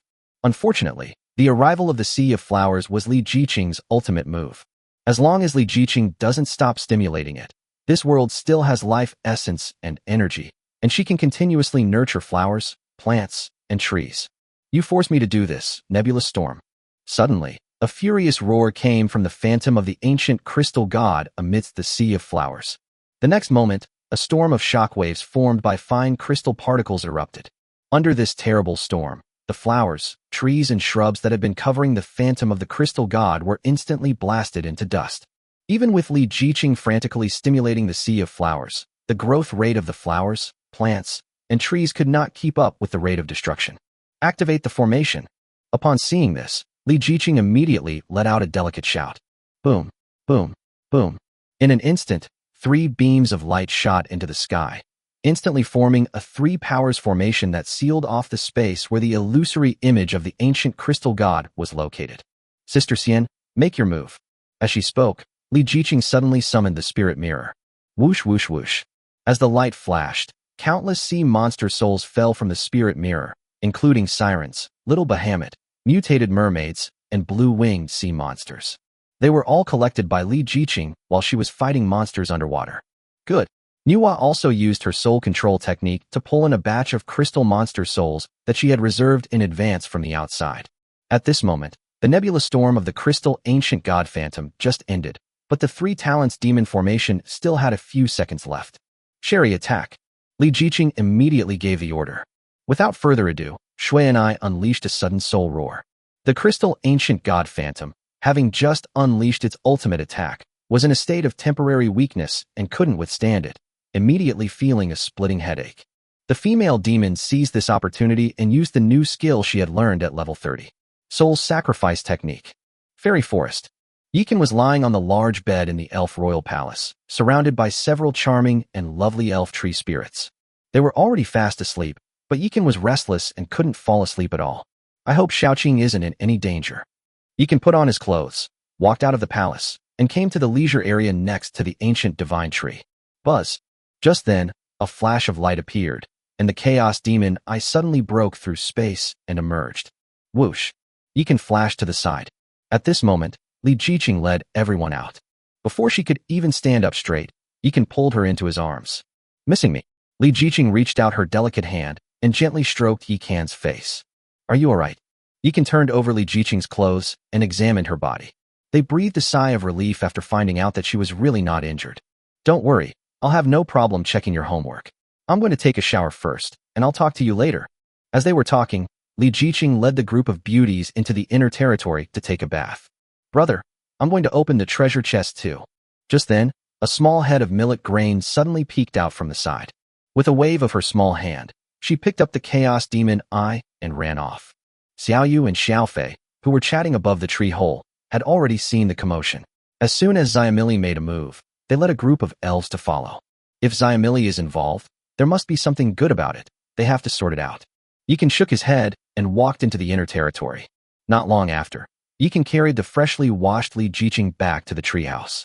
It was only killed by burning its soul with a soul-sacrificing technique. There are only treasure chests on the ground, but no phantom body of the crystal ancient god. After listening to Li Jiqing's words, Yikan couldn't help but frown. Yes, it seemed to have shouted something before, saying something about offering its blood and bones to help it return to the world. Li Jiqing tilted her head and thought for a while before speaking. There might be some things we don't know about this. I'll go and try it out when I have time, and see what the crystal ancient god is hiding. Yes, we are so grateful for Sister Xian's soul-sacrificing technique today, otherwise we would have had to go through a lot of trouble. This time, Nuba really put in a lot of effort. In her attempt to obliterate the soul of the ancient crystal god's phantom, Nuba unleashed her full power, but ultimately suffered a backlash. Fortunately, there is the Well of Eternity in Fairy Forest, Otherwise, her injuries would have taken a long time to heal. You've all worked so hard. It seems others are having an even harder time. I'm afraid we'll be the ones to collect all the crystal ancient god origin fragments first. Yikan held Li Jiqing's slender waist, gazing at her features that looked like they were carved from jade, feeling an indescribable longing and affection in his heart. Humph, don't think you can skip handing in your homework just because you're looking at me so affectionately. Li Jiqing pouted her little mouth, then suddenly stretched out her soft little claws and slid down to Yikan's body. You little brat, you dare to provoke me? Yikan flipped over and pinned her down. The next day, Li Jiqing led everyone to explore the crystal realm as usual, but this time she did not use the Chaos Demon Eye as a means of transportation. Instead, they honestly set off in their storm ships with great fanfare. On the other hand, Yikan led the men that Li Jiqing had left behind and used the Chaos Demon Eye to travel through space to the Old House Village. My husband, Far had sensed Yikan's arrival long ago through the mental link. After coming out, she immediately pounced into Yikan's arms. You've grown a bit more. Yikan looked at Faer's increasingly rounded jade rabbit and couldn't help but smile. I don't know how, but it just started to get bigger. The relationship between Far and Yikan is rather special. In front of Yikan, she had no reservations or affectations and showed her true self. Let's discuss this properly after we've finished dealing with things here. Yikan gently ruffled her snow-white hair and gave her a loving kiss. Far smiled sweetly, without shyness, only anticipation. Owner. At this moment, Nanako Matsushima came up and knelt respectfully in front of Yikan. Yikan nodded and said, you did a good job. Your men stay behind to guard the territory. You just need to follow me. Yes. Upon hearing this, Nanako Matsushima's eyes immediately filled with admiration and excitement. Chapter 331 Sister Su Dating. Western part of Yonghing Town, outside Shinhu Village. A graceful figure draped in a black robe paced back and forth under the tree, looking restless. Standing next to her was a woman whose figure was no less impressive than hers, but whose appearance was rather ordinary. That bastard, is he too lazy to get out of bed with his mistresses? Su Lingyu looked up at the sky, her face full of anxiety. She arrived early in the morning to coordinate with Yi Kan's next move. As a result, this guy didn't come over until the sun was high in the sky. My lord, the Elf King is not that kind of person. Upon hearing this, the ordinary woman immediately retorted. Lola, you are the Amethyst Dragon King of my territory.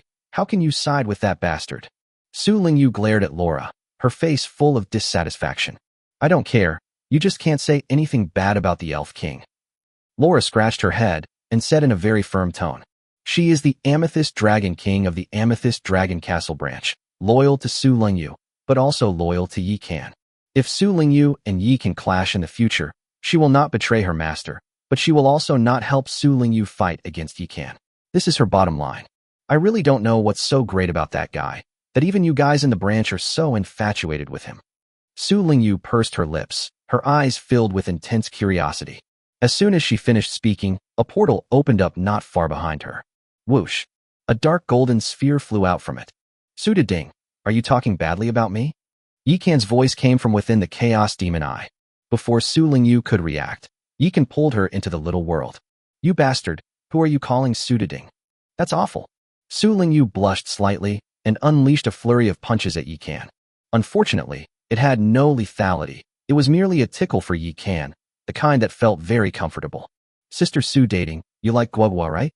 Just then, a clear yet somewhat indistinct child's voice suddenly came from the side. What the hell is Sister Su Dating?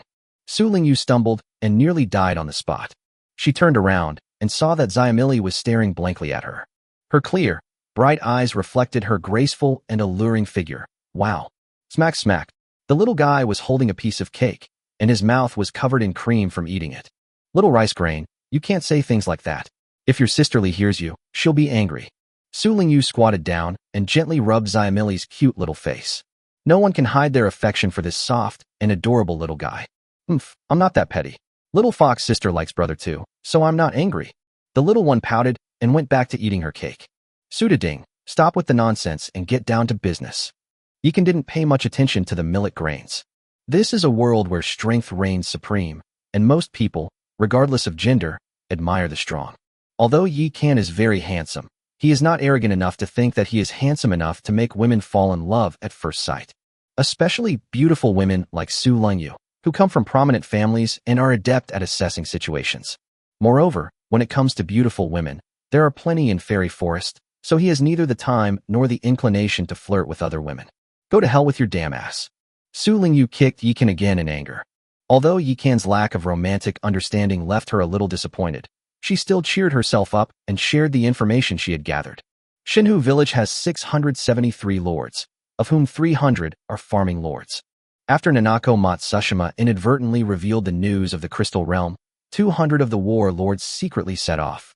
The rest are of relatively low strength and are not a threat. This was done very well, unintentionally. Yikan looked at Matsushima Nanako and nodded in satisfaction. Thank you for the compliment, master. Matsushima Nanako's breast trembled slightly, overwhelmed with excitement. Unfortunately, Yikan only glanced at her before losing interest. No matter how mature or sophisticated you are, you're still just a disgusting planarian with a human face. My taste isn't that strong. Whoosh. As he spoke, the chaos demon eye transformed into a stream of light and rushed into Shinhu Village. Not long after, swarms of void zerg descended from the sky. They swept through the entire Shinhu Village like a whirlwind. Without the protection of elite warlords, those weaker warlords and farming lords were no match for the terrifying void zerg. Boom, boom, boom. The roaring sounds rose and fell. The sea urchin tanks rolled towards the zerg lords' territory like giant meteorites. Their seemingly impregnable walls and fortresses were rendered useless in the face of the sea urchin tanks. Then came a torrent of ice-leaping insects that engulfed the territory. Some zerg heroes and warriors tried to escape, but were frozen into ice blocks by the frost wyvern's frost breath, fell to the ground, and became food for the frost zerglings. Su Meizi, let your hidden scythe clan take action. We'll split into 2 groups, and whoever takes the first hit gets to keep it. You can look down at the scene below with a confident expression. Good. Upon hearing this, Su Lingyu immediately breathed a sigh of relief. As long as Yikan doesn't call her Su Ding, everything is negotiable. Although her buttocks are indeed very large and peach-shaped, this nickname just sounds awkward. After the fighting in Eternal Town, there are still 86 villages left. On average, each village has around 600 lords. The moment Yikan became the town mayor, he was restricted from killing more than 30% of the town's residents. Even if we assume the town has a full complement of 100 villages, Yikan could kill nearly 20,000 lords. So this time, he had no scruples whatsoever. Through the mental link, he and Far could communicate with all the voidlings, and naturally knew which territories were of higher quality. Territory rank is not fixed. You can also gradually improve by attacking other people's territories and consuming their lords' hearts. With the number of town lords reduced by almost half, many people have naturally had their ranks improved. Yikan and Far accurately landed in those high-grade territories and easily obtained 15 legendary lord hearts and 1 epic one. Foul, leave the rest of the work to the Zerg warriors. Let's go investigate why you've gotten so big. Yikan ruffled Faer's snow-white hair, then looked at her increasingly swollen breasts. A blush instantly spread across Far's face, and then he excitedly threw himself into Yikan's arms. In the time that follows, Su Lingyu and Matsushima Nanako were outside sweating profusely as they dismantled territory, while Yikan was inside the Chaos Demon Eye, engaging in passionate battles with Foul, conquering cities and seizing land. Both are destined for hard work, but one experiences both pain and joy, while the other finds both joy and pain. A difference of just 1 word, yet 2 completely different worlds. If Su Ding knew this, he would be so angry that his heart, liver, spleen, lungs, and kidneys would all ache. That heartless bastard actually chose her instead of me. Crystal Secret Realm. Puff. Puff. The lords of Shinhu Village, who were fighting the crystal monster, suddenly collapsed to the ground, coughing up blood. My territory has been demolished. Damn it, mine too. Oh no. Someone is taking advantage of this to attack our village. Once the lords of Shinhu Village realized what was happening, they lost all interest in grinding the dungeon and rushed out of the Crystal Realm. Chapter 332. How could they not invite them? That's too much. Crystal Secret Realm. Finally done. Li Jiqing picked up the diamond treasure chest from the ground, looking delighted. With yesterday's experience, they swiped very smoothly and quickly today. They had already figured out the distribution of monsters in the Secret Realm. Li Jiqing first had the heroes and soldiers set up their formation. Then let the Amethyst Dragon pull the crystal monsters together, and then unleash a powerful area of effect attack together. The Amethyst Dragon's Thunderous Strike and the Ice Storm of the Ice Palace Disciples are both area of effect, AoE, skills. There are also Su Daji's Whirlwind, Hushime's Thunderous Strike, Yuqing's Bewitching Melody, and Nuba's Wildfire, all of which are deadly moves. That's how dungeons are. Once you figure out a strategy, the difficulty drops several levels, including the final boss, the Phantom of the Crystal Ancient God. Everyone had a great time fighting today, and no one got hurt. My dear Empress, why does the illusory image of the Crystal Ancient God seem so faint today? Nuba put away the vermilion bird umbrella, looking as if she hadn't had enough. The heroes beside him nodded in agreement. It's not that it's weakened, it's that we've become familiar with the secret realm and our teamwork has improved. Li Jiqing shook her head. In today's battle, although she also unleashed a sea of flowers, everyone was no longer as flustered. Because she only chose two types of soldiers today, Amethyst Dragon and Ice Palace Disciple. Given their current level of familiarity, she might not need to show the flower sea scene next time she refreshes the page. Although I hate to admit it, the credit for our smooth run today goes mostly to Daji, Shimei, and Xiaoyu. Princess Longji looked at the three sisters standing together, making no attempt to hide her envy. The three Su Daji sisters reunited, activating their deep sisterly bond and doubling their attributes. It should be noted that the territory characteristics of Fairy Forest already gave them a tenfold boost, and with the addition of equipment, both of their attributes reached over 50,000. If the synergy attribute doubles, it will exceed 100,000. Besides their deep sisterly bond, they also share a deep connection that extends to each other through thick and thin. When the three are together, if any one of them is attacked, the other sisters will activate their bloodline power. Combat power doubled. It's fair to say that if the three sisters got together, even the remaining heroes of Fairy Forest might not be able to defeat them. If a real fight broke out, they could even go toe-to-toe with Yi Kan and Li Jiqing, because they also have a 3 talents demon formation that is invincible for 10 seconds. However, if they were to fight Yi Kan, they would probably rather stand there and take the beating than fight back. Su Daji, in particular, wished she could give Yi Kan her whole heart. Thanks to my husband, not only were the three of us sisters able to live another life, but we were also able to reunite.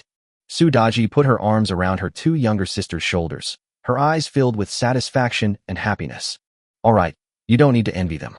Maybe one day your partners will appear too, and you'll be able to activate the bond attributes. Li Jiqing smiled slightly and led everyone out of the instance. Hey, isn't that a planarian? What are they doing here?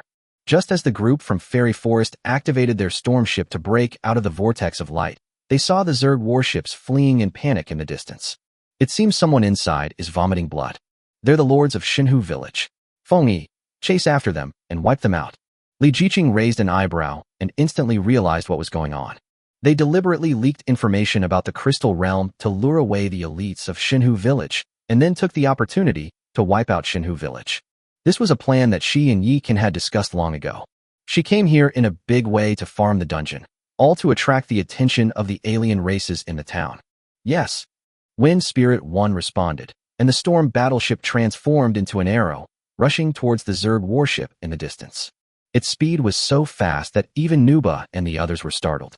Wow, after level 30, Feng Yi not only got bigger, but also stronger. When Nuba arrived in front of Fengling No. 1, she was taken aback by the sight of her revealing clothes, which consisted of only a few pieces of fabric and barely covered her 36y breasts. Hee, it got bigger because the Lord liked it. Feng Yi said shyly. Then, Lin Daiyu's face darkened again. Even Shui Baochai felt a little embarrassed, because she hadn't reached that level either. What is that? At this moment, the warships of Xinhu village also saw the storm one that had caught up and were immediately alarmed. Unfortunately, they were discovered too late. Boom. With a loud bang, their warships instantly disintegrated into a large pile of debris. The weaker Zerg warriors died on the spot, and most of the lords and heroes were also seriously injured. Kill. With a wave of her hand, Li Jiqing sent everyone rushing out to slaughter the people of Xinhu village. The small world of chaos Magi. Inside Yi Kan's private palace, he lay comfortably on the large bed, while Far lay on top of him, obediently cleaning up the mess. Bang bang bang.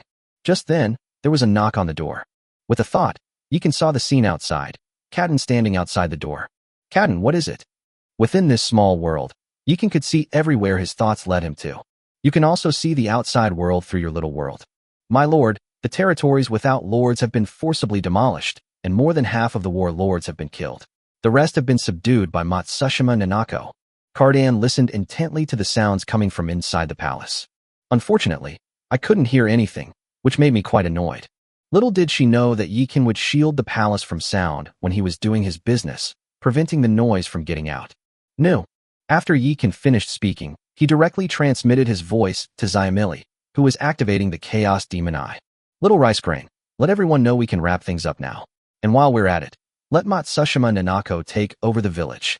The millet grains have been received. Xiamili gave a solemn salute to the back of the screen, then excitedly urged the Chaos Demon Eye to patrol the battlefield and convey Yikan's orders. Inside the palace, Cardan was still foolishly pressing his ear against the palace gate. As a result, Yikan opened the door with a single thought, pulling Cardan inside and dragging him into his room. Oh. Cardan blushed instantly upon seeing the scene before her. Husband, everyone is fighting outside. You've gone too far. You didn't even invite them. As they were talking, Cardan had already thrown herself into Yikan's arms.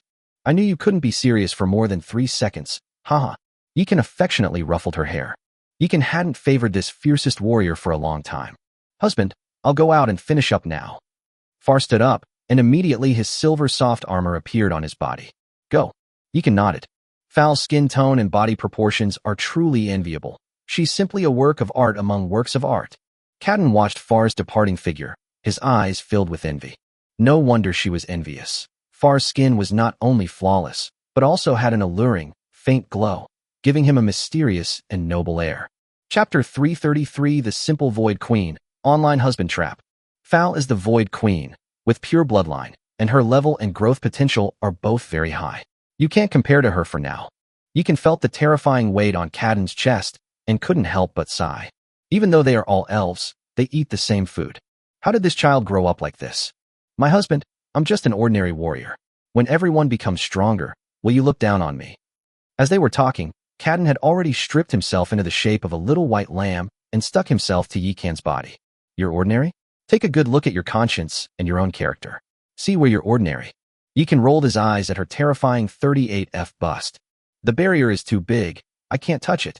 After hearing Yikan's words, Cardan actually reached out and touched it. But she immediately realized what she meant and scolded playfully. Get lost. I was talking about talent, not this, Before she could finish speaking, Yikan silenced her with a kiss. Announcement. Nanako Matsushima has taken over Shinko village, which has now been incorporated into the Furuya village area. While Yikan and Cardan were risking their lives in a life-or-death struggle, an announcement quietly appeared on the town's communication channel. Takeo Kobayashi, face-faced planarian, Nanako Matsushima. Last time you said that the humans attacked my face-faced planarian village, and you turned the tide. What about this time? Kaira Ito, face-shaped turtle clan, Nanako Matsushima. I didn't expect you to have such big ambitions. Are you going to target us next? Zhuang Ginshua, Bonchue human. There were only 10 villages of the human-faced planarians, and now there are only 3 left. Is this a sign of extinction? Takeo Kobayashi, face-worn turtle clan, Zhang Gun-suk. Your best buddies have been killed one after another, your loyal subordinates have been driven out, and you've even lost your last 3 centimeters. You must be in a lot of pain, right? Zhuang Ginshua, Bonchue clan, Kobayashi Kenjiro. You beast, don't think you're safe just because you've escaped to Daphne village. I will definitely find you. Killing someone is nothing more than a beheading. Kobayashi Takeo's mouth is indeed sharp. He directly hit Jang Gunsuk's sore spot. Takeo Kobayashi, face-shaped planarian tribe. What? Am I not stating the truth? Did you think that just because you named it Jinsuk, it would grow up? Ding Jin, human, haha. I can't hold it in anymore. It's just too funny, ha. Hong Jinwoo, human, upstairs. You're being unfair. You didn't even invite me to laugh along, ha. Zhu Huifei, human. We've undergone rigorous training. No matter how funny something is, we won't laugh unless we can't help it, ha. Neo Dayton, Bull Demon Clan. Hey, what are you guys laughing at? Manbei, Troll Clan, Old Tauren. You idiot. Can't you even see this? What's that thing on your body that's 10 times longer than a clubman's? Neo Dayton, Bull Demon Clan, huh? Oh, if you put it that way, I understand, ha. You despicable face-shaped planarians, I'll kill you all. I'll kill you all. In the Kimchi village, Zhuang Ginshua was so angry that the hairs on his body stood on end. It can tolerate being told its best buddy is gone or its subordinates have been expelled, but it can't stand being told about its 3 centimeters. So he posted a message directly in the town's chat channel. I'm offering a huge reward for Kobayashi Takeo's exact coordinates, and I'll keep it a secret. TSK. This is going to be interesting. Having just emerged from the Crystal Realm, Yuni became interested as she watched the bustling town channel. The muddier the water in the town, the better she could fish in troubled waters. After all, she has now annexed 3 villages, and her territory has extended to the neighboring village of Kimchi. As long as Zhuang Genshua takes action, she can swallow Kimchi village whole. Hong Sanqian, who lives below, also has his eyes on the Kimchi village. He has only annexed 1 golden village and urgently needs to expand his territory. If Zhuang Genshua dares to raid Dafan village, he dares to rush up and take a bite out of Kimchi village. As for how much you can eat, that depends on luck. After all, Kimchi village had also swallowed up a black ghost village, so its territory was not small. On the other side, Shinhu village. Fao has reclaimed all the voidlings. Su Lingyu, along with the fairy forest warriors who hadn't managed to explore the crystal secret realm, all returned to the Chaos Demon Eye with their loot. Little rice grain, where's your pot? Su Lingyu looked around but couldn't find Yi Can, so she turned her attention to Xiamili, who was wriggling its body. I don't know. Sister Faer has been with Guogua the whole time. Why don't you ask her? I'm busy. Xiamili has been dribbling and bumping into people all day, having a great time. She's in a state of high excitement right now. Moreover, she had a task to complete, to carry out Yi Can's orders and bring everyone home safely. Although she could use the town's anywhere door to travel directly back to Fairy Forest, she chose the more fun space travel instead. We have the means, but we just won't use them. That's how stubborn we are. Sister Far, where's the mayor? Su Lingyu shook her head when she saw the little cutie swinging her arms and wiggling her bottom. Then see the light. She wondered if it was just her imagination, but she felt that Far looked better than before and had a more charming and alluring quality, which was very strange. The ruler is deep within the palace at the back. You can go directly to him. Far looked at Su Lingyu's figure and couldn't help but nod. A perfect S-curve, a rounded peach-shaped bottom, and a very good waist-to-hip ratio, the type the ruler likes. Far is simple-minded. In her heart, Yi Can was the supreme ruler. Everything in this world should be under the control of the ruler. Subconsciously, she felt that all females in the world should like and submit to their ruler. Therefore, she felt that Su Lingyu was also an admirer of Yi Can, just like Kaden, and was preparing to dedicate herself to Yi Can. So she pointed out a clear path for Su Lingyu. And deep within the palace, Yi Can was unaware that he had been tricked by the naive Fao and was still fighting a life-or-death battle with Kaden, not paying attention to anything else. Chapter 334 Scummy Rogue. Mayor Yi, are you inside? Su Lingyu arrived at the palace gate and listened carefully, but could not hear anything, so she frowned. This guy is hiding in broad daylight. Is he up to something shady? Su Lingyu's curiosity was piqued when she thought of this possibility. Fao said this guy is in the deepest part of the palace. If he has nothing to hide, why would he hide so deep? No, even if it's just for my sisters, I have to go and see for myself. Su Lingyu quickly convinced herself. So she stopped shouting and instead pushed open the palace gate and went inside. This palace is a small palace that Yi Can took out from the storeroom. Although it is not large, the interior is very elegant. Su Lingyu glanced around and walked straight to the room at the deepest part of the palace, then pushed open the door without thinking. Although Yi Can blocked the sound from leaking out, he did not lock the door. And so, Su Lingyu walked in. At this moment, Yi Can and Kaden were racing horses, and at this crucial juncture, they were not paying attention to anything else. The two reached their climax at the very moment Su Lingyu pushed open the door and simultaneously let out a joyful shout. This scene happened to be seen by Su Lingyu, who had just entered. When the two turned around, they met Su Lingyu's gaze. All three of them were stunned. Su Lingyu was facing 2 opponents alone, so naturally she couldn't withstand the attack. After letting out a drawn-out, yeah, she immediately covered her pretty face and turned away. What is that? It's huge. Su Lingyu's heart pounded. Although she tried not to think about the scene, the more she tried not to, the more the scene crept into her mind. Su Ding, you barged in without knocking. What do you want? After Yi Can pulled the blanket over him and Kaden, he immediately took the initiative. Exactly, we interrupted their good time. Cardan also turned around, lying weakly on Yi Can's body. You filthy scoundrels. After saying that, Su Lingyu covered her face and ran away. Oh ho, you spied on me and then called me a pervert? You're just accusing me first. Bang. Upon hearing Yi Can's words, Su Lingyu stumbled and fell to the ground. But she didn't care about any of that. She got up and ran. She couldn't stay in this place for even a second longer, otherwise she worried that her toes would dig out a 3-bedroom apartment. She had never felt so embarrassed and as ashamed in her entire life. Husband, you're finished. Su Ding is probably going to cling to you. Let's see how you explain this to our empress. Kaden got up and hugged Yi Can's neck, pressing her pretty face tightly against him, her eyes full of schadenfreude. I didn't do anything to her, so why is she clinging to me? Is it just because she saw my 20 centimeters? After Yikan finished speaking, he mischievously grabbed a handful of Kadin's huge penis, which caused Kadin to pounce on him. This cow truly lives up to its mythical tier status. Its regenerative abilities are exceptionally strong. Not long after, the Chaos Demon I returned to the fairy forest. As soon as the portal opened, Su Lingyu rushed out, then opened the anywhere door and ran away. Far, what's wrong with Su Lingyu? Chu Qiao, Bo Lin, Gong Sunyu, and the others were all dumbfounded, wondering what had suddenly gotten into this girl. After she went to find Yikan and came back, her expression started to look strange. I don't know. Far was also completely bewildered. She had thought Su Lingyu wouldn't be back for a long time. After all, she had experienced Yikan's skills firsthand. Once it starts, it can't possibly end so quickly. Judging from the time Su Lingyu spent inside, she probably didn't even have time to undress. What exactly happened during that time? She was also very curious. Su Ding is acting crazy, just ignore her. At this moment, Yikan and Kadin walked out from behind, hand in hand. When Chu Qiao saw this scene, her eyes instantly turned red. She wondered where the cow had gone.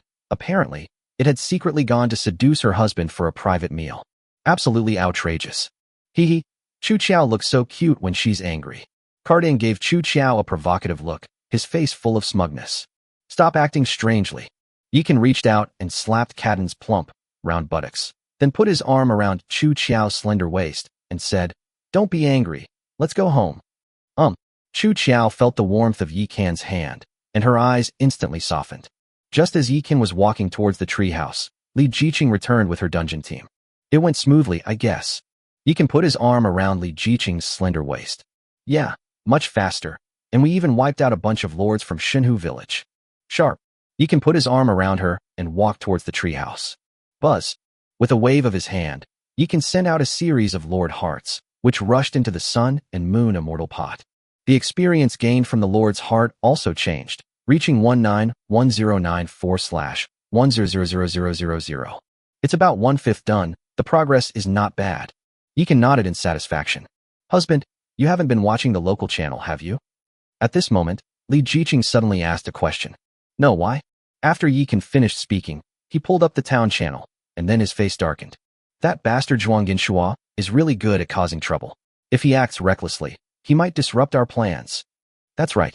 Right now, the only alien villages still thriving in this area are White Eagle Village, Widow Village, and their Kimchi Village. If Zhuang Ginshua takes action, the other human villages will definitely not sit idly by. Li Jiqing looked worried. If all else fails, we'll just have to cut off their supply lines. How exactly do you intend to strike at the root of the problem? Li Jiqing immediately became interested. Chapter 335 Xia Baoqing. Why did you provoke that bastard? You'll find out then. Yikan smiled mysteriously. At that moment, Xiaoyu and Xiaofei suddenly flew out of the warehouse. Master, the resources collected from the 4 insect hives have been transported back. Can we upgrade now? Xiaoyu opened the warehouse door, her face beaming with excitement. As the 4 major insect hives, Gold Eater, Greenwood, Crimson Fire, and Thick Earth, continued to grow and expand, the little elves were finally freed.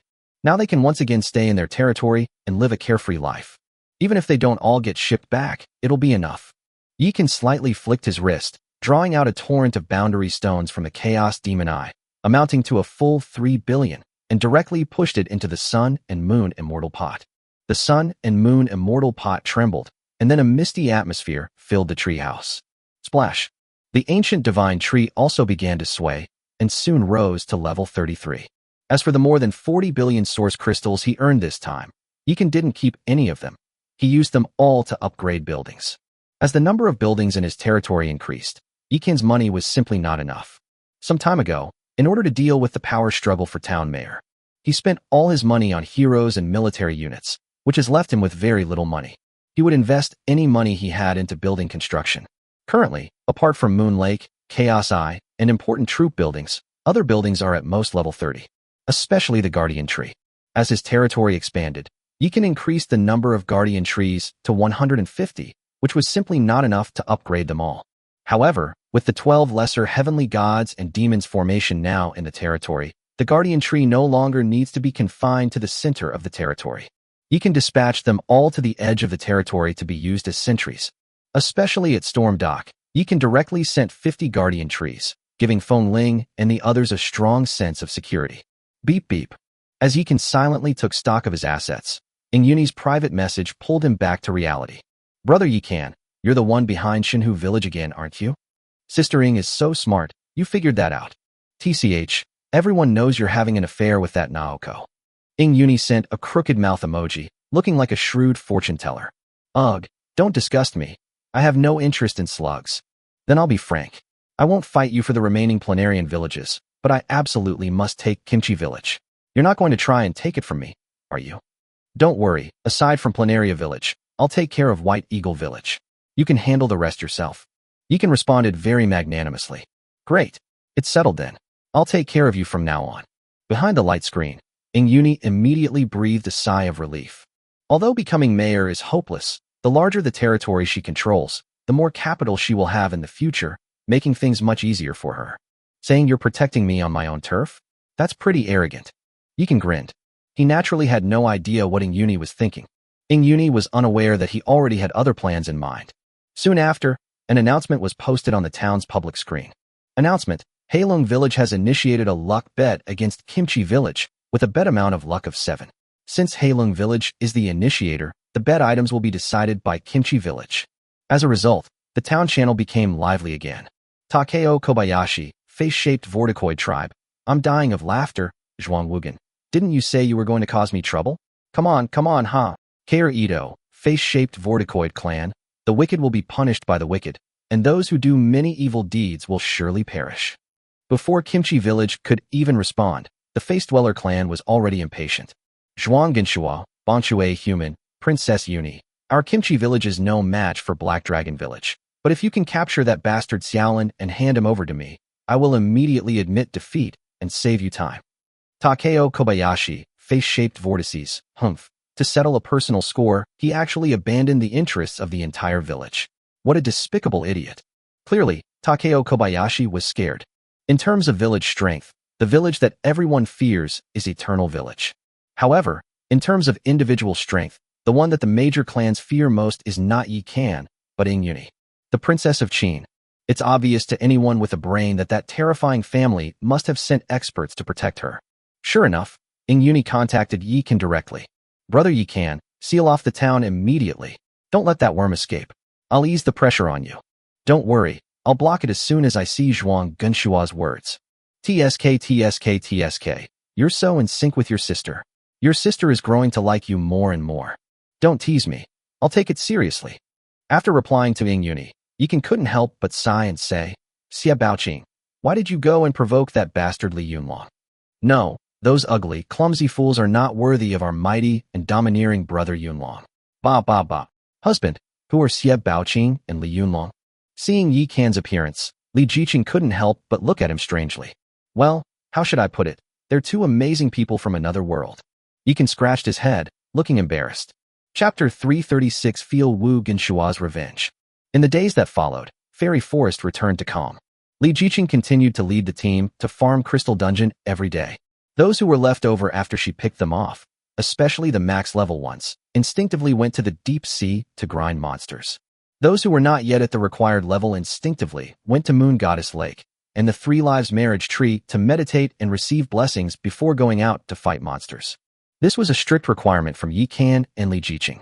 As for Yi Kan, the Great Lord, he originally wanted to experience the Crystal Secret Realm, but was stopped by Li Jiqing, the little housekeeper. You have over 1,000 beautiful women waiting for you to favor at home. How can you have the nerve to go out and waste your time? That girl Ing Yuni has been eyeing your position as town mayor for a long time. How can you relax? Starting today, you must favor at least 10 people a day. This is the minimum standard, and there is no room for negotiation. And so, at Li Jiqing's insistence and amidst the expectations of various beauties, Yi Kan resumed his simple, yet decadent life. Yufei has become his personal assistant and nutritionist.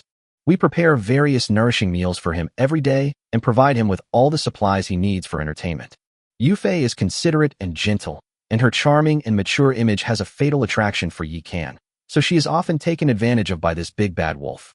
Yufei never expected that she would receive such a benefit simply for doing her job well. As a result, she worked even harder. But our pure and ethereal little beauty, Fowl, didn't have that luck. She had only been in the territory for a day when Yi Kan, that heartless man, sent her to the old village. Yi Kan sensed an impending storm in the town, and he worried that some naive fools, unaware that the old village was part of his scheme, would try to take advantage of him. And it turned out exactly as he had predicted. Only 3 days had passed, in the neutral zone between Kimchi Village and Black Dragon Village. Yuni then threw the bound and gagged Kobayashi Kennen in front of Zhuang Genshua. The efficiency was simply unparalleled. Zhuang Genshua, I brought the person to you. Admit defeat. Yuni stood atop the Black Dragon's head, coldly looking down. Good. After Zhuang Genshua had Kobayashi Kennen brought over, he didn't waste any words and directly pulled up the betting panel, choosing to concede defeat. Announcement. Black Dragon Village has won the luck bet against Kimchi Village, gaining 7 luck points. After Zhuang Genshua finished, he rushed towards Kobayashi Kennen, who looked terrified. Zhuang Genshua, let's talk this out.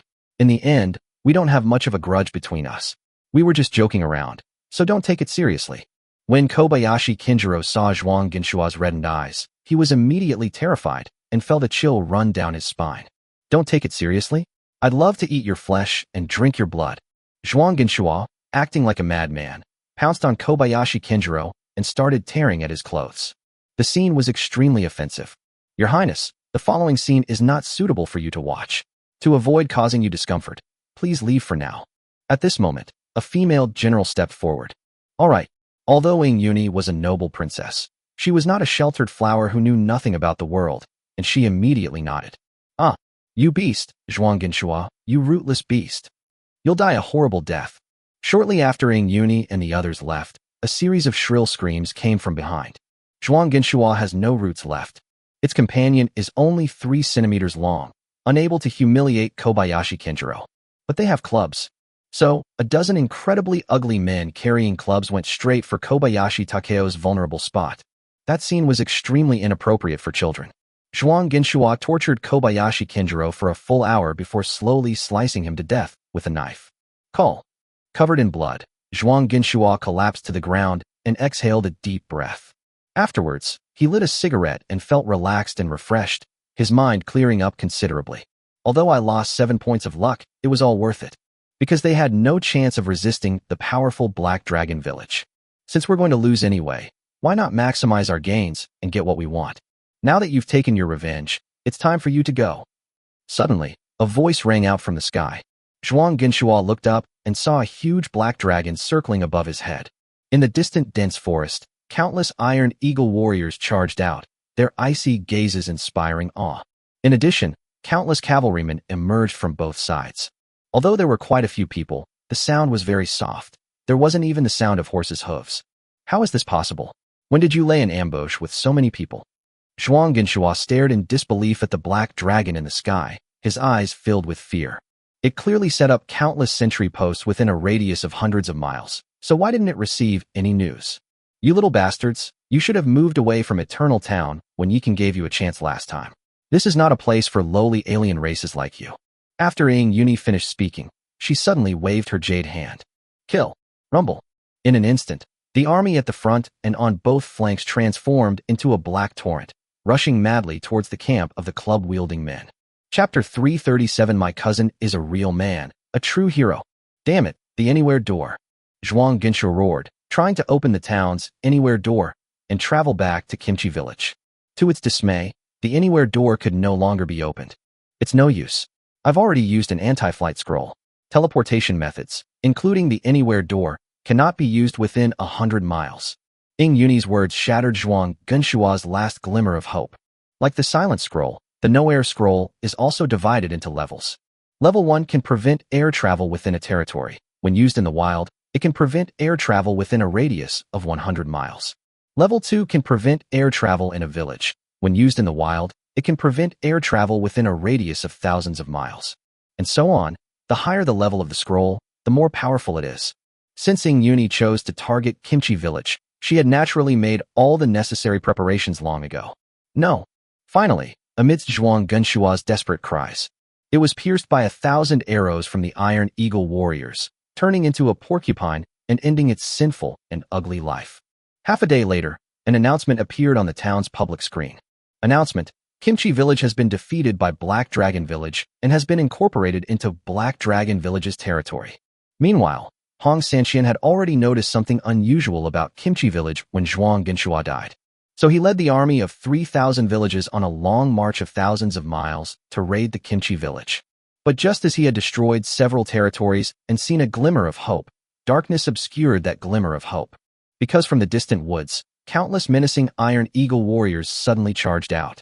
Above them, a huge black dragon hovered. Ing Yuni stood atop the black dragon's head, looking down at them like a proud black swan. Princess Yuni, you're not giving me a single chance. Hong Sanxian sighed helplessly. Waiting for opportunities to come to you is a dead end. Actively creating opportunities is the key. Ing Yuni looked arrogant.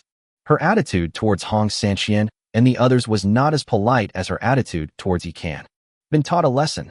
Knowing that the situation was hopeless, Hong Sanxian didn't say anything more and led his men from Sanxian Village out of Paokai Village. From this moment on, this place is now Black Dragon Village's territory. As soon as the announcement was posted, the villages of Eternal Town were in an uproar.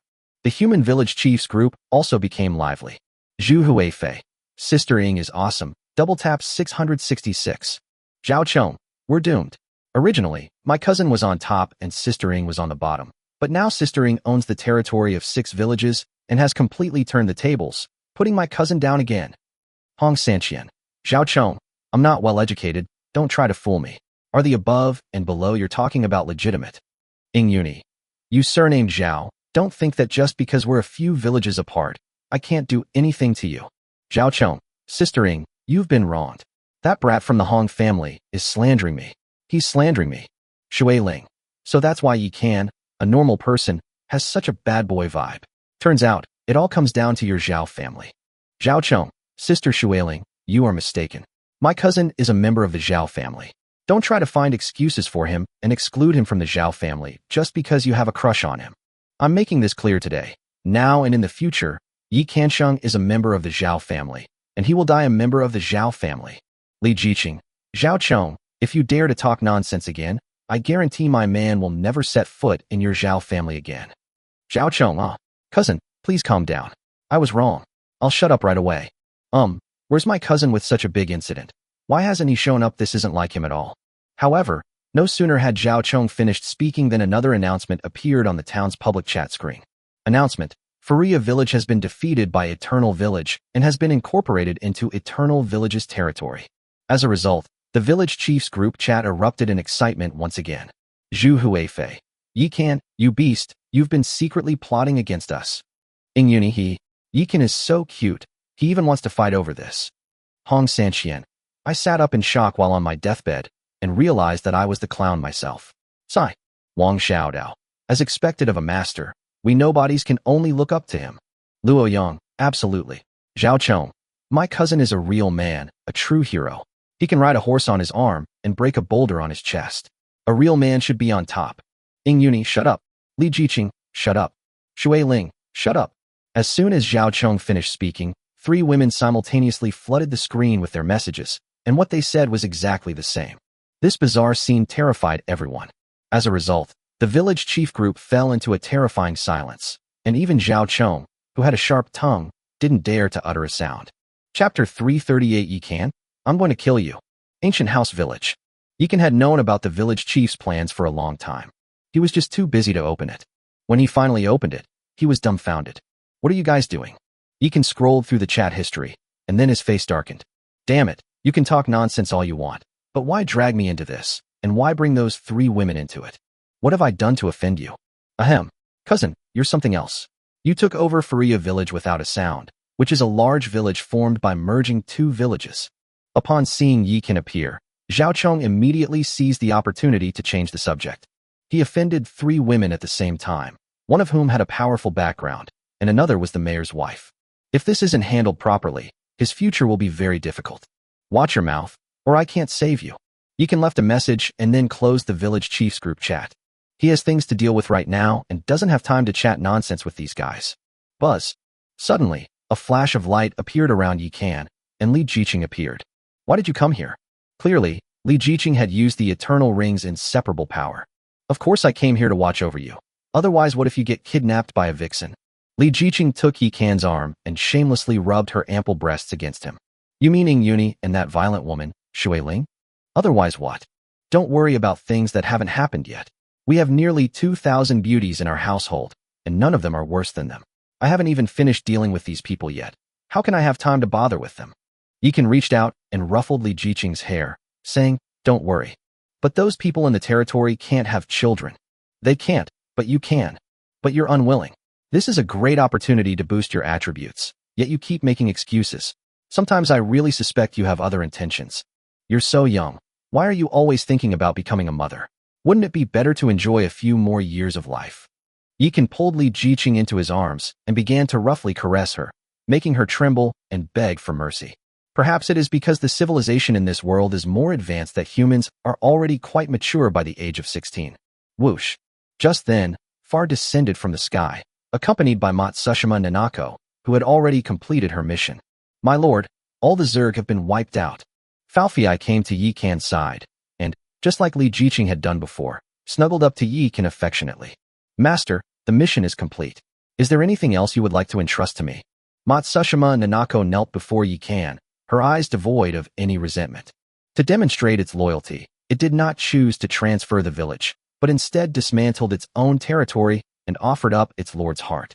I hope you can remain this calm after the soul-devouring evil goo is removed.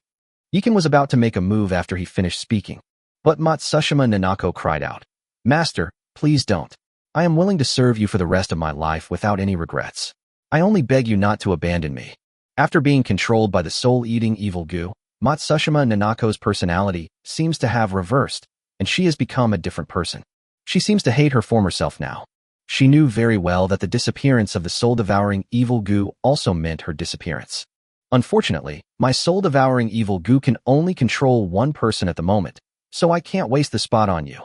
Yi Can shook his head and unhesitatingly removed the goo poison from Matsushima Nanako's body. Yi Can, I'm going to kill you. After gaining her freedom, Nanako Matsushima immediately reverted to her original personality. Its eyes were bloodshot, and it pounced on Yi Can as if it were in a frenzy. I knew it. Yi Can sighed helplessly. Bang! With a wave of her hand, Fair sent a transparent, ethereal handprint striking Matsushima Nanako, sending her flying dozens of meters away. Yi Can, you beast! You killed my people and destroyed my territory. I will never forgive you. Matsushima Nanako struggled to rush over, but was pinned to the ground by two bloodthirsty thunder beasts that descended from the sky with their ice soul greatswords. Even though she was still stronger than ordinary people after losing her territory, she could no longer be compared to a lord, because she no longer has the advantage of territoriality. You human-faced vortex worms killed my humans, humiliated my human women, and used human bodies for experiments. You didn't even spare newborn babies. Why didn't you cry out then? Now that the knife is cutting you, you feel pain? When Yi Can said this, a murderous intent was revealed in his eyes. Not to mention Matsushima Nanako. Even Li Jiqing and Fair next to her felt a chill run down their spines. Tie them up and hand them over to Nyo Daden, so they can rekindle their old flame. Yi Can took a deep breath and suppressed his killing intent. There was no way around it. Every time he thought of those filthy beasts on Bug Island, he couldn't suppress his murderous intent. One day, when the dragon gets water, it will surely make the Yangtze River flow backward. One day, when the tiger returns to the mountain, it will surely stain half the sky with blood. In that world, countries must maintain a semblance of peace and refrain from arbitrarily provoking war. But Yi Can is different. He represents only himself and doesn't need to care about these things. With his current strength, if he could descend upon the ancestral land again, he would surely be able to annihilate that evil race. Of course, those scoundrels who fawn over their enemies must also be punished. They must all die. What a pity, I can't go back. Yi Can gazed at the sky, his eyes filled with deep longing. Li Jiqing and Fair didn't know what Yi Can was thinking, nor did they know how to comfort him, so they could only obediently snuggle against him. I'm fine. Yi Can rubbed their heads, his expression gradually relaxing. Husband, should we send someone over? Li Jiqing looked at Yi Can. Black Dragon Village is to the east, and 3000 Village is to the south. They are guarded by Far's void insects, so it's not a big problem. However, we still need to send some people over to keep watch. Yi Can thought for a moment and said, have Su Lengyu, Ding Jin, Hong Jinwu, and Nyo Daden come over. Bold as a bull, is it to deal with this mother insect? Just consider it a waste, and the two of them have a foundation of affection, so they'll get along well. Yikan looked at Matsushima Nanako, whose mouth was gagged, in the distance, and revealed a sinister smile. MMM. Matsushima Nanako looked at Yikan in terror, as if to say, "No, I didn't. Don't talk nonsense. Let me go. I'll do anything you want." Unfortunately, Yikan couldn't understand her mumbled speech at all. "Then all we have to do now is wait for the outcome of the bet with White Eagle Village." Yikan nodded. A few days passed quickly. On this day, the settlement of the bet between Eternal Village and White Eagle Village finally arrived. This time I've gathered dozens of farming lords from various villages who specialize in agriculture. I don't believe Yikan can still win. In White Eagle Village, Daniel clenched his fists, quietly waiting for the appointed time. Whether it's the human race or the eagle race, or perhaps other foreigners, still clinging to a sliver of hope, are all waiting. This bet is no longer just a matter for White Eagle Village, because it represents the hope of people from other races. During this period, the non-human races were constantly suppressed, and news of villages being occupied by humans was frequently reported. They desperately need a victory to regain their confidence. Chapter 339. The villain Yikan reveals his true colors. Who will ultimately win? How about we start a betting pool? Unable to bear the stifling atmosphere, some people started stirring up discussion on the local channel. At this moment, amidst everyone's eager anticipation, the announcement was finally released. Announcement: Eternal Village has won the luck bet against White Eagle Village, gaining 13 luck points. Impossible. I've gathered the elite farming lords from dozens of villages. How could I possibly lose to you? As soon as the announcement came out, Daniel was furious and immediately posted a message on the town's chat channel. This is truly unbelievable. Farouk, the sixth brother, no longer cared about mocking White Eagle Village. Because Kimchi Village is gone, it feels it is also in danger. After all, its east, west, and south sides are all human villages. Fortunately, it was near the sea in the north, where two small villages of the Black Demon tribe stood guard and helped it. Otherwise, it would not have been able to hold on. What? You suspect I'm cheating right under the nose of the world? Well, at this moment, Yikan would not remain silent. Don't talk nonsense, that's not what I meant. Farouk is no longer the naive person he once was, so naturally he won't fall for it. Emily, Eagle Clan. Yikan, you villain. You've raised the relocation fee from Eternal Town to 30 billion. Why don't you just rob us? Hong Jinwoo. Human. What? Daniel, that eagle, doesn't dare to speak up himself, so he sent you, little Karami, to be the one to stick your neck out. Hyuga Sasaki, human-faced Vortex Clan. Last time it was 1 billion, now it's 30 billion. Mayor Yikan, aren't you afraid of a rebellion if you keep pushing us like this? Kara Ito, face-faced Planarian. That's right, you humans have devoured 8 villages of us face-faced Planarians. Are you going to devour the last 2 we have next? Ding Jean, human. Hey, you upstairs mother insect, please open your squinty eyes and take a look. Your Gangbin village was swallowed up by those idiots from White Eagle Village. Daniel, Eagle Clan. Yikan, although you won the bet, we have also seen clearly the attitude of your human race. Your Eternal Village and Black Dragon Village have been annexing other villages, but don't forget, of the 83 villages, your human race only owns 20. Even if the 7 orc villages join your side, it will still be 27 against 56. If you really push us too far, we'll go all out, and all of you humans will die. With such a great opportunity, Daniel couldn't resist jumping out to stir up emotions. Its purpose in saying this was to unite all foreign races in their hatred of the enemy. Even if we can't unite everyone, we can still plant a seed in everyone's hearts that the human race will attack them at any time, making them live in constant fear. Over time, even without its efforts to win them over, these alien races will actively seek to join its ranks. What to do? In the group of human village chiefs, all the village chiefs became serious. Because Daniel was telling the truth, even though both Eternal Village and Black Dragon Village are very strong.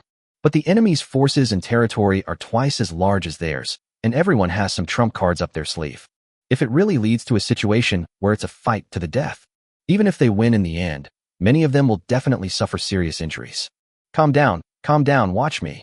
After Yikan finished speaking, he immediately posted a message on the town's channel. Hello, fellow non-human friends.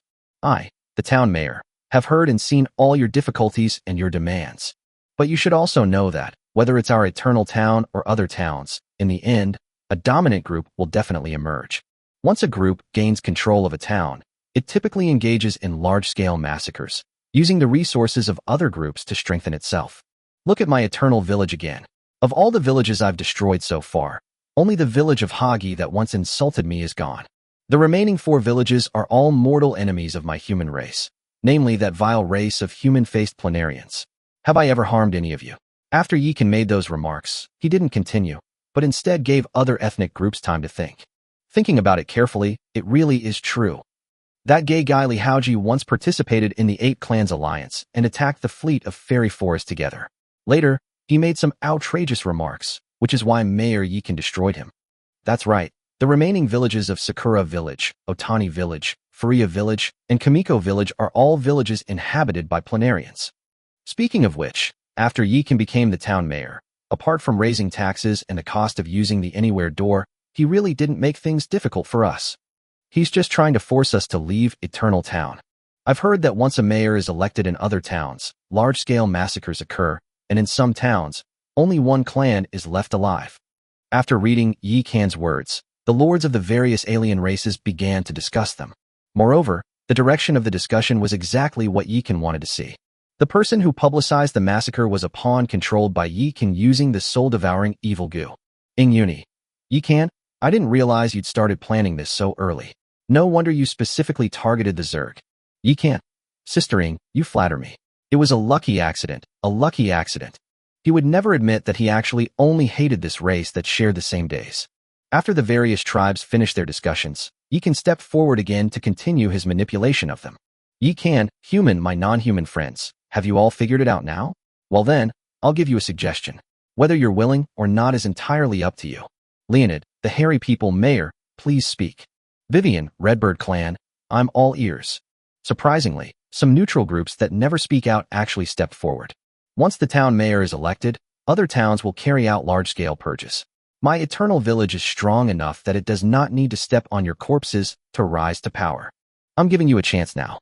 If you're willing to hand over the village to me, I'll let you leave safely without charging any fees. You only get one chance. If you're unwilling to leave, it means you want to fight my human race head-on, and then I won't be polite. As soon as Yikan finished speaking, the entire Eternal Town erupted in an uproar. Not to mention the alien races. Even the lords of the human and orc races were stunned. In the village chief's group chat, Zhu Huifei. Yikan, you old bastard. All that build-up was just for these last 2 sentences, right? Ing-Uni. To actually cut off the fuel supply directly, Yikan is ruthless. Zhao Chong. As expected of someone from the Zhao family. Awesome. Wang Xiaodao. Brother Can. That's territory they worked so hard to conquer. Do you really think they'll give it up? Shui Ling. I think it's unlikely. Li Jiqing. You're still young. You don't understand. Zhu Huifei. Wang Xiaodao. Zhao Chong. I am speechless. After Yikan made this request, the town channel fell silent for a moment, but it was soon broken by someone else. Yikan, you despicable and shameless villain. You actually used soft threats to coerce everyone. It's outrageous. Do you think we'll give in? Daniel was the first to jump out. It absolutely cannot allow Yikan's plan to succeed. As long as one person steps forward to give up their territory, it will definitely trigger a chain reaction. After all, weak villages have no outside support and even less say. With so much territory, Eternal Village will definitely develop its strength rapidly. By then, even if all the alien races united, or even if the human race united, they still wouldn't be able to defeat Eternal Village. Chapter 340. Annexing 12 villages, growing rapidly. Our Dandelion Village is willing to transfer the village. Please, Mayor Yikan, come and take it over. While Daniel was chattering away, a message suddenly appeared on the town's communication channel. The person who sent the message was Vivian from the Redbird clan. He is the village chief of Dandelion Village. Vivian, your Redbird clan was once incredibly glorious in the 8th heaven, known as the empire on which the sun never sets. How dare you be the first to bow down to the human race? Daniel was furious when he saw that it was Vivian who stepped forward. That's right. My Redbird clan is indeed powerful. On our ancestral planet, your Yume star was once my crazy star's cornfield. But that's all in the past. Otherwise, how could you eagles have been raised into such beasts? Vivian curled her lip, her face full of disdain. What right does someone who can't see the situation clearly and doesn't know how to preserve their strength have to point fingers at it? Their planet, Dianloxing, has indeed declined, but it still has a foundation in the 8th heaven. On the contrary, those beasts from Yume Star, having only recently escaped the enslavement of Dianlao Star, have no real foundation whatsoever. If they cannot gain a foothold in the 9th heaven, they will lose their voice on their ancestral planet. and their planet, Yume, will once again become a cornfield for the Madman planet. Daniel was immediately speechless with anger. Its ancestors were enslaved by the Redbird clan, a disgrace to them. The Redbird clan, once high and mighty, bowed down to the human clan, which made it feel insulted. Vivian, you are an elegant lady who knows how to make choices. I respect you. The blockade of Dandelion Village has been lifted. You may leave. As he spoke, Yikan had already opened the anywhere door leading to Dandelion Village. With Li Jiqing and Su Daji following behind him, he wasn't worried at all about Vivian and the others making any trouble. Buzzing. After Yikan broke the seal, countless white lights suddenly streaked across the sky and rushed out of Eternal Town. The light was like fireworks, visible from a great distance. That's exactly the effect I wanted. Looking at the dazzling scene, Yikan couldn't help but exchange a glance with Li Jiqing, and the two of them revealed a knowing smile. Once there's a first person, there will be a second. Sure enough, following Dandelion Village, several other villages soon decided to cede their land. These villages represent the ethnic groups with the lowest population proportions in Eternal Town. They only have one village and few lords, so the clan attribute bonuses they receive are very small, making them unable to compete with other clans. For them, the village is just a burden. It's tasteless to eat, but a pity to throw it away. The only reason they've stayed is because they can't bear to part with the territory they worked so hard to conquer. Yikan's tough stance gave them an excuse to leave. Some people even breathed a sigh of relief, as if a huge burden had been lifted off their shoulders. This was something Yikan hadn't anticipated. In just half a day, Yikan took over 12 villages. From then on, the territory occupied by humans and orcs together exceeded half of the town. Since Eternal Village didn't have that many lords, Yikan only sent 30 lords to each village to oversee it. As those villages were incorporated into the Eternal Village's territory, they also received the blessing of 63 points of luck from the Eternal Village, resulting in earth-shattering changes within them. Those lords who were assigned to the new territory by Yikan all enjoyed the benefits of the new village. Each person received at least 10 medium-sized resource points, and some even received large resource points. As a result, scenes of Versailles, the Lord of Eternal Village, appeared frequently on the town's channel. Gu Shaoling, human, oh my god, boss actually arranged a large originium mine for me. I'm so happy. Boss, love you more. Nongying, Moonshadow Cat Clan, hee, it's just a big resource point. They have too. Liang Qiu Nana, Celestial Fox Clan, I've had many for a long time, so am I proud of it? Humph. Chen Shixing, human, what a problem. We don't have enough miners. Does anyone have any high-quality miner unit runes? I'll trade them for rare runes. They have all kinds of functions. Neo Dayton, Bull Demon Clan, Brother Chun, I have a miner soldier talisman. I'll trade you a dozen binding talismans, and that Viagra talisman. Mambe, Troll Clan Viagra? Old Tauren, something's not right with you. Neo Dayton, Bull Demon Clan, boss feels sorry for me and sent me another wife. This is even more exciting. Ding Jin, human, holy crap. Boss, I want a wife too. Hong Jinwu, human, same here. Yikan, human, that's Matsushima Nanako herself. Are you sure you want her? Ding Jin, human, ugh. You old idiot. Your taste is way too heavy. Hong Jinwu, human, what bad luck. Never mind. Fairy Forest, beneath the tree of 3 lifetimes of destiny. Yikan lay comfortably on the recliner, with Li Jiqing by his side. Xiamili was squeezed between the two, making them look like a harmonious family. My husband, it seems there are still many people who are unwilling to accept this. Li Jiqing took the spiritual tea from Yufei and brought it to Yikan's lips. Don't worry, of the 100 villages, my Eternal Village has already occupied 18. When we take the 3rd step, the situation will be settled. At that time, they will come begging to me. Yikan took the spiritual tea, took a sip, and his face was full of confidence. What exactly is the 3rd step? Tell me now. Seeing that Yikan was still keeping her in suspense, Li Jiqing became furious, put down her teacup, and pounced on him. Brother, tell me quickly. Xiamili joined in the commotion, pounced on one of Yikan's legs, and became a pendant. Chapter 341, The Sugar-Coated Bullets of Fairy Forest. Don't go running dungeons tomorrow. Come with me to meet a few people, and you'll find out then. Yikan pressed down on Li Jiqing's restless waist and glared at her fiercely. Don't light the fire, the millet grains are still here.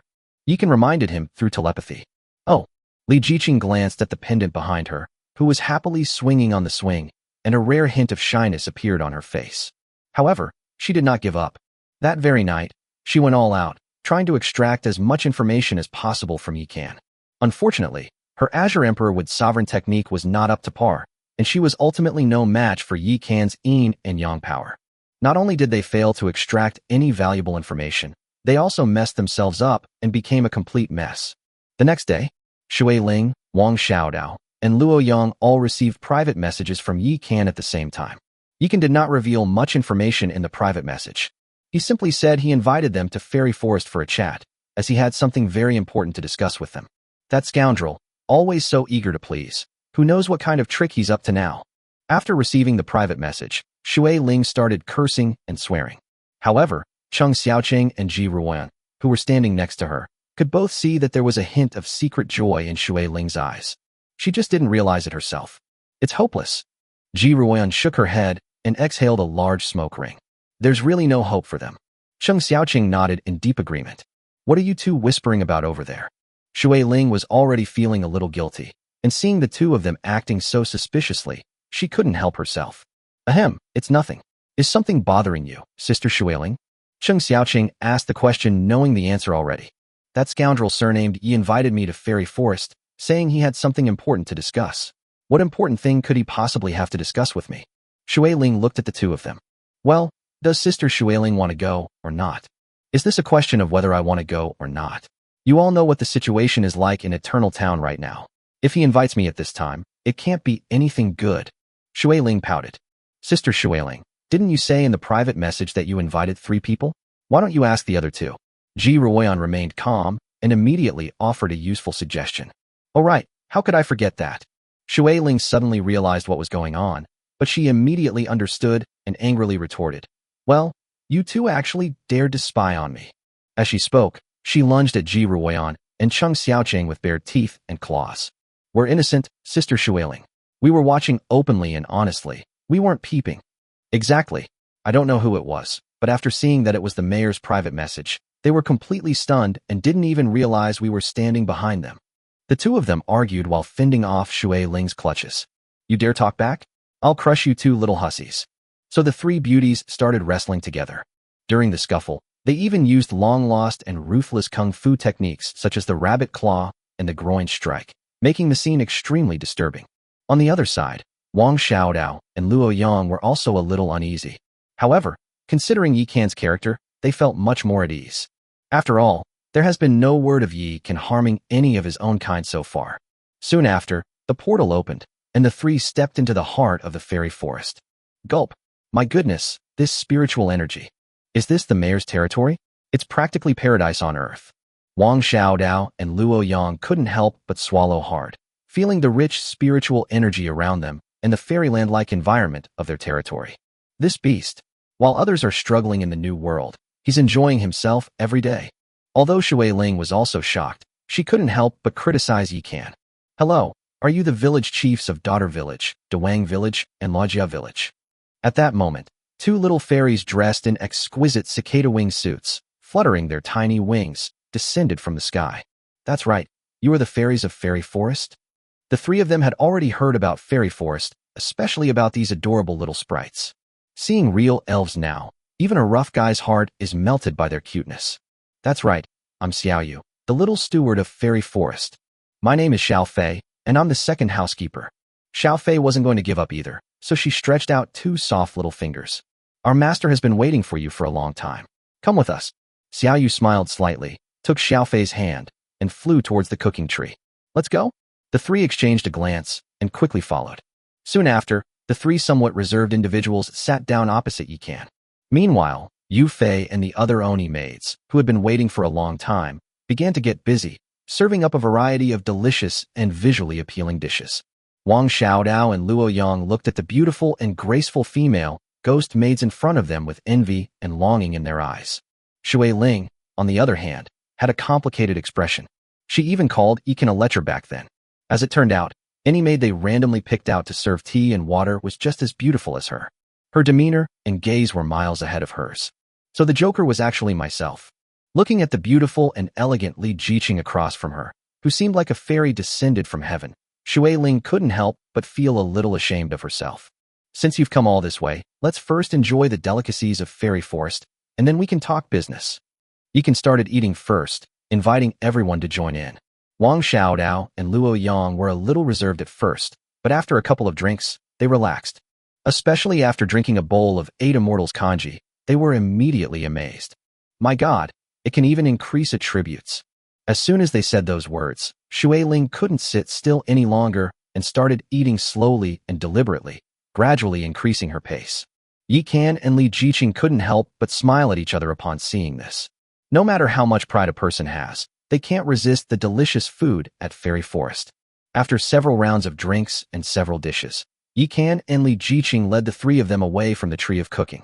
Mayor, just say what you want to say. We will do whatever we can. Wang Xiaodao has been completely won over by the delicious food at Fairy Forest and has started to order everything. No rush, let me show you what Eternal Village looks like now. After Yi Kan finished speaking, he immediately summoned the Chaos Demon Eye and said, "Open your mind." Buzz. With a flash of light, Yi Kan and Li Jiqing led the 3 of them into the Chaos Demon Eye. However, Yi Kan has now blocked out the small world, leaving only a few hundred square meters of space. He broke the spatial barrier. From here, you can see the outside scenery without any obstruction. Yi Kan used spatial teleportation to take the 3 of them on a tour of the scenery of Eternal Village. The key focus, of course, is the resource points of the residents of Eternal Village. Wow, there are medium-sized resource points here, and so many large ones too. Compared to Yongheng Village, our Luo family village is practically a remote and impoverished place. My place isn't even remote and impoverished. It's downright barren and desolate. While Wang Xiaodao and Luo Yang were shocked, they also felt a pang of bitterness. They're both villages, but the differences are so huge. Shuai-Ling didn't speak, but her complexion wasn't much better. Mayor Yi. Mayor, the important matter you mentioned isn't just about showing off how wealthy your Eternal Village is it? In the end, the violent woman was the first to lose her temper. Oh, I see. At this moment, Li Jiqing finally realized what was happening, and a strange light shone in her eyes. It turns out that her man's cutting off the fuel supply strategy wasn't just aimed at the alien races. He also included the human race in his calculations. Chapter 342 Yi Kan, you old bastard, you've gone too far. Before answering your question, let me ask you one. What was the purpose of your arduous conquest of a village? Yi Kan glanced at Shuai-Ling, then looked at Wang Xiaodao and Luo Yang. Of course, it's about becoming stronger. Wang Xiaodao replied without hesitation. The 9th heaven is like a raging ocean. No matter how strong an individual is, it's hard to go far. I just want to stick together and keep warm. Luo Yang seemed to have thought of something, and his expression changed slightly. However, he still answered Yi Kan's question honestly. And you? Yi Kan then looked at Shuai-Ling. Since no one will protect me, I will build my own power and no longer be controlled by anyone. I will also take in girls who share my plight. Shuai-Ling met Yi Kan's gaze, but quickly looked away. Did you succeed? Did you get this far solely based on the strength of your own village? Yi Kan looked at the 3 of them again. This? Wang Xiaodao and Luo Yang exchanged a glance and fell silent. Without Eternal Village, they would probably have already been swallowed up by White Eagle Village. Shuai-Ling wanted to refute, but when she remembered the attack on Daughter Village by Sakura Village, she couldn't open her mouth. If it weren't for Yi Kan's army's long-distance raid on Xiaoying Village, their Daughter Village would probably have been wiped out long ago. She couldn't even bear to think about the girls in the village. Since we've come this far, I'll just say it directly. Yi Kan paused for a moment, glanced at the 3 of them, and then said, The reason I've called you here today is to discuss the matter of merging the villages. Don't rush to refute me. Seeing that the 3 were about to blush and get angry, Yi Kan immediately raised his hand to stop them. Merging villages means that high-level villages cover low-level villages. Aside from the 3 points of luck associated with Daughter Village, none of the 3 of you are worth my attention. By merging villages, the fortune of our Eternal Village can change your environment, allowing you to enjoy the benefits brought by this fortune. If you're reluctant to give up your village, that's fine. I can reformulate the town's management system and divide it into different zones. Your villages will still be under your jurisdiction, and I will not interfere. There's only one rule. Once the drums of war sound, you will all be under my command. After hearing Yi Kan's words, the 3 of them fell silent. Yi Kan's words couldn't be clearer. Their village had nothing that Eternal Village would remember. The villages were merged, but Eternal Village remained unchanged, while they gained immense benefits. If they are unwilling to relinquish their power, Yi Kan can even rewrite the management system. In other words, their village still exists, but it has been incorporated into the Eternal Village on the map. Moreover, when it comes to external warfare, the human race should be united as one. Anyone who dares to falter at that time will be condemned by everyone. Yi Kan's request was essentially meaningless. Bringing it up was merely a way to give them a way out. There's something you might not have thought about, but I can remind you. Just then, Li Jiqing, who had been silent until now, spoke up. There are 12,000 human lords in the town now, while my eternal village has the territory of 18 villages, which can accommodate 18,000 people. If we lift the restrictions on eternal village, how many of these 12,000 people do you think would rush to move into my eternal village? Aren't you curious why, even though our gamble with White Eagle Village on Destiny has ended, none of those farming lords have left? If Yi Kan's words only offered them endless temptation. Li Jiqing's words were the last straw that broke the camel's back. Do you know why you can still be village chiefs? It's because I didn't open the village to the public, thus blocking the way for people to move in. Otherwise, even if you're not all commanders without troops, you're pretty much in the same boat. Not long after, 3 announcements were posted on the Eternal Town channel in succession. Daughter Village merges into Eternal Village. Dawang Village merges into Yongheng Village. Luojia Village merges into Yongheng Village. Then, the Human Village Chief Group and the town channel exploded. Zhu Huifei. Yi Kan, you old bastard, it's one thing to annex a village of another race, but you actually turned against your own people? Hong Sanqian. This is earth-shattering. I am utterly shocked. Zhao Chong. Cousin, what's going on? Why haven't we heard a thing? Shui Ling. I did it voluntarily. Wang Xiaodao. Hee, I'm not saying anything more. I'm feeling the spiritual energy storm brought by the 63 points of luck. Luo Yang. I was distributing resource points to the brothers, and these beasts, who suddenly went from hell to heaven, are all drooling with envy. Yi Kan didn't need to explain. The 3 village chiefs who were merged had already spoken out, which explained everything. Yi Kan did not force them, they all volunteered. Ing Uni. Yi Kan, you really are the 6th one. After saying that, the beautiful woman added an angry emoji. Then, the village chief group fell silent. Zhu Huifei, Hong Sanqian, Ing Uni, and the others all went to recruit their underlings. The remaining 7 human and orc village chiefs immediately messaged Yi Kan privately to inquire about the conditions required to merge into Eternal Village. Upon learning that merging into Yongheng Village would also allow for self-governance, 6 village chiefs skipped the step of consulting the villagers and directly applied to merge into Yongheng Village. As a result, the town channel refreshed with 6 more announcements. XX Village has been merged into Yongheng Village. XX Village has been merged into Yongheng Village. Seeing this situation, the remaining village no longer hesitated and immediately applied to merge into Eternal Village. From then on, Yi Kan had merged 10 of the 27 villages belonging to the human and orc races. Small Town Channel. Farouk. Nigger, have the humans and orcs gone mad? Daniel, Eagle Clan Blackie, are you envious? Too bad they don't even look at you. Farouk, Black Demon Clan. Humph, you're already surrounded by the territories of Eternal Village and Black Dragon Village. You'd better take care of yourself. Wang Xiaodao, human, I'm in a good mood today, so I'm popping in. What's wrong? You beasts starting to fight like dogs. Hong Jinwu, human, brother Xiaodao, from now on we're brothers. Nongying, Moonshadow Cat Clan, well said, brother. Liang Xiao Nana, Celestial Fox Clan, good sister, you spoke well too. On the other side, Ing Uni, Zhu Huifei, Hong Sanqian, and Zhao Chong are all secretly contacting the remaining human and beastman villages, wanting to follow Yi Kan's example and merge their territories. What broke them was that no matter how they threatened or bribed them, the other party remained unmoved. Sorry, I need to think about it. Thank you for the kind invitation, sir. Our village still needs to discuss it. Your village doesn't have enough luck, so merging or not makes no difference. I've already submitted my application to the mayor. I'm sorry, you were a step too late. Damn it, that damned 6th brother Yi Kan, he's gone too far. In Zhujia Village, Zhu Huifei jumped up and down in anger. The situations of the 2 families in Sanqian Village and Zhao Family Village are not much different from those of Zhu Huifei. The 2 of them didn't curse or swear, they just felt a little regretful. Why didn't they think of this mutually beneficial method of subduing the enemy without fighting? However, Black Dragon Village presents a completely different picture. In the end, he still managed to gain power. Ing Yuni's expression was complicated. Your Highness, isn't this something you've been condoning? Meng Shu covered her mouth and chuckled softly.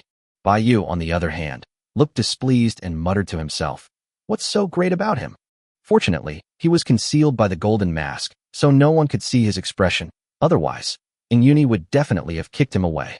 Chapter 343 Target. Widow's Village, let's move out. Northern part of Eternal Village.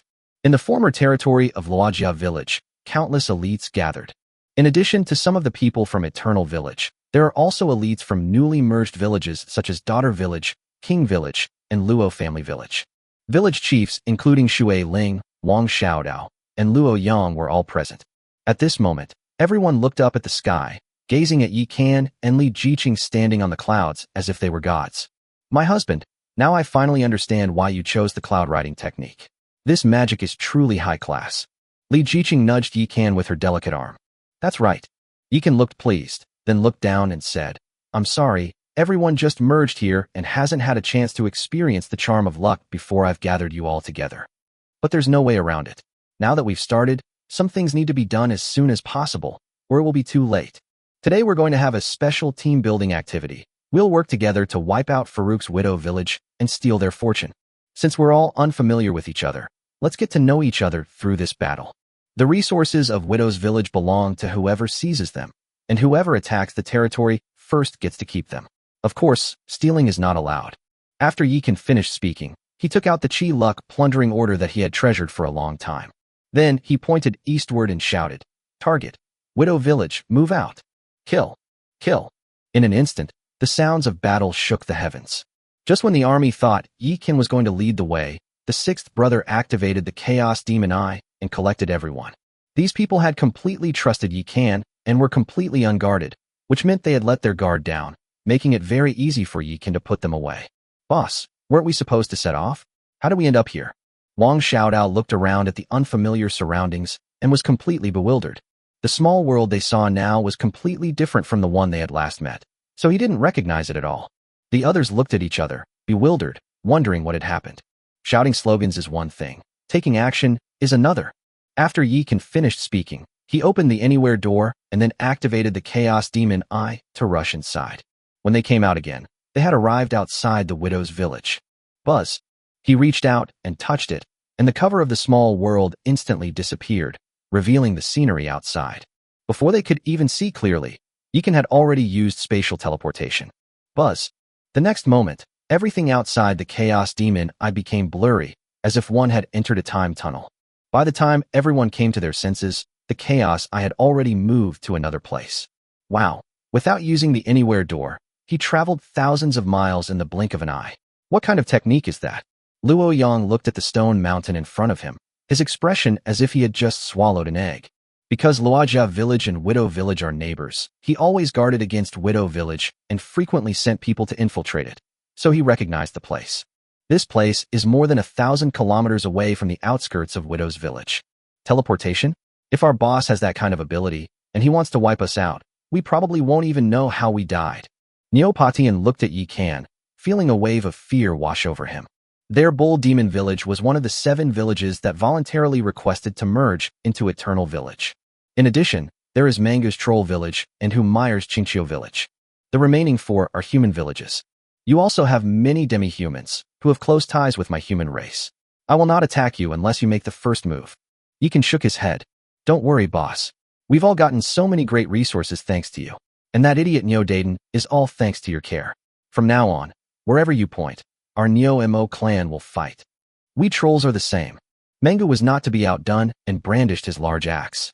Our Green Fox clan has a trace of celestial fox blood. Princess Nana is the mayor's person, so naturally our Green Fox clan is also the mayor's person. Humeyer wore a light green dress. Her face was as beautiful as a peach blossom, her skin was as smooth as cream, and her figure was incredibly alluring. She merely curved her jade-like fingers slightly and gently stroked her delicate face, which made the rough men around her breathe rapidly. Sister Mayor, you'd better watch out, or Sister Li won't even be angry yet, but Sister Shueling will already be hitting you. Liang Qiu Nana glanced at Shui Ling beside her. This beautiful woman had icy eyes, and her body was covered with a layer of ice crystals, looking like she was about to explode at any moment. All right, we'll do as Princess Nana says. Sister Mayor, I'm not a princess. In the eyes of us blue foxes, a pure-blooded celestial fox is a noble princess. While the sisters were deeply in love, the time travel abruptly ended, and Yi Kan activated her skill again. Whoosh! The Chaos Demon Eye advanced another 1,000 kilometers. Yi Kan continued advancing until he reached the heart of the Widow's Village before stopping. Foul, begin the operation. Yi Kan contacted Far through a mental link. As my husband commands. Far, who had been waiting outside Widow's village, received Yi Kan's order and immediately led more than 200,000 void insectoid troops to storm into Widow's village. The heart of Widow Village. A hero stumbles into Farouk's harem. Meanwhile, Farouk was playing a cart game with a black female who could only be seen as having a big white tooth. Interrupted at the crucial moment, it glared angrily and shouted, "Didn't I say that no one is allowed to step into this place? Lord Farouk, something terrible has happened. The Zerg have invaded." The man, a tech-savvy hero responsible for monitoring the village, couldn't withstand Farouk's murderous gaze and immediately retreated to the doorway in fright. Impossible. Yi Kan wiped out the Zerg, leaving only 2 villages barely clinging to life, and they're separated from us by countless villages. How could they possibly have come here? Farouk was initially very nervous, but he immediately relaxed after hearing that it was the Zerg. But the next moment, its body froze. Damn it, it's Yi Kan's Void Zerg. Chapter 344. Neopatian wants to become a god. Farouk shuddered at the thought of Yi Kan and immediately went limp. Yi Kan, you despicable villain, you finally decided to target my widow village. In a fit of rage, Farouk kicked the slick, black woman in front of him aside. Sir, what should we do? The skilled hero was still standing by the door, too afraid to leave. Pass on my orders. Have Kapil organize men to completely block the enemy. Under no circumstances should they be allowed to enter the heart of the village. Tell him I'll be there shortly. Yes. The hero was immediately relieved and left. Farouk immediately opened the Black Ghost Clan's group chat, tagged the 2 neighboring villages of the same clan, and then dressed properly before heading out. That scoundrel Yi Kan often acts unpredictably. I need to be a bit sneaky. Farouk did not leave the territory immediately, but instead climbed a watchtower and began to observe the surrounding situation through the telescope on it. Only after confirming that there was nothing amiss did it timidly lead its men out of the territory. But what it didn't know was that Yi Kan's Chaos Demon Eye had been monitoring an area of over 1,000 kilometers in radius. That coward has finally come out. As Farouk stealthily made his way to the battlefield, Yi Kan also pinpointed its location. Brothers, let's party. With a thought, Yi Kan's Chaos Demon Eye instantly traversed to the sky above Farouk. Subsequently, hundreds of thousands of troops from Eternal Village descended like divine soldiers, surrounding Farouk's forces in the center. Kill! Kill! As shouts of battle rang out, countless heroes and soldiers brandished their weapons, unleashing various spells and magical abilities upon Farouk's army. Yi Kan then opened Su Lingyu's chat window. Sudading, you should get moving too. I understand, you scum, you degenerate, you pervert, you're not allowed to call me Sudading anymore. Su Lingyu sent an angry emoji and abruptly closed the chat window. Then, with a wave of her hand, she said, the town mayor has given the order. Launch a full-scale attack and annihilate Shaoquan Village and Gohuang Village. Kill. Anna roared and led half of the Amethyst Dragon Army into Koizumi Village. On their backs, Nuba, Princess Longji, Lindayu, and others looked murderous, sharpening their knives. On the other side, Gaia, along with the other half of the Amethyst Dragon, carrying Su Daji and the others, charged towards Gohuang Village. Seeing the passion and excitement of the people from Xianzonglan, Jiang Daili, Li Xiaoyu, and the others felt a surge of adrenaline rush to their heads and, shouting loudly, led their men out to fight. On the other side, in Widow Village, Farouk's forces were completely surrounded by the forces of Eternal Village. Putting aside the difference in strength, the sheer number of people in Eternal Village was enough to drown them, with just a spit from each of them. Yi Kan, I, Farouk, will never forgive you. Farouk knew that the situation was hopeless, and his eyes widened in fury. In this small town, there are just as many lords as humans, and it doesn't understand why things have turned out this way. May you be my sworn enemy in the next life. Yi Kan waved his hand, and the army continued to compress inward. Farouk's men fell one after another, like wheat being harvested. Yi Kan, do you really think you can kill me? Farouk's eyes were bloodshot as he stared coldly at Yi Kan. Do you have some other escape methods? Yi Kan gave Li Jiqing a wink, and the two immediately stood on opposite sides, ready to kill Farouk at any moment. It's no use. Actually, after I realized I couldn't take control of the town, I was already planning to leave. I thought you would target White Eagle Village first, but I didn't expect it to be my Widow Village. Since you're leaving, I might as well tell you something. If you don't kill Daniel soon, your eternal town is doomed. Ha! Farouk looked in the direction of White Eagle Village and suddenly burst into wild laughter. Bang! Suddenly, its body exploded, turning into wisps of black mist. The moon sets in the ninth heaven. Seeing that the situation was not good, Yikan directly used a powerful move to slash at the black mist. The black mist simply dissipated and disappeared as if it had never existed. Yikan, there are at least 10 towns in this county, but your human race only has Eternal Town. Do you really think you can turn the world upside down? You've gained the upper hand here, and I can't do anything about it, but our battle isn't over yet, huh? A burst of wild laughter echoed from Farouk's territory. Then, the territory transformed into a purple light and rushed out of Eternal Town. To avoid paying the 30 billion yuan handling fee, he actually used a high-level city relocation order. That damn black guy is really rich. Yikan watched Farouk leave, feeling somewhat helpless. What secret technique did that idiot just use? Does anyone know? Yikan looked at the former village chiefs of various villages. Mayor, I've heard that the Black Ghost clan worships the ox head and horse face, so their tribe worships the ox god. Rumor has it that they worship the demon bull of their tribe as an incarnation of a god, and even eat its excrement, feeling very noble afterward. Humayr hesitated for a moment, but still spoke up. Vomit. Before she could finish speaking, Liangqiu Nana started gagging. Sister Mayor, please stop talking, it's disgusting. What? Is that even possible? Does that mean I, old bull, am going to become a god if I go to the Black Demon clan? Neo Potion's eyes were wide open, as if he had opened the door to a new world. Old Neo, those are the black ghosts. Except for their white teeth, everything else is pitch black and incredibly filthy. Are you sure you can handle it? Manga glanced at him with a mocking expression. How dirty is it? Like his cousin Neo Dayton, Neo Patian was a simpleton who actually became interested in the Black Ghost clan. It's nothing.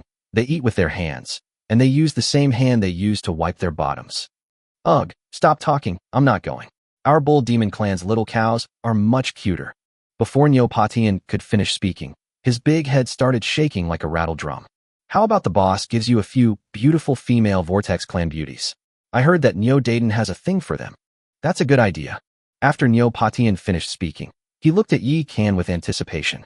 The last 2 Zerg villages have also gone to war. If you want one, go and choose it yourself. After Yi Kan finished speaking, he opened a portal to Koizumi village. Thanks, boss, I'm off. Neopatian, as expected of Neo Dayton's cousin, actually went. Mayor, my cousin Manbei is over there too. I'm worried about his safety, so I'll go check on him. At this moment, Mangu looked at Yi Kan with a bit of embarrassment. Eek! Upon hearing this, everyone looked at him with disgust. Get out! Get out! Get out! Yi Kan simply waved his hand. Yi Kan knew very well how the Faced Vortex clan had treated the humans. Since these animals have this taste, Yi Kan naturally doesn't mind granting their wish. After all, that evil race shouldn't exist in the first place. Thanks boss, I'm off. As he spoke, Mangu had already dashed into the anywhere door. Yi Kan looked ahead and muttered to himself. What a pity for an epic level lord's heart. Don't worry, it's probably just moved to another town. There's still a chance. Li Jiqing said, putting her arm around Yi Kan's arm. The situation here is mostly settled, so I'm leaving it to you. Just now, Farouk was looking towards White Eagle Village and seemed to be hinting at something. I'm a little worried. Go ahead, be careful. I'll take care of things here. Nothing will go wrong. Yi Kan patted Li Jiqing's small hand and placed the luck plundering token into her delicate hand. Then he opened a portal and rushed inside, wielding the Chaos Demon Eye. Chapter 345 Daniel's Big Gift. Zhujia Village. Have you found out what happened? What exactly happened? Zhu Huifei looked at the Imperial Guards in front of her. Eternal Village suddenly attacked Widow Village, and then someone in Widow Village used a high-level relocation order. Meanwhile, Holy Water Village and Ox Raising Village, located above Widow's Village, suddenly began frantically mobilizing troops. It seems they're heading to support Widow's Village. The Imperial Guard quickly reported the intelligence sent from the other side. A good opportunity. Send troops immediately to attack Shengshui Village and Nyoxiang Village. Upon hearing this, Zhu Huifei's eyes immediately lit up. Your Highness, if we take advantage of the chaos, won't we offend Eternal Village? The Imperial Guard's eyes darted around, and he asked with some concern. Offend? The Black Ghost clan has mobilized 2 villages, attempting to besiege our ally, Eternal Village. As fellow human beings, how can my Zhu family village sit idly by and watch our brother village suffer? We're going to support them, but instead of acting recklessly, we're employing a strategy of besieging Wei to rescue Zhao. Zhu Huifei looked righteous and awe-inspiring, which made the Imperial Guard stare wide-eyed. Your Highness's noble character is beyond our comprehension. Therefore, the Zhu family village army set out and attacked Shengshui Village and Nyoxiang Village. White Eagle Village. Ye can. I originally thought you would strike first against my White Eagle Village, but I never expected you to be so greedy as to set your sights on that black devil Farouk's fortune. That's good. It gives me time to prepare. Daniel stood in the heart of the village with many Eagle clan lords. This area originally belonged to Iron Teeth Village, but it was taken over by White Eagle Village. Later, they devoured Okamoto Village in the north, and that became the center of the village. Daniel brought his men here not to attack Ye Can, but to prepare a big gift for him. In fact, both they and the Black Ghost clan have received some news from the outside world in the past 2 days. Their tribes have already occupied other towns outside.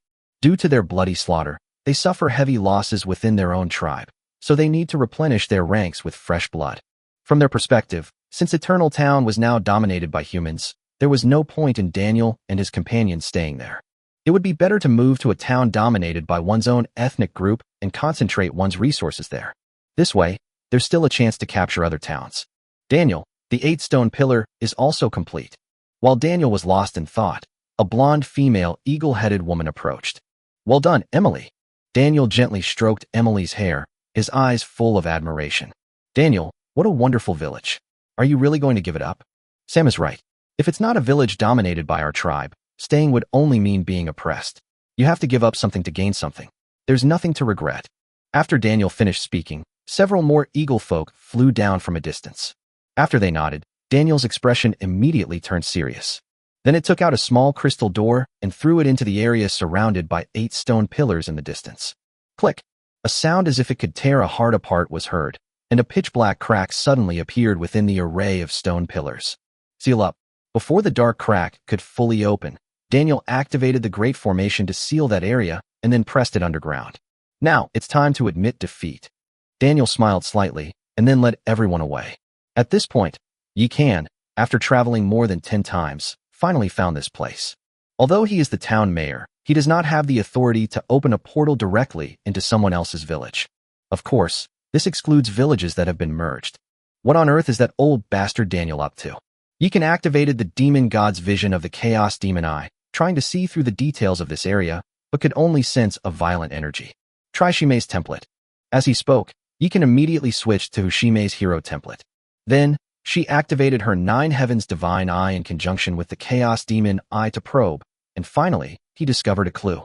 This is a large formation, and it seems to seal something violent inside. Judging from the violent energy fluctuations, once the seal is broken and what's inside erupts, it will definitely be earth-shattering. That bastard is really cunning.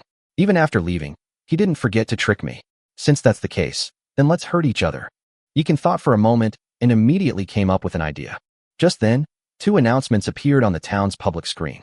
Announcement: Widow Village has been defeated by Eternal Village and has been incorporated into Eternal Village's territory. Announcement: Shengshui Village has been defeated by Zhujiao Village and has been incorporated into Zhujiao Village's territory. Zhu Huifei, that 6th brother, has finally stopped being stupid.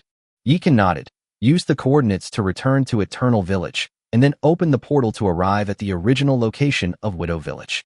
Done. When Li Jiqing saw Ye Can, she happily went to greet him and handed the luck plundering token to Ye Can. Just use it directly. Why wait for me to come back? Ye Can gently ruffled her hair, his eyes filled with nothing but doting affection as he looked at this silly girl. You are my husband, our great lord, so naturally I should entrust you with your service. Good. As they were talking, Ye Can had already used the token, and the luck of Eternal Village had increased from 63 points to 70 points. With an additional 7 points of luck, the village's spiritual energy became slightly richer, but not very noticeably. It seems the next big change will occur around the 100th point of luck. Ye Can guessed. Only 30 points away, let's keep going. What's the situation in White Eagle Village? I'll tell you later. For now, let's take over the villages that voluntarily offered up their territory. As he spoke, Ye Can pulled up his private message list. So much. Li Jiqing looked at the names and realized they were all village chiefs from other alien villages in Eternal Town. There was even that scruffy bird, Daniel. Su Ding just told me that the Su family sent her some news. The county where our town is located has a total of 10 towns, and all of them have elected town mayors. However, other towns are not as gentle as ours. Almost all of them have adopted a bloody massacre method, relying on devouring the blood and bones of other races to strengthen themselves. However, they paid a heavy price for this, and their strength was not much left, so now everyone is frantically recruiting people in other towns. Many people used to call me a butcher, but the funny thing is, our town actually has the highest survival rate among all races. Of course, the face-shaped vortex worms are an exception. We've almost wiped them all out. Yikan couldn't help but look delighted when he talked about this. Other ethnic groups can be dealt with gradually. He must kill every single member of this group he sees. Do the Vortex clan have any towns occupied? After hearing this, Li Jiqing's expression did not ease much, because she knew that the face-dwelling worm clan would love nothing more than to eat Yikan's flesh and drink his blood. Yes, and it has a really cringy name, Lily of the Valley. When Yikan mentioned this name, he couldn't help but picture a group of unscrupulous teenagers wearing black school uniforms, with brightly colored hair, who thought they were very handsome. They've been fighting for so many years, and hardly anyone has died. Are they kidding me? A county? Does it have a name? Only then did Li Jiqing realize what was happening and couldn't help but ask. Yes, I've heard it's called Pingan County. As soon as Yikan finished speaking, the image of the Italian power cannon appeared in his mind. Chapter 346. I think you guys can still be saved. Announcement. Koizumi Village has been defeated by Eternal Village and has been incorporated into Eternal Village's territory. Announcement. Gohuang Village has been defeated by Yongheng Village and has been incorporated into Yongheng Village's territory. After Yikan, Li Jiqing, and Su Lingyu reunited, two more announcements appeared on the town's public screen. Strangely, despite the frequent announcements circulating online today, the discussions haven't been very enthusiastic. But thinking about it, it's understandable.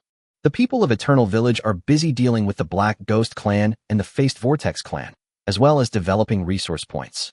The other races are currently in a weaker position and have no interest in it at all, because they are lining up to ask Yikan to give up his territory so they can redeem themselves. At this moment, another announcement appeared. Announcement. Niuxiang Village has been defeated by Zhujiao Village and has been incorporated into Zhujiao Village's territory. Brother Flying Pig, that's great. Take this opportunity to make a fortune. Yikan took a moment to send a message to the village chiefs group. You beast ye, how dare you talk to me like that? Look at the map of the town. Most of the territory has already fallen into your hands. Zhu Huifei was immediately filled with righteous indignation, looking like she was about to explode with rage. Stop pretending. I can see right through you. Don't worry, I won't ask you for territory. Yikan simply sent an eye-roll emoji. Cousin, look at the map. Your territory has surrounded someone else's village. You can't get out. Zhao Chong sent a crying emoji. Why don't you join Eternal Village and share 70 points of luck with us? What? Are you going to keep someone as a sugar daddy? Pa, you bitch, get out. Yikan immediately sent a spitting emoji. Damn it, a grown man like you, talking like a girl, shameless. What he didn't know was that Zhao Chong had already reported what was going on here to his aunt, Zhao Meng. Because Zhao Meng once said that when it comes to important matters like territory, it's best to ask for her opinion and not act on your own. Although Zhao Chong isn't a mama's boy, he's genuinely afraid of his mother. In his view, in his mother's eyes, Yikan, the nephew who had been living away from home, was more important than him, her own son. After a barrage of complaints, the town channel went completely crazy. Liuan Village merges into Yongheng Village. Tonko Village has been merged into Yongheng Village.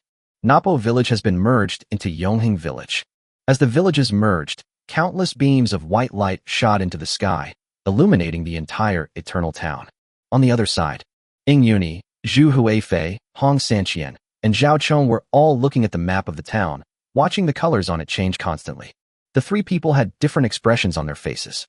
Zhao Chong was nonchalant and had an indifferent expression. Hong Sanqian, on the other hand, looked distressed, with an expression of utter despair. Zhu Huifei gritted her teeth, filled with envy, jealousy, and hatred. Ing Yuni crossed her legs, cracking melon seeds, her bright eyes flashing occasionally. No one knew what she was thinking. Only her personal bodyguard and maid, Meng Shu, knew some of the details. Your Highness must be going through some kind of internal struggle at this moment. You can tell from how fast she eats sunflower seeds. She seemed to be struggling with something, but couldn't make a decision. It's finally over. After returning to Fairy Forest, Yikan drank 2 large cups of 100-flower wine in one go before letting out a long sigh. We've reached 82 of the 100 villages. We can finally take a breather. Li Jiqing collapsed onto the recliner. Immediately, a group of little elves flew over to massage her shoulders and legs. That demeanor was even more dignified than that of Empress Wu Zetian. Now it's up to Ing Yuni, Zhu Huifei, Hong Sanqian, and my aunt to decide. Yikan closed his eyes, feeling Xiaoyu and Xiaofei's little fists, looking completely at ease. He knew perfectly well that the reason Zhao Chong wasn't giving a definite answer was because he was waiting for his mother's reply. Just then, a pair of soft, jade-like hands suddenly landed on Yi Kan's shoulders and gently massaged them. Yi Kan knew from the alluring fragrance that his personal masseuse, the gentle and beautiful Yu Fei, had arrived. Thanks for your hard work. Yi Kan reached out and pinched Yu Fei's little face. I like. Yu Fei gave Yi Kan a gentle smile, then leaned down and kissed him. Husband, why are you ignoring Daniel? Li Jiqing was already used to Yi Kan showing affection for other beautiful women in front of her, because she often does that too. Moreover, it happened in front of all the beauties in the territory, so she couldn't say anything to others. We can't allow officials to set fires while forbidding ordinary people to even light lamps. That scruffy bird left a large array in the heart of White Eagle Village, which seemed to seal something terrifying inside. The seal doesn't look very secure. It must be a big gift that Daniel, that scruffy bird, prepared especially for me. We have such a bad relationship. How could I possibly accept such a generous gift from it? Yi Kan pursed his lips. Hee, this is great. I like it. Li Jiqing, who had been looking languid, immediately perked up upon hearing this. Meanwhile, Daniel also started causing trouble on the town's channel. Daniel Eagle Clan. Yi Kan, don't go too far. You'd take anyone else's village, so why are you ignoring mine? Zhu Huifei, human, he offered up the village willingly, and old Yi actually refused? How is that possible? Hong Sanqian, human, old Yi, something's wrong with you. Zhao Chong, human cousin, what's going on? Emily, Eagle Clan, human, are you humiliating us? Yi Kan, human, hey beautiful bird-beaked lady upstairs, don't be angry.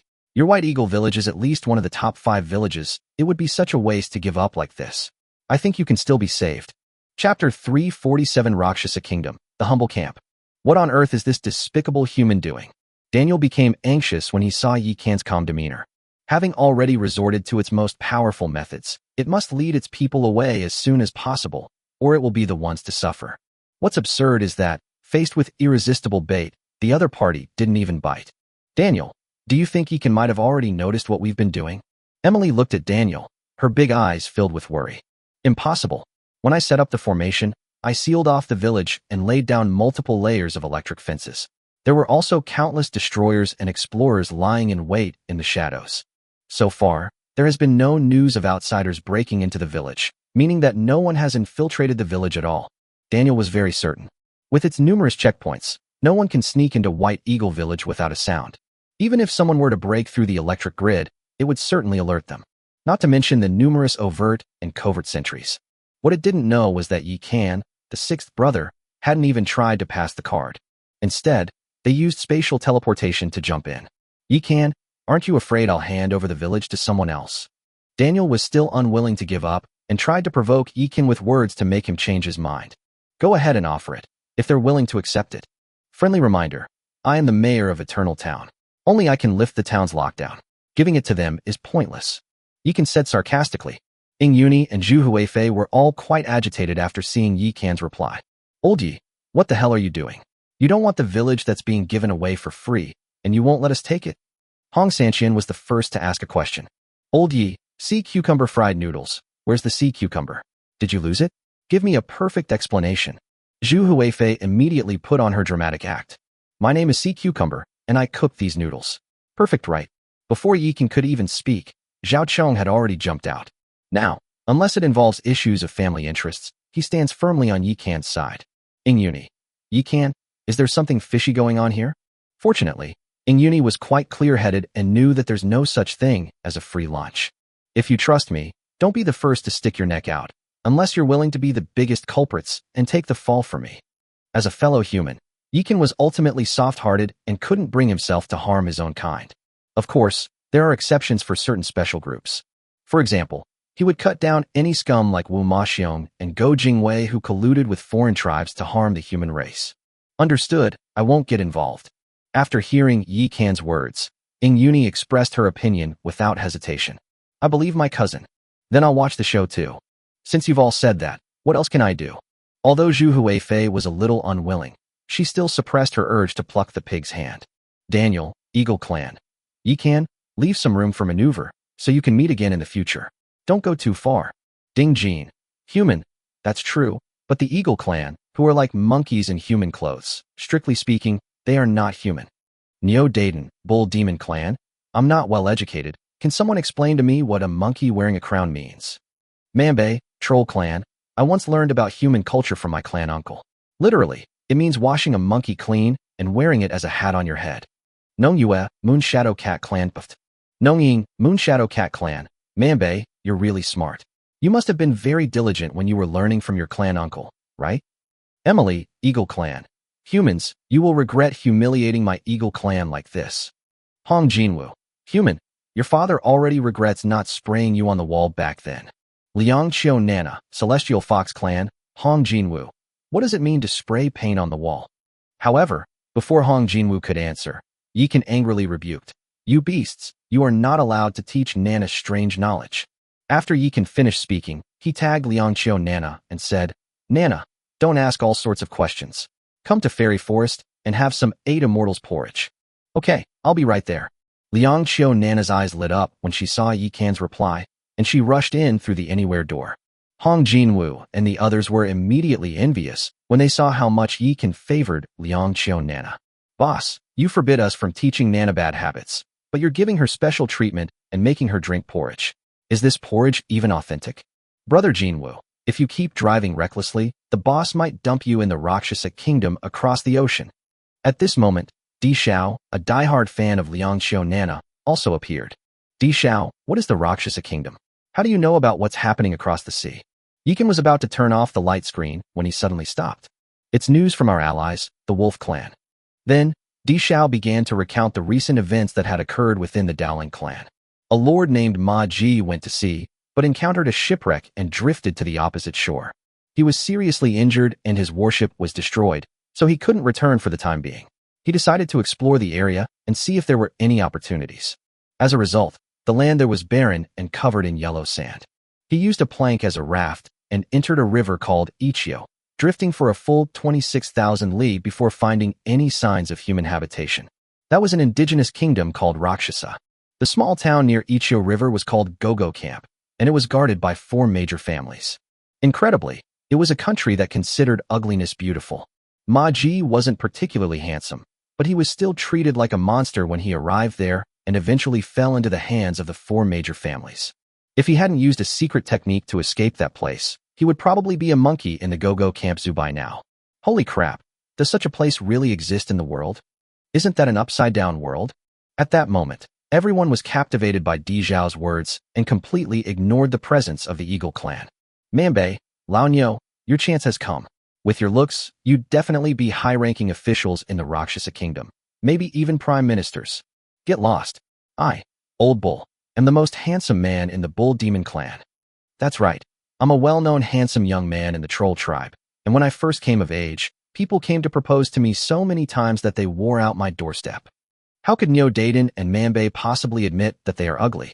Yikan had lost interest in the utter nonsense spouted by these animals. But he remembered a few key words: the Blade Wolf Clan, across the sea, 26,000 li away, the Rakshasa Kingdom's Gogo Camp, and ugliness as beauty. Husband, is there a problem? Seeing Yikan deep in thought, Li Jiqing couldn't help but furrow her brows slightly. Su Lingyu once told me that the Blade Wolf Clan is the only orc clan in Pingan County that has occupied a small town. However, that town is very far away from us. Based on the coordinates of the county town outside the town, they should be right across the sea from us.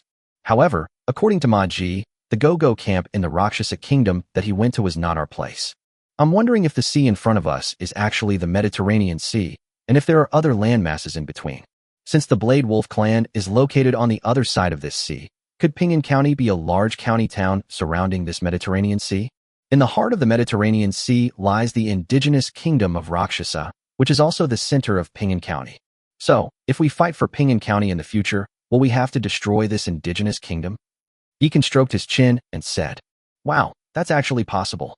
Li Jiqing's delicate body trembled, and her eyes lit up. As the saying goes, know yourself and know your enemy, and you will never be defeated. If Yongheng Town gets this new information, it can take the lead, making it more likely to take Pingan County. Chapter 348 The Ancient Crystal God is Shocked, Extraterrestrial Immortal Technique? The next day, Li Jiqing had gathered her men and was preparing to set sail to raid a dungeon when Yikan stopped her. "Wife, Eternal Town is in dire need of rebuilding right now. As the administrator, you should stay and oversee the main camp. I'll take care of the dungeons. Yikan pulled Li Jiqing into his arms and gave her a big kiss on the lips. Just say you want to farm the last crystal ancient god phantom. Stop with so many excuses. Li Jiqing reached out her small hands to cup Yikan's face, then stood on tiptoe and bit back. Thanks to Xiamili's skillful hands, the diamond treasure chest she brought back had a very high drop rate. We've already obtained 9 crystal ancient god origin fragments. We only need 1 more to summon the crystal ancient god. If Yikan doesn't refresh it soon, the crystal ancient god will appear. Whether this secret realm will still be available for farming is still unknown, so he must take it one last time. Go. The nebulous storm from the ancient god's phantom is terrifying. Be careful.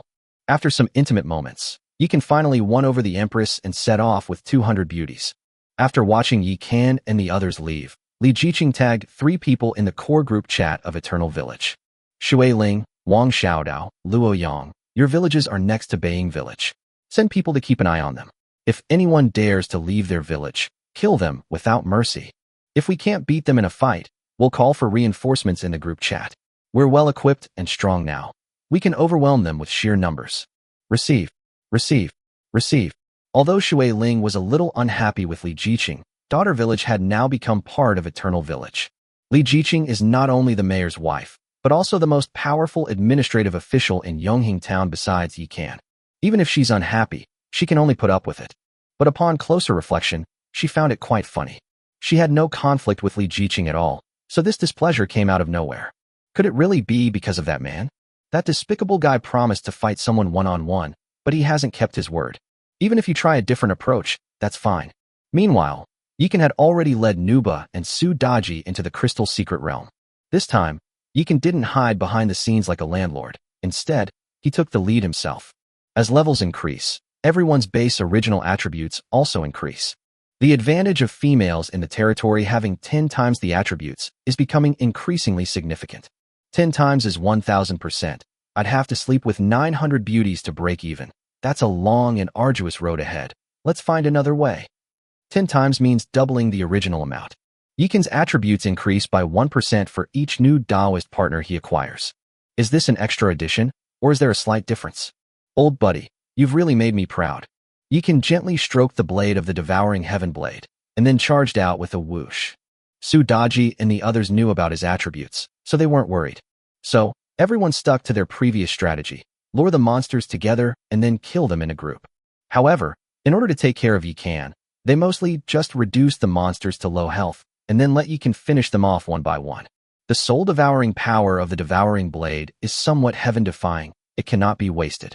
And so they swept through the enemy lines, reaching the very center of the crystal realm. And the ethereal image of the ancient crystal god, exuding an air of sophistication, arrived as promised. Foolish outsiders, awaken. Become the power that allows me to return to the world. Energy surge. The illusory image of the crystal ancient god once again unleashed its signature skill, engaging in a back-and-forth battle with Nuba and the others.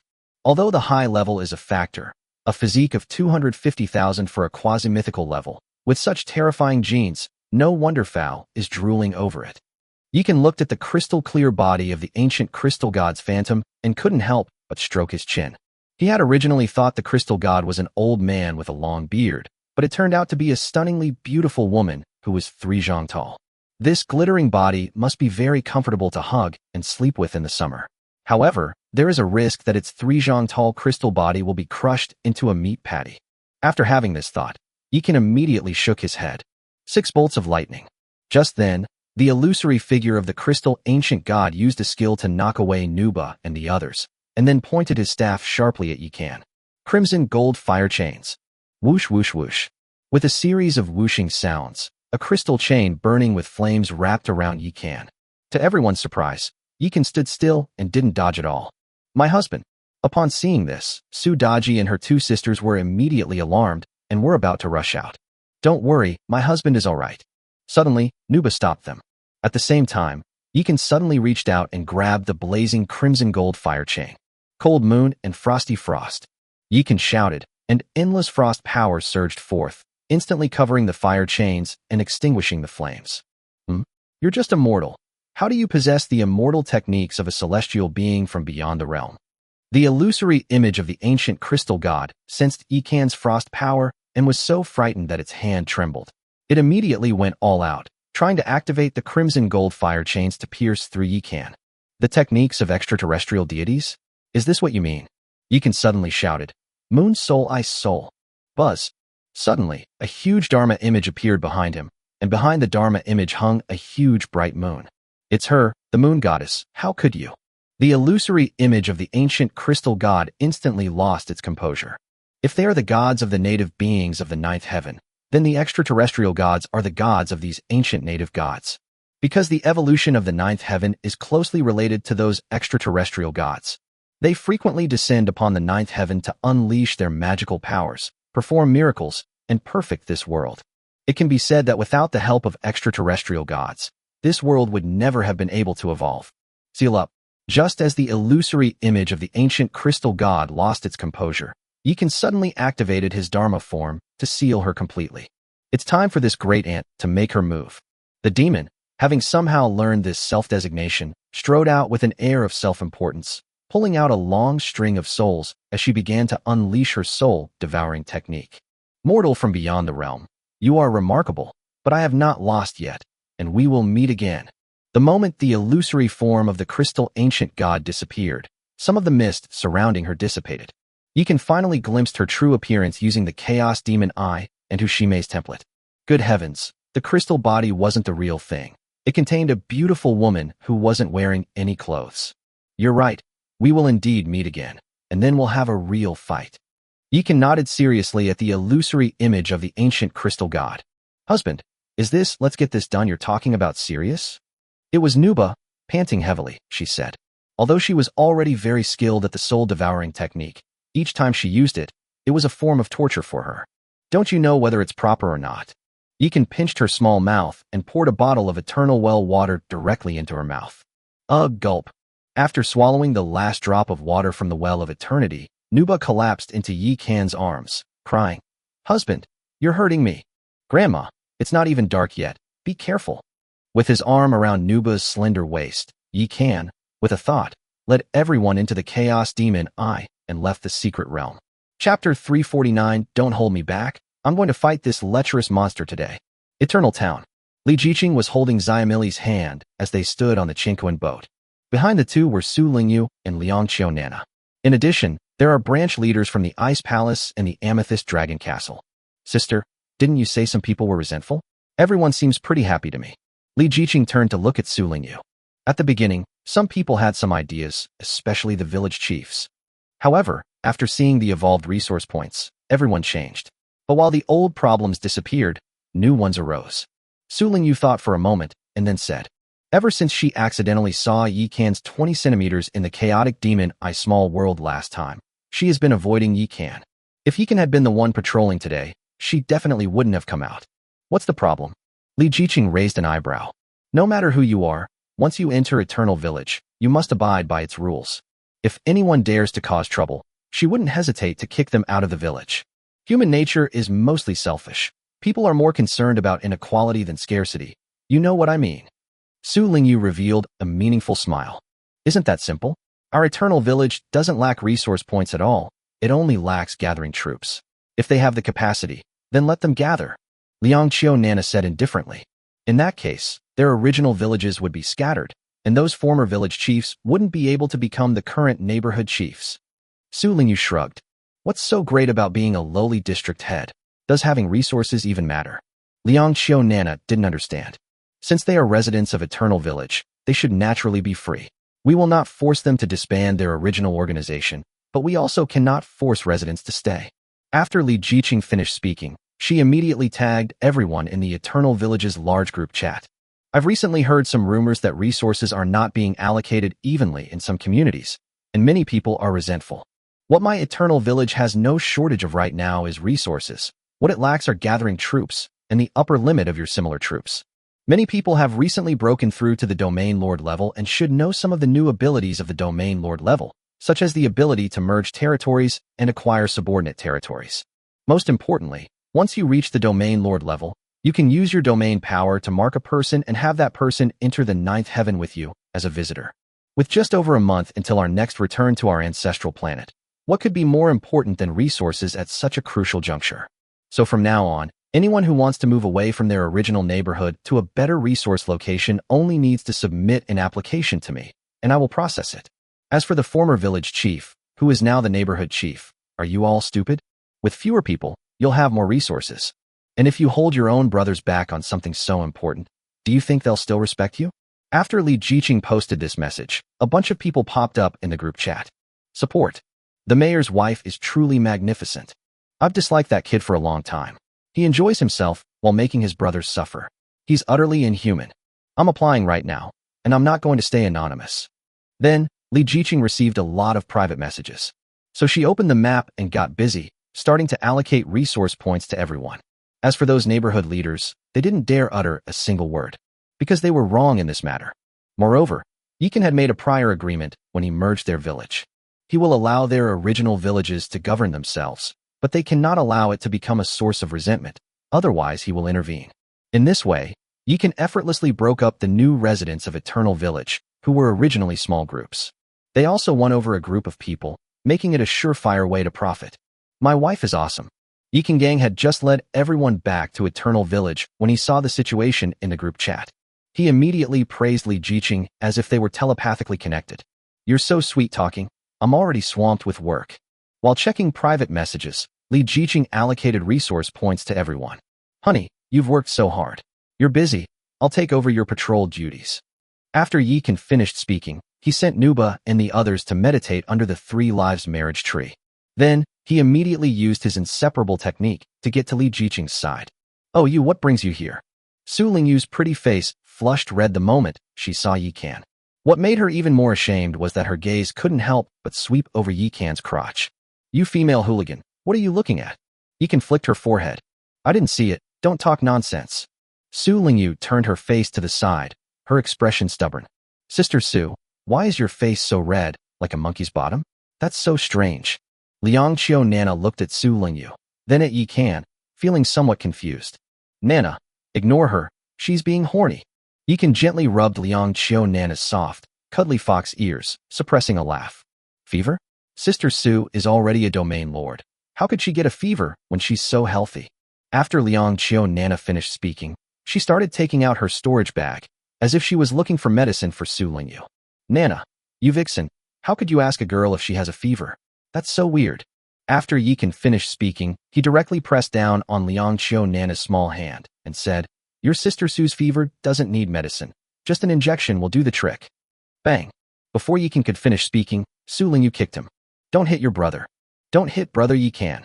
Before Su Lingyu could kick a second time, Liang Qiu Nana and Xiamili pounced on her together. One person hugged the waist, and the other hugged the legs. Don't hold me back. I'm going to fight this lecherous monster today. Chapter 350 Sisters, let me explain. You think you can beat me? Yikan patted the shoe print on his thigh and looked at the 2 little cuties who were protecting him, saying, You too let her go.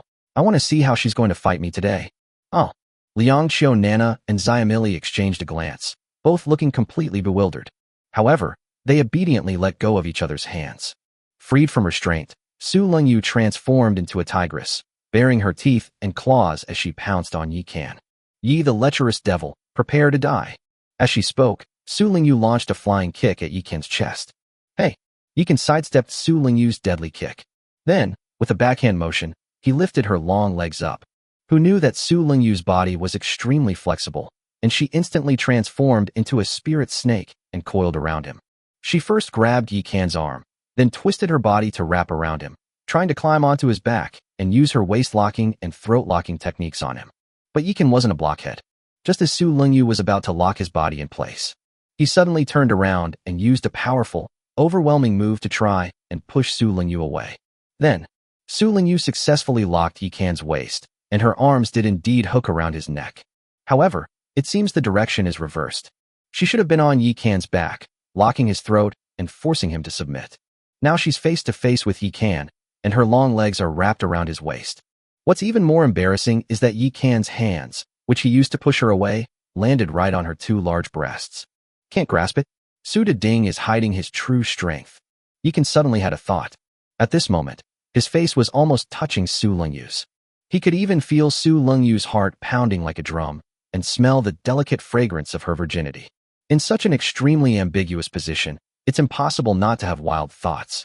Su Lingyu was extremely embarrassed at this moment. She acted on impulse and never expected things to turn out this way. Just as she was wondering what to do, she suddenly felt a warmth in her body, and Yi Kan's hands inexplicably clenched together. Then, the image froze instantly. When Liang Qiu Nana and Xiaomili saw this, they were so frightened that they hugged each other. They stared wide-eyed at the two of them in disbelief. "You too? Are you hiding something from me?" Just then, a voice clenching its teeth suddenly rang in Yi Kan and Su Lingyu's ears. The two turned around and met Li Jiqing's icy gaze. It wasn't until then that they realized what was happening, and then they abruptly let go of each other. "Ahem, I'm going to set sail and continue the cruise." Yi Kan coughed awkwardly, forcibly suppressing the fire in his heart. Then he waved to the two little cuties and dashed off to the bow of the boat. Li Jiqing glared at Yi Kan fiercely, then looked at Su Lingyu with a grim expression and said, "Come with me." As she spoke, she waved her hand to open the portal to the interior of the Chinquan boat, and then walked straight inside. "Oh." Su Lingyu glanced at Yi Kan in the distance with a complicated expression, then followed him in guiltily. "Tell me, what's going on between you two?" After Li Jiqing entered the Chinquan boat, which resembled a white jade palace, her expression softened, but her gaze towards Su Lingyu remained somewhat cold. She had complete trust in her man. With a bunch of beautiful wives at home, he wouldn't have the energy to cheat on his wife with other men. "Even if I do it, I'll tell her right away." She was confident enough in this regard. She also had a good understanding of Su Lingyu. These sisters come from a family of intelligence agents and have inherited their family's habits. They are arrogant and only associate with the strong. She appears shy and reserved on the surface, but in reality, she harbors a burning passion within her, a passion that only blossoms for the man who can capture her heart. Judging from what just happened, it seems that her man has already ignited that fire. "Sister, don't be angry. Things aren't what you think." Su Lingyu lowered her head, not daring to look Li Jiqing in the eye. "Stop talking nonsense. I'll give you 1 minute to explain." Li Jiqing waved her hand. She hates those disgusting tropes in TV dramas the most. Something that could be explained in just a few words, but instead they keep saying, "That's not how it is. Listen to my excuses." After rambling on and on for a long time, they still wouldn't get to the bottom of what happened. Then various misunderstandings and entanglements arose, and the scheming woman seized the opportunity to take advantage of the situation. In the end, the lovers became bitter enemies and died together. 2 words. Nausea. "I'm telling you, but you can't get angry." At this point, Su Lingyu didn't dare to waste any more words and directly told Li Jiqing what she had seen in the chaotic demon eye small world that day. She thought Li Jiqing would definitely fly into a rage. To her surprise, Li Jiqing actually showed a relieved expression and even smiled. "Sister, he cheated on you with a soldier, aren't you angry?" Su Lingyu looked at Li Jiqing in disbelief, her face full of indignation. "It's not like they've been involved before. What's there to be angry about? Besides, I allowed it. I even asked them to." Although Li Jiqing was extremely confident, she still breathed a sigh of relief after confirming that Yi Kan and Su Lingyu had not overstepped their bounds. Confidence does not mean the absence of fear. "Huh? You asked for that. How is that possible?" Su Lingyu was instantly stunned. "Did your sisters get their heads caught in a door? If this is allowed, why make demands?" Su Lingyu was instantly caught up in a mental storm, thinking of countless possibilities, and then a sense of excitement arose in her heart. On the other side, Yi Kan took out the diamond treasure chest he obtained by defeating the phantom of the crystal ancient god. "Little rice grain, your chance to shine has arrived. Leave it to me, Mealy." Xiaomili swung her arms and swaggered confidently toward the treasure chests. "Wow, a diamond treasure chest. Brother Yi Kan, you didn't kill the crystal ancient god phantom, did you?" Liang Qiu Nana looked on with envy. Despite leading 100 amethyst dragons and 100 ice palace disciples, she was still unable to defeat the illusory image of the ancient crystal god, and instead suffered heavy losses. "Yeah, you guys haven't fought before, have you?" Yi Kan looked at Liang Qiu Nana in disbelief. "Yeah, that ancient god phantom is terrifying. With a physique of over 200,000, it's impossible to hurt her at all." Liang Qiu Nana looked distressed. She is actually already at level 31, and she also has the Ice Palace branch and the Amethyst Dragon Castle branch under her command, so her strength is not low. However, her hero roster was inadequate. She lacked heroes capable of directly obliterating a soul. If even you can't do anything to her, then there are definitely no more than 5 people in our eternal town who can kill her. Is it that difficult? Then I don't need to worry about it. After Liang Qiu Nana finished speaking, she immediately became happy. Without comparison, there is no harm. It's not that she's not good enough. It's that her opponent is too strong. That mindset is awesome. Yikan gave the pretty girl a thumbs up. Meanwhile, Xiamili had already opened the first diamond treasure chest. Buzz. A flash of light appeared, and a tricolored crystal, about the size of a fingertip, suddenly floated out of the treasure chest. It is a fragment of the origin of the crystal ancient god. Finally, I've collected them all. Yikan gently stroked the origin fragment, intending to open the storage bag and take out the 9 fragments he had collected earlier. Before he could even make a move, the 9 fragments floated out automatically. Buzzing. A flash of light appeared, and the 10 fragments instantly merged into a tricolor crystal the size of an egg. What happened? At the same time, the storage items of Ying Yuni, Zhu Huifei, Hong Sanqian, and Zhao Chong also trembled. Before they could react, the crystal fragments of the ancient god's origin that they had painstakingly obtained flew out, soared into the sky, and disappeared in the blink of an eye. Chapter 351. Come on, let's hurt each other. Whoosh whoosh whoosh. A flash of light appeared, and 10 identical fragments of the origin suddenly flew in from the sky and merged into the 3-colored crystal. The crystal, which was not perfect to begin with, became round and dazzling at this moment. It can complete the fusion itself and even attract fragments from others. This crystal ancient god is quite interesting. Yikan looked at the radiant tricolored crystal before him, his eyes narrowing instantly, like an old fox who had cultivated for tens of thousands of years. He succeeded on his end, but things went up in chaos on the other end. Sure enough, the town's online channel immediately erupted in protest. Old Yi, you beast! Give me back my ancient god origin fragment. I've been grinding through so many secret realms for so long to collect just 3 pieces. Don't you have a conscience? Zhu Huifei was the first to jump out. He was already in a bad mood, and then this happened. Uncle Zhu is awesome. He actually managed to defeat the final boss of the Crystal Realm. Jiang Daily had just finished lunch when he saw Zhu Huifei's speech, so he couldn't help but praise him. Instead of praising her, Zhu Huifei exploded. Zhu Huifei, human, you son of a bitch, let your boss come out and say something.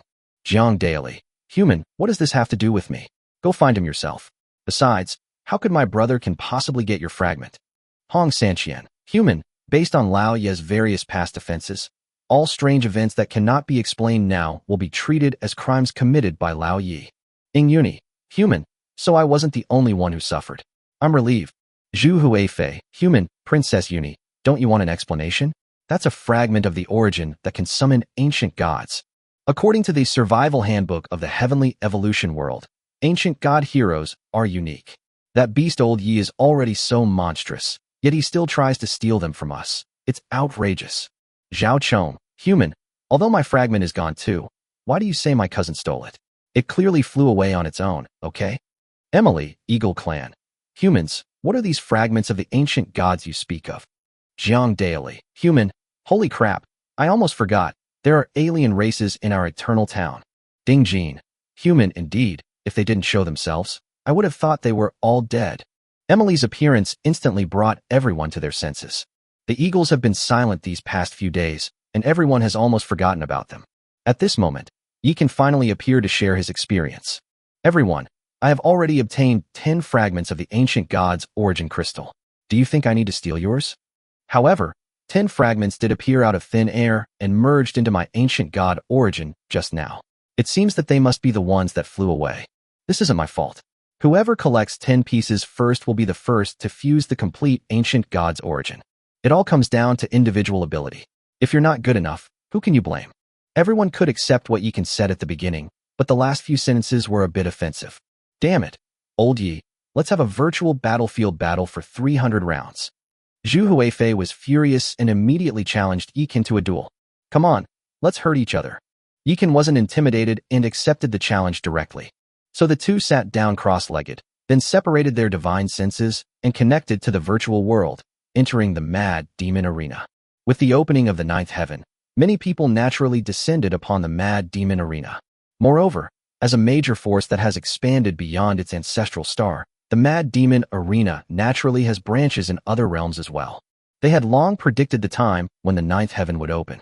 Therefore, many technicians suppress their levels in order to enter the ninth heaven and construct the virtual world here.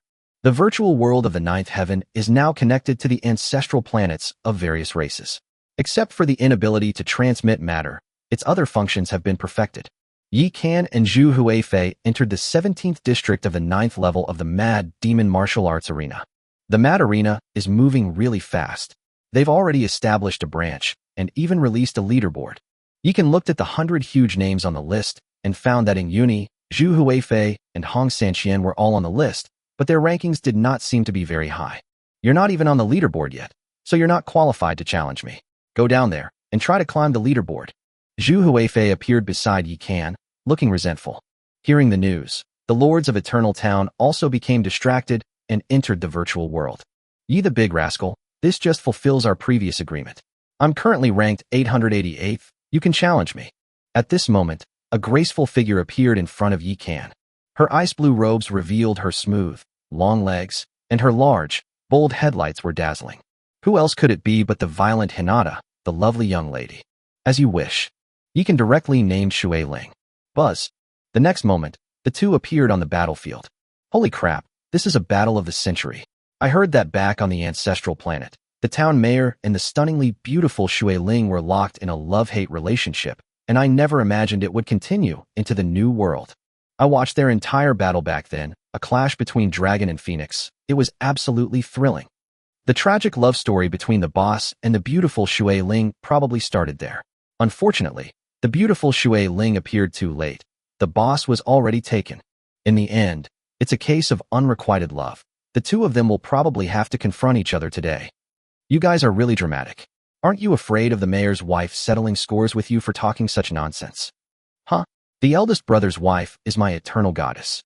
I will never forgive anyone who seduces the eldest brother. I'm willing to share the burden with the eldest madam and help her get rid of those threatening beauties. While the onlookers were making all sorts of noise, Yi Kan and Shui Ling were already standing on either side of the platform. One of them was carrying the devouring heaven blade, and the other was wearing the frost gauntlets. You shouldn't have come. Yi Kan looked at Shui Ling and said, you're bragging so much. I'll see if you can really kill me with one strike. Shui Ling's eyebrows furrowed, and a chilling aura emanated from her body, condensing into a set of ice crystal armor. The ice gauntlets in her hands also lit up. With a sharp cry, a phantom of an ice phoenix suddenly appeared and began to swirl around the crystal. Inside her body, a heart-like crystal emitted a bewitching light. In order to fight Yi Kan, Shui Ling really used all her trump cards.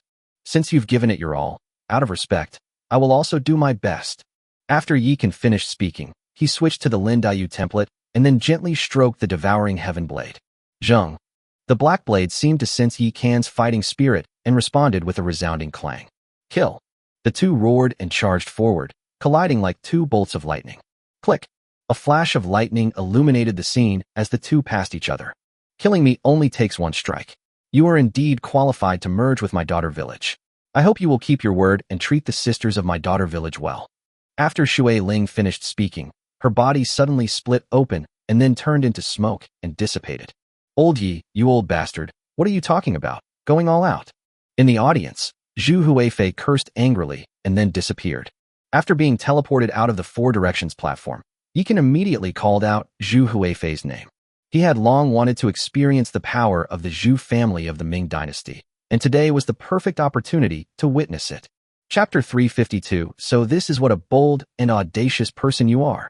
Brother Flying Pig, I heard that your great Ming Emperor Taizu started with just a bowl and had to find all his equipment. What exactly is your special skill? Yi Kan looked curiously at Zhu Huifei, who was standing opposite him. I must say, this young man is quite handsome. If the maximum score is 100, he gets at least 80. You'll find out soon enough. Zhu Huifei was actually a little depressed. The Zhu family's blood dragon path is suitable for battlefield combat. In a one-on-one duel, it's actually a case of killing 1,000 enemies while losing 800 of your own. Because the blood dragon path uses fresh blood as its catalyst. On the battlefield, it can be used to refine and devour the essence and blood of others. In a one-on-one fight, one can only burn one's own life essence. Then there's nothing more to say, let's fight. Yi Kan didn't waste any words. He directly merged with the template of Manhwa and then frantically activated the Sun Scripture. A fight between men doesn't need so many fancy tricks, just a head-on clash. On the opposite side, Zhu Huifei, wielding a dragon-headed broadsword, frantically activated the Blood Dragon Dao. Boom. A surge of bloody energy shot into the sky. His body was covered with blood-red veins, like blood dragons coiled around his body. Under the impact of his blood and qi, his hair stood on end. Super Saiyan? Awesome. Yikan looked at Zhu Huifei's cool demeanor with envy, jealousy, and hatred in his eyes. The people in the stands also got excited. Is this the Zhu family's signature technique? How cool is that? I've heard that every royal family that establishes an empire has its own unique skill. I wonder what the unique skill of the Zhu family of the Ming dynasty is. Emperor Taizu of Ming was decisive and ruthless, and he almost walked the path of power with blood on his feet. Legend has it that he created a bloody secret method that was extremely terrifying. The mayor is surrounded by flames. He seems quite formidable. It looks like this will be an evenly matched battle. While everyone was spouting nonsense, Yikan and Zhu Huifei simultaneously roared, then transformed into two streaks of red light and collided violently. Clang, clang, clang. In the blink of an eye, the devouring heaven blade and the dragon head greatsword clashed dozens of times. The two moved with incredible speed, almost becoming two streaks of light, constantly charging and fighting across the battlefield. 10 seconds later, the two separated. Again. Yikan roared angrily, wanting to try again. Slow.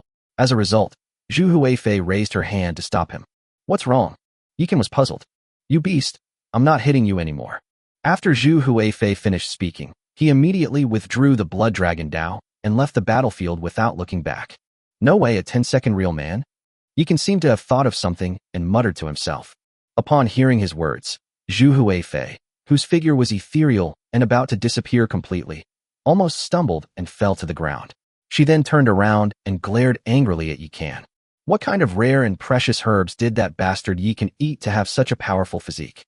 After Zhu Huifei withdrew her divine sense and returned to her physical body, she was so angry that she gritted her teeth. He didn't want to back down, but judging from Yikan's beastly, steady breathing, he could maintain his condition for at least a few more hours. For every second he burns his vital energy, he loses 1 unit of it. If you know you can't win, why bother fighting? Your Highness, as far as I know, Yikan is already level 33, while you are only level 31. Although they may seem similar, the attribute difference between the two levels is still significant due to the bonuses from grade and territory characteristics. Moreover, before cultivating to the 9 dragons returning to the aperture stage, the Blood Dragon path always results in the loss of 800 of your own for every 1,000 enemies killed. You really don't need to hold a grudge against him. At this moment, a hero dressed as a scholar spoke up. I acted impulsively. As a descendant of the Ming Dynasty Emperor, I was constantly being overshadowed by someone from humble beginnings, which made me feel a bit resentful.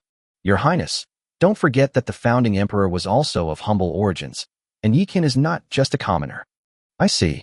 On the other side, after defeating Zhu Huifei, Yikan did not linger in the virtual world. Instead, he returned to his original form and continued his tour of Eternal Town with Liangqiu Nana and Xiamili. There are a ton of real-world matters to attend to. Tens of thousands of lords are starving for food, and a whole host of wives are waiting for his favor. As someone with lofty ideals, how could he indulge in a fantasy world? Brother Yikan, this is Neo Dayton's territory. Liangqiu Nana suddenly pointed downwards and said, Elbow, go take a look. With a wave of his hand, Yikan sent the Qiankuan boat into Neo Dayton's flaming mountain territory. Hey boss, what brings you here? Neo Dayton, who had been standing below with his hands behind his back, pretending to be serious, broke down when he saw Yikan and greeted him with a grin. Having merged so many villages, it's only natural that we need to conduct an inspection. Yikan glanced at Flaming Mountain and said, I heard you've been living the good life lately, but you look even slimmer to me. Hee, I picked out a few more beauties when we attacked Koizumi village last time, and I've been quite exhausted lately. After saying that, Neo Dayton added in a low voice, but the Nanako that the boss gave me is still the most moisturizing. Ahem, be careful, there are minors here. Yikan coughed. Brother Yikan, I've grown up already. Liangqiu Nana naturally knew that Yikan was talking about her, and immediately puffed out her already quite large chest. It's huge. Yikan rubbed her ear without arguing, otherwise this girl would never stop. At this moment, Neo Dada turned around and shouted, Are you all blind? Can't you see the mayor has arrived? Come here and pay your respects. Yes. With a loud shout from Neo Dayton, a group of women dressed in traditional wedding attire and carrying small pillows walked over in small, quick steps.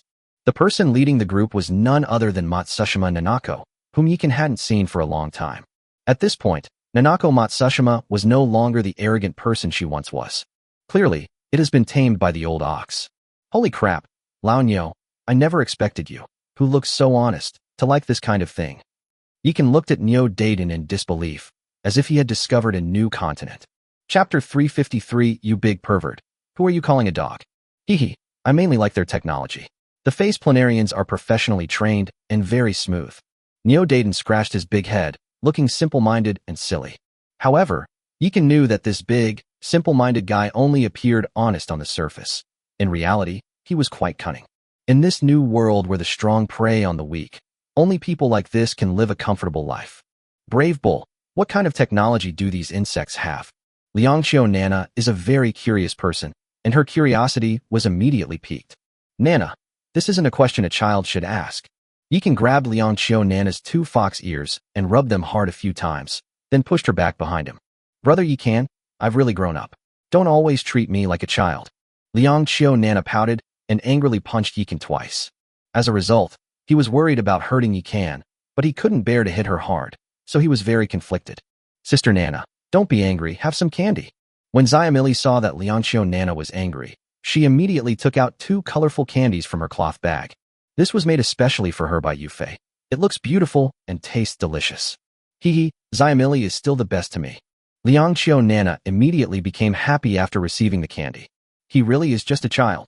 Yikan shook his head and looked at Nyo Daiden, saying, Old Nyo, you can have fun as you please, but don't neglect the development of the territory. I'll be counting on you guys to help me conquer the world in the future. Don't worry, boss. I, Old Nyo, will be a cow of eternal village from birth to death. Wherever you point, I'll go, without hesitation. Nyo Daiden immediately became serious, straightening his back ramrod straight. Then you can continue training your bed-warming bug team. Nana and I are going to continue our patrol. You can wave to him, then opened the anywhere door and left. The female members of the human-faced planarian tribe are all money-making machines, and most of them start training in jujitsu at a young age. They are indeed naturally gifted at pleasing men. Unfortunately, Yikan couldn't stand the thought of their sticky appearance. Only someone with a strong palate like Nyo Daiden could stomach it. Next, Yikan inspected many other places. Interestingly, Manbei also secretly raised a team of insects to warm his bed, which is comparable to Nyo Daiden's. These two are practically the sleeping dragon and the young phoenix of Eternal Village. The current Yongheng village can no longer be called a village, but rather a town. Because apart from Heilong Village, Zhu Family Village, Sanxian Village, Zhao Family Village, and Beiying Village, all other villages have been merged into Yongheng Village. Yikan's inspection tour was simply to see if these newly merged villages would behave themselves. After Li Jiqing's sweeping adjustments, the lords who were arguing over resources have now calmed down. Everyone is now buying up miners' and farmers' military tokens, and everything is harmonious. The fact that previously unsold, lackluster troop tokens could now be monetized has boosted everyone's overall strength. Just as Yikan finished his inspection, Li Jiqing and Su Lunyu emerged from the interior of the Qinquan boat. It's unclear what the two of them said inside. Now they're actually chatting and laughing, looking very close. That's right. It's so good to love each other. Yikan had already made up his mind. If the two of them fall out, he will personally step in to resolve the situation. In hindsight, he had been overthinking it. If you're so in love, why did someone run away before? Su Lingyu seemed to have let go of her inhibitions and rolled her eyes at Yikan. Haha, I was just worried about embarrassing some big ass, so I deliberately avoided it. I never thought my sincerity would be wasted on a dog. You pervert, who are you calling a dog? Su Lingyu had already calmed down, but when she heard Yikan's words, she immediately broke down. He lunged directly at Yikan. In fact, after her private conversation with Li Jiqing, she had already let go of all her concerns. I'm prepared to have a frank conversation with Yikan, then get along well and work together to build the most powerful town in Ping'an County. As it turned out, this scoundrel couldn't say anything nice. He actually said she was as beautiful as an angel and had a perfect figure, and that she was a dog. How could she stand that? All right, you can't beat him anyway. Seeing this, Li Jiqing realized that all her previous efforts had been in vain. So he took direct action and dragged Su Lingyu back. Then, as if by telepathy, she said to Yikan, Husband, this silly girl is also concerned about her image, so please don't provoke her. All right, Yikan shrugged. However, just as he was about to reluctantly say a few kind words to soothe Su Lingyu's repressed heart, A strange aura suddenly came from afar. This is... Upon sensing what this aura was, everyone present except for Xiamili turned pale. Impossible. This is the ninth heaven. Li Jiqing's beautiful eyes widened, her face filled with disbelief. That looks like the direction of White Eagle Village. Su Lingyu pulled up the light screen map, pointed to a glowing point on it, and her expression instantly became serious. It seems that Daniel, that scruffy bird, finally couldn't hold back the big gift he prepared for me.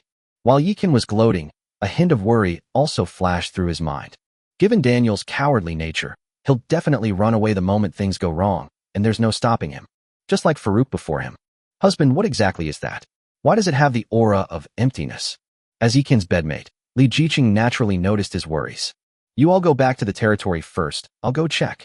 After Yikin finished speaking, he looked at Su Lingyu and said, Su dating, pay more attention to news outside the town recently. I need to know the current layout of Ping'an County and its approximate map outline. No. Su Lingyu answered almost through gritted teeth, and suddenly pinched Yikin hard with her rough hand. Snap. As a result, Yikin slapped her on her shapely buttocks, then opened the anywhere door and rushed inside. White Eagle Village. Daniel, the formation is about to collapse. What should we do? Emily rushed into Daniel's territory, looking very anxious. Damn it. We haven't even figured out what that crystal realm is yet. Are we really going to have to leave like this? Daniel paced back and forth, looking utterly resentful. It still can't figure out what went wrong. Was Yikin deliberately making things difficult for it? Or did he already know about its scheme and wanted it to suffer the consequences? Daniel, right now our White Eagle Village can only gather 8 high-level relocation orders. If the rest want to leave, they can only pay a handling fee of 30 billion. Some of the weaker lords don't even have that many source crystals. Should we abandon them? Emily felt a little reluctant. What can we do? Am I supposed to pay for them? Enough talk. Let's go take a look. After Daniel finished speaking, he summoned an airship and rushed up. What it didn't know was that Yikin had already arrived at the place where it had set up the Great Formation before it. Chapter 354, Let the Bullets Fly First. It's definitely the aura of the void. Could it be that this bastard Daniel really has the ability to open a void gate? Yikin stood in the Chaos Demon Eye, looking at the trembling earth below, his brows furrowed. The ninth heaven is a new world with its own rules. Logically speaking, the world's will should not allow such a flaw to occur, but why does it feel like the world's will is not reacting at all? Could it be that the void portal Daniel opened is within the rules? Yikin stroked his chin and thought for a moment, concluding that Daniel must have obtained some kind of secret treasure that could open the void gate. They actually used such a high-level treasure to deal with him. They really went all out. Just as Yikin was about to leave, a portal suddenly appeared not far away, and an airship flew out from it. Who else could it be but Daniel, standing at the very front of the airship? You banana, you bastard. I finally caught you, you old codger. It wouldn't be right if I didn't give you a good beating. Yikin activated the Chaos Demon Eye, which was as small as a mosquito, and brought it to a distance from Daniel. Then, he suddenly enlarged the Chaos Demon Eye and crashed it into Daniel's airship. Daniel had been standing with his hands behind his back, facing the wind, displaying a cool and aloof demeanor, as if he were concerned about the fate of his country and its people. The next moment, however, he felt his hair stand on end and goosebumps rise all over his body. When it looked back, it was so frightened that its scalp tingled. Fuck! It only had time to utter a curse before the Chaos Demon Eye came crashing down upon it. The airship disintegrated instantly under the powerful impact of the Chaos Demon Eye. Daniel and Emily were sent flying backward, leaving 2 streaks of bright red blood in the air. What a pity! Yikin sighed when he saw that the 2 were indeed alive. These 2 scruffy birds must be well equipped and have ways to protect themselves, making them very difficult to kill. Just as he was about to unleash another demon god's judgment, he saw the trembling earth in the distance, and the huge mound that had bulged up. So he immediately changed his mind. Daniel, didn't you say you were going to save me a big gift? Well, I'm giving you one too. Yikin suddenly activated the Chaos Demon Eye and ascended into the sky, roaring as he did so. Earth Explosion Star. In this situation, calling out this seems quite appropriate. Then, the Chaos Demon Eye grew wildly larger. Yikan, so it was you, you villain. Daniel, who had just crawled out of the pit, heard Yikan's voice and was so angry that his heart, liver, spleen, lungs, and kidneys all ached. It once confidently declared that no one could sneak into the heart of White Eagle Village without its knowledge and surveillance. But now they've been proven wrong. Thank you for the compliment. Yikan appeared above the Chaos Demon Eye, and the 2 dragon patterns on the Chaos Demon Eye opened, revealing the terrifying blood-red pupils inside. Daniel, feel the pain. He can spread his arms wide, as if to embrace the vast universe, and then roared, Shinra Tensei. Boom. With Yikan's childish roar, a huge beam of black and red light, like two celestial rivers, suddenly slammed into the large mound on the ground. Oh no, it's going to destroy the Great Formation. Daniel and Emily were terrified at the sight and didn't dare to say another word. Buzz. They hurriedly opened the anywhere door and scrambled inside. After Yikan cast Demon God's judgment, he seamlessly followed up with spatial teleportation, using the coordinates of the fairy forest to teleport directly there. Boom. As the mound burst open, a pitch-black portal suddenly appeared on the ground. The portal looked like a long, narrow eye, 100 meters long and 50 meters high, which was very strange. The taste of the new world, I really miss it. The rules of this realm are perfected, and it is full of the breath of new life. It should be able to wash away the evil aura of the void and reshape our true forms. We never expected that such a lowly creature, which we randomly chose, would give us such a big surprise. Suddenly, several hoarse voices came from inside the doorway.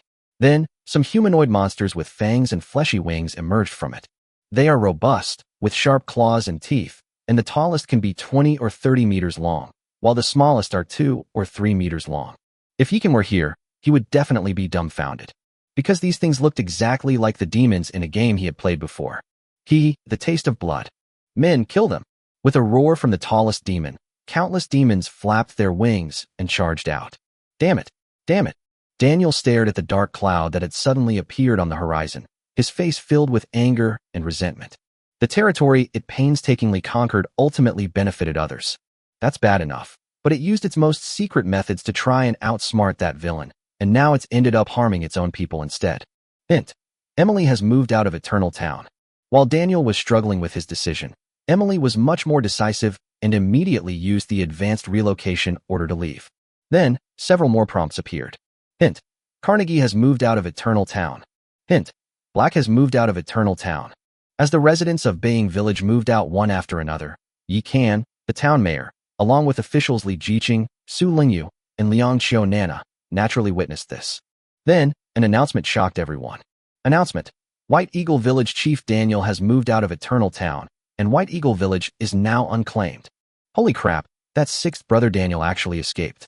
Old Yi and Princess Uni, you two are in luck. Zhu Huifei was the first to comment after seeing the announcement. Unfortunately, his Zhu family village was separated from Yikan's territory, so even if he seized it, he couldn't connect with it. Moreover, Baying Village is Yikan and Ing Yuni's neighbor. If he goes there to rob them, these two big shots will definitely be unhappy with him. Sister Ing, take it if you want. Yikan responded directly. At this moment, he was comfortably resting his head on Yufei's soft thighs, feeling the massage from her delicate fingers. Xiaoyu and Xiaofei, who were serving him with fruit platters, would feed him a small piece every now and then. They're living such a comfortable life. Brother Yikan, you've sandwiched White Eagle Village in the middle, with only a small part connecting to my territory. I won't fight you for it. Surprisingly, Ing Yuni also refused. If you two old fools don't want them, then I'll take them. As soon as Zhu Huifei finished speaking, an announcement appeared on the public screen. Announcement. Lori of the Eagle clan has taken over White Eagle Village and become its new village chief. Holy crap. Zhu Huifei started cursing, but he was immediately dumbfounded after he finished. Announcement. Lori, the village chief of White Eagle Village, is dead. White Eagle Village is now ownerless. Then, countless notifications appeared in Yikan's message history. Note. Eugene has paid 30 billion source crystals and relocated from Eternal Town. Hint. Dickens has paid 30 billion source crystals and moved away from Eternal Town. These people did not have advanced relocation orders. Faced with the demon army, they could only spend money to save their lives, or they would become the demon's food like Lori. Damn it, can anyone tell me what exactly happened in White Eagle Village? Zhu Huifei was completely numb. Old Zhu, now you understand why old E didn't let us take over White Eagle Village back then, right? Cousin, what exactly happened? Please tell me the truth. At this moment, Hong Sanqian and Zhu Huifei also appeared. Brother Yikan, if this continues, it won't just be White Eagle Village that suffers. Aren't you going to do something about it? Clearly, Ing Yuni already knew about what had happened in White Eagle Village. It's alright, let the bullets fly for a while. Yikan dared to enjoy the tenderness of his wives and his territory, naturally because he had already made preparations. Chapter 355. You're celebrating too soon. My lord, those demons have started slaughtering the people of White Eagle Village. Are we really not going to do anything about it? Li Jiqing took the fruit plate from Xiaoyu's hand. She picked up a piece, took a small bite, and then fed it to Yi Kan. Yi Kan didn't mind and ate it directly. Let the Eagle clan do the hard work of eliminating them. We'll just clean up the mess. Even before he returned, he had already dispatched Far's Void Zerg army, and his Amethyst Dragon army, and Snowy's Ice Palace disciples. The remaining troops were also assigned by Yi Kan to the south, to guard the sea passage together with the storm battleship. As for the north, there's even less to worry about. Ing Yuni's Black Dragon Village is blocking the way. In addition, he has another trump card. However, he does not intend to use it unless absolutely necessary. After all, this is the essence of Fairy Forest, and the fewer people who know about it, the better. I'm afraid Ing Yuni will lack martial ethics and try to steal the peaches halfway through. Li Jiqing was still a little worried. That makes sense. We must be wary of others and keep an eye on things. After Yi Kan finished speaking, he suddenly jumped up and threw out the Chaos Demon Eye. My wives, come with your husband to conquer new territories. Yes. Under the 3 Lives marriage tree, Nuba and Su Daji, who had been unable to contain themselves any longer, suddenly jumped up and were then pulled into the Chaos Demon Eye by Yi Kan. Just as Li Jiqing had feared, Ing Yuni was indeed eyeing Baying Village covetously. The Qin warriors, a black torrent, had reached the border of White Eagle Village, and the vanguard was none other than the most elite Iron Eagle warriors. Your Highness, why have you suddenly changed your mind?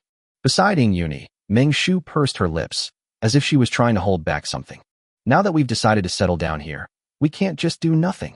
If we can handle these things, Yi Kan won't need to lift a finger. Even if I take over White Eagle Village, he can't say anything against me. Ing Yuni slapped Meng Shu's shapely buttocks, then drew her sword and shouted, "Kill!" Boom, boom, boom. The Qin warriors, clad in black armor, instantly split into battle formations and advanced towards White Eagle Village. Meng Shu, on the other hand, felt a bit resentful. If you're going to kill me, then kill me. Why did you hit me? At the same time, under Yi Kan's orders, the Void Insectoids, the Purple Gold Dragon Spirit, and the disciples of the Ice and Snow Palace also began to advance towards White Eagle Village.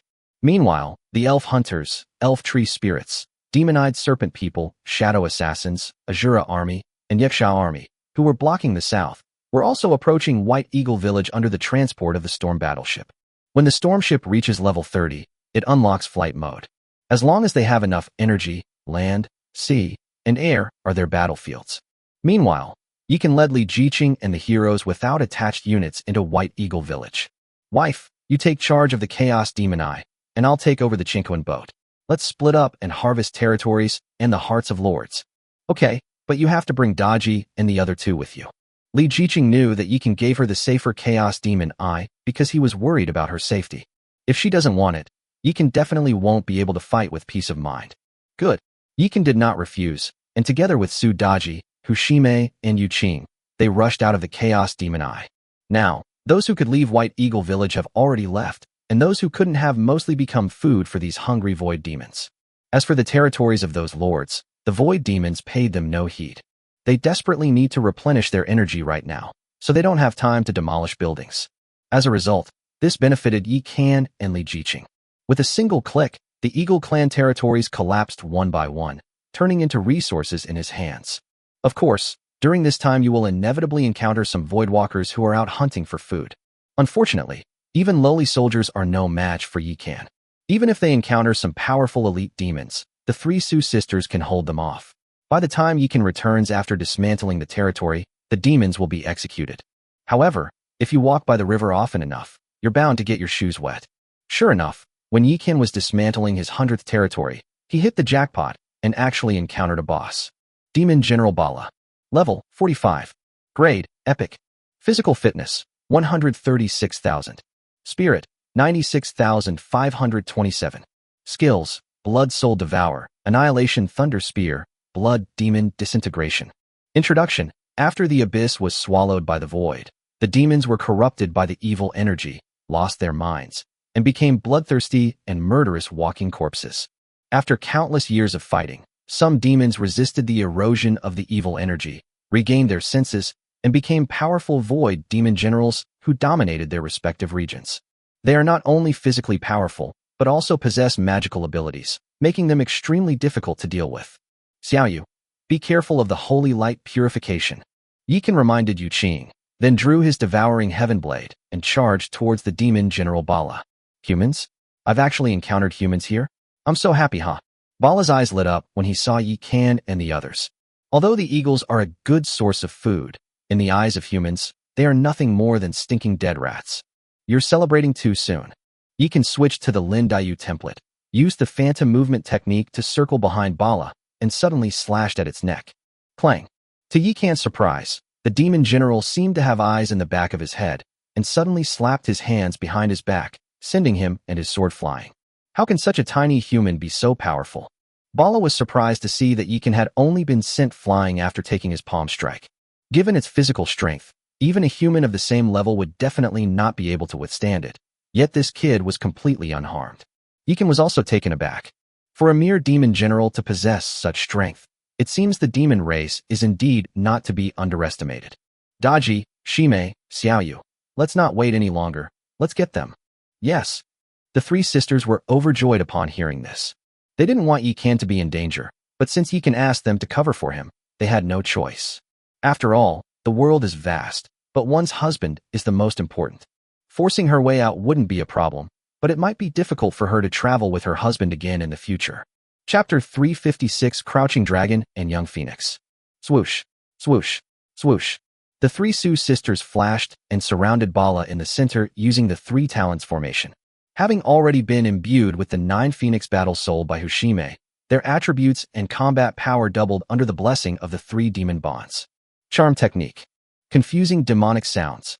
Su Daji and Yu Qing parted their lips slightly, and their seductive voices immediately echoed in Bala's ears. And it instantly descended into chaos. Although it was only for a brief moment, Hushime still managed to seize the opportunity.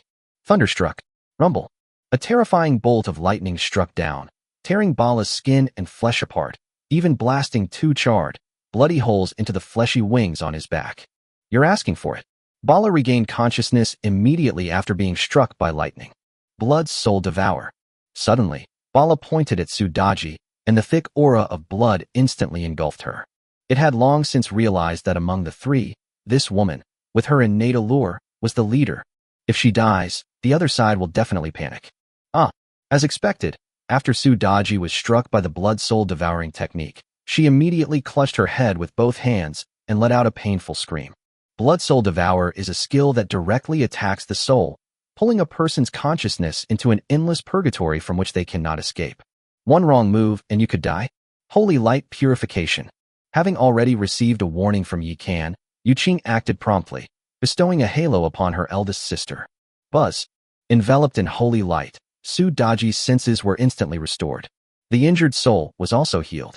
During this time, Bala tried to attack Yu Qing to interrupt her spellcasting, but Yikan, who appeared out of nowhere, sneaked up behind her. Go to hell. Yikan suddenly plunged a knife into Bala's kidney. Bala's kidney was pierced, and he immediately let out a shrill scream. Buzz.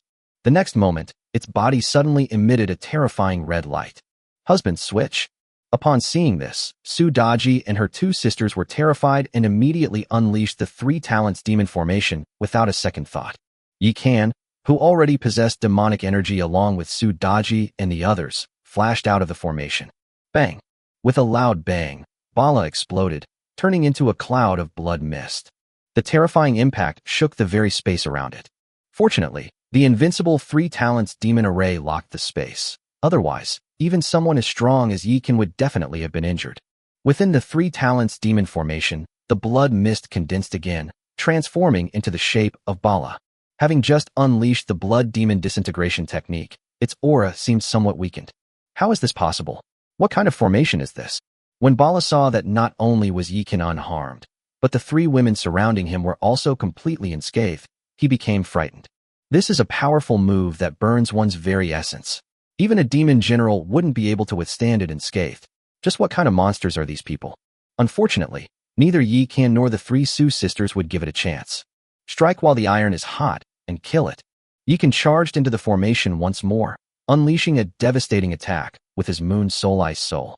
Bala charged left and right, but no matter how much it struggled, it could not escape Yikan's seal. because it was confined to the area of the Three Talents Demon Formation. In this small space, it was completely unable to escape the ceiling of the moon's soul-eye spirit. The three Su sisters, who are trapped in the Three Talents Demon Formation, are now invincible. No matter how Bala attacks, he cannot harm them in the slightest. 10 seconds passed while Yi sealed Bala away. Laugh. Bala, who was sealed away, was unable to resist and had his throat slit by Yi. Soul devouring successful, spirit plus 66. That's really awesome. You can put away the 4 golden treasure chests, then open the town map and found that almost all the lords of White Eagle Village had been wiped out. So he did not hesitate to choose to occupy the village. Announcement. White Eagle Village has been merged into Eternal Village.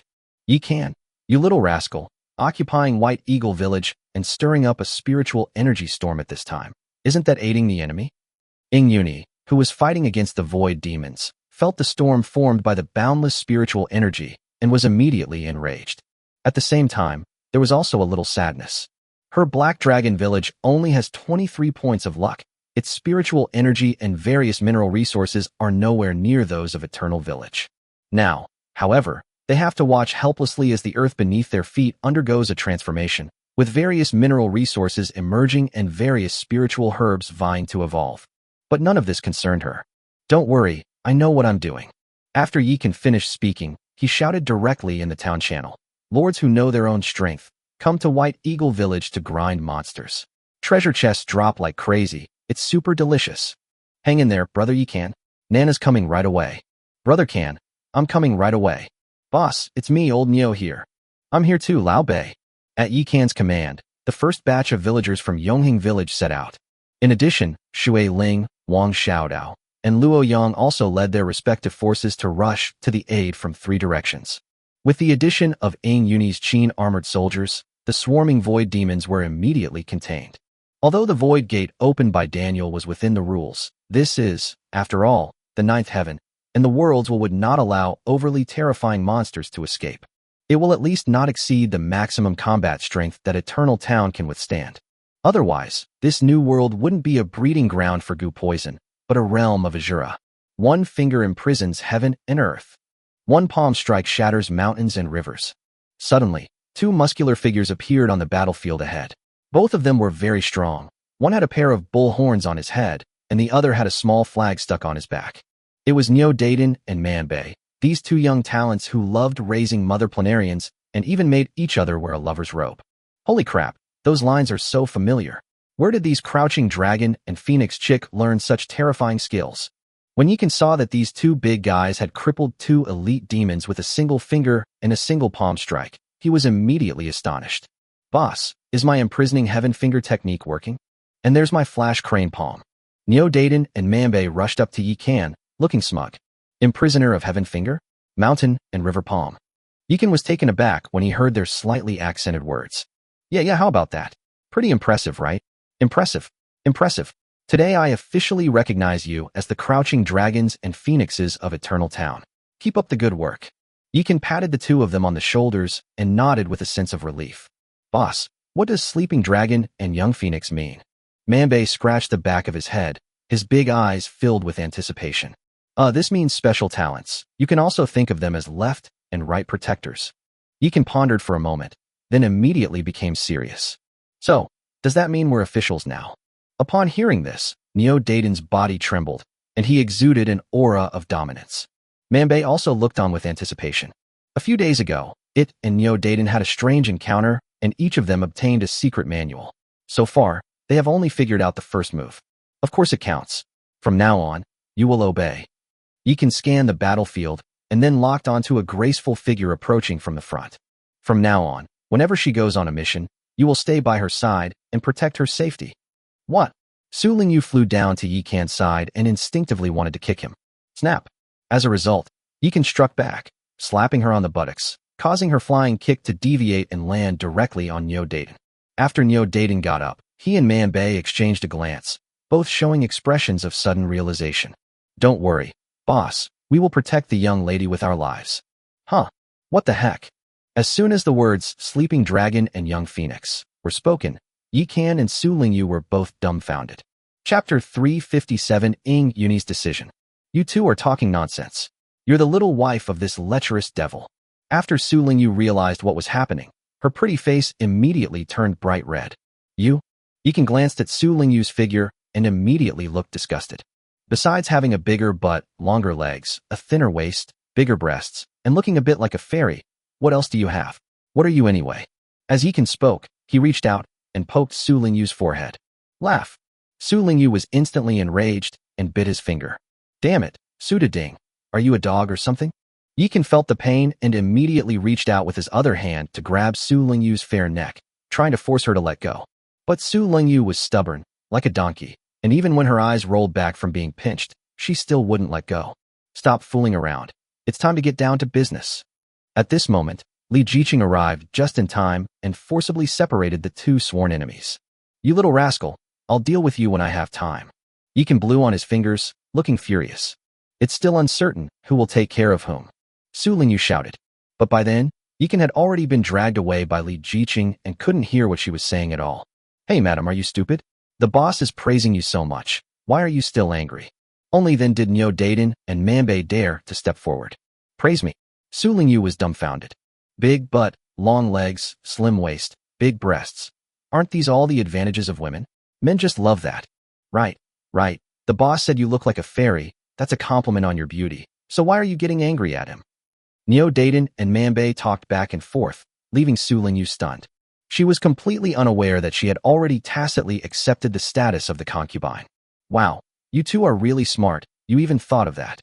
Su Lingyu's delicate body trembled, and she instantly realized what was happening. What Yikan said just now didn't seem to belittle her at all. He only mentioned her strengths. So that's how that guy sees me? It seems I misunderstood him. Su Lingyu was used to being bullied by Yikan. No matter what Yikan said, she habitually assumed that Yikan was bullying her. Looking back now, I realize I may have gone a bit too far. Absolutely. Otherwise, the boss wouldn't have named us Sleeping Dragon and Young Phoenix. From now on, the young mistress's safety will be our responsibility. At this moment, Yikan had already joined up with the army and arrived in front of the huge void gate. After this period of frenzied slaughter, the demons that emerged from the void gate have been completely wiped out. The void gate seemed to realize that sending people over now would be pointless, so it entered a brief period of dormancy. Brother Yikan, what are you planning to do? You can't just send a large army to guard it every day, can you? Ing Yuni looked at Yikan, wanting to see what his trump card was. Sister Ing, please don't ask any more questions. Anyway, I won't let this gate affect Eternal Town. This place is now Eternal Village's territory, so Sister Ing, you should leave. Yikan said with a smile. TSK. Is Yikan trying to kick away the ladder after crossing the river? Ing Yuni crossed her arms and stared at Yikan with a forced smile. What are you saying? Why don't you carry this void gate back to Black Dragon Village? If you can carry it, I don't mind at all. Yikan shrugged. Instead of being angry at Yikan's shameless behavior, Ing Yuni said something that shocked everyone. Brother Yikan, if I offer up 23 points of luck and merge Black Dragon Village into your Eternal Village, could you get a position as deputy mayor? Ing Yuni's words shocked not only Yikan, but also Meng Shu, Bai Yu, and the other heroes behind her. Your Highness, you. Meng Shu tugged at Ing Yuni, looking anxious. How could a princess of the mighty Qin dynasty condescend to be a subordinate of someone of humble origin? Enough with the nonsense. This princess has her own plans. Ing Yuni gave her a look, signaling her to shut up. Yikan looked at Li Jiqing with a hint of doubt in his eyes. You heard me right. That's exactly what she said. Li Jiqing nodded. What's wrong with this woman? Yikan did indeed intend to merge all the villages together, but he knew it would be very difficult. Of the 4 remaining forces, he has little to no good solution except for Zhao Chong, whom he can consider targeting. Now that Ing Yuni, who has the strongest background, has taken the initiative to reveal this matter, he feels a sense of unreality. Brother Yikan, you can discuss this first. You don't need to give me an answer right away. Seeing Yikan and Li Jiqing exchanging glances, Ing Yuni knew they were exchanging pleasantries and didn't disturb them. Then, she opened the anywhere door and led the Qin warriors back home. Since Yikan dared to say such a thing, it means he really has the ability to solve the problem of the Void Gate, so she was happy to have some peace and quiet. Let's deal with the immediate problem first. Yikan didn't say anything more and looked at the people behind him, saying, Everyone has worked hard today. Go and do your own things. We can handle things here. Can you manage with just your own men? The community leaders, including Shui Ling, Wang Xiaodao, and Luo Yang, were all a little worried. Although their village's strength has been diluted considerably, they still have a group of diehard fans around them. Each of them now has about 100 lords under their command. There are 22 such community leaders in Eternal Village, 15 of whom are human and 7 are orc. Today, at Yikan's command, everyone came. This made him very happy.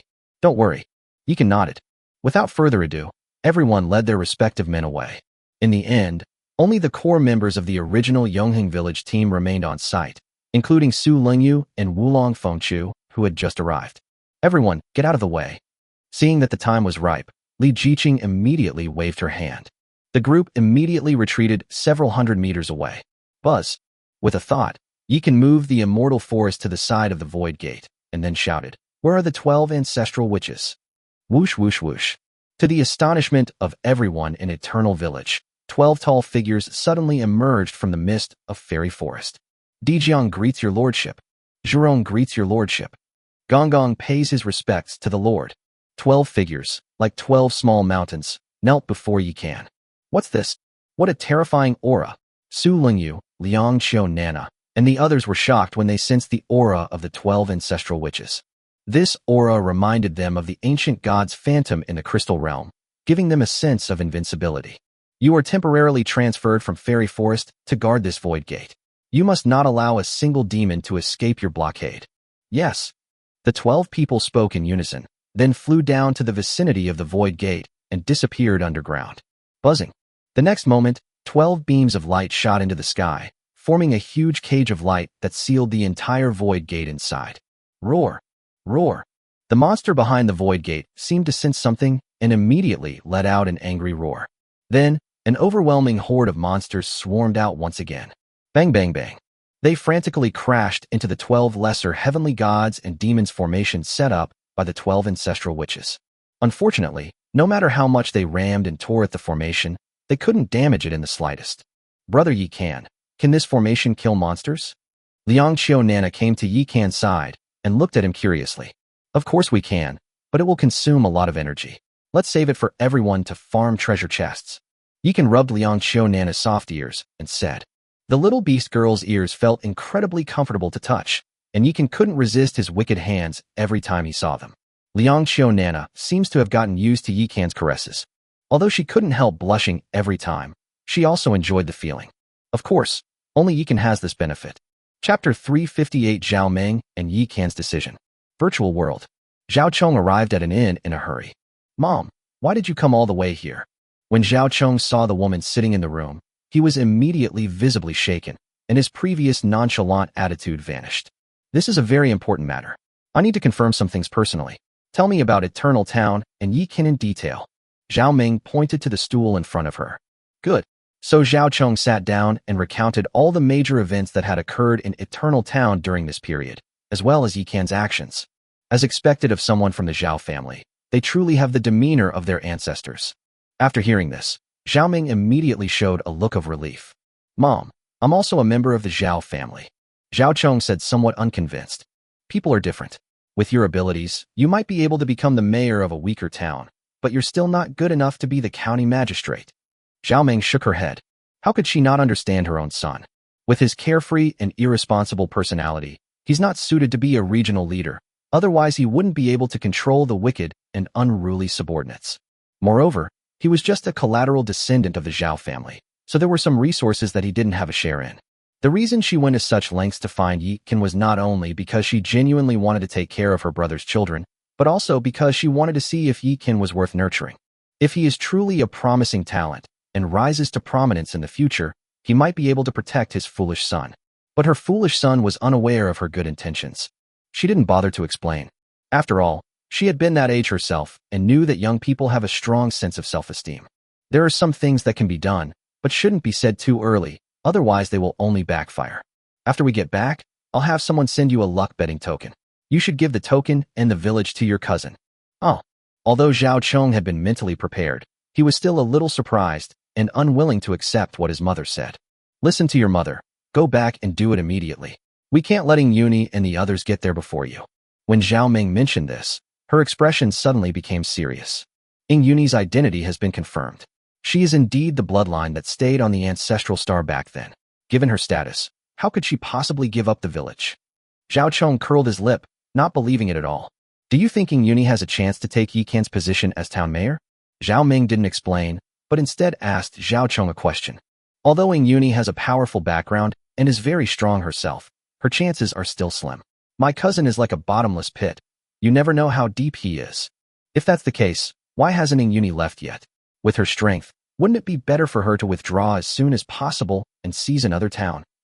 Zhao Chong was stunned after hearing this. Fairy Forest.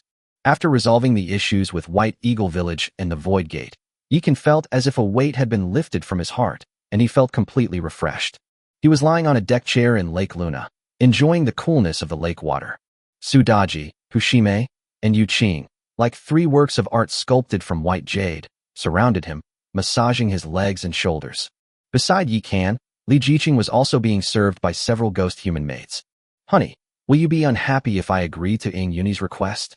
Yi Can reached out and held Li Jiqing's small hand, asking, Don't even mention the deputy mayor.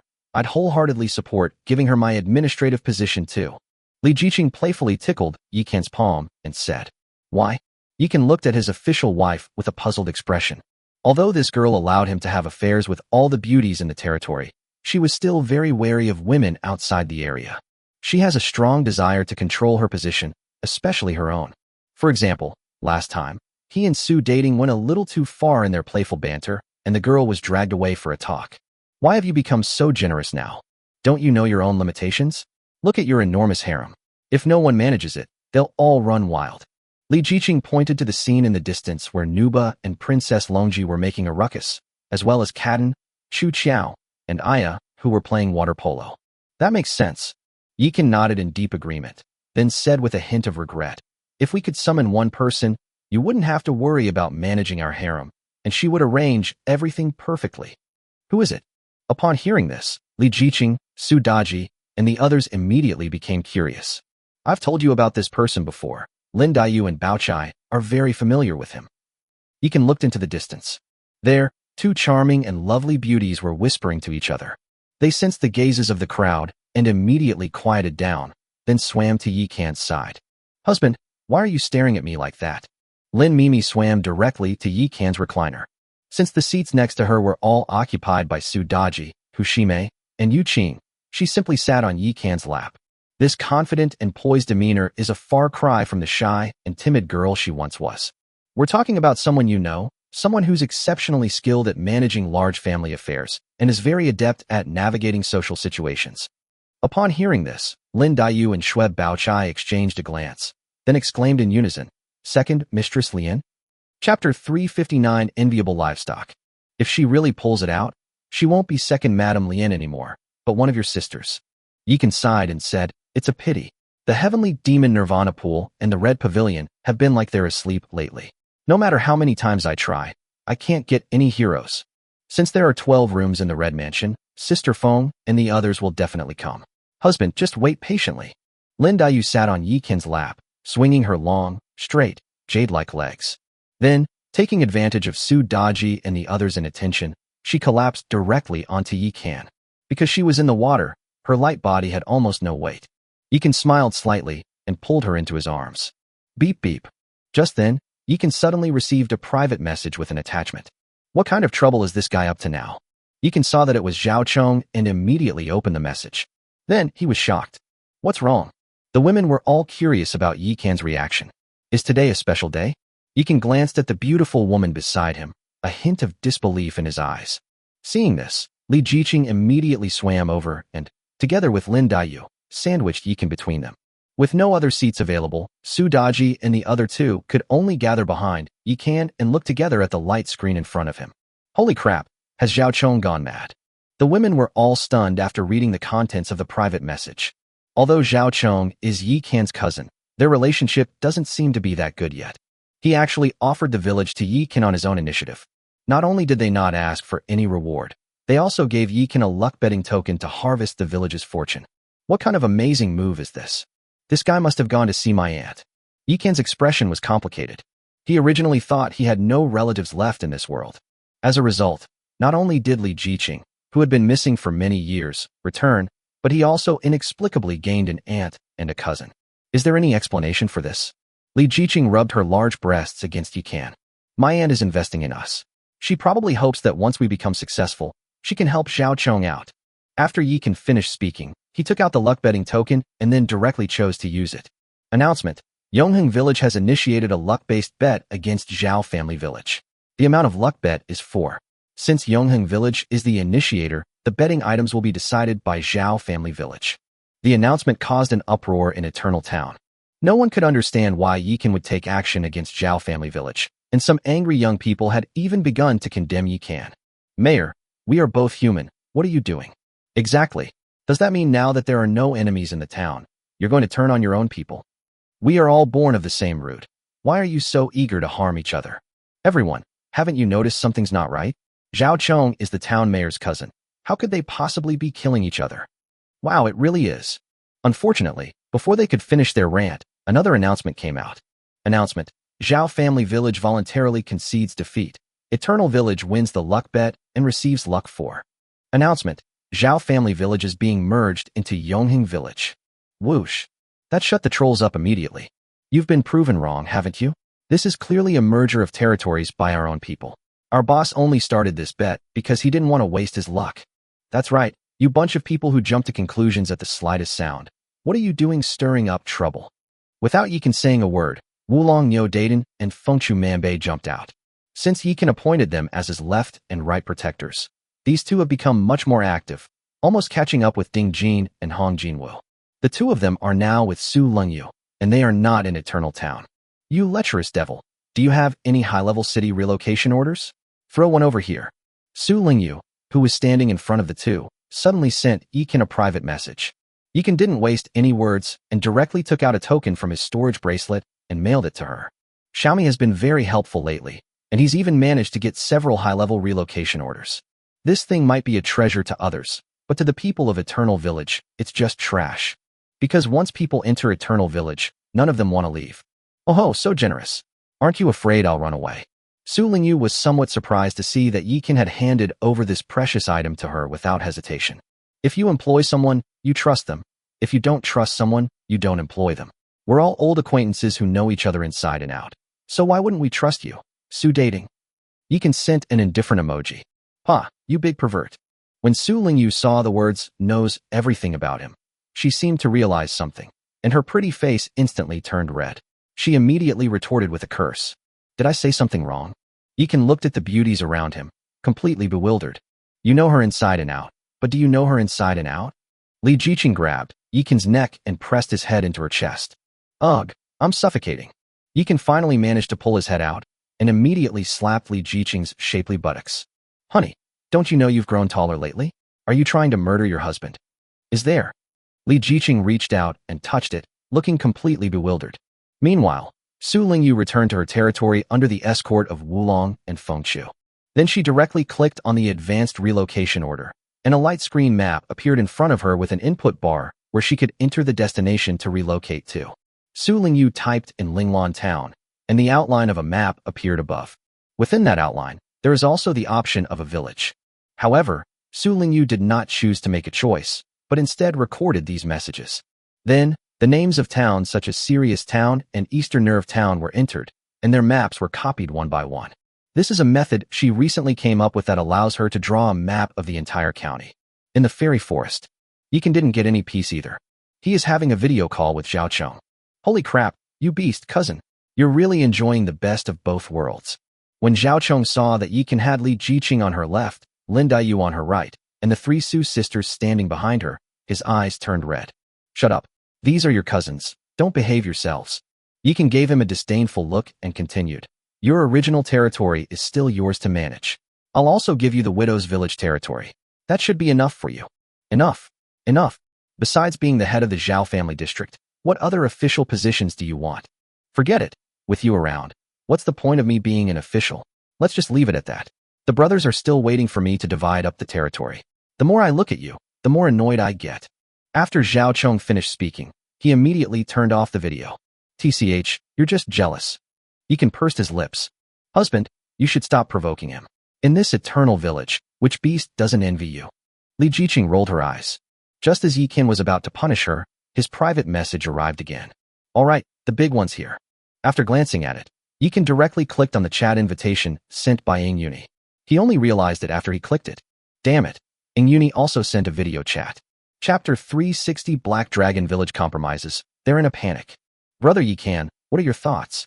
After Yuni connected the video call, she prepared to interrogate Yikan with probing questions. She got stuck halfway through her sentence. What did she see? This beast actually hugged two women dressed in shameful clothes while video chatting with her? Not only was he surrounded by women on his left and right, but there were also three standing behind him. Because of the camera angle, the three pairs of terrifying spheres were looking down at her from above. The immense pressure made her feel as if she were being crushed by a mountain. It's just a comparison of breasts. It's not like everyone doesn't have them. Yuni muttered to herself. Sister Ing, I'm sorry, I didn't notice you initiated a video chat. Yikan was also a little embarrassed. Then, he winked at Lin Dayu, Su Daji, and the other two sisters. The group understood and didn't join in the fun, each taking their friends to play elsewhere. However, Li Jiqing didn't care at all and continued to stick close to Yikan openly. Judging from her arrogant demeanor, she was clearly asserting her dominance. However, Yikan, being a typical straight man, definitely wouldn't be able to tell. Beast. After uttering a curse, Yuni quickly composed herself. The speed at which he changed his expression was so fast that even Yikan exclaimed that he was a professional. What are your orders, Sister Ing? Yikan immediately asked. How dare I give orders to Mayor Yi? Yuni gritted her teeth and asked. I was the one who proposed merging the villages first, so why did Zhao Chong beat me to it? What did we have that for? Oh, so that's what it is. After hearing this, Yikan immediately breathed a sigh of relief. I agreed to what Sister Ing said before. The reason Zhao Chong went ahead first is because he gave me a luck gambling token. I can't use his token to gamble with you, can I? What do you think it is? It's just a token. I have plenty. As they were talking, Yuni mailed a piece of paper to Yikan. Then there's no problem. Yikan smiled immediately after accepting the token. Soon after, several announcements appeared on the public screen of Eternal Town. Announcement: Eternal Village has initiated a luck-based bet against Black Dragon Village, with a bet amount of luck of 23. Since Eternal Village initiated the bet, the specific items to be wagered will be determined by Black Dragon Village. Announcement: Black Dragon Village voluntarily concedes defeat. Eternal Village wins the luck bet and gains 23 luck. Announcement: Black Dragon Village is merged into Eternal Village. Boom. With the merger of the villages, the fortune of Eternal Town skyrocketed from 74 to 97. That terrifying storm of spiritual energy completely engulfed Black Dragon Village. Countless resources began to mutate and evolve. What terrifying spiritual energy! Oh my god, my resource point has evolved into a large one. My small resource points have also evolved to medium size. Is this the power of high luck? Although the lords of Black Dragon Village feared Yuni, they were still somewhat dissatisfied with her submission to Eternal Village. Now that spiritual energy has descended, resource points have undergone changes, and rare and precious materials have evolved, they finally understand what the true fragrance law means. Your Highness is truly far-sighted. Yes, with only 23 points of luck, we only see the sky from four corners. How can we have the same vision as Your Highness? Absolutely. Who is Your Highness? She is the first Emperor's most beloved little princess. In the large group chat of Heilong Village, almost everyone was praising Yuni. Yuni's only response was, "Shut up, all of you." The crowd fell silent instantly. While things calmed down on Yuni's side, Zhu Family Village and Sanxian Village were anything but calm. Zhu Huifei and Hong Sanxian contacted Yuni at almost the same time. Princess Yuni, what's going on? How could you, a princess of the Great Qin dynasty, give up your village to that villain Yikan? Princess Yuni, did that villain Yikan do something heinous to you? Tell me, and I'll kill him right now. Territory within Fairy Forest. Dressed neatly by his beautiful wives, Yikan arrived at the edge of Fairy Forest. From here, you can clearly see the 12 lesser heavenly gods and demons formation not far away. Li Jiqing, the three Su sisters, and heroes like Nuba, even Xiao Meili, all followed behind him with serious expressions. In addition, the leaders of various military units, including Anna, Shui and I, Kaden, and Chu Qiao, also arrived. Even Fao, who was obsessed with fusing the genes of the Crystal Clan, put everything aside and led the most powerful bloodthirsty thunder beast to Yikan's side. Husband, we have 3 great secret powers. Aren't we overthinking this? Li Jiqing looked at the crystal ancient god's origin in Yikan's hand and asked. An ancient god who single-handedly created a kingdom and dared to defy the heavens is not so easily subdued. In any case, better safe than sorry. After Yikan finished speaking, he immediately communicated with the Sun and Moon Immortal Pod, and then threw out the Crystal Ancient God along with a hero altar. To Yikan's surprise, the Crystal Ancient God Origin and the hero altar did not react at all. My lord, although the Crystal Goddess is a hero, she is not alone. In addition to possessing a divine kingdom, she also founded the Crystal Clan. Perhaps she will need an army. Sudaji reminded her. That makes sense. Yikan nodded and immediately replaced the hero altar with a barracks. Buzz. Sure enough, under the light of the Sun and Moon Immortal Pod, the Crystal Ancient God's essence instantly merged with the barracks. What's shocking is that the Crystal Ancient God's essence and the military camp did not transform into buildings, but instead floated in the air and began to rotate wildly. At the same time, those who were farming in the Crystal Realm were instantly expelled. Subsequently, the Crystal Realm transformed into a ball of light, rushed into Eternal Village, and then enveloped the Crystal Ancient God's essence and the military camp. Soon after, a crystal mountain covering several hundred square meters appeared in the fairy forest. Buzz. With a wave of his hand, Yikan directly spent 20 billion source crystals and 24 source jades to upgrade Crystal Mountain to level 33. Then its panel was opened. Crystal Secret Realm. Level 33. Grade Mythical. Durability 999-9999. Population 111. Trainable unit types: Crystal Ancient God 0/1, Crystal Goddess 0 out of 10, Crystal Guardian 0 out of 100. Introduction. The Crystal Ancient God was among the first beings born in the ninth heaven, blessed by heaven and earth and possessing extraordinary talents. She once refined the essence of the 5 elements of heaven and earth into her body, creating an indestructible body and becoming one of the 12 most powerful gods in the ninth heaven. As its power grew, the Crystal Ancient God also developed unwarranted ambitions. She attempted to usurp the will of the world and rule the ninth heaven. So she traveled the world in search of allies. Unfortunately, the gods, fearing the will of heaven, dared not participate in such a rebellious act, and all rejected her. After returning to the secret realm, the Crystal Goddess, utterly disappointed with the gods, was dejected for a long time, but she was not resigned to her fate. So she used her divine power to enlighten living beings and establish the Kingdom of Atlantis to collect the power of faith. At the same time, she used her own essence and blood as a guide, and absorbed the essence of heaven and earth to create the Crystal Goddess and the Crystal Guardians to travel the world in her place. Meanwhile, he hid away and secretly accumulated strength. Unfortunately, fate was unkind. Before she could fully grow up, she was denounced by the gods. Thus, the will of the world unleashed a thunderous punishment, shattering her physical body and imprisoning her soul forever at the bottom of the sea. The worlds will declare that unless a being from beyond the heavens descends with the power of creation, she will never have the chance to be reborn in this lifetime. However, fate had other plans. Under the transformation of the 3 secret powers of Fairy Forest, the seal on the Crystal Realm was broken, and the Crystal Ancient Goddess was reborn. Wow, no wonder it's an ancient god. What a long introduction. After reading it, Yikan couldn't help but click his tongue in amazement, and at the same time, he became excited. This is a terrifying woman with incredible power. She's even more domineering than Wu Zetian. Chapter 361. 5,000 years have passed, and this god has finally returned. Husband, what should we do next? Li Jiqing and Su Daji were both a little nervous. Even the notoriously mischievous demon Nuba was unusually quiet, nervously watching the crystal mountain before her. No rush, let's go in and take a look first. After Yikan finished speaking, he took the lead and entered the light gate of the Crystal Secret Realm. He had originally thought it was a palace built inside Crystal Mountain. To his surprise, the interior of Crystal Mountain turned out to be a completely self-contained world.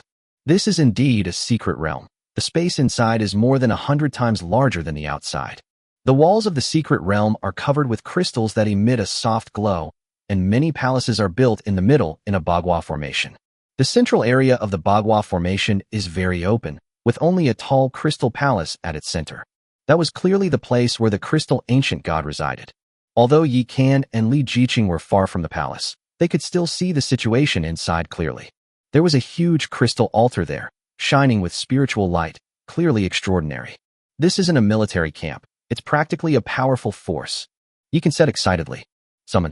Li Jiqing was also a little excited. Although they have many heroes, there is only one who is mythical, Xiamili. But Xiamili is a special hero who has no fighting ability at all. Now that she's finally able to summon a powerful figure with deep roots, how could she not be excited? Let's go outside first and talk about it later. Adhering to the principle of better safe than sorry, Yi can let everyone out of the crystal secret realm. Summon the crystal ancient god. At Yi Can's command, the crystal mountain in front of them immediately emitted a dazzling light.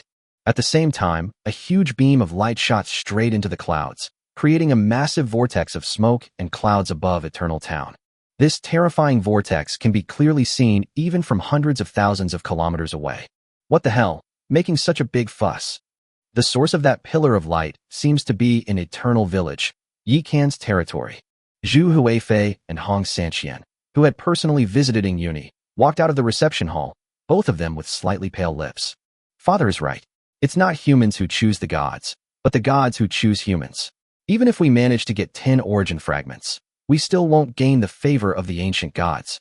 Ying Yuni came out, followed by Meng Shu and Bai Yu. Why him? Zhu Huifei was somewhat unwilling. Why can't it be him? Although Hong Sanqian was also unwilling, he was much calmer than Zhu Huifei. After talking with Ying Yuni, he understood. Ying Yuni was not threatened by Yi Can, nor did Yi Can gain any leverage over her. She truly gave up the village voluntarily. You two should go back and think it over carefully. This is all I can do to help you. If you don't do as I say, I don't need to tell you what your fate will be, do I? After Ying Yuni finished speaking, she ignored the two of them and left with Meng Shu. Thank you for your guidance, Princess Yuni. Hong Sanqian bowed respectfully to Ying Yuni. Although Zhu Huifei was a little unwilling, she still obediently followed suit and bowed. Third brother, are you willing to accept this? Zhu Huifei looked at Hong Sanqian. Princess Yuni is right. We only have 3 choices. First, abandon everything here and move away. Second, he would stay in his small village and remain forever a village chief protected by Yi Can. Third, surrender your territory and enjoy the benefits of hundreds of units of luck, marching towards glory alongside Yi Can. As Hong Sanqian spoke, a glint of light suddenly flashed in his eyes. Because he has already made his decision. But if that happens, we'll always be inferior to Yi Can. How are we going to explain that to our elders? Zhu Huifei clutched her hair, utterly distressed. He arrived at the 9th heaven full of enthusiasm, but only a few months have passed, and he's already reduced to being someone's underling. If this gets back to the Zhu family, how will he ever be able to face anyone again? Excuse me, since you arrived, when have you ever been taller than Yi Can? Even the Qin princess has compromised, so is your Zhu family's son more powerful than that of the Qin princess? Hong Sanqian glanced at Zhu Huifei, then left without looking back. Damn it, Yi Can, I've had the worst luck in the world to run into you. And in the fairy forest. Suddenly, lightning flashed and thunder roared on the altar of the crystal realm, and countless chains of divine order intertwined, quickly constructing a graceful and alluring phantom. 5,000 years, a full 5,000 years. This god has finally returned. With a crisp and pleasant whistling sound, the illusory figure gradually solidified. Whoosh! A flash of light, and the phantom vanished instantly. When she reappeared, she was already standing in front of Yi Can. A mere mortal from beyond the heavens dares to presume to command this god? Who gave you such confidence? The phantom suddenly extended its crystal-clear, jade-like fingers, stabbing towards Yi Can's throat with lightning speed. My husband. Upon seeing this, Li Jiqing, Su Daji, and the others were immediately alarmed and rushed forward to try to intercept the illusory figure. But the crystal ancient god was simply too fast for them to catch up with. Don't worry, it's all right. At this critical moment, Yi Can remained remarkably calm. He was also very nervous, which is why he led everyone out of the crystal realm before summoning. Moreover, after he came out, he continued to use Hushime's template and controlled the Chaos Demon Eye. The purpose was to protect everyone at critical moments, and to see through the secrets of the crystal ancient god in time through the Chaos Demon Eye and the 9 Heavens Divine Eye. Just as the crystal ancient god was taking shape, he had already seen through everything. Chapter 362, Crystal Ancient God, Pure Heart. A mere ancient god, without even a divine title, yet you dare to dream of overthrowing the heavenly gang? I want to ask you, who gave you this confidence? Yi Can shouted angrily, and suddenly a phantom of a blazing sun appeared behind him. Although it was an illusion, the terrifying temperature made Li Jiqing and the others feel burning hot all over, and they couldn't help but take a few steps back. Against the backdrop of the illusory shadow of the blazing sun, Yi Can appeared as if he were a god detached from this world. Her temperament was ethereal and otherworldly. The power of extraterrestrial gods. Who exactly are you? The crystal god looked at Yi Kan with a look of horror, as if he had seen something terrifying. Her delicate fingers hovered just before Yi Kan's throat, and no matter how hard she tried, she couldn't move them any further. Moreover, under the illusory light of the blazing sun, she felt as if her body was melting away, which frightened her so much that she quickly retreated to the entrance of the crystal realm. She also discovered something terrifying. Whenever she had a thought that was detrimental to Yi Kan, an irresistible force would appear in her consciousness, making it hard for her to breathe. Didn't you say that I'm just a nobody from outer space? Yi Kan had been observing the crystal ancient god with his chaos demon eye. Only after confirming that she could not harm him did he withdraw the power of the sun. The fairy forest is now a mythical territory, and the crystal ancient god he resurrected is also only a mythical being. However, the crystal ancient goddess of today is no longer the invincible goddess she once was. Instead, he was a pitiful person whose body was destroyed by the will of the world and who was suppressed at the bottom of the sea. I never imagined that I, a dignified supreme god, would be controlled by a mere brat. The crystal god looked resentful. She was born from the ninth heaven. Although she was purged by the world's will for rebelling against the heavenly gang, the ninth heaven is still her domain. Therefore, her obsession from her past life has not been completely suppressed, and she even had the idea of devouring her master. The supreme god? What about your divine status? Yi Kan sneered. The crystal god was about to retort when he was immediately stunned. In fact, when she was summoned by Yi Kan, a lot of information appeared in her mind. She knew Yi Kan was the Lord, and she also knew about her relationship with Yi Kan, but she just couldn't accept it. She was once high and mighty, and wherever she went, all people would kneel and greet her. Now it's completely reversed. How could she possibly accept that? You, whose body was destroyed and whose godhood was shattered by the will of the world, should know that without my power of creation, you could never be resurrected. You were resurrected with my power, yet you shamelessly devour your master. Where do you get the nerve to be so high and mighty? Don't think I don't know. Your body is merely a sculpted form using divine soul power, and it won't last long. You can look down at the crystal ancient god from his high vantage point. So what do you want? Reminded by Yi Kan, the crystal ancient god also remembered the advice given to her by the world's will when she was suppressed. Without Yi Kan's power of creation, she truly could not have been resurrected. Now that the ninth heaven has been fully developed and the world's rules are completely stable, it is no longer possible for you to defy the heavens. However, if you follow me, there might still be hope for liberation. Transcendence. Crystal Goddess frowned slightly, looking at Yi Kan with a puzzled expression. To transcend this world and travel to a higher level, or even to transcend the middle universe and travel to the outer heavens to see a wider world. Yi Kan gazed at the sky, his eyes filled with anticipation and confidence. The moon goddess said that after he transcends, he can go to the outer heavens to find her. Is it possible?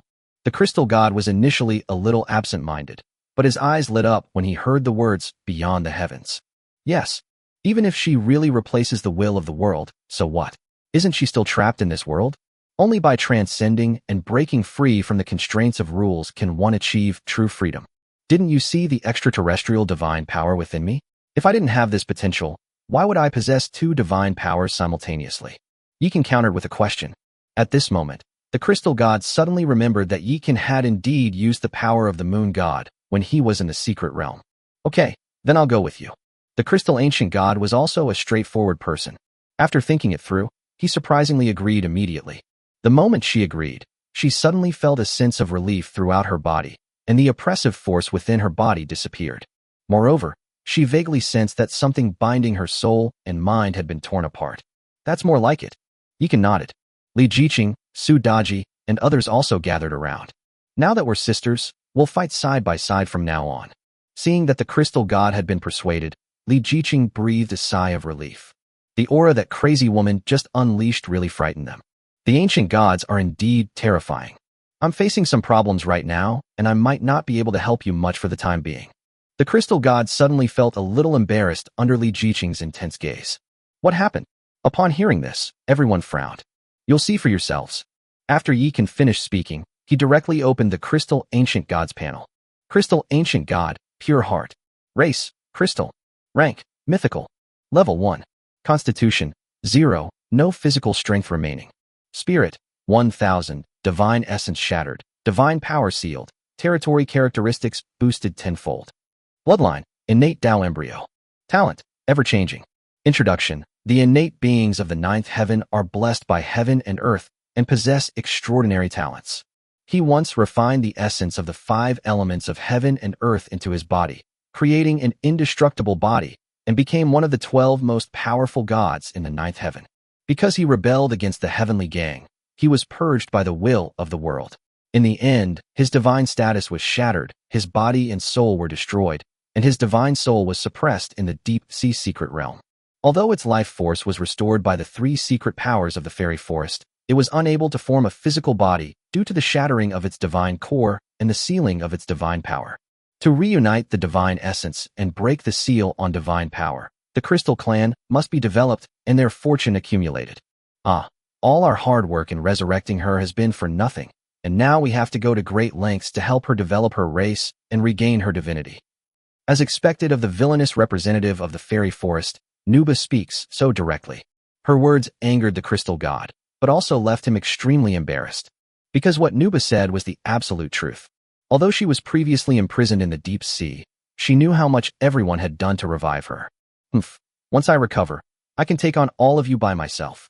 The crystal god had never been ridiculed like this before and was immediately enraged. I'm going back now. Find me in the secret realm later.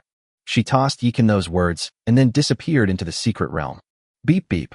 Just then, Su Lingyu suddenly sent a private message. Yikan opened it and exclaimed in delight. As expected of Su Ding, he really has some skills. Chapter 363. That's not how it is, sister. Let me explain. Wow, it's a map of Pingan County. Li Jiqing and Su Daji came over to take a look, and they all became excited. The map that Su Lingyu sent not only outlined the territories of all the major towns in Pingan County, but also marked their names and the tribes they controlled. Most incredibly, she even found the legendary Rakshasa Kingdom. The location of Gogo Camp was also marked in detail above. So Yikan initiated a video call with Su Lingyu. Su Dating, you did a great job. You deserve a lot of credit. TCH, all you can do is talk? Show us something real. Although Su Lingyu pretended to be indifferent, everyone could see the corners of her mouth curling up. I know you're lusting after me, but this is my wife's business. I can't agree to anything without her approval. Upon hearing this, Yikan couldn't help but look troubled. Pa.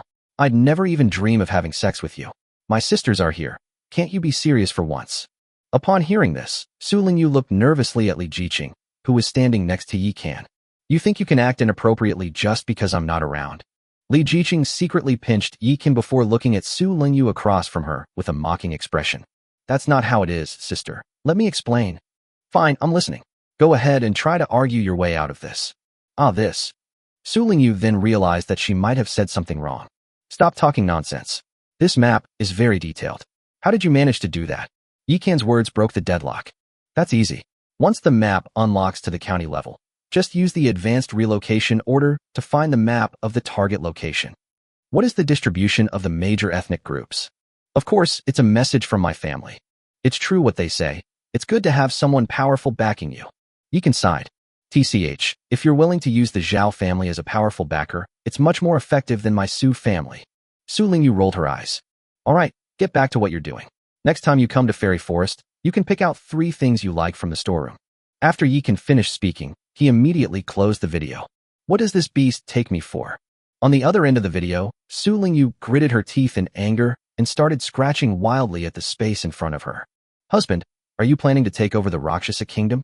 Li Jiqing had lived with Yikan the longest, so she naturally knew what he was thinking. Yes, now that Yonghing Town is in harmony, Zhu Huifei and Hong Sanqian will not pose a threat to us. It's time to put the county town's affairs on the agenda. Moreover, most of the other 9 towns in the county are enemies of ours, especially the Zerg. There are even 2 of them. We need to prepare for the worst. Yikan looked at the map on the light screen and said decisively, Have you got an idea? Li Jiqing's expression immediately turned serious. According to the map, Pingan County looks like a flower. The flower has 11 petals, but one has been torn off. The remaining 10 petals represent the 10 major towns. The front sections of the town are connected to form a ring-shaped continent.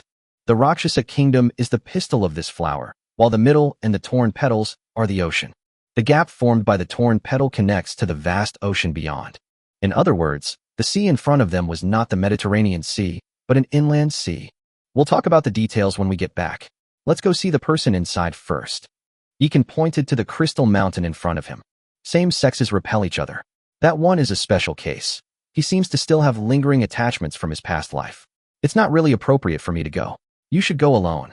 Li Jiqing thought for a moment and then said, all right, then go and make arrangements for everyone.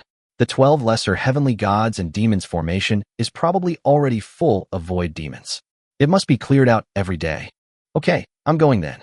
After seeing Li Jiqing off, Yikan entered the crystal secret realm and arrived at the building at the center of the Manhwa diagram. Here I am. Yikan nodded, and before the crystal ancient god could respond, he flew directly onto the crystal altar and sat down in front of the crystal ancient god. The crystal god opened its mouth, but ultimately said nothing. She has long since shed her temporary body and returned to her phantom form. Since you've resolved to transcend worldly desires, I'll call you Sushin from now on. Whatever. The crystal god nodded. As the Lord, Yikan certainly had the right to call her by her name. Did you call me here because there's something you want to tell me? Yikan looked at the crystal ancient god with curiosity. The crystal ancient god has now shed its temporary body and reverted to its divine soul form. Although it was a phantom, its form was clearly visible. Yikan didn't know if all ancient gods dressed so simply and bluntly, but the crystal ancient god's attire was quite unrestrained.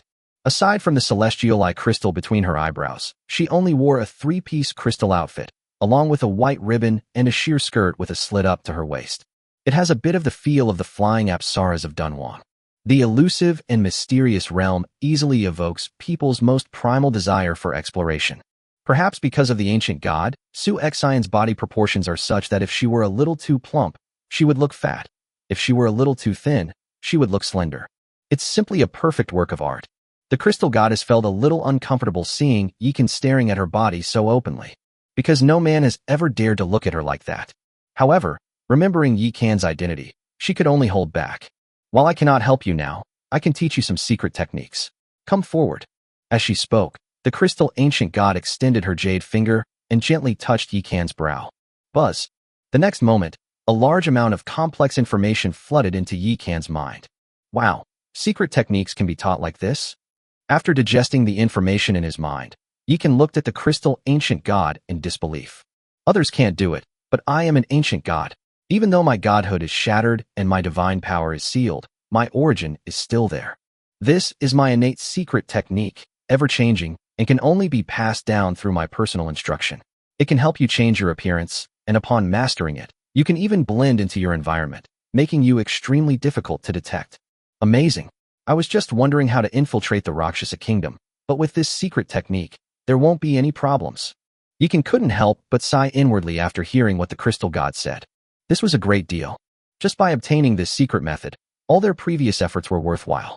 After Yikan finished speaking, his body suddenly flashed with light, and he transformed into another ancient crystal god. Disgusting. The crystal god was furious when he saw Yikan transform into his own appearance, but disappear his shirt. Unfortunately, she couldn't physically attack Yikan. All she could do was verbally rebuke him. It was my first time using it. I wasn't skilled, it wasn't intentional. Yikan smiled awkwardly and performed the demonstration again. Buzz. As the light flashed, it became even more lifelike this time, and the top appeared, but the bottom disappeared again. Can't you change it to something else? The crystal god was furious when he saw himself almost naked. She used to be so ethereal and detached. When had she ever been so angry? No, I am an ancient god, and I have long since severed all emotions and desires. Why am I repeatedly angered by him now? When the crystal ancient god thought about this question, his heart was filled with turbulent waves. Chapter 364. My wife wants me to take a concubine. What should I do? Never mind. I'll practice more when I get back. Upon seeing the crystal ancient god's appearance, Yikan dispelled his transformation. Whatever.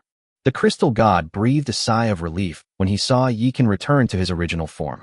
Sushin, have you ever heard of the Rakshasa kingdom? Yikan suddenly asked. There was a reason he asked that question.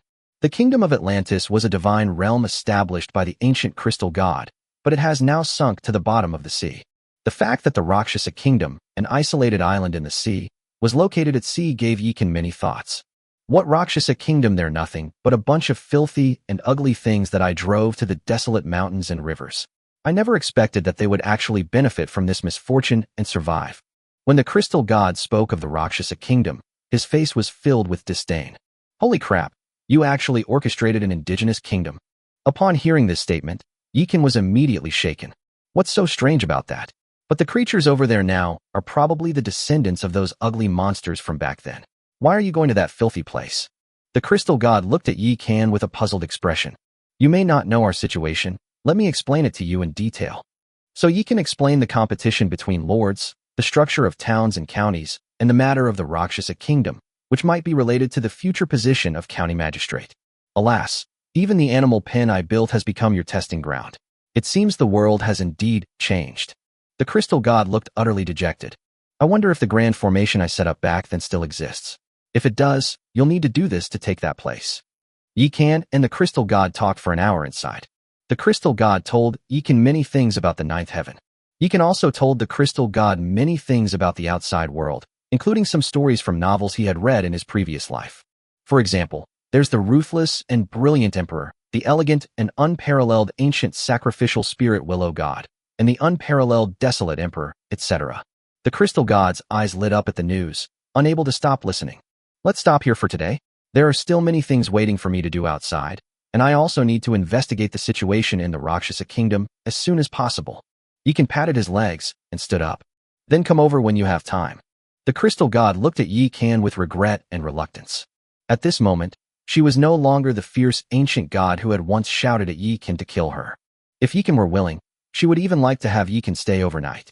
Of course, it's the real spicy kind. No problem. After thinking for a moment, Yi Kan summoned a full complement of crystal goddess and crystal guardians. Buzzing. With a flash of light, 110 beautiful women clad in crystal armor appeared in the secret realm. At this moment, Yi Kan and the crystal ancient god walked out side by side. Greetings, ancient god. Greetings, lord. After a moment of stunned silence, the group of beauties immediately knelt down in unison. Troops that come with their own equipment. That's so convenient.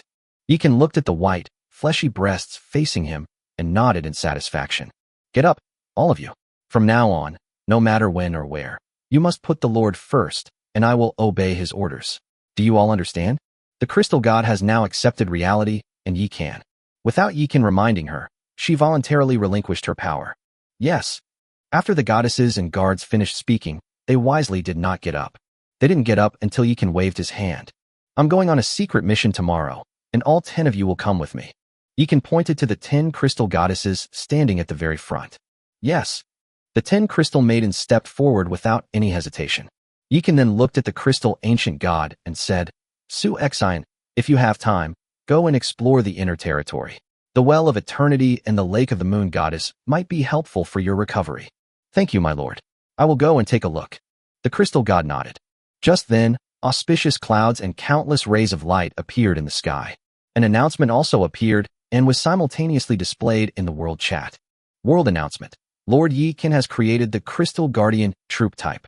As this is his third self-created troop type, he is rewarded with 1 diamond chest and 1,000 reputation. The news sent the world into a frenzy once again. The various races were once again in a state of unease, and the major families within the human race were also in an uproar. Those who once thought Yi Kan was not up to par have finally begun to take him seriously. Yi Kan was also taken aback when he saw the announcement. Wasn't the Crystal Guardians a race you founded? How did they become mine? Yi Kan looked at the crystal ancient god. When I was reborn, I felt that the secret realm was infused with several mysterious powers, and now the secret realm has given birth to a nascent consciousness. And they were also blessed by this power. Otherwise, I wouldn't have been able to regenerate, form a temporary body, and then assassinate you. Since accepting Yi Kan, the crystal god has become much more honest. That is the power of the primordial, the power of nature, and the power of creation. Although you have retained your original appearances, you have fundamentally become one of the elves. I see. The crystal god suddenly realized. Meanwhile, everyone on the town's social media channel went wild. Boss is awesome. Boss is awesome. 3 self-created troop types. Let's see who dares to compete with our eternal town in terms of resources in the future. Brother Yi Kan is the best in the world. Nana didn't misjudge him. The people of Eternal Village were excited, while Zhu Huifei and Hong Sanqian were in agony. Although they have come to terms with the current situation, they are still struggling and seem to want to make a final stand, hoping for a miracle. And then a miracle really happened. Unfortunately, it didn't belong to them, but to Yi Kan, the 6th brother. That evening, the ancient crystal god led the crystal goddess and the crystal guardians into the inner territory of the fairy forest and never came out again. Meanwhile, In the treehouse on the other side, Yi Kan and Li Jiqing went wild for most of the night. I really want to go with you. Li Jiqing nestled in Yi Kan's arms, her face filled with reluctance. According to Succubi, the Rakshasa kingdom is full of filthy and ugly monsters. She banished them together back then. They're disgusting. You better not go. Besides, our territory needs someone to watch over it. Don't forget, you are my biggest escape route. Yi Kan gently stroked her jade-like back as he spoke. Husband, if all else fails, how about we merge another territory? Then she can guard the house, and I can go out and have fun with you. Li Jiqing suddenly had a flash of inspiration and propped herself up to look at Yi Kan. TSK. When did our fairy queen Lin become so generous to outsiders? Yi Kan pinched her little face. I'm not kidding. Haven't you been eyeing my sister Su Lingyu for a while now? Why don't you go for her? Li Jiqing looked very serious. Su Ding looks like the plump and juicy type. Although she doesn't actively flirt, she's even more alluring than someone who does. When you see her, you can't help but want to tease her. Yi Kan nodded, then shook his head. No, how about your teacher, Ms. Liu? When I went back last time, I felt like she was watching you the whole time, as if she was waiting for you to invite her. Besides, she's a teacher, she knows how to manage, so she should be able to help us take care of the territory. Li Jiqing asked again. Teacher Liu, actually, I already found her in the Dreamy Rouge Pavilion during the trial. Daji even dragged me into inviting her. Luckily, she didn't notice, otherwise I might not have been able to see you at all. He's a realm lord. How could he possibly lower himself to such a lowly position? And since we've merged into our territory, she's your sister now. Do you really think the infamous ice goddess of the academy would want to be involved with a student like me? Yi Kan shook his head again. Do you not want me to stay with you? Or do you not want to take a concubine? Li Jiqing stretched out her little finger and drew small circles on Yi Kan's chest, looking at him with a strange expression. What are you thinking? You think this ring is so easy to wear? As he spoke, Yi Kan bit down on Li Jiqing's finger, which was adorned with the ring of eternity. Ah, you bad guy, Chapter 365. 2 ears on the shoulders and 3 nostrils. The next day, Yi Kan invited several key figures from Eternal Village to Fairy Forest early in the morning. Besides officials like Ing Yuni, Su Lingyu, and Liang Xiao Nana, there are also 2 outstanding talents, Nyo Daden and Manbei. Boss, why are you summoning us so early? Is there some important mission? Nyo Daden stared wide-eyed, his face full of anticipation. We won't do it unless it's a big mission. Manbei also joined in the commotion. There is indeed a big mission that requires you two to come with me to see for a while. So you two had better make arrangements for yourselves first, as we may be away for quite some time. Yi Kan did not deny it. It'll take that long. I need to go back and make some arrangements. Me too. After the 2 big, dumb guys finished speaking, they opened the anywhere door and ran away. Yi Kan ignored them and, together with Li Jiqing, led several beautiful women into the leisure area of Fairy Forest. I once heard people say that the scenery of Fairy Forest is like a fairyland. I didn't believe it at first, but now it seems that the legend is not an exaggeration at all. Ing Yuni gazed at the enchanting scenery of Fairy Forest, her eyes filled with envy. Especially when she saw the magnificent amethyst dragon castle, the aloof and noble ice palace, and the glowing crystal mountain, her eyes were overflowing with envy. But no matter how she looked at it, she felt that something was missing, though she couldn't quite put her finger on what it was. It's just a few more trees than yours, nothing special. Yi Kan waved his hand, then said seriously, as you all heard, I have to leave for a while. I'll be leaving the town's affairs in your care from now on. Tell me in detail what exactly happened. Seeing that Yi Kan didn't seem to be joking, Ing Yuni immediately became serious. With the Winner's Intelligence Network, you should already know about the Rakshasa Kingdom. Yes, an indigenous country that considers ugliness to be beautiful is surrounded by the 10 towns of our Pingan County in the center. Wow, you're not planning to go and investigate yourself, are you? Ing Yuni suddenly realized what was happening and looked at Yi Kan with a surprised expression. If Yi Kan could figure out that the affiliation of Rakshasa Kingdom and Pingan County was related, Ing Yuni could naturally do the same. Eternal Town is peaceful now. Before other towns have fully stabilized, now is the best time to investigate. Yi Kan did not deny it. But you're the town mayor, there's no need for you to personally intervene, is there? Besides, I just took office. Are you really so comfortable handing the town over to me? Trust those you employ, and don't employ those you don't trust. If I've truly misjudged someone, I can only blame my own blindness. Yi Kan waved his hand and continued. While I'm away, you guys discuss the town's affairs yourselves. If you have any disagreements, just contact me. Brother Yi Kan, I'm just a pretty face. I can't help with anything. Why don't you take me with you? I want to see what it means to turn around before you even speak. At this moment, Liang Xiu Nana, who had been sitting quietly to the side, tugged at Yi Can's sleeve. Nana, he won't even take me with him. Why would he take you? Li Jiqing gently stroked Liang Xiu Nana's hair and pulled her into her arms. Nana, who said you can't help at all? Just staying in this town is a huge help to me, because you bring us good luck. Yi Can touched her ear and said, Is it the same as a grain of millet? Upon hearing this, Liang Xiu Nana's eyes lit up. She would believe anything Yi Can said, no matter how outrageous it was. He was practically the perfect target for her ego. If Yi Can had any special feelings for her, he would have taken advantage of her long ago. Of course. Otherwise, how would you and Xiaomili become best friends? Yi Can nodded firmly. Hee, now that you mention it, I miss Xiaomili again. I'm going to go play with her. As they were talking, Liang Xiu Nana had already slipped out of Li Jiqing's arms and dashed off towards the cooking tree. At this moment, the little guy must be enjoying Yu Fei's cooking at the cooking tree. After discussing the specific matters of the town with Ing Yuni and Su Lungyu, Yi Can sent them away. Subsequently, Yi Can posted an announcement on the town's channel, officially promoting Ing Yuni to deputy mayor. Apart from major matters such as the ownership of the town, the appointment and removal of officials, and the life and death of the Lord, Ing Yuni can act as she sees fit without having to consult the town mayor. Of course, for more significant matters, it's still necessary to report them afterward. No one in the entire Eternal Town objected to this. After all, Ing Yuni's status is what it is. Besides her, only Zhu Huifei, Hong Sanqian, and Zhao Chong are somewhat qualified. Soon after, the entourage gathered. Yi Can activated the Chaos Demon Eye and collected everyone away. Don't miss me too much. Before leaving, Yi Can pulled Li Jiqing into his arms and kissed her hard. You must report your progress to me every day through telepathy and come back early.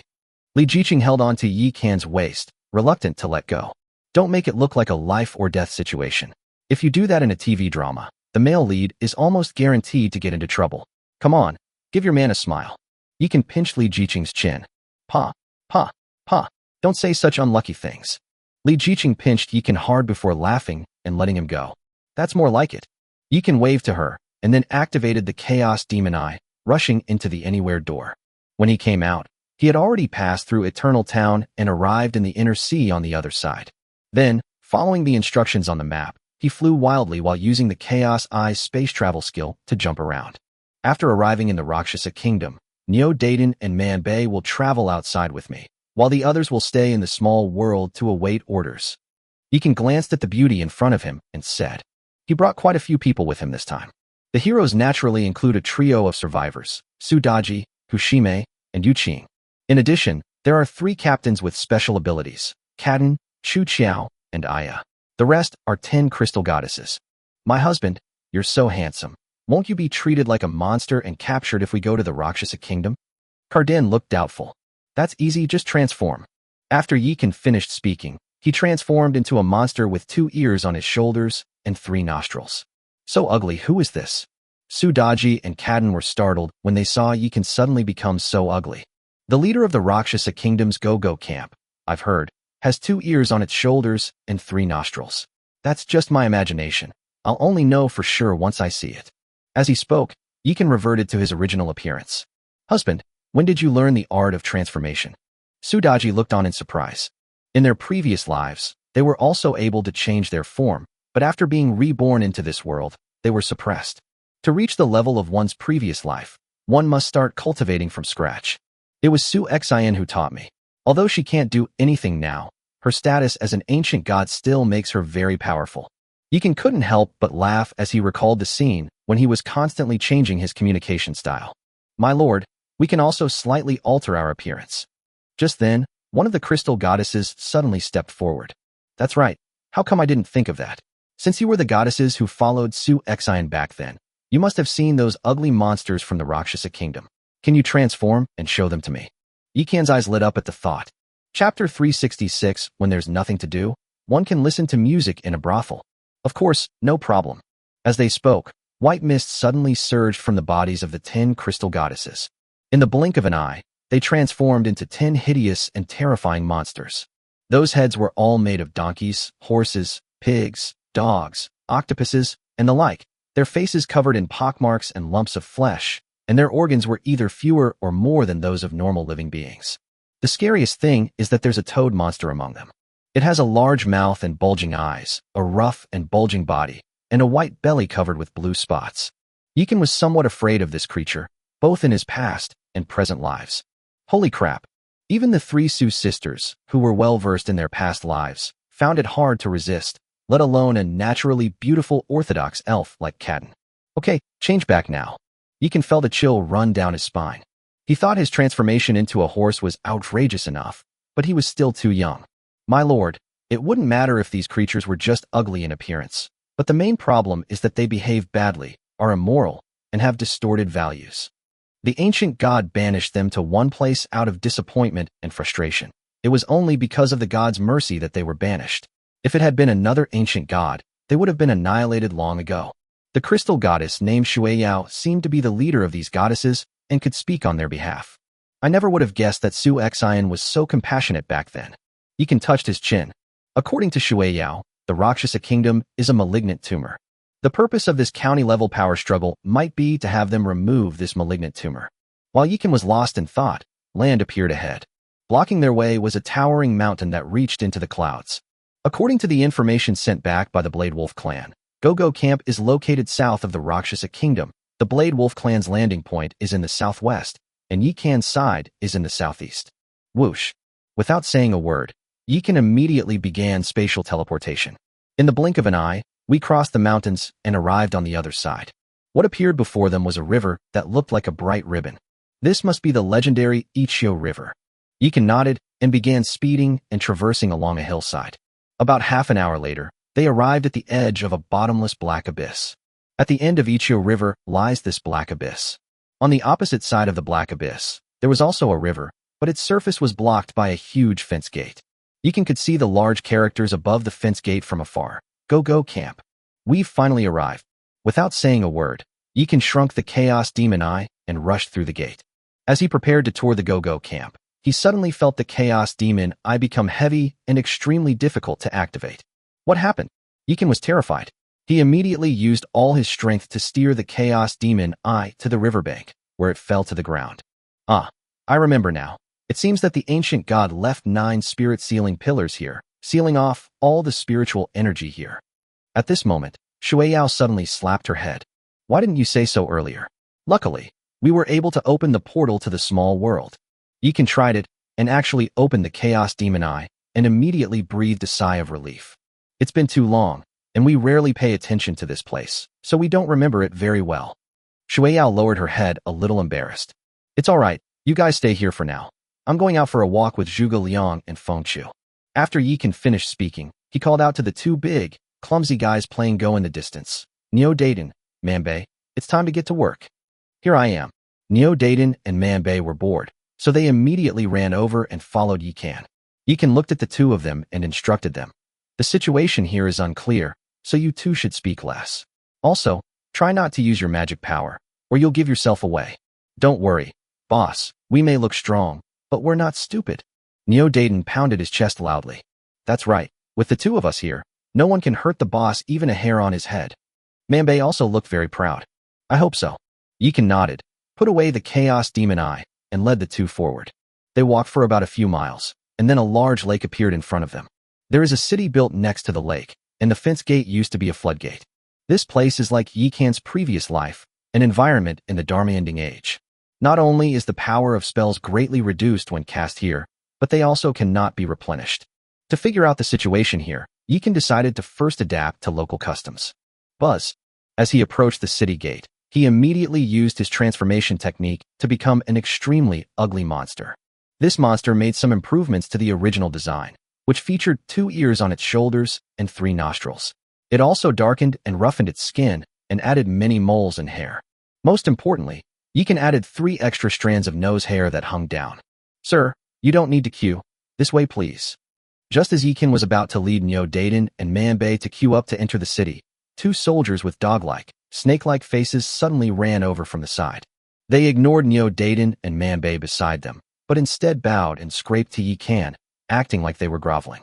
It really is a world where black and white are turned upside down. The uglier you are, the more popular you are.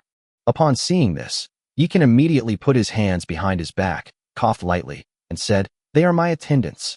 Since you are an attendant of an adult, There is no reason for you to queue. Please come in. The two men led the way, respectfully escorting Yi Kan into the city gate. This gentleman is so handsome. If Lord Ma sees him, he will surely recommend him to the capital. He might even be given a high-ranking official position. Indeed, our Lord Ma is already a handsome man in dozens of surrounding cities. I never imagined there could be someone even more handsome than him. It's truly an eye-opener. Although their voices were very soft, they still reached Yi Kan and the others' ears. Holy crap, this is amazing. Yes, we are indeed handsome and dashing, but as expected, we are not accepted in this twisted world. Manbei nodded in deep agreement, feeling even more confident in his appearance. Boss, where are we going? Neo Daiden looked at Yi Kan with curiosity. When you have nothing to do, you can listen to music in a brothel. Yi Kan waved his hand and pointed to the tallest and largest building in the distance. Neo Daiden and Manbei looked up and were immediately invigorated. A large gilded plaque hung on the building, with 3 large characters written on it in a flamboyant style. Good Voice Academy. Chapter 367 Ma, who loves to listen to birdsong. Good Voice Academy? What is that? It's not even as good as good childbearing. Manbei scratched his big head, somewhat puzzled. Who knows? Maybe it's a show at a brothel. Neo Daiden had a mysterious look on his face, clearly someone with experience. Brothels and restaurants are the best places to gather information. Enough talk, let's go. After Yi Kan finished speaking, he walked straight over. Oh my, where did this handsome young man fall from? Please come in.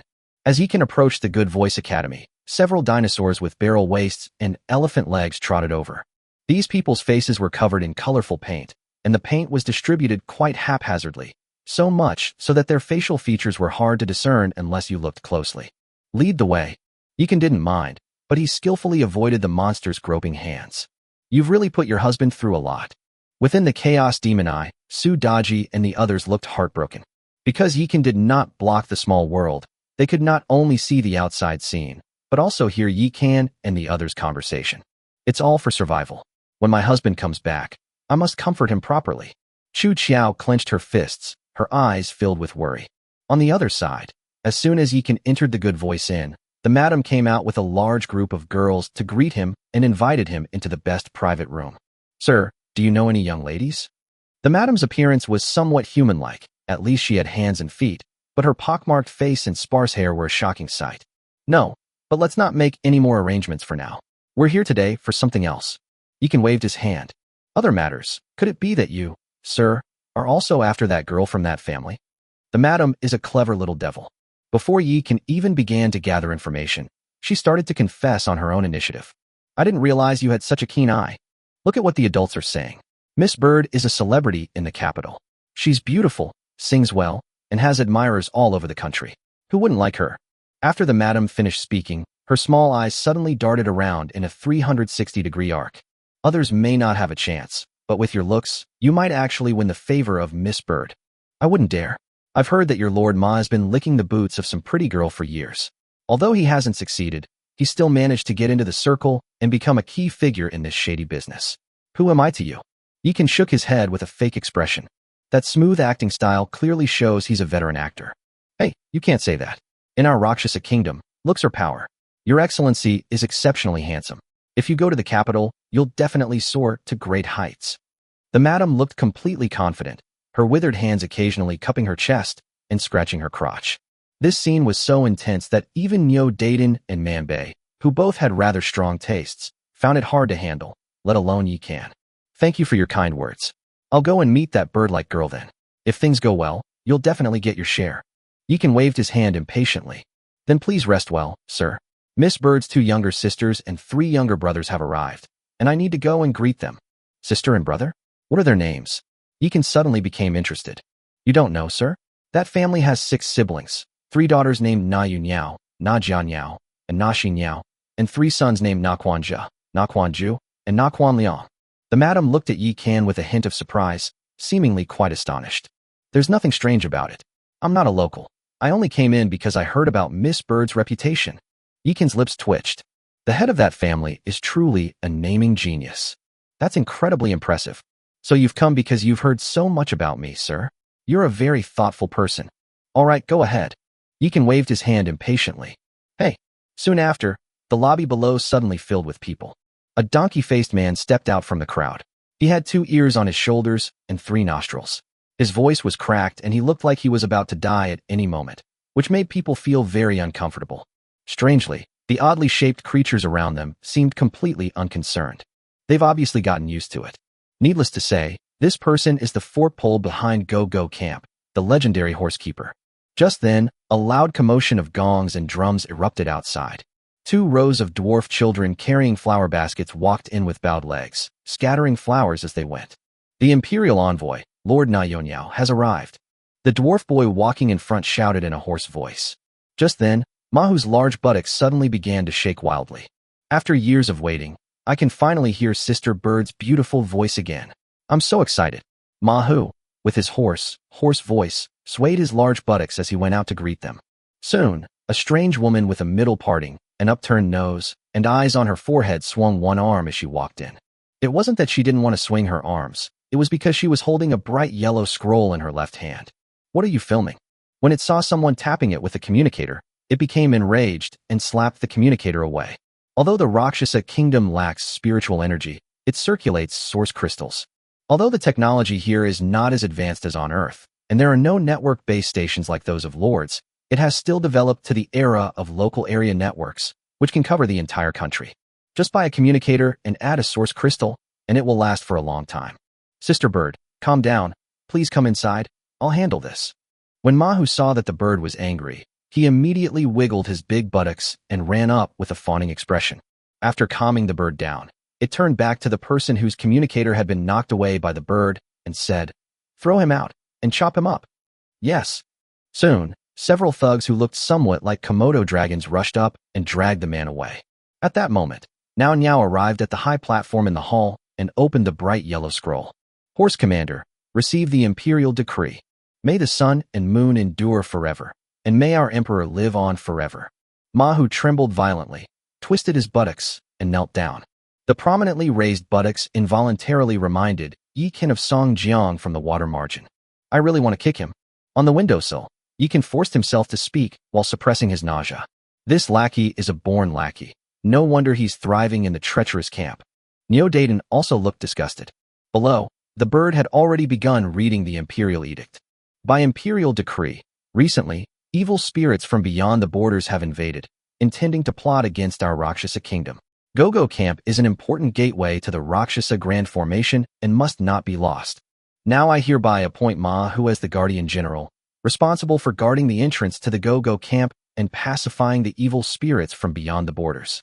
This is my decree. Your subject, Mahu, obeys the decree.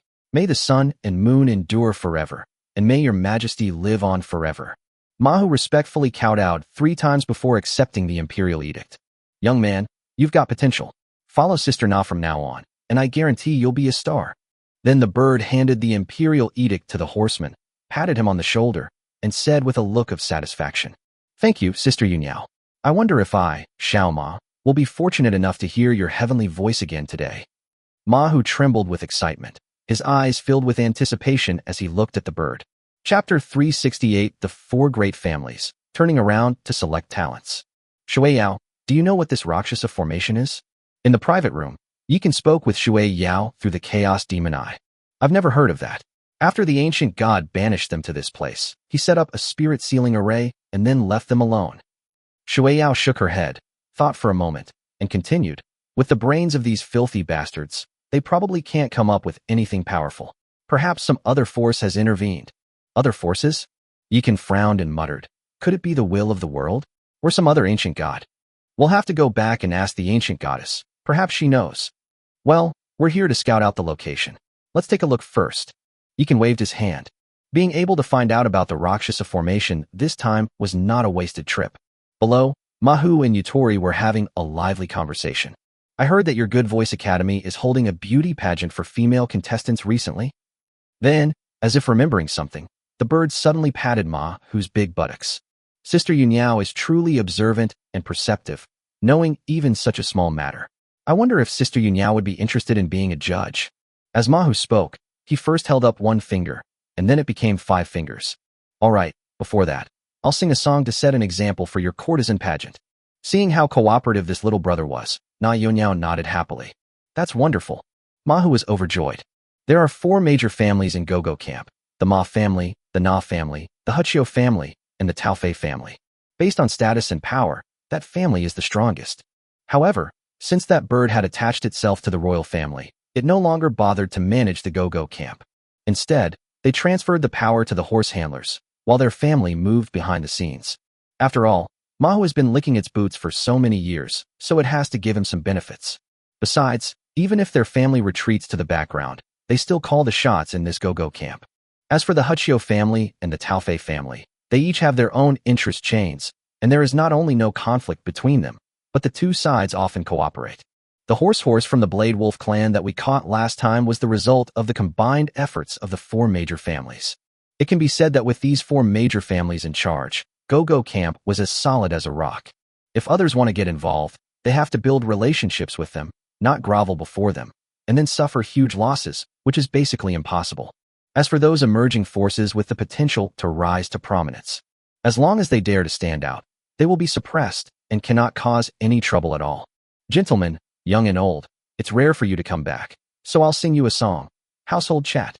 Then the bird arrived at the high platform in the center of the hall, and the spotlight immediately focused on it, making it look like a queen on a high throne. The next moment, a chilling sound rang out. Chatting indoors, gazing at the moon with edema, can you believe in this unpredictable world of gods and ghosts? Steal the Burmese bell, the chrysanthemums bloom and fade. Can you grasp this intoxicating and enchanting night? Sister, I'm a unique individual. I've made this camp as solid as iron, as firm as a rock, and impossible for even gods or ghosts to approach. As the bird sang, the strange-looking creatures on the scene began to sway, especially the horse herder, who stuck out his buttocks and kept wiggling them, making clucking sounds. Clearly, it sees itself as an old hen. On stage, when the bird reached the climax of its song, it held its head high, strutted around like a dragon and a tiger, and acted as if it were a big rooster. On the windowsill of the private room, Yi Kan and Wulong and Fengchu stared blankly. Damn it, is this the aesthetic of the Rakshasa kingdom? It's terrifying. Neo Dayton's big hand trembled slightly. The melody is pretty good, but the singer and the lyrics are a bit scary. Manbei stood with his hands behind his back, nodded seriously, and adopted the air of an expert.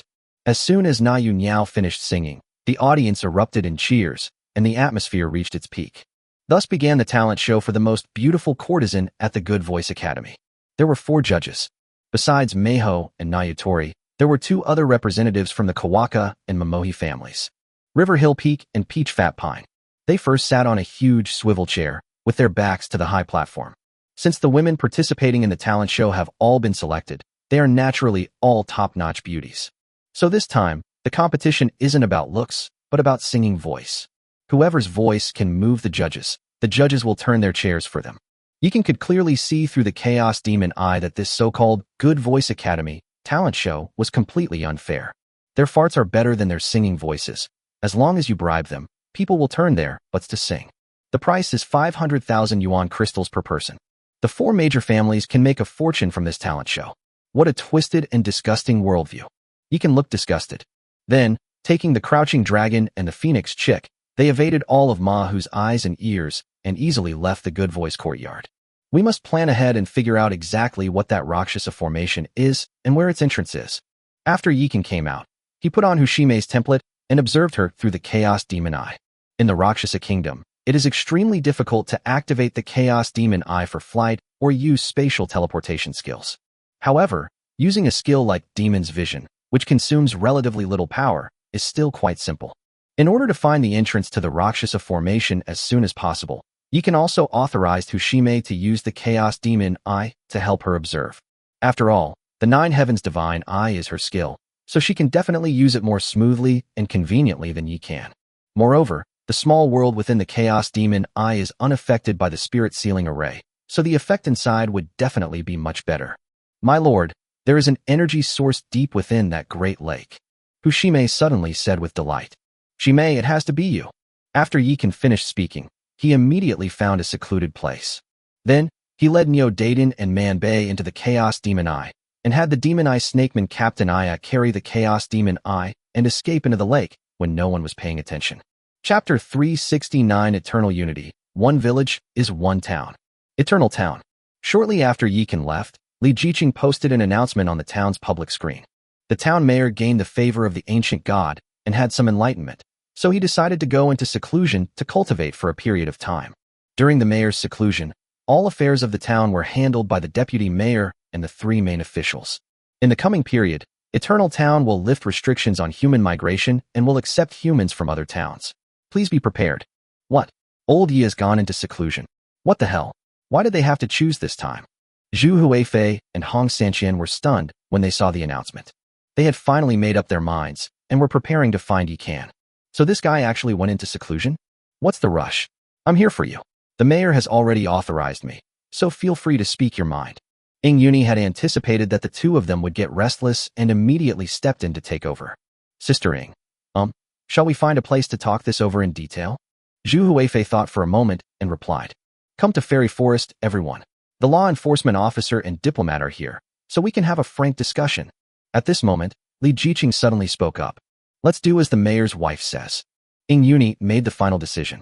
Hong Jinwu, I've sensed something that could influence the future of our eternal town. Ding Jin, I smelled it too. Jiang Daily, just wait. Our eternal town will surely leave a significant mark on the annals of the ninth heaven. Li Xiaoyu, what's it to you? Soon after, the most powerful lords of Eternal Town finally gathered together. Apart from Yi Can, the main character, everyone else was there. Even Zhao Chong, that lazy bum, was called over by Li Jiqing. For her first time hosting Zhu Huifei and Hong Sanqian, Li Jiqing was naturally generous, having Yufei prepare the most sumptuous food and wine within the cooking tree. Damn it. If I had known old Yi had so many good things, I definitely wouldn't have waited until now to come. Zhu Huifei drank the dragonbone wine, her face filled with heartache and indignation. Dragonbone wine? I've never drunk it in my life. I've eaten dragon tooth rice before, but I've never seen blood jade dragon tooth rice. This is truly an eye-opener. Hong Sanqian also had a look of utter disbelief on his face. Two good-for-nothings. All they care about is food and drink. What can we expect from them? Ying Yuni looked at him with disdain. Sister Ying, it's easy for you to say that when you're not in my shoes. Who can compare to you, a princess of the great Qin dynasty? Zhu Huifei downed the wine in her glass in one gulp, completely unconcerned. Enough with the nonsense. Now I'll state my conditions. If you two join, the mayor's wife's administrative officer and Su Lingyu's law enforcement officer will both step aside. But once you two become officials, you must put aside all your petty schemes and prioritize the interests of the town above all else.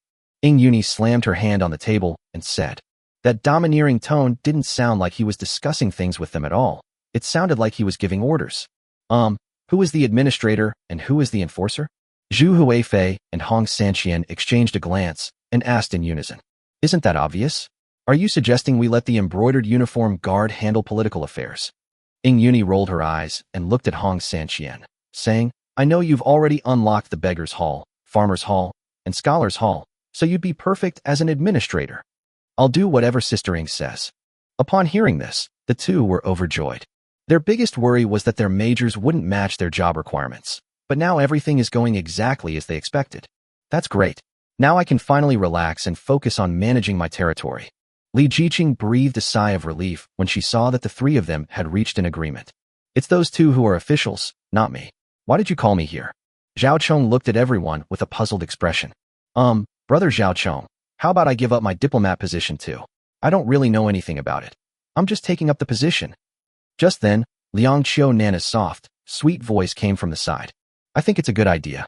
It's really not good for such a cute little girl like Nana to be constantly in the public eye. It will only benefit those lecherous men outside. Ying Yuni was the first to agree. Yes, my husband agrees to this. After Li Jiqing finished speaking, she stroked the little fox's hair and said, from now on, Nana will accompany me on my travels, eating, drinking, and having fun. All right.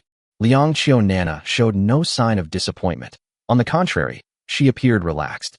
Ying Yuni looked puzzled because Yikan hadn't mentioned this to her before leaving. Since she hadn't been told, Li Jiqing must not have known about it before. She didn't use any online private messages to contact Yikan just now, so how did they communicate? Ying Yuni was filled with doubt. This couple has a secret, and a big one at that. Sister-in-law, are you kidding me? Shouldn't we ask my cousin about this? Zhao Chong was just joking, but Li Jiqing actually took it seriously. Don't worry, he really agrees. The purge in the 10 major towns is intensifying, and a large influx of humans is expected. You should discuss the allocation of resources as a result. This was also Yi Kan's explanation before he left. Of the 10 major towns, only one is a human town. They must lift the restrictions on human migration, otherwise many people will die. After everyone reached an agreement, a large number of announcements appeared on the public channel of Eternal Town. Announcement: Yongheng Village has initiated a fortune-based bet against Zhujia Village, with a bet amount of fortune of 9. Since Yongheng Village is the initiator, the specific bet items will be determined by Zhujia Village. Announcement: Zhu Family Village voluntarily concedes defeat. Eternal Village wins the luck bet and receives luck 9. Announcement: Zhujia Village is being merged into Yongheng Village. Announcement: Eternal Village has initiated a fortune-based bet against 3,000 villages, with a bet amount of fortune of 5. Since Eternal Village is the initiator, the specific bet items will be decided by 3,000 villages. Announcement: Sanqian Village has voluntarily conceded defeat. The winner of the luck bet is Eternal Village, who will receive 5 luck. Announcement: 3,000 villages are being merged into Eternal Village. Su Lingyu steps down as enforcer of Eternal Town, and Zhu Huifei is appointed as the new enforcer of Eternal Town. Li Jiqing steps down as administrator of Yongheng Town, and Hong Sanqian is appointed as the new administrator of Yongheng Town. Liang Qiu Nana steps down as Eternal Town's diplomat, and Zhao Chong is appointed as the new Eternal Town diplomat. The announcement caused an instant uproar throughout Eternal Town. Gu Shaoling: Our Eternal Village has finally achieved the goal of turning one village into a town. Hong Jiwu: From now on, we're all brothers and sisters from the same village. We must unite as one and stand together against outsiders. If anyone dares to cause trouble again, we'll beat them up together. Ding Jin: That's right. We must cherish the great situation that our boss has worked so hard to create. Shui Ling: Support. Luo Yang: +1. Wang Xiaodao: +2. Mangu: +666. Neopatian: +10,086. With the merger of the last 2 villages, the luck value of Eternal Village also skyrocketed from 97 to 111. This directly triggered the most powerful spiritual storm in history, causing the entire territory of Eternal Town to expand outwards by a large area, resulting in a significant increase in resources. Moreover, because the luck value broke through the 100 mark, the village's land, plants, and animals all underwent a great transformation, and even the wild monsters evolved and leveled up. Damn it, I should have agreed to the merger a long time ago. Zhu Huifei stared wide-eyed as the medium-sized originium mine evolved into a large originium mine. That's right, all this fussing and indecisiveness is actually slowing down our development. Hong Sanqian also looked relieved. Could they create such a scene by relying on their own hard work? But the surprises weren't over yet. At that moment, golden light suddenly shone in the sky, and a world announcement appeared. Announcement: Eternal Village has successfully merged with 99 villages, achieving the status of one village, one town, becoming the first large village in the 9th heaven to merge all the villages in a town. The town mayor of Eternal Town, Yi Kan, is rewarded with 3 tricolor treasure chests and 9,999 reputation. All officials will be rewarded with 2 tricolor treasure chests and 6,666 reputation. Reward: 1 common lord's tricolor treasure chest, 2,222 reputation. Chapter 370 Poseidon, the Sea God. This time I really made the right bet. Both Zhu Huifei and Hong Sanqian had tears in their eyes. Su Lingyu was only working part-time. Even after giving up her role as an enforcement officer, she still held the titles of a hidden official and intelligence officer, so she also received a reward. The most pitiful one is Liang Qiu Nana. She had just relinquished her official position when a reward came her way. Nana, I'm sorry. Zhao Chong was extremely embarrassed, but the rewards from the world were non-tradable. He wanted to give the things to Liang Qiu Nana, but he couldn't. Nana is into elixirs. If you want to make it up to her, send her any spiritual herbs you come across. At this moment, Li Jiqing made a suggestion. Let's do it this way. Liang Qiu Nana immediately said. Although she was a little sad that she didn't receive a reward, she cheered up when she thought about how she had helped bring harmony to the town. Because she finally helped Yi Kan. Buzzing. As the world announcement was made, many white lights suddenly appeared in the sky. That's when humans from other towns started migrating to Eternal Town. On the other side, the Chaos Demon Eye. Through telepathic communication with Li Jiqing, Yi Kan also learned about everything that had happened in Eternal Town. He naturally agreed to Liang Qiu Nana giving up her official position. One village is like one town, That's really impressive. Yikan nodded slightly, finally feeling relieved. Although Zhu Huifei and Hong Sanqian will not affect the development of Eternal Town, if these two do not integrate into Eternal Village, they will be like two nails stuck there. For him, who has mild obsessive-compulsive disorder, it was still a bit uncomfortable. Now things are much better.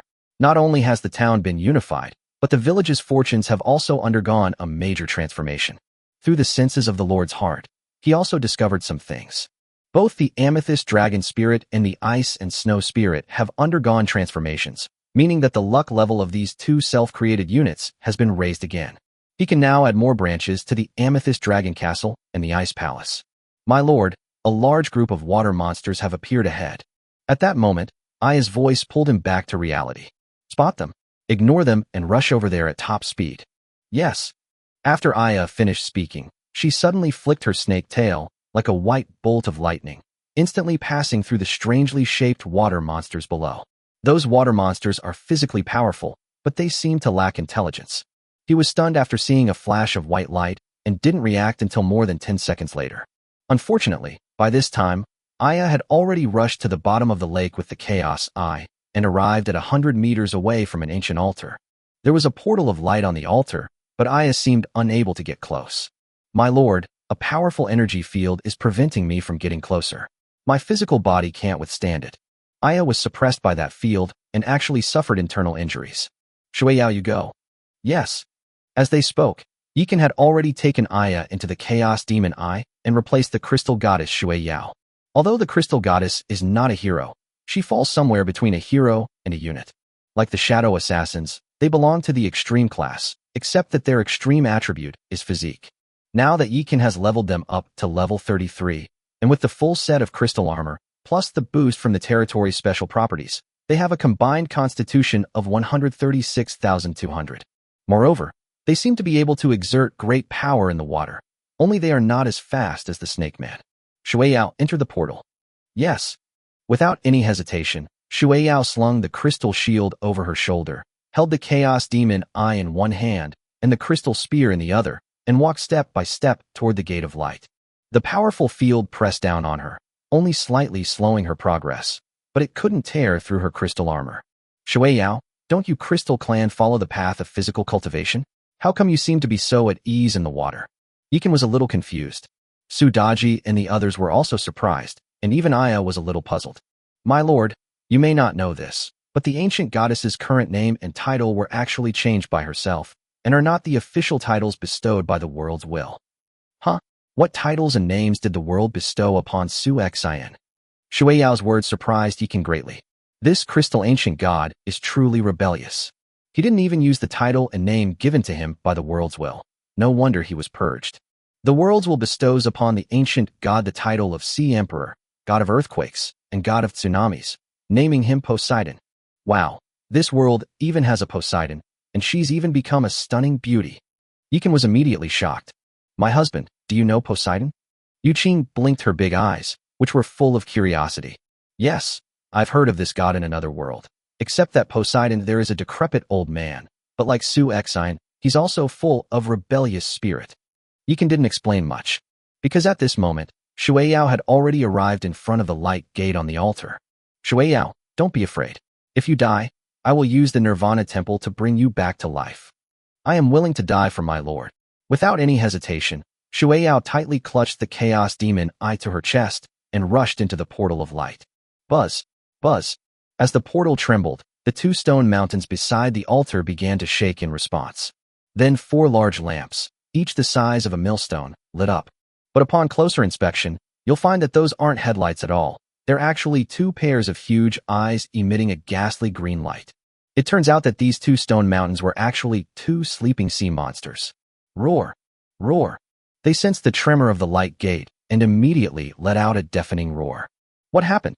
Mahu and Na Yunyao, who were partying inside the Good Voice Hall, were startled by the commotion and ran out. Oh no! Someone has broken through the formation gate. The bird exclaimed in horror. Impossible. Only a handful of people from our 4 great families know the location of the array gate. Mahu looked terrified. This happened so soon after it was appointed as the Guardian General. Isn't this a slap in the face for it? The people in Go-Go Camp don't have that guts. Just then, Peach Fatty spoke while waving his folding fan. Beneath that trembling, round face, 2 fist-sized tumors swayed back and forth, which was extremely disgusting. Oh no, it's an extraterrestrial demon. Then the bird and the hill peak exchanged a glance and exclaimed in surprise at the same time. Hateful. Upon hearing this, Mahu jumped up in anger and immediately roared behind him. Go, go, army. Follow me into the water. Then, as soon as it finished shouting, it was kicked away by that bird. Useless trash. Do you want the whole world to know where the array gate is? After roaring at Mahu, it looked at He Chiofeng and Tao Feineo and said, You too. Immediately gather the elites of the tribe, blockade the area around the lake, and select experts to go into the water with me. Yes, Sister Bird. He Chiofeng and Tao Feineo dared not delay and immediately arranged for people to go. Chapter 371 The World of Reality and Illusion, a Mirage. Shui Yao, transform into a native, quick. After Shui Yao led the Chaos Demon Eye through the portal, Yikan immediately began to observe the situation inside. The scene before him left him utterly shocked. Yes. Without any hesitation, Shui Yao transformed into an ugly lizard-like creature resembling a Komodo dragon. Buzz. A few breaths later, she passed through the vast curtain of light and fell to the ground. Go to the left and hide among the rocks on the side. Yikan continued to give instructions. Before she could even stand properly, Shui Yao didn't dare to be careless. She scrambled towards the rocks beside her and, in the blink of an eye, darted into the cave. Less than 3 breaths after she left, several ugly-looking guards rushed over and began to look around. Their appearances were remarkably similar to Shui Yao's transformed form. If the 2 sides were to meet, they might mistake Shui Yao for one of their companions. Strange. I clearly sensed energy fluctuations. Could I have sensed something wrong? I sensed it too. Are you 2 still asleep? I can't sense anything. The lizard men inspected the area, found nothing amiss, and then left. Shui Yao, let's leave first. Not long after, Yikan appeared at the foot of a mountain shrouded in mist, accompanied by Nyo Daden and Manbei. Shui Yao went back to the Chaos Demon Eye to heal her wounds. When she passed through the portal, she was so oppressed by a powerful field that her internal organs ruptured, and she needs to rest. Boss, where is this place? How come there's another world underground? Nyo Daden scratched his head, completely baffled. I can forget about the small world, but I feel like the whole world is a bit strange. Manbei reached behind him and touched his back, only to find that the mountain behind him was actually fake. Truth and falsehood, reality and illusion. It seems this world hasn't fully evolved yet. It's a bit like a mirage. Yikan stroked his chin and muttered to himself. Before leaving, he had a private conversation with the Crystal God. The ancient Crystal God told him some secrets. Although she turned the Rakshasa kingdom into a beast pen, she left them with a chance to live. The key lies within a life crystal core. That life crystal core is connected to the Earth's veins in the Rakshasa kingdom. Once he controls the life crystal core, the Rakshasa kingdom will naturally be his. In fact, when Yikan heard Shui Yao mention the spirit sealing array, he had already thought of a possibility. The spiritual energy that the sealing pillar stripped from the Rakshasa kingdom was probably used to nourish that life crystal core. Then, the life crystal core, through the Earth's veins, feeds back spiritual energy to the land of the Rakshasa kingdom, nurturing rare and precious materials and leaving a glimmer of hope for the people of the Rakshasa kingdom. But times have changed. The crystal ancient god was purged by the world's will, and the spirit sealing array she personally set up was also weakened. The Rakshasa kingdom, having obtained some unknown opportunity, actually set up some kind of Rakshasa grand array, which evolved into a world underground. It is still a world where cultivation is possible. My lord, we have sensed the aura of the spirit sealing pillar. It is located within this world. In the Chaos Demon Eye, Shui Yao, who had stabilized her injuries, suddenly spoke.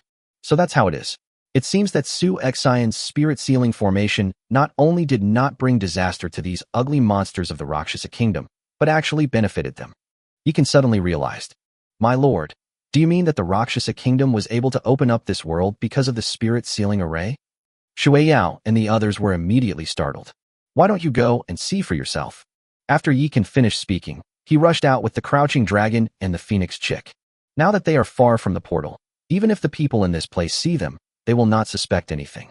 After all, Yikan had transformed back into a handsome man, with 2 ears on his shoulders and 3 nostrils, his nose hairs reaching 3 feet in length. Why are there so many different races here, including sea creatures? When Yikan and his companions crossed several mountains and rivers and entered a city, they were all stunned by the sight before them. Not only are there ugly Rakshasa people here, but also many humanoid monsters. There were even siren they had encountered before. However, what's different is that the sea monsters who can enter here seem to be of a higher level, with intelligence no different from that of ordinary people. Because they can not only communicate normally with people, but also set up stalls to sell things. Since this place is a mixed bag, with all sorts of people, then everyone, come out. Since they had come all this way, Yikan naturally wouldn't let Sudaji and the others stay in the Chaos Demon Eye forever. He found a secluded place and released the 3 Su sisters, Katan, Chu Qiao, and Aya. Of course, there are also the 10 crystal goddesses, led by Shueyao. Yikan also transformed back into a human. There are so many strange things here. Enjoying shopping is in every girl's nature. Although Katan and the others had shed their girlhood under Yikan's beatings, their girlish nature remained. So, a group of beautiful women started frolicking around the streets. I don't have so many rules here, and I have left and right protectors, so it's fine. Yikan glanced at Shui Yao and the others, and couldn't help but smile. My lord, is this really possible? Shui Yao was quite interested. They were goddesses serving the ancient gods, bound by various rules and regulations, and had never enjoyed the treatment that ordinary women received. Go ahead, you're my people now, I call the shots. If Su Xian dares to make things difficult for you, I'll spank her. Yikan waved his hand. Thank you, my lord. Shui Yao and the others exchanged glances, all revealing excited smiles, and then joined the shopping frenzy. Boss, judging from the current situation, it seems that the Rakshasa kingdom doesn't have complete control here. Manbei stroked his large chin, his eyes darting around, seemingly lost in thought. Such a grand gesture must indicate the involvement of a powerful force. The Rakshasa kingdom is merely a pawn. Let's wait and see. After spending most of the day sightseeing, Sudaji and her companions had their fill of fun. I bought a ton of stuff, like a singing conch shell and a glowing stone. It's a mess, it has all sorts of things. Yikan didn't care about this. After all, tens of millions of source crystals are nothing to him now. Sudaji and her companions' shopping trip wasn't in vain. They brought back some information for Yikan. This place is indeed called Mirage, and it has a boundary gate connecting it to other regions. The market opens once every 7 people. At that time, people from all ethnic groups who need it will enter the market through the boundary gate and take what they need. My lord, that is the spirit sealing pillar. Soon after, they arrived at a giant mountain. A huge crystal pillar stands on the mountain. Roughly estimated, this crystal pillar must be hundreds of meters in diameter, like a pillar supporting this world. Countless palaces were built around the crystal pillars. There were many people guarding outside the palace. Yikan and his group wandered around for several days and discovered that there were 3 forces stationed around the spirit-sealing pillar. As the host country, the Rakshasa kingdom only had 2 pillars occupied by its people. In addition, there are sea creatures and a sinister group. Like the Rakshasa kingdom, the sea clan also occupied 2 branches. That sinister and eerie group actually occupied as many as 5 roots. My lord, that should be the evil god, Hades' man. He is also one of the 12 Olympian gods, and he doesn't get along well with the ancient god. When Shueyao saw those dog-headed men who were shrouded in a sinister aura, she couldn't help but feel apprehensive. 9 spirit-sealing pillars form a circle, and that's where the life crystal core is located. Yikan suddenly turned around and looked towards the center of High City. Chapter 372. Oh no, it's an extraterrestrial demon. High City Center. What? Someone outside is attacking the array gate. Investigate immediately. Soon after, the image of Shueyao rushing out of the portal was sent to the 9-person team in charge of High City's security in the city center. Are you from your Rakshasa kingdom? After seeing the screen, the leader of the kobolds glared angrily at the Rakshasa kingdom's leader. Lizardmen are very common in our Rakshasa kingdom, but there isn't a single lizard man who can withstand the pressure of the array field. The person in charge that the Rakshasa kingdom had assigned here was a fat man with a potbelly. It has 2 faces, one in the front and one in the back, with more than a dozen eyes on each face, and its mouth is located on the top of its head, making it look very strange. It remained remarkably calm in the face of the arrogant kobold. Oh no, it's an extraterrestrial demon. After a moment of silence, the 9 leaders all shuddered and realized what was happening. Investigate. Dig 3 feet into the ground and find him. The kobold suddenly swung his staff and roared angrily. They had already received news of the extraterrestrial demon's arrival in this world. They just didn't expect their opponent to be so terrifying. They were able to find the mirage even though it was hidden deep underground. As a result, the entire city of Haishur descended into chaos. The gates leading to the outside world were all guarded, and people entering or leaving had to show their ID cards, or they would be detained. The gate connecting to the Rakshasa kingdom was also heavily guarded. Anyone who dares to approach will be killed without exception. Eternal Town, Storm Dock. Li Jiqing, Liang Xiao Nana, and Xiamili, three beautiful women of different sizes shaped like Wi-Fi networks, lay under a parasol. They were eating snacks and drinking iced beverages, living such a comfortable life. You heartless bunch. I've been running around doing all this work, and you're just enjoying yourselves. You're inhuman.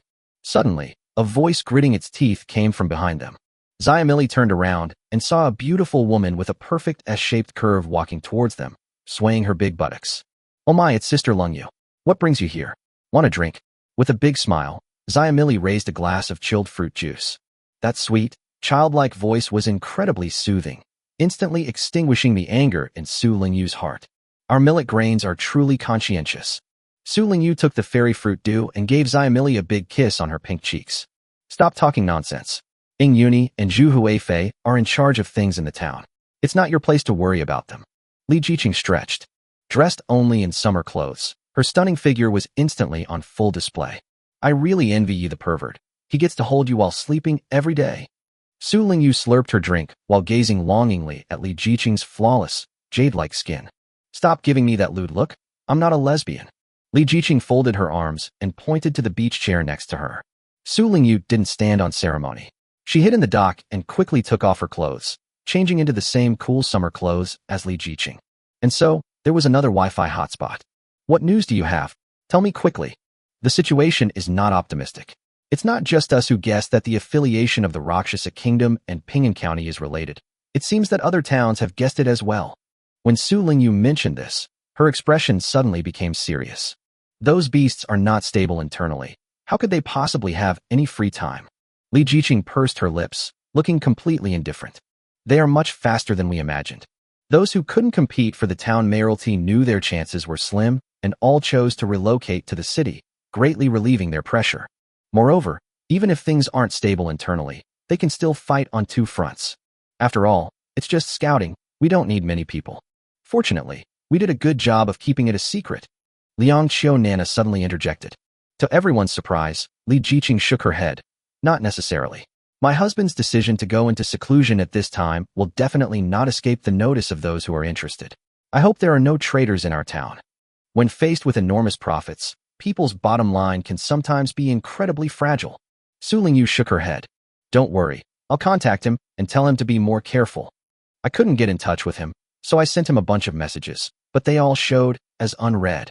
I have my own methods. Is there any other information? Li Jiqing asked again. The situation is not very optimistic. Our two neighboring towns are the eastern nervous town of the Bongshui people and the claw town of the Black Ape tribe.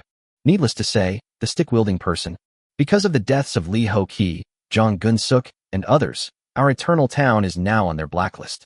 As for the Black Ape clan of Jawa Town, Su Lingyu suddenly paused, her eyes burning with intense hatred. When Li Jiqing and Liang Xiao Nana saw her appearance, they couldn't help but frown. Although this race is born in human form, their appearance is comparable to that of the black ghosts. Because they are born ugly and lazy, all people envy the hard-working human race. The atrocities they inflicted on my human race were no less than those committed by the faceless vortices. As Su Lingyu spoke, the hatred in her eyes became uncontrollable, and she clenched her fists. What happened? See for yourself. Su Lingyu didn't speak, but instead accessed the Su family's database through her online account. Liang Xiao Nana and Xiamili wanted to join in the fun, but Su Lingyu, who had come over, covered their eyes and turned them away. You two are too young to handle this. As soon as she finished speaking, a terrifying killing intent rose up behind her. She turned around and saw that Li Jiqing's phoenix eyes were wide open, and her body was filled with a murderous aura that was almost solidified. On the screen before her eyes were images of many human men being brutally slaughtered and women being violated. In the images, some people are skinned alive, some are tied to trees and burned alive, and some have their bodies cut open and their internal organs removed. Whether old or young, as long as they are human, none are spared. The cruelty they depict is beyond your imagination. There's nothing they wouldn't do. That wicked black-skinned monkey. In her anger, Li Jiqing's magical power instantly went out of control. Click, click, click.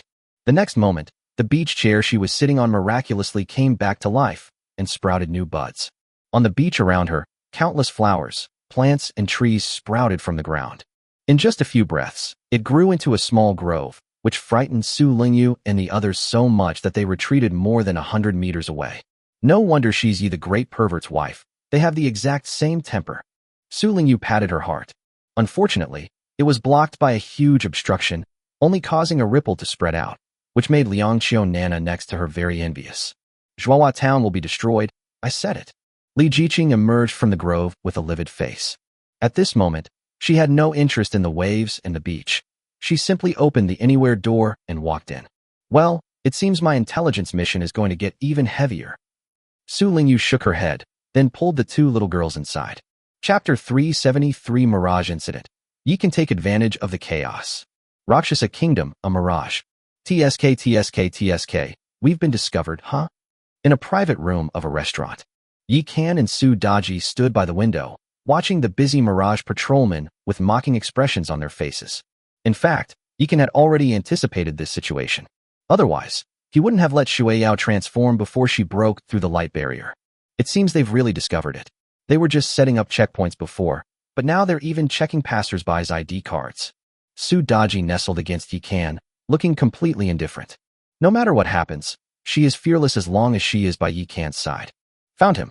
Kill him. Suddenly, a commotion arose in the distance. Then, Yi Kan saw a person's head being torn off, revealing a head with an eagle's beak. The Eagle Clan. Upon seeing this, Yi Kan couldn't help but frown. It was at this moment that he received a telepathic message from Li Jiqing. My lord, the other towns have also heard about the situation in the Rakshasa Kingdom, and they may have sent their own troops as well. Be careful. Don't worry, I'm fine here. At worst, I'll come back to your side by my side. Yi Kan responded directly. Also, we must destroy the town of Jawa to the north, and then use it as a springboard to wipe out the town of Lily of the Valley controlled by the Vortex clan above it. When Li Jiqing said this, her tone changed noticeably. Jawa town? Java. I understand. I'll put this on my agenda when I get back. Yi Kan nodded deeply. Many major events in this world correspond to major events in his previous life. In a past life, a certain tribe of black-skinned monkeys launched 2 inhumane massacres against the people of Great Xia. The second time, Yi Kan was already a teenager. Although he did not personally experience the disaster, he had seen related reports and many photos circulating online. Those photos would give any normal person nightmares. Because it was just too tragic. The horrific scene was comparable to the massacre perpetrated by Xiao Rizi back then. It should be noted that the second massacre occurred decades after the liberation of the Great Xia dynasty. By then, our motherland had already stood tall and proud. As a result, this tiny, dark-skinned, beastly nation dared to attack the people of Great Xia. In his previous life, Yi Kan was just a nobody. Although he was filled with righteous indignation, he could only look up to the sky and sigh. This is the tragedy of ordinary people. Despite his humble position, he dared not forget his duty to the country, yet he was ridiculed by those who held positions without performing their duties. There was once a well-known host who disguised himself as an ordinary person to participate in a talent show. When asked about his dream, he said he hoped for peace and prosperity for the country. As a result, all the judges in the audience looked at them with disdain and ridicule. He knew then that the world was sick. I hope that in my lifetime I can return to my homeland and heal that world, even if it means scraping the bone to remove the poison. Yi Kan clenched his fists tightly. Meanwhile, riots broke out in several other places in the distance. My lord, it seems we're not the only ones who've sneaked into this mirage. Fushime opened her divine eyes, her face full of schadenfreude. Now that we're here, we can't just leave like this. Let's give them a hand. A mischievous smile suddenly appeared on Yi Kan's face. What does my husband mean? Upon hearing this, Fushime's eyes lit up immediately. That's right. Help them find them, amplify the riots, and then we'll take the opportunity to investigate. After Yi Kan finished speaking, he suddenly rang the bell in the private room. Soon a beautiful merman walked in. What are your instructions, esteemed guest? Yi Kan booked a private room, which was quite expensive, so there was a dedicated female merman service available, the kind who would do anything. Unfortunately, Yi Kan was surrounded by beautiful women and had no interest in them. The patrol team is hunting extraterrestrial demons, right? I have some skills, and I've figured out the extraterrestrial demons' identities. Really? Then our distinguished guest is going to strike it rich. The merman's face immediately lit up with envy. She's an entertainment-oriented merman with low magical power. She can't even earn a few source crystals a month working here. If she could report and capture an extraterrestrial demon, She could save herself at least a few years of work. I'm not interested in that little bit of money. If you need it, this deal is yours for the taking. The only condition is that you don't say I was the one who leaked it before I leave. Distinguished guest, are you serious? Upon hearing this, the little fishman immediately clasped his hands together and pressed them against his enormous chest, a gleam shining in his eyes. Is it even possible that it's fake? As he spoke, Yekin waved for the little fishman to come forward. Then he whispered something in her ear. Thank you, esteemed guest. I'll go and deliver the message right away. As he spoke, the little fishman ran off excitedly. The fishman walked so awkwardly. Aya, who was standing next to her, suddenly complained. That's right. Our snake woman beauty Aya walks with such alluring grace that even Queen Medusa would avoid her. Yekin reached out and patted her pert buttocks. My husband is so mean. That's not what I meant at all. Aya stretched out her little fists and kept pounding Yekin's chest. All right, it's getting late. We should go and see the legendary life crystal core. Yekin grasped Aya's small fist and then collected everyone into the Chaos Demon Eye. Then, adopting the persona of Lin Daiyu, he used stealth techniques to avoid everyone's notice and rushed towards the city center of Haishur. Although this city is not as large as the Rakshasa Kingdom, it is not much different. During this time, Yekan and his group have been moving closer to the central city, and they are now not far away. Because of the extraterrestrial demons, many of the guards in the central city have been sent out, and the defenses have become noticeably lax. Taking advantage of the darkness, Yekan blended in without much effort. However, what he didn't know was that in the monitoring room of the central city, a white-haired man with demon wings on his back and flames shooting from his hands was watching his screen. Behind it, the 9 leaders, headed by the dog-headed man, remained silent, not daring to utter a single word. The fish have taken the bait, and the fact that they were able to find this place means this person is no ordinary individual. A few days ago, quite a stir was stirred up in Pingan County. The aura surrounding him was exactly the same as Poseidon's back then. Do you think this person could be the one chosen by the sea god? The man's lips curled up slightly. Chapter 374: A Chance Encounter with the Beast Girl Sisters in a Desperate Situation. Reporting to Lord Flame Demon, even within the Rakshasa Kingdom, only the Thousand-Eyed Clan knows about the Life Crystal Core. It is absolutely impossible for extraterrestrial demons to know. The dog-headed man had a fawning expression on his face. Clearly, its status is much lower than that of the Balrog. That's right, unless your Thousand-Eyed Clan and the Sea Clan betray Lord Hades. The Flame Demon turned to look at the fat man from the Rakshasa Kingdom and a sea dragon. Lord Flame Demon, Lord Hades has given my Thousand-Eyed Clan a second life, but the extraterrestrial demons want to destroy the Rakshasa Kingdom. The Thousand-Eyed Clan would never betray Lord Hades. Upon hearing this, the fat man was so frightened that his entire body of fat trembled. The current royal family of the Rakshasa Kingdom is the Thousand-Eyed Clan, and it is none other than the current emperor's younger brother. The extraterrestrial demons take pleasure in slaughtering my sea race, and my sea race will never submit to the extraterrestrial demons. The sea dragon was so frightened that its body trembled like a leaf. I doubt you dare. The flame demon chuckled mockingly. The two races were originally unaware of the existence of the life crystal core. It was Hades who sent messengers to deliver a divine decree and had his men occupy this place. As for the small concessions given to the two tribes, I just wanted to raise 2 dogs and use them as cannon fodder at the right time. Central City. Yekin had originally planned to continue forward, but suddenly stopped. Once inside the Central City, he could use the Eye of Chaos to see the entire city. Moreover, in the small world, there is also Hushime, a monstrous woman with the bloodline of the 9 phoenixes, who is keeping an eye on things for him. My lord, there are people on the tallest building in the center, using the great array to spy on us. They already know we've arrived. Suddenly, Yekin heard Hushime's urgent voice.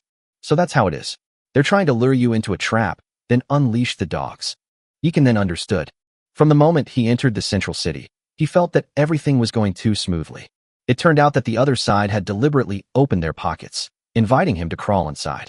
My lord, the life crystal core should be in the underground palace of that building. What should we do? Since they've opened their doors to welcome guests, there's no reason for us not to go. You can wait inside. It's not the right time for you to come out. Yekin knew that this reconnaissance operation was probably coming to an end. However, before he finished, he still wanted to check the life crystal core and figure out where the problem was. So, he found the entrance to the underground palace through the Chaos Demon Eye. They slipped through the layers of traps and got inside. Under normal circumstances, Yekin would definitely have caused quite a stir. But the other party clearly wanted to lure Yekin into a trap, so they turned off all the mechanisms. Is this the life crystal core? Why is it different from what Su Xian described? When Yikan arrived at the center of the underground palace and saw the huge crystal floating above the altar, he couldn't help but frown. According to the crystal god, the life crystal core should be a pure, radiant crystal core, and it should be white. However, the crystal core before them was filled with a dark, deathly aura, which resembled countless spider silks connecting tiny bubbles. Within those bubbles were imprisoned strangely shaped souls. Those spirits looked exactly like the inhabitants of the Rakshasa kingdom. On the top floor of the building, the kobolds became excited when they saw Yikan fall into the trap. Lord Flame Demon, shall we make our move now? No rush. Let's wait until all the little mice are gathered. The Balrog waved his hand, playing with the flames, his face completely calm. And little mice? The 9 leaders of Shanghai looked at each other in bewilderment. In front of the life crystal nucleus. What are these bubbles? After watching for a while, Yikan turned his gaze to the crystal goddess in the chaos demon eye. My lord, this is a soul imprint. It must have been formed by the powerful being who was helping the Rakshasa kingdom behind the scenes. Such methods are generally not for good purposes, and I already know who is behind the Rakshasa kingdom. Shueyao looked solemn. Hades, the god of the underworld? Yikan remained calm. He had already considered this possibility when he saw Hades' men under the spirit ceiling pillar. That's right. Even before the ancient god was suppressed, Hades was at odds with her and was the first chief god to stand up and denounce her. No matter where you are or what ethnic group you belong to, there is always a world of its own. Yikan sighed. As he spoke, he had already recorded the image of the life crystal core. Strange, since those guys let me in, why aren't they doing anything? Just as Yikan was racking his brains trying to figure it out, 2 dark figures suddenly darted in from the other end of the underground palace. They were all startled when they saw Yikan. Whoosh, whoosh. Before Yikan could react, the 2 dark figures leaped away, then attacked him from both sides. Has it finally arrived? Yikan drew the devouring heaven blade and casually unleashed a whirlwind slash. Ding, ding. 2 crisp sounds were heard, and the 2 dark figures were instantly sent flying. The 2 seemed to be very wary of Yikan and left as soon as they made contact, as if they were floating away. Sister, this guy is so handsome. He doesn't seem to be from the Rakshasa kingdom. It doesn't matter whether it's true or not. Anyway, none of the people here are any good. These 2 are actually sisters. The 2 women have curvaceous figures and are very pleasing to the eye. However, Yikan noticed a pair of furry ears on their heads. Yikan frowned and shone a chaos demon eye directly at them. I see. Yikan instantly understood and looked at the 2 of them, asking, Tianlang Town, the Blade Wolf clan? Huh? How did you know? The slightly younger beast girl was immediately filled with surprise. Didn't Ma Ji already go back? What are you doing here? Yikan asked, puzzled. Of course we're here to avenge our master. Those 2 birds and horses went too far. Our master was injured, and those 4 great families still ganged up on us. Xiaoduo, shut up. At this moment, the beast girl who hadn't spoken until now covered the little beast girl's mouth. Judging from your words, you're also from outside. That's right. Yikan nodded, but kept observing his surroundings through the chaos demon eye. Humans, could they be from Eternal Town? The beast girl asked again. Yes, Di Xiao also told me about Ma Ji. Hey, you actually know that bastard Di Xiao. At this moment, the little beast girl broke free from her sister's hand and asked anxiously, how is that bastard doing now? He's living a very comfortable life in my Eternal Town. Yikan said with a smile. Since you're from Eternal Town, you're not an enemy. My name is Ma Xiaoyan, and this is my sister, Ma Xiaoduo. At this moment, the beast girl finally lowered her guard and introduced herself. You shouldn't have come, Sai. Yikan sighed. You shouldn't have come either. Just then, 9 monsters suddenly emerged from the 9 portals surrounding the underground palace. 7 of them were kobolds. 1 was a sea creature, and 1 was a large, fat man covered in eyes. Chapter 375 The Sun and Moon Divine Wheel, terrifying beyond belief. Kobolds. Undoubtedly Hades' subordinates. With the Chaos Demon Eye in hand, Yikan naturally knew of the existence of these guys long ago. Even that flame demon couldn't escape his discerning eyes. He stayed because the appearance of Ma Xiaoyan and Ma Xiaoduo disrupted his plans. Secondly, he also wanted to see just how powerful the flame demon really was. After all, these are all natives. Moreover, it's a plot-driven monster whose intelligence is no different from that of a normal person. The 9 people in front of them were all level 50, and they were all boss-level monsters. Under normal circumstances, if he were attacked by 9 bosses in their 50s, he would be severely injured, even if he didn't die. Unfortunately, This is not the Rakshasa kingdom on the surface, but an underground mirage. Under the transformation of the Rakshasa array, Haishur is a place suitable for cultivation, with abundant spiritual energy, and the Chaos Demon Eye is not suppressed. Yikan could have used the Chaos Demon Eye to travel through space and jump directly into the palace where the Life Crystal Core was located. He didn't do that because he wanted to give the Balrog and the others a surprise. Xiaoyan Xiaoduo, if you can't beat them later, relax and I'll get you out of here safely. Yikan stepped back to Ma Xiaoyan and Ma Xiaoduo, speaking with his back to them. We still need to avenge our master, but unfortunately we got lost at sea, and our landing point isn't Go-Go Camp. Ma Xiaoduo had a stubborn look on her face, and all she could think about was avenging Ma Ji. Don't worry, I know where Go-Go Camp is. After we leave here, I'll take you there to get revenge. Yikan also felt a strong aversion to the 4 major families of Go-Go Camp. Really? That's great. Ma Xiaoduo immediately jumped for joy. Ma Xiaoyan was also visibly excited. The sisters followed Ma Ji to make a living from a young age, and their lives were very difficult. You could say that they were both raised by Ma Ji. So when they learned that their master had been bullied in Go-Go Camp, the two of them couldn't sit still. So he secretly went out to sea without telling his master, intending to infiltrate Go-Go Camp and wipe out Nayu Niao and Ma Hu to vent his master's anger. As a result, the two had no seafaring experience and went the wrong way, ending up in the north of the Rakshasa kingdom. Finally, by sheer coincidence, they stumbled into a mirage. You dare to chat while we're surrounding you? Do you think you can disregard us? The kobold felt insulted when he saw Yi Kan and his companions so nonchalant. Then it raised the staff in its hand, which was shaped somewhat like an axe. No darkness, no dawn, Blood Knight Demon. Buzz. As the kobold brandished his staff, the light in the dungeon was instantly swallowed by darkness. Countless cold, ghostly figures wandered in the darkness. Yikan's Chaos Demon eyes saw it clearly. Those were ferocious and terrifying ghosts. Their claws and teeth were sharp, and their bodies were tattered and covered in blood. Some parts of its body even had strands of flesh pulled out and wrapped around its body, making it extremely grotesque and terrifying. Screech, screech. They lurked in the darkness, occasionally extending their sharp claws, attempting to tear a piece of flesh from Yi Kan and his companions. However, when Yi Kan donned the Nuba template and unleashed the heavenly punishment flame, these arrogant, vengeful ghosts finally experienced what it meant to be the flames of love. As the flames pierced the darkness, countless vengeful spirits turned to ashes and vanished into the air. To Yi Kan's surprise, the Ma sisters were able to see in the dark. When their eyes turned green, the hunter and prey switched positions.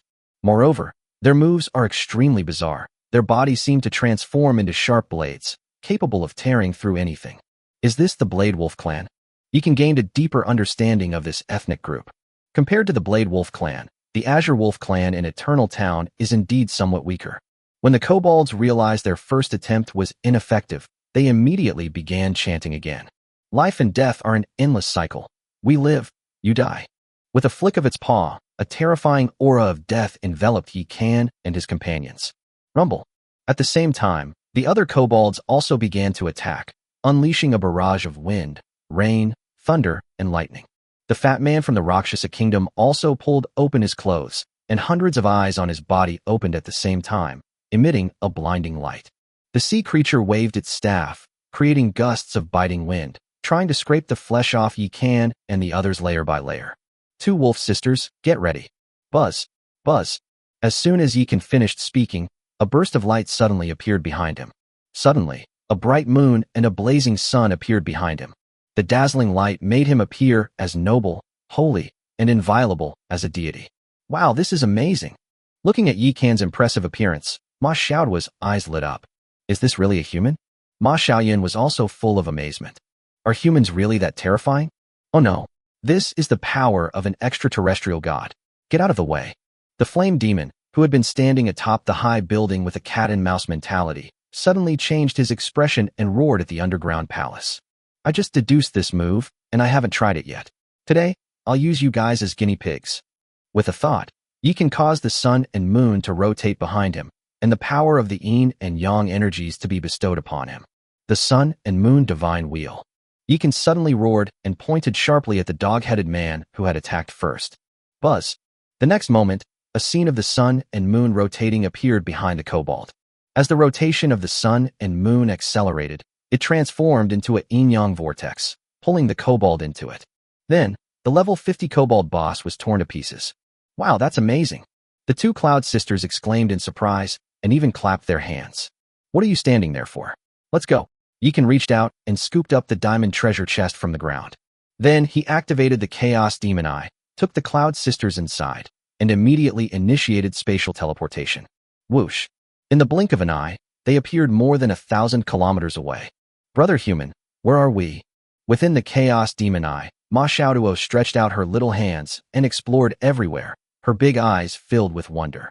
Yikan did not let them see the full picture of the small world, but instead used chaotic mist to cover the space where the three of them were located. The Chaos Demon Eye is his secret, and he cannot let outsiders know too much about it. The more ambiguous and mysterious, the better. This is inside one of my magic weapons. You guys better behave yourselves. There's a big one still biting us hard. Where is it? The two sisters were startled upon hearing this. As Yikan urged the Chaos Demon Eye to speed away, waiting for the coldness of spatial traversal, he reached out and stroked behind him. The fog before the two Cloud sisters immediately dissipated, revealing the scene behind them. Wow, its body is on fire. Ma Xiaoduo truly lives up to her reputation as a carefree person. Her focus is completely different from others. Yikan was so kind because he noticed that the two sisters looked a bit like Moonshadow Cat. Moreover, the Blade Wolf clan is an orc race, so they might be able to develop into allies. Little mouse, you can't escape. The flame demon unleashed its full power, relentlessly chasing Yikan while firing fireballs in an attempt to blast down the Chaos Demon Eye. Damn it, you think you're so great. Yikan was also a little angry when he saw the flame demon being so arrogant. After calculating the distance, he suddenly activated spatial teleportation, appearing right in front of the flame demon and crashing into it. Boom. With a loud bang, the flames on the fire demon's body shattered, and it was sent flying backward. Puff. As he spat out a mouthful of blood and prepared to steady himself, the bead in front of him suddenly grew to tens of meters in size and transformed into a blood-red pupil. Boom. Suddenly, the demon god's judgment was activated, and a huge beam of black and red light blasted towards the flame demon. The Eye of the Devil. No, something even more evil than the Eye of the Devil. What is it? The flame demon was utterly terrified. Unfortunately, he couldn't dodge it at all and was hit directly by the beam of light, flying backward an unknown distance. He's still alive. Yikan was shocked to see the flame demon flying backward. My lord, there are 3 great powers under Hades. This is the vanguard of the first great power. Their strength should not be underestimated. They are certainly beyond our current capabilities. At that moment, Shueyao's voice reached Yikan's ears. Let's ignore that for now. After Yikan finished speaking, he once again activated the Chaos Demon Eye to flee. After dozens of trips, they finally arrived at the portal leading to Go-Go Camp. Boom. Yikan didn't stop. Instead, he went all out, pushing the Chaos Demon Eye to its limit and bringing the guards at the entrance into the portal. Thump, thump, thump. Several unlucky individuals were blasted into a bloody mist by the immense impact of the Chaos Demon Eye the moment they touched the light gate.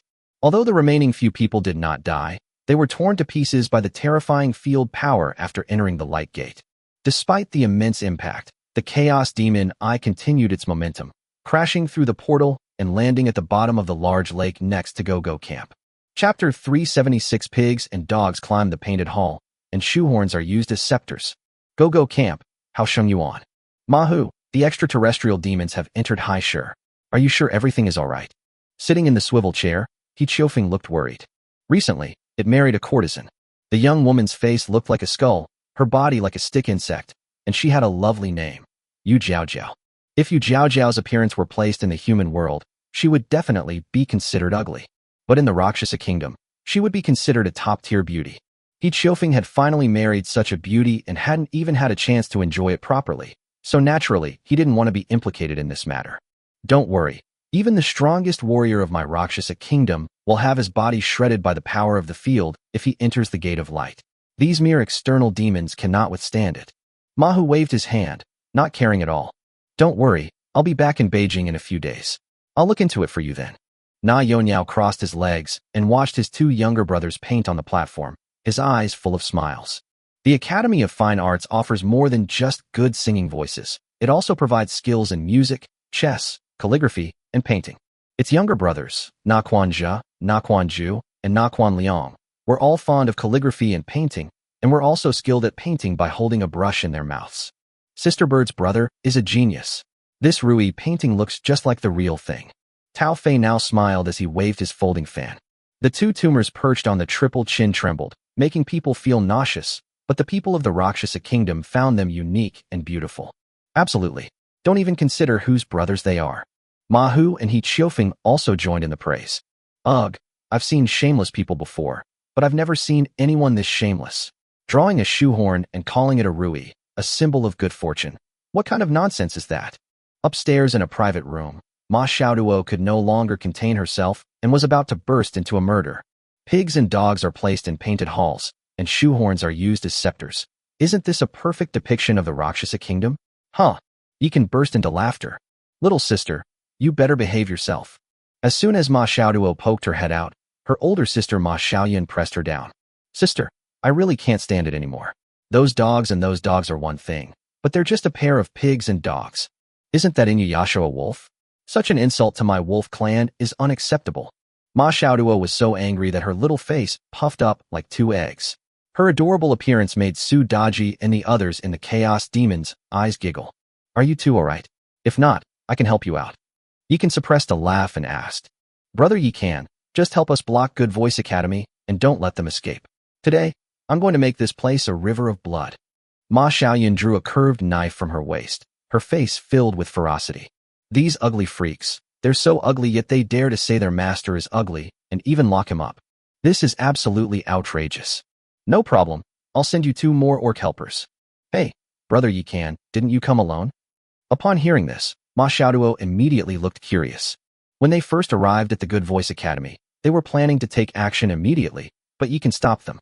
Yi Can told them that knowing yourself and your enemy is the key to victory in every battle.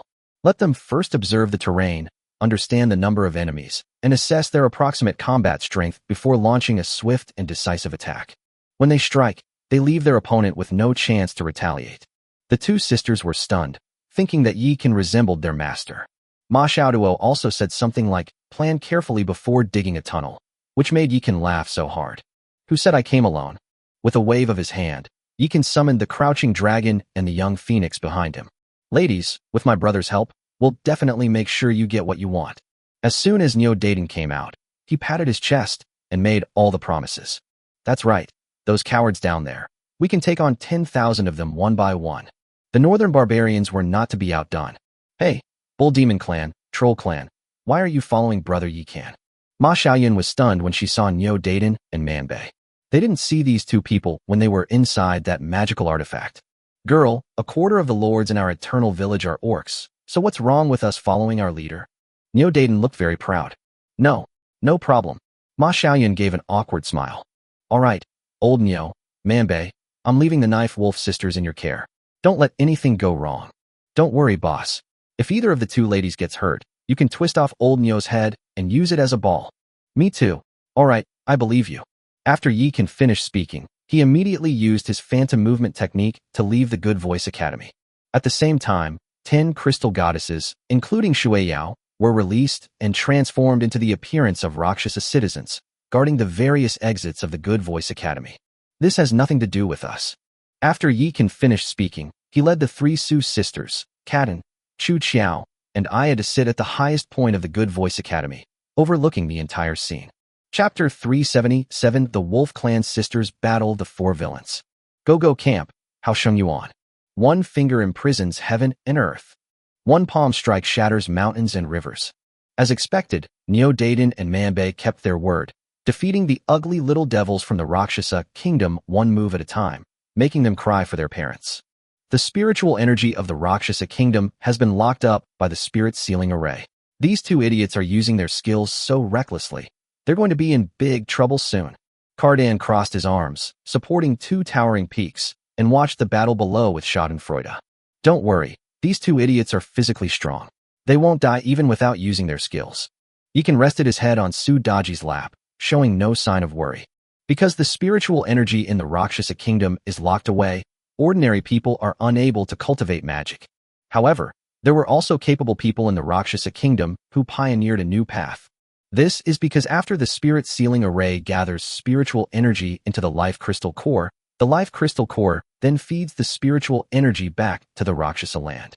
This made the land of the Rakshasa kingdom extremely fertile, producing many rare and precious natural treasures that could enhance physical fitness. The people of the Rakshasa kingdom used these rare and precious materials to temper their bodies, embarking on the path of physical cultivation, and produced many masters. Sure enough, Neo Daden and Manbei, those two simpletons, quickly used up all their mana. However, these two guys aren't tall for nothing. After they ran out of energy, they not only didn't fall into a disadvantageous position, but also used new moves, which were also moves of body cultivators. 10 dragon-slaying slaps. 13 fists to subdue the tiger. As the two men unleashed their fury, the giant lizard warriors who had been besieging them coughed up blood once more. Under their protection, Ma Xiaoyan and Ma Xiaoduo arrived at the center of the lobby and saw the 4 family leaders sitting high above in swivel chairs. 2 ears on the shoulders and 3 nostrils. It seems you must be that disgusting horse herder. Forked hair, upturned nose, eyes on your forehead. It seems you must be that ugly freak. You Niao. Square face, underbite, buck teeth. You must be He Chiofeng. A round face, a triple chin, almonds fatter than brains, a waist like a water vat, a belly like an air sack, and he's carrying a folding fan pretending to be a scholar. That must be that scoundrel with the peach-shaped brain. As soon as Ma Xiaoyan and Ma Xiaoduo came in, they launched into a long-winded speech to Ma Hu, Na Yu Niao, He Chiofeng, and Tao Fei Now. This verbal attack was more terrifying than a physical attack, directly causing hundreds of thousands of points of critical damage to the 4 evils. Puff. Puff. After hearing this, the 4 of them were first stunned, and then they all spat out blood. In the Rakshasa kingdom, wherever they went, they were praised for their unparalleled handsomeness and beauty that surpassed all others. What did these 2 ugly demons say that made them disgusting and ugly? This is even more painful for them than killing them. Ah, demons from beyond the realm, I will tear you to pieces. You vile demons. It's bad enough that you look terrifying, but you dare to humiliate us like this. You're all doomed. Die. I want them dead.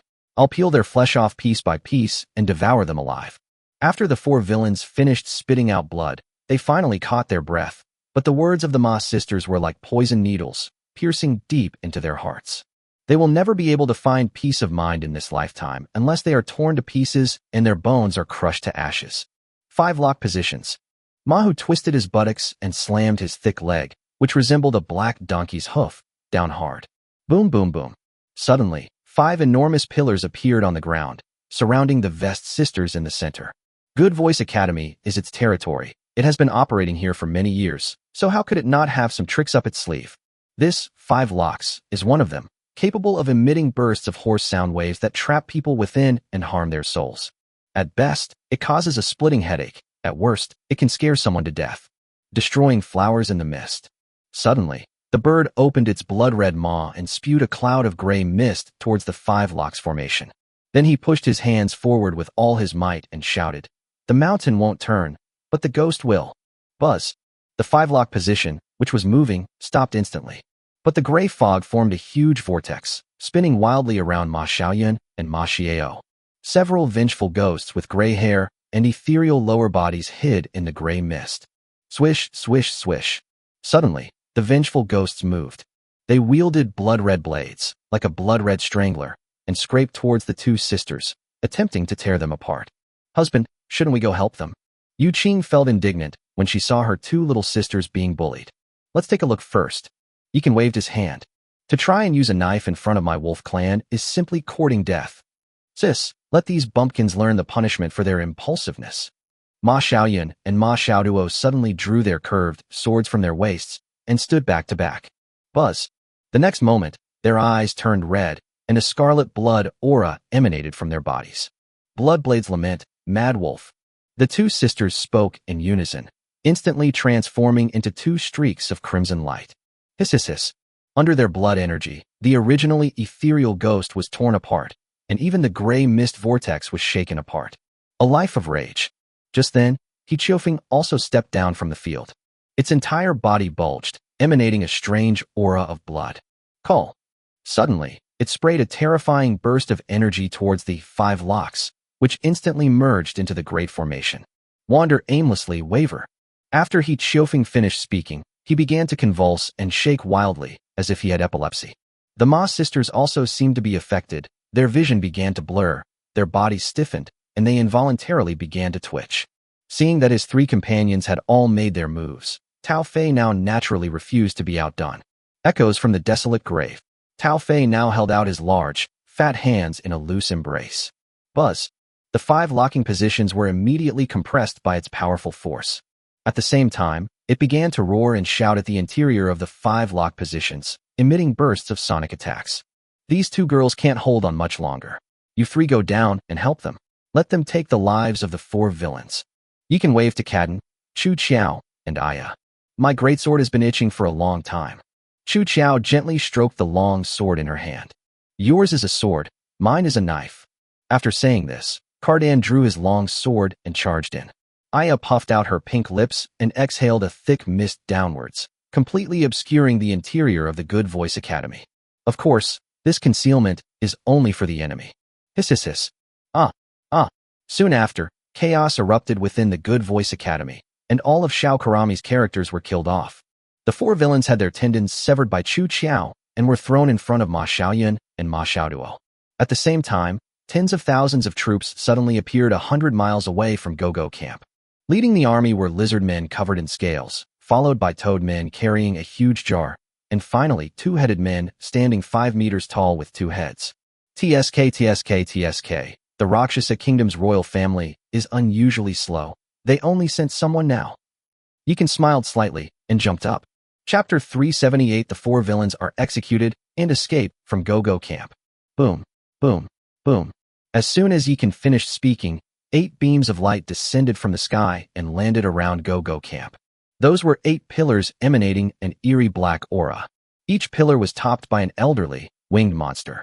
They have 3 heads and 6 arms. Their bodies are covered with strange patterns, and 2 tentacles extend from their foreheads, with 2 small lamps hanging from them. Extraterrestrial demons have infiltrated Go-Go Camp, disrupting the prosperity and stability of the Rakshasa Kingdom. By order of His Majesty, Go-Go Camp is now sealed off, and the extraterrestrial demons are to be captured. As soon as the leading monster finished speaking, the 8 pillars lit up. ZZZ.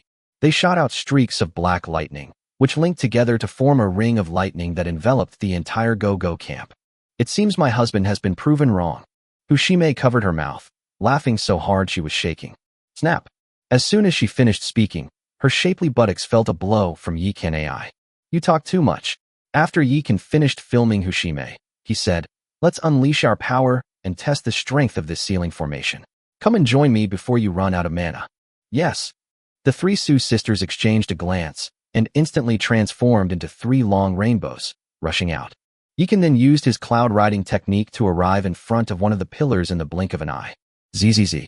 Before he could even make a move, endless black lightning swept towards him, forming a black lightning cage that seemed intent on trapping him inside. Whoosh. Without saying a word, Yikan slashed fiercely with the devouring heaven blade, tearing the lightning cage apart. But even more black lightning bolts pressed down on him. The monsters standing on the pillars weren't idle either. They chanted incantations while releasing a burst of gray gas toward Yikan. Moon Soul Eye Spirit. Yikan directly confronted the power of Tying. As expected, the power of the moon was able to resist the black lightning bolts and also block the gray gas. The key lies in those pillars.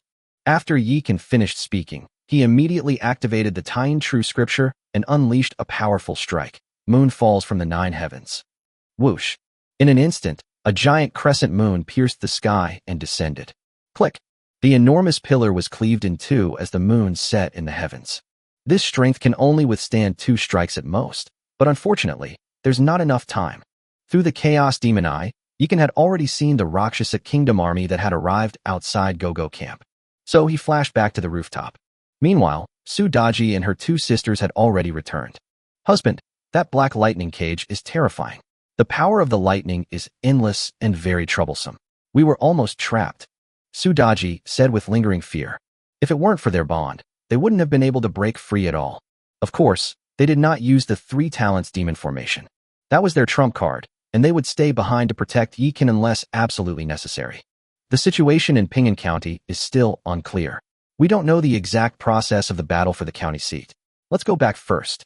After Yikan finished speaking, he put the 3 Su sisters into the Chaos Demon Eye and then rushed towards the main hall of the Good Voice Academy. Horse, you birds, weren't you so arrogant? Why are you silent now? As soon as he entered the room, he saw Ma Xiaoyun and Ma Xiaoduo standing on the heads of the 4 villains, looking smug. You extraterrestrial demons, this is jealousy. You're jealous that we're more handsome than you. Mahu was very tough. That's right. As long as we're here, you demons won't be able to integrate into our circle or enter the Rakshasa kingdom. That bird is very stubborn and still thinks it is very noble. I was forced. Please let me go. If you let me go, I will leave the Rakshasa kingdom. I know we're ugly and have a problem with our aesthetics, but if I don't go along with them, my Huchio family can't settle down in Gogo camp. Please, have mercy on me. Unlike the previous two, Tao Fei Nao and He Qiufeng were not so tough. They immediately admitted defeat with tears streaming down their faces. What the hell? Why didn't you do this earlier? The Rakshasa army is about to enter the city. Hurry, we have to go. Just as Ma Xiaoyun and Ma Xiaoduo were about to torture the 4 villains a bit more, they heard Yi Can's voice. So fast. These guys got off easy. Ma Xiaoduo looked displeased, then suddenly swung her curved blade. Hiss hiss hiss. With 4 streams of blood splattering out, Ma Hu, Na Yunyao, He Qiufeng, and Tao Fei now finally ended their sinful lives. Ma Xiaoyun skillfully put the heads of the 4 villains into her storage bag. His nonchalant demeanor left everyone stunned. What's wrong? Let's go. When Ma Xiaoyun saw what was happening with Yi Can and the others, she couldn't help but frown. Forehead. Yi Can summoned the crystal goddess and took everyone into the Chaos Demon Eye. Then, he donned the Lin Daiyu template, grabbed the Chaos Demon Eye, and used his phantom movement technique to rush rapidly westward.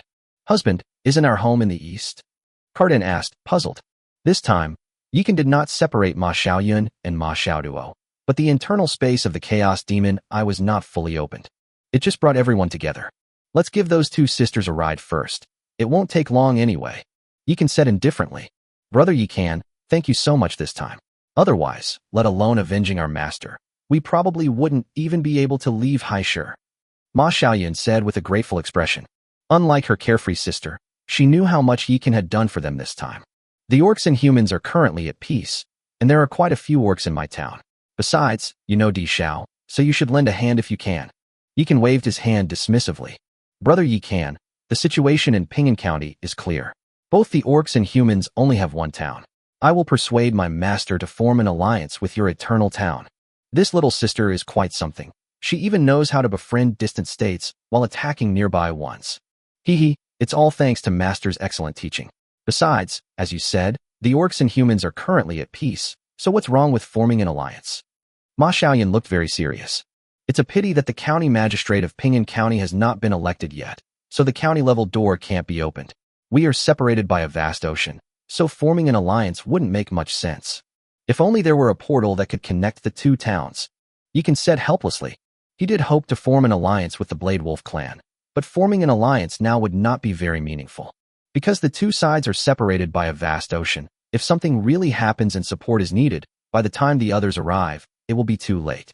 An interdimensional teleportation portal? I think I've heard my master mention it before. It seems like it can be obtained somewhere, but it's extremely difficult to get one. Ma Xiaoduo rubbed her face, trying hard to remember something. Really? Where is it? Upon hearing this, Yi Can's eyes lit up immediately. Su Daji and the others also became expectant. Of the 10 towns in Pingan County, only the Blade Wolf clan is benevolent towards humans, while the war-mad town of the Hairy People remains neutral. The remaining 7 towns are all hostile to humans. If a passage could be opened between Eternal Town and Blade Wolf Town, the safety of both sides would be doubled. I can't remember. Let's add each other as friends first, and I'll tell you when I get back. Ma Xiaoduo patted her head hard, but still couldn't remember. Xiaoduo, you're not trying to add me as a friend under this pretext, are you? Let me tell you, these are all your sisters-in-law, so don't get any ideas about me. Yi Can looked wary. Get lost. We wolves prefer strong men. Although you're good-looking, you're not. Gulp. Before Ma Xiaoduo could finish speaking, she saw Yi Can's 8-pack abs, which were exposed due to his high-speed flight, through the Chaos Demon Eye. At this moment, Yi Can had already rushed to the gate of Go-Go Camp. Stop him. After discovering Yi Can's actions, the 8 giant lantern monsters have been chasing after him. However, Yi Can possessed the phantom movement technique, making it impossible for them to catch up. The moon sets in the 9th heaven. This time, Yi Can didn't waste any words. He directly used the ultimate move he had comprehended from the Taiyin True Scripture to tear apart the lightning and rushed out with the Chaos Demon Eye. Buzz. As soon as he stepped out of Go-Go Camp, He felt the spiritual energy of heaven and earth. He then flashed into the Chaos Demon Eye and used spatial teleportation. In the blink of an eye, we were more than 1,000 kilometers away. Chapter 379. You wouldn't also be thinking of making a move on Yi the Great Pervert, would you? Brother Yi Can, won't you really come and visit my Dowling Town? Outside Dowling Town, Ma Xiaoyun and Ma Xiaoduo looked at Yi Can with some reluctance. I've been away from home for a long time and I miss your sister-in-law a bit, so I won't bother you any longer. Yi Can waved his hand, then used spatial teleportation to appear 1,000 miles away in the blink of an eye. Whoosh. Then, he immediately used the inseparable technique and disappeared without a trace. Humph. With so many sisters-in-law around him, and still having another one at home, Brother Yi Can is truly a womanizer. Ma Xiaoduo pouted, looking displeased. It's not a big deal for a capable man to have more partners. Besides, they're not your husband, so why are you unhappy? Ma Xiaoyun rubbed her head and said, all right, business is more important. Let's go see Master first. Ma Xiaoduo smiled happily again at the thought of seeing her master soon. Our master is the best. Throughout the entire process, he only had his master's wife by his side. Fairy Forest. Li Jiqing, Ying Yuni, and Su Lingyu, three great beauties, were sitting together drinking tea and discussing the recent changes in Eternal Town. Meanwhile, the little fox Liang Qiu Nana and Xiaomili were playing jacks in the distance, while Xiaoyu and Xiaofei watched the fun from the sidelines. It's been 10 days since that lecherous Yi left. How come there hasn't been a single word from him? Su Lingyu crossed her arms, her face full of anger. The person in charge hasn't said anything yet, so what are you, an outsider who hasn't even joined the staff, thinking about? Ying Yuni took a sip of the spiritual tea and leaned back comfortably in the rattan chair. Since visiting Fairy Forest, she has grown to love the place more and more. So when he had nothing to do, he would come here to have a couple of drinks with Li Jiqing and talk about the current development of Eternal Town. As Li Jiqing's best friend, Su Lingyu was naturally a frequent visitor here. Moreover, given her title as an intelligence officer, it was only natural for her to enter and leave the Fairy Forest. He's back, I'll go pick him up. Li Jiqing, who had been sitting quietly, suddenly reached out and opened a portal, then flashed inside. Su Lingyu wanted to go in too, but Li Jiqing immediately closed the portal. They're a newlywed couple. Their separation is like a second honeymoon. What are you doing getting involved, an outsider? Ying Yuni pouted. TCH, you talk like you're one of us. Su Lingyu twitched the corner of her mouth. In the past, she would never have dared to do such a thing. After all, the other party was the daughter of that terrifying being who ushered in the era of lords, so she had to give her some face. But after getting to know Ying Yuni better, the awe she felt began to fade. Ying Yuni was not angry about this, because that's exactly what she wanted to see. Since she had decided to stay, she had to integrate herself into the community. Both Li Jiqing and Su Lingyu are the absolute core of Eternal Town. The fact that these two people were so casual in front of her could only mean that they no longer considered her an outsider. By the way, you wouldn't be thinking of making a move on that lecherous Yi, would you? As if she had thought of something, Su Lingyu suddenly lowered her voice and looked at Ying Yuni with a sly look. On the other side, as soon as Li Jiqing stepped out of the anywhere door, a bright light shone from her body.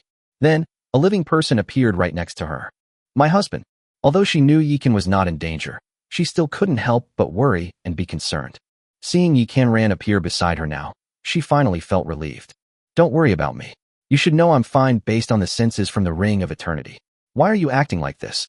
Yi Can gently rubbed Li Jiqing's pretty face, his eyes full of tenderness. Li Jiqing had long been obsessed with him, and at this moment she could no longer hold back. She hooked her arms around his neck and kissed him. 2 hours later, the two, with rosy complexions, walked out of the anywhere door, followed by Su Daji, Kaden, Shui Yao, and others. To Li Jiqing's dismay, Ying Yuni and Su Lingyu, the two sixth brothers, were still there.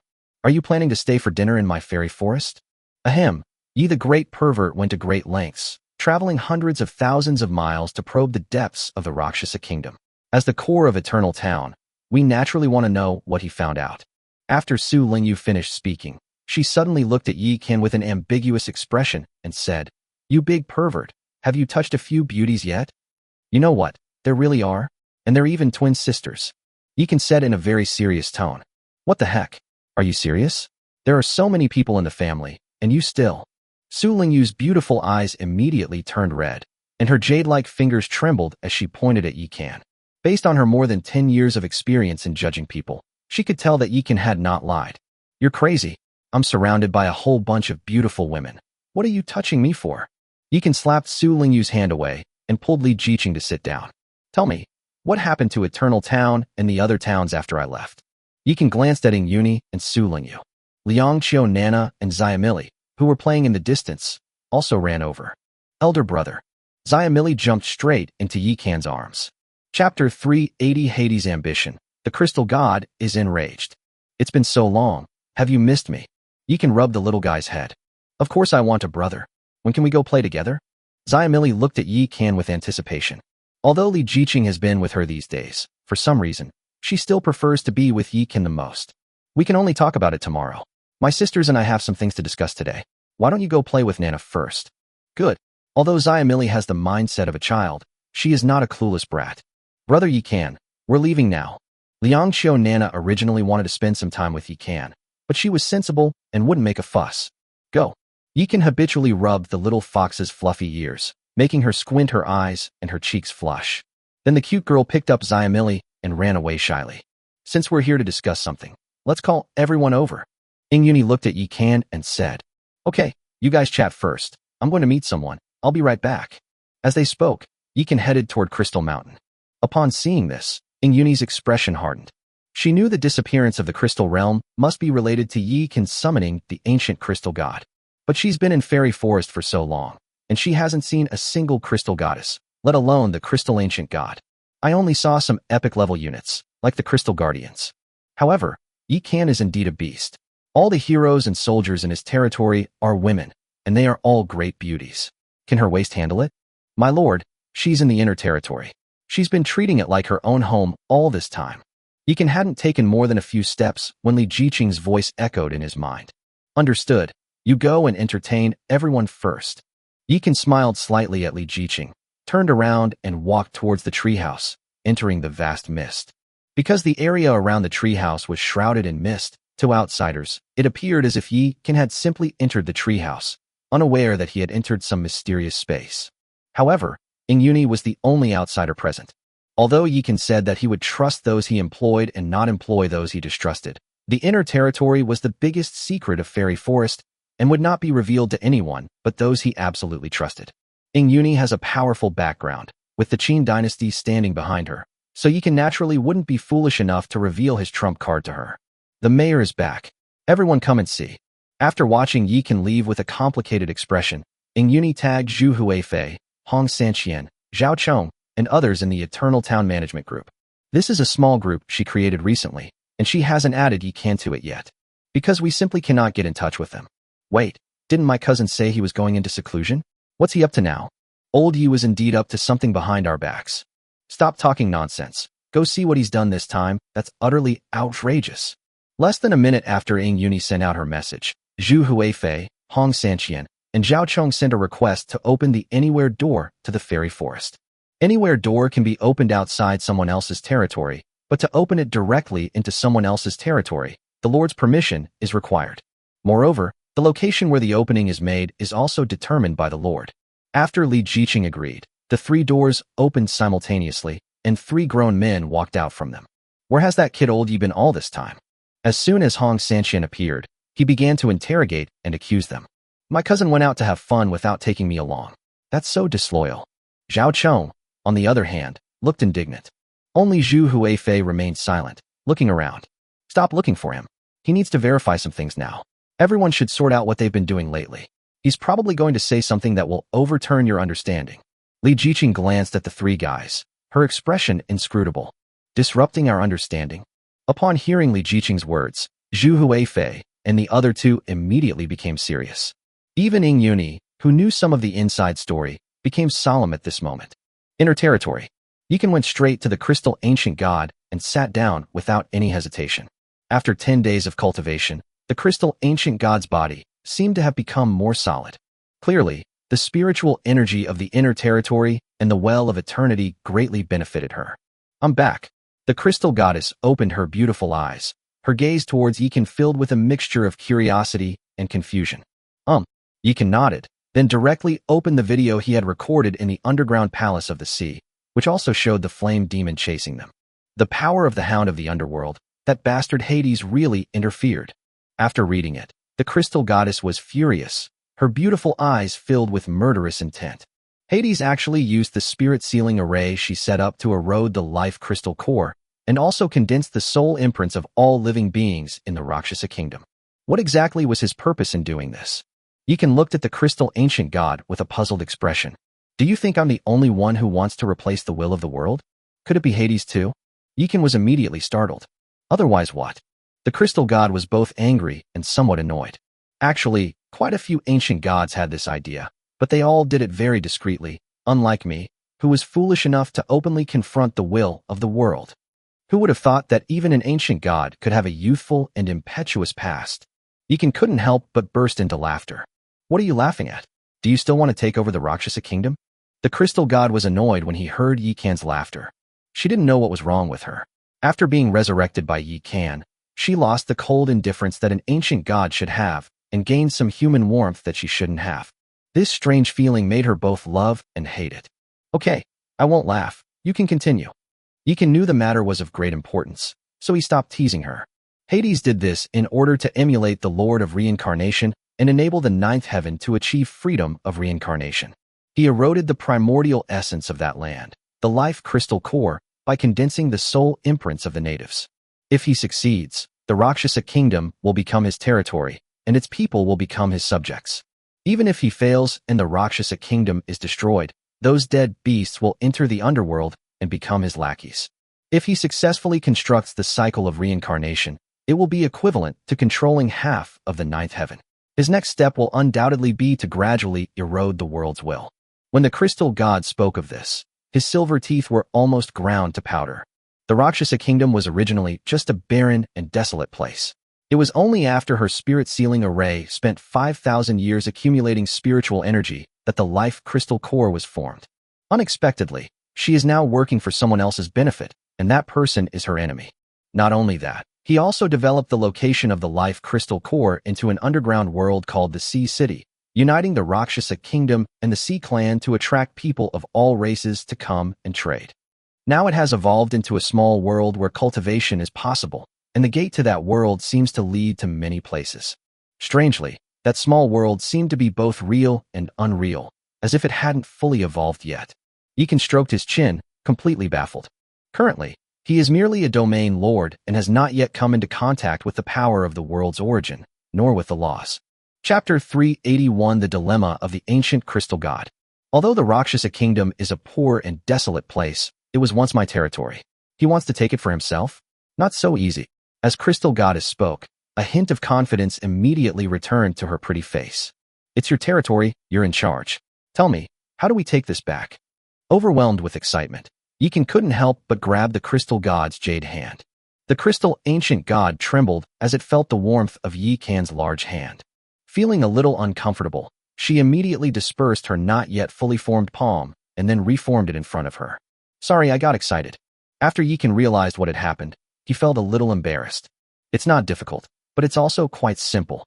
Next, the crystal ancient god told Yikan some secrets in detail, and then passed on a magic incantation to him.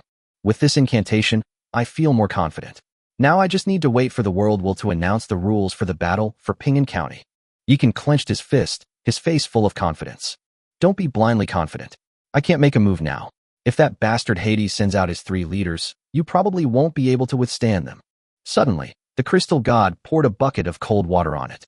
Our Pingan County has only my group of the most powerful lords. Monsters that are too strong shouldn't be able to get in. Upon hearing this, Yikan couldn't help but feel a little worried. If the main body can't get in, does that mean the clone can't get in either? I see you're right. Yikan recalled the illusory image of the heavenly demon he encountered during the trial and nodded in deep agreement, immediately feeling a sense of crisis. Then he continued, By the way, do you know where I can get a portal that can cross towns? Right now, Yikan is only thinking about his allies. Otherwise, he wouldn't dare to go all out. An interdimensional portal?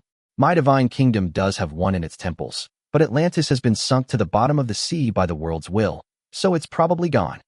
The crystal god shook his head helplessly. How do you know you can't find it if you don't try? Tell me the location. Yikan, the 6th brother, seized the opportunity to grab the crystal ancient god's jade hand again. Upon seeing this, the crystal god couldn't help but roll his eyes. However, this time she did not disperse her palm and recondense it, but let Yikan hold it. You should think this through. The outer sea you explored before was actually just some broken walls and ruins washed out by the inner sea. Most of the monsters were originally ordinary believers of Atlantis, who were transformed into sea monsters and mutated mermaids by the will of the world. The resentment of those who died coalesced into the monstrous fish behemoth. But the inner sea is different. It's Atlantis' stronghold, and the worst monsters there are blue-winged sea monsters transformed from the blue-winged army of the Divine Kingdom. In addition, there are the silver-bow knights of the temple transformed into the silver-bow sea monster, and the temple elders transformed into the wizard king. You might even encounter the sea monster that is Hitler, the temple master. The crystal god looked at Yi Kan with a mischievous glint in his eyes. For the future of our fairy forest, we can't worry about anything else. We have to fight. Under Yi Kan's insistence, the crystal god had no choice but to hand over the original map of the Atlantis kingdom to him. Thanks. Take good care of yourself. After Yi Kan finished speaking, he turned and left. Hello. The crystal ancient god actually raised its arm. What's up? Yi Kan turned around, looking at the stunningly beautiful woman dressed in a flamboyant manner with a puzzled expression. If he hadn't been surrounded by countless beauties and seen many perfectly proportioned figures, he really wouldn't have been able to resist the allure of this great beauty. It's all right now. The crystal god shook his head. Only after Yi Kan left did she look up at the Three Lives marriage tree above her head, her eyes filled with complex emotions and entanglement. Do we really have to do that? This guy finally decided to come out. When Zhu Huifei and the others saw Yi Kan, they all breathed a sigh of relief. Stop talking nonsense and tell me what's been happening in town lately. Yi Kan waved his hand. So Ing Yuni stood up, pulled out a light screen map, and began to explain the current basic situation of Eternal Town. In the past 10 days, Eternal Town has received more than 30,000 lords who have infiltrated from the outside world. The town now has 50,000 lords, of whom 60% are warlords and 40% are farming lords. Ing Yuni truly lives up to her reputation as the chosen daughter of the Qin dynasty's Ing family. She certainly has a knack for management. After discussing with Zhu Huifei and other officials, she decided to manage the warlords and the farming lords separately. Those special lords who specialize in crafts and medicine also have their own exclusive territories. In addition, Ing Yuni proposed a legion system, which received unanimous support from everyone. Ultimately, the 6 legions were established. The members of the first legion were the original lords of Eternal Village, and the current legion commander is Li Jiqing, the town mayor's wife. The second legion was based on the original Black Dragon Village, and its commander was Ing Yuni. The third army corps was based in Zhujia Village, with Zhu Huifei as its commander. The commander of the fourth army corps was Hong Sanqian, the commander of the fifth army corps was Zhao Chong, and the commander of the sixth army corps was Shui Ling. In addition, Ing Yuni also established the Chuanfu, which was specifically responsible for the management of farming lords and some logistics lords. The current head of Chuanfu is Jiang Daoli, and the deputy head is Li Xiaoyu. Aren't there 6 major legions? Where's Shui Ling, that violent woman? Yi Kan looked around and just happened to see Shui Ling walking over from the tree of decomposition. Hey, Mr. Yi, are you talking badly about me? After Shui Ling walked over, she couldn't help but glare fiercely at Yi Kan. How could that be? I was just stating the truth. Yi Kan said calmly. The term violent woman is indeed true, isn't it? All right, now that you know about Eternal Town, tell us what you've gained from your trip to the Rakshasa Kingdom. Zhu Huifei eagerly tugged at Yi Kan's sleeve. This matter concerns the future of our Eternal Town and the vital interests of all of you. Apart from those present here, I hope you will keep it a secret. As Yi Kan spoke, his gaze swept over the 6 legion commanders and Su Lingyu. Don't worry, now that we've made our choice, we're all in the same boat. We'll share the same fate, whether it's prosperity or ruin. Ing Yuni, Zhu Huifei, and the others exchanged glances, their expressions all serious. Very good. Yi Kan nodded in satisfaction, then continued. You all probably know that I recently summoned the crystal ancient god, but you definitely don't know the inside story.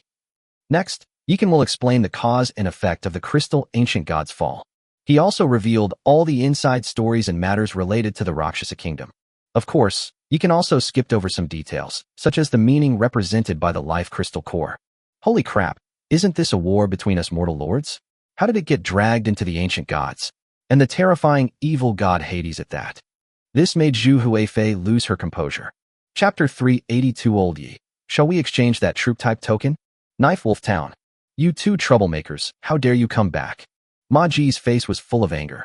Before him, Ma Xiaoyan and Ma Xiaoduo had their heads down, behaving as obediently as two little quails. All right, it's good that you're back safe and sound. Why say so much? I wonder who was so worried about you the past few days that they couldn't eat or sleep. At this moment, the beautiful woman sitting to the side spoke up. You just know how to spoil them.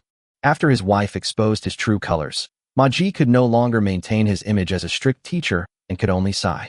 Since your master's wife has spoken, we'll let you off this time. Explain yourself clearly. What exactly did you do? Hee, my master's wife is still the best to me. Seeing Ma Ji's dejected expression, Ma Xiaoduo immediately threw herself into her teacher's wife's arms and began to act coquettishly. Ma Ji and his wife were not actually young people, but rather old lords who suppressed their level and waited for an opportunity, all for the purpose of entering the ninth heaven to expand the territory of the Blade Wolf clan. Now, they have truly succeeded and become the mayors of Sirius Town. Master, we're not going out to fool around this time. Look what this is. As she spoke, Ma Xiaoyan immediately threw out the heads of Ma Hu, Na Yunyao, He Chiu Feng, and Tao Fei Now. Ma Ji's wife, young Mei Li, was startled and exclaimed in horror, what is this thing? It looks terrifying.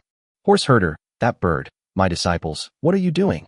After Ma Ji clearly saw the faces of the four people, he was so frightened that his face turned pale. Although he knew that his two disciples were always lawless, he never expected them to be so lawless as to invade the Rakshasa kingdom to avenge him. Master, as you can see, these are the four villains who bullied you back then. We've chopped off their heads. While speaking, Ma Xiaoyan couldn't help but make a knife-wielding gesture. Sister, you can't take all the credit. I also contributed half of the effort. Upon hearing this, Ma Xiaoduo immediately became indignant and crawled out of Yang Meili's arms. What a load of rubbish. If it weren't for Brother Yikan's help, we would both be dead at their hands. Ma Xiaoyan patted her younger sister's head and said, That's true. If it weren't for Brother Yikan, we wouldn't have found Go-Go Camp, and we would probably have died in the underground palace in Haishur long ago. Ma Xiaoduo trembled with fear when she recalled the menacing man who had chased them. Yikan, the mayor of Eternal Town. Upon hearing this, both Ma Ji and Yang Meili's expressions changed drastically. That's right, Brother Yikan is very powerful. He beat that terrifying flame demon until it was spitting blood. Even when High City mobilized a large army to surround and suppress it, he still managed to escape. They even led us to Go-Go Camp, where we killed those four disgusting bastards who bullied our master. After Ma Xiaoduo finished speaking, she walked up and kicked Ma Hu and that bird hard in the face. You two sit down and tell me the whole process in detail, without omitting a single detail. Ma Ji looked solemn and pulled his two apprentices down to sit. The two sisters knew that the matter was of great importance, and they stopped joking around. Eternal Town, Fairy Forest. So what if our opponent is an ancient god? We, the Eternal Town, are now in a bind and have no choice but to fight. Ing Yuni said with a solemn expression. Indeed, 7 of the 10 towns in Pingan County are our mortal enemies. The Marin tribe is just watching from the sidelines. As long as the benefits are enough, they will attack us at any time. Su Lingyu also opened the map of Pingan County and circled the war-mad town of the Hairy People. In other words, the Blade Wolf clan can become our ally. Shui Ling pointed to Tianlang Town across the sea. That's right, but we and Tianlang Town are located in opposite directions. If we want to form an effective alliance, we must connect the two towns. Yikan drew a line between the two places. An interdomain teleportation portal? We still have a month before our next return to our ancestral planet. Where are we going to find that thing? Ing Yuni immediately frowned. Even someone as extravagantly wealthy as her doesn't have this, so there's no way anyone else can expect it. I have a lead. Leave this to me. However, I'm afraid I won't be able to keep my infiltration of the Rakshasa Kingdom's Sea City a secret any longer. The surrounding towns are likely to take action against our Eternal Town. Your 6 legions will handle this. I'll use the power of the fairy forest to search for them. Yikan immediately felt a sense of urgency when he thought of the riots in the city. The era of lords is full of possibilities. Since he can obtain the territory trait that increases female attributes tenfold, why can't others obtain the trait that increases male combat power tenfold? The fact that those people could find and infiltrate the hidden market of the Rakshasa Kingdom shows that there are still many capable people in the world. Are you sure there won't be any problems with Fairy Forest? Ing Yuni stared at Yikan and said, You are the town mayor. Is it really appropriate for you to do such dangerous things again and again? If I can't do it, who else in our Eternal Town do you think can? Yikan retorted with a single sentence. Damn, that makes perfect sense, I'm convinced. Zhu Huifei pursed her lips. Hong Sanqian, and Zhao Chongza picked up the spirit tea. Shui Ling looked up at the sky at a 45-degree angle. There was nothing they could do. They simply couldn't beat this beast. Then it settled. Su, I'll leave the intelligence matters to you. Ying Yuni looked at Su Lengyu, who was sitting to Yi Can's right, and refused to move. Don't worry, we've been observing for a while now. There's definitely something stirring up in the eastern nerve town, and it seems that human-faced planarians have appeared among the Black Ape clan to the north. Su Lingyu drew a circle around the two towns that sandwiched Eternal Town. I'm only going into the inner sea this time, not into the small world, so my information won't be cut off. These two dare to attack us. I don't mind making them bleed a little too. After Yi Can finished speaking, he directly summoned the heroes of Fairy Forest through the Lord's heart. Buzzing. Soon after, the Fairy Forest Light Gate was bustling with activity. The first to appear were Anna, leading an army of amethyst dragons, and Lin Dayu, leading a group of shadow assassins. Then there's Snowy Palace and Far's Void Zerg. Subsequently, Nuba, Princess Longji, Shue Baochai, and others returned one after another. After enjoying themselves in Moon Goddess Lake, the three Su sisters, along with Katan, Aya, and others, came to Yi Can's side. In addition, there were more than 100 Crystal Clan members led by Shui Yao. Even though Ying Yuni and the others already knew the power of the Immortal Forest, they still couldn't help but swallow hard when they saw all sorts of beauties. Old Yi, are you going to exchange that troop-type token? Zhu Huifei suddenly walked up to Yi Can, her face full of flattery. Great minds think alike. Although our self-created units are inherited, since they are both self-created units, exchanging them to learn from each other's strengths and make up for each other's weaknesses is indeed a good idea. Hong Sanqian's body trembled, and he also came to Yi Can's side. Chapter 383 Alien Races. Another storm is coming. Get lost, you two old snakeskins. My self-created troops are just getting started. Where would I get troop tokens for you? Yi Can looked disgusted. Actually, what he said wasn't wrong. Perhaps because the Crystal Ancient God was only a soul, the Crystal Secret Realm failed to condense the spirit of the building, and naturally, it also lacked troop talismans. After such a long period of accumulation, and with the village's fortune recently surging to 111, the fortune levels of the buildings in the Amethyst Dragon Castle and Ice Palace have also been upgraded to level 3. An increase in fortune level naturally means an increase in the number of branches. Currently, both the Amethyst Dragon Castle and the Ice Palace have 3 branches each, and 3 vacant troop tokens each. However, Yi Can is still considering who to give the extra troop tokens to. As luck levels become increasingly difficult to raise, self-created troop-type talismans naturally become more and more precious. Yi Can is now making arrangements with the mindset of better to have none than something bad. Moreover, Zhu Huifei and Hong Sanqian are not ordinary people. Behind them stand their respective dynasties and families. He must be cautious. That's true. Yi Can was talking nonsense, but Zhu Huifei and Hong Sanqian believed him without a doubt. After all, they also have their own created units and know how difficult it is to upgrade the luck level of buildings. What they didn't know was that Yi Can's self-created troop type couldn't be judged by ordinary standards. In that case, you should go back and prepare. Yi Can waved his hand. Everyone nodded and prepared to leave. Unexpectedly, Yi Can suddenly asked how many human lords descended upon Pingan County in total, and what percentage of them are still alive. Upon hearing this, everyone stopped in their tracks, their hearts instantly heavy. A total of 1 million lords of various races have descended upon Pingan County, of which 160,000 are human. Almost all the survivors have moved to Eternal Town, and together with our original population, there are a total of 40,000. In the end, it was Su Lingyu who broke the deadlock. As an intelligence officer, she had naturally done this kind of statistics. The current Eternal Town has 50,000 lords, of which orcs make up 20%, or 10,000. Originally, there were only a few thousand orc lords in Eternal Town. However, Yi Can sent Ying Yuni a private message before leaving. She should keep an eye on the number of people Eternal Town receives. If the number of human lords doesn't reach half the town's capacity, then the restrictions on orcs should be lifted so that orcs can also move in. He hadn't expected the competition in the new world to be so fierce. Of the 160,000 human lords, only 25% had survived. Which town suffered the most severe massacres of our human race? Yi Can looked at Su Lingyu again. The Zerg's Lily of the Valley and King Kong Town, the Black Ape's Claw Town, the Club-wielding People's Eastern Nerve Town, and the Black Ghost Ganges Town, with the Zerg and Black Apes being the most prominent. When Su Lingyu said this, her pretty face instantly lost all color. Back on the ancestral planet, She witnessed the atrocities committed against humanity by the face-shaped planarians and the black apes. Seeing her like that, Yikan understood everything. These beasts, I will make them pay.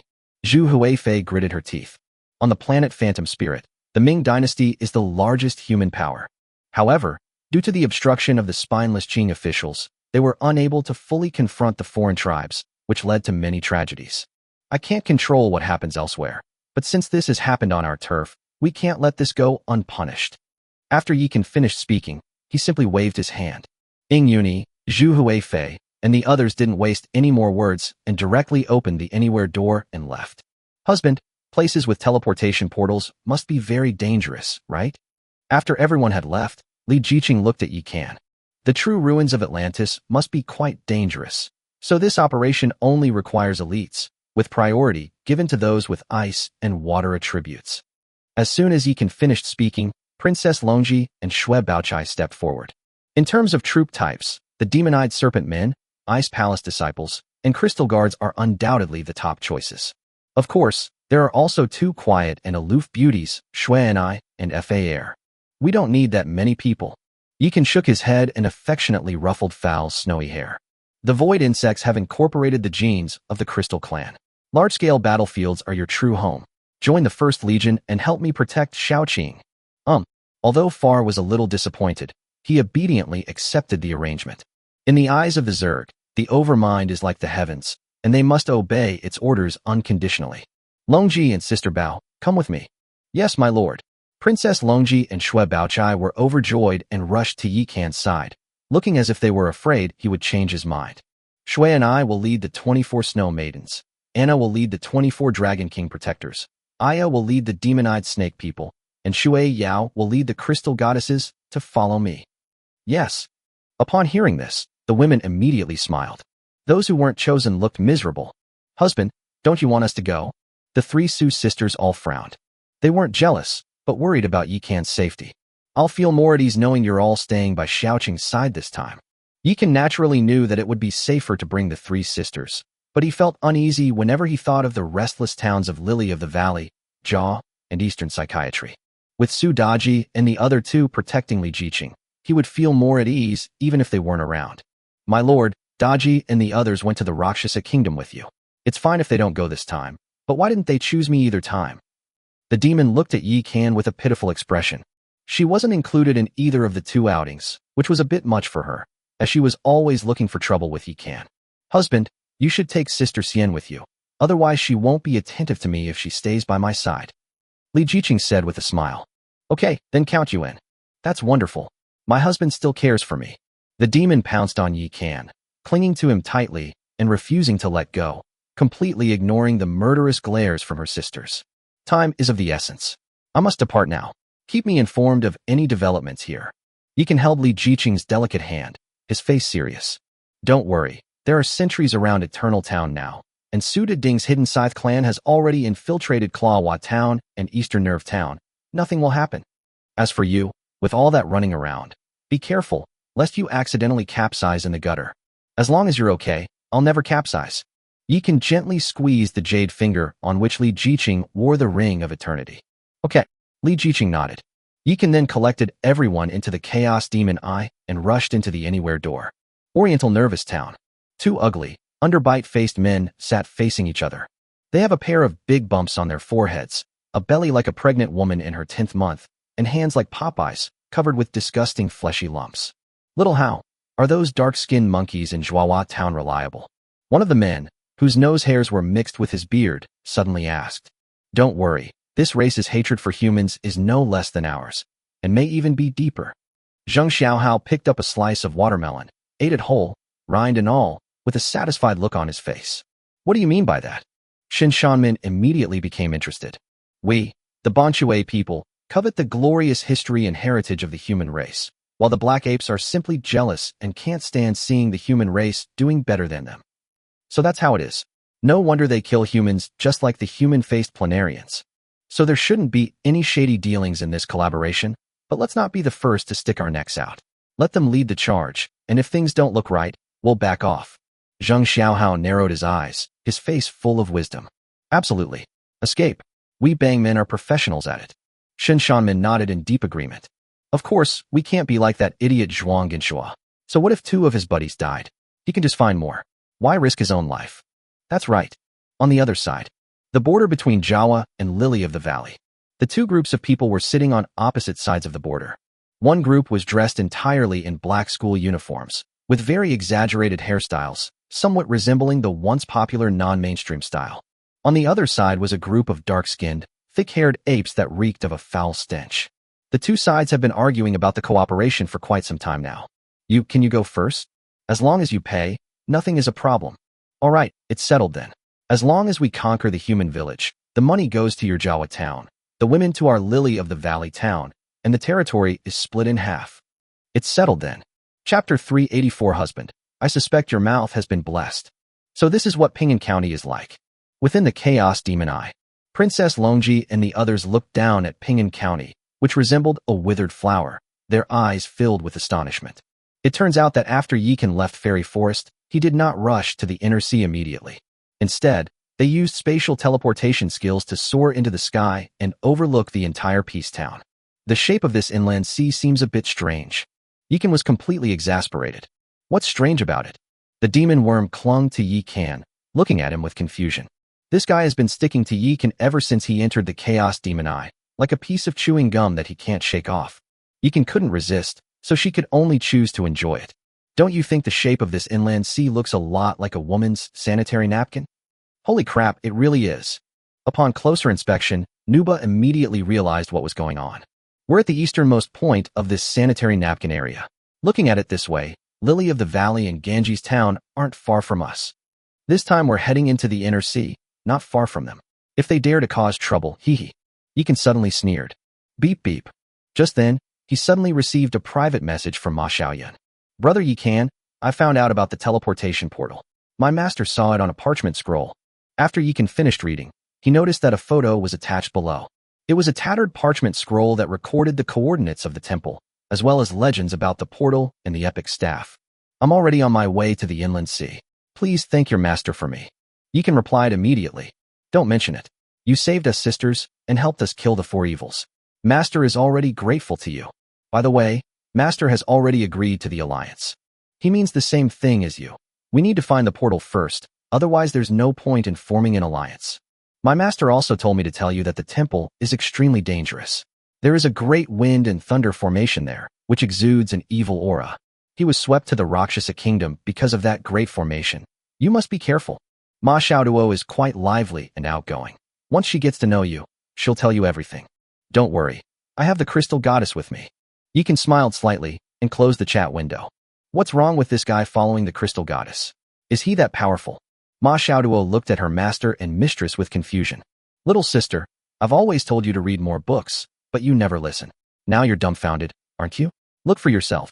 Ma Xiaoyan stuffed the parchment scroll in her hand into her little hand. Meanwhile, Ma Ji and Yang Meili exchanged a glance, both wearing bitter smiles and expressions of helplessness. We thought we could do Yikan a favor, but it seems we've gone to unnecessary trouble. Ma Ji sighed. To everyone's surprise, Yang Meili shook her head and said, it's all about the sentiment. Whether it's useful or not is secondary. As long as he can feel our sincerity, that's enough. 2. Ma Xiaoduo, on the other hand, was completely bewildered. Master, what are you talking about? You still ask?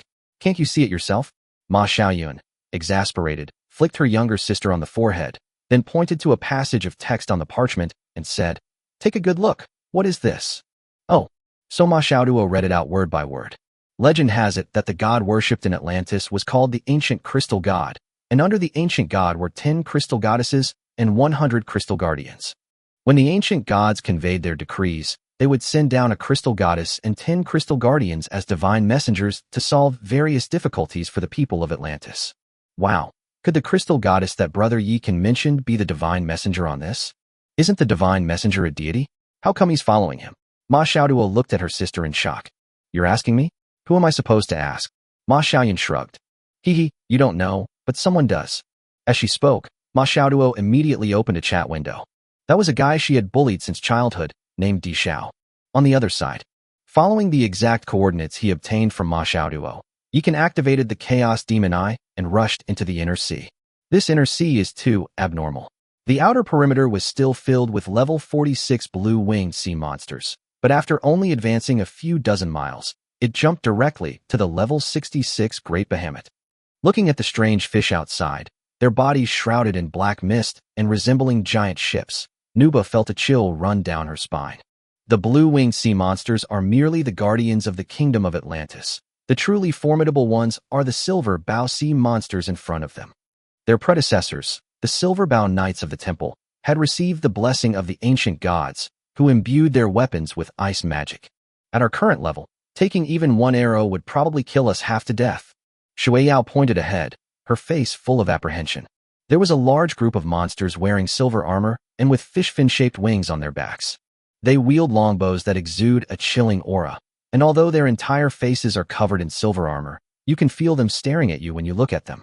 Level 68, with our stats, although it'll be tough, we should be able to handle it. The only problem is attracting an even more terrifying wizard king. However, as soon as Yikan finished speaking, a 3-zhang-long lizard-shaped monster rushed out from in front of him. It held a glittering staff, and its huge eyes scanned the surroundings as if searching for something. "My lord, I suspect your mouth is blessed. I want to bask in your light too." As they were talking, Nuba wrapped her arms around Yikan's waist and kissed him. "Just say you want to take advantage of me, instead of making so many excuses." Yikan bit her back, then activated spatial teleportation, instantly arriving more than 1,000 kilometers away. This must be the capital of Atlantis. I never imagined that after 5,000 years, it would arrive in this way. Shueiyao looked on with a sigh. "Stop being sentimental. You're temporarily in control of the Chaos Demon Eye. Take us to the temple." "Yes, my lord." Shueiyao quickly regained her composure, took control of the Chaos Demon Eye, and sped forward at breakneck speed.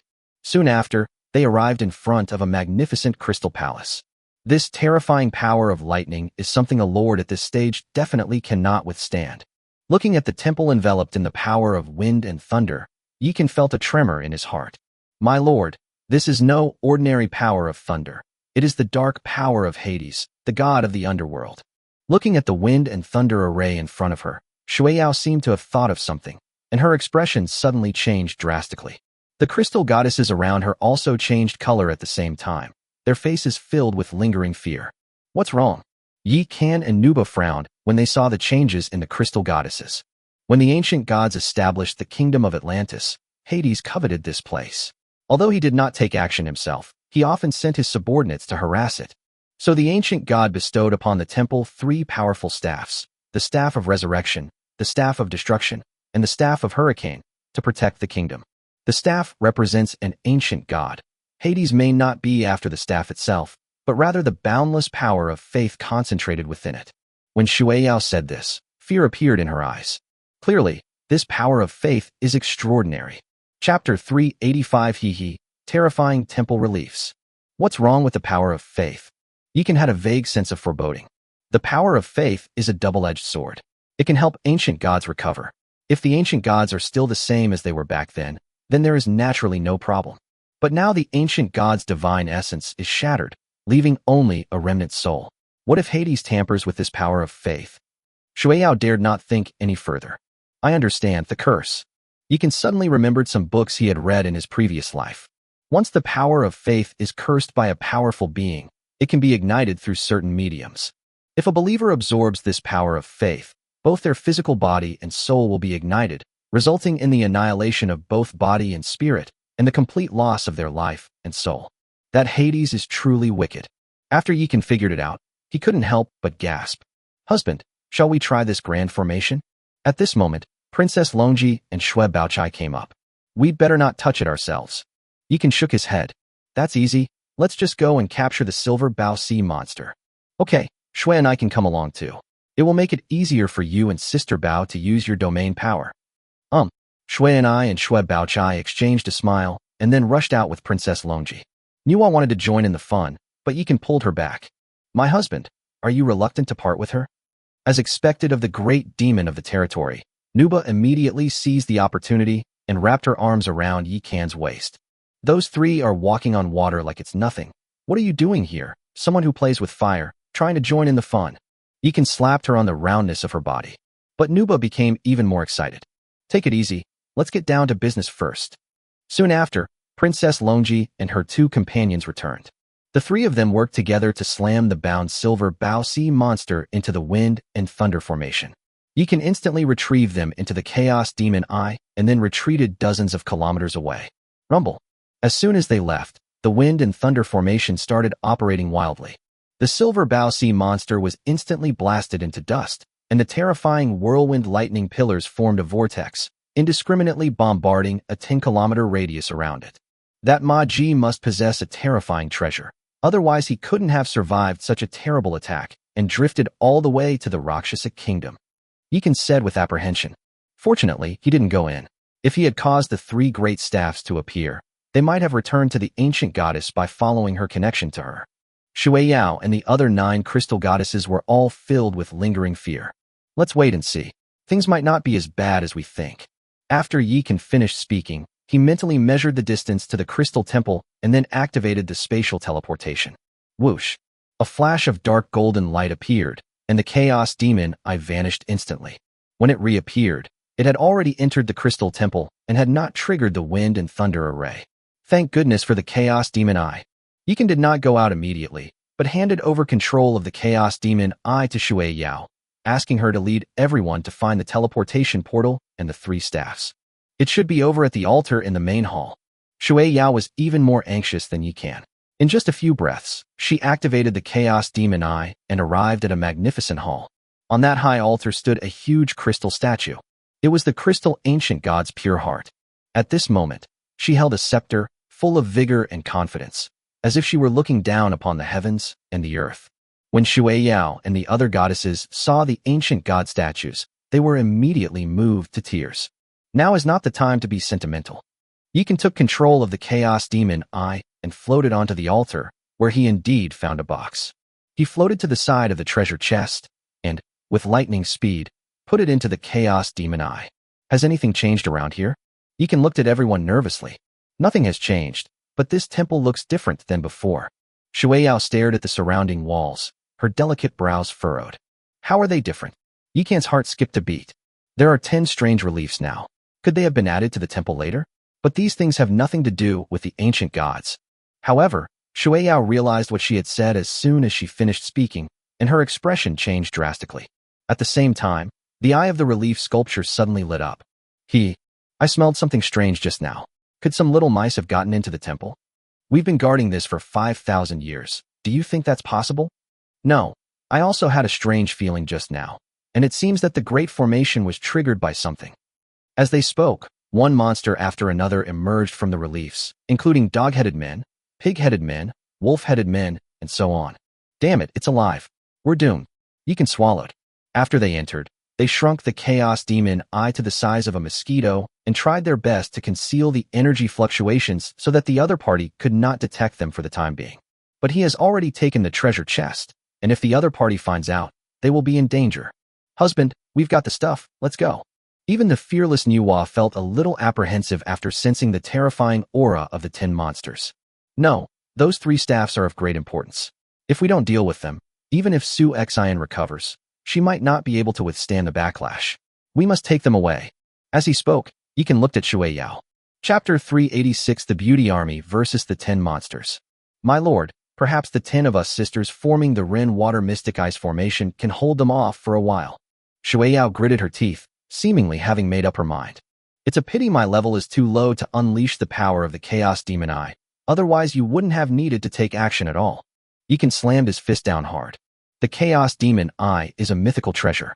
Under normal circumstances, things of a lower grade cannot prevent it from peering into your eyes. However, compared to the temple, Yikan's level is still too low. In addition, the temple was filled with an eerie aura that blocked Yikan's view. Otherwise, he could have used the Chaos Eye to locate the 3 great staffs. My husband, I have the Ice and Snow Formation, which can be enhanced with the Ren Water Mystic Ice Array, and the Pure Heart Universal Benevolence Mantra, which can restore them. At this moment, Shui Baochai resolutely stepped forward. And then there's me. My Absolute Ice Domain, combined with the Ice and Snow Desolate Zone Array, can trap and kill enemies. Shui and I did not back down. These monsters must be the Underworld King's minions.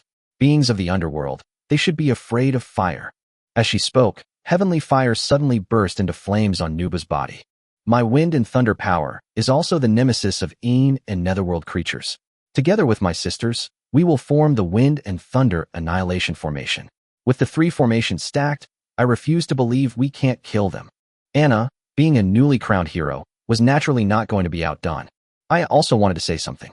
However, she is currently just an ordinary soldier with limited abilities and has no say in the matter.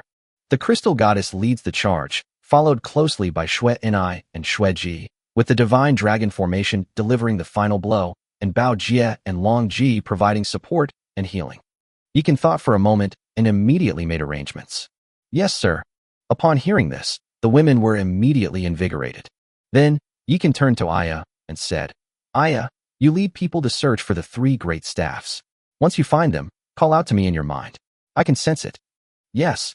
Aya immediately perked up. Compared to the three self-created unit types, she is indeed nothing. But she also has her strengths. In this deep sea filled with water elements, finding people is indeed a forte of the demon-eyed snake people. My husband, what about me? After waiting for a long time, Nuba realized that Yikan hadn't mentioned her at all, and she immediately became angry. You will wait in the eye of chaos as a surprise force. Once you seize the opportunity, unleash a raging inferno upon them. Good. Nuan nodded reluctantly. She prefers a direct confrontation to hiding and scheming. However, Longji and Anna are either healers or group leaders, while she is all alone and cannot compare. Action. Yikan waved his hand, and Shui Yao and her sisters rushed out. Buzzing.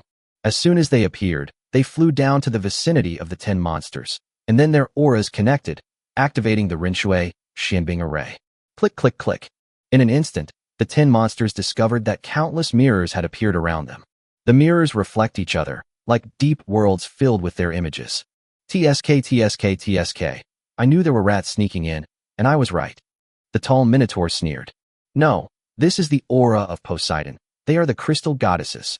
The kobold wielding the giant axe suddenly changed his expression, staring at Shui Yao and the others in shock. Its appearance was similar to the kobold that Yi Kan and the others encountered in the underground palace of the Sea City, but it seemed to be more powerful. The despicable Hades is no match for the ancient gods, so he can only send you Tom, Dick, and Harry to annoy them. Shui Yao sneered. They are indeed the crystal goddesses, but unfortunately, they have lost their divine status and are no longer the high-ranking gods they once were. Ha! At this moment, the pig-headed man seemed to have discovered something and burst into laughter. Just as I thought. You were so high and mighty back then, looking down on us. You never imagined that you would be trampled underfoot by us lowly ants today, huh? The wolf-headed man also laughed. The monsters that arose in the new world are different from the creatures of the outside world. Although they can level up, they cannot, like lords, comprehend the power of domains, laws, and rules once they reach a certain level, because they lack the heart of a lord. However, they are not without hope. If they obtain one thing, they can comprehend that mysterious power like the Lord. That thing is called divinity. There are lower-ranking gods, middle-ranking gods, higher-ranking gods, and chief gods. Back then, the crystal goddesses were all high-ranking gods, the strongest beings below the main gods. Back then, when these people saw the crystal goddess, they all had to prostrate themselves on the ground, not daring to look directly at her. Now that they've turned the tables, they naturally want to stomp on Shui Yao and the others to make their presence known. So noisy. Without wasting words, Shui Yao immediately activated the Rinshui Xianbing formation, frantically freezing the interior in an attempt to encase the 10 monsters. At the same time, Snowy led 24 Snow Maidens and Anna led 24 Dragon King Guardians to the surrounding area. Princess Longji and Xue Baochai have also arrived, and they directly used the power of freezing thousands of miles and icy snow to assist the crystal goddess in her attack. Go. Taking advantage of the fact that the 10 monsters' attention was diverted, Yikan released Aya and the others. Since you've become an ant, you must be prepared to be one. The kobold swung its giant axe and cleaved it forward with a sudden blow. Boom. In an instant, a violent blade of light tore through layers of ice and slashed toward Shui Yao. Buzz. Shui Yao immediately commanded her sisters to change formation and defuse the kobold's attack. Without divinity, we are indeed too weak. Although she used the power of the Great Formation to spread the kobold's attacks evenly, the 10 sisters still suffered serious injuries. Let's attack together. The kobold sensed something was wrong as he saw the crowd gathering outside. Good. The next moment, 10 blades of light slashed out simultaneously. Boom, boom, boom. Although the Rinshui Xianbing formation is powerful, the two sides are not even in the same league. Puff. Puff. Under this fierce attack, Shui Yao and the others coughed up blood and were sent flying backward. The mantra of purifying the mind and universal benevolence. Hydrotherapy. Shui Baochai and Princess Longji immediately used their healing skills to heal the person. Meanwhile, Shui and I and 24 snow princesses activated the ice and snow domain formation and went up to the top. Call. Call. In an instant, the area where the 10 monsters were located was separated and turned into a frozen wasteland. With the support of the ice and snow domain formation, Xueni's ice domain was immediately strengthened and began to suppress and weaken the enemy. Unfortunately, the level difference between the two sides was too great, so the suppression was ineffective and could only be slightly weakened. And at level 30-something, you actually managed to weaken us by a single point? You have every reason to be proud. The Minotaur was exhaling white breath from its mouth and nostrils, preparing to unleash a savage charge to tear apart Snowy's formation. As a result, the surrounding temperature dropped sharply. Soul Roar. With the support of the Great Formation, Shui and I suddenly opened her cherry-like mouth and let out a shrill roar that pierced the soul. Under the impact of that terrifying sonic wave, the image of the horrifying Ice Queen involuntarily appeared in Yi Kan's mind. Although Soul Roar could only suppress the 10 monsters for a moment due to the difference in levels, it was enough. The 24th Snow Princess had already prepared her strength. Under Snowy's leadership, 25 ice storms converged, forming the most powerful ice storm in history. Clang, clang, clang. All that could be heard was a dense, crisp sound as countless sharp ice spikes the size of adults rained down from the sky, relentlessly bombarding the 4 monsters. Roar! Roar! Even though the 10 monsters were incredibly powerful, they still dared not be careless in the face of these terrifying ice spikes. Buzzing. They frantically channeled their magic power to erect a protective shield. After the great ice storm ended, Shui and I decisively led the 24 Shui Ji to retreat, replacing them with Anna and the 24 Dragon Kings as guardians.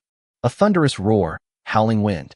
Under Anna's leadership, 25 bolts of wind and thunder converged, forming a terrifying wind and thunder dragon pillar that compressed towards the 10 monsters.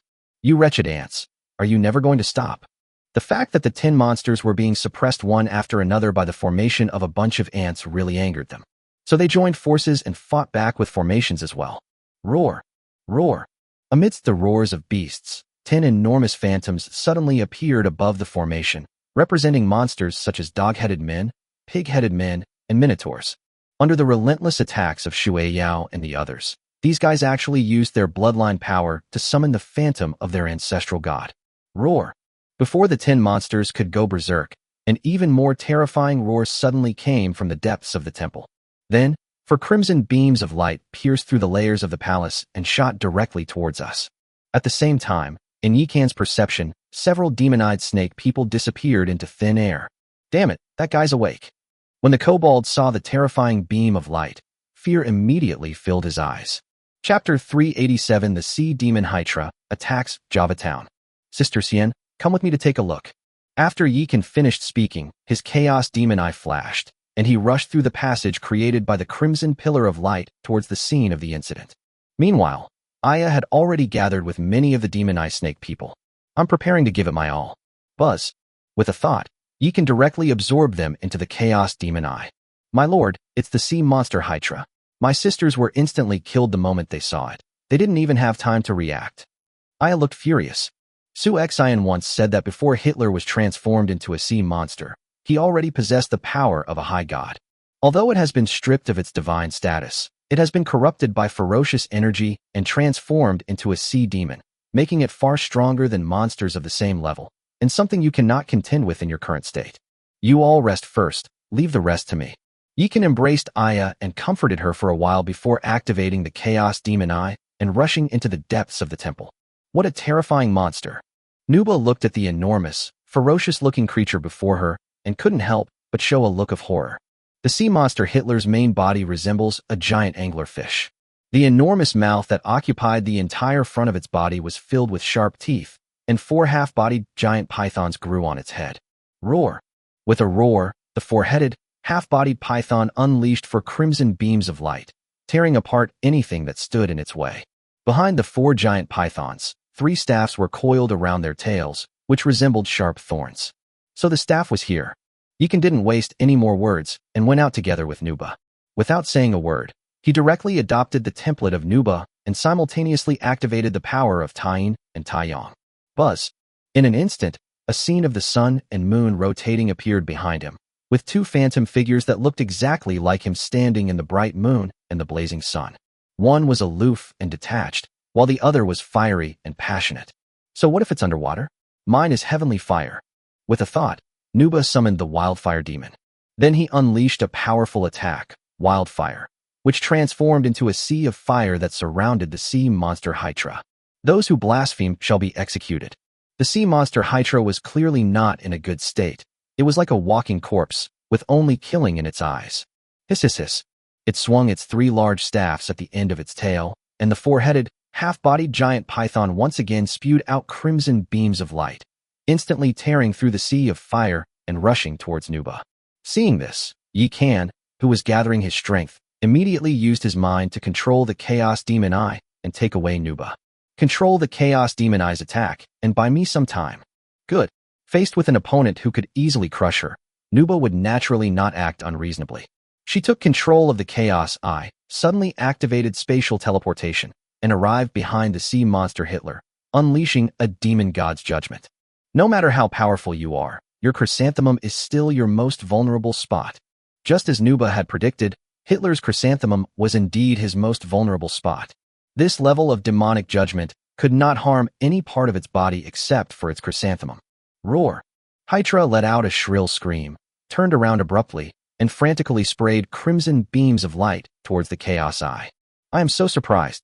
Nuwa dared not confront them head-on, and immediately activated her Chaos Demon Eye to dodge Hydra's attacks.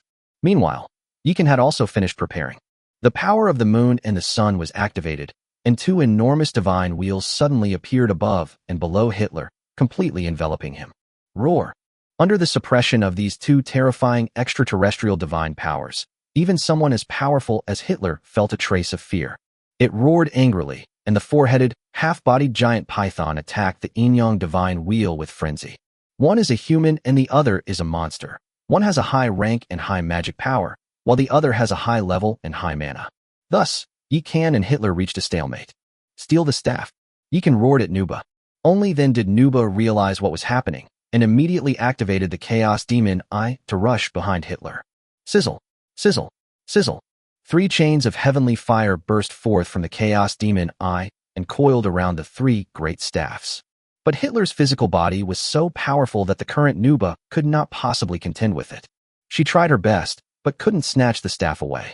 So she frantically channeled the heavenly fire, enveloping Hitler's body. At the same time, the wildfire demon rushed onto its giant tail and frantically tore at it. Yi Kan and the others' guess was indeed correct. The sea monster Hitler was indeed afraid of fire.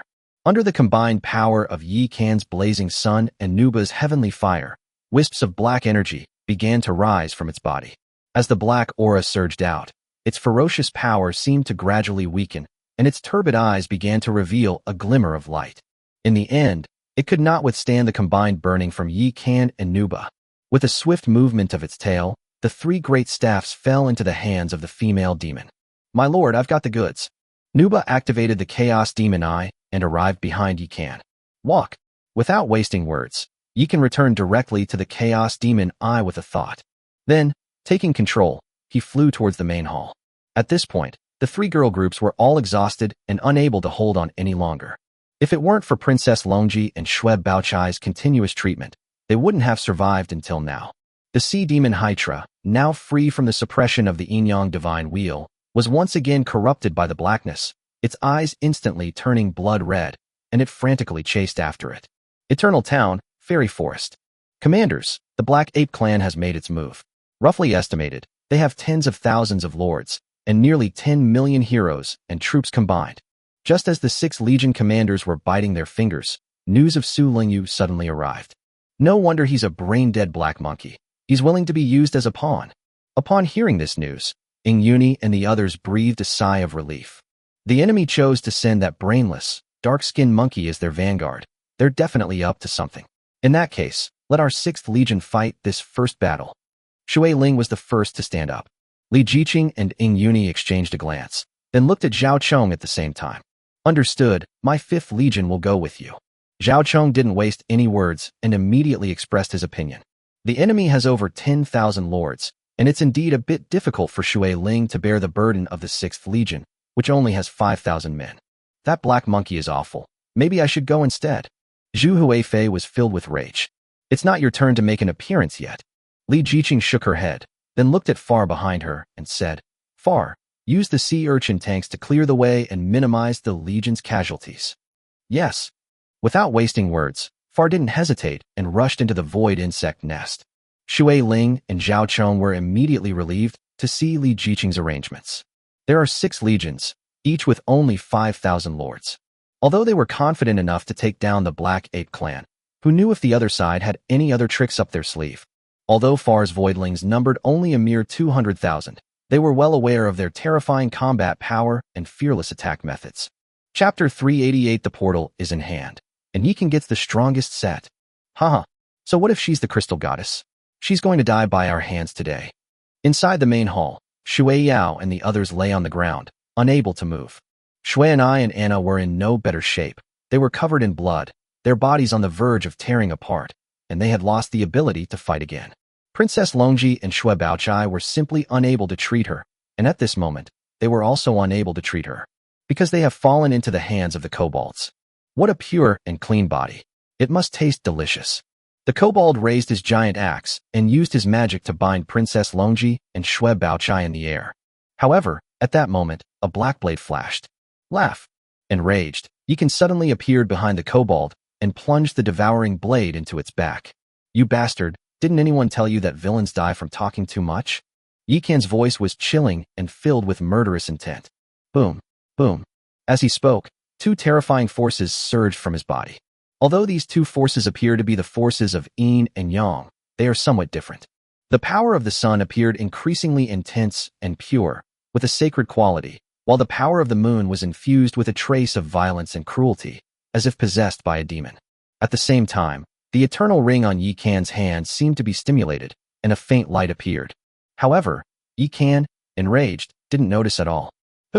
Who are you, and why do you possess the power of gods and demons? The dog-headed man turned around and looked at Yikan in disbelief. It felt its origin dissolving like flowing water, but for some reason, it was unable to resist. Damn it, kill him. At this moment, the kobold's teammates finally realized what was happening and raised their weapons to attack Yikan. Soul devouring successful, Constitution plus 108. However, at that moment, a beautiful voice rang in Yikan's heart.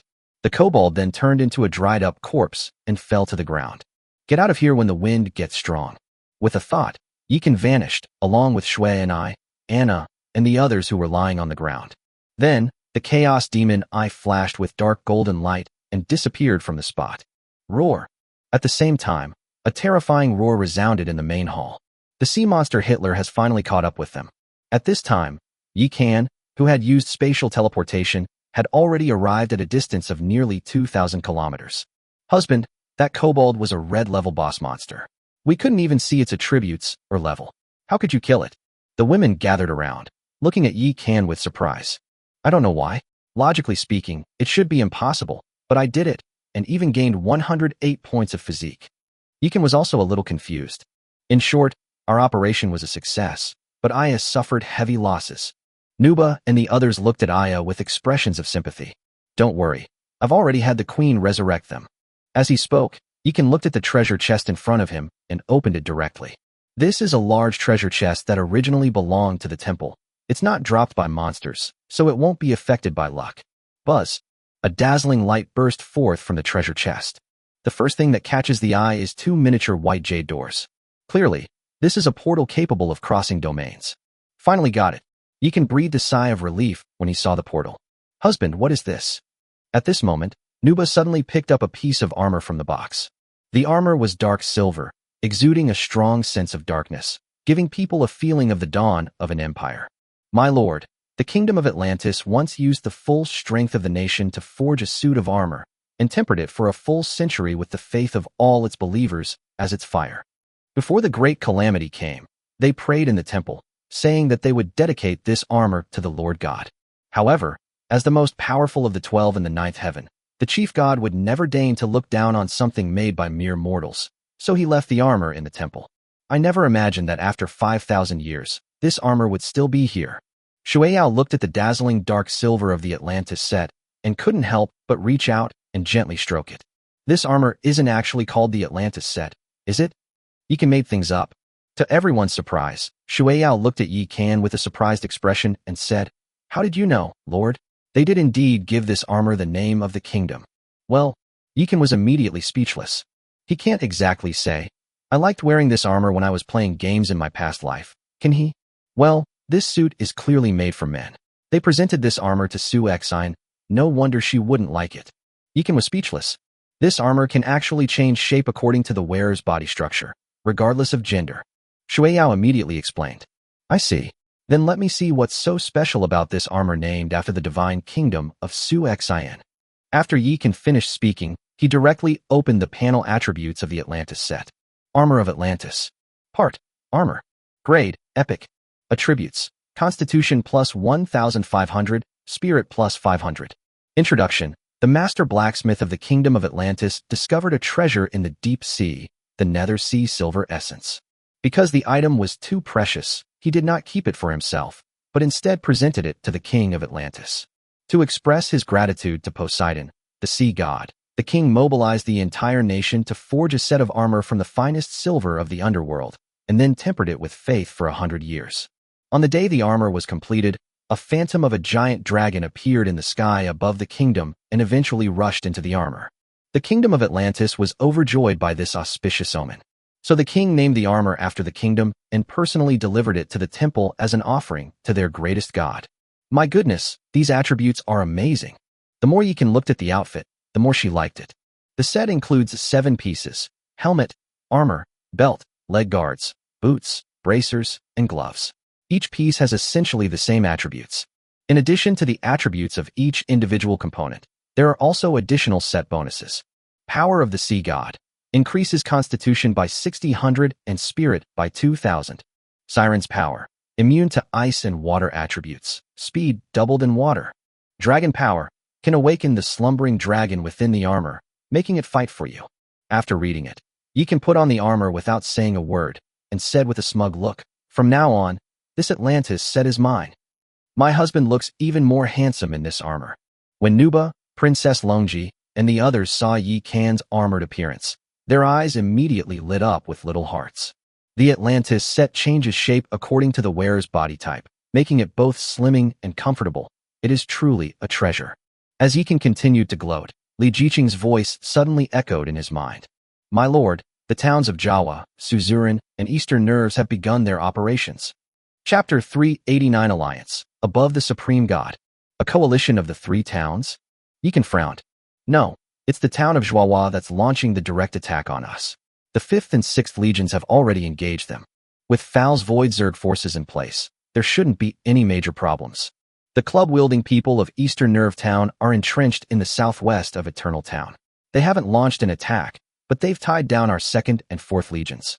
The face-shaped planarians haven't appeared yet, but news has come back from Su Ding that they've mobilized at least 10,000 lords, and their whereabouts are unknown.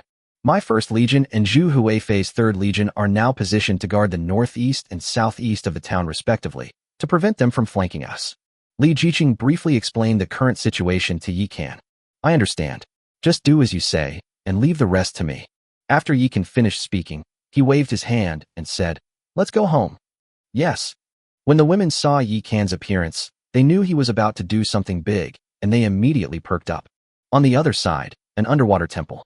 After Yi Kan left, the 9 monsters became major vengeful spirits, and were targeted by the sea demon Hitler, who had fallen back into a state of madness. Those who blaspheme shall be executed. Give me back my divine weapon. As Hitler roared, he continuously unleashed crimson beams of light, bombarding the 9 monsters.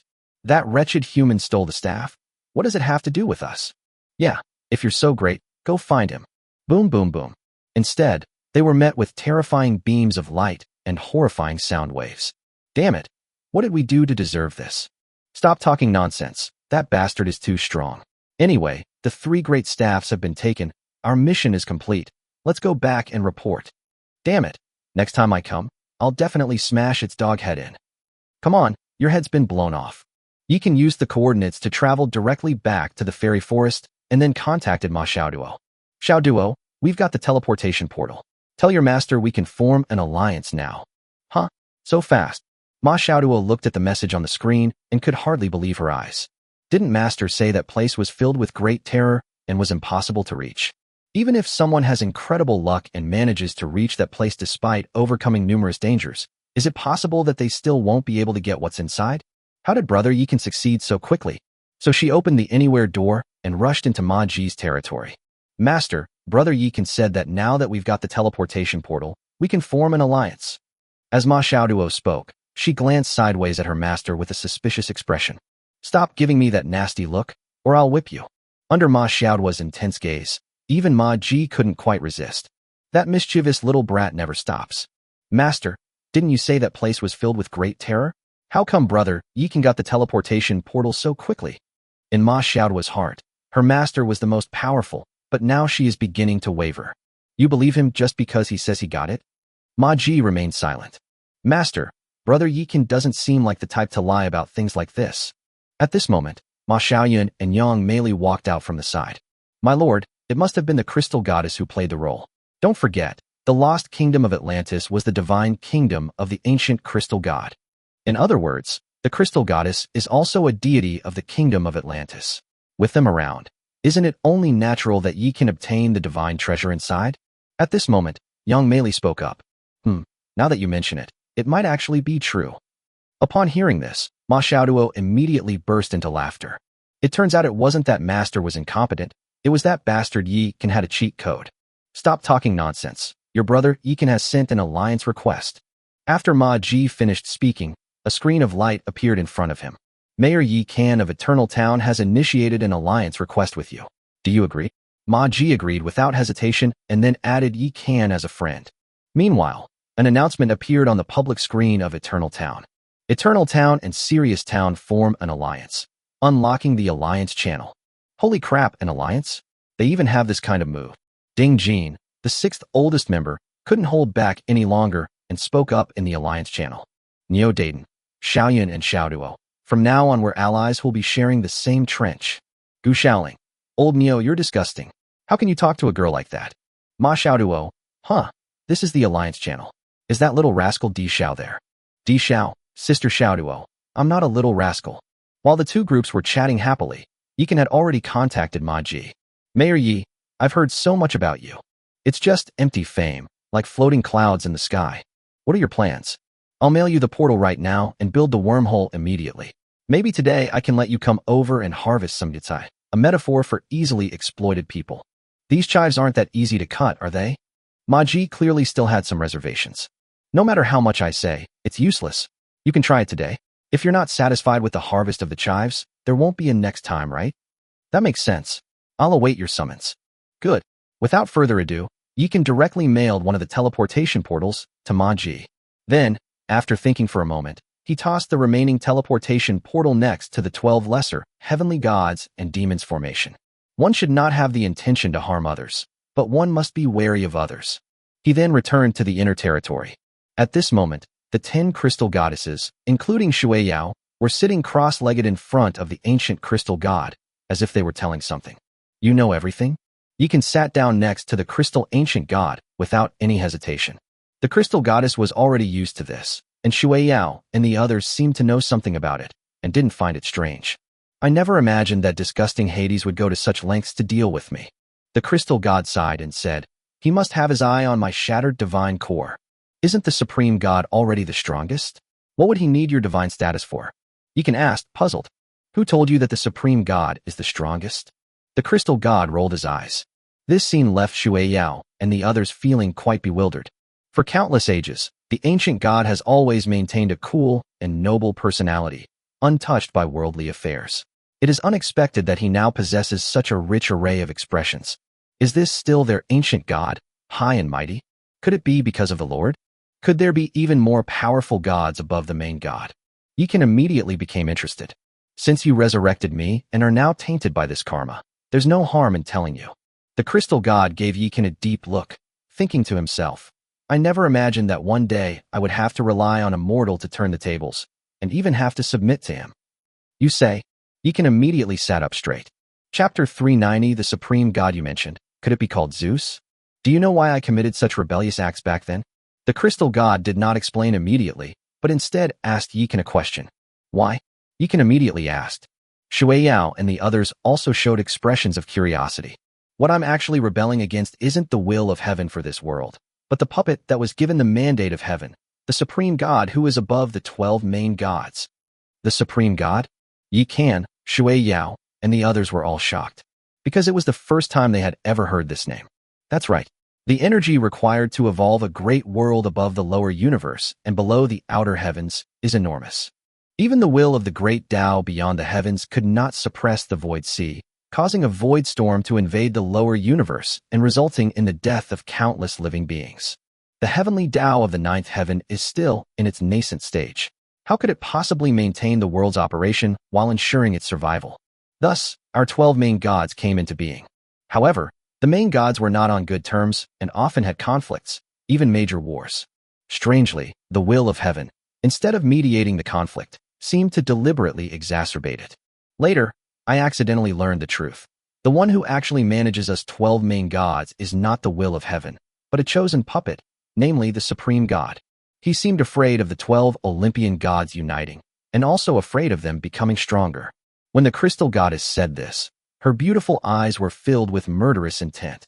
Because back then, she was the strongest among the 12 main gods, the only superior god, and the one closest to the supreme being. Sushin, the supreme god you mentioned, it wouldn't be named Zeus, would it? Yikan's lips twitched, and he tentatively asked. Huh? How did you know? This shocked not only the ancient crystal god, but also the crystal goddesses.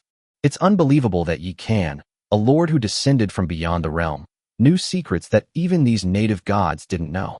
Does he live in a place called Mount Olympus? Yikan did not answer the crystal god, but instead asked another question. Who are you?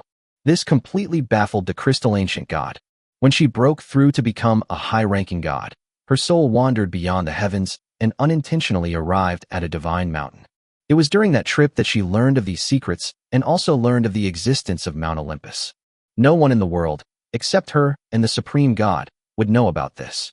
As it turned out, Yikan not only knew about Zeus's existence, but also about Mount Olympus, which made the crystal god think twice. Look how scared you are. You don't actually think I'm the incarnation of that supreme god, do you? Yikan rolled her eyes at her, then said, I have one more question. You say, the crystal god calmed himself down before asking, are all 12 of you Olympus gods, and the one hidden on Mount Olympus, women? Yikan stared into the beautiful eyes of the crystal ancient god. This isn't really a big secret. The 12 Olympian gods are indeed all goddesses. Why are you asking? You beast, you wouldn't be thinking of. The ancient crystal god seemed to realize something and flew into a rage, slapping Yikan across the face. Why are you angry? I was just asking casually. Besides, we're completely innocent. Even if I had some beastly thoughts, you shouldn't be angry. Yikan rolled his eyes and continued. This heavenly Tao must be a pervert, and a season 1 at that. Impossible. The will of heaven is merely a nascent consciousness. It couldn't be purer. Then I don't understand. Why are all the main gods female? Can't people just appreciate beauty for their own sake? Do you think everyone is like you, with beautiful women all over the place, just for your own convenience? The crystal ancient god looked at him with disdain. What's so convenient for me? Yi Kaming asked the question knowing the answer already. Beast. Livestock. The crystal god spat again.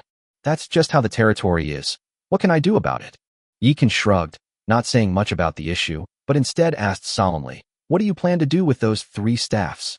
It's probably pretty much what you guessed. Hades definitely tampered with the staff, so it's ruined. The crystal god looked utterly dejected. That's not necessarily true. After Yikan finished speaking, he suddenly raised his finger and beckoned. Splash. Suddenly, a stream of water gushed out from the well of eternity beside him, and he guided it into the eye of chaos. Zzz.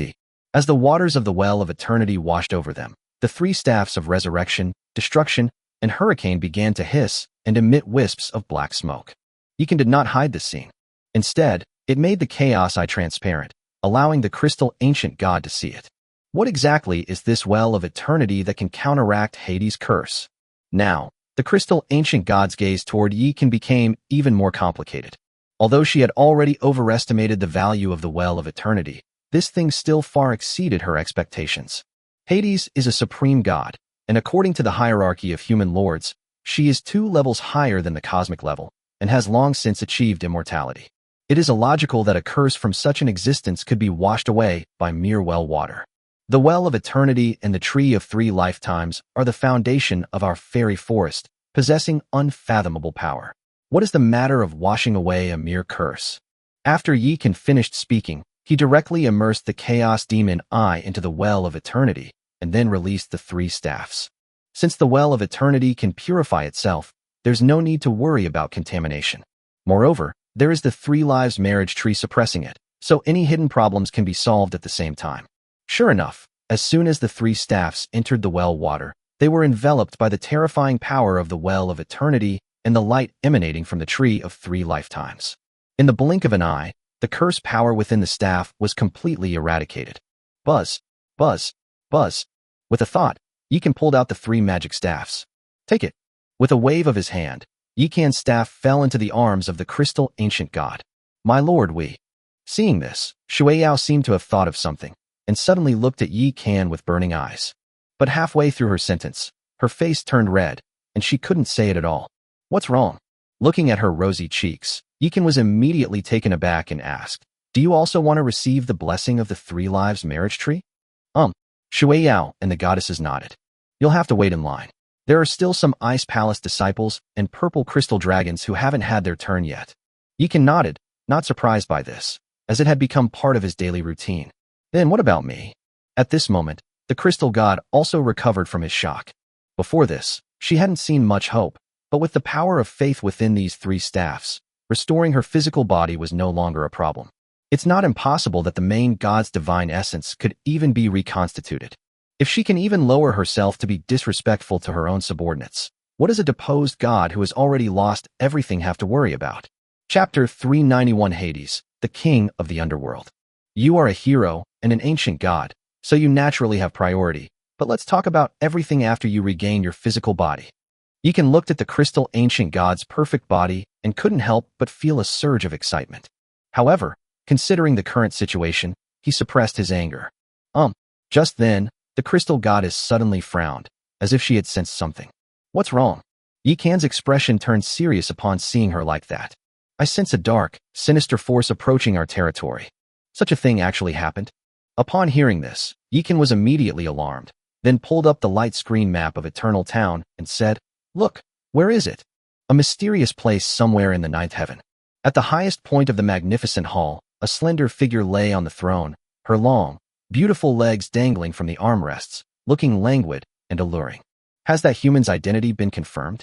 Her lips parted slightly, and a captivating and melodious voice rang out. If the crystal god is a cold and noble deity, then this person is a seductive and wicked demon. Reporting to your majesty, it's confirmed. His name is Yi Kan, and he is the mayor of Yonghing Town in Ping'an County. Inside the hall, a white-haired man with demonic wings knelt on the ground, not daring to look up at the person on the throne, because he was only a lower-level god. Moreover, during the mission, the clone was almost destroyed by an ant, causing the mission to fail. Minus, what do you think? The alluring woman on the throne still maintained her languid demeanor, but her gaze was fixed on the left side of the hall, because there stood a man wearing purple armor, whose upper half of his face was covered. Lord Hades, please rest assured. I have sent men to infiltrate Ping'an County. If all goes well, we should have definite news coming back today, however. Minos hesitated, as if he wanted to say something, but then stopped. Explain. The 3 staffs in the Temple of Atlantis have been taken away.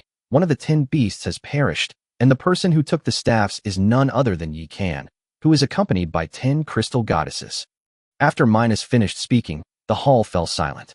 The tense atmosphere terrified the flame demon, who was kneeling on the ground, so much that he dared not even breathe and was covered in cold sweat. Because he had already sensed Hades' wrath. Who would have thought that someone who was nailed to the ground could have a chance to turn things around? It seems that the commotion in Ping'an County that day was caused by our beautiful Poseidon. After a long silence, Hades swung his long legs and sat up abruptly. Sir, what are you going to do? Minos was startled when he saw Hades' extremely angry yet excited appearance. My lord, please reconsider. The 2 people who had been standing silently on the left also stepped forward. Like Minos, they were all powerful generals under Hades, the god of the underworld, and were high-ranking gods. Don't worry, I won't do anything reckless. Just do your jobs well. After thousands of years, I have to go see my good sisters, Eternal Town. Nana, Nongyue and Nongying, come back here. I have an important task for you. After leaving the inner territory, Yi can sent private messages to Liangqiu Nana and the Moon Shadow Cat sisters, and then contacted Di Xiao, Mangu, and Yopatian. He originally wanted to summon the Crouching Dragon and the Young Phoenix, but those two were protecting Su Lungyu and couldn't get away. Soon after, the three most beautiful beast girls and the three rough men arrived at Fairy Forest. Boss, what do you want from us? Neopatian and Man Bei were both very excited to be summoned by Yi Can. Everyone should know about the alliance. Since Jawa Town doesn't value martial ethics, we don't need to be polite to them either. Later, Sirius Town will send people to support us. You are responsible for leading them to Claw Town and raiding their home base. For this operation, we're only sending a few of you. How much stuff you can carry depends on your abilities. Yi Can rubbed Liangqiu Nana's fox ears. Then, seeing the envious expressions on Nongyue and Nongying's faces, he reached out and patted them, making the three rough men next to him feel envious and jealous. Don't worry, brother Yi Can. I definitely won't let you down. Liangqiu Nana wiped her nose, looking confident. That's right. We must make it clear to the other orc races that the orcs of Eternal Town are the most powerful. Nongying mimicked Liangqiu Nana by wiping her nose. They have been here since they arrived, and have long had a strong sense of belonging and honor. We're the same. The three rough-and-tumble men refused to admit defeat. I entrust this important task of upholding the eternal power of the Divine Guardian to you. As they spoke, Yi Can opened the portal and brought them to the side of the interdomain teleportation portal, while simultaneously contacting Ma Ji. Dude, let's get moving. Rumble. Soon after, countless orc armies surged out of the massive wormhole, which was hundreds of meters high. The leader was none other than Ma Ji and his apprentice. Brother Yi Can. Ma Xiaoyun and Ma Xiaoduo spotted Yi Can at first glance and urged their giant wolves to run over. Good heavens. These people in Sirius Town are all wolf riders. When Liangqiu Nana and the Moon Shadow Cat sisters saw the wolf sisters coming on menacingly, they immediately stepped forward and stood in front of Yi Can. It's nothing, it's someone I know. Yi Can gently patted the heads of the three little cuties and then went to greet them. Brother Yi Can, it's been a long time. Haha, Brother Ma Ji is indeed as handsome as the rumors say. Yi Can laughed loudly. I don't know why, but I always feel like you're insulting me. No, that's absolutely not what I meant. Is it reliable? Don't worry, our two legions have already tied down more than 10,000 lords in Jawa Town. Their ranks must be weak. I'll have the storm ships take you there. As they were speaking, a sudden roar came from the sky. Soon, 120 enormous warships landed in front of everyone. Wow, a flying warship, that's awesome. No problem. Yi Can remained calm and collected, then pulled Liangqiu Nana aside and whispered something in her ear. Don't worry, Brother Yi Can, I will definitely bring everyone back safely. You be careful too. Suddenly, Liangqiu Nana threw herself into Yi Can's arms, hugged him tightly, and then flew onto Storm One, leading the orc army away at high speed. Now, it's time to get rid of that little mouse. After Yi Can finished speaking, he flashed into the Chaos Demon Eye and then opened the Anywhere door and rushed in. Chapter 392 Hades descends, calling out to Poseidon. Fairy Forest, beyond the eastern border. A beast girl with a sinister expression was walking. She was just an ordinary farming lord, but somehow she opened a portal and ended up here. She initially thought it was her own problem. Just now, she was suddenly eroded by a powerful mental force, and her consciousness instantly fell into a deep sleep. What secrets could a mere mortal from beyond the realm possibly have? Lord Minos is worrying unnecessarily. The beast girl gave a cold laugh. The next moment, a terrifying black aura suddenly descended from the sky and entered her brow. Before she could react, a chilling voice exploded in her mind. At the same time, a towering Dharma image appeared in her consciousness. This is none of your business. Go back. Lord Hades. Lord Hades.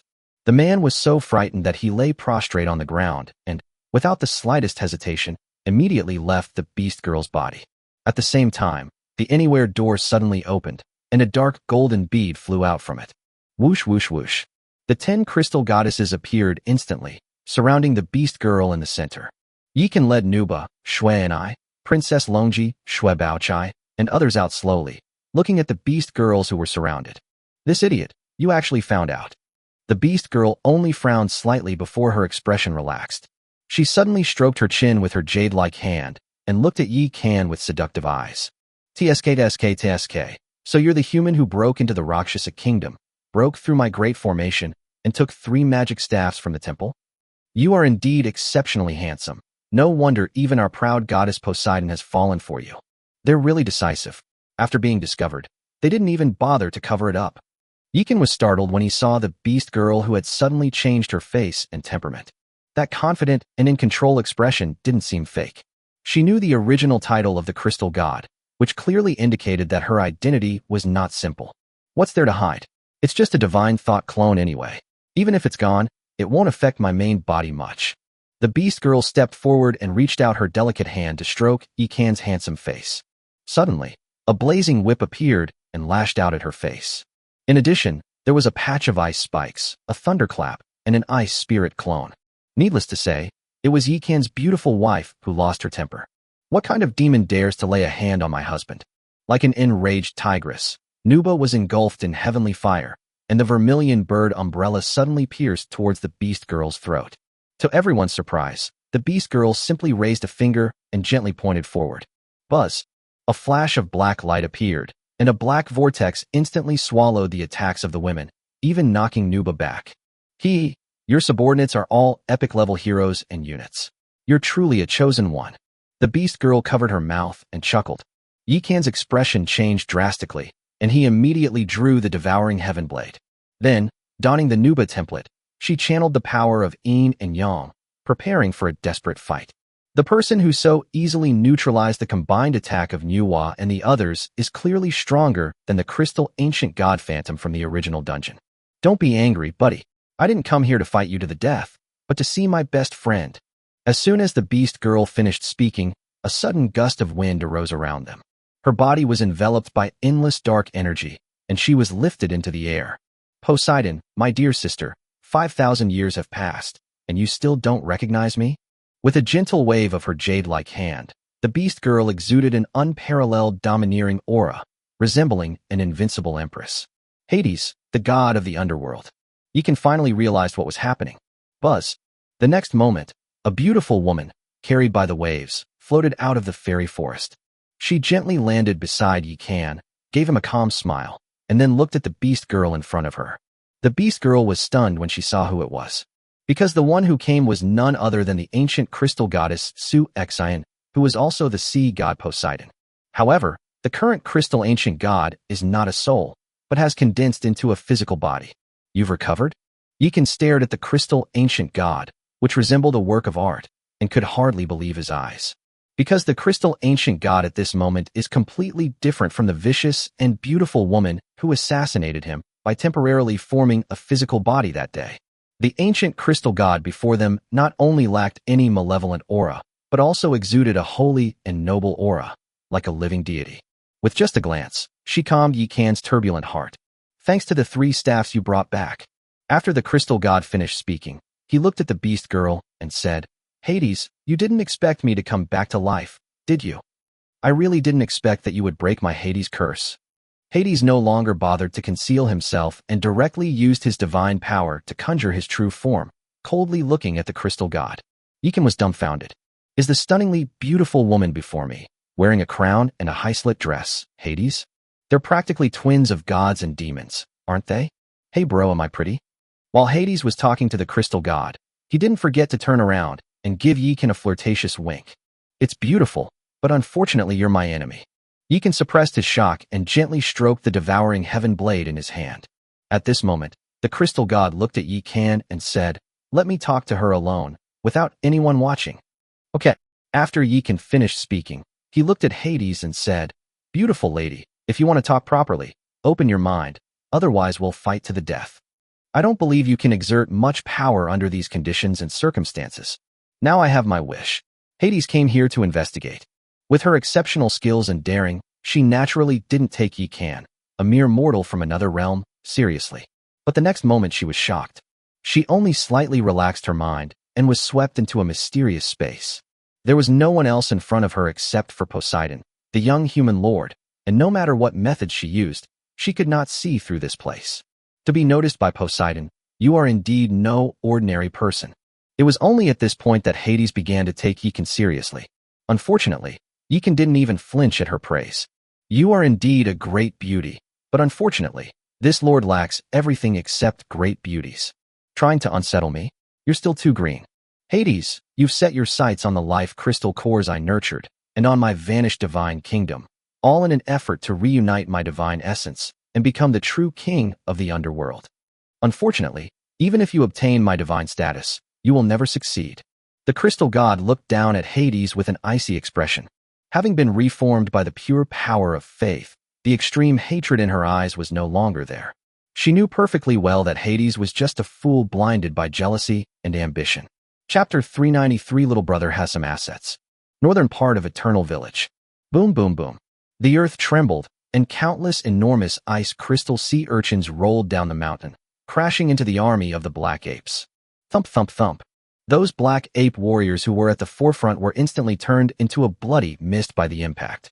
Then, the sea urchins opened up and transformed into fierce sea urchin warriors. At the same time, swarms of ice-leaping insects and frost dragons appeared, sweeping through and devouring the black ape army. Seeing their people slaughtered like this, the single-minded black ape tribe was naturally unwilling to be outdone and dispatched an overwhelming number of armored giant apes. Kill. At the same time, Shui Ling and Zhao Chong roared, and an endless human army charged out. The two sides immediately clashed. With the Void Zerg, who had incorporated Crystal Clan genes, clearing the way and providing support, Shui Ling and Zhao Chong's army quickly gained the upper hand and suppressed the Black Ape Clan. Damn it, do they really think my Black Ape Clan is easy to bully? The town mayor of the Black Ape tribe had a contorted expression and simply waved his hand. Rumble. The next moment, 10 golden hills suddenly appeared from behind the army. What is that? Crystal looked up and was immediately startled. Those were actually 10 giant apes, each 100 meters tall. They wore golden armor and wielded enormous warhammers. A single blow could send a large swathe of a human army flying. Even something as powerful as the sea urchin tank couldn't withstand the onslaught of these behemoths. Don't worry, Sister Shuailing, I'm here. Far smiled slightly, and then a massive, overwhelming shadow surged out of the void hive. That was a bloodthirsty thunder beast that hadn't been in battle for a long time. Having been enhanced by the Crystal Clan's genes, they now possess an even more terrifying aura. Especially that dazzling Ice Soul Greatsword. Just one glance at it is enough to make one's eyes hurt. Hiss, hiss, hiss. Sure enough, with the addition of the bloodthirsty thunder beast, the 10 Vajra giant apes became easy targets, their armor unable to withstand the bloodthirsty thunder beast's Ice Soul Blade. Moreover, because of their large size, they are slow-moving, unlike the agile, winged, bloodthirsty thunder beasts. Dozens of bloodthirsty thunder beasts gathered together and actually performed a live demonstration of butchering an ox. Roar. With a series of unwilling roars, the 10 giant apes fell to the ground and were then carried back to the hive by the bloodthirsty thunder beasts, becoming meat on the worker bees' chopping board. Damn it, aren't those Zerg? How can humans have such a terrifying Zerg army? The Black Ape Town mayor, Karana, was so angry that he yelled loudly.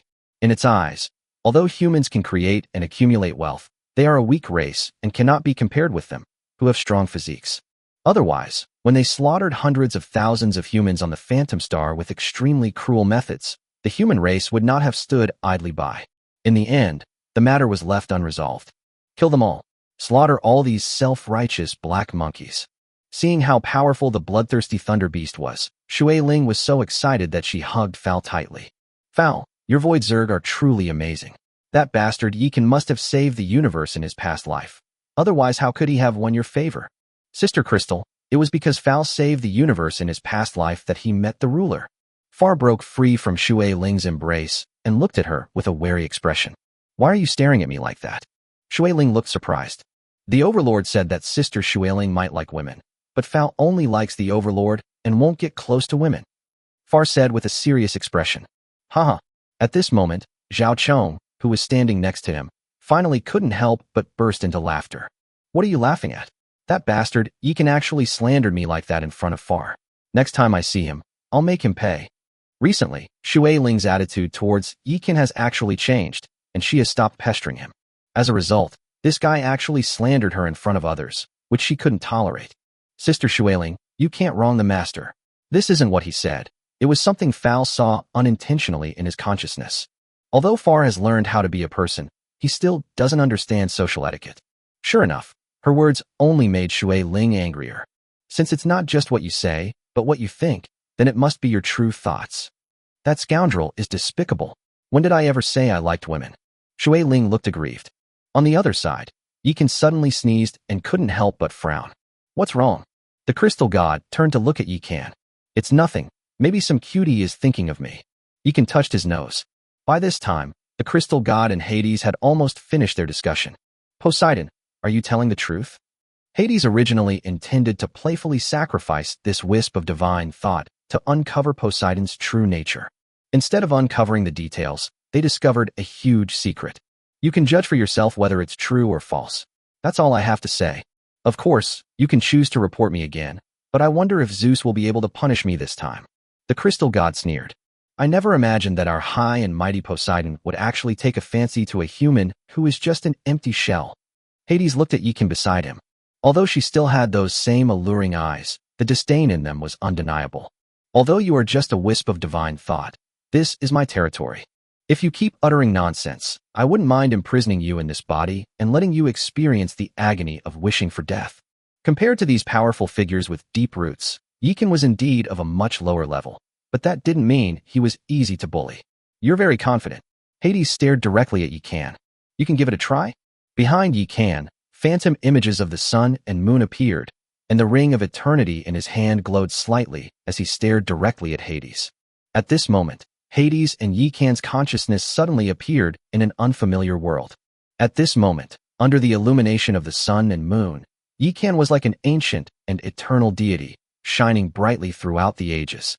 Hades, on the other hand, is like a peerless demon god, his body shrouded in an aura of darkness, seemingly capable of swallowing up the vast universe, past, present, and future. Little brother, you've got some assets. Hades was secretly alarmed when he saw Yikan's arrogant and boastful ideology. What's wrong with this human? He's only a teenager, so why is his will so powerful?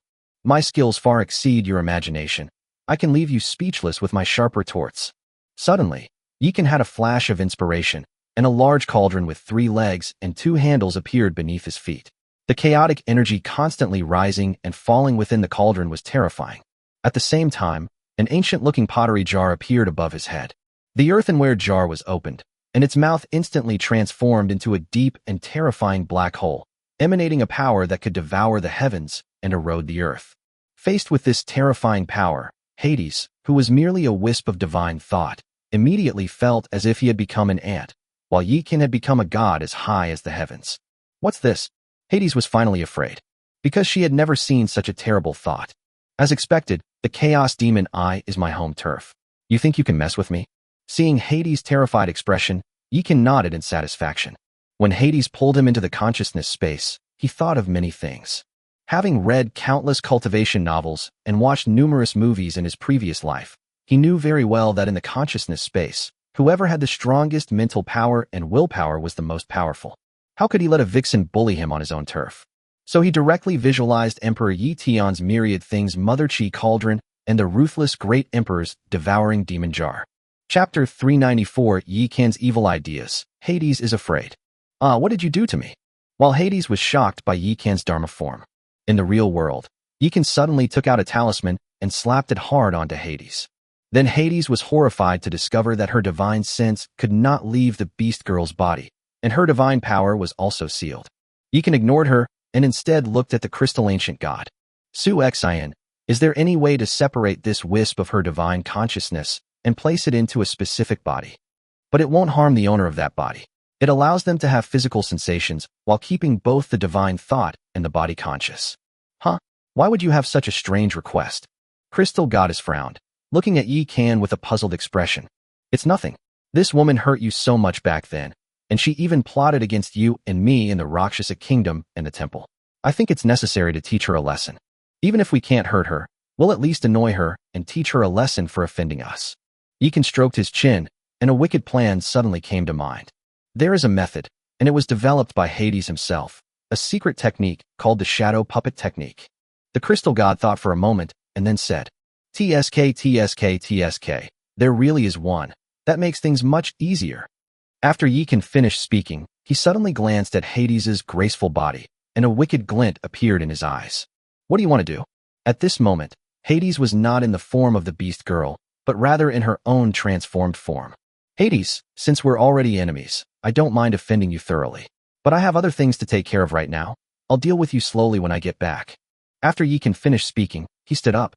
Hades was about to take action when he realized that he had been reduced to an ordinary person and was unable to do anything.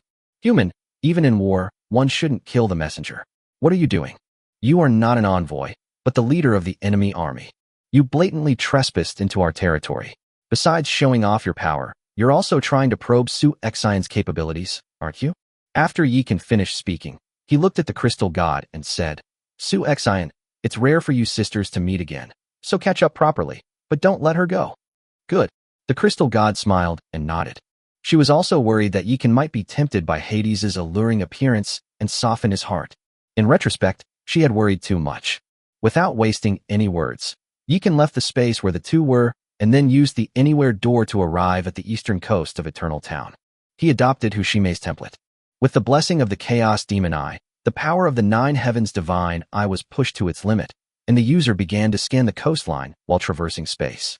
Meanwhile, on the other side, the bird-like Tamoma bear, who was leading the Zerg army to lurk on the seabed, looked anxious. You idiots, Zhengzai Hyozi, what are you guys up to? Why haven't you made any moves for so long? Jinza Duomo Bear opened their allied leadership group and directly tagged Zheng Xiaohao and Shin Shaman. What? The idiots aren't moving yet? We've already gone berserk. Kalana was furious after being soundly defeated by Zhao Chong's 5th Legion, Shui Ling's 6th Legion, and Fao's Voidlings.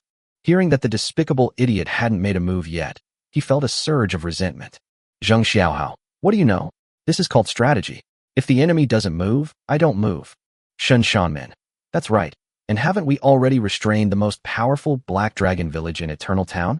Legend has it that the leader is the princess of that terrifying Qin Emperor. Dragonbone Jinji. You idiots. If you don't take action soon, once my Great Vortex clan destroys Eternal Town, your Eastern Neurotic Town bunch of lunatics will be next. While the Planarians, club-wielding humans, and Black Apes were tearing each other apart, Yikan, after dozens of jumps, finally discovered a clue. To the southeast of Eternal Town, a large number of submarines are hidden beneath the coastline. Damn it, they went to such lengths to ambush us. These bugs have gotten smarter. Yikan activated the Chaos Demon Eye and entered the seabed, quickly confirming the identity of the human-faced Vortex Worm clan. My lord, such a large submarine must have a lot of people on board. Our storm fleet is attacking Jawa Town. While we have many units suited for naval warfare, they can't withstand the forces of a single town. Shui Baochai tugged at Yikan's sleeve and said, Then open the bag, let them in, and then we'll close the door and beat them. After Yikan finished speaking, he immediately tagged Li Jiqing and Zhu Huifei in the Eternal Town Management Group. Enemy forces have been spotted, but they have a large number of submarines, making naval warfare unsuitable. Now, open the pocket. At the same time, have the people at the checkpoints announce that we have encountered an attack suspected to be from the Russian kingdom and need to concentrate our forces to deal with the enemy. Receive. Li Jiqing's answer was simple and direct. Damn it, we finally found them. These wretched insects. Today I'll make sure they never leave alive. Zhu Huifei, on the other hand, was filled with rage. Everyone is fighting, and everyone has found their opponent. He was the only one who was completely clueless, unable to even find a trace of the other party, which made him extremely frustrated. I know you're furious, but if there's an easier way, why increase casualties? Find a way to lure them to the Void Gate. Yikan immediately sent an emoji that looked like he was looking at an idiot. Holy crap, Lao Yi, you're so cunning. Brother Flying Pig, my husband's strategy is cunning. What do you know? After Li Jiqing finished speaking, she tagged Yikan and asked, Husband, do you have other plans? Yes, with the assistance of the Sirius clan, it's certain that Claw Town will suffer heavy losses. The clubmen are more slippery this time, and they're a bit difficult to deal with. But with Planarians, it would be a waste of all our mobilization if we didn't make them bleed a little. Understood. Be careful then, and I'll be waiting for your triumphant return. Don't worry, the person who can kill me hasn't been born yet. After Yikan finished speaking, he opened the anywhere door and arrived at the battlefield north of Eternal Town. Yikan, you scoundrel, how dare you slander me in front of Sister Far? Shui Ling, who was blinded by rage, suddenly saw Yikan and immediately charged over, baring her teeth and claws. Chapter 395, inviting the enemy into a trap, then trapping the dog behind closed doors. Snap! Yikan dodged Shui Ling's claws with a quick movement, then slapped her pert buttocks. Oh. Shui Ling stumbled and almost fell to the ground. Her face flushed with embarrassment. She pointed angrily at Yi Can and said, "You scoundrel! How dare you hit me? You dared to slander me to my face, so why can't I hit you?" After Yi Can finished speaking, he raised his hand again, which startled Shui Ling so much that she instinctively covered her buttocks and looked at him with a look of fear. It wasn't that she was a coward, it's that she really couldn't beat this thug. Fortunately, Fao came over at that moment and rushed into Yi Can's arms. "My lord, what brings you here?" Far put her arm around Yi Can's waist, her pretty face beaming with an undisguised smile. "I miss you." Yi Can gently stroked her high, straight nose. At that moment, Zhao Chongzheng led a group of people dressed in blue uniforms and rushed over. "Cousin, did you come to help us? Too bad you're too late. The black monkeys can't hold out any longer and are running away." Zhao Chong looked triumphant. "Then what are we waiting for? Let's press our advantage." Yi Can rolled her eyes at him. "Isn't it said that you shouldn't pursue a cornered enemy? Don't bother chasing them. The people from Tianlang Town are raiding their homes right behind them. If you don't take this opportunity to make a quick buck, when will you? Damn it, why didn't you say so sooner?" After Zhao Chong finished speaking, he immediately jumped onto his mount and roared, "Soldiers of the 5th Legion, the reinforcements are raiding Black Monkey's hometown. If you're late, you won't even get a drop of soup. Kill! Kill!" Upon hearing this, the lords of the 5th Legion were instantly energized, transforming into fierce tigers descending the mountain and charging northward. "You bastard, I'll deal with you next time." Shui Ling no longer cares about tearing each other apart with Yi Can. She summoned an ice phoenix, leaped onto it, and then led her army of women in a charge. "Husband, shall we go and get a share of the pie?" With no outsiders present, Far immediately changed his form of address, looking at Yi Can with a look of infatuation. "We have another mission. Recall the Void Army and follow me." With a thought, the void insects instantly flowed like rivers into the sea, dragging endless corpses back to their hive. Without further ado, Yi Can stored the insect hive in the Chaos Demon Eye and then used spatial teleportation to travel towards Lily of the Valley in the west. On the other side, when Chinza Temakoma received the scouts' report that the forces of Eternal Village had all withdrawn, he was overjoyed. However, for safety's sake, he did not act immediately.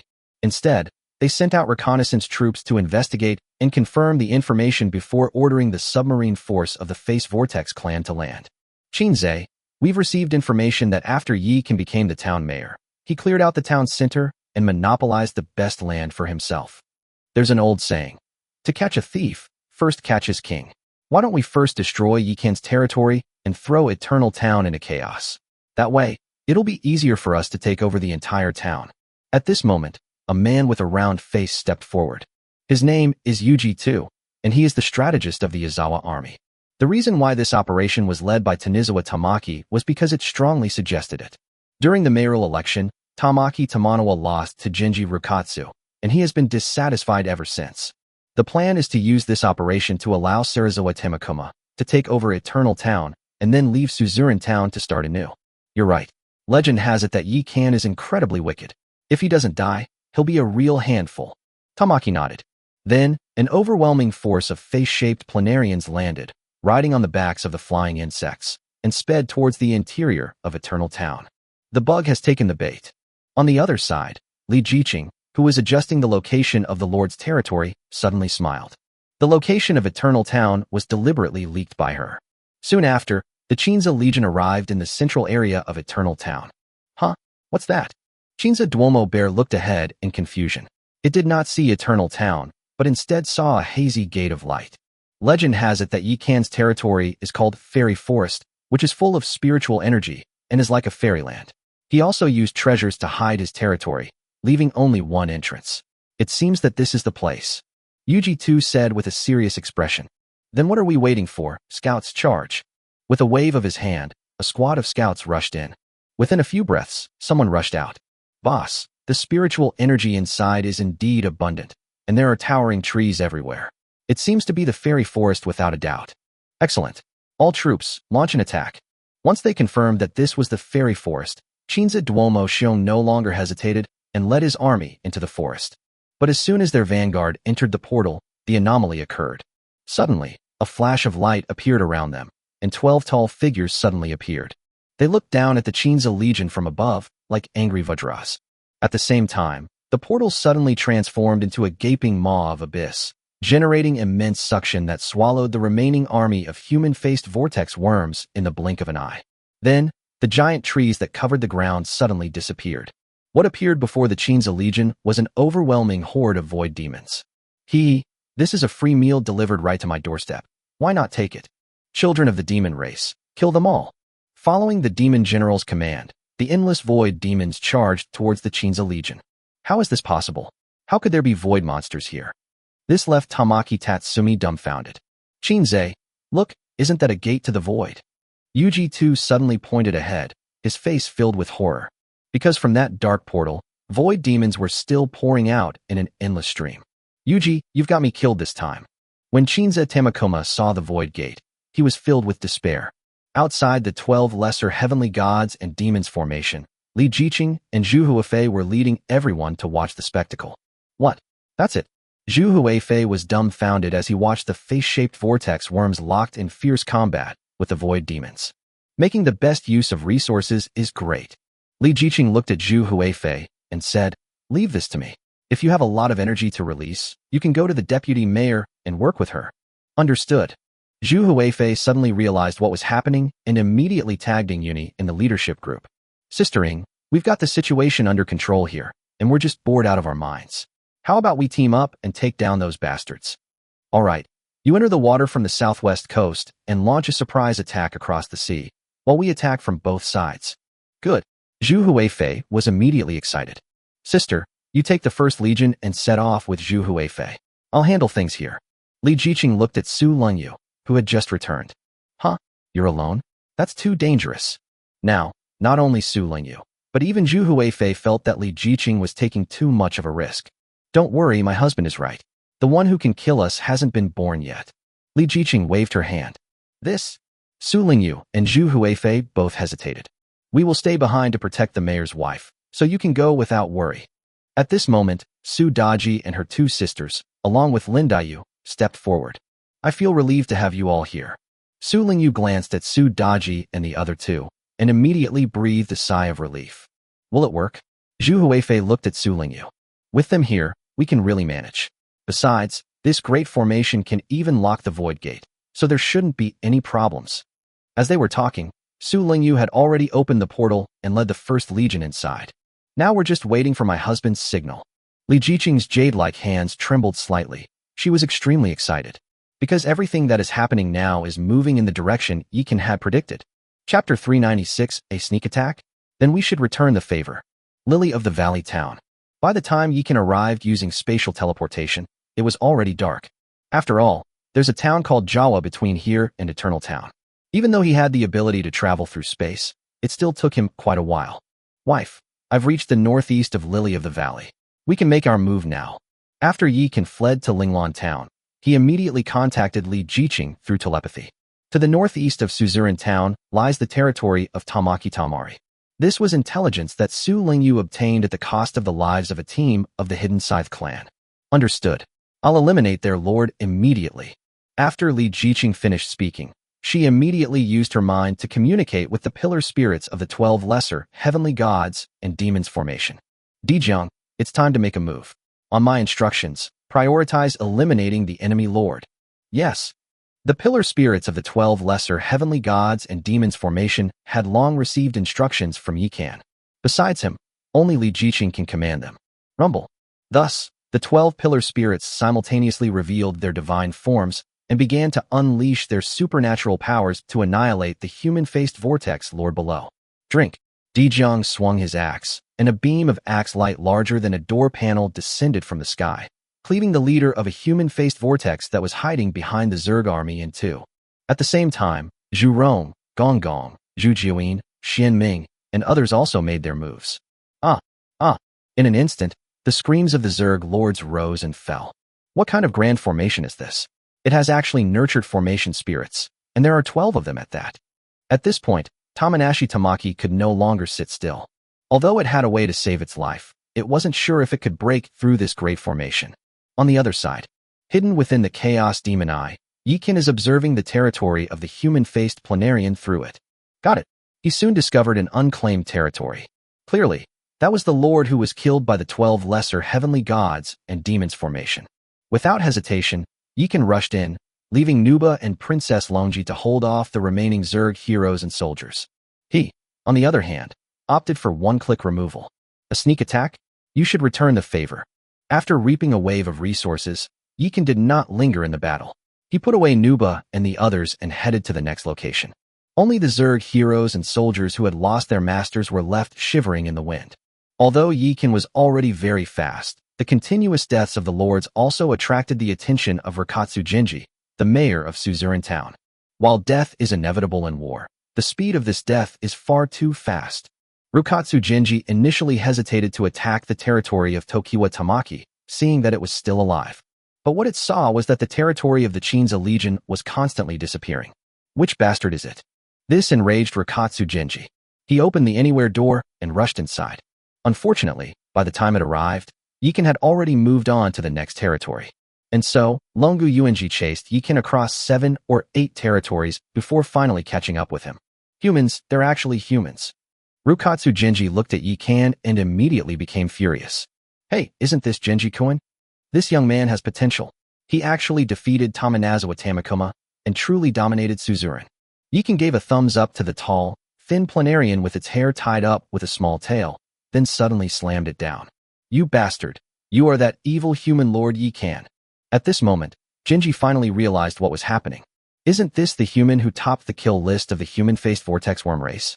TSK. You're only realizing it now? You're not very bright.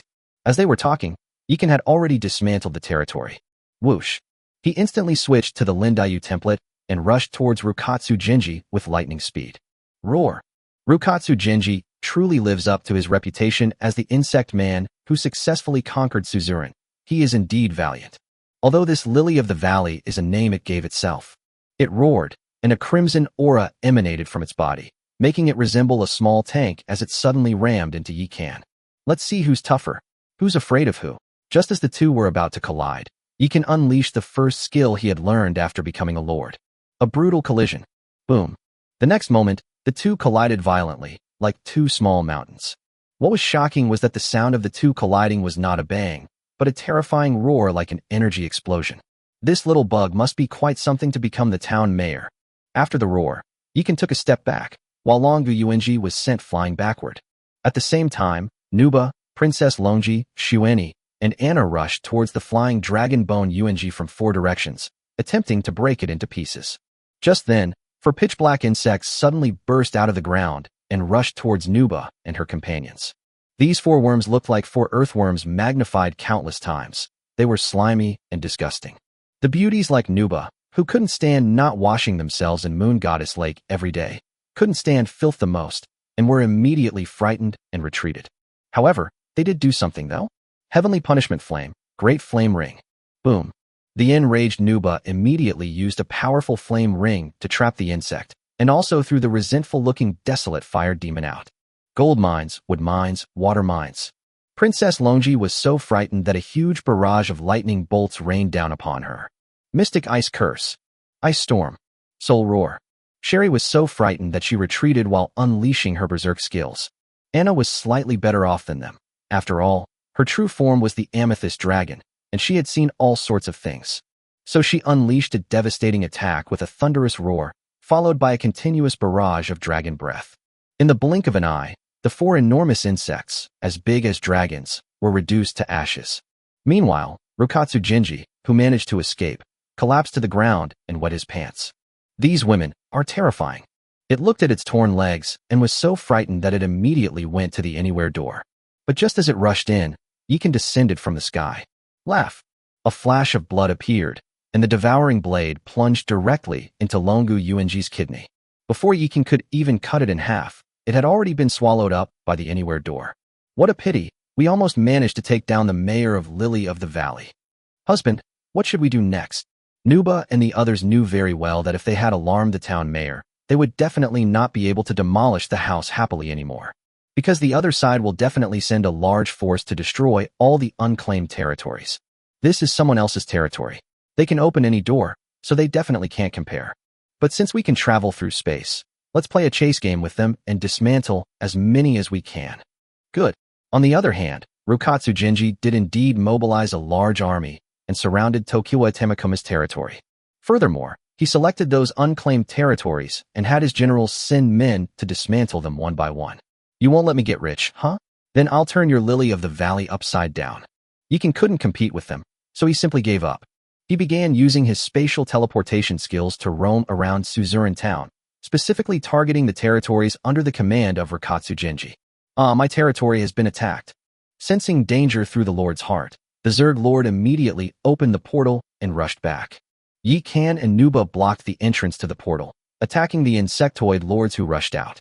Given their attributes and level, and the element of surprise, killing these Zerg lords was practically a game changer. Chapter 397: The Poor Black Ape Clan and the Club-Wielding Man. Hateful. When Rikatsu Genji saw his men being killed on his own turf, he was instantly enraged. Every time a squadron returns to defend, they use their ultimate move as soon as they exit through the portal to blast those despicable humans to smithereens. Dragonbone Source gave the order with gritted teeth. Yes, I have to say, this kid has quite a few ideas. This effectively restrained Yikan. Yikan wasn't stupid either, and he changed his strategy. After seeing the anywhere door, he put everyone away and then enlarged the Chaos Demon Eye to hundreds of meters. Whenever someone comes out, he uses the Mount Tai Press move to crush them into a meat patty. Then, with a move of Demon God's Judgment, he pushed the Chaos Demon Eye out and made a graceful exit. Damn humans, you do indeed possess the devastating weapon of space jump, but the foundation of my Dragonbone Genji is beyond your imagination. As he spoke, Rikatsu Genji suddenly took out a dark gold scroll and activated it. Buzz. The next moment, the area where Yikan was located was enveloped by a golden light shield. Huh? Spatial confinement? It can actually prevent my spatial teleportation. Yikan was shocked. The Chaos Demon Eye is a mythical treasure. To imprison it, you need an anti-flight scroll of the same or higher level. Dragonbone Source's resources are truly extraordinary. Husband, we've been locked up, what should we do? Nuwa looked at Yikan with some worry. They are heroes, they can be resurrected even after they die. But Yikan is a lord. If he dies, everything is truly over. Don't worry, we won't die. Let's play with them for a bit. The people Yikan brought with him were the same elites who had gone to sea before. You can't take it without some tricks up your sleeve. Moreover, Yikan's Chaotic Demon Eye contains a trump card, the crystal ancient god Succubi. Although she has not yet reunited with her divine essence, her physical body has recovered. After Yikan levels her up to the maximum, she will be someone that ordinary people cannot withstand. Moreover, Yikan has a major backup plan that can ensure everything goes smoothly. Jawa Town. Why are there so many orcs? Where did they come from? As soon as Korana fled back to the town, he saw smoke rising from behind the town, and he turned pale with fright. We came from the sky, huh? The beastmen of Tianlang Town descended like divine soldiers, slaughtering the people of Zhuahua Town until they cried out in despair. Behind Korana, the 5th and 6th legions of Eternal Town, like hungry wolves, relentlessly pursued them. There are definitely not this many powerful orcs in Eternal Town. This is the Blade Wolf clan from Sky Wolf Town. Korana was horrified when he considered this possibility. He immediately opened the map, shrank all the Black Ape clan's territories to the central area of Jawa Town, and had all the lords retreat to the central area through the anywhere door. Although they suffered heavy losses at the front, the remaining people, when gathered together, were not someone that Xue Ling and Zhao Chong could contend with. Even adding the Wolf clan wouldn't work. Because this is Jawa Town, they have the advantage of favorable timing and location. It can deploy troops at any time, advance and retreat freely, and also arrange defensive fortifications. So Zhao Chong directly tagged Yikan in the management group. Cousin, that monkey Korana is hiding in its turtle shell. Should we gather our forces and just eat it up? Anyone who can become a town mayor has some assets. Even a cornered dog will jump over the wall. Now is not the time. After seeing the potential of Dragonbone Source, Yikan calmed down. The battle in Linglan Town hasn't reached a life or death stage yet, and the other side has already brought out a mythical scroll. If we push too hard, who knows what they might do. The rules for the county magistrate competition are still not out, and Hades, the god of the underworld, is lurking in the shadows, eyeing the prize. Yikan didn't want to cause any unnecessary trouble. Moreover, the 9th heaven has 12 main gods, and countless higher, middle, and lower gods. Who can guarantee that Hades is not the only one eyeing Pingan County? Well, it's really frustrating to see the meat that was almost in my mouth fly away. How's it going on your end? I'm killing pests in Lily of the Valley. Holy crap. Meanwhile, Ing Yuni and Zhu Huifei also began to take action. Zheng Xiaohao and Shen Shanmin thought they had been careful enough, but they still fell into Zhu Huifei's trap. His imperial guards were skilled at concealing their movements. Before the sentries in Dongfang Xinjing town could even detect them, they had already had their throats slit. By the time Zheng Xiaohao and the others realized what was happening, Zhu Huifei's 3rd Legion had already reached their rear. Then things became simple. The direct descendants of 2 dynasties that held important positions in human history joined forces to annihilate the club people, and the outcome was predictable. In the end, Zheng Xiaohao and Shen Shanmin, after sacrificing the lives of thousands of lords, finally broke into the territory of the eastern neurotic town and managed to escape back to their own territory through the anywhere door. Otherwise, they would have perished in the neutral zone between the 2 towns. Moreover, while they were still in shock, the Qin elite soldiers and the imperial guards were invincible and stormed directly into the eastern nervous town. By the time Zheng Xiaohao and Shen Shanmin realized what was happening and began to consolidate their territory and build defenses, it was too late. Ying Yuni and Zhu Huifei have already destroyed thousands of their territories. While it was consolidating its territory, the 2 legions did not stop, continuing their rampage. Ying Yuni and Zhu Huifei only stopped, still wanting more, after all the territories had been moved away by Zheng Xiaohao. What a pity, we didn't even manage to dismantle 2,000 territories. Zhu Huifei looked unwilling. Be content, this is equivalent to wiping out several of their villages. Ying Yuni pouted. Of the 3 major battlefields, ours and Zhao Chong's have now come to an end. The rest depends on that scoundrel Olvi. I wonder what he's up to. As they were talking, Zhu Huifei opened the management group and immediately said, "Holy crap." Chapter 398 Summoning Godzilla. Brother Yi immediately runs away. Yi can surrender. You have no way out. Dragonbone Yuanji appeared inside the light barrier with an endless army of Zerg soldiers, pressing towards Yi Can. The scroll it used covered an entire village area, so the space was quite large. I don't have time to deal with you right now. Yi Can led Nuba and the others in a frenzied slaughter of the territory within the light barrier, and as he spoke, he destroyed another territory. He knew this wasn't a no-fly scroll when he used his space travel skill. This light shield can not only imprison space to prevent people from teleporting, but it can also form a physical cage to lock people inside. Insolent. Kill them. Seeing Yi Can so arrogant even when surrounded, Rikatsu Genji was furious. It pulled up a map of the town's light screen and adjusted the location of the Planarian Lord's territory. Using his authority as town mayor, he opened all the portals and sent his men to Yi Can's vicinity. My lord, we are surrounded. What should we do? Nuwa and Princess Longji flew down to Yi Can's side. Although they were asking what to do, there was no fear on their faces. Shui and I, Anna, and Shui Yao also surrounded Yi Can, protecting him in the center. It seems that Dragonbone's source wants to negotiate with us. Since it has some reservations, let's launch a surprise attack and make it think that we are really at our wits' end. Good. Thus, a battle with unequal numbers of fighters broke out instantly. The scene would sometimes turn into a frozen wasteland, with endless ice spikes falling from the sky, turning countless Zerg into hedgehogs. At times, it transforms into an endless sea of fire, burning the army of Planarians that cry out in agony. However, there were simply too many centaurs of the Face Dweller race. Although Yi Can and his group were powerful, they were no match for the enemy and were quickly forced into an open area. Just when Rikatsu Genji thought Yi Can's chances were over, thunder suddenly roared from the sky. Anna suddenly led the 24 Dragon Kings to reveal their true forms, unleashing a devastating storm. Rumble.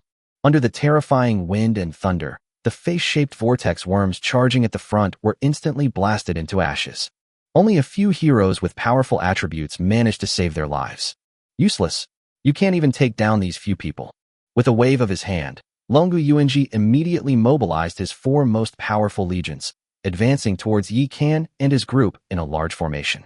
Faced with a massive formation composed of tens of thousands of Zerg elites, Yi Can and his team's attack was finally repelled. However, just as Longu Yuanji breathed a sigh of relief, an overwhelming horde of Void Zerg suddenly appeared on the scene. Far hovered in the air, and with a wave of her jade hand, she released a large cloud of poisonous mist. The wave of Void Zerg was like a sharp knife, instantly tearing apart one of Dragonbone Source's square formations. All that could be heard were shrill screams as countless human-faced vortex worm soldiers were instantly killed, and even many of the lords perished. Yi Can, don't push your luck. Even with the deployment of 4 legions, Longu Yuanji was unable to subdue Yi Can, and Bungbu was immediately thrown into a straightened state. It pulled out another golden scroll. Foul, stop. Yikan sensed a dangerous aura and immediately used the mental link to stop Foul. Rumble. In an instant, 300,000 void insects retreated simultaneously. The ground was covered with sea urchin tanks and ice leapers, while the air was filled with frost dragons and bloodthirsty thunder beasts. They moved up and down, protecting Yikan and his group completely, giving Long Wewan no chance to cure them. Just say what you have to say. Who are you trying to scare with this tattered scroll? Yikan looked at him with disdain. Secretly, he adopted Hushime's template and used the Chaos Demon Eye to look at the scroll. You won't believe it until you see it, and what you find will shock you. Godzilla Summoning Scroll. Grade, Mythical. Description, a one-time use scroll that briefly summons a Godzilla 10 levels higher than the Lord to assist in battle. Damn it, how can something like this exist? After reading it, Yikan felt terrible. Isn't this something from the Little Life section? How come there are parallel worlds too? Dragonbone Genji is level 31, which means it can summon a level 41 mythical Godzilla to help in the battle. Although it was a brief summon, it was a huge verbal abuser. Any burst of incandescent light, radioactive heat rays, or radioactive bombs can cause tons of damage. Especially on large-scale battlefields, its power is even greater than that of the Amethyst Dragon. After all, this is a level 41 mythical item. Moreover, it has thick skin and is extremely difficult to deal with. I know that the Tamozawa bear has fallen into your hands. If you release it, I will spare your life, otherwise. Rukatsu Genji gritted his teeth and gripped the scroll tightly. When it saw the members of the Chinza Legion disappear one by one, it already knew that Chinza Tamo was in grave danger. Not only it, but Chinchuan Shirshin, who was left behind by the Chinza Legion, also knew about this. It had recently found Dragon and Adam, and asked them to save Tan's Tamo Bear at all costs. Moreover, Chinchuan Shirshin has already gathered the people left behind by the Chinza Legion. If it doesn't agree, these people might rebel. Genji, this human is incredibly cunning. This might be your only chance to kill him. You should think this through carefully. At this moment, Iki Shun, the general on Rukatsu Genji's side, suddenly spoke. The Chinza Legion is our brother. If it weren't for them helping us defeat Fengxian Village last time, we wouldn't have been able to take the town. We would have had plenty of opportunities to kill Yikan, but if Chinza is gone, then it's really gone. Rukatsu Genji shook his head. Iki Shun wanted to say something, but seeing the murderous look in Tatsukawa Togami's eyes not far away, he could only shut his mouth. So that's what it was about. After listening to Longu Yuenji's request, Yikan's eyes lit up and a plan suddenly came to mind. If you're willing to pay the price, I can give you the person, but what I hate most is being threatened. Yikan suddenly used his cloud riding technique to step out from the crowd, unleashing the aura of a level 33 mythical lord, and looked down at the crowd. Husband, are we going to retreat now? When Nuba saw Yikan's actions, she thought he was about to use that teleportation technique. She immediately opened the vermilion bird umbrella and hovered beside him. Yikan shook his head and said, we definitely have to leave, but this Godzilla summoning scroll is a ticking time bomb.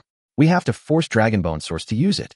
Yikan had already seen how terrifying this thing was in movies from his previous life. Then what about us? All the beauties turned to look at Yikan. Full firepower.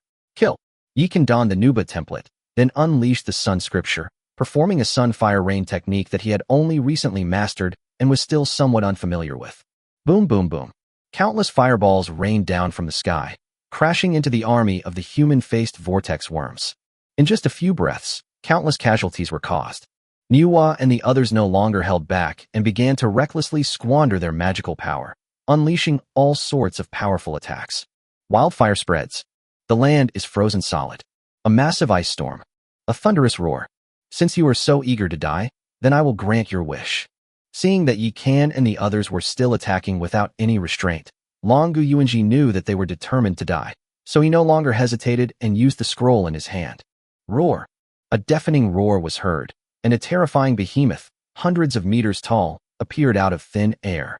Before it even unleashed its power, its deafening roar was enough to send shivers down one's spine. Godzilla wiped them out. Rukatsu Genji pointed at Yikan and roared angrily. Then, with a single thought, Yikan directly absorbed everyone in front of him into the Chaos Demon Eye. He gripped the Chaos Demon Eye and smiled at Dragonbone Genji, saying, young man, thank you for the treat. We'll meet again someday. Buzz. With a flash of light, Yikan vanished into thin air. A large group of insects were left bewildered in the wind. How could this be? This is a mythical level sealed scroll. Ah, damn humans, they actually have such methods. they're so cunning. Now, not only was the dragon bone source cured, but the other face-shaped planarians were also trapped. Chapter 399, This is a Secret. Buzz.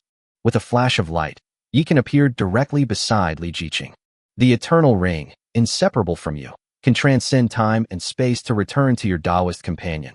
How could a mere sealing scroll possibly restrict it? You're back. When Li Jiqing saw Yikan, she immediately threw herself into his arms. Thanks for your hard work. Feeling the softness in his arms and smelling the beauty's fragrance, Yikan felt a sense of peace. Buzz. He discovered through the 12 lesser heavenly gods and demons formation that the void demons and the Chinza legion inside were almost all dead, but Chinza Domo Bear was still alive. Thank goodness this guy isn't dead. Yikan smiled slightly and released Nuba and Princess Longi. Go in and clean up the mess, and while you're at it, tidy up the battlefield. As for that Tamakizawa, lock him up in the despair cage for now. Yes. Nuba and the others had not yet had their fill of killing, so they immediately rushed into the 12 lesser heavenly gods and demons formation and began a new round of slaughter. At this moment, Su Lingyu returned with the first legion. The moment I got back, I smelled the stench of love. You two should really act like human beings. Su Lingyu looked on with envy, jealousy, and hatred. Why don't you come too? I'll give you half of my embrace. Li Jiqing said, half seriously and half jokingly. Screw you, this was a great haul. I'm going back to upgrade my territory. Su Lingyu's pretty face flushed red instantly, and she shook off the big butt and ran away. My husband. At this moment, Su Daji and her two sisters, along with Lin Dayu, came forward and presented the spoils they had gained from their mission with the First Legion. This operation against the club people was led by Ying Yuni and Zhu Huifei, with the First Legion only joining temporarily. So they didn't get the lion's share, but they still gained quite a bit. Considering the resources accumulated by the 4 insect hives during this period, we might be able to advance 2 levels directly this time. Yikan nodded to Su Daji. Everything was understood without words. Then, Yikan opened the anywhere door and returned to the treehouse with Li Jiqing. Buzz. With a thought, he threw all the boundary stones from the storeroom and on his person into the sun and moon immortal pot. Sure enough, the territory level jumped directly from level 33 to level 35. He then invested the Lord's hearts he had acquired this time. Buzzing. A series of 3-colored rays of light rippled out, and the Lord's Heart's great experience was upgraded to mythical 245194/100000. As the Lords of Pingan County were weeded out through natural selection, the original low-ranking Lords became victims, prompting the surviving Lords to evolve. Currently, the territories of warlords are generally of a perfect or higher grade. Apart from a few farming lords who did not participate in the war, the rest disappeared into the annals of history. Honey, go find Xiaomili to open the treasure chest, and have Xiaoyu and Xiaofei take the things they don't need to the market to sell them for cash, and try to upgrade the buildings. I'm going to deal with the prisoners.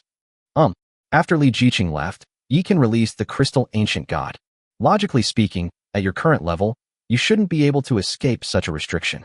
How did you manage to do it? As soon as the Crystal Ancient God appeared, he looked at Yikan with an incredulous expression.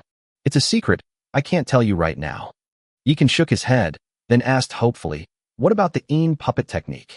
I'll teach it to you when we come to the inner territory, but someone like Hades is no match for a beginner's Een puppet technique. Oh no, what should we do? Yikan was immediately disappointed. He had wanted to discuss that wretched Hades. You can't control her, but I can. But how exactly do you plan to deal with her? The crystal god looked on with curiosity, because Yikan's request was really too strange. What kind of bizarre operation is it to place Hades's divine consciousness into someone else, so that she has the same feelings as that person? Ahem. Well, I'll tell you later. I need to deal with the other prisoner first.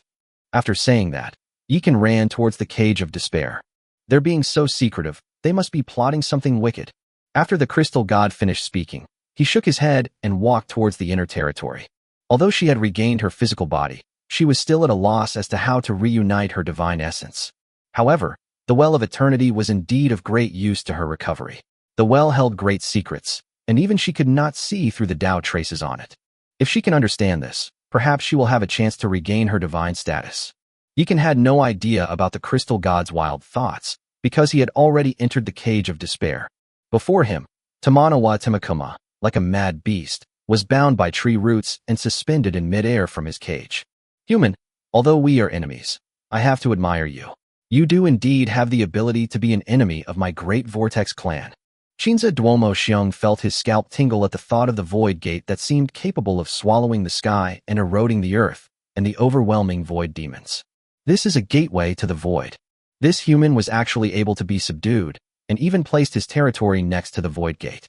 This isn't just being highly skilled and daring, it's outrageously audacious. No need for nice words. I have no intention of killing you right now.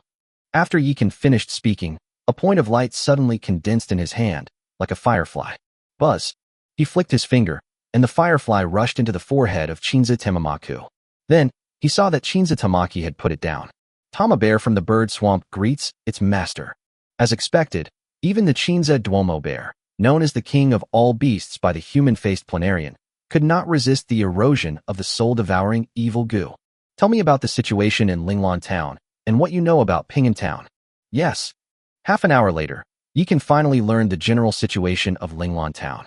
These two, Tamaki and Rukatsu Genji, both come from an academy called Suzuran on Sakura Star, which is why their town is named Suzuran. Tamaki Tokisawa and Genji Rukatsu were originally at odds, but after reaching the ninth heaven, their previous minor conflicts became insignificant. To survive in the new world, they must unite.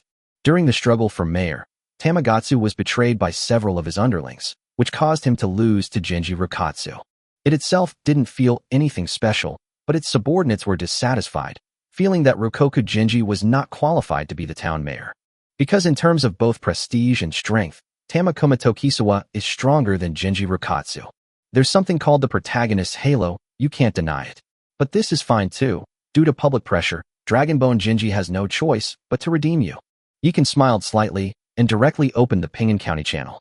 From the moment the mayors of the 10 towns were elected, Pingan County's channel was unlocked. However, Yikan never used it. Dragonbone's source, Temazoa Domo Bear, is in my hands. If you want to save it, give me a mythical treasure in exchange. I'm only giving you 1 day. If you don't receive the item, I'll kill it. Yikan's words caused a great stir in Pingan County, and even a few of his acquaintances appeared. Daniel, Eagle Clan. Yikan, you devil, you can't change your nature. You're harming those poor insects again. Farouk, Black Demon Clan. Yikan, you just wait, I'll kill you 1 day. Zheng Xiaohao, Club Clan. Damn it, this human is really despicable. He even launched a sneak attack on my eastern neurotic town today. He's absolutely despicable. Korana, Black Ape Clan, that's right. This despicable human actually colluded with the orcs to launch a sneak attack on my Klawa town. We should all unite and bring him to justice. Chapter 400 Dimensional Fantasy Scroll. Genji. While Rukatsu Genji was struggling with how to deal with Yikan, Tatsukawa Tokami had already arrived with the Shinza Legion. Why are you here? Longu Yuanji suddenly had a headache. Meanwhile, Iki Shun and the others standing next to it looked displeased. These scoundrels, relying on their past achievements, always get arrogant and don't know their place. Genji, you must save Shinza. Yes, we'll do anything to save it.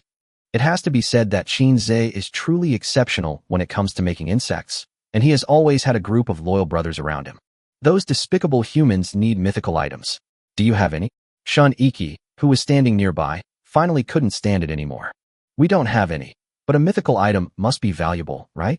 As long as the mayor is willing to exchange Shinza for us, we'll scrape together the money, even if it's just to pay for it. Tatsukawa Togami looked at Rukatsu Genji with a serious and resolute expression. In order to rescue its boss, it had no choice but to reluctantly call Rukatsu Genji the mayor. In the past, it would never have called that, no matter what. Both Rukatsu Genji and Iki Shun knew that these guys weren't negotiating with them, but were directly forcing their way out. If they don't agree, those bastards will definitely cause trouble. But they just can't bring themselves to kill. Because at least a third of the lords in Suzuran Town still support Tamakizawa. As you can see, I have already used 2 mythical level items today in order to deal with Yikan. This isn't like cabbage. I'm out of them. You guys go back first. I'll try to see if I can get another one. When you're under someone's roof, you have to bow your head. In the end, Chinchuan Shirshin had no choice but to leave with his men. As a result, the town of Lily of the Valley became a place of undercurrents. Not long after, Longu Yuanji tagged Yikan in the county town channel. Human, it's a transaction, one hand for the person, the other for the goods. I'll send you the trade coordinates privately later. It's decided then. Yikan laughed after reading the message. Just as Tamaki Tatsuzawa said, Genji Rukatsu really compromised. Since Yikan has planted the soul-devouring evil goo in Shinzadwa Xiong, he will find a way to send him back, regardless of whether the other party is willing to pay the price. Now we've gotten a mythical item for free. It's a huge win. There are many kinds of lucky people in this world. His good fortune lies in the characteristics of his territory, and the luck of Dragonbone Genji may very well be reflected in the items. Holy crap, they didn't take enough. Yikan felt a huge sense of unease when he thought of this possibility. However, he did not raise the price on the spot, otherwise Rikatsu Genji might find an excuse to give up on Tsushizawa Temakuma. The transaction took place in front of Java Town, near the waters of Atlantis. It is a neutral zone between Eternal Town, Jawa Town, and Lily of the Valley Town. After all, other towns don't have the terrifying luck that Yikan has, allowing them to expand their territory to almost touch the sea on both sides. Despite the presence of a large army from Jawa Town watching from the sidelines, the transaction proceeded very smoothly. Since both towns had already experienced the power of Eternal Town, they did not act rashly. Mayor Genji, thank you. We look forward to cooperating again next time. Once Yikan confirmed that it was a mythical level item, he didn't care what it was anymore. He accepted it and pushed Chinza Duomo Bear out. Yikan, I will repay you 100-fold for the humiliation you have suffered today. After being infected with the soul-devouring evil goo, Chinza Duoxiong became extremely loyal to Yikan and cooperated fully in putting on a show. Welcome, but next time it won't be as simple as a mythical item. After Yikan finished speaking, he waved the scroll in his hand at Rikatsu Genji and Tamanizawa Temakuma. He's starting to have some doubts now. Is Dragonbone source particularly connected to scrolls? Why are all mythical items scrolls? Snort. Amidst the hateful gazes of Linglong Town and Jawa Town, Yikan directly used coordinate positioning to teleport back to the fairy forest. As soon as Yikan returned to his territory, female heroes such as Li Jiqing and Su Daji rushed out, eager to see the splendor of the mythical item. Dimensional Fantasy Scroll? What's it for? When everyone saw the text on the scroll, they were all completely dumbfounded. Yikan then directly opened the attribute panel of the Dimensional Scroll. Dimensional Fantasy Scroll. Grade, Mythical. Description, a magical scroll that can break down dimensional barriers and visualize the lower dimensional worlds that the user has visited. If a user's spirit reaches a certain level, they may even be able to achieve communication with matter and the descent of divine consciousness. Damn, no wonder Dragonbone Source was so agreeable. It turns out it was such a useless scroll. After reading the introduction, Li Jiqing couldn't help but look disappointed. The Earth-dimensional worlds you've visited are the underlying universes where your ancestral star resides. They're truly useless. At this moment, the Crystal God also came out. What's puzzling is that Yikan's hands trembled as he carefully put away the scroll as if it were a priceless treasure.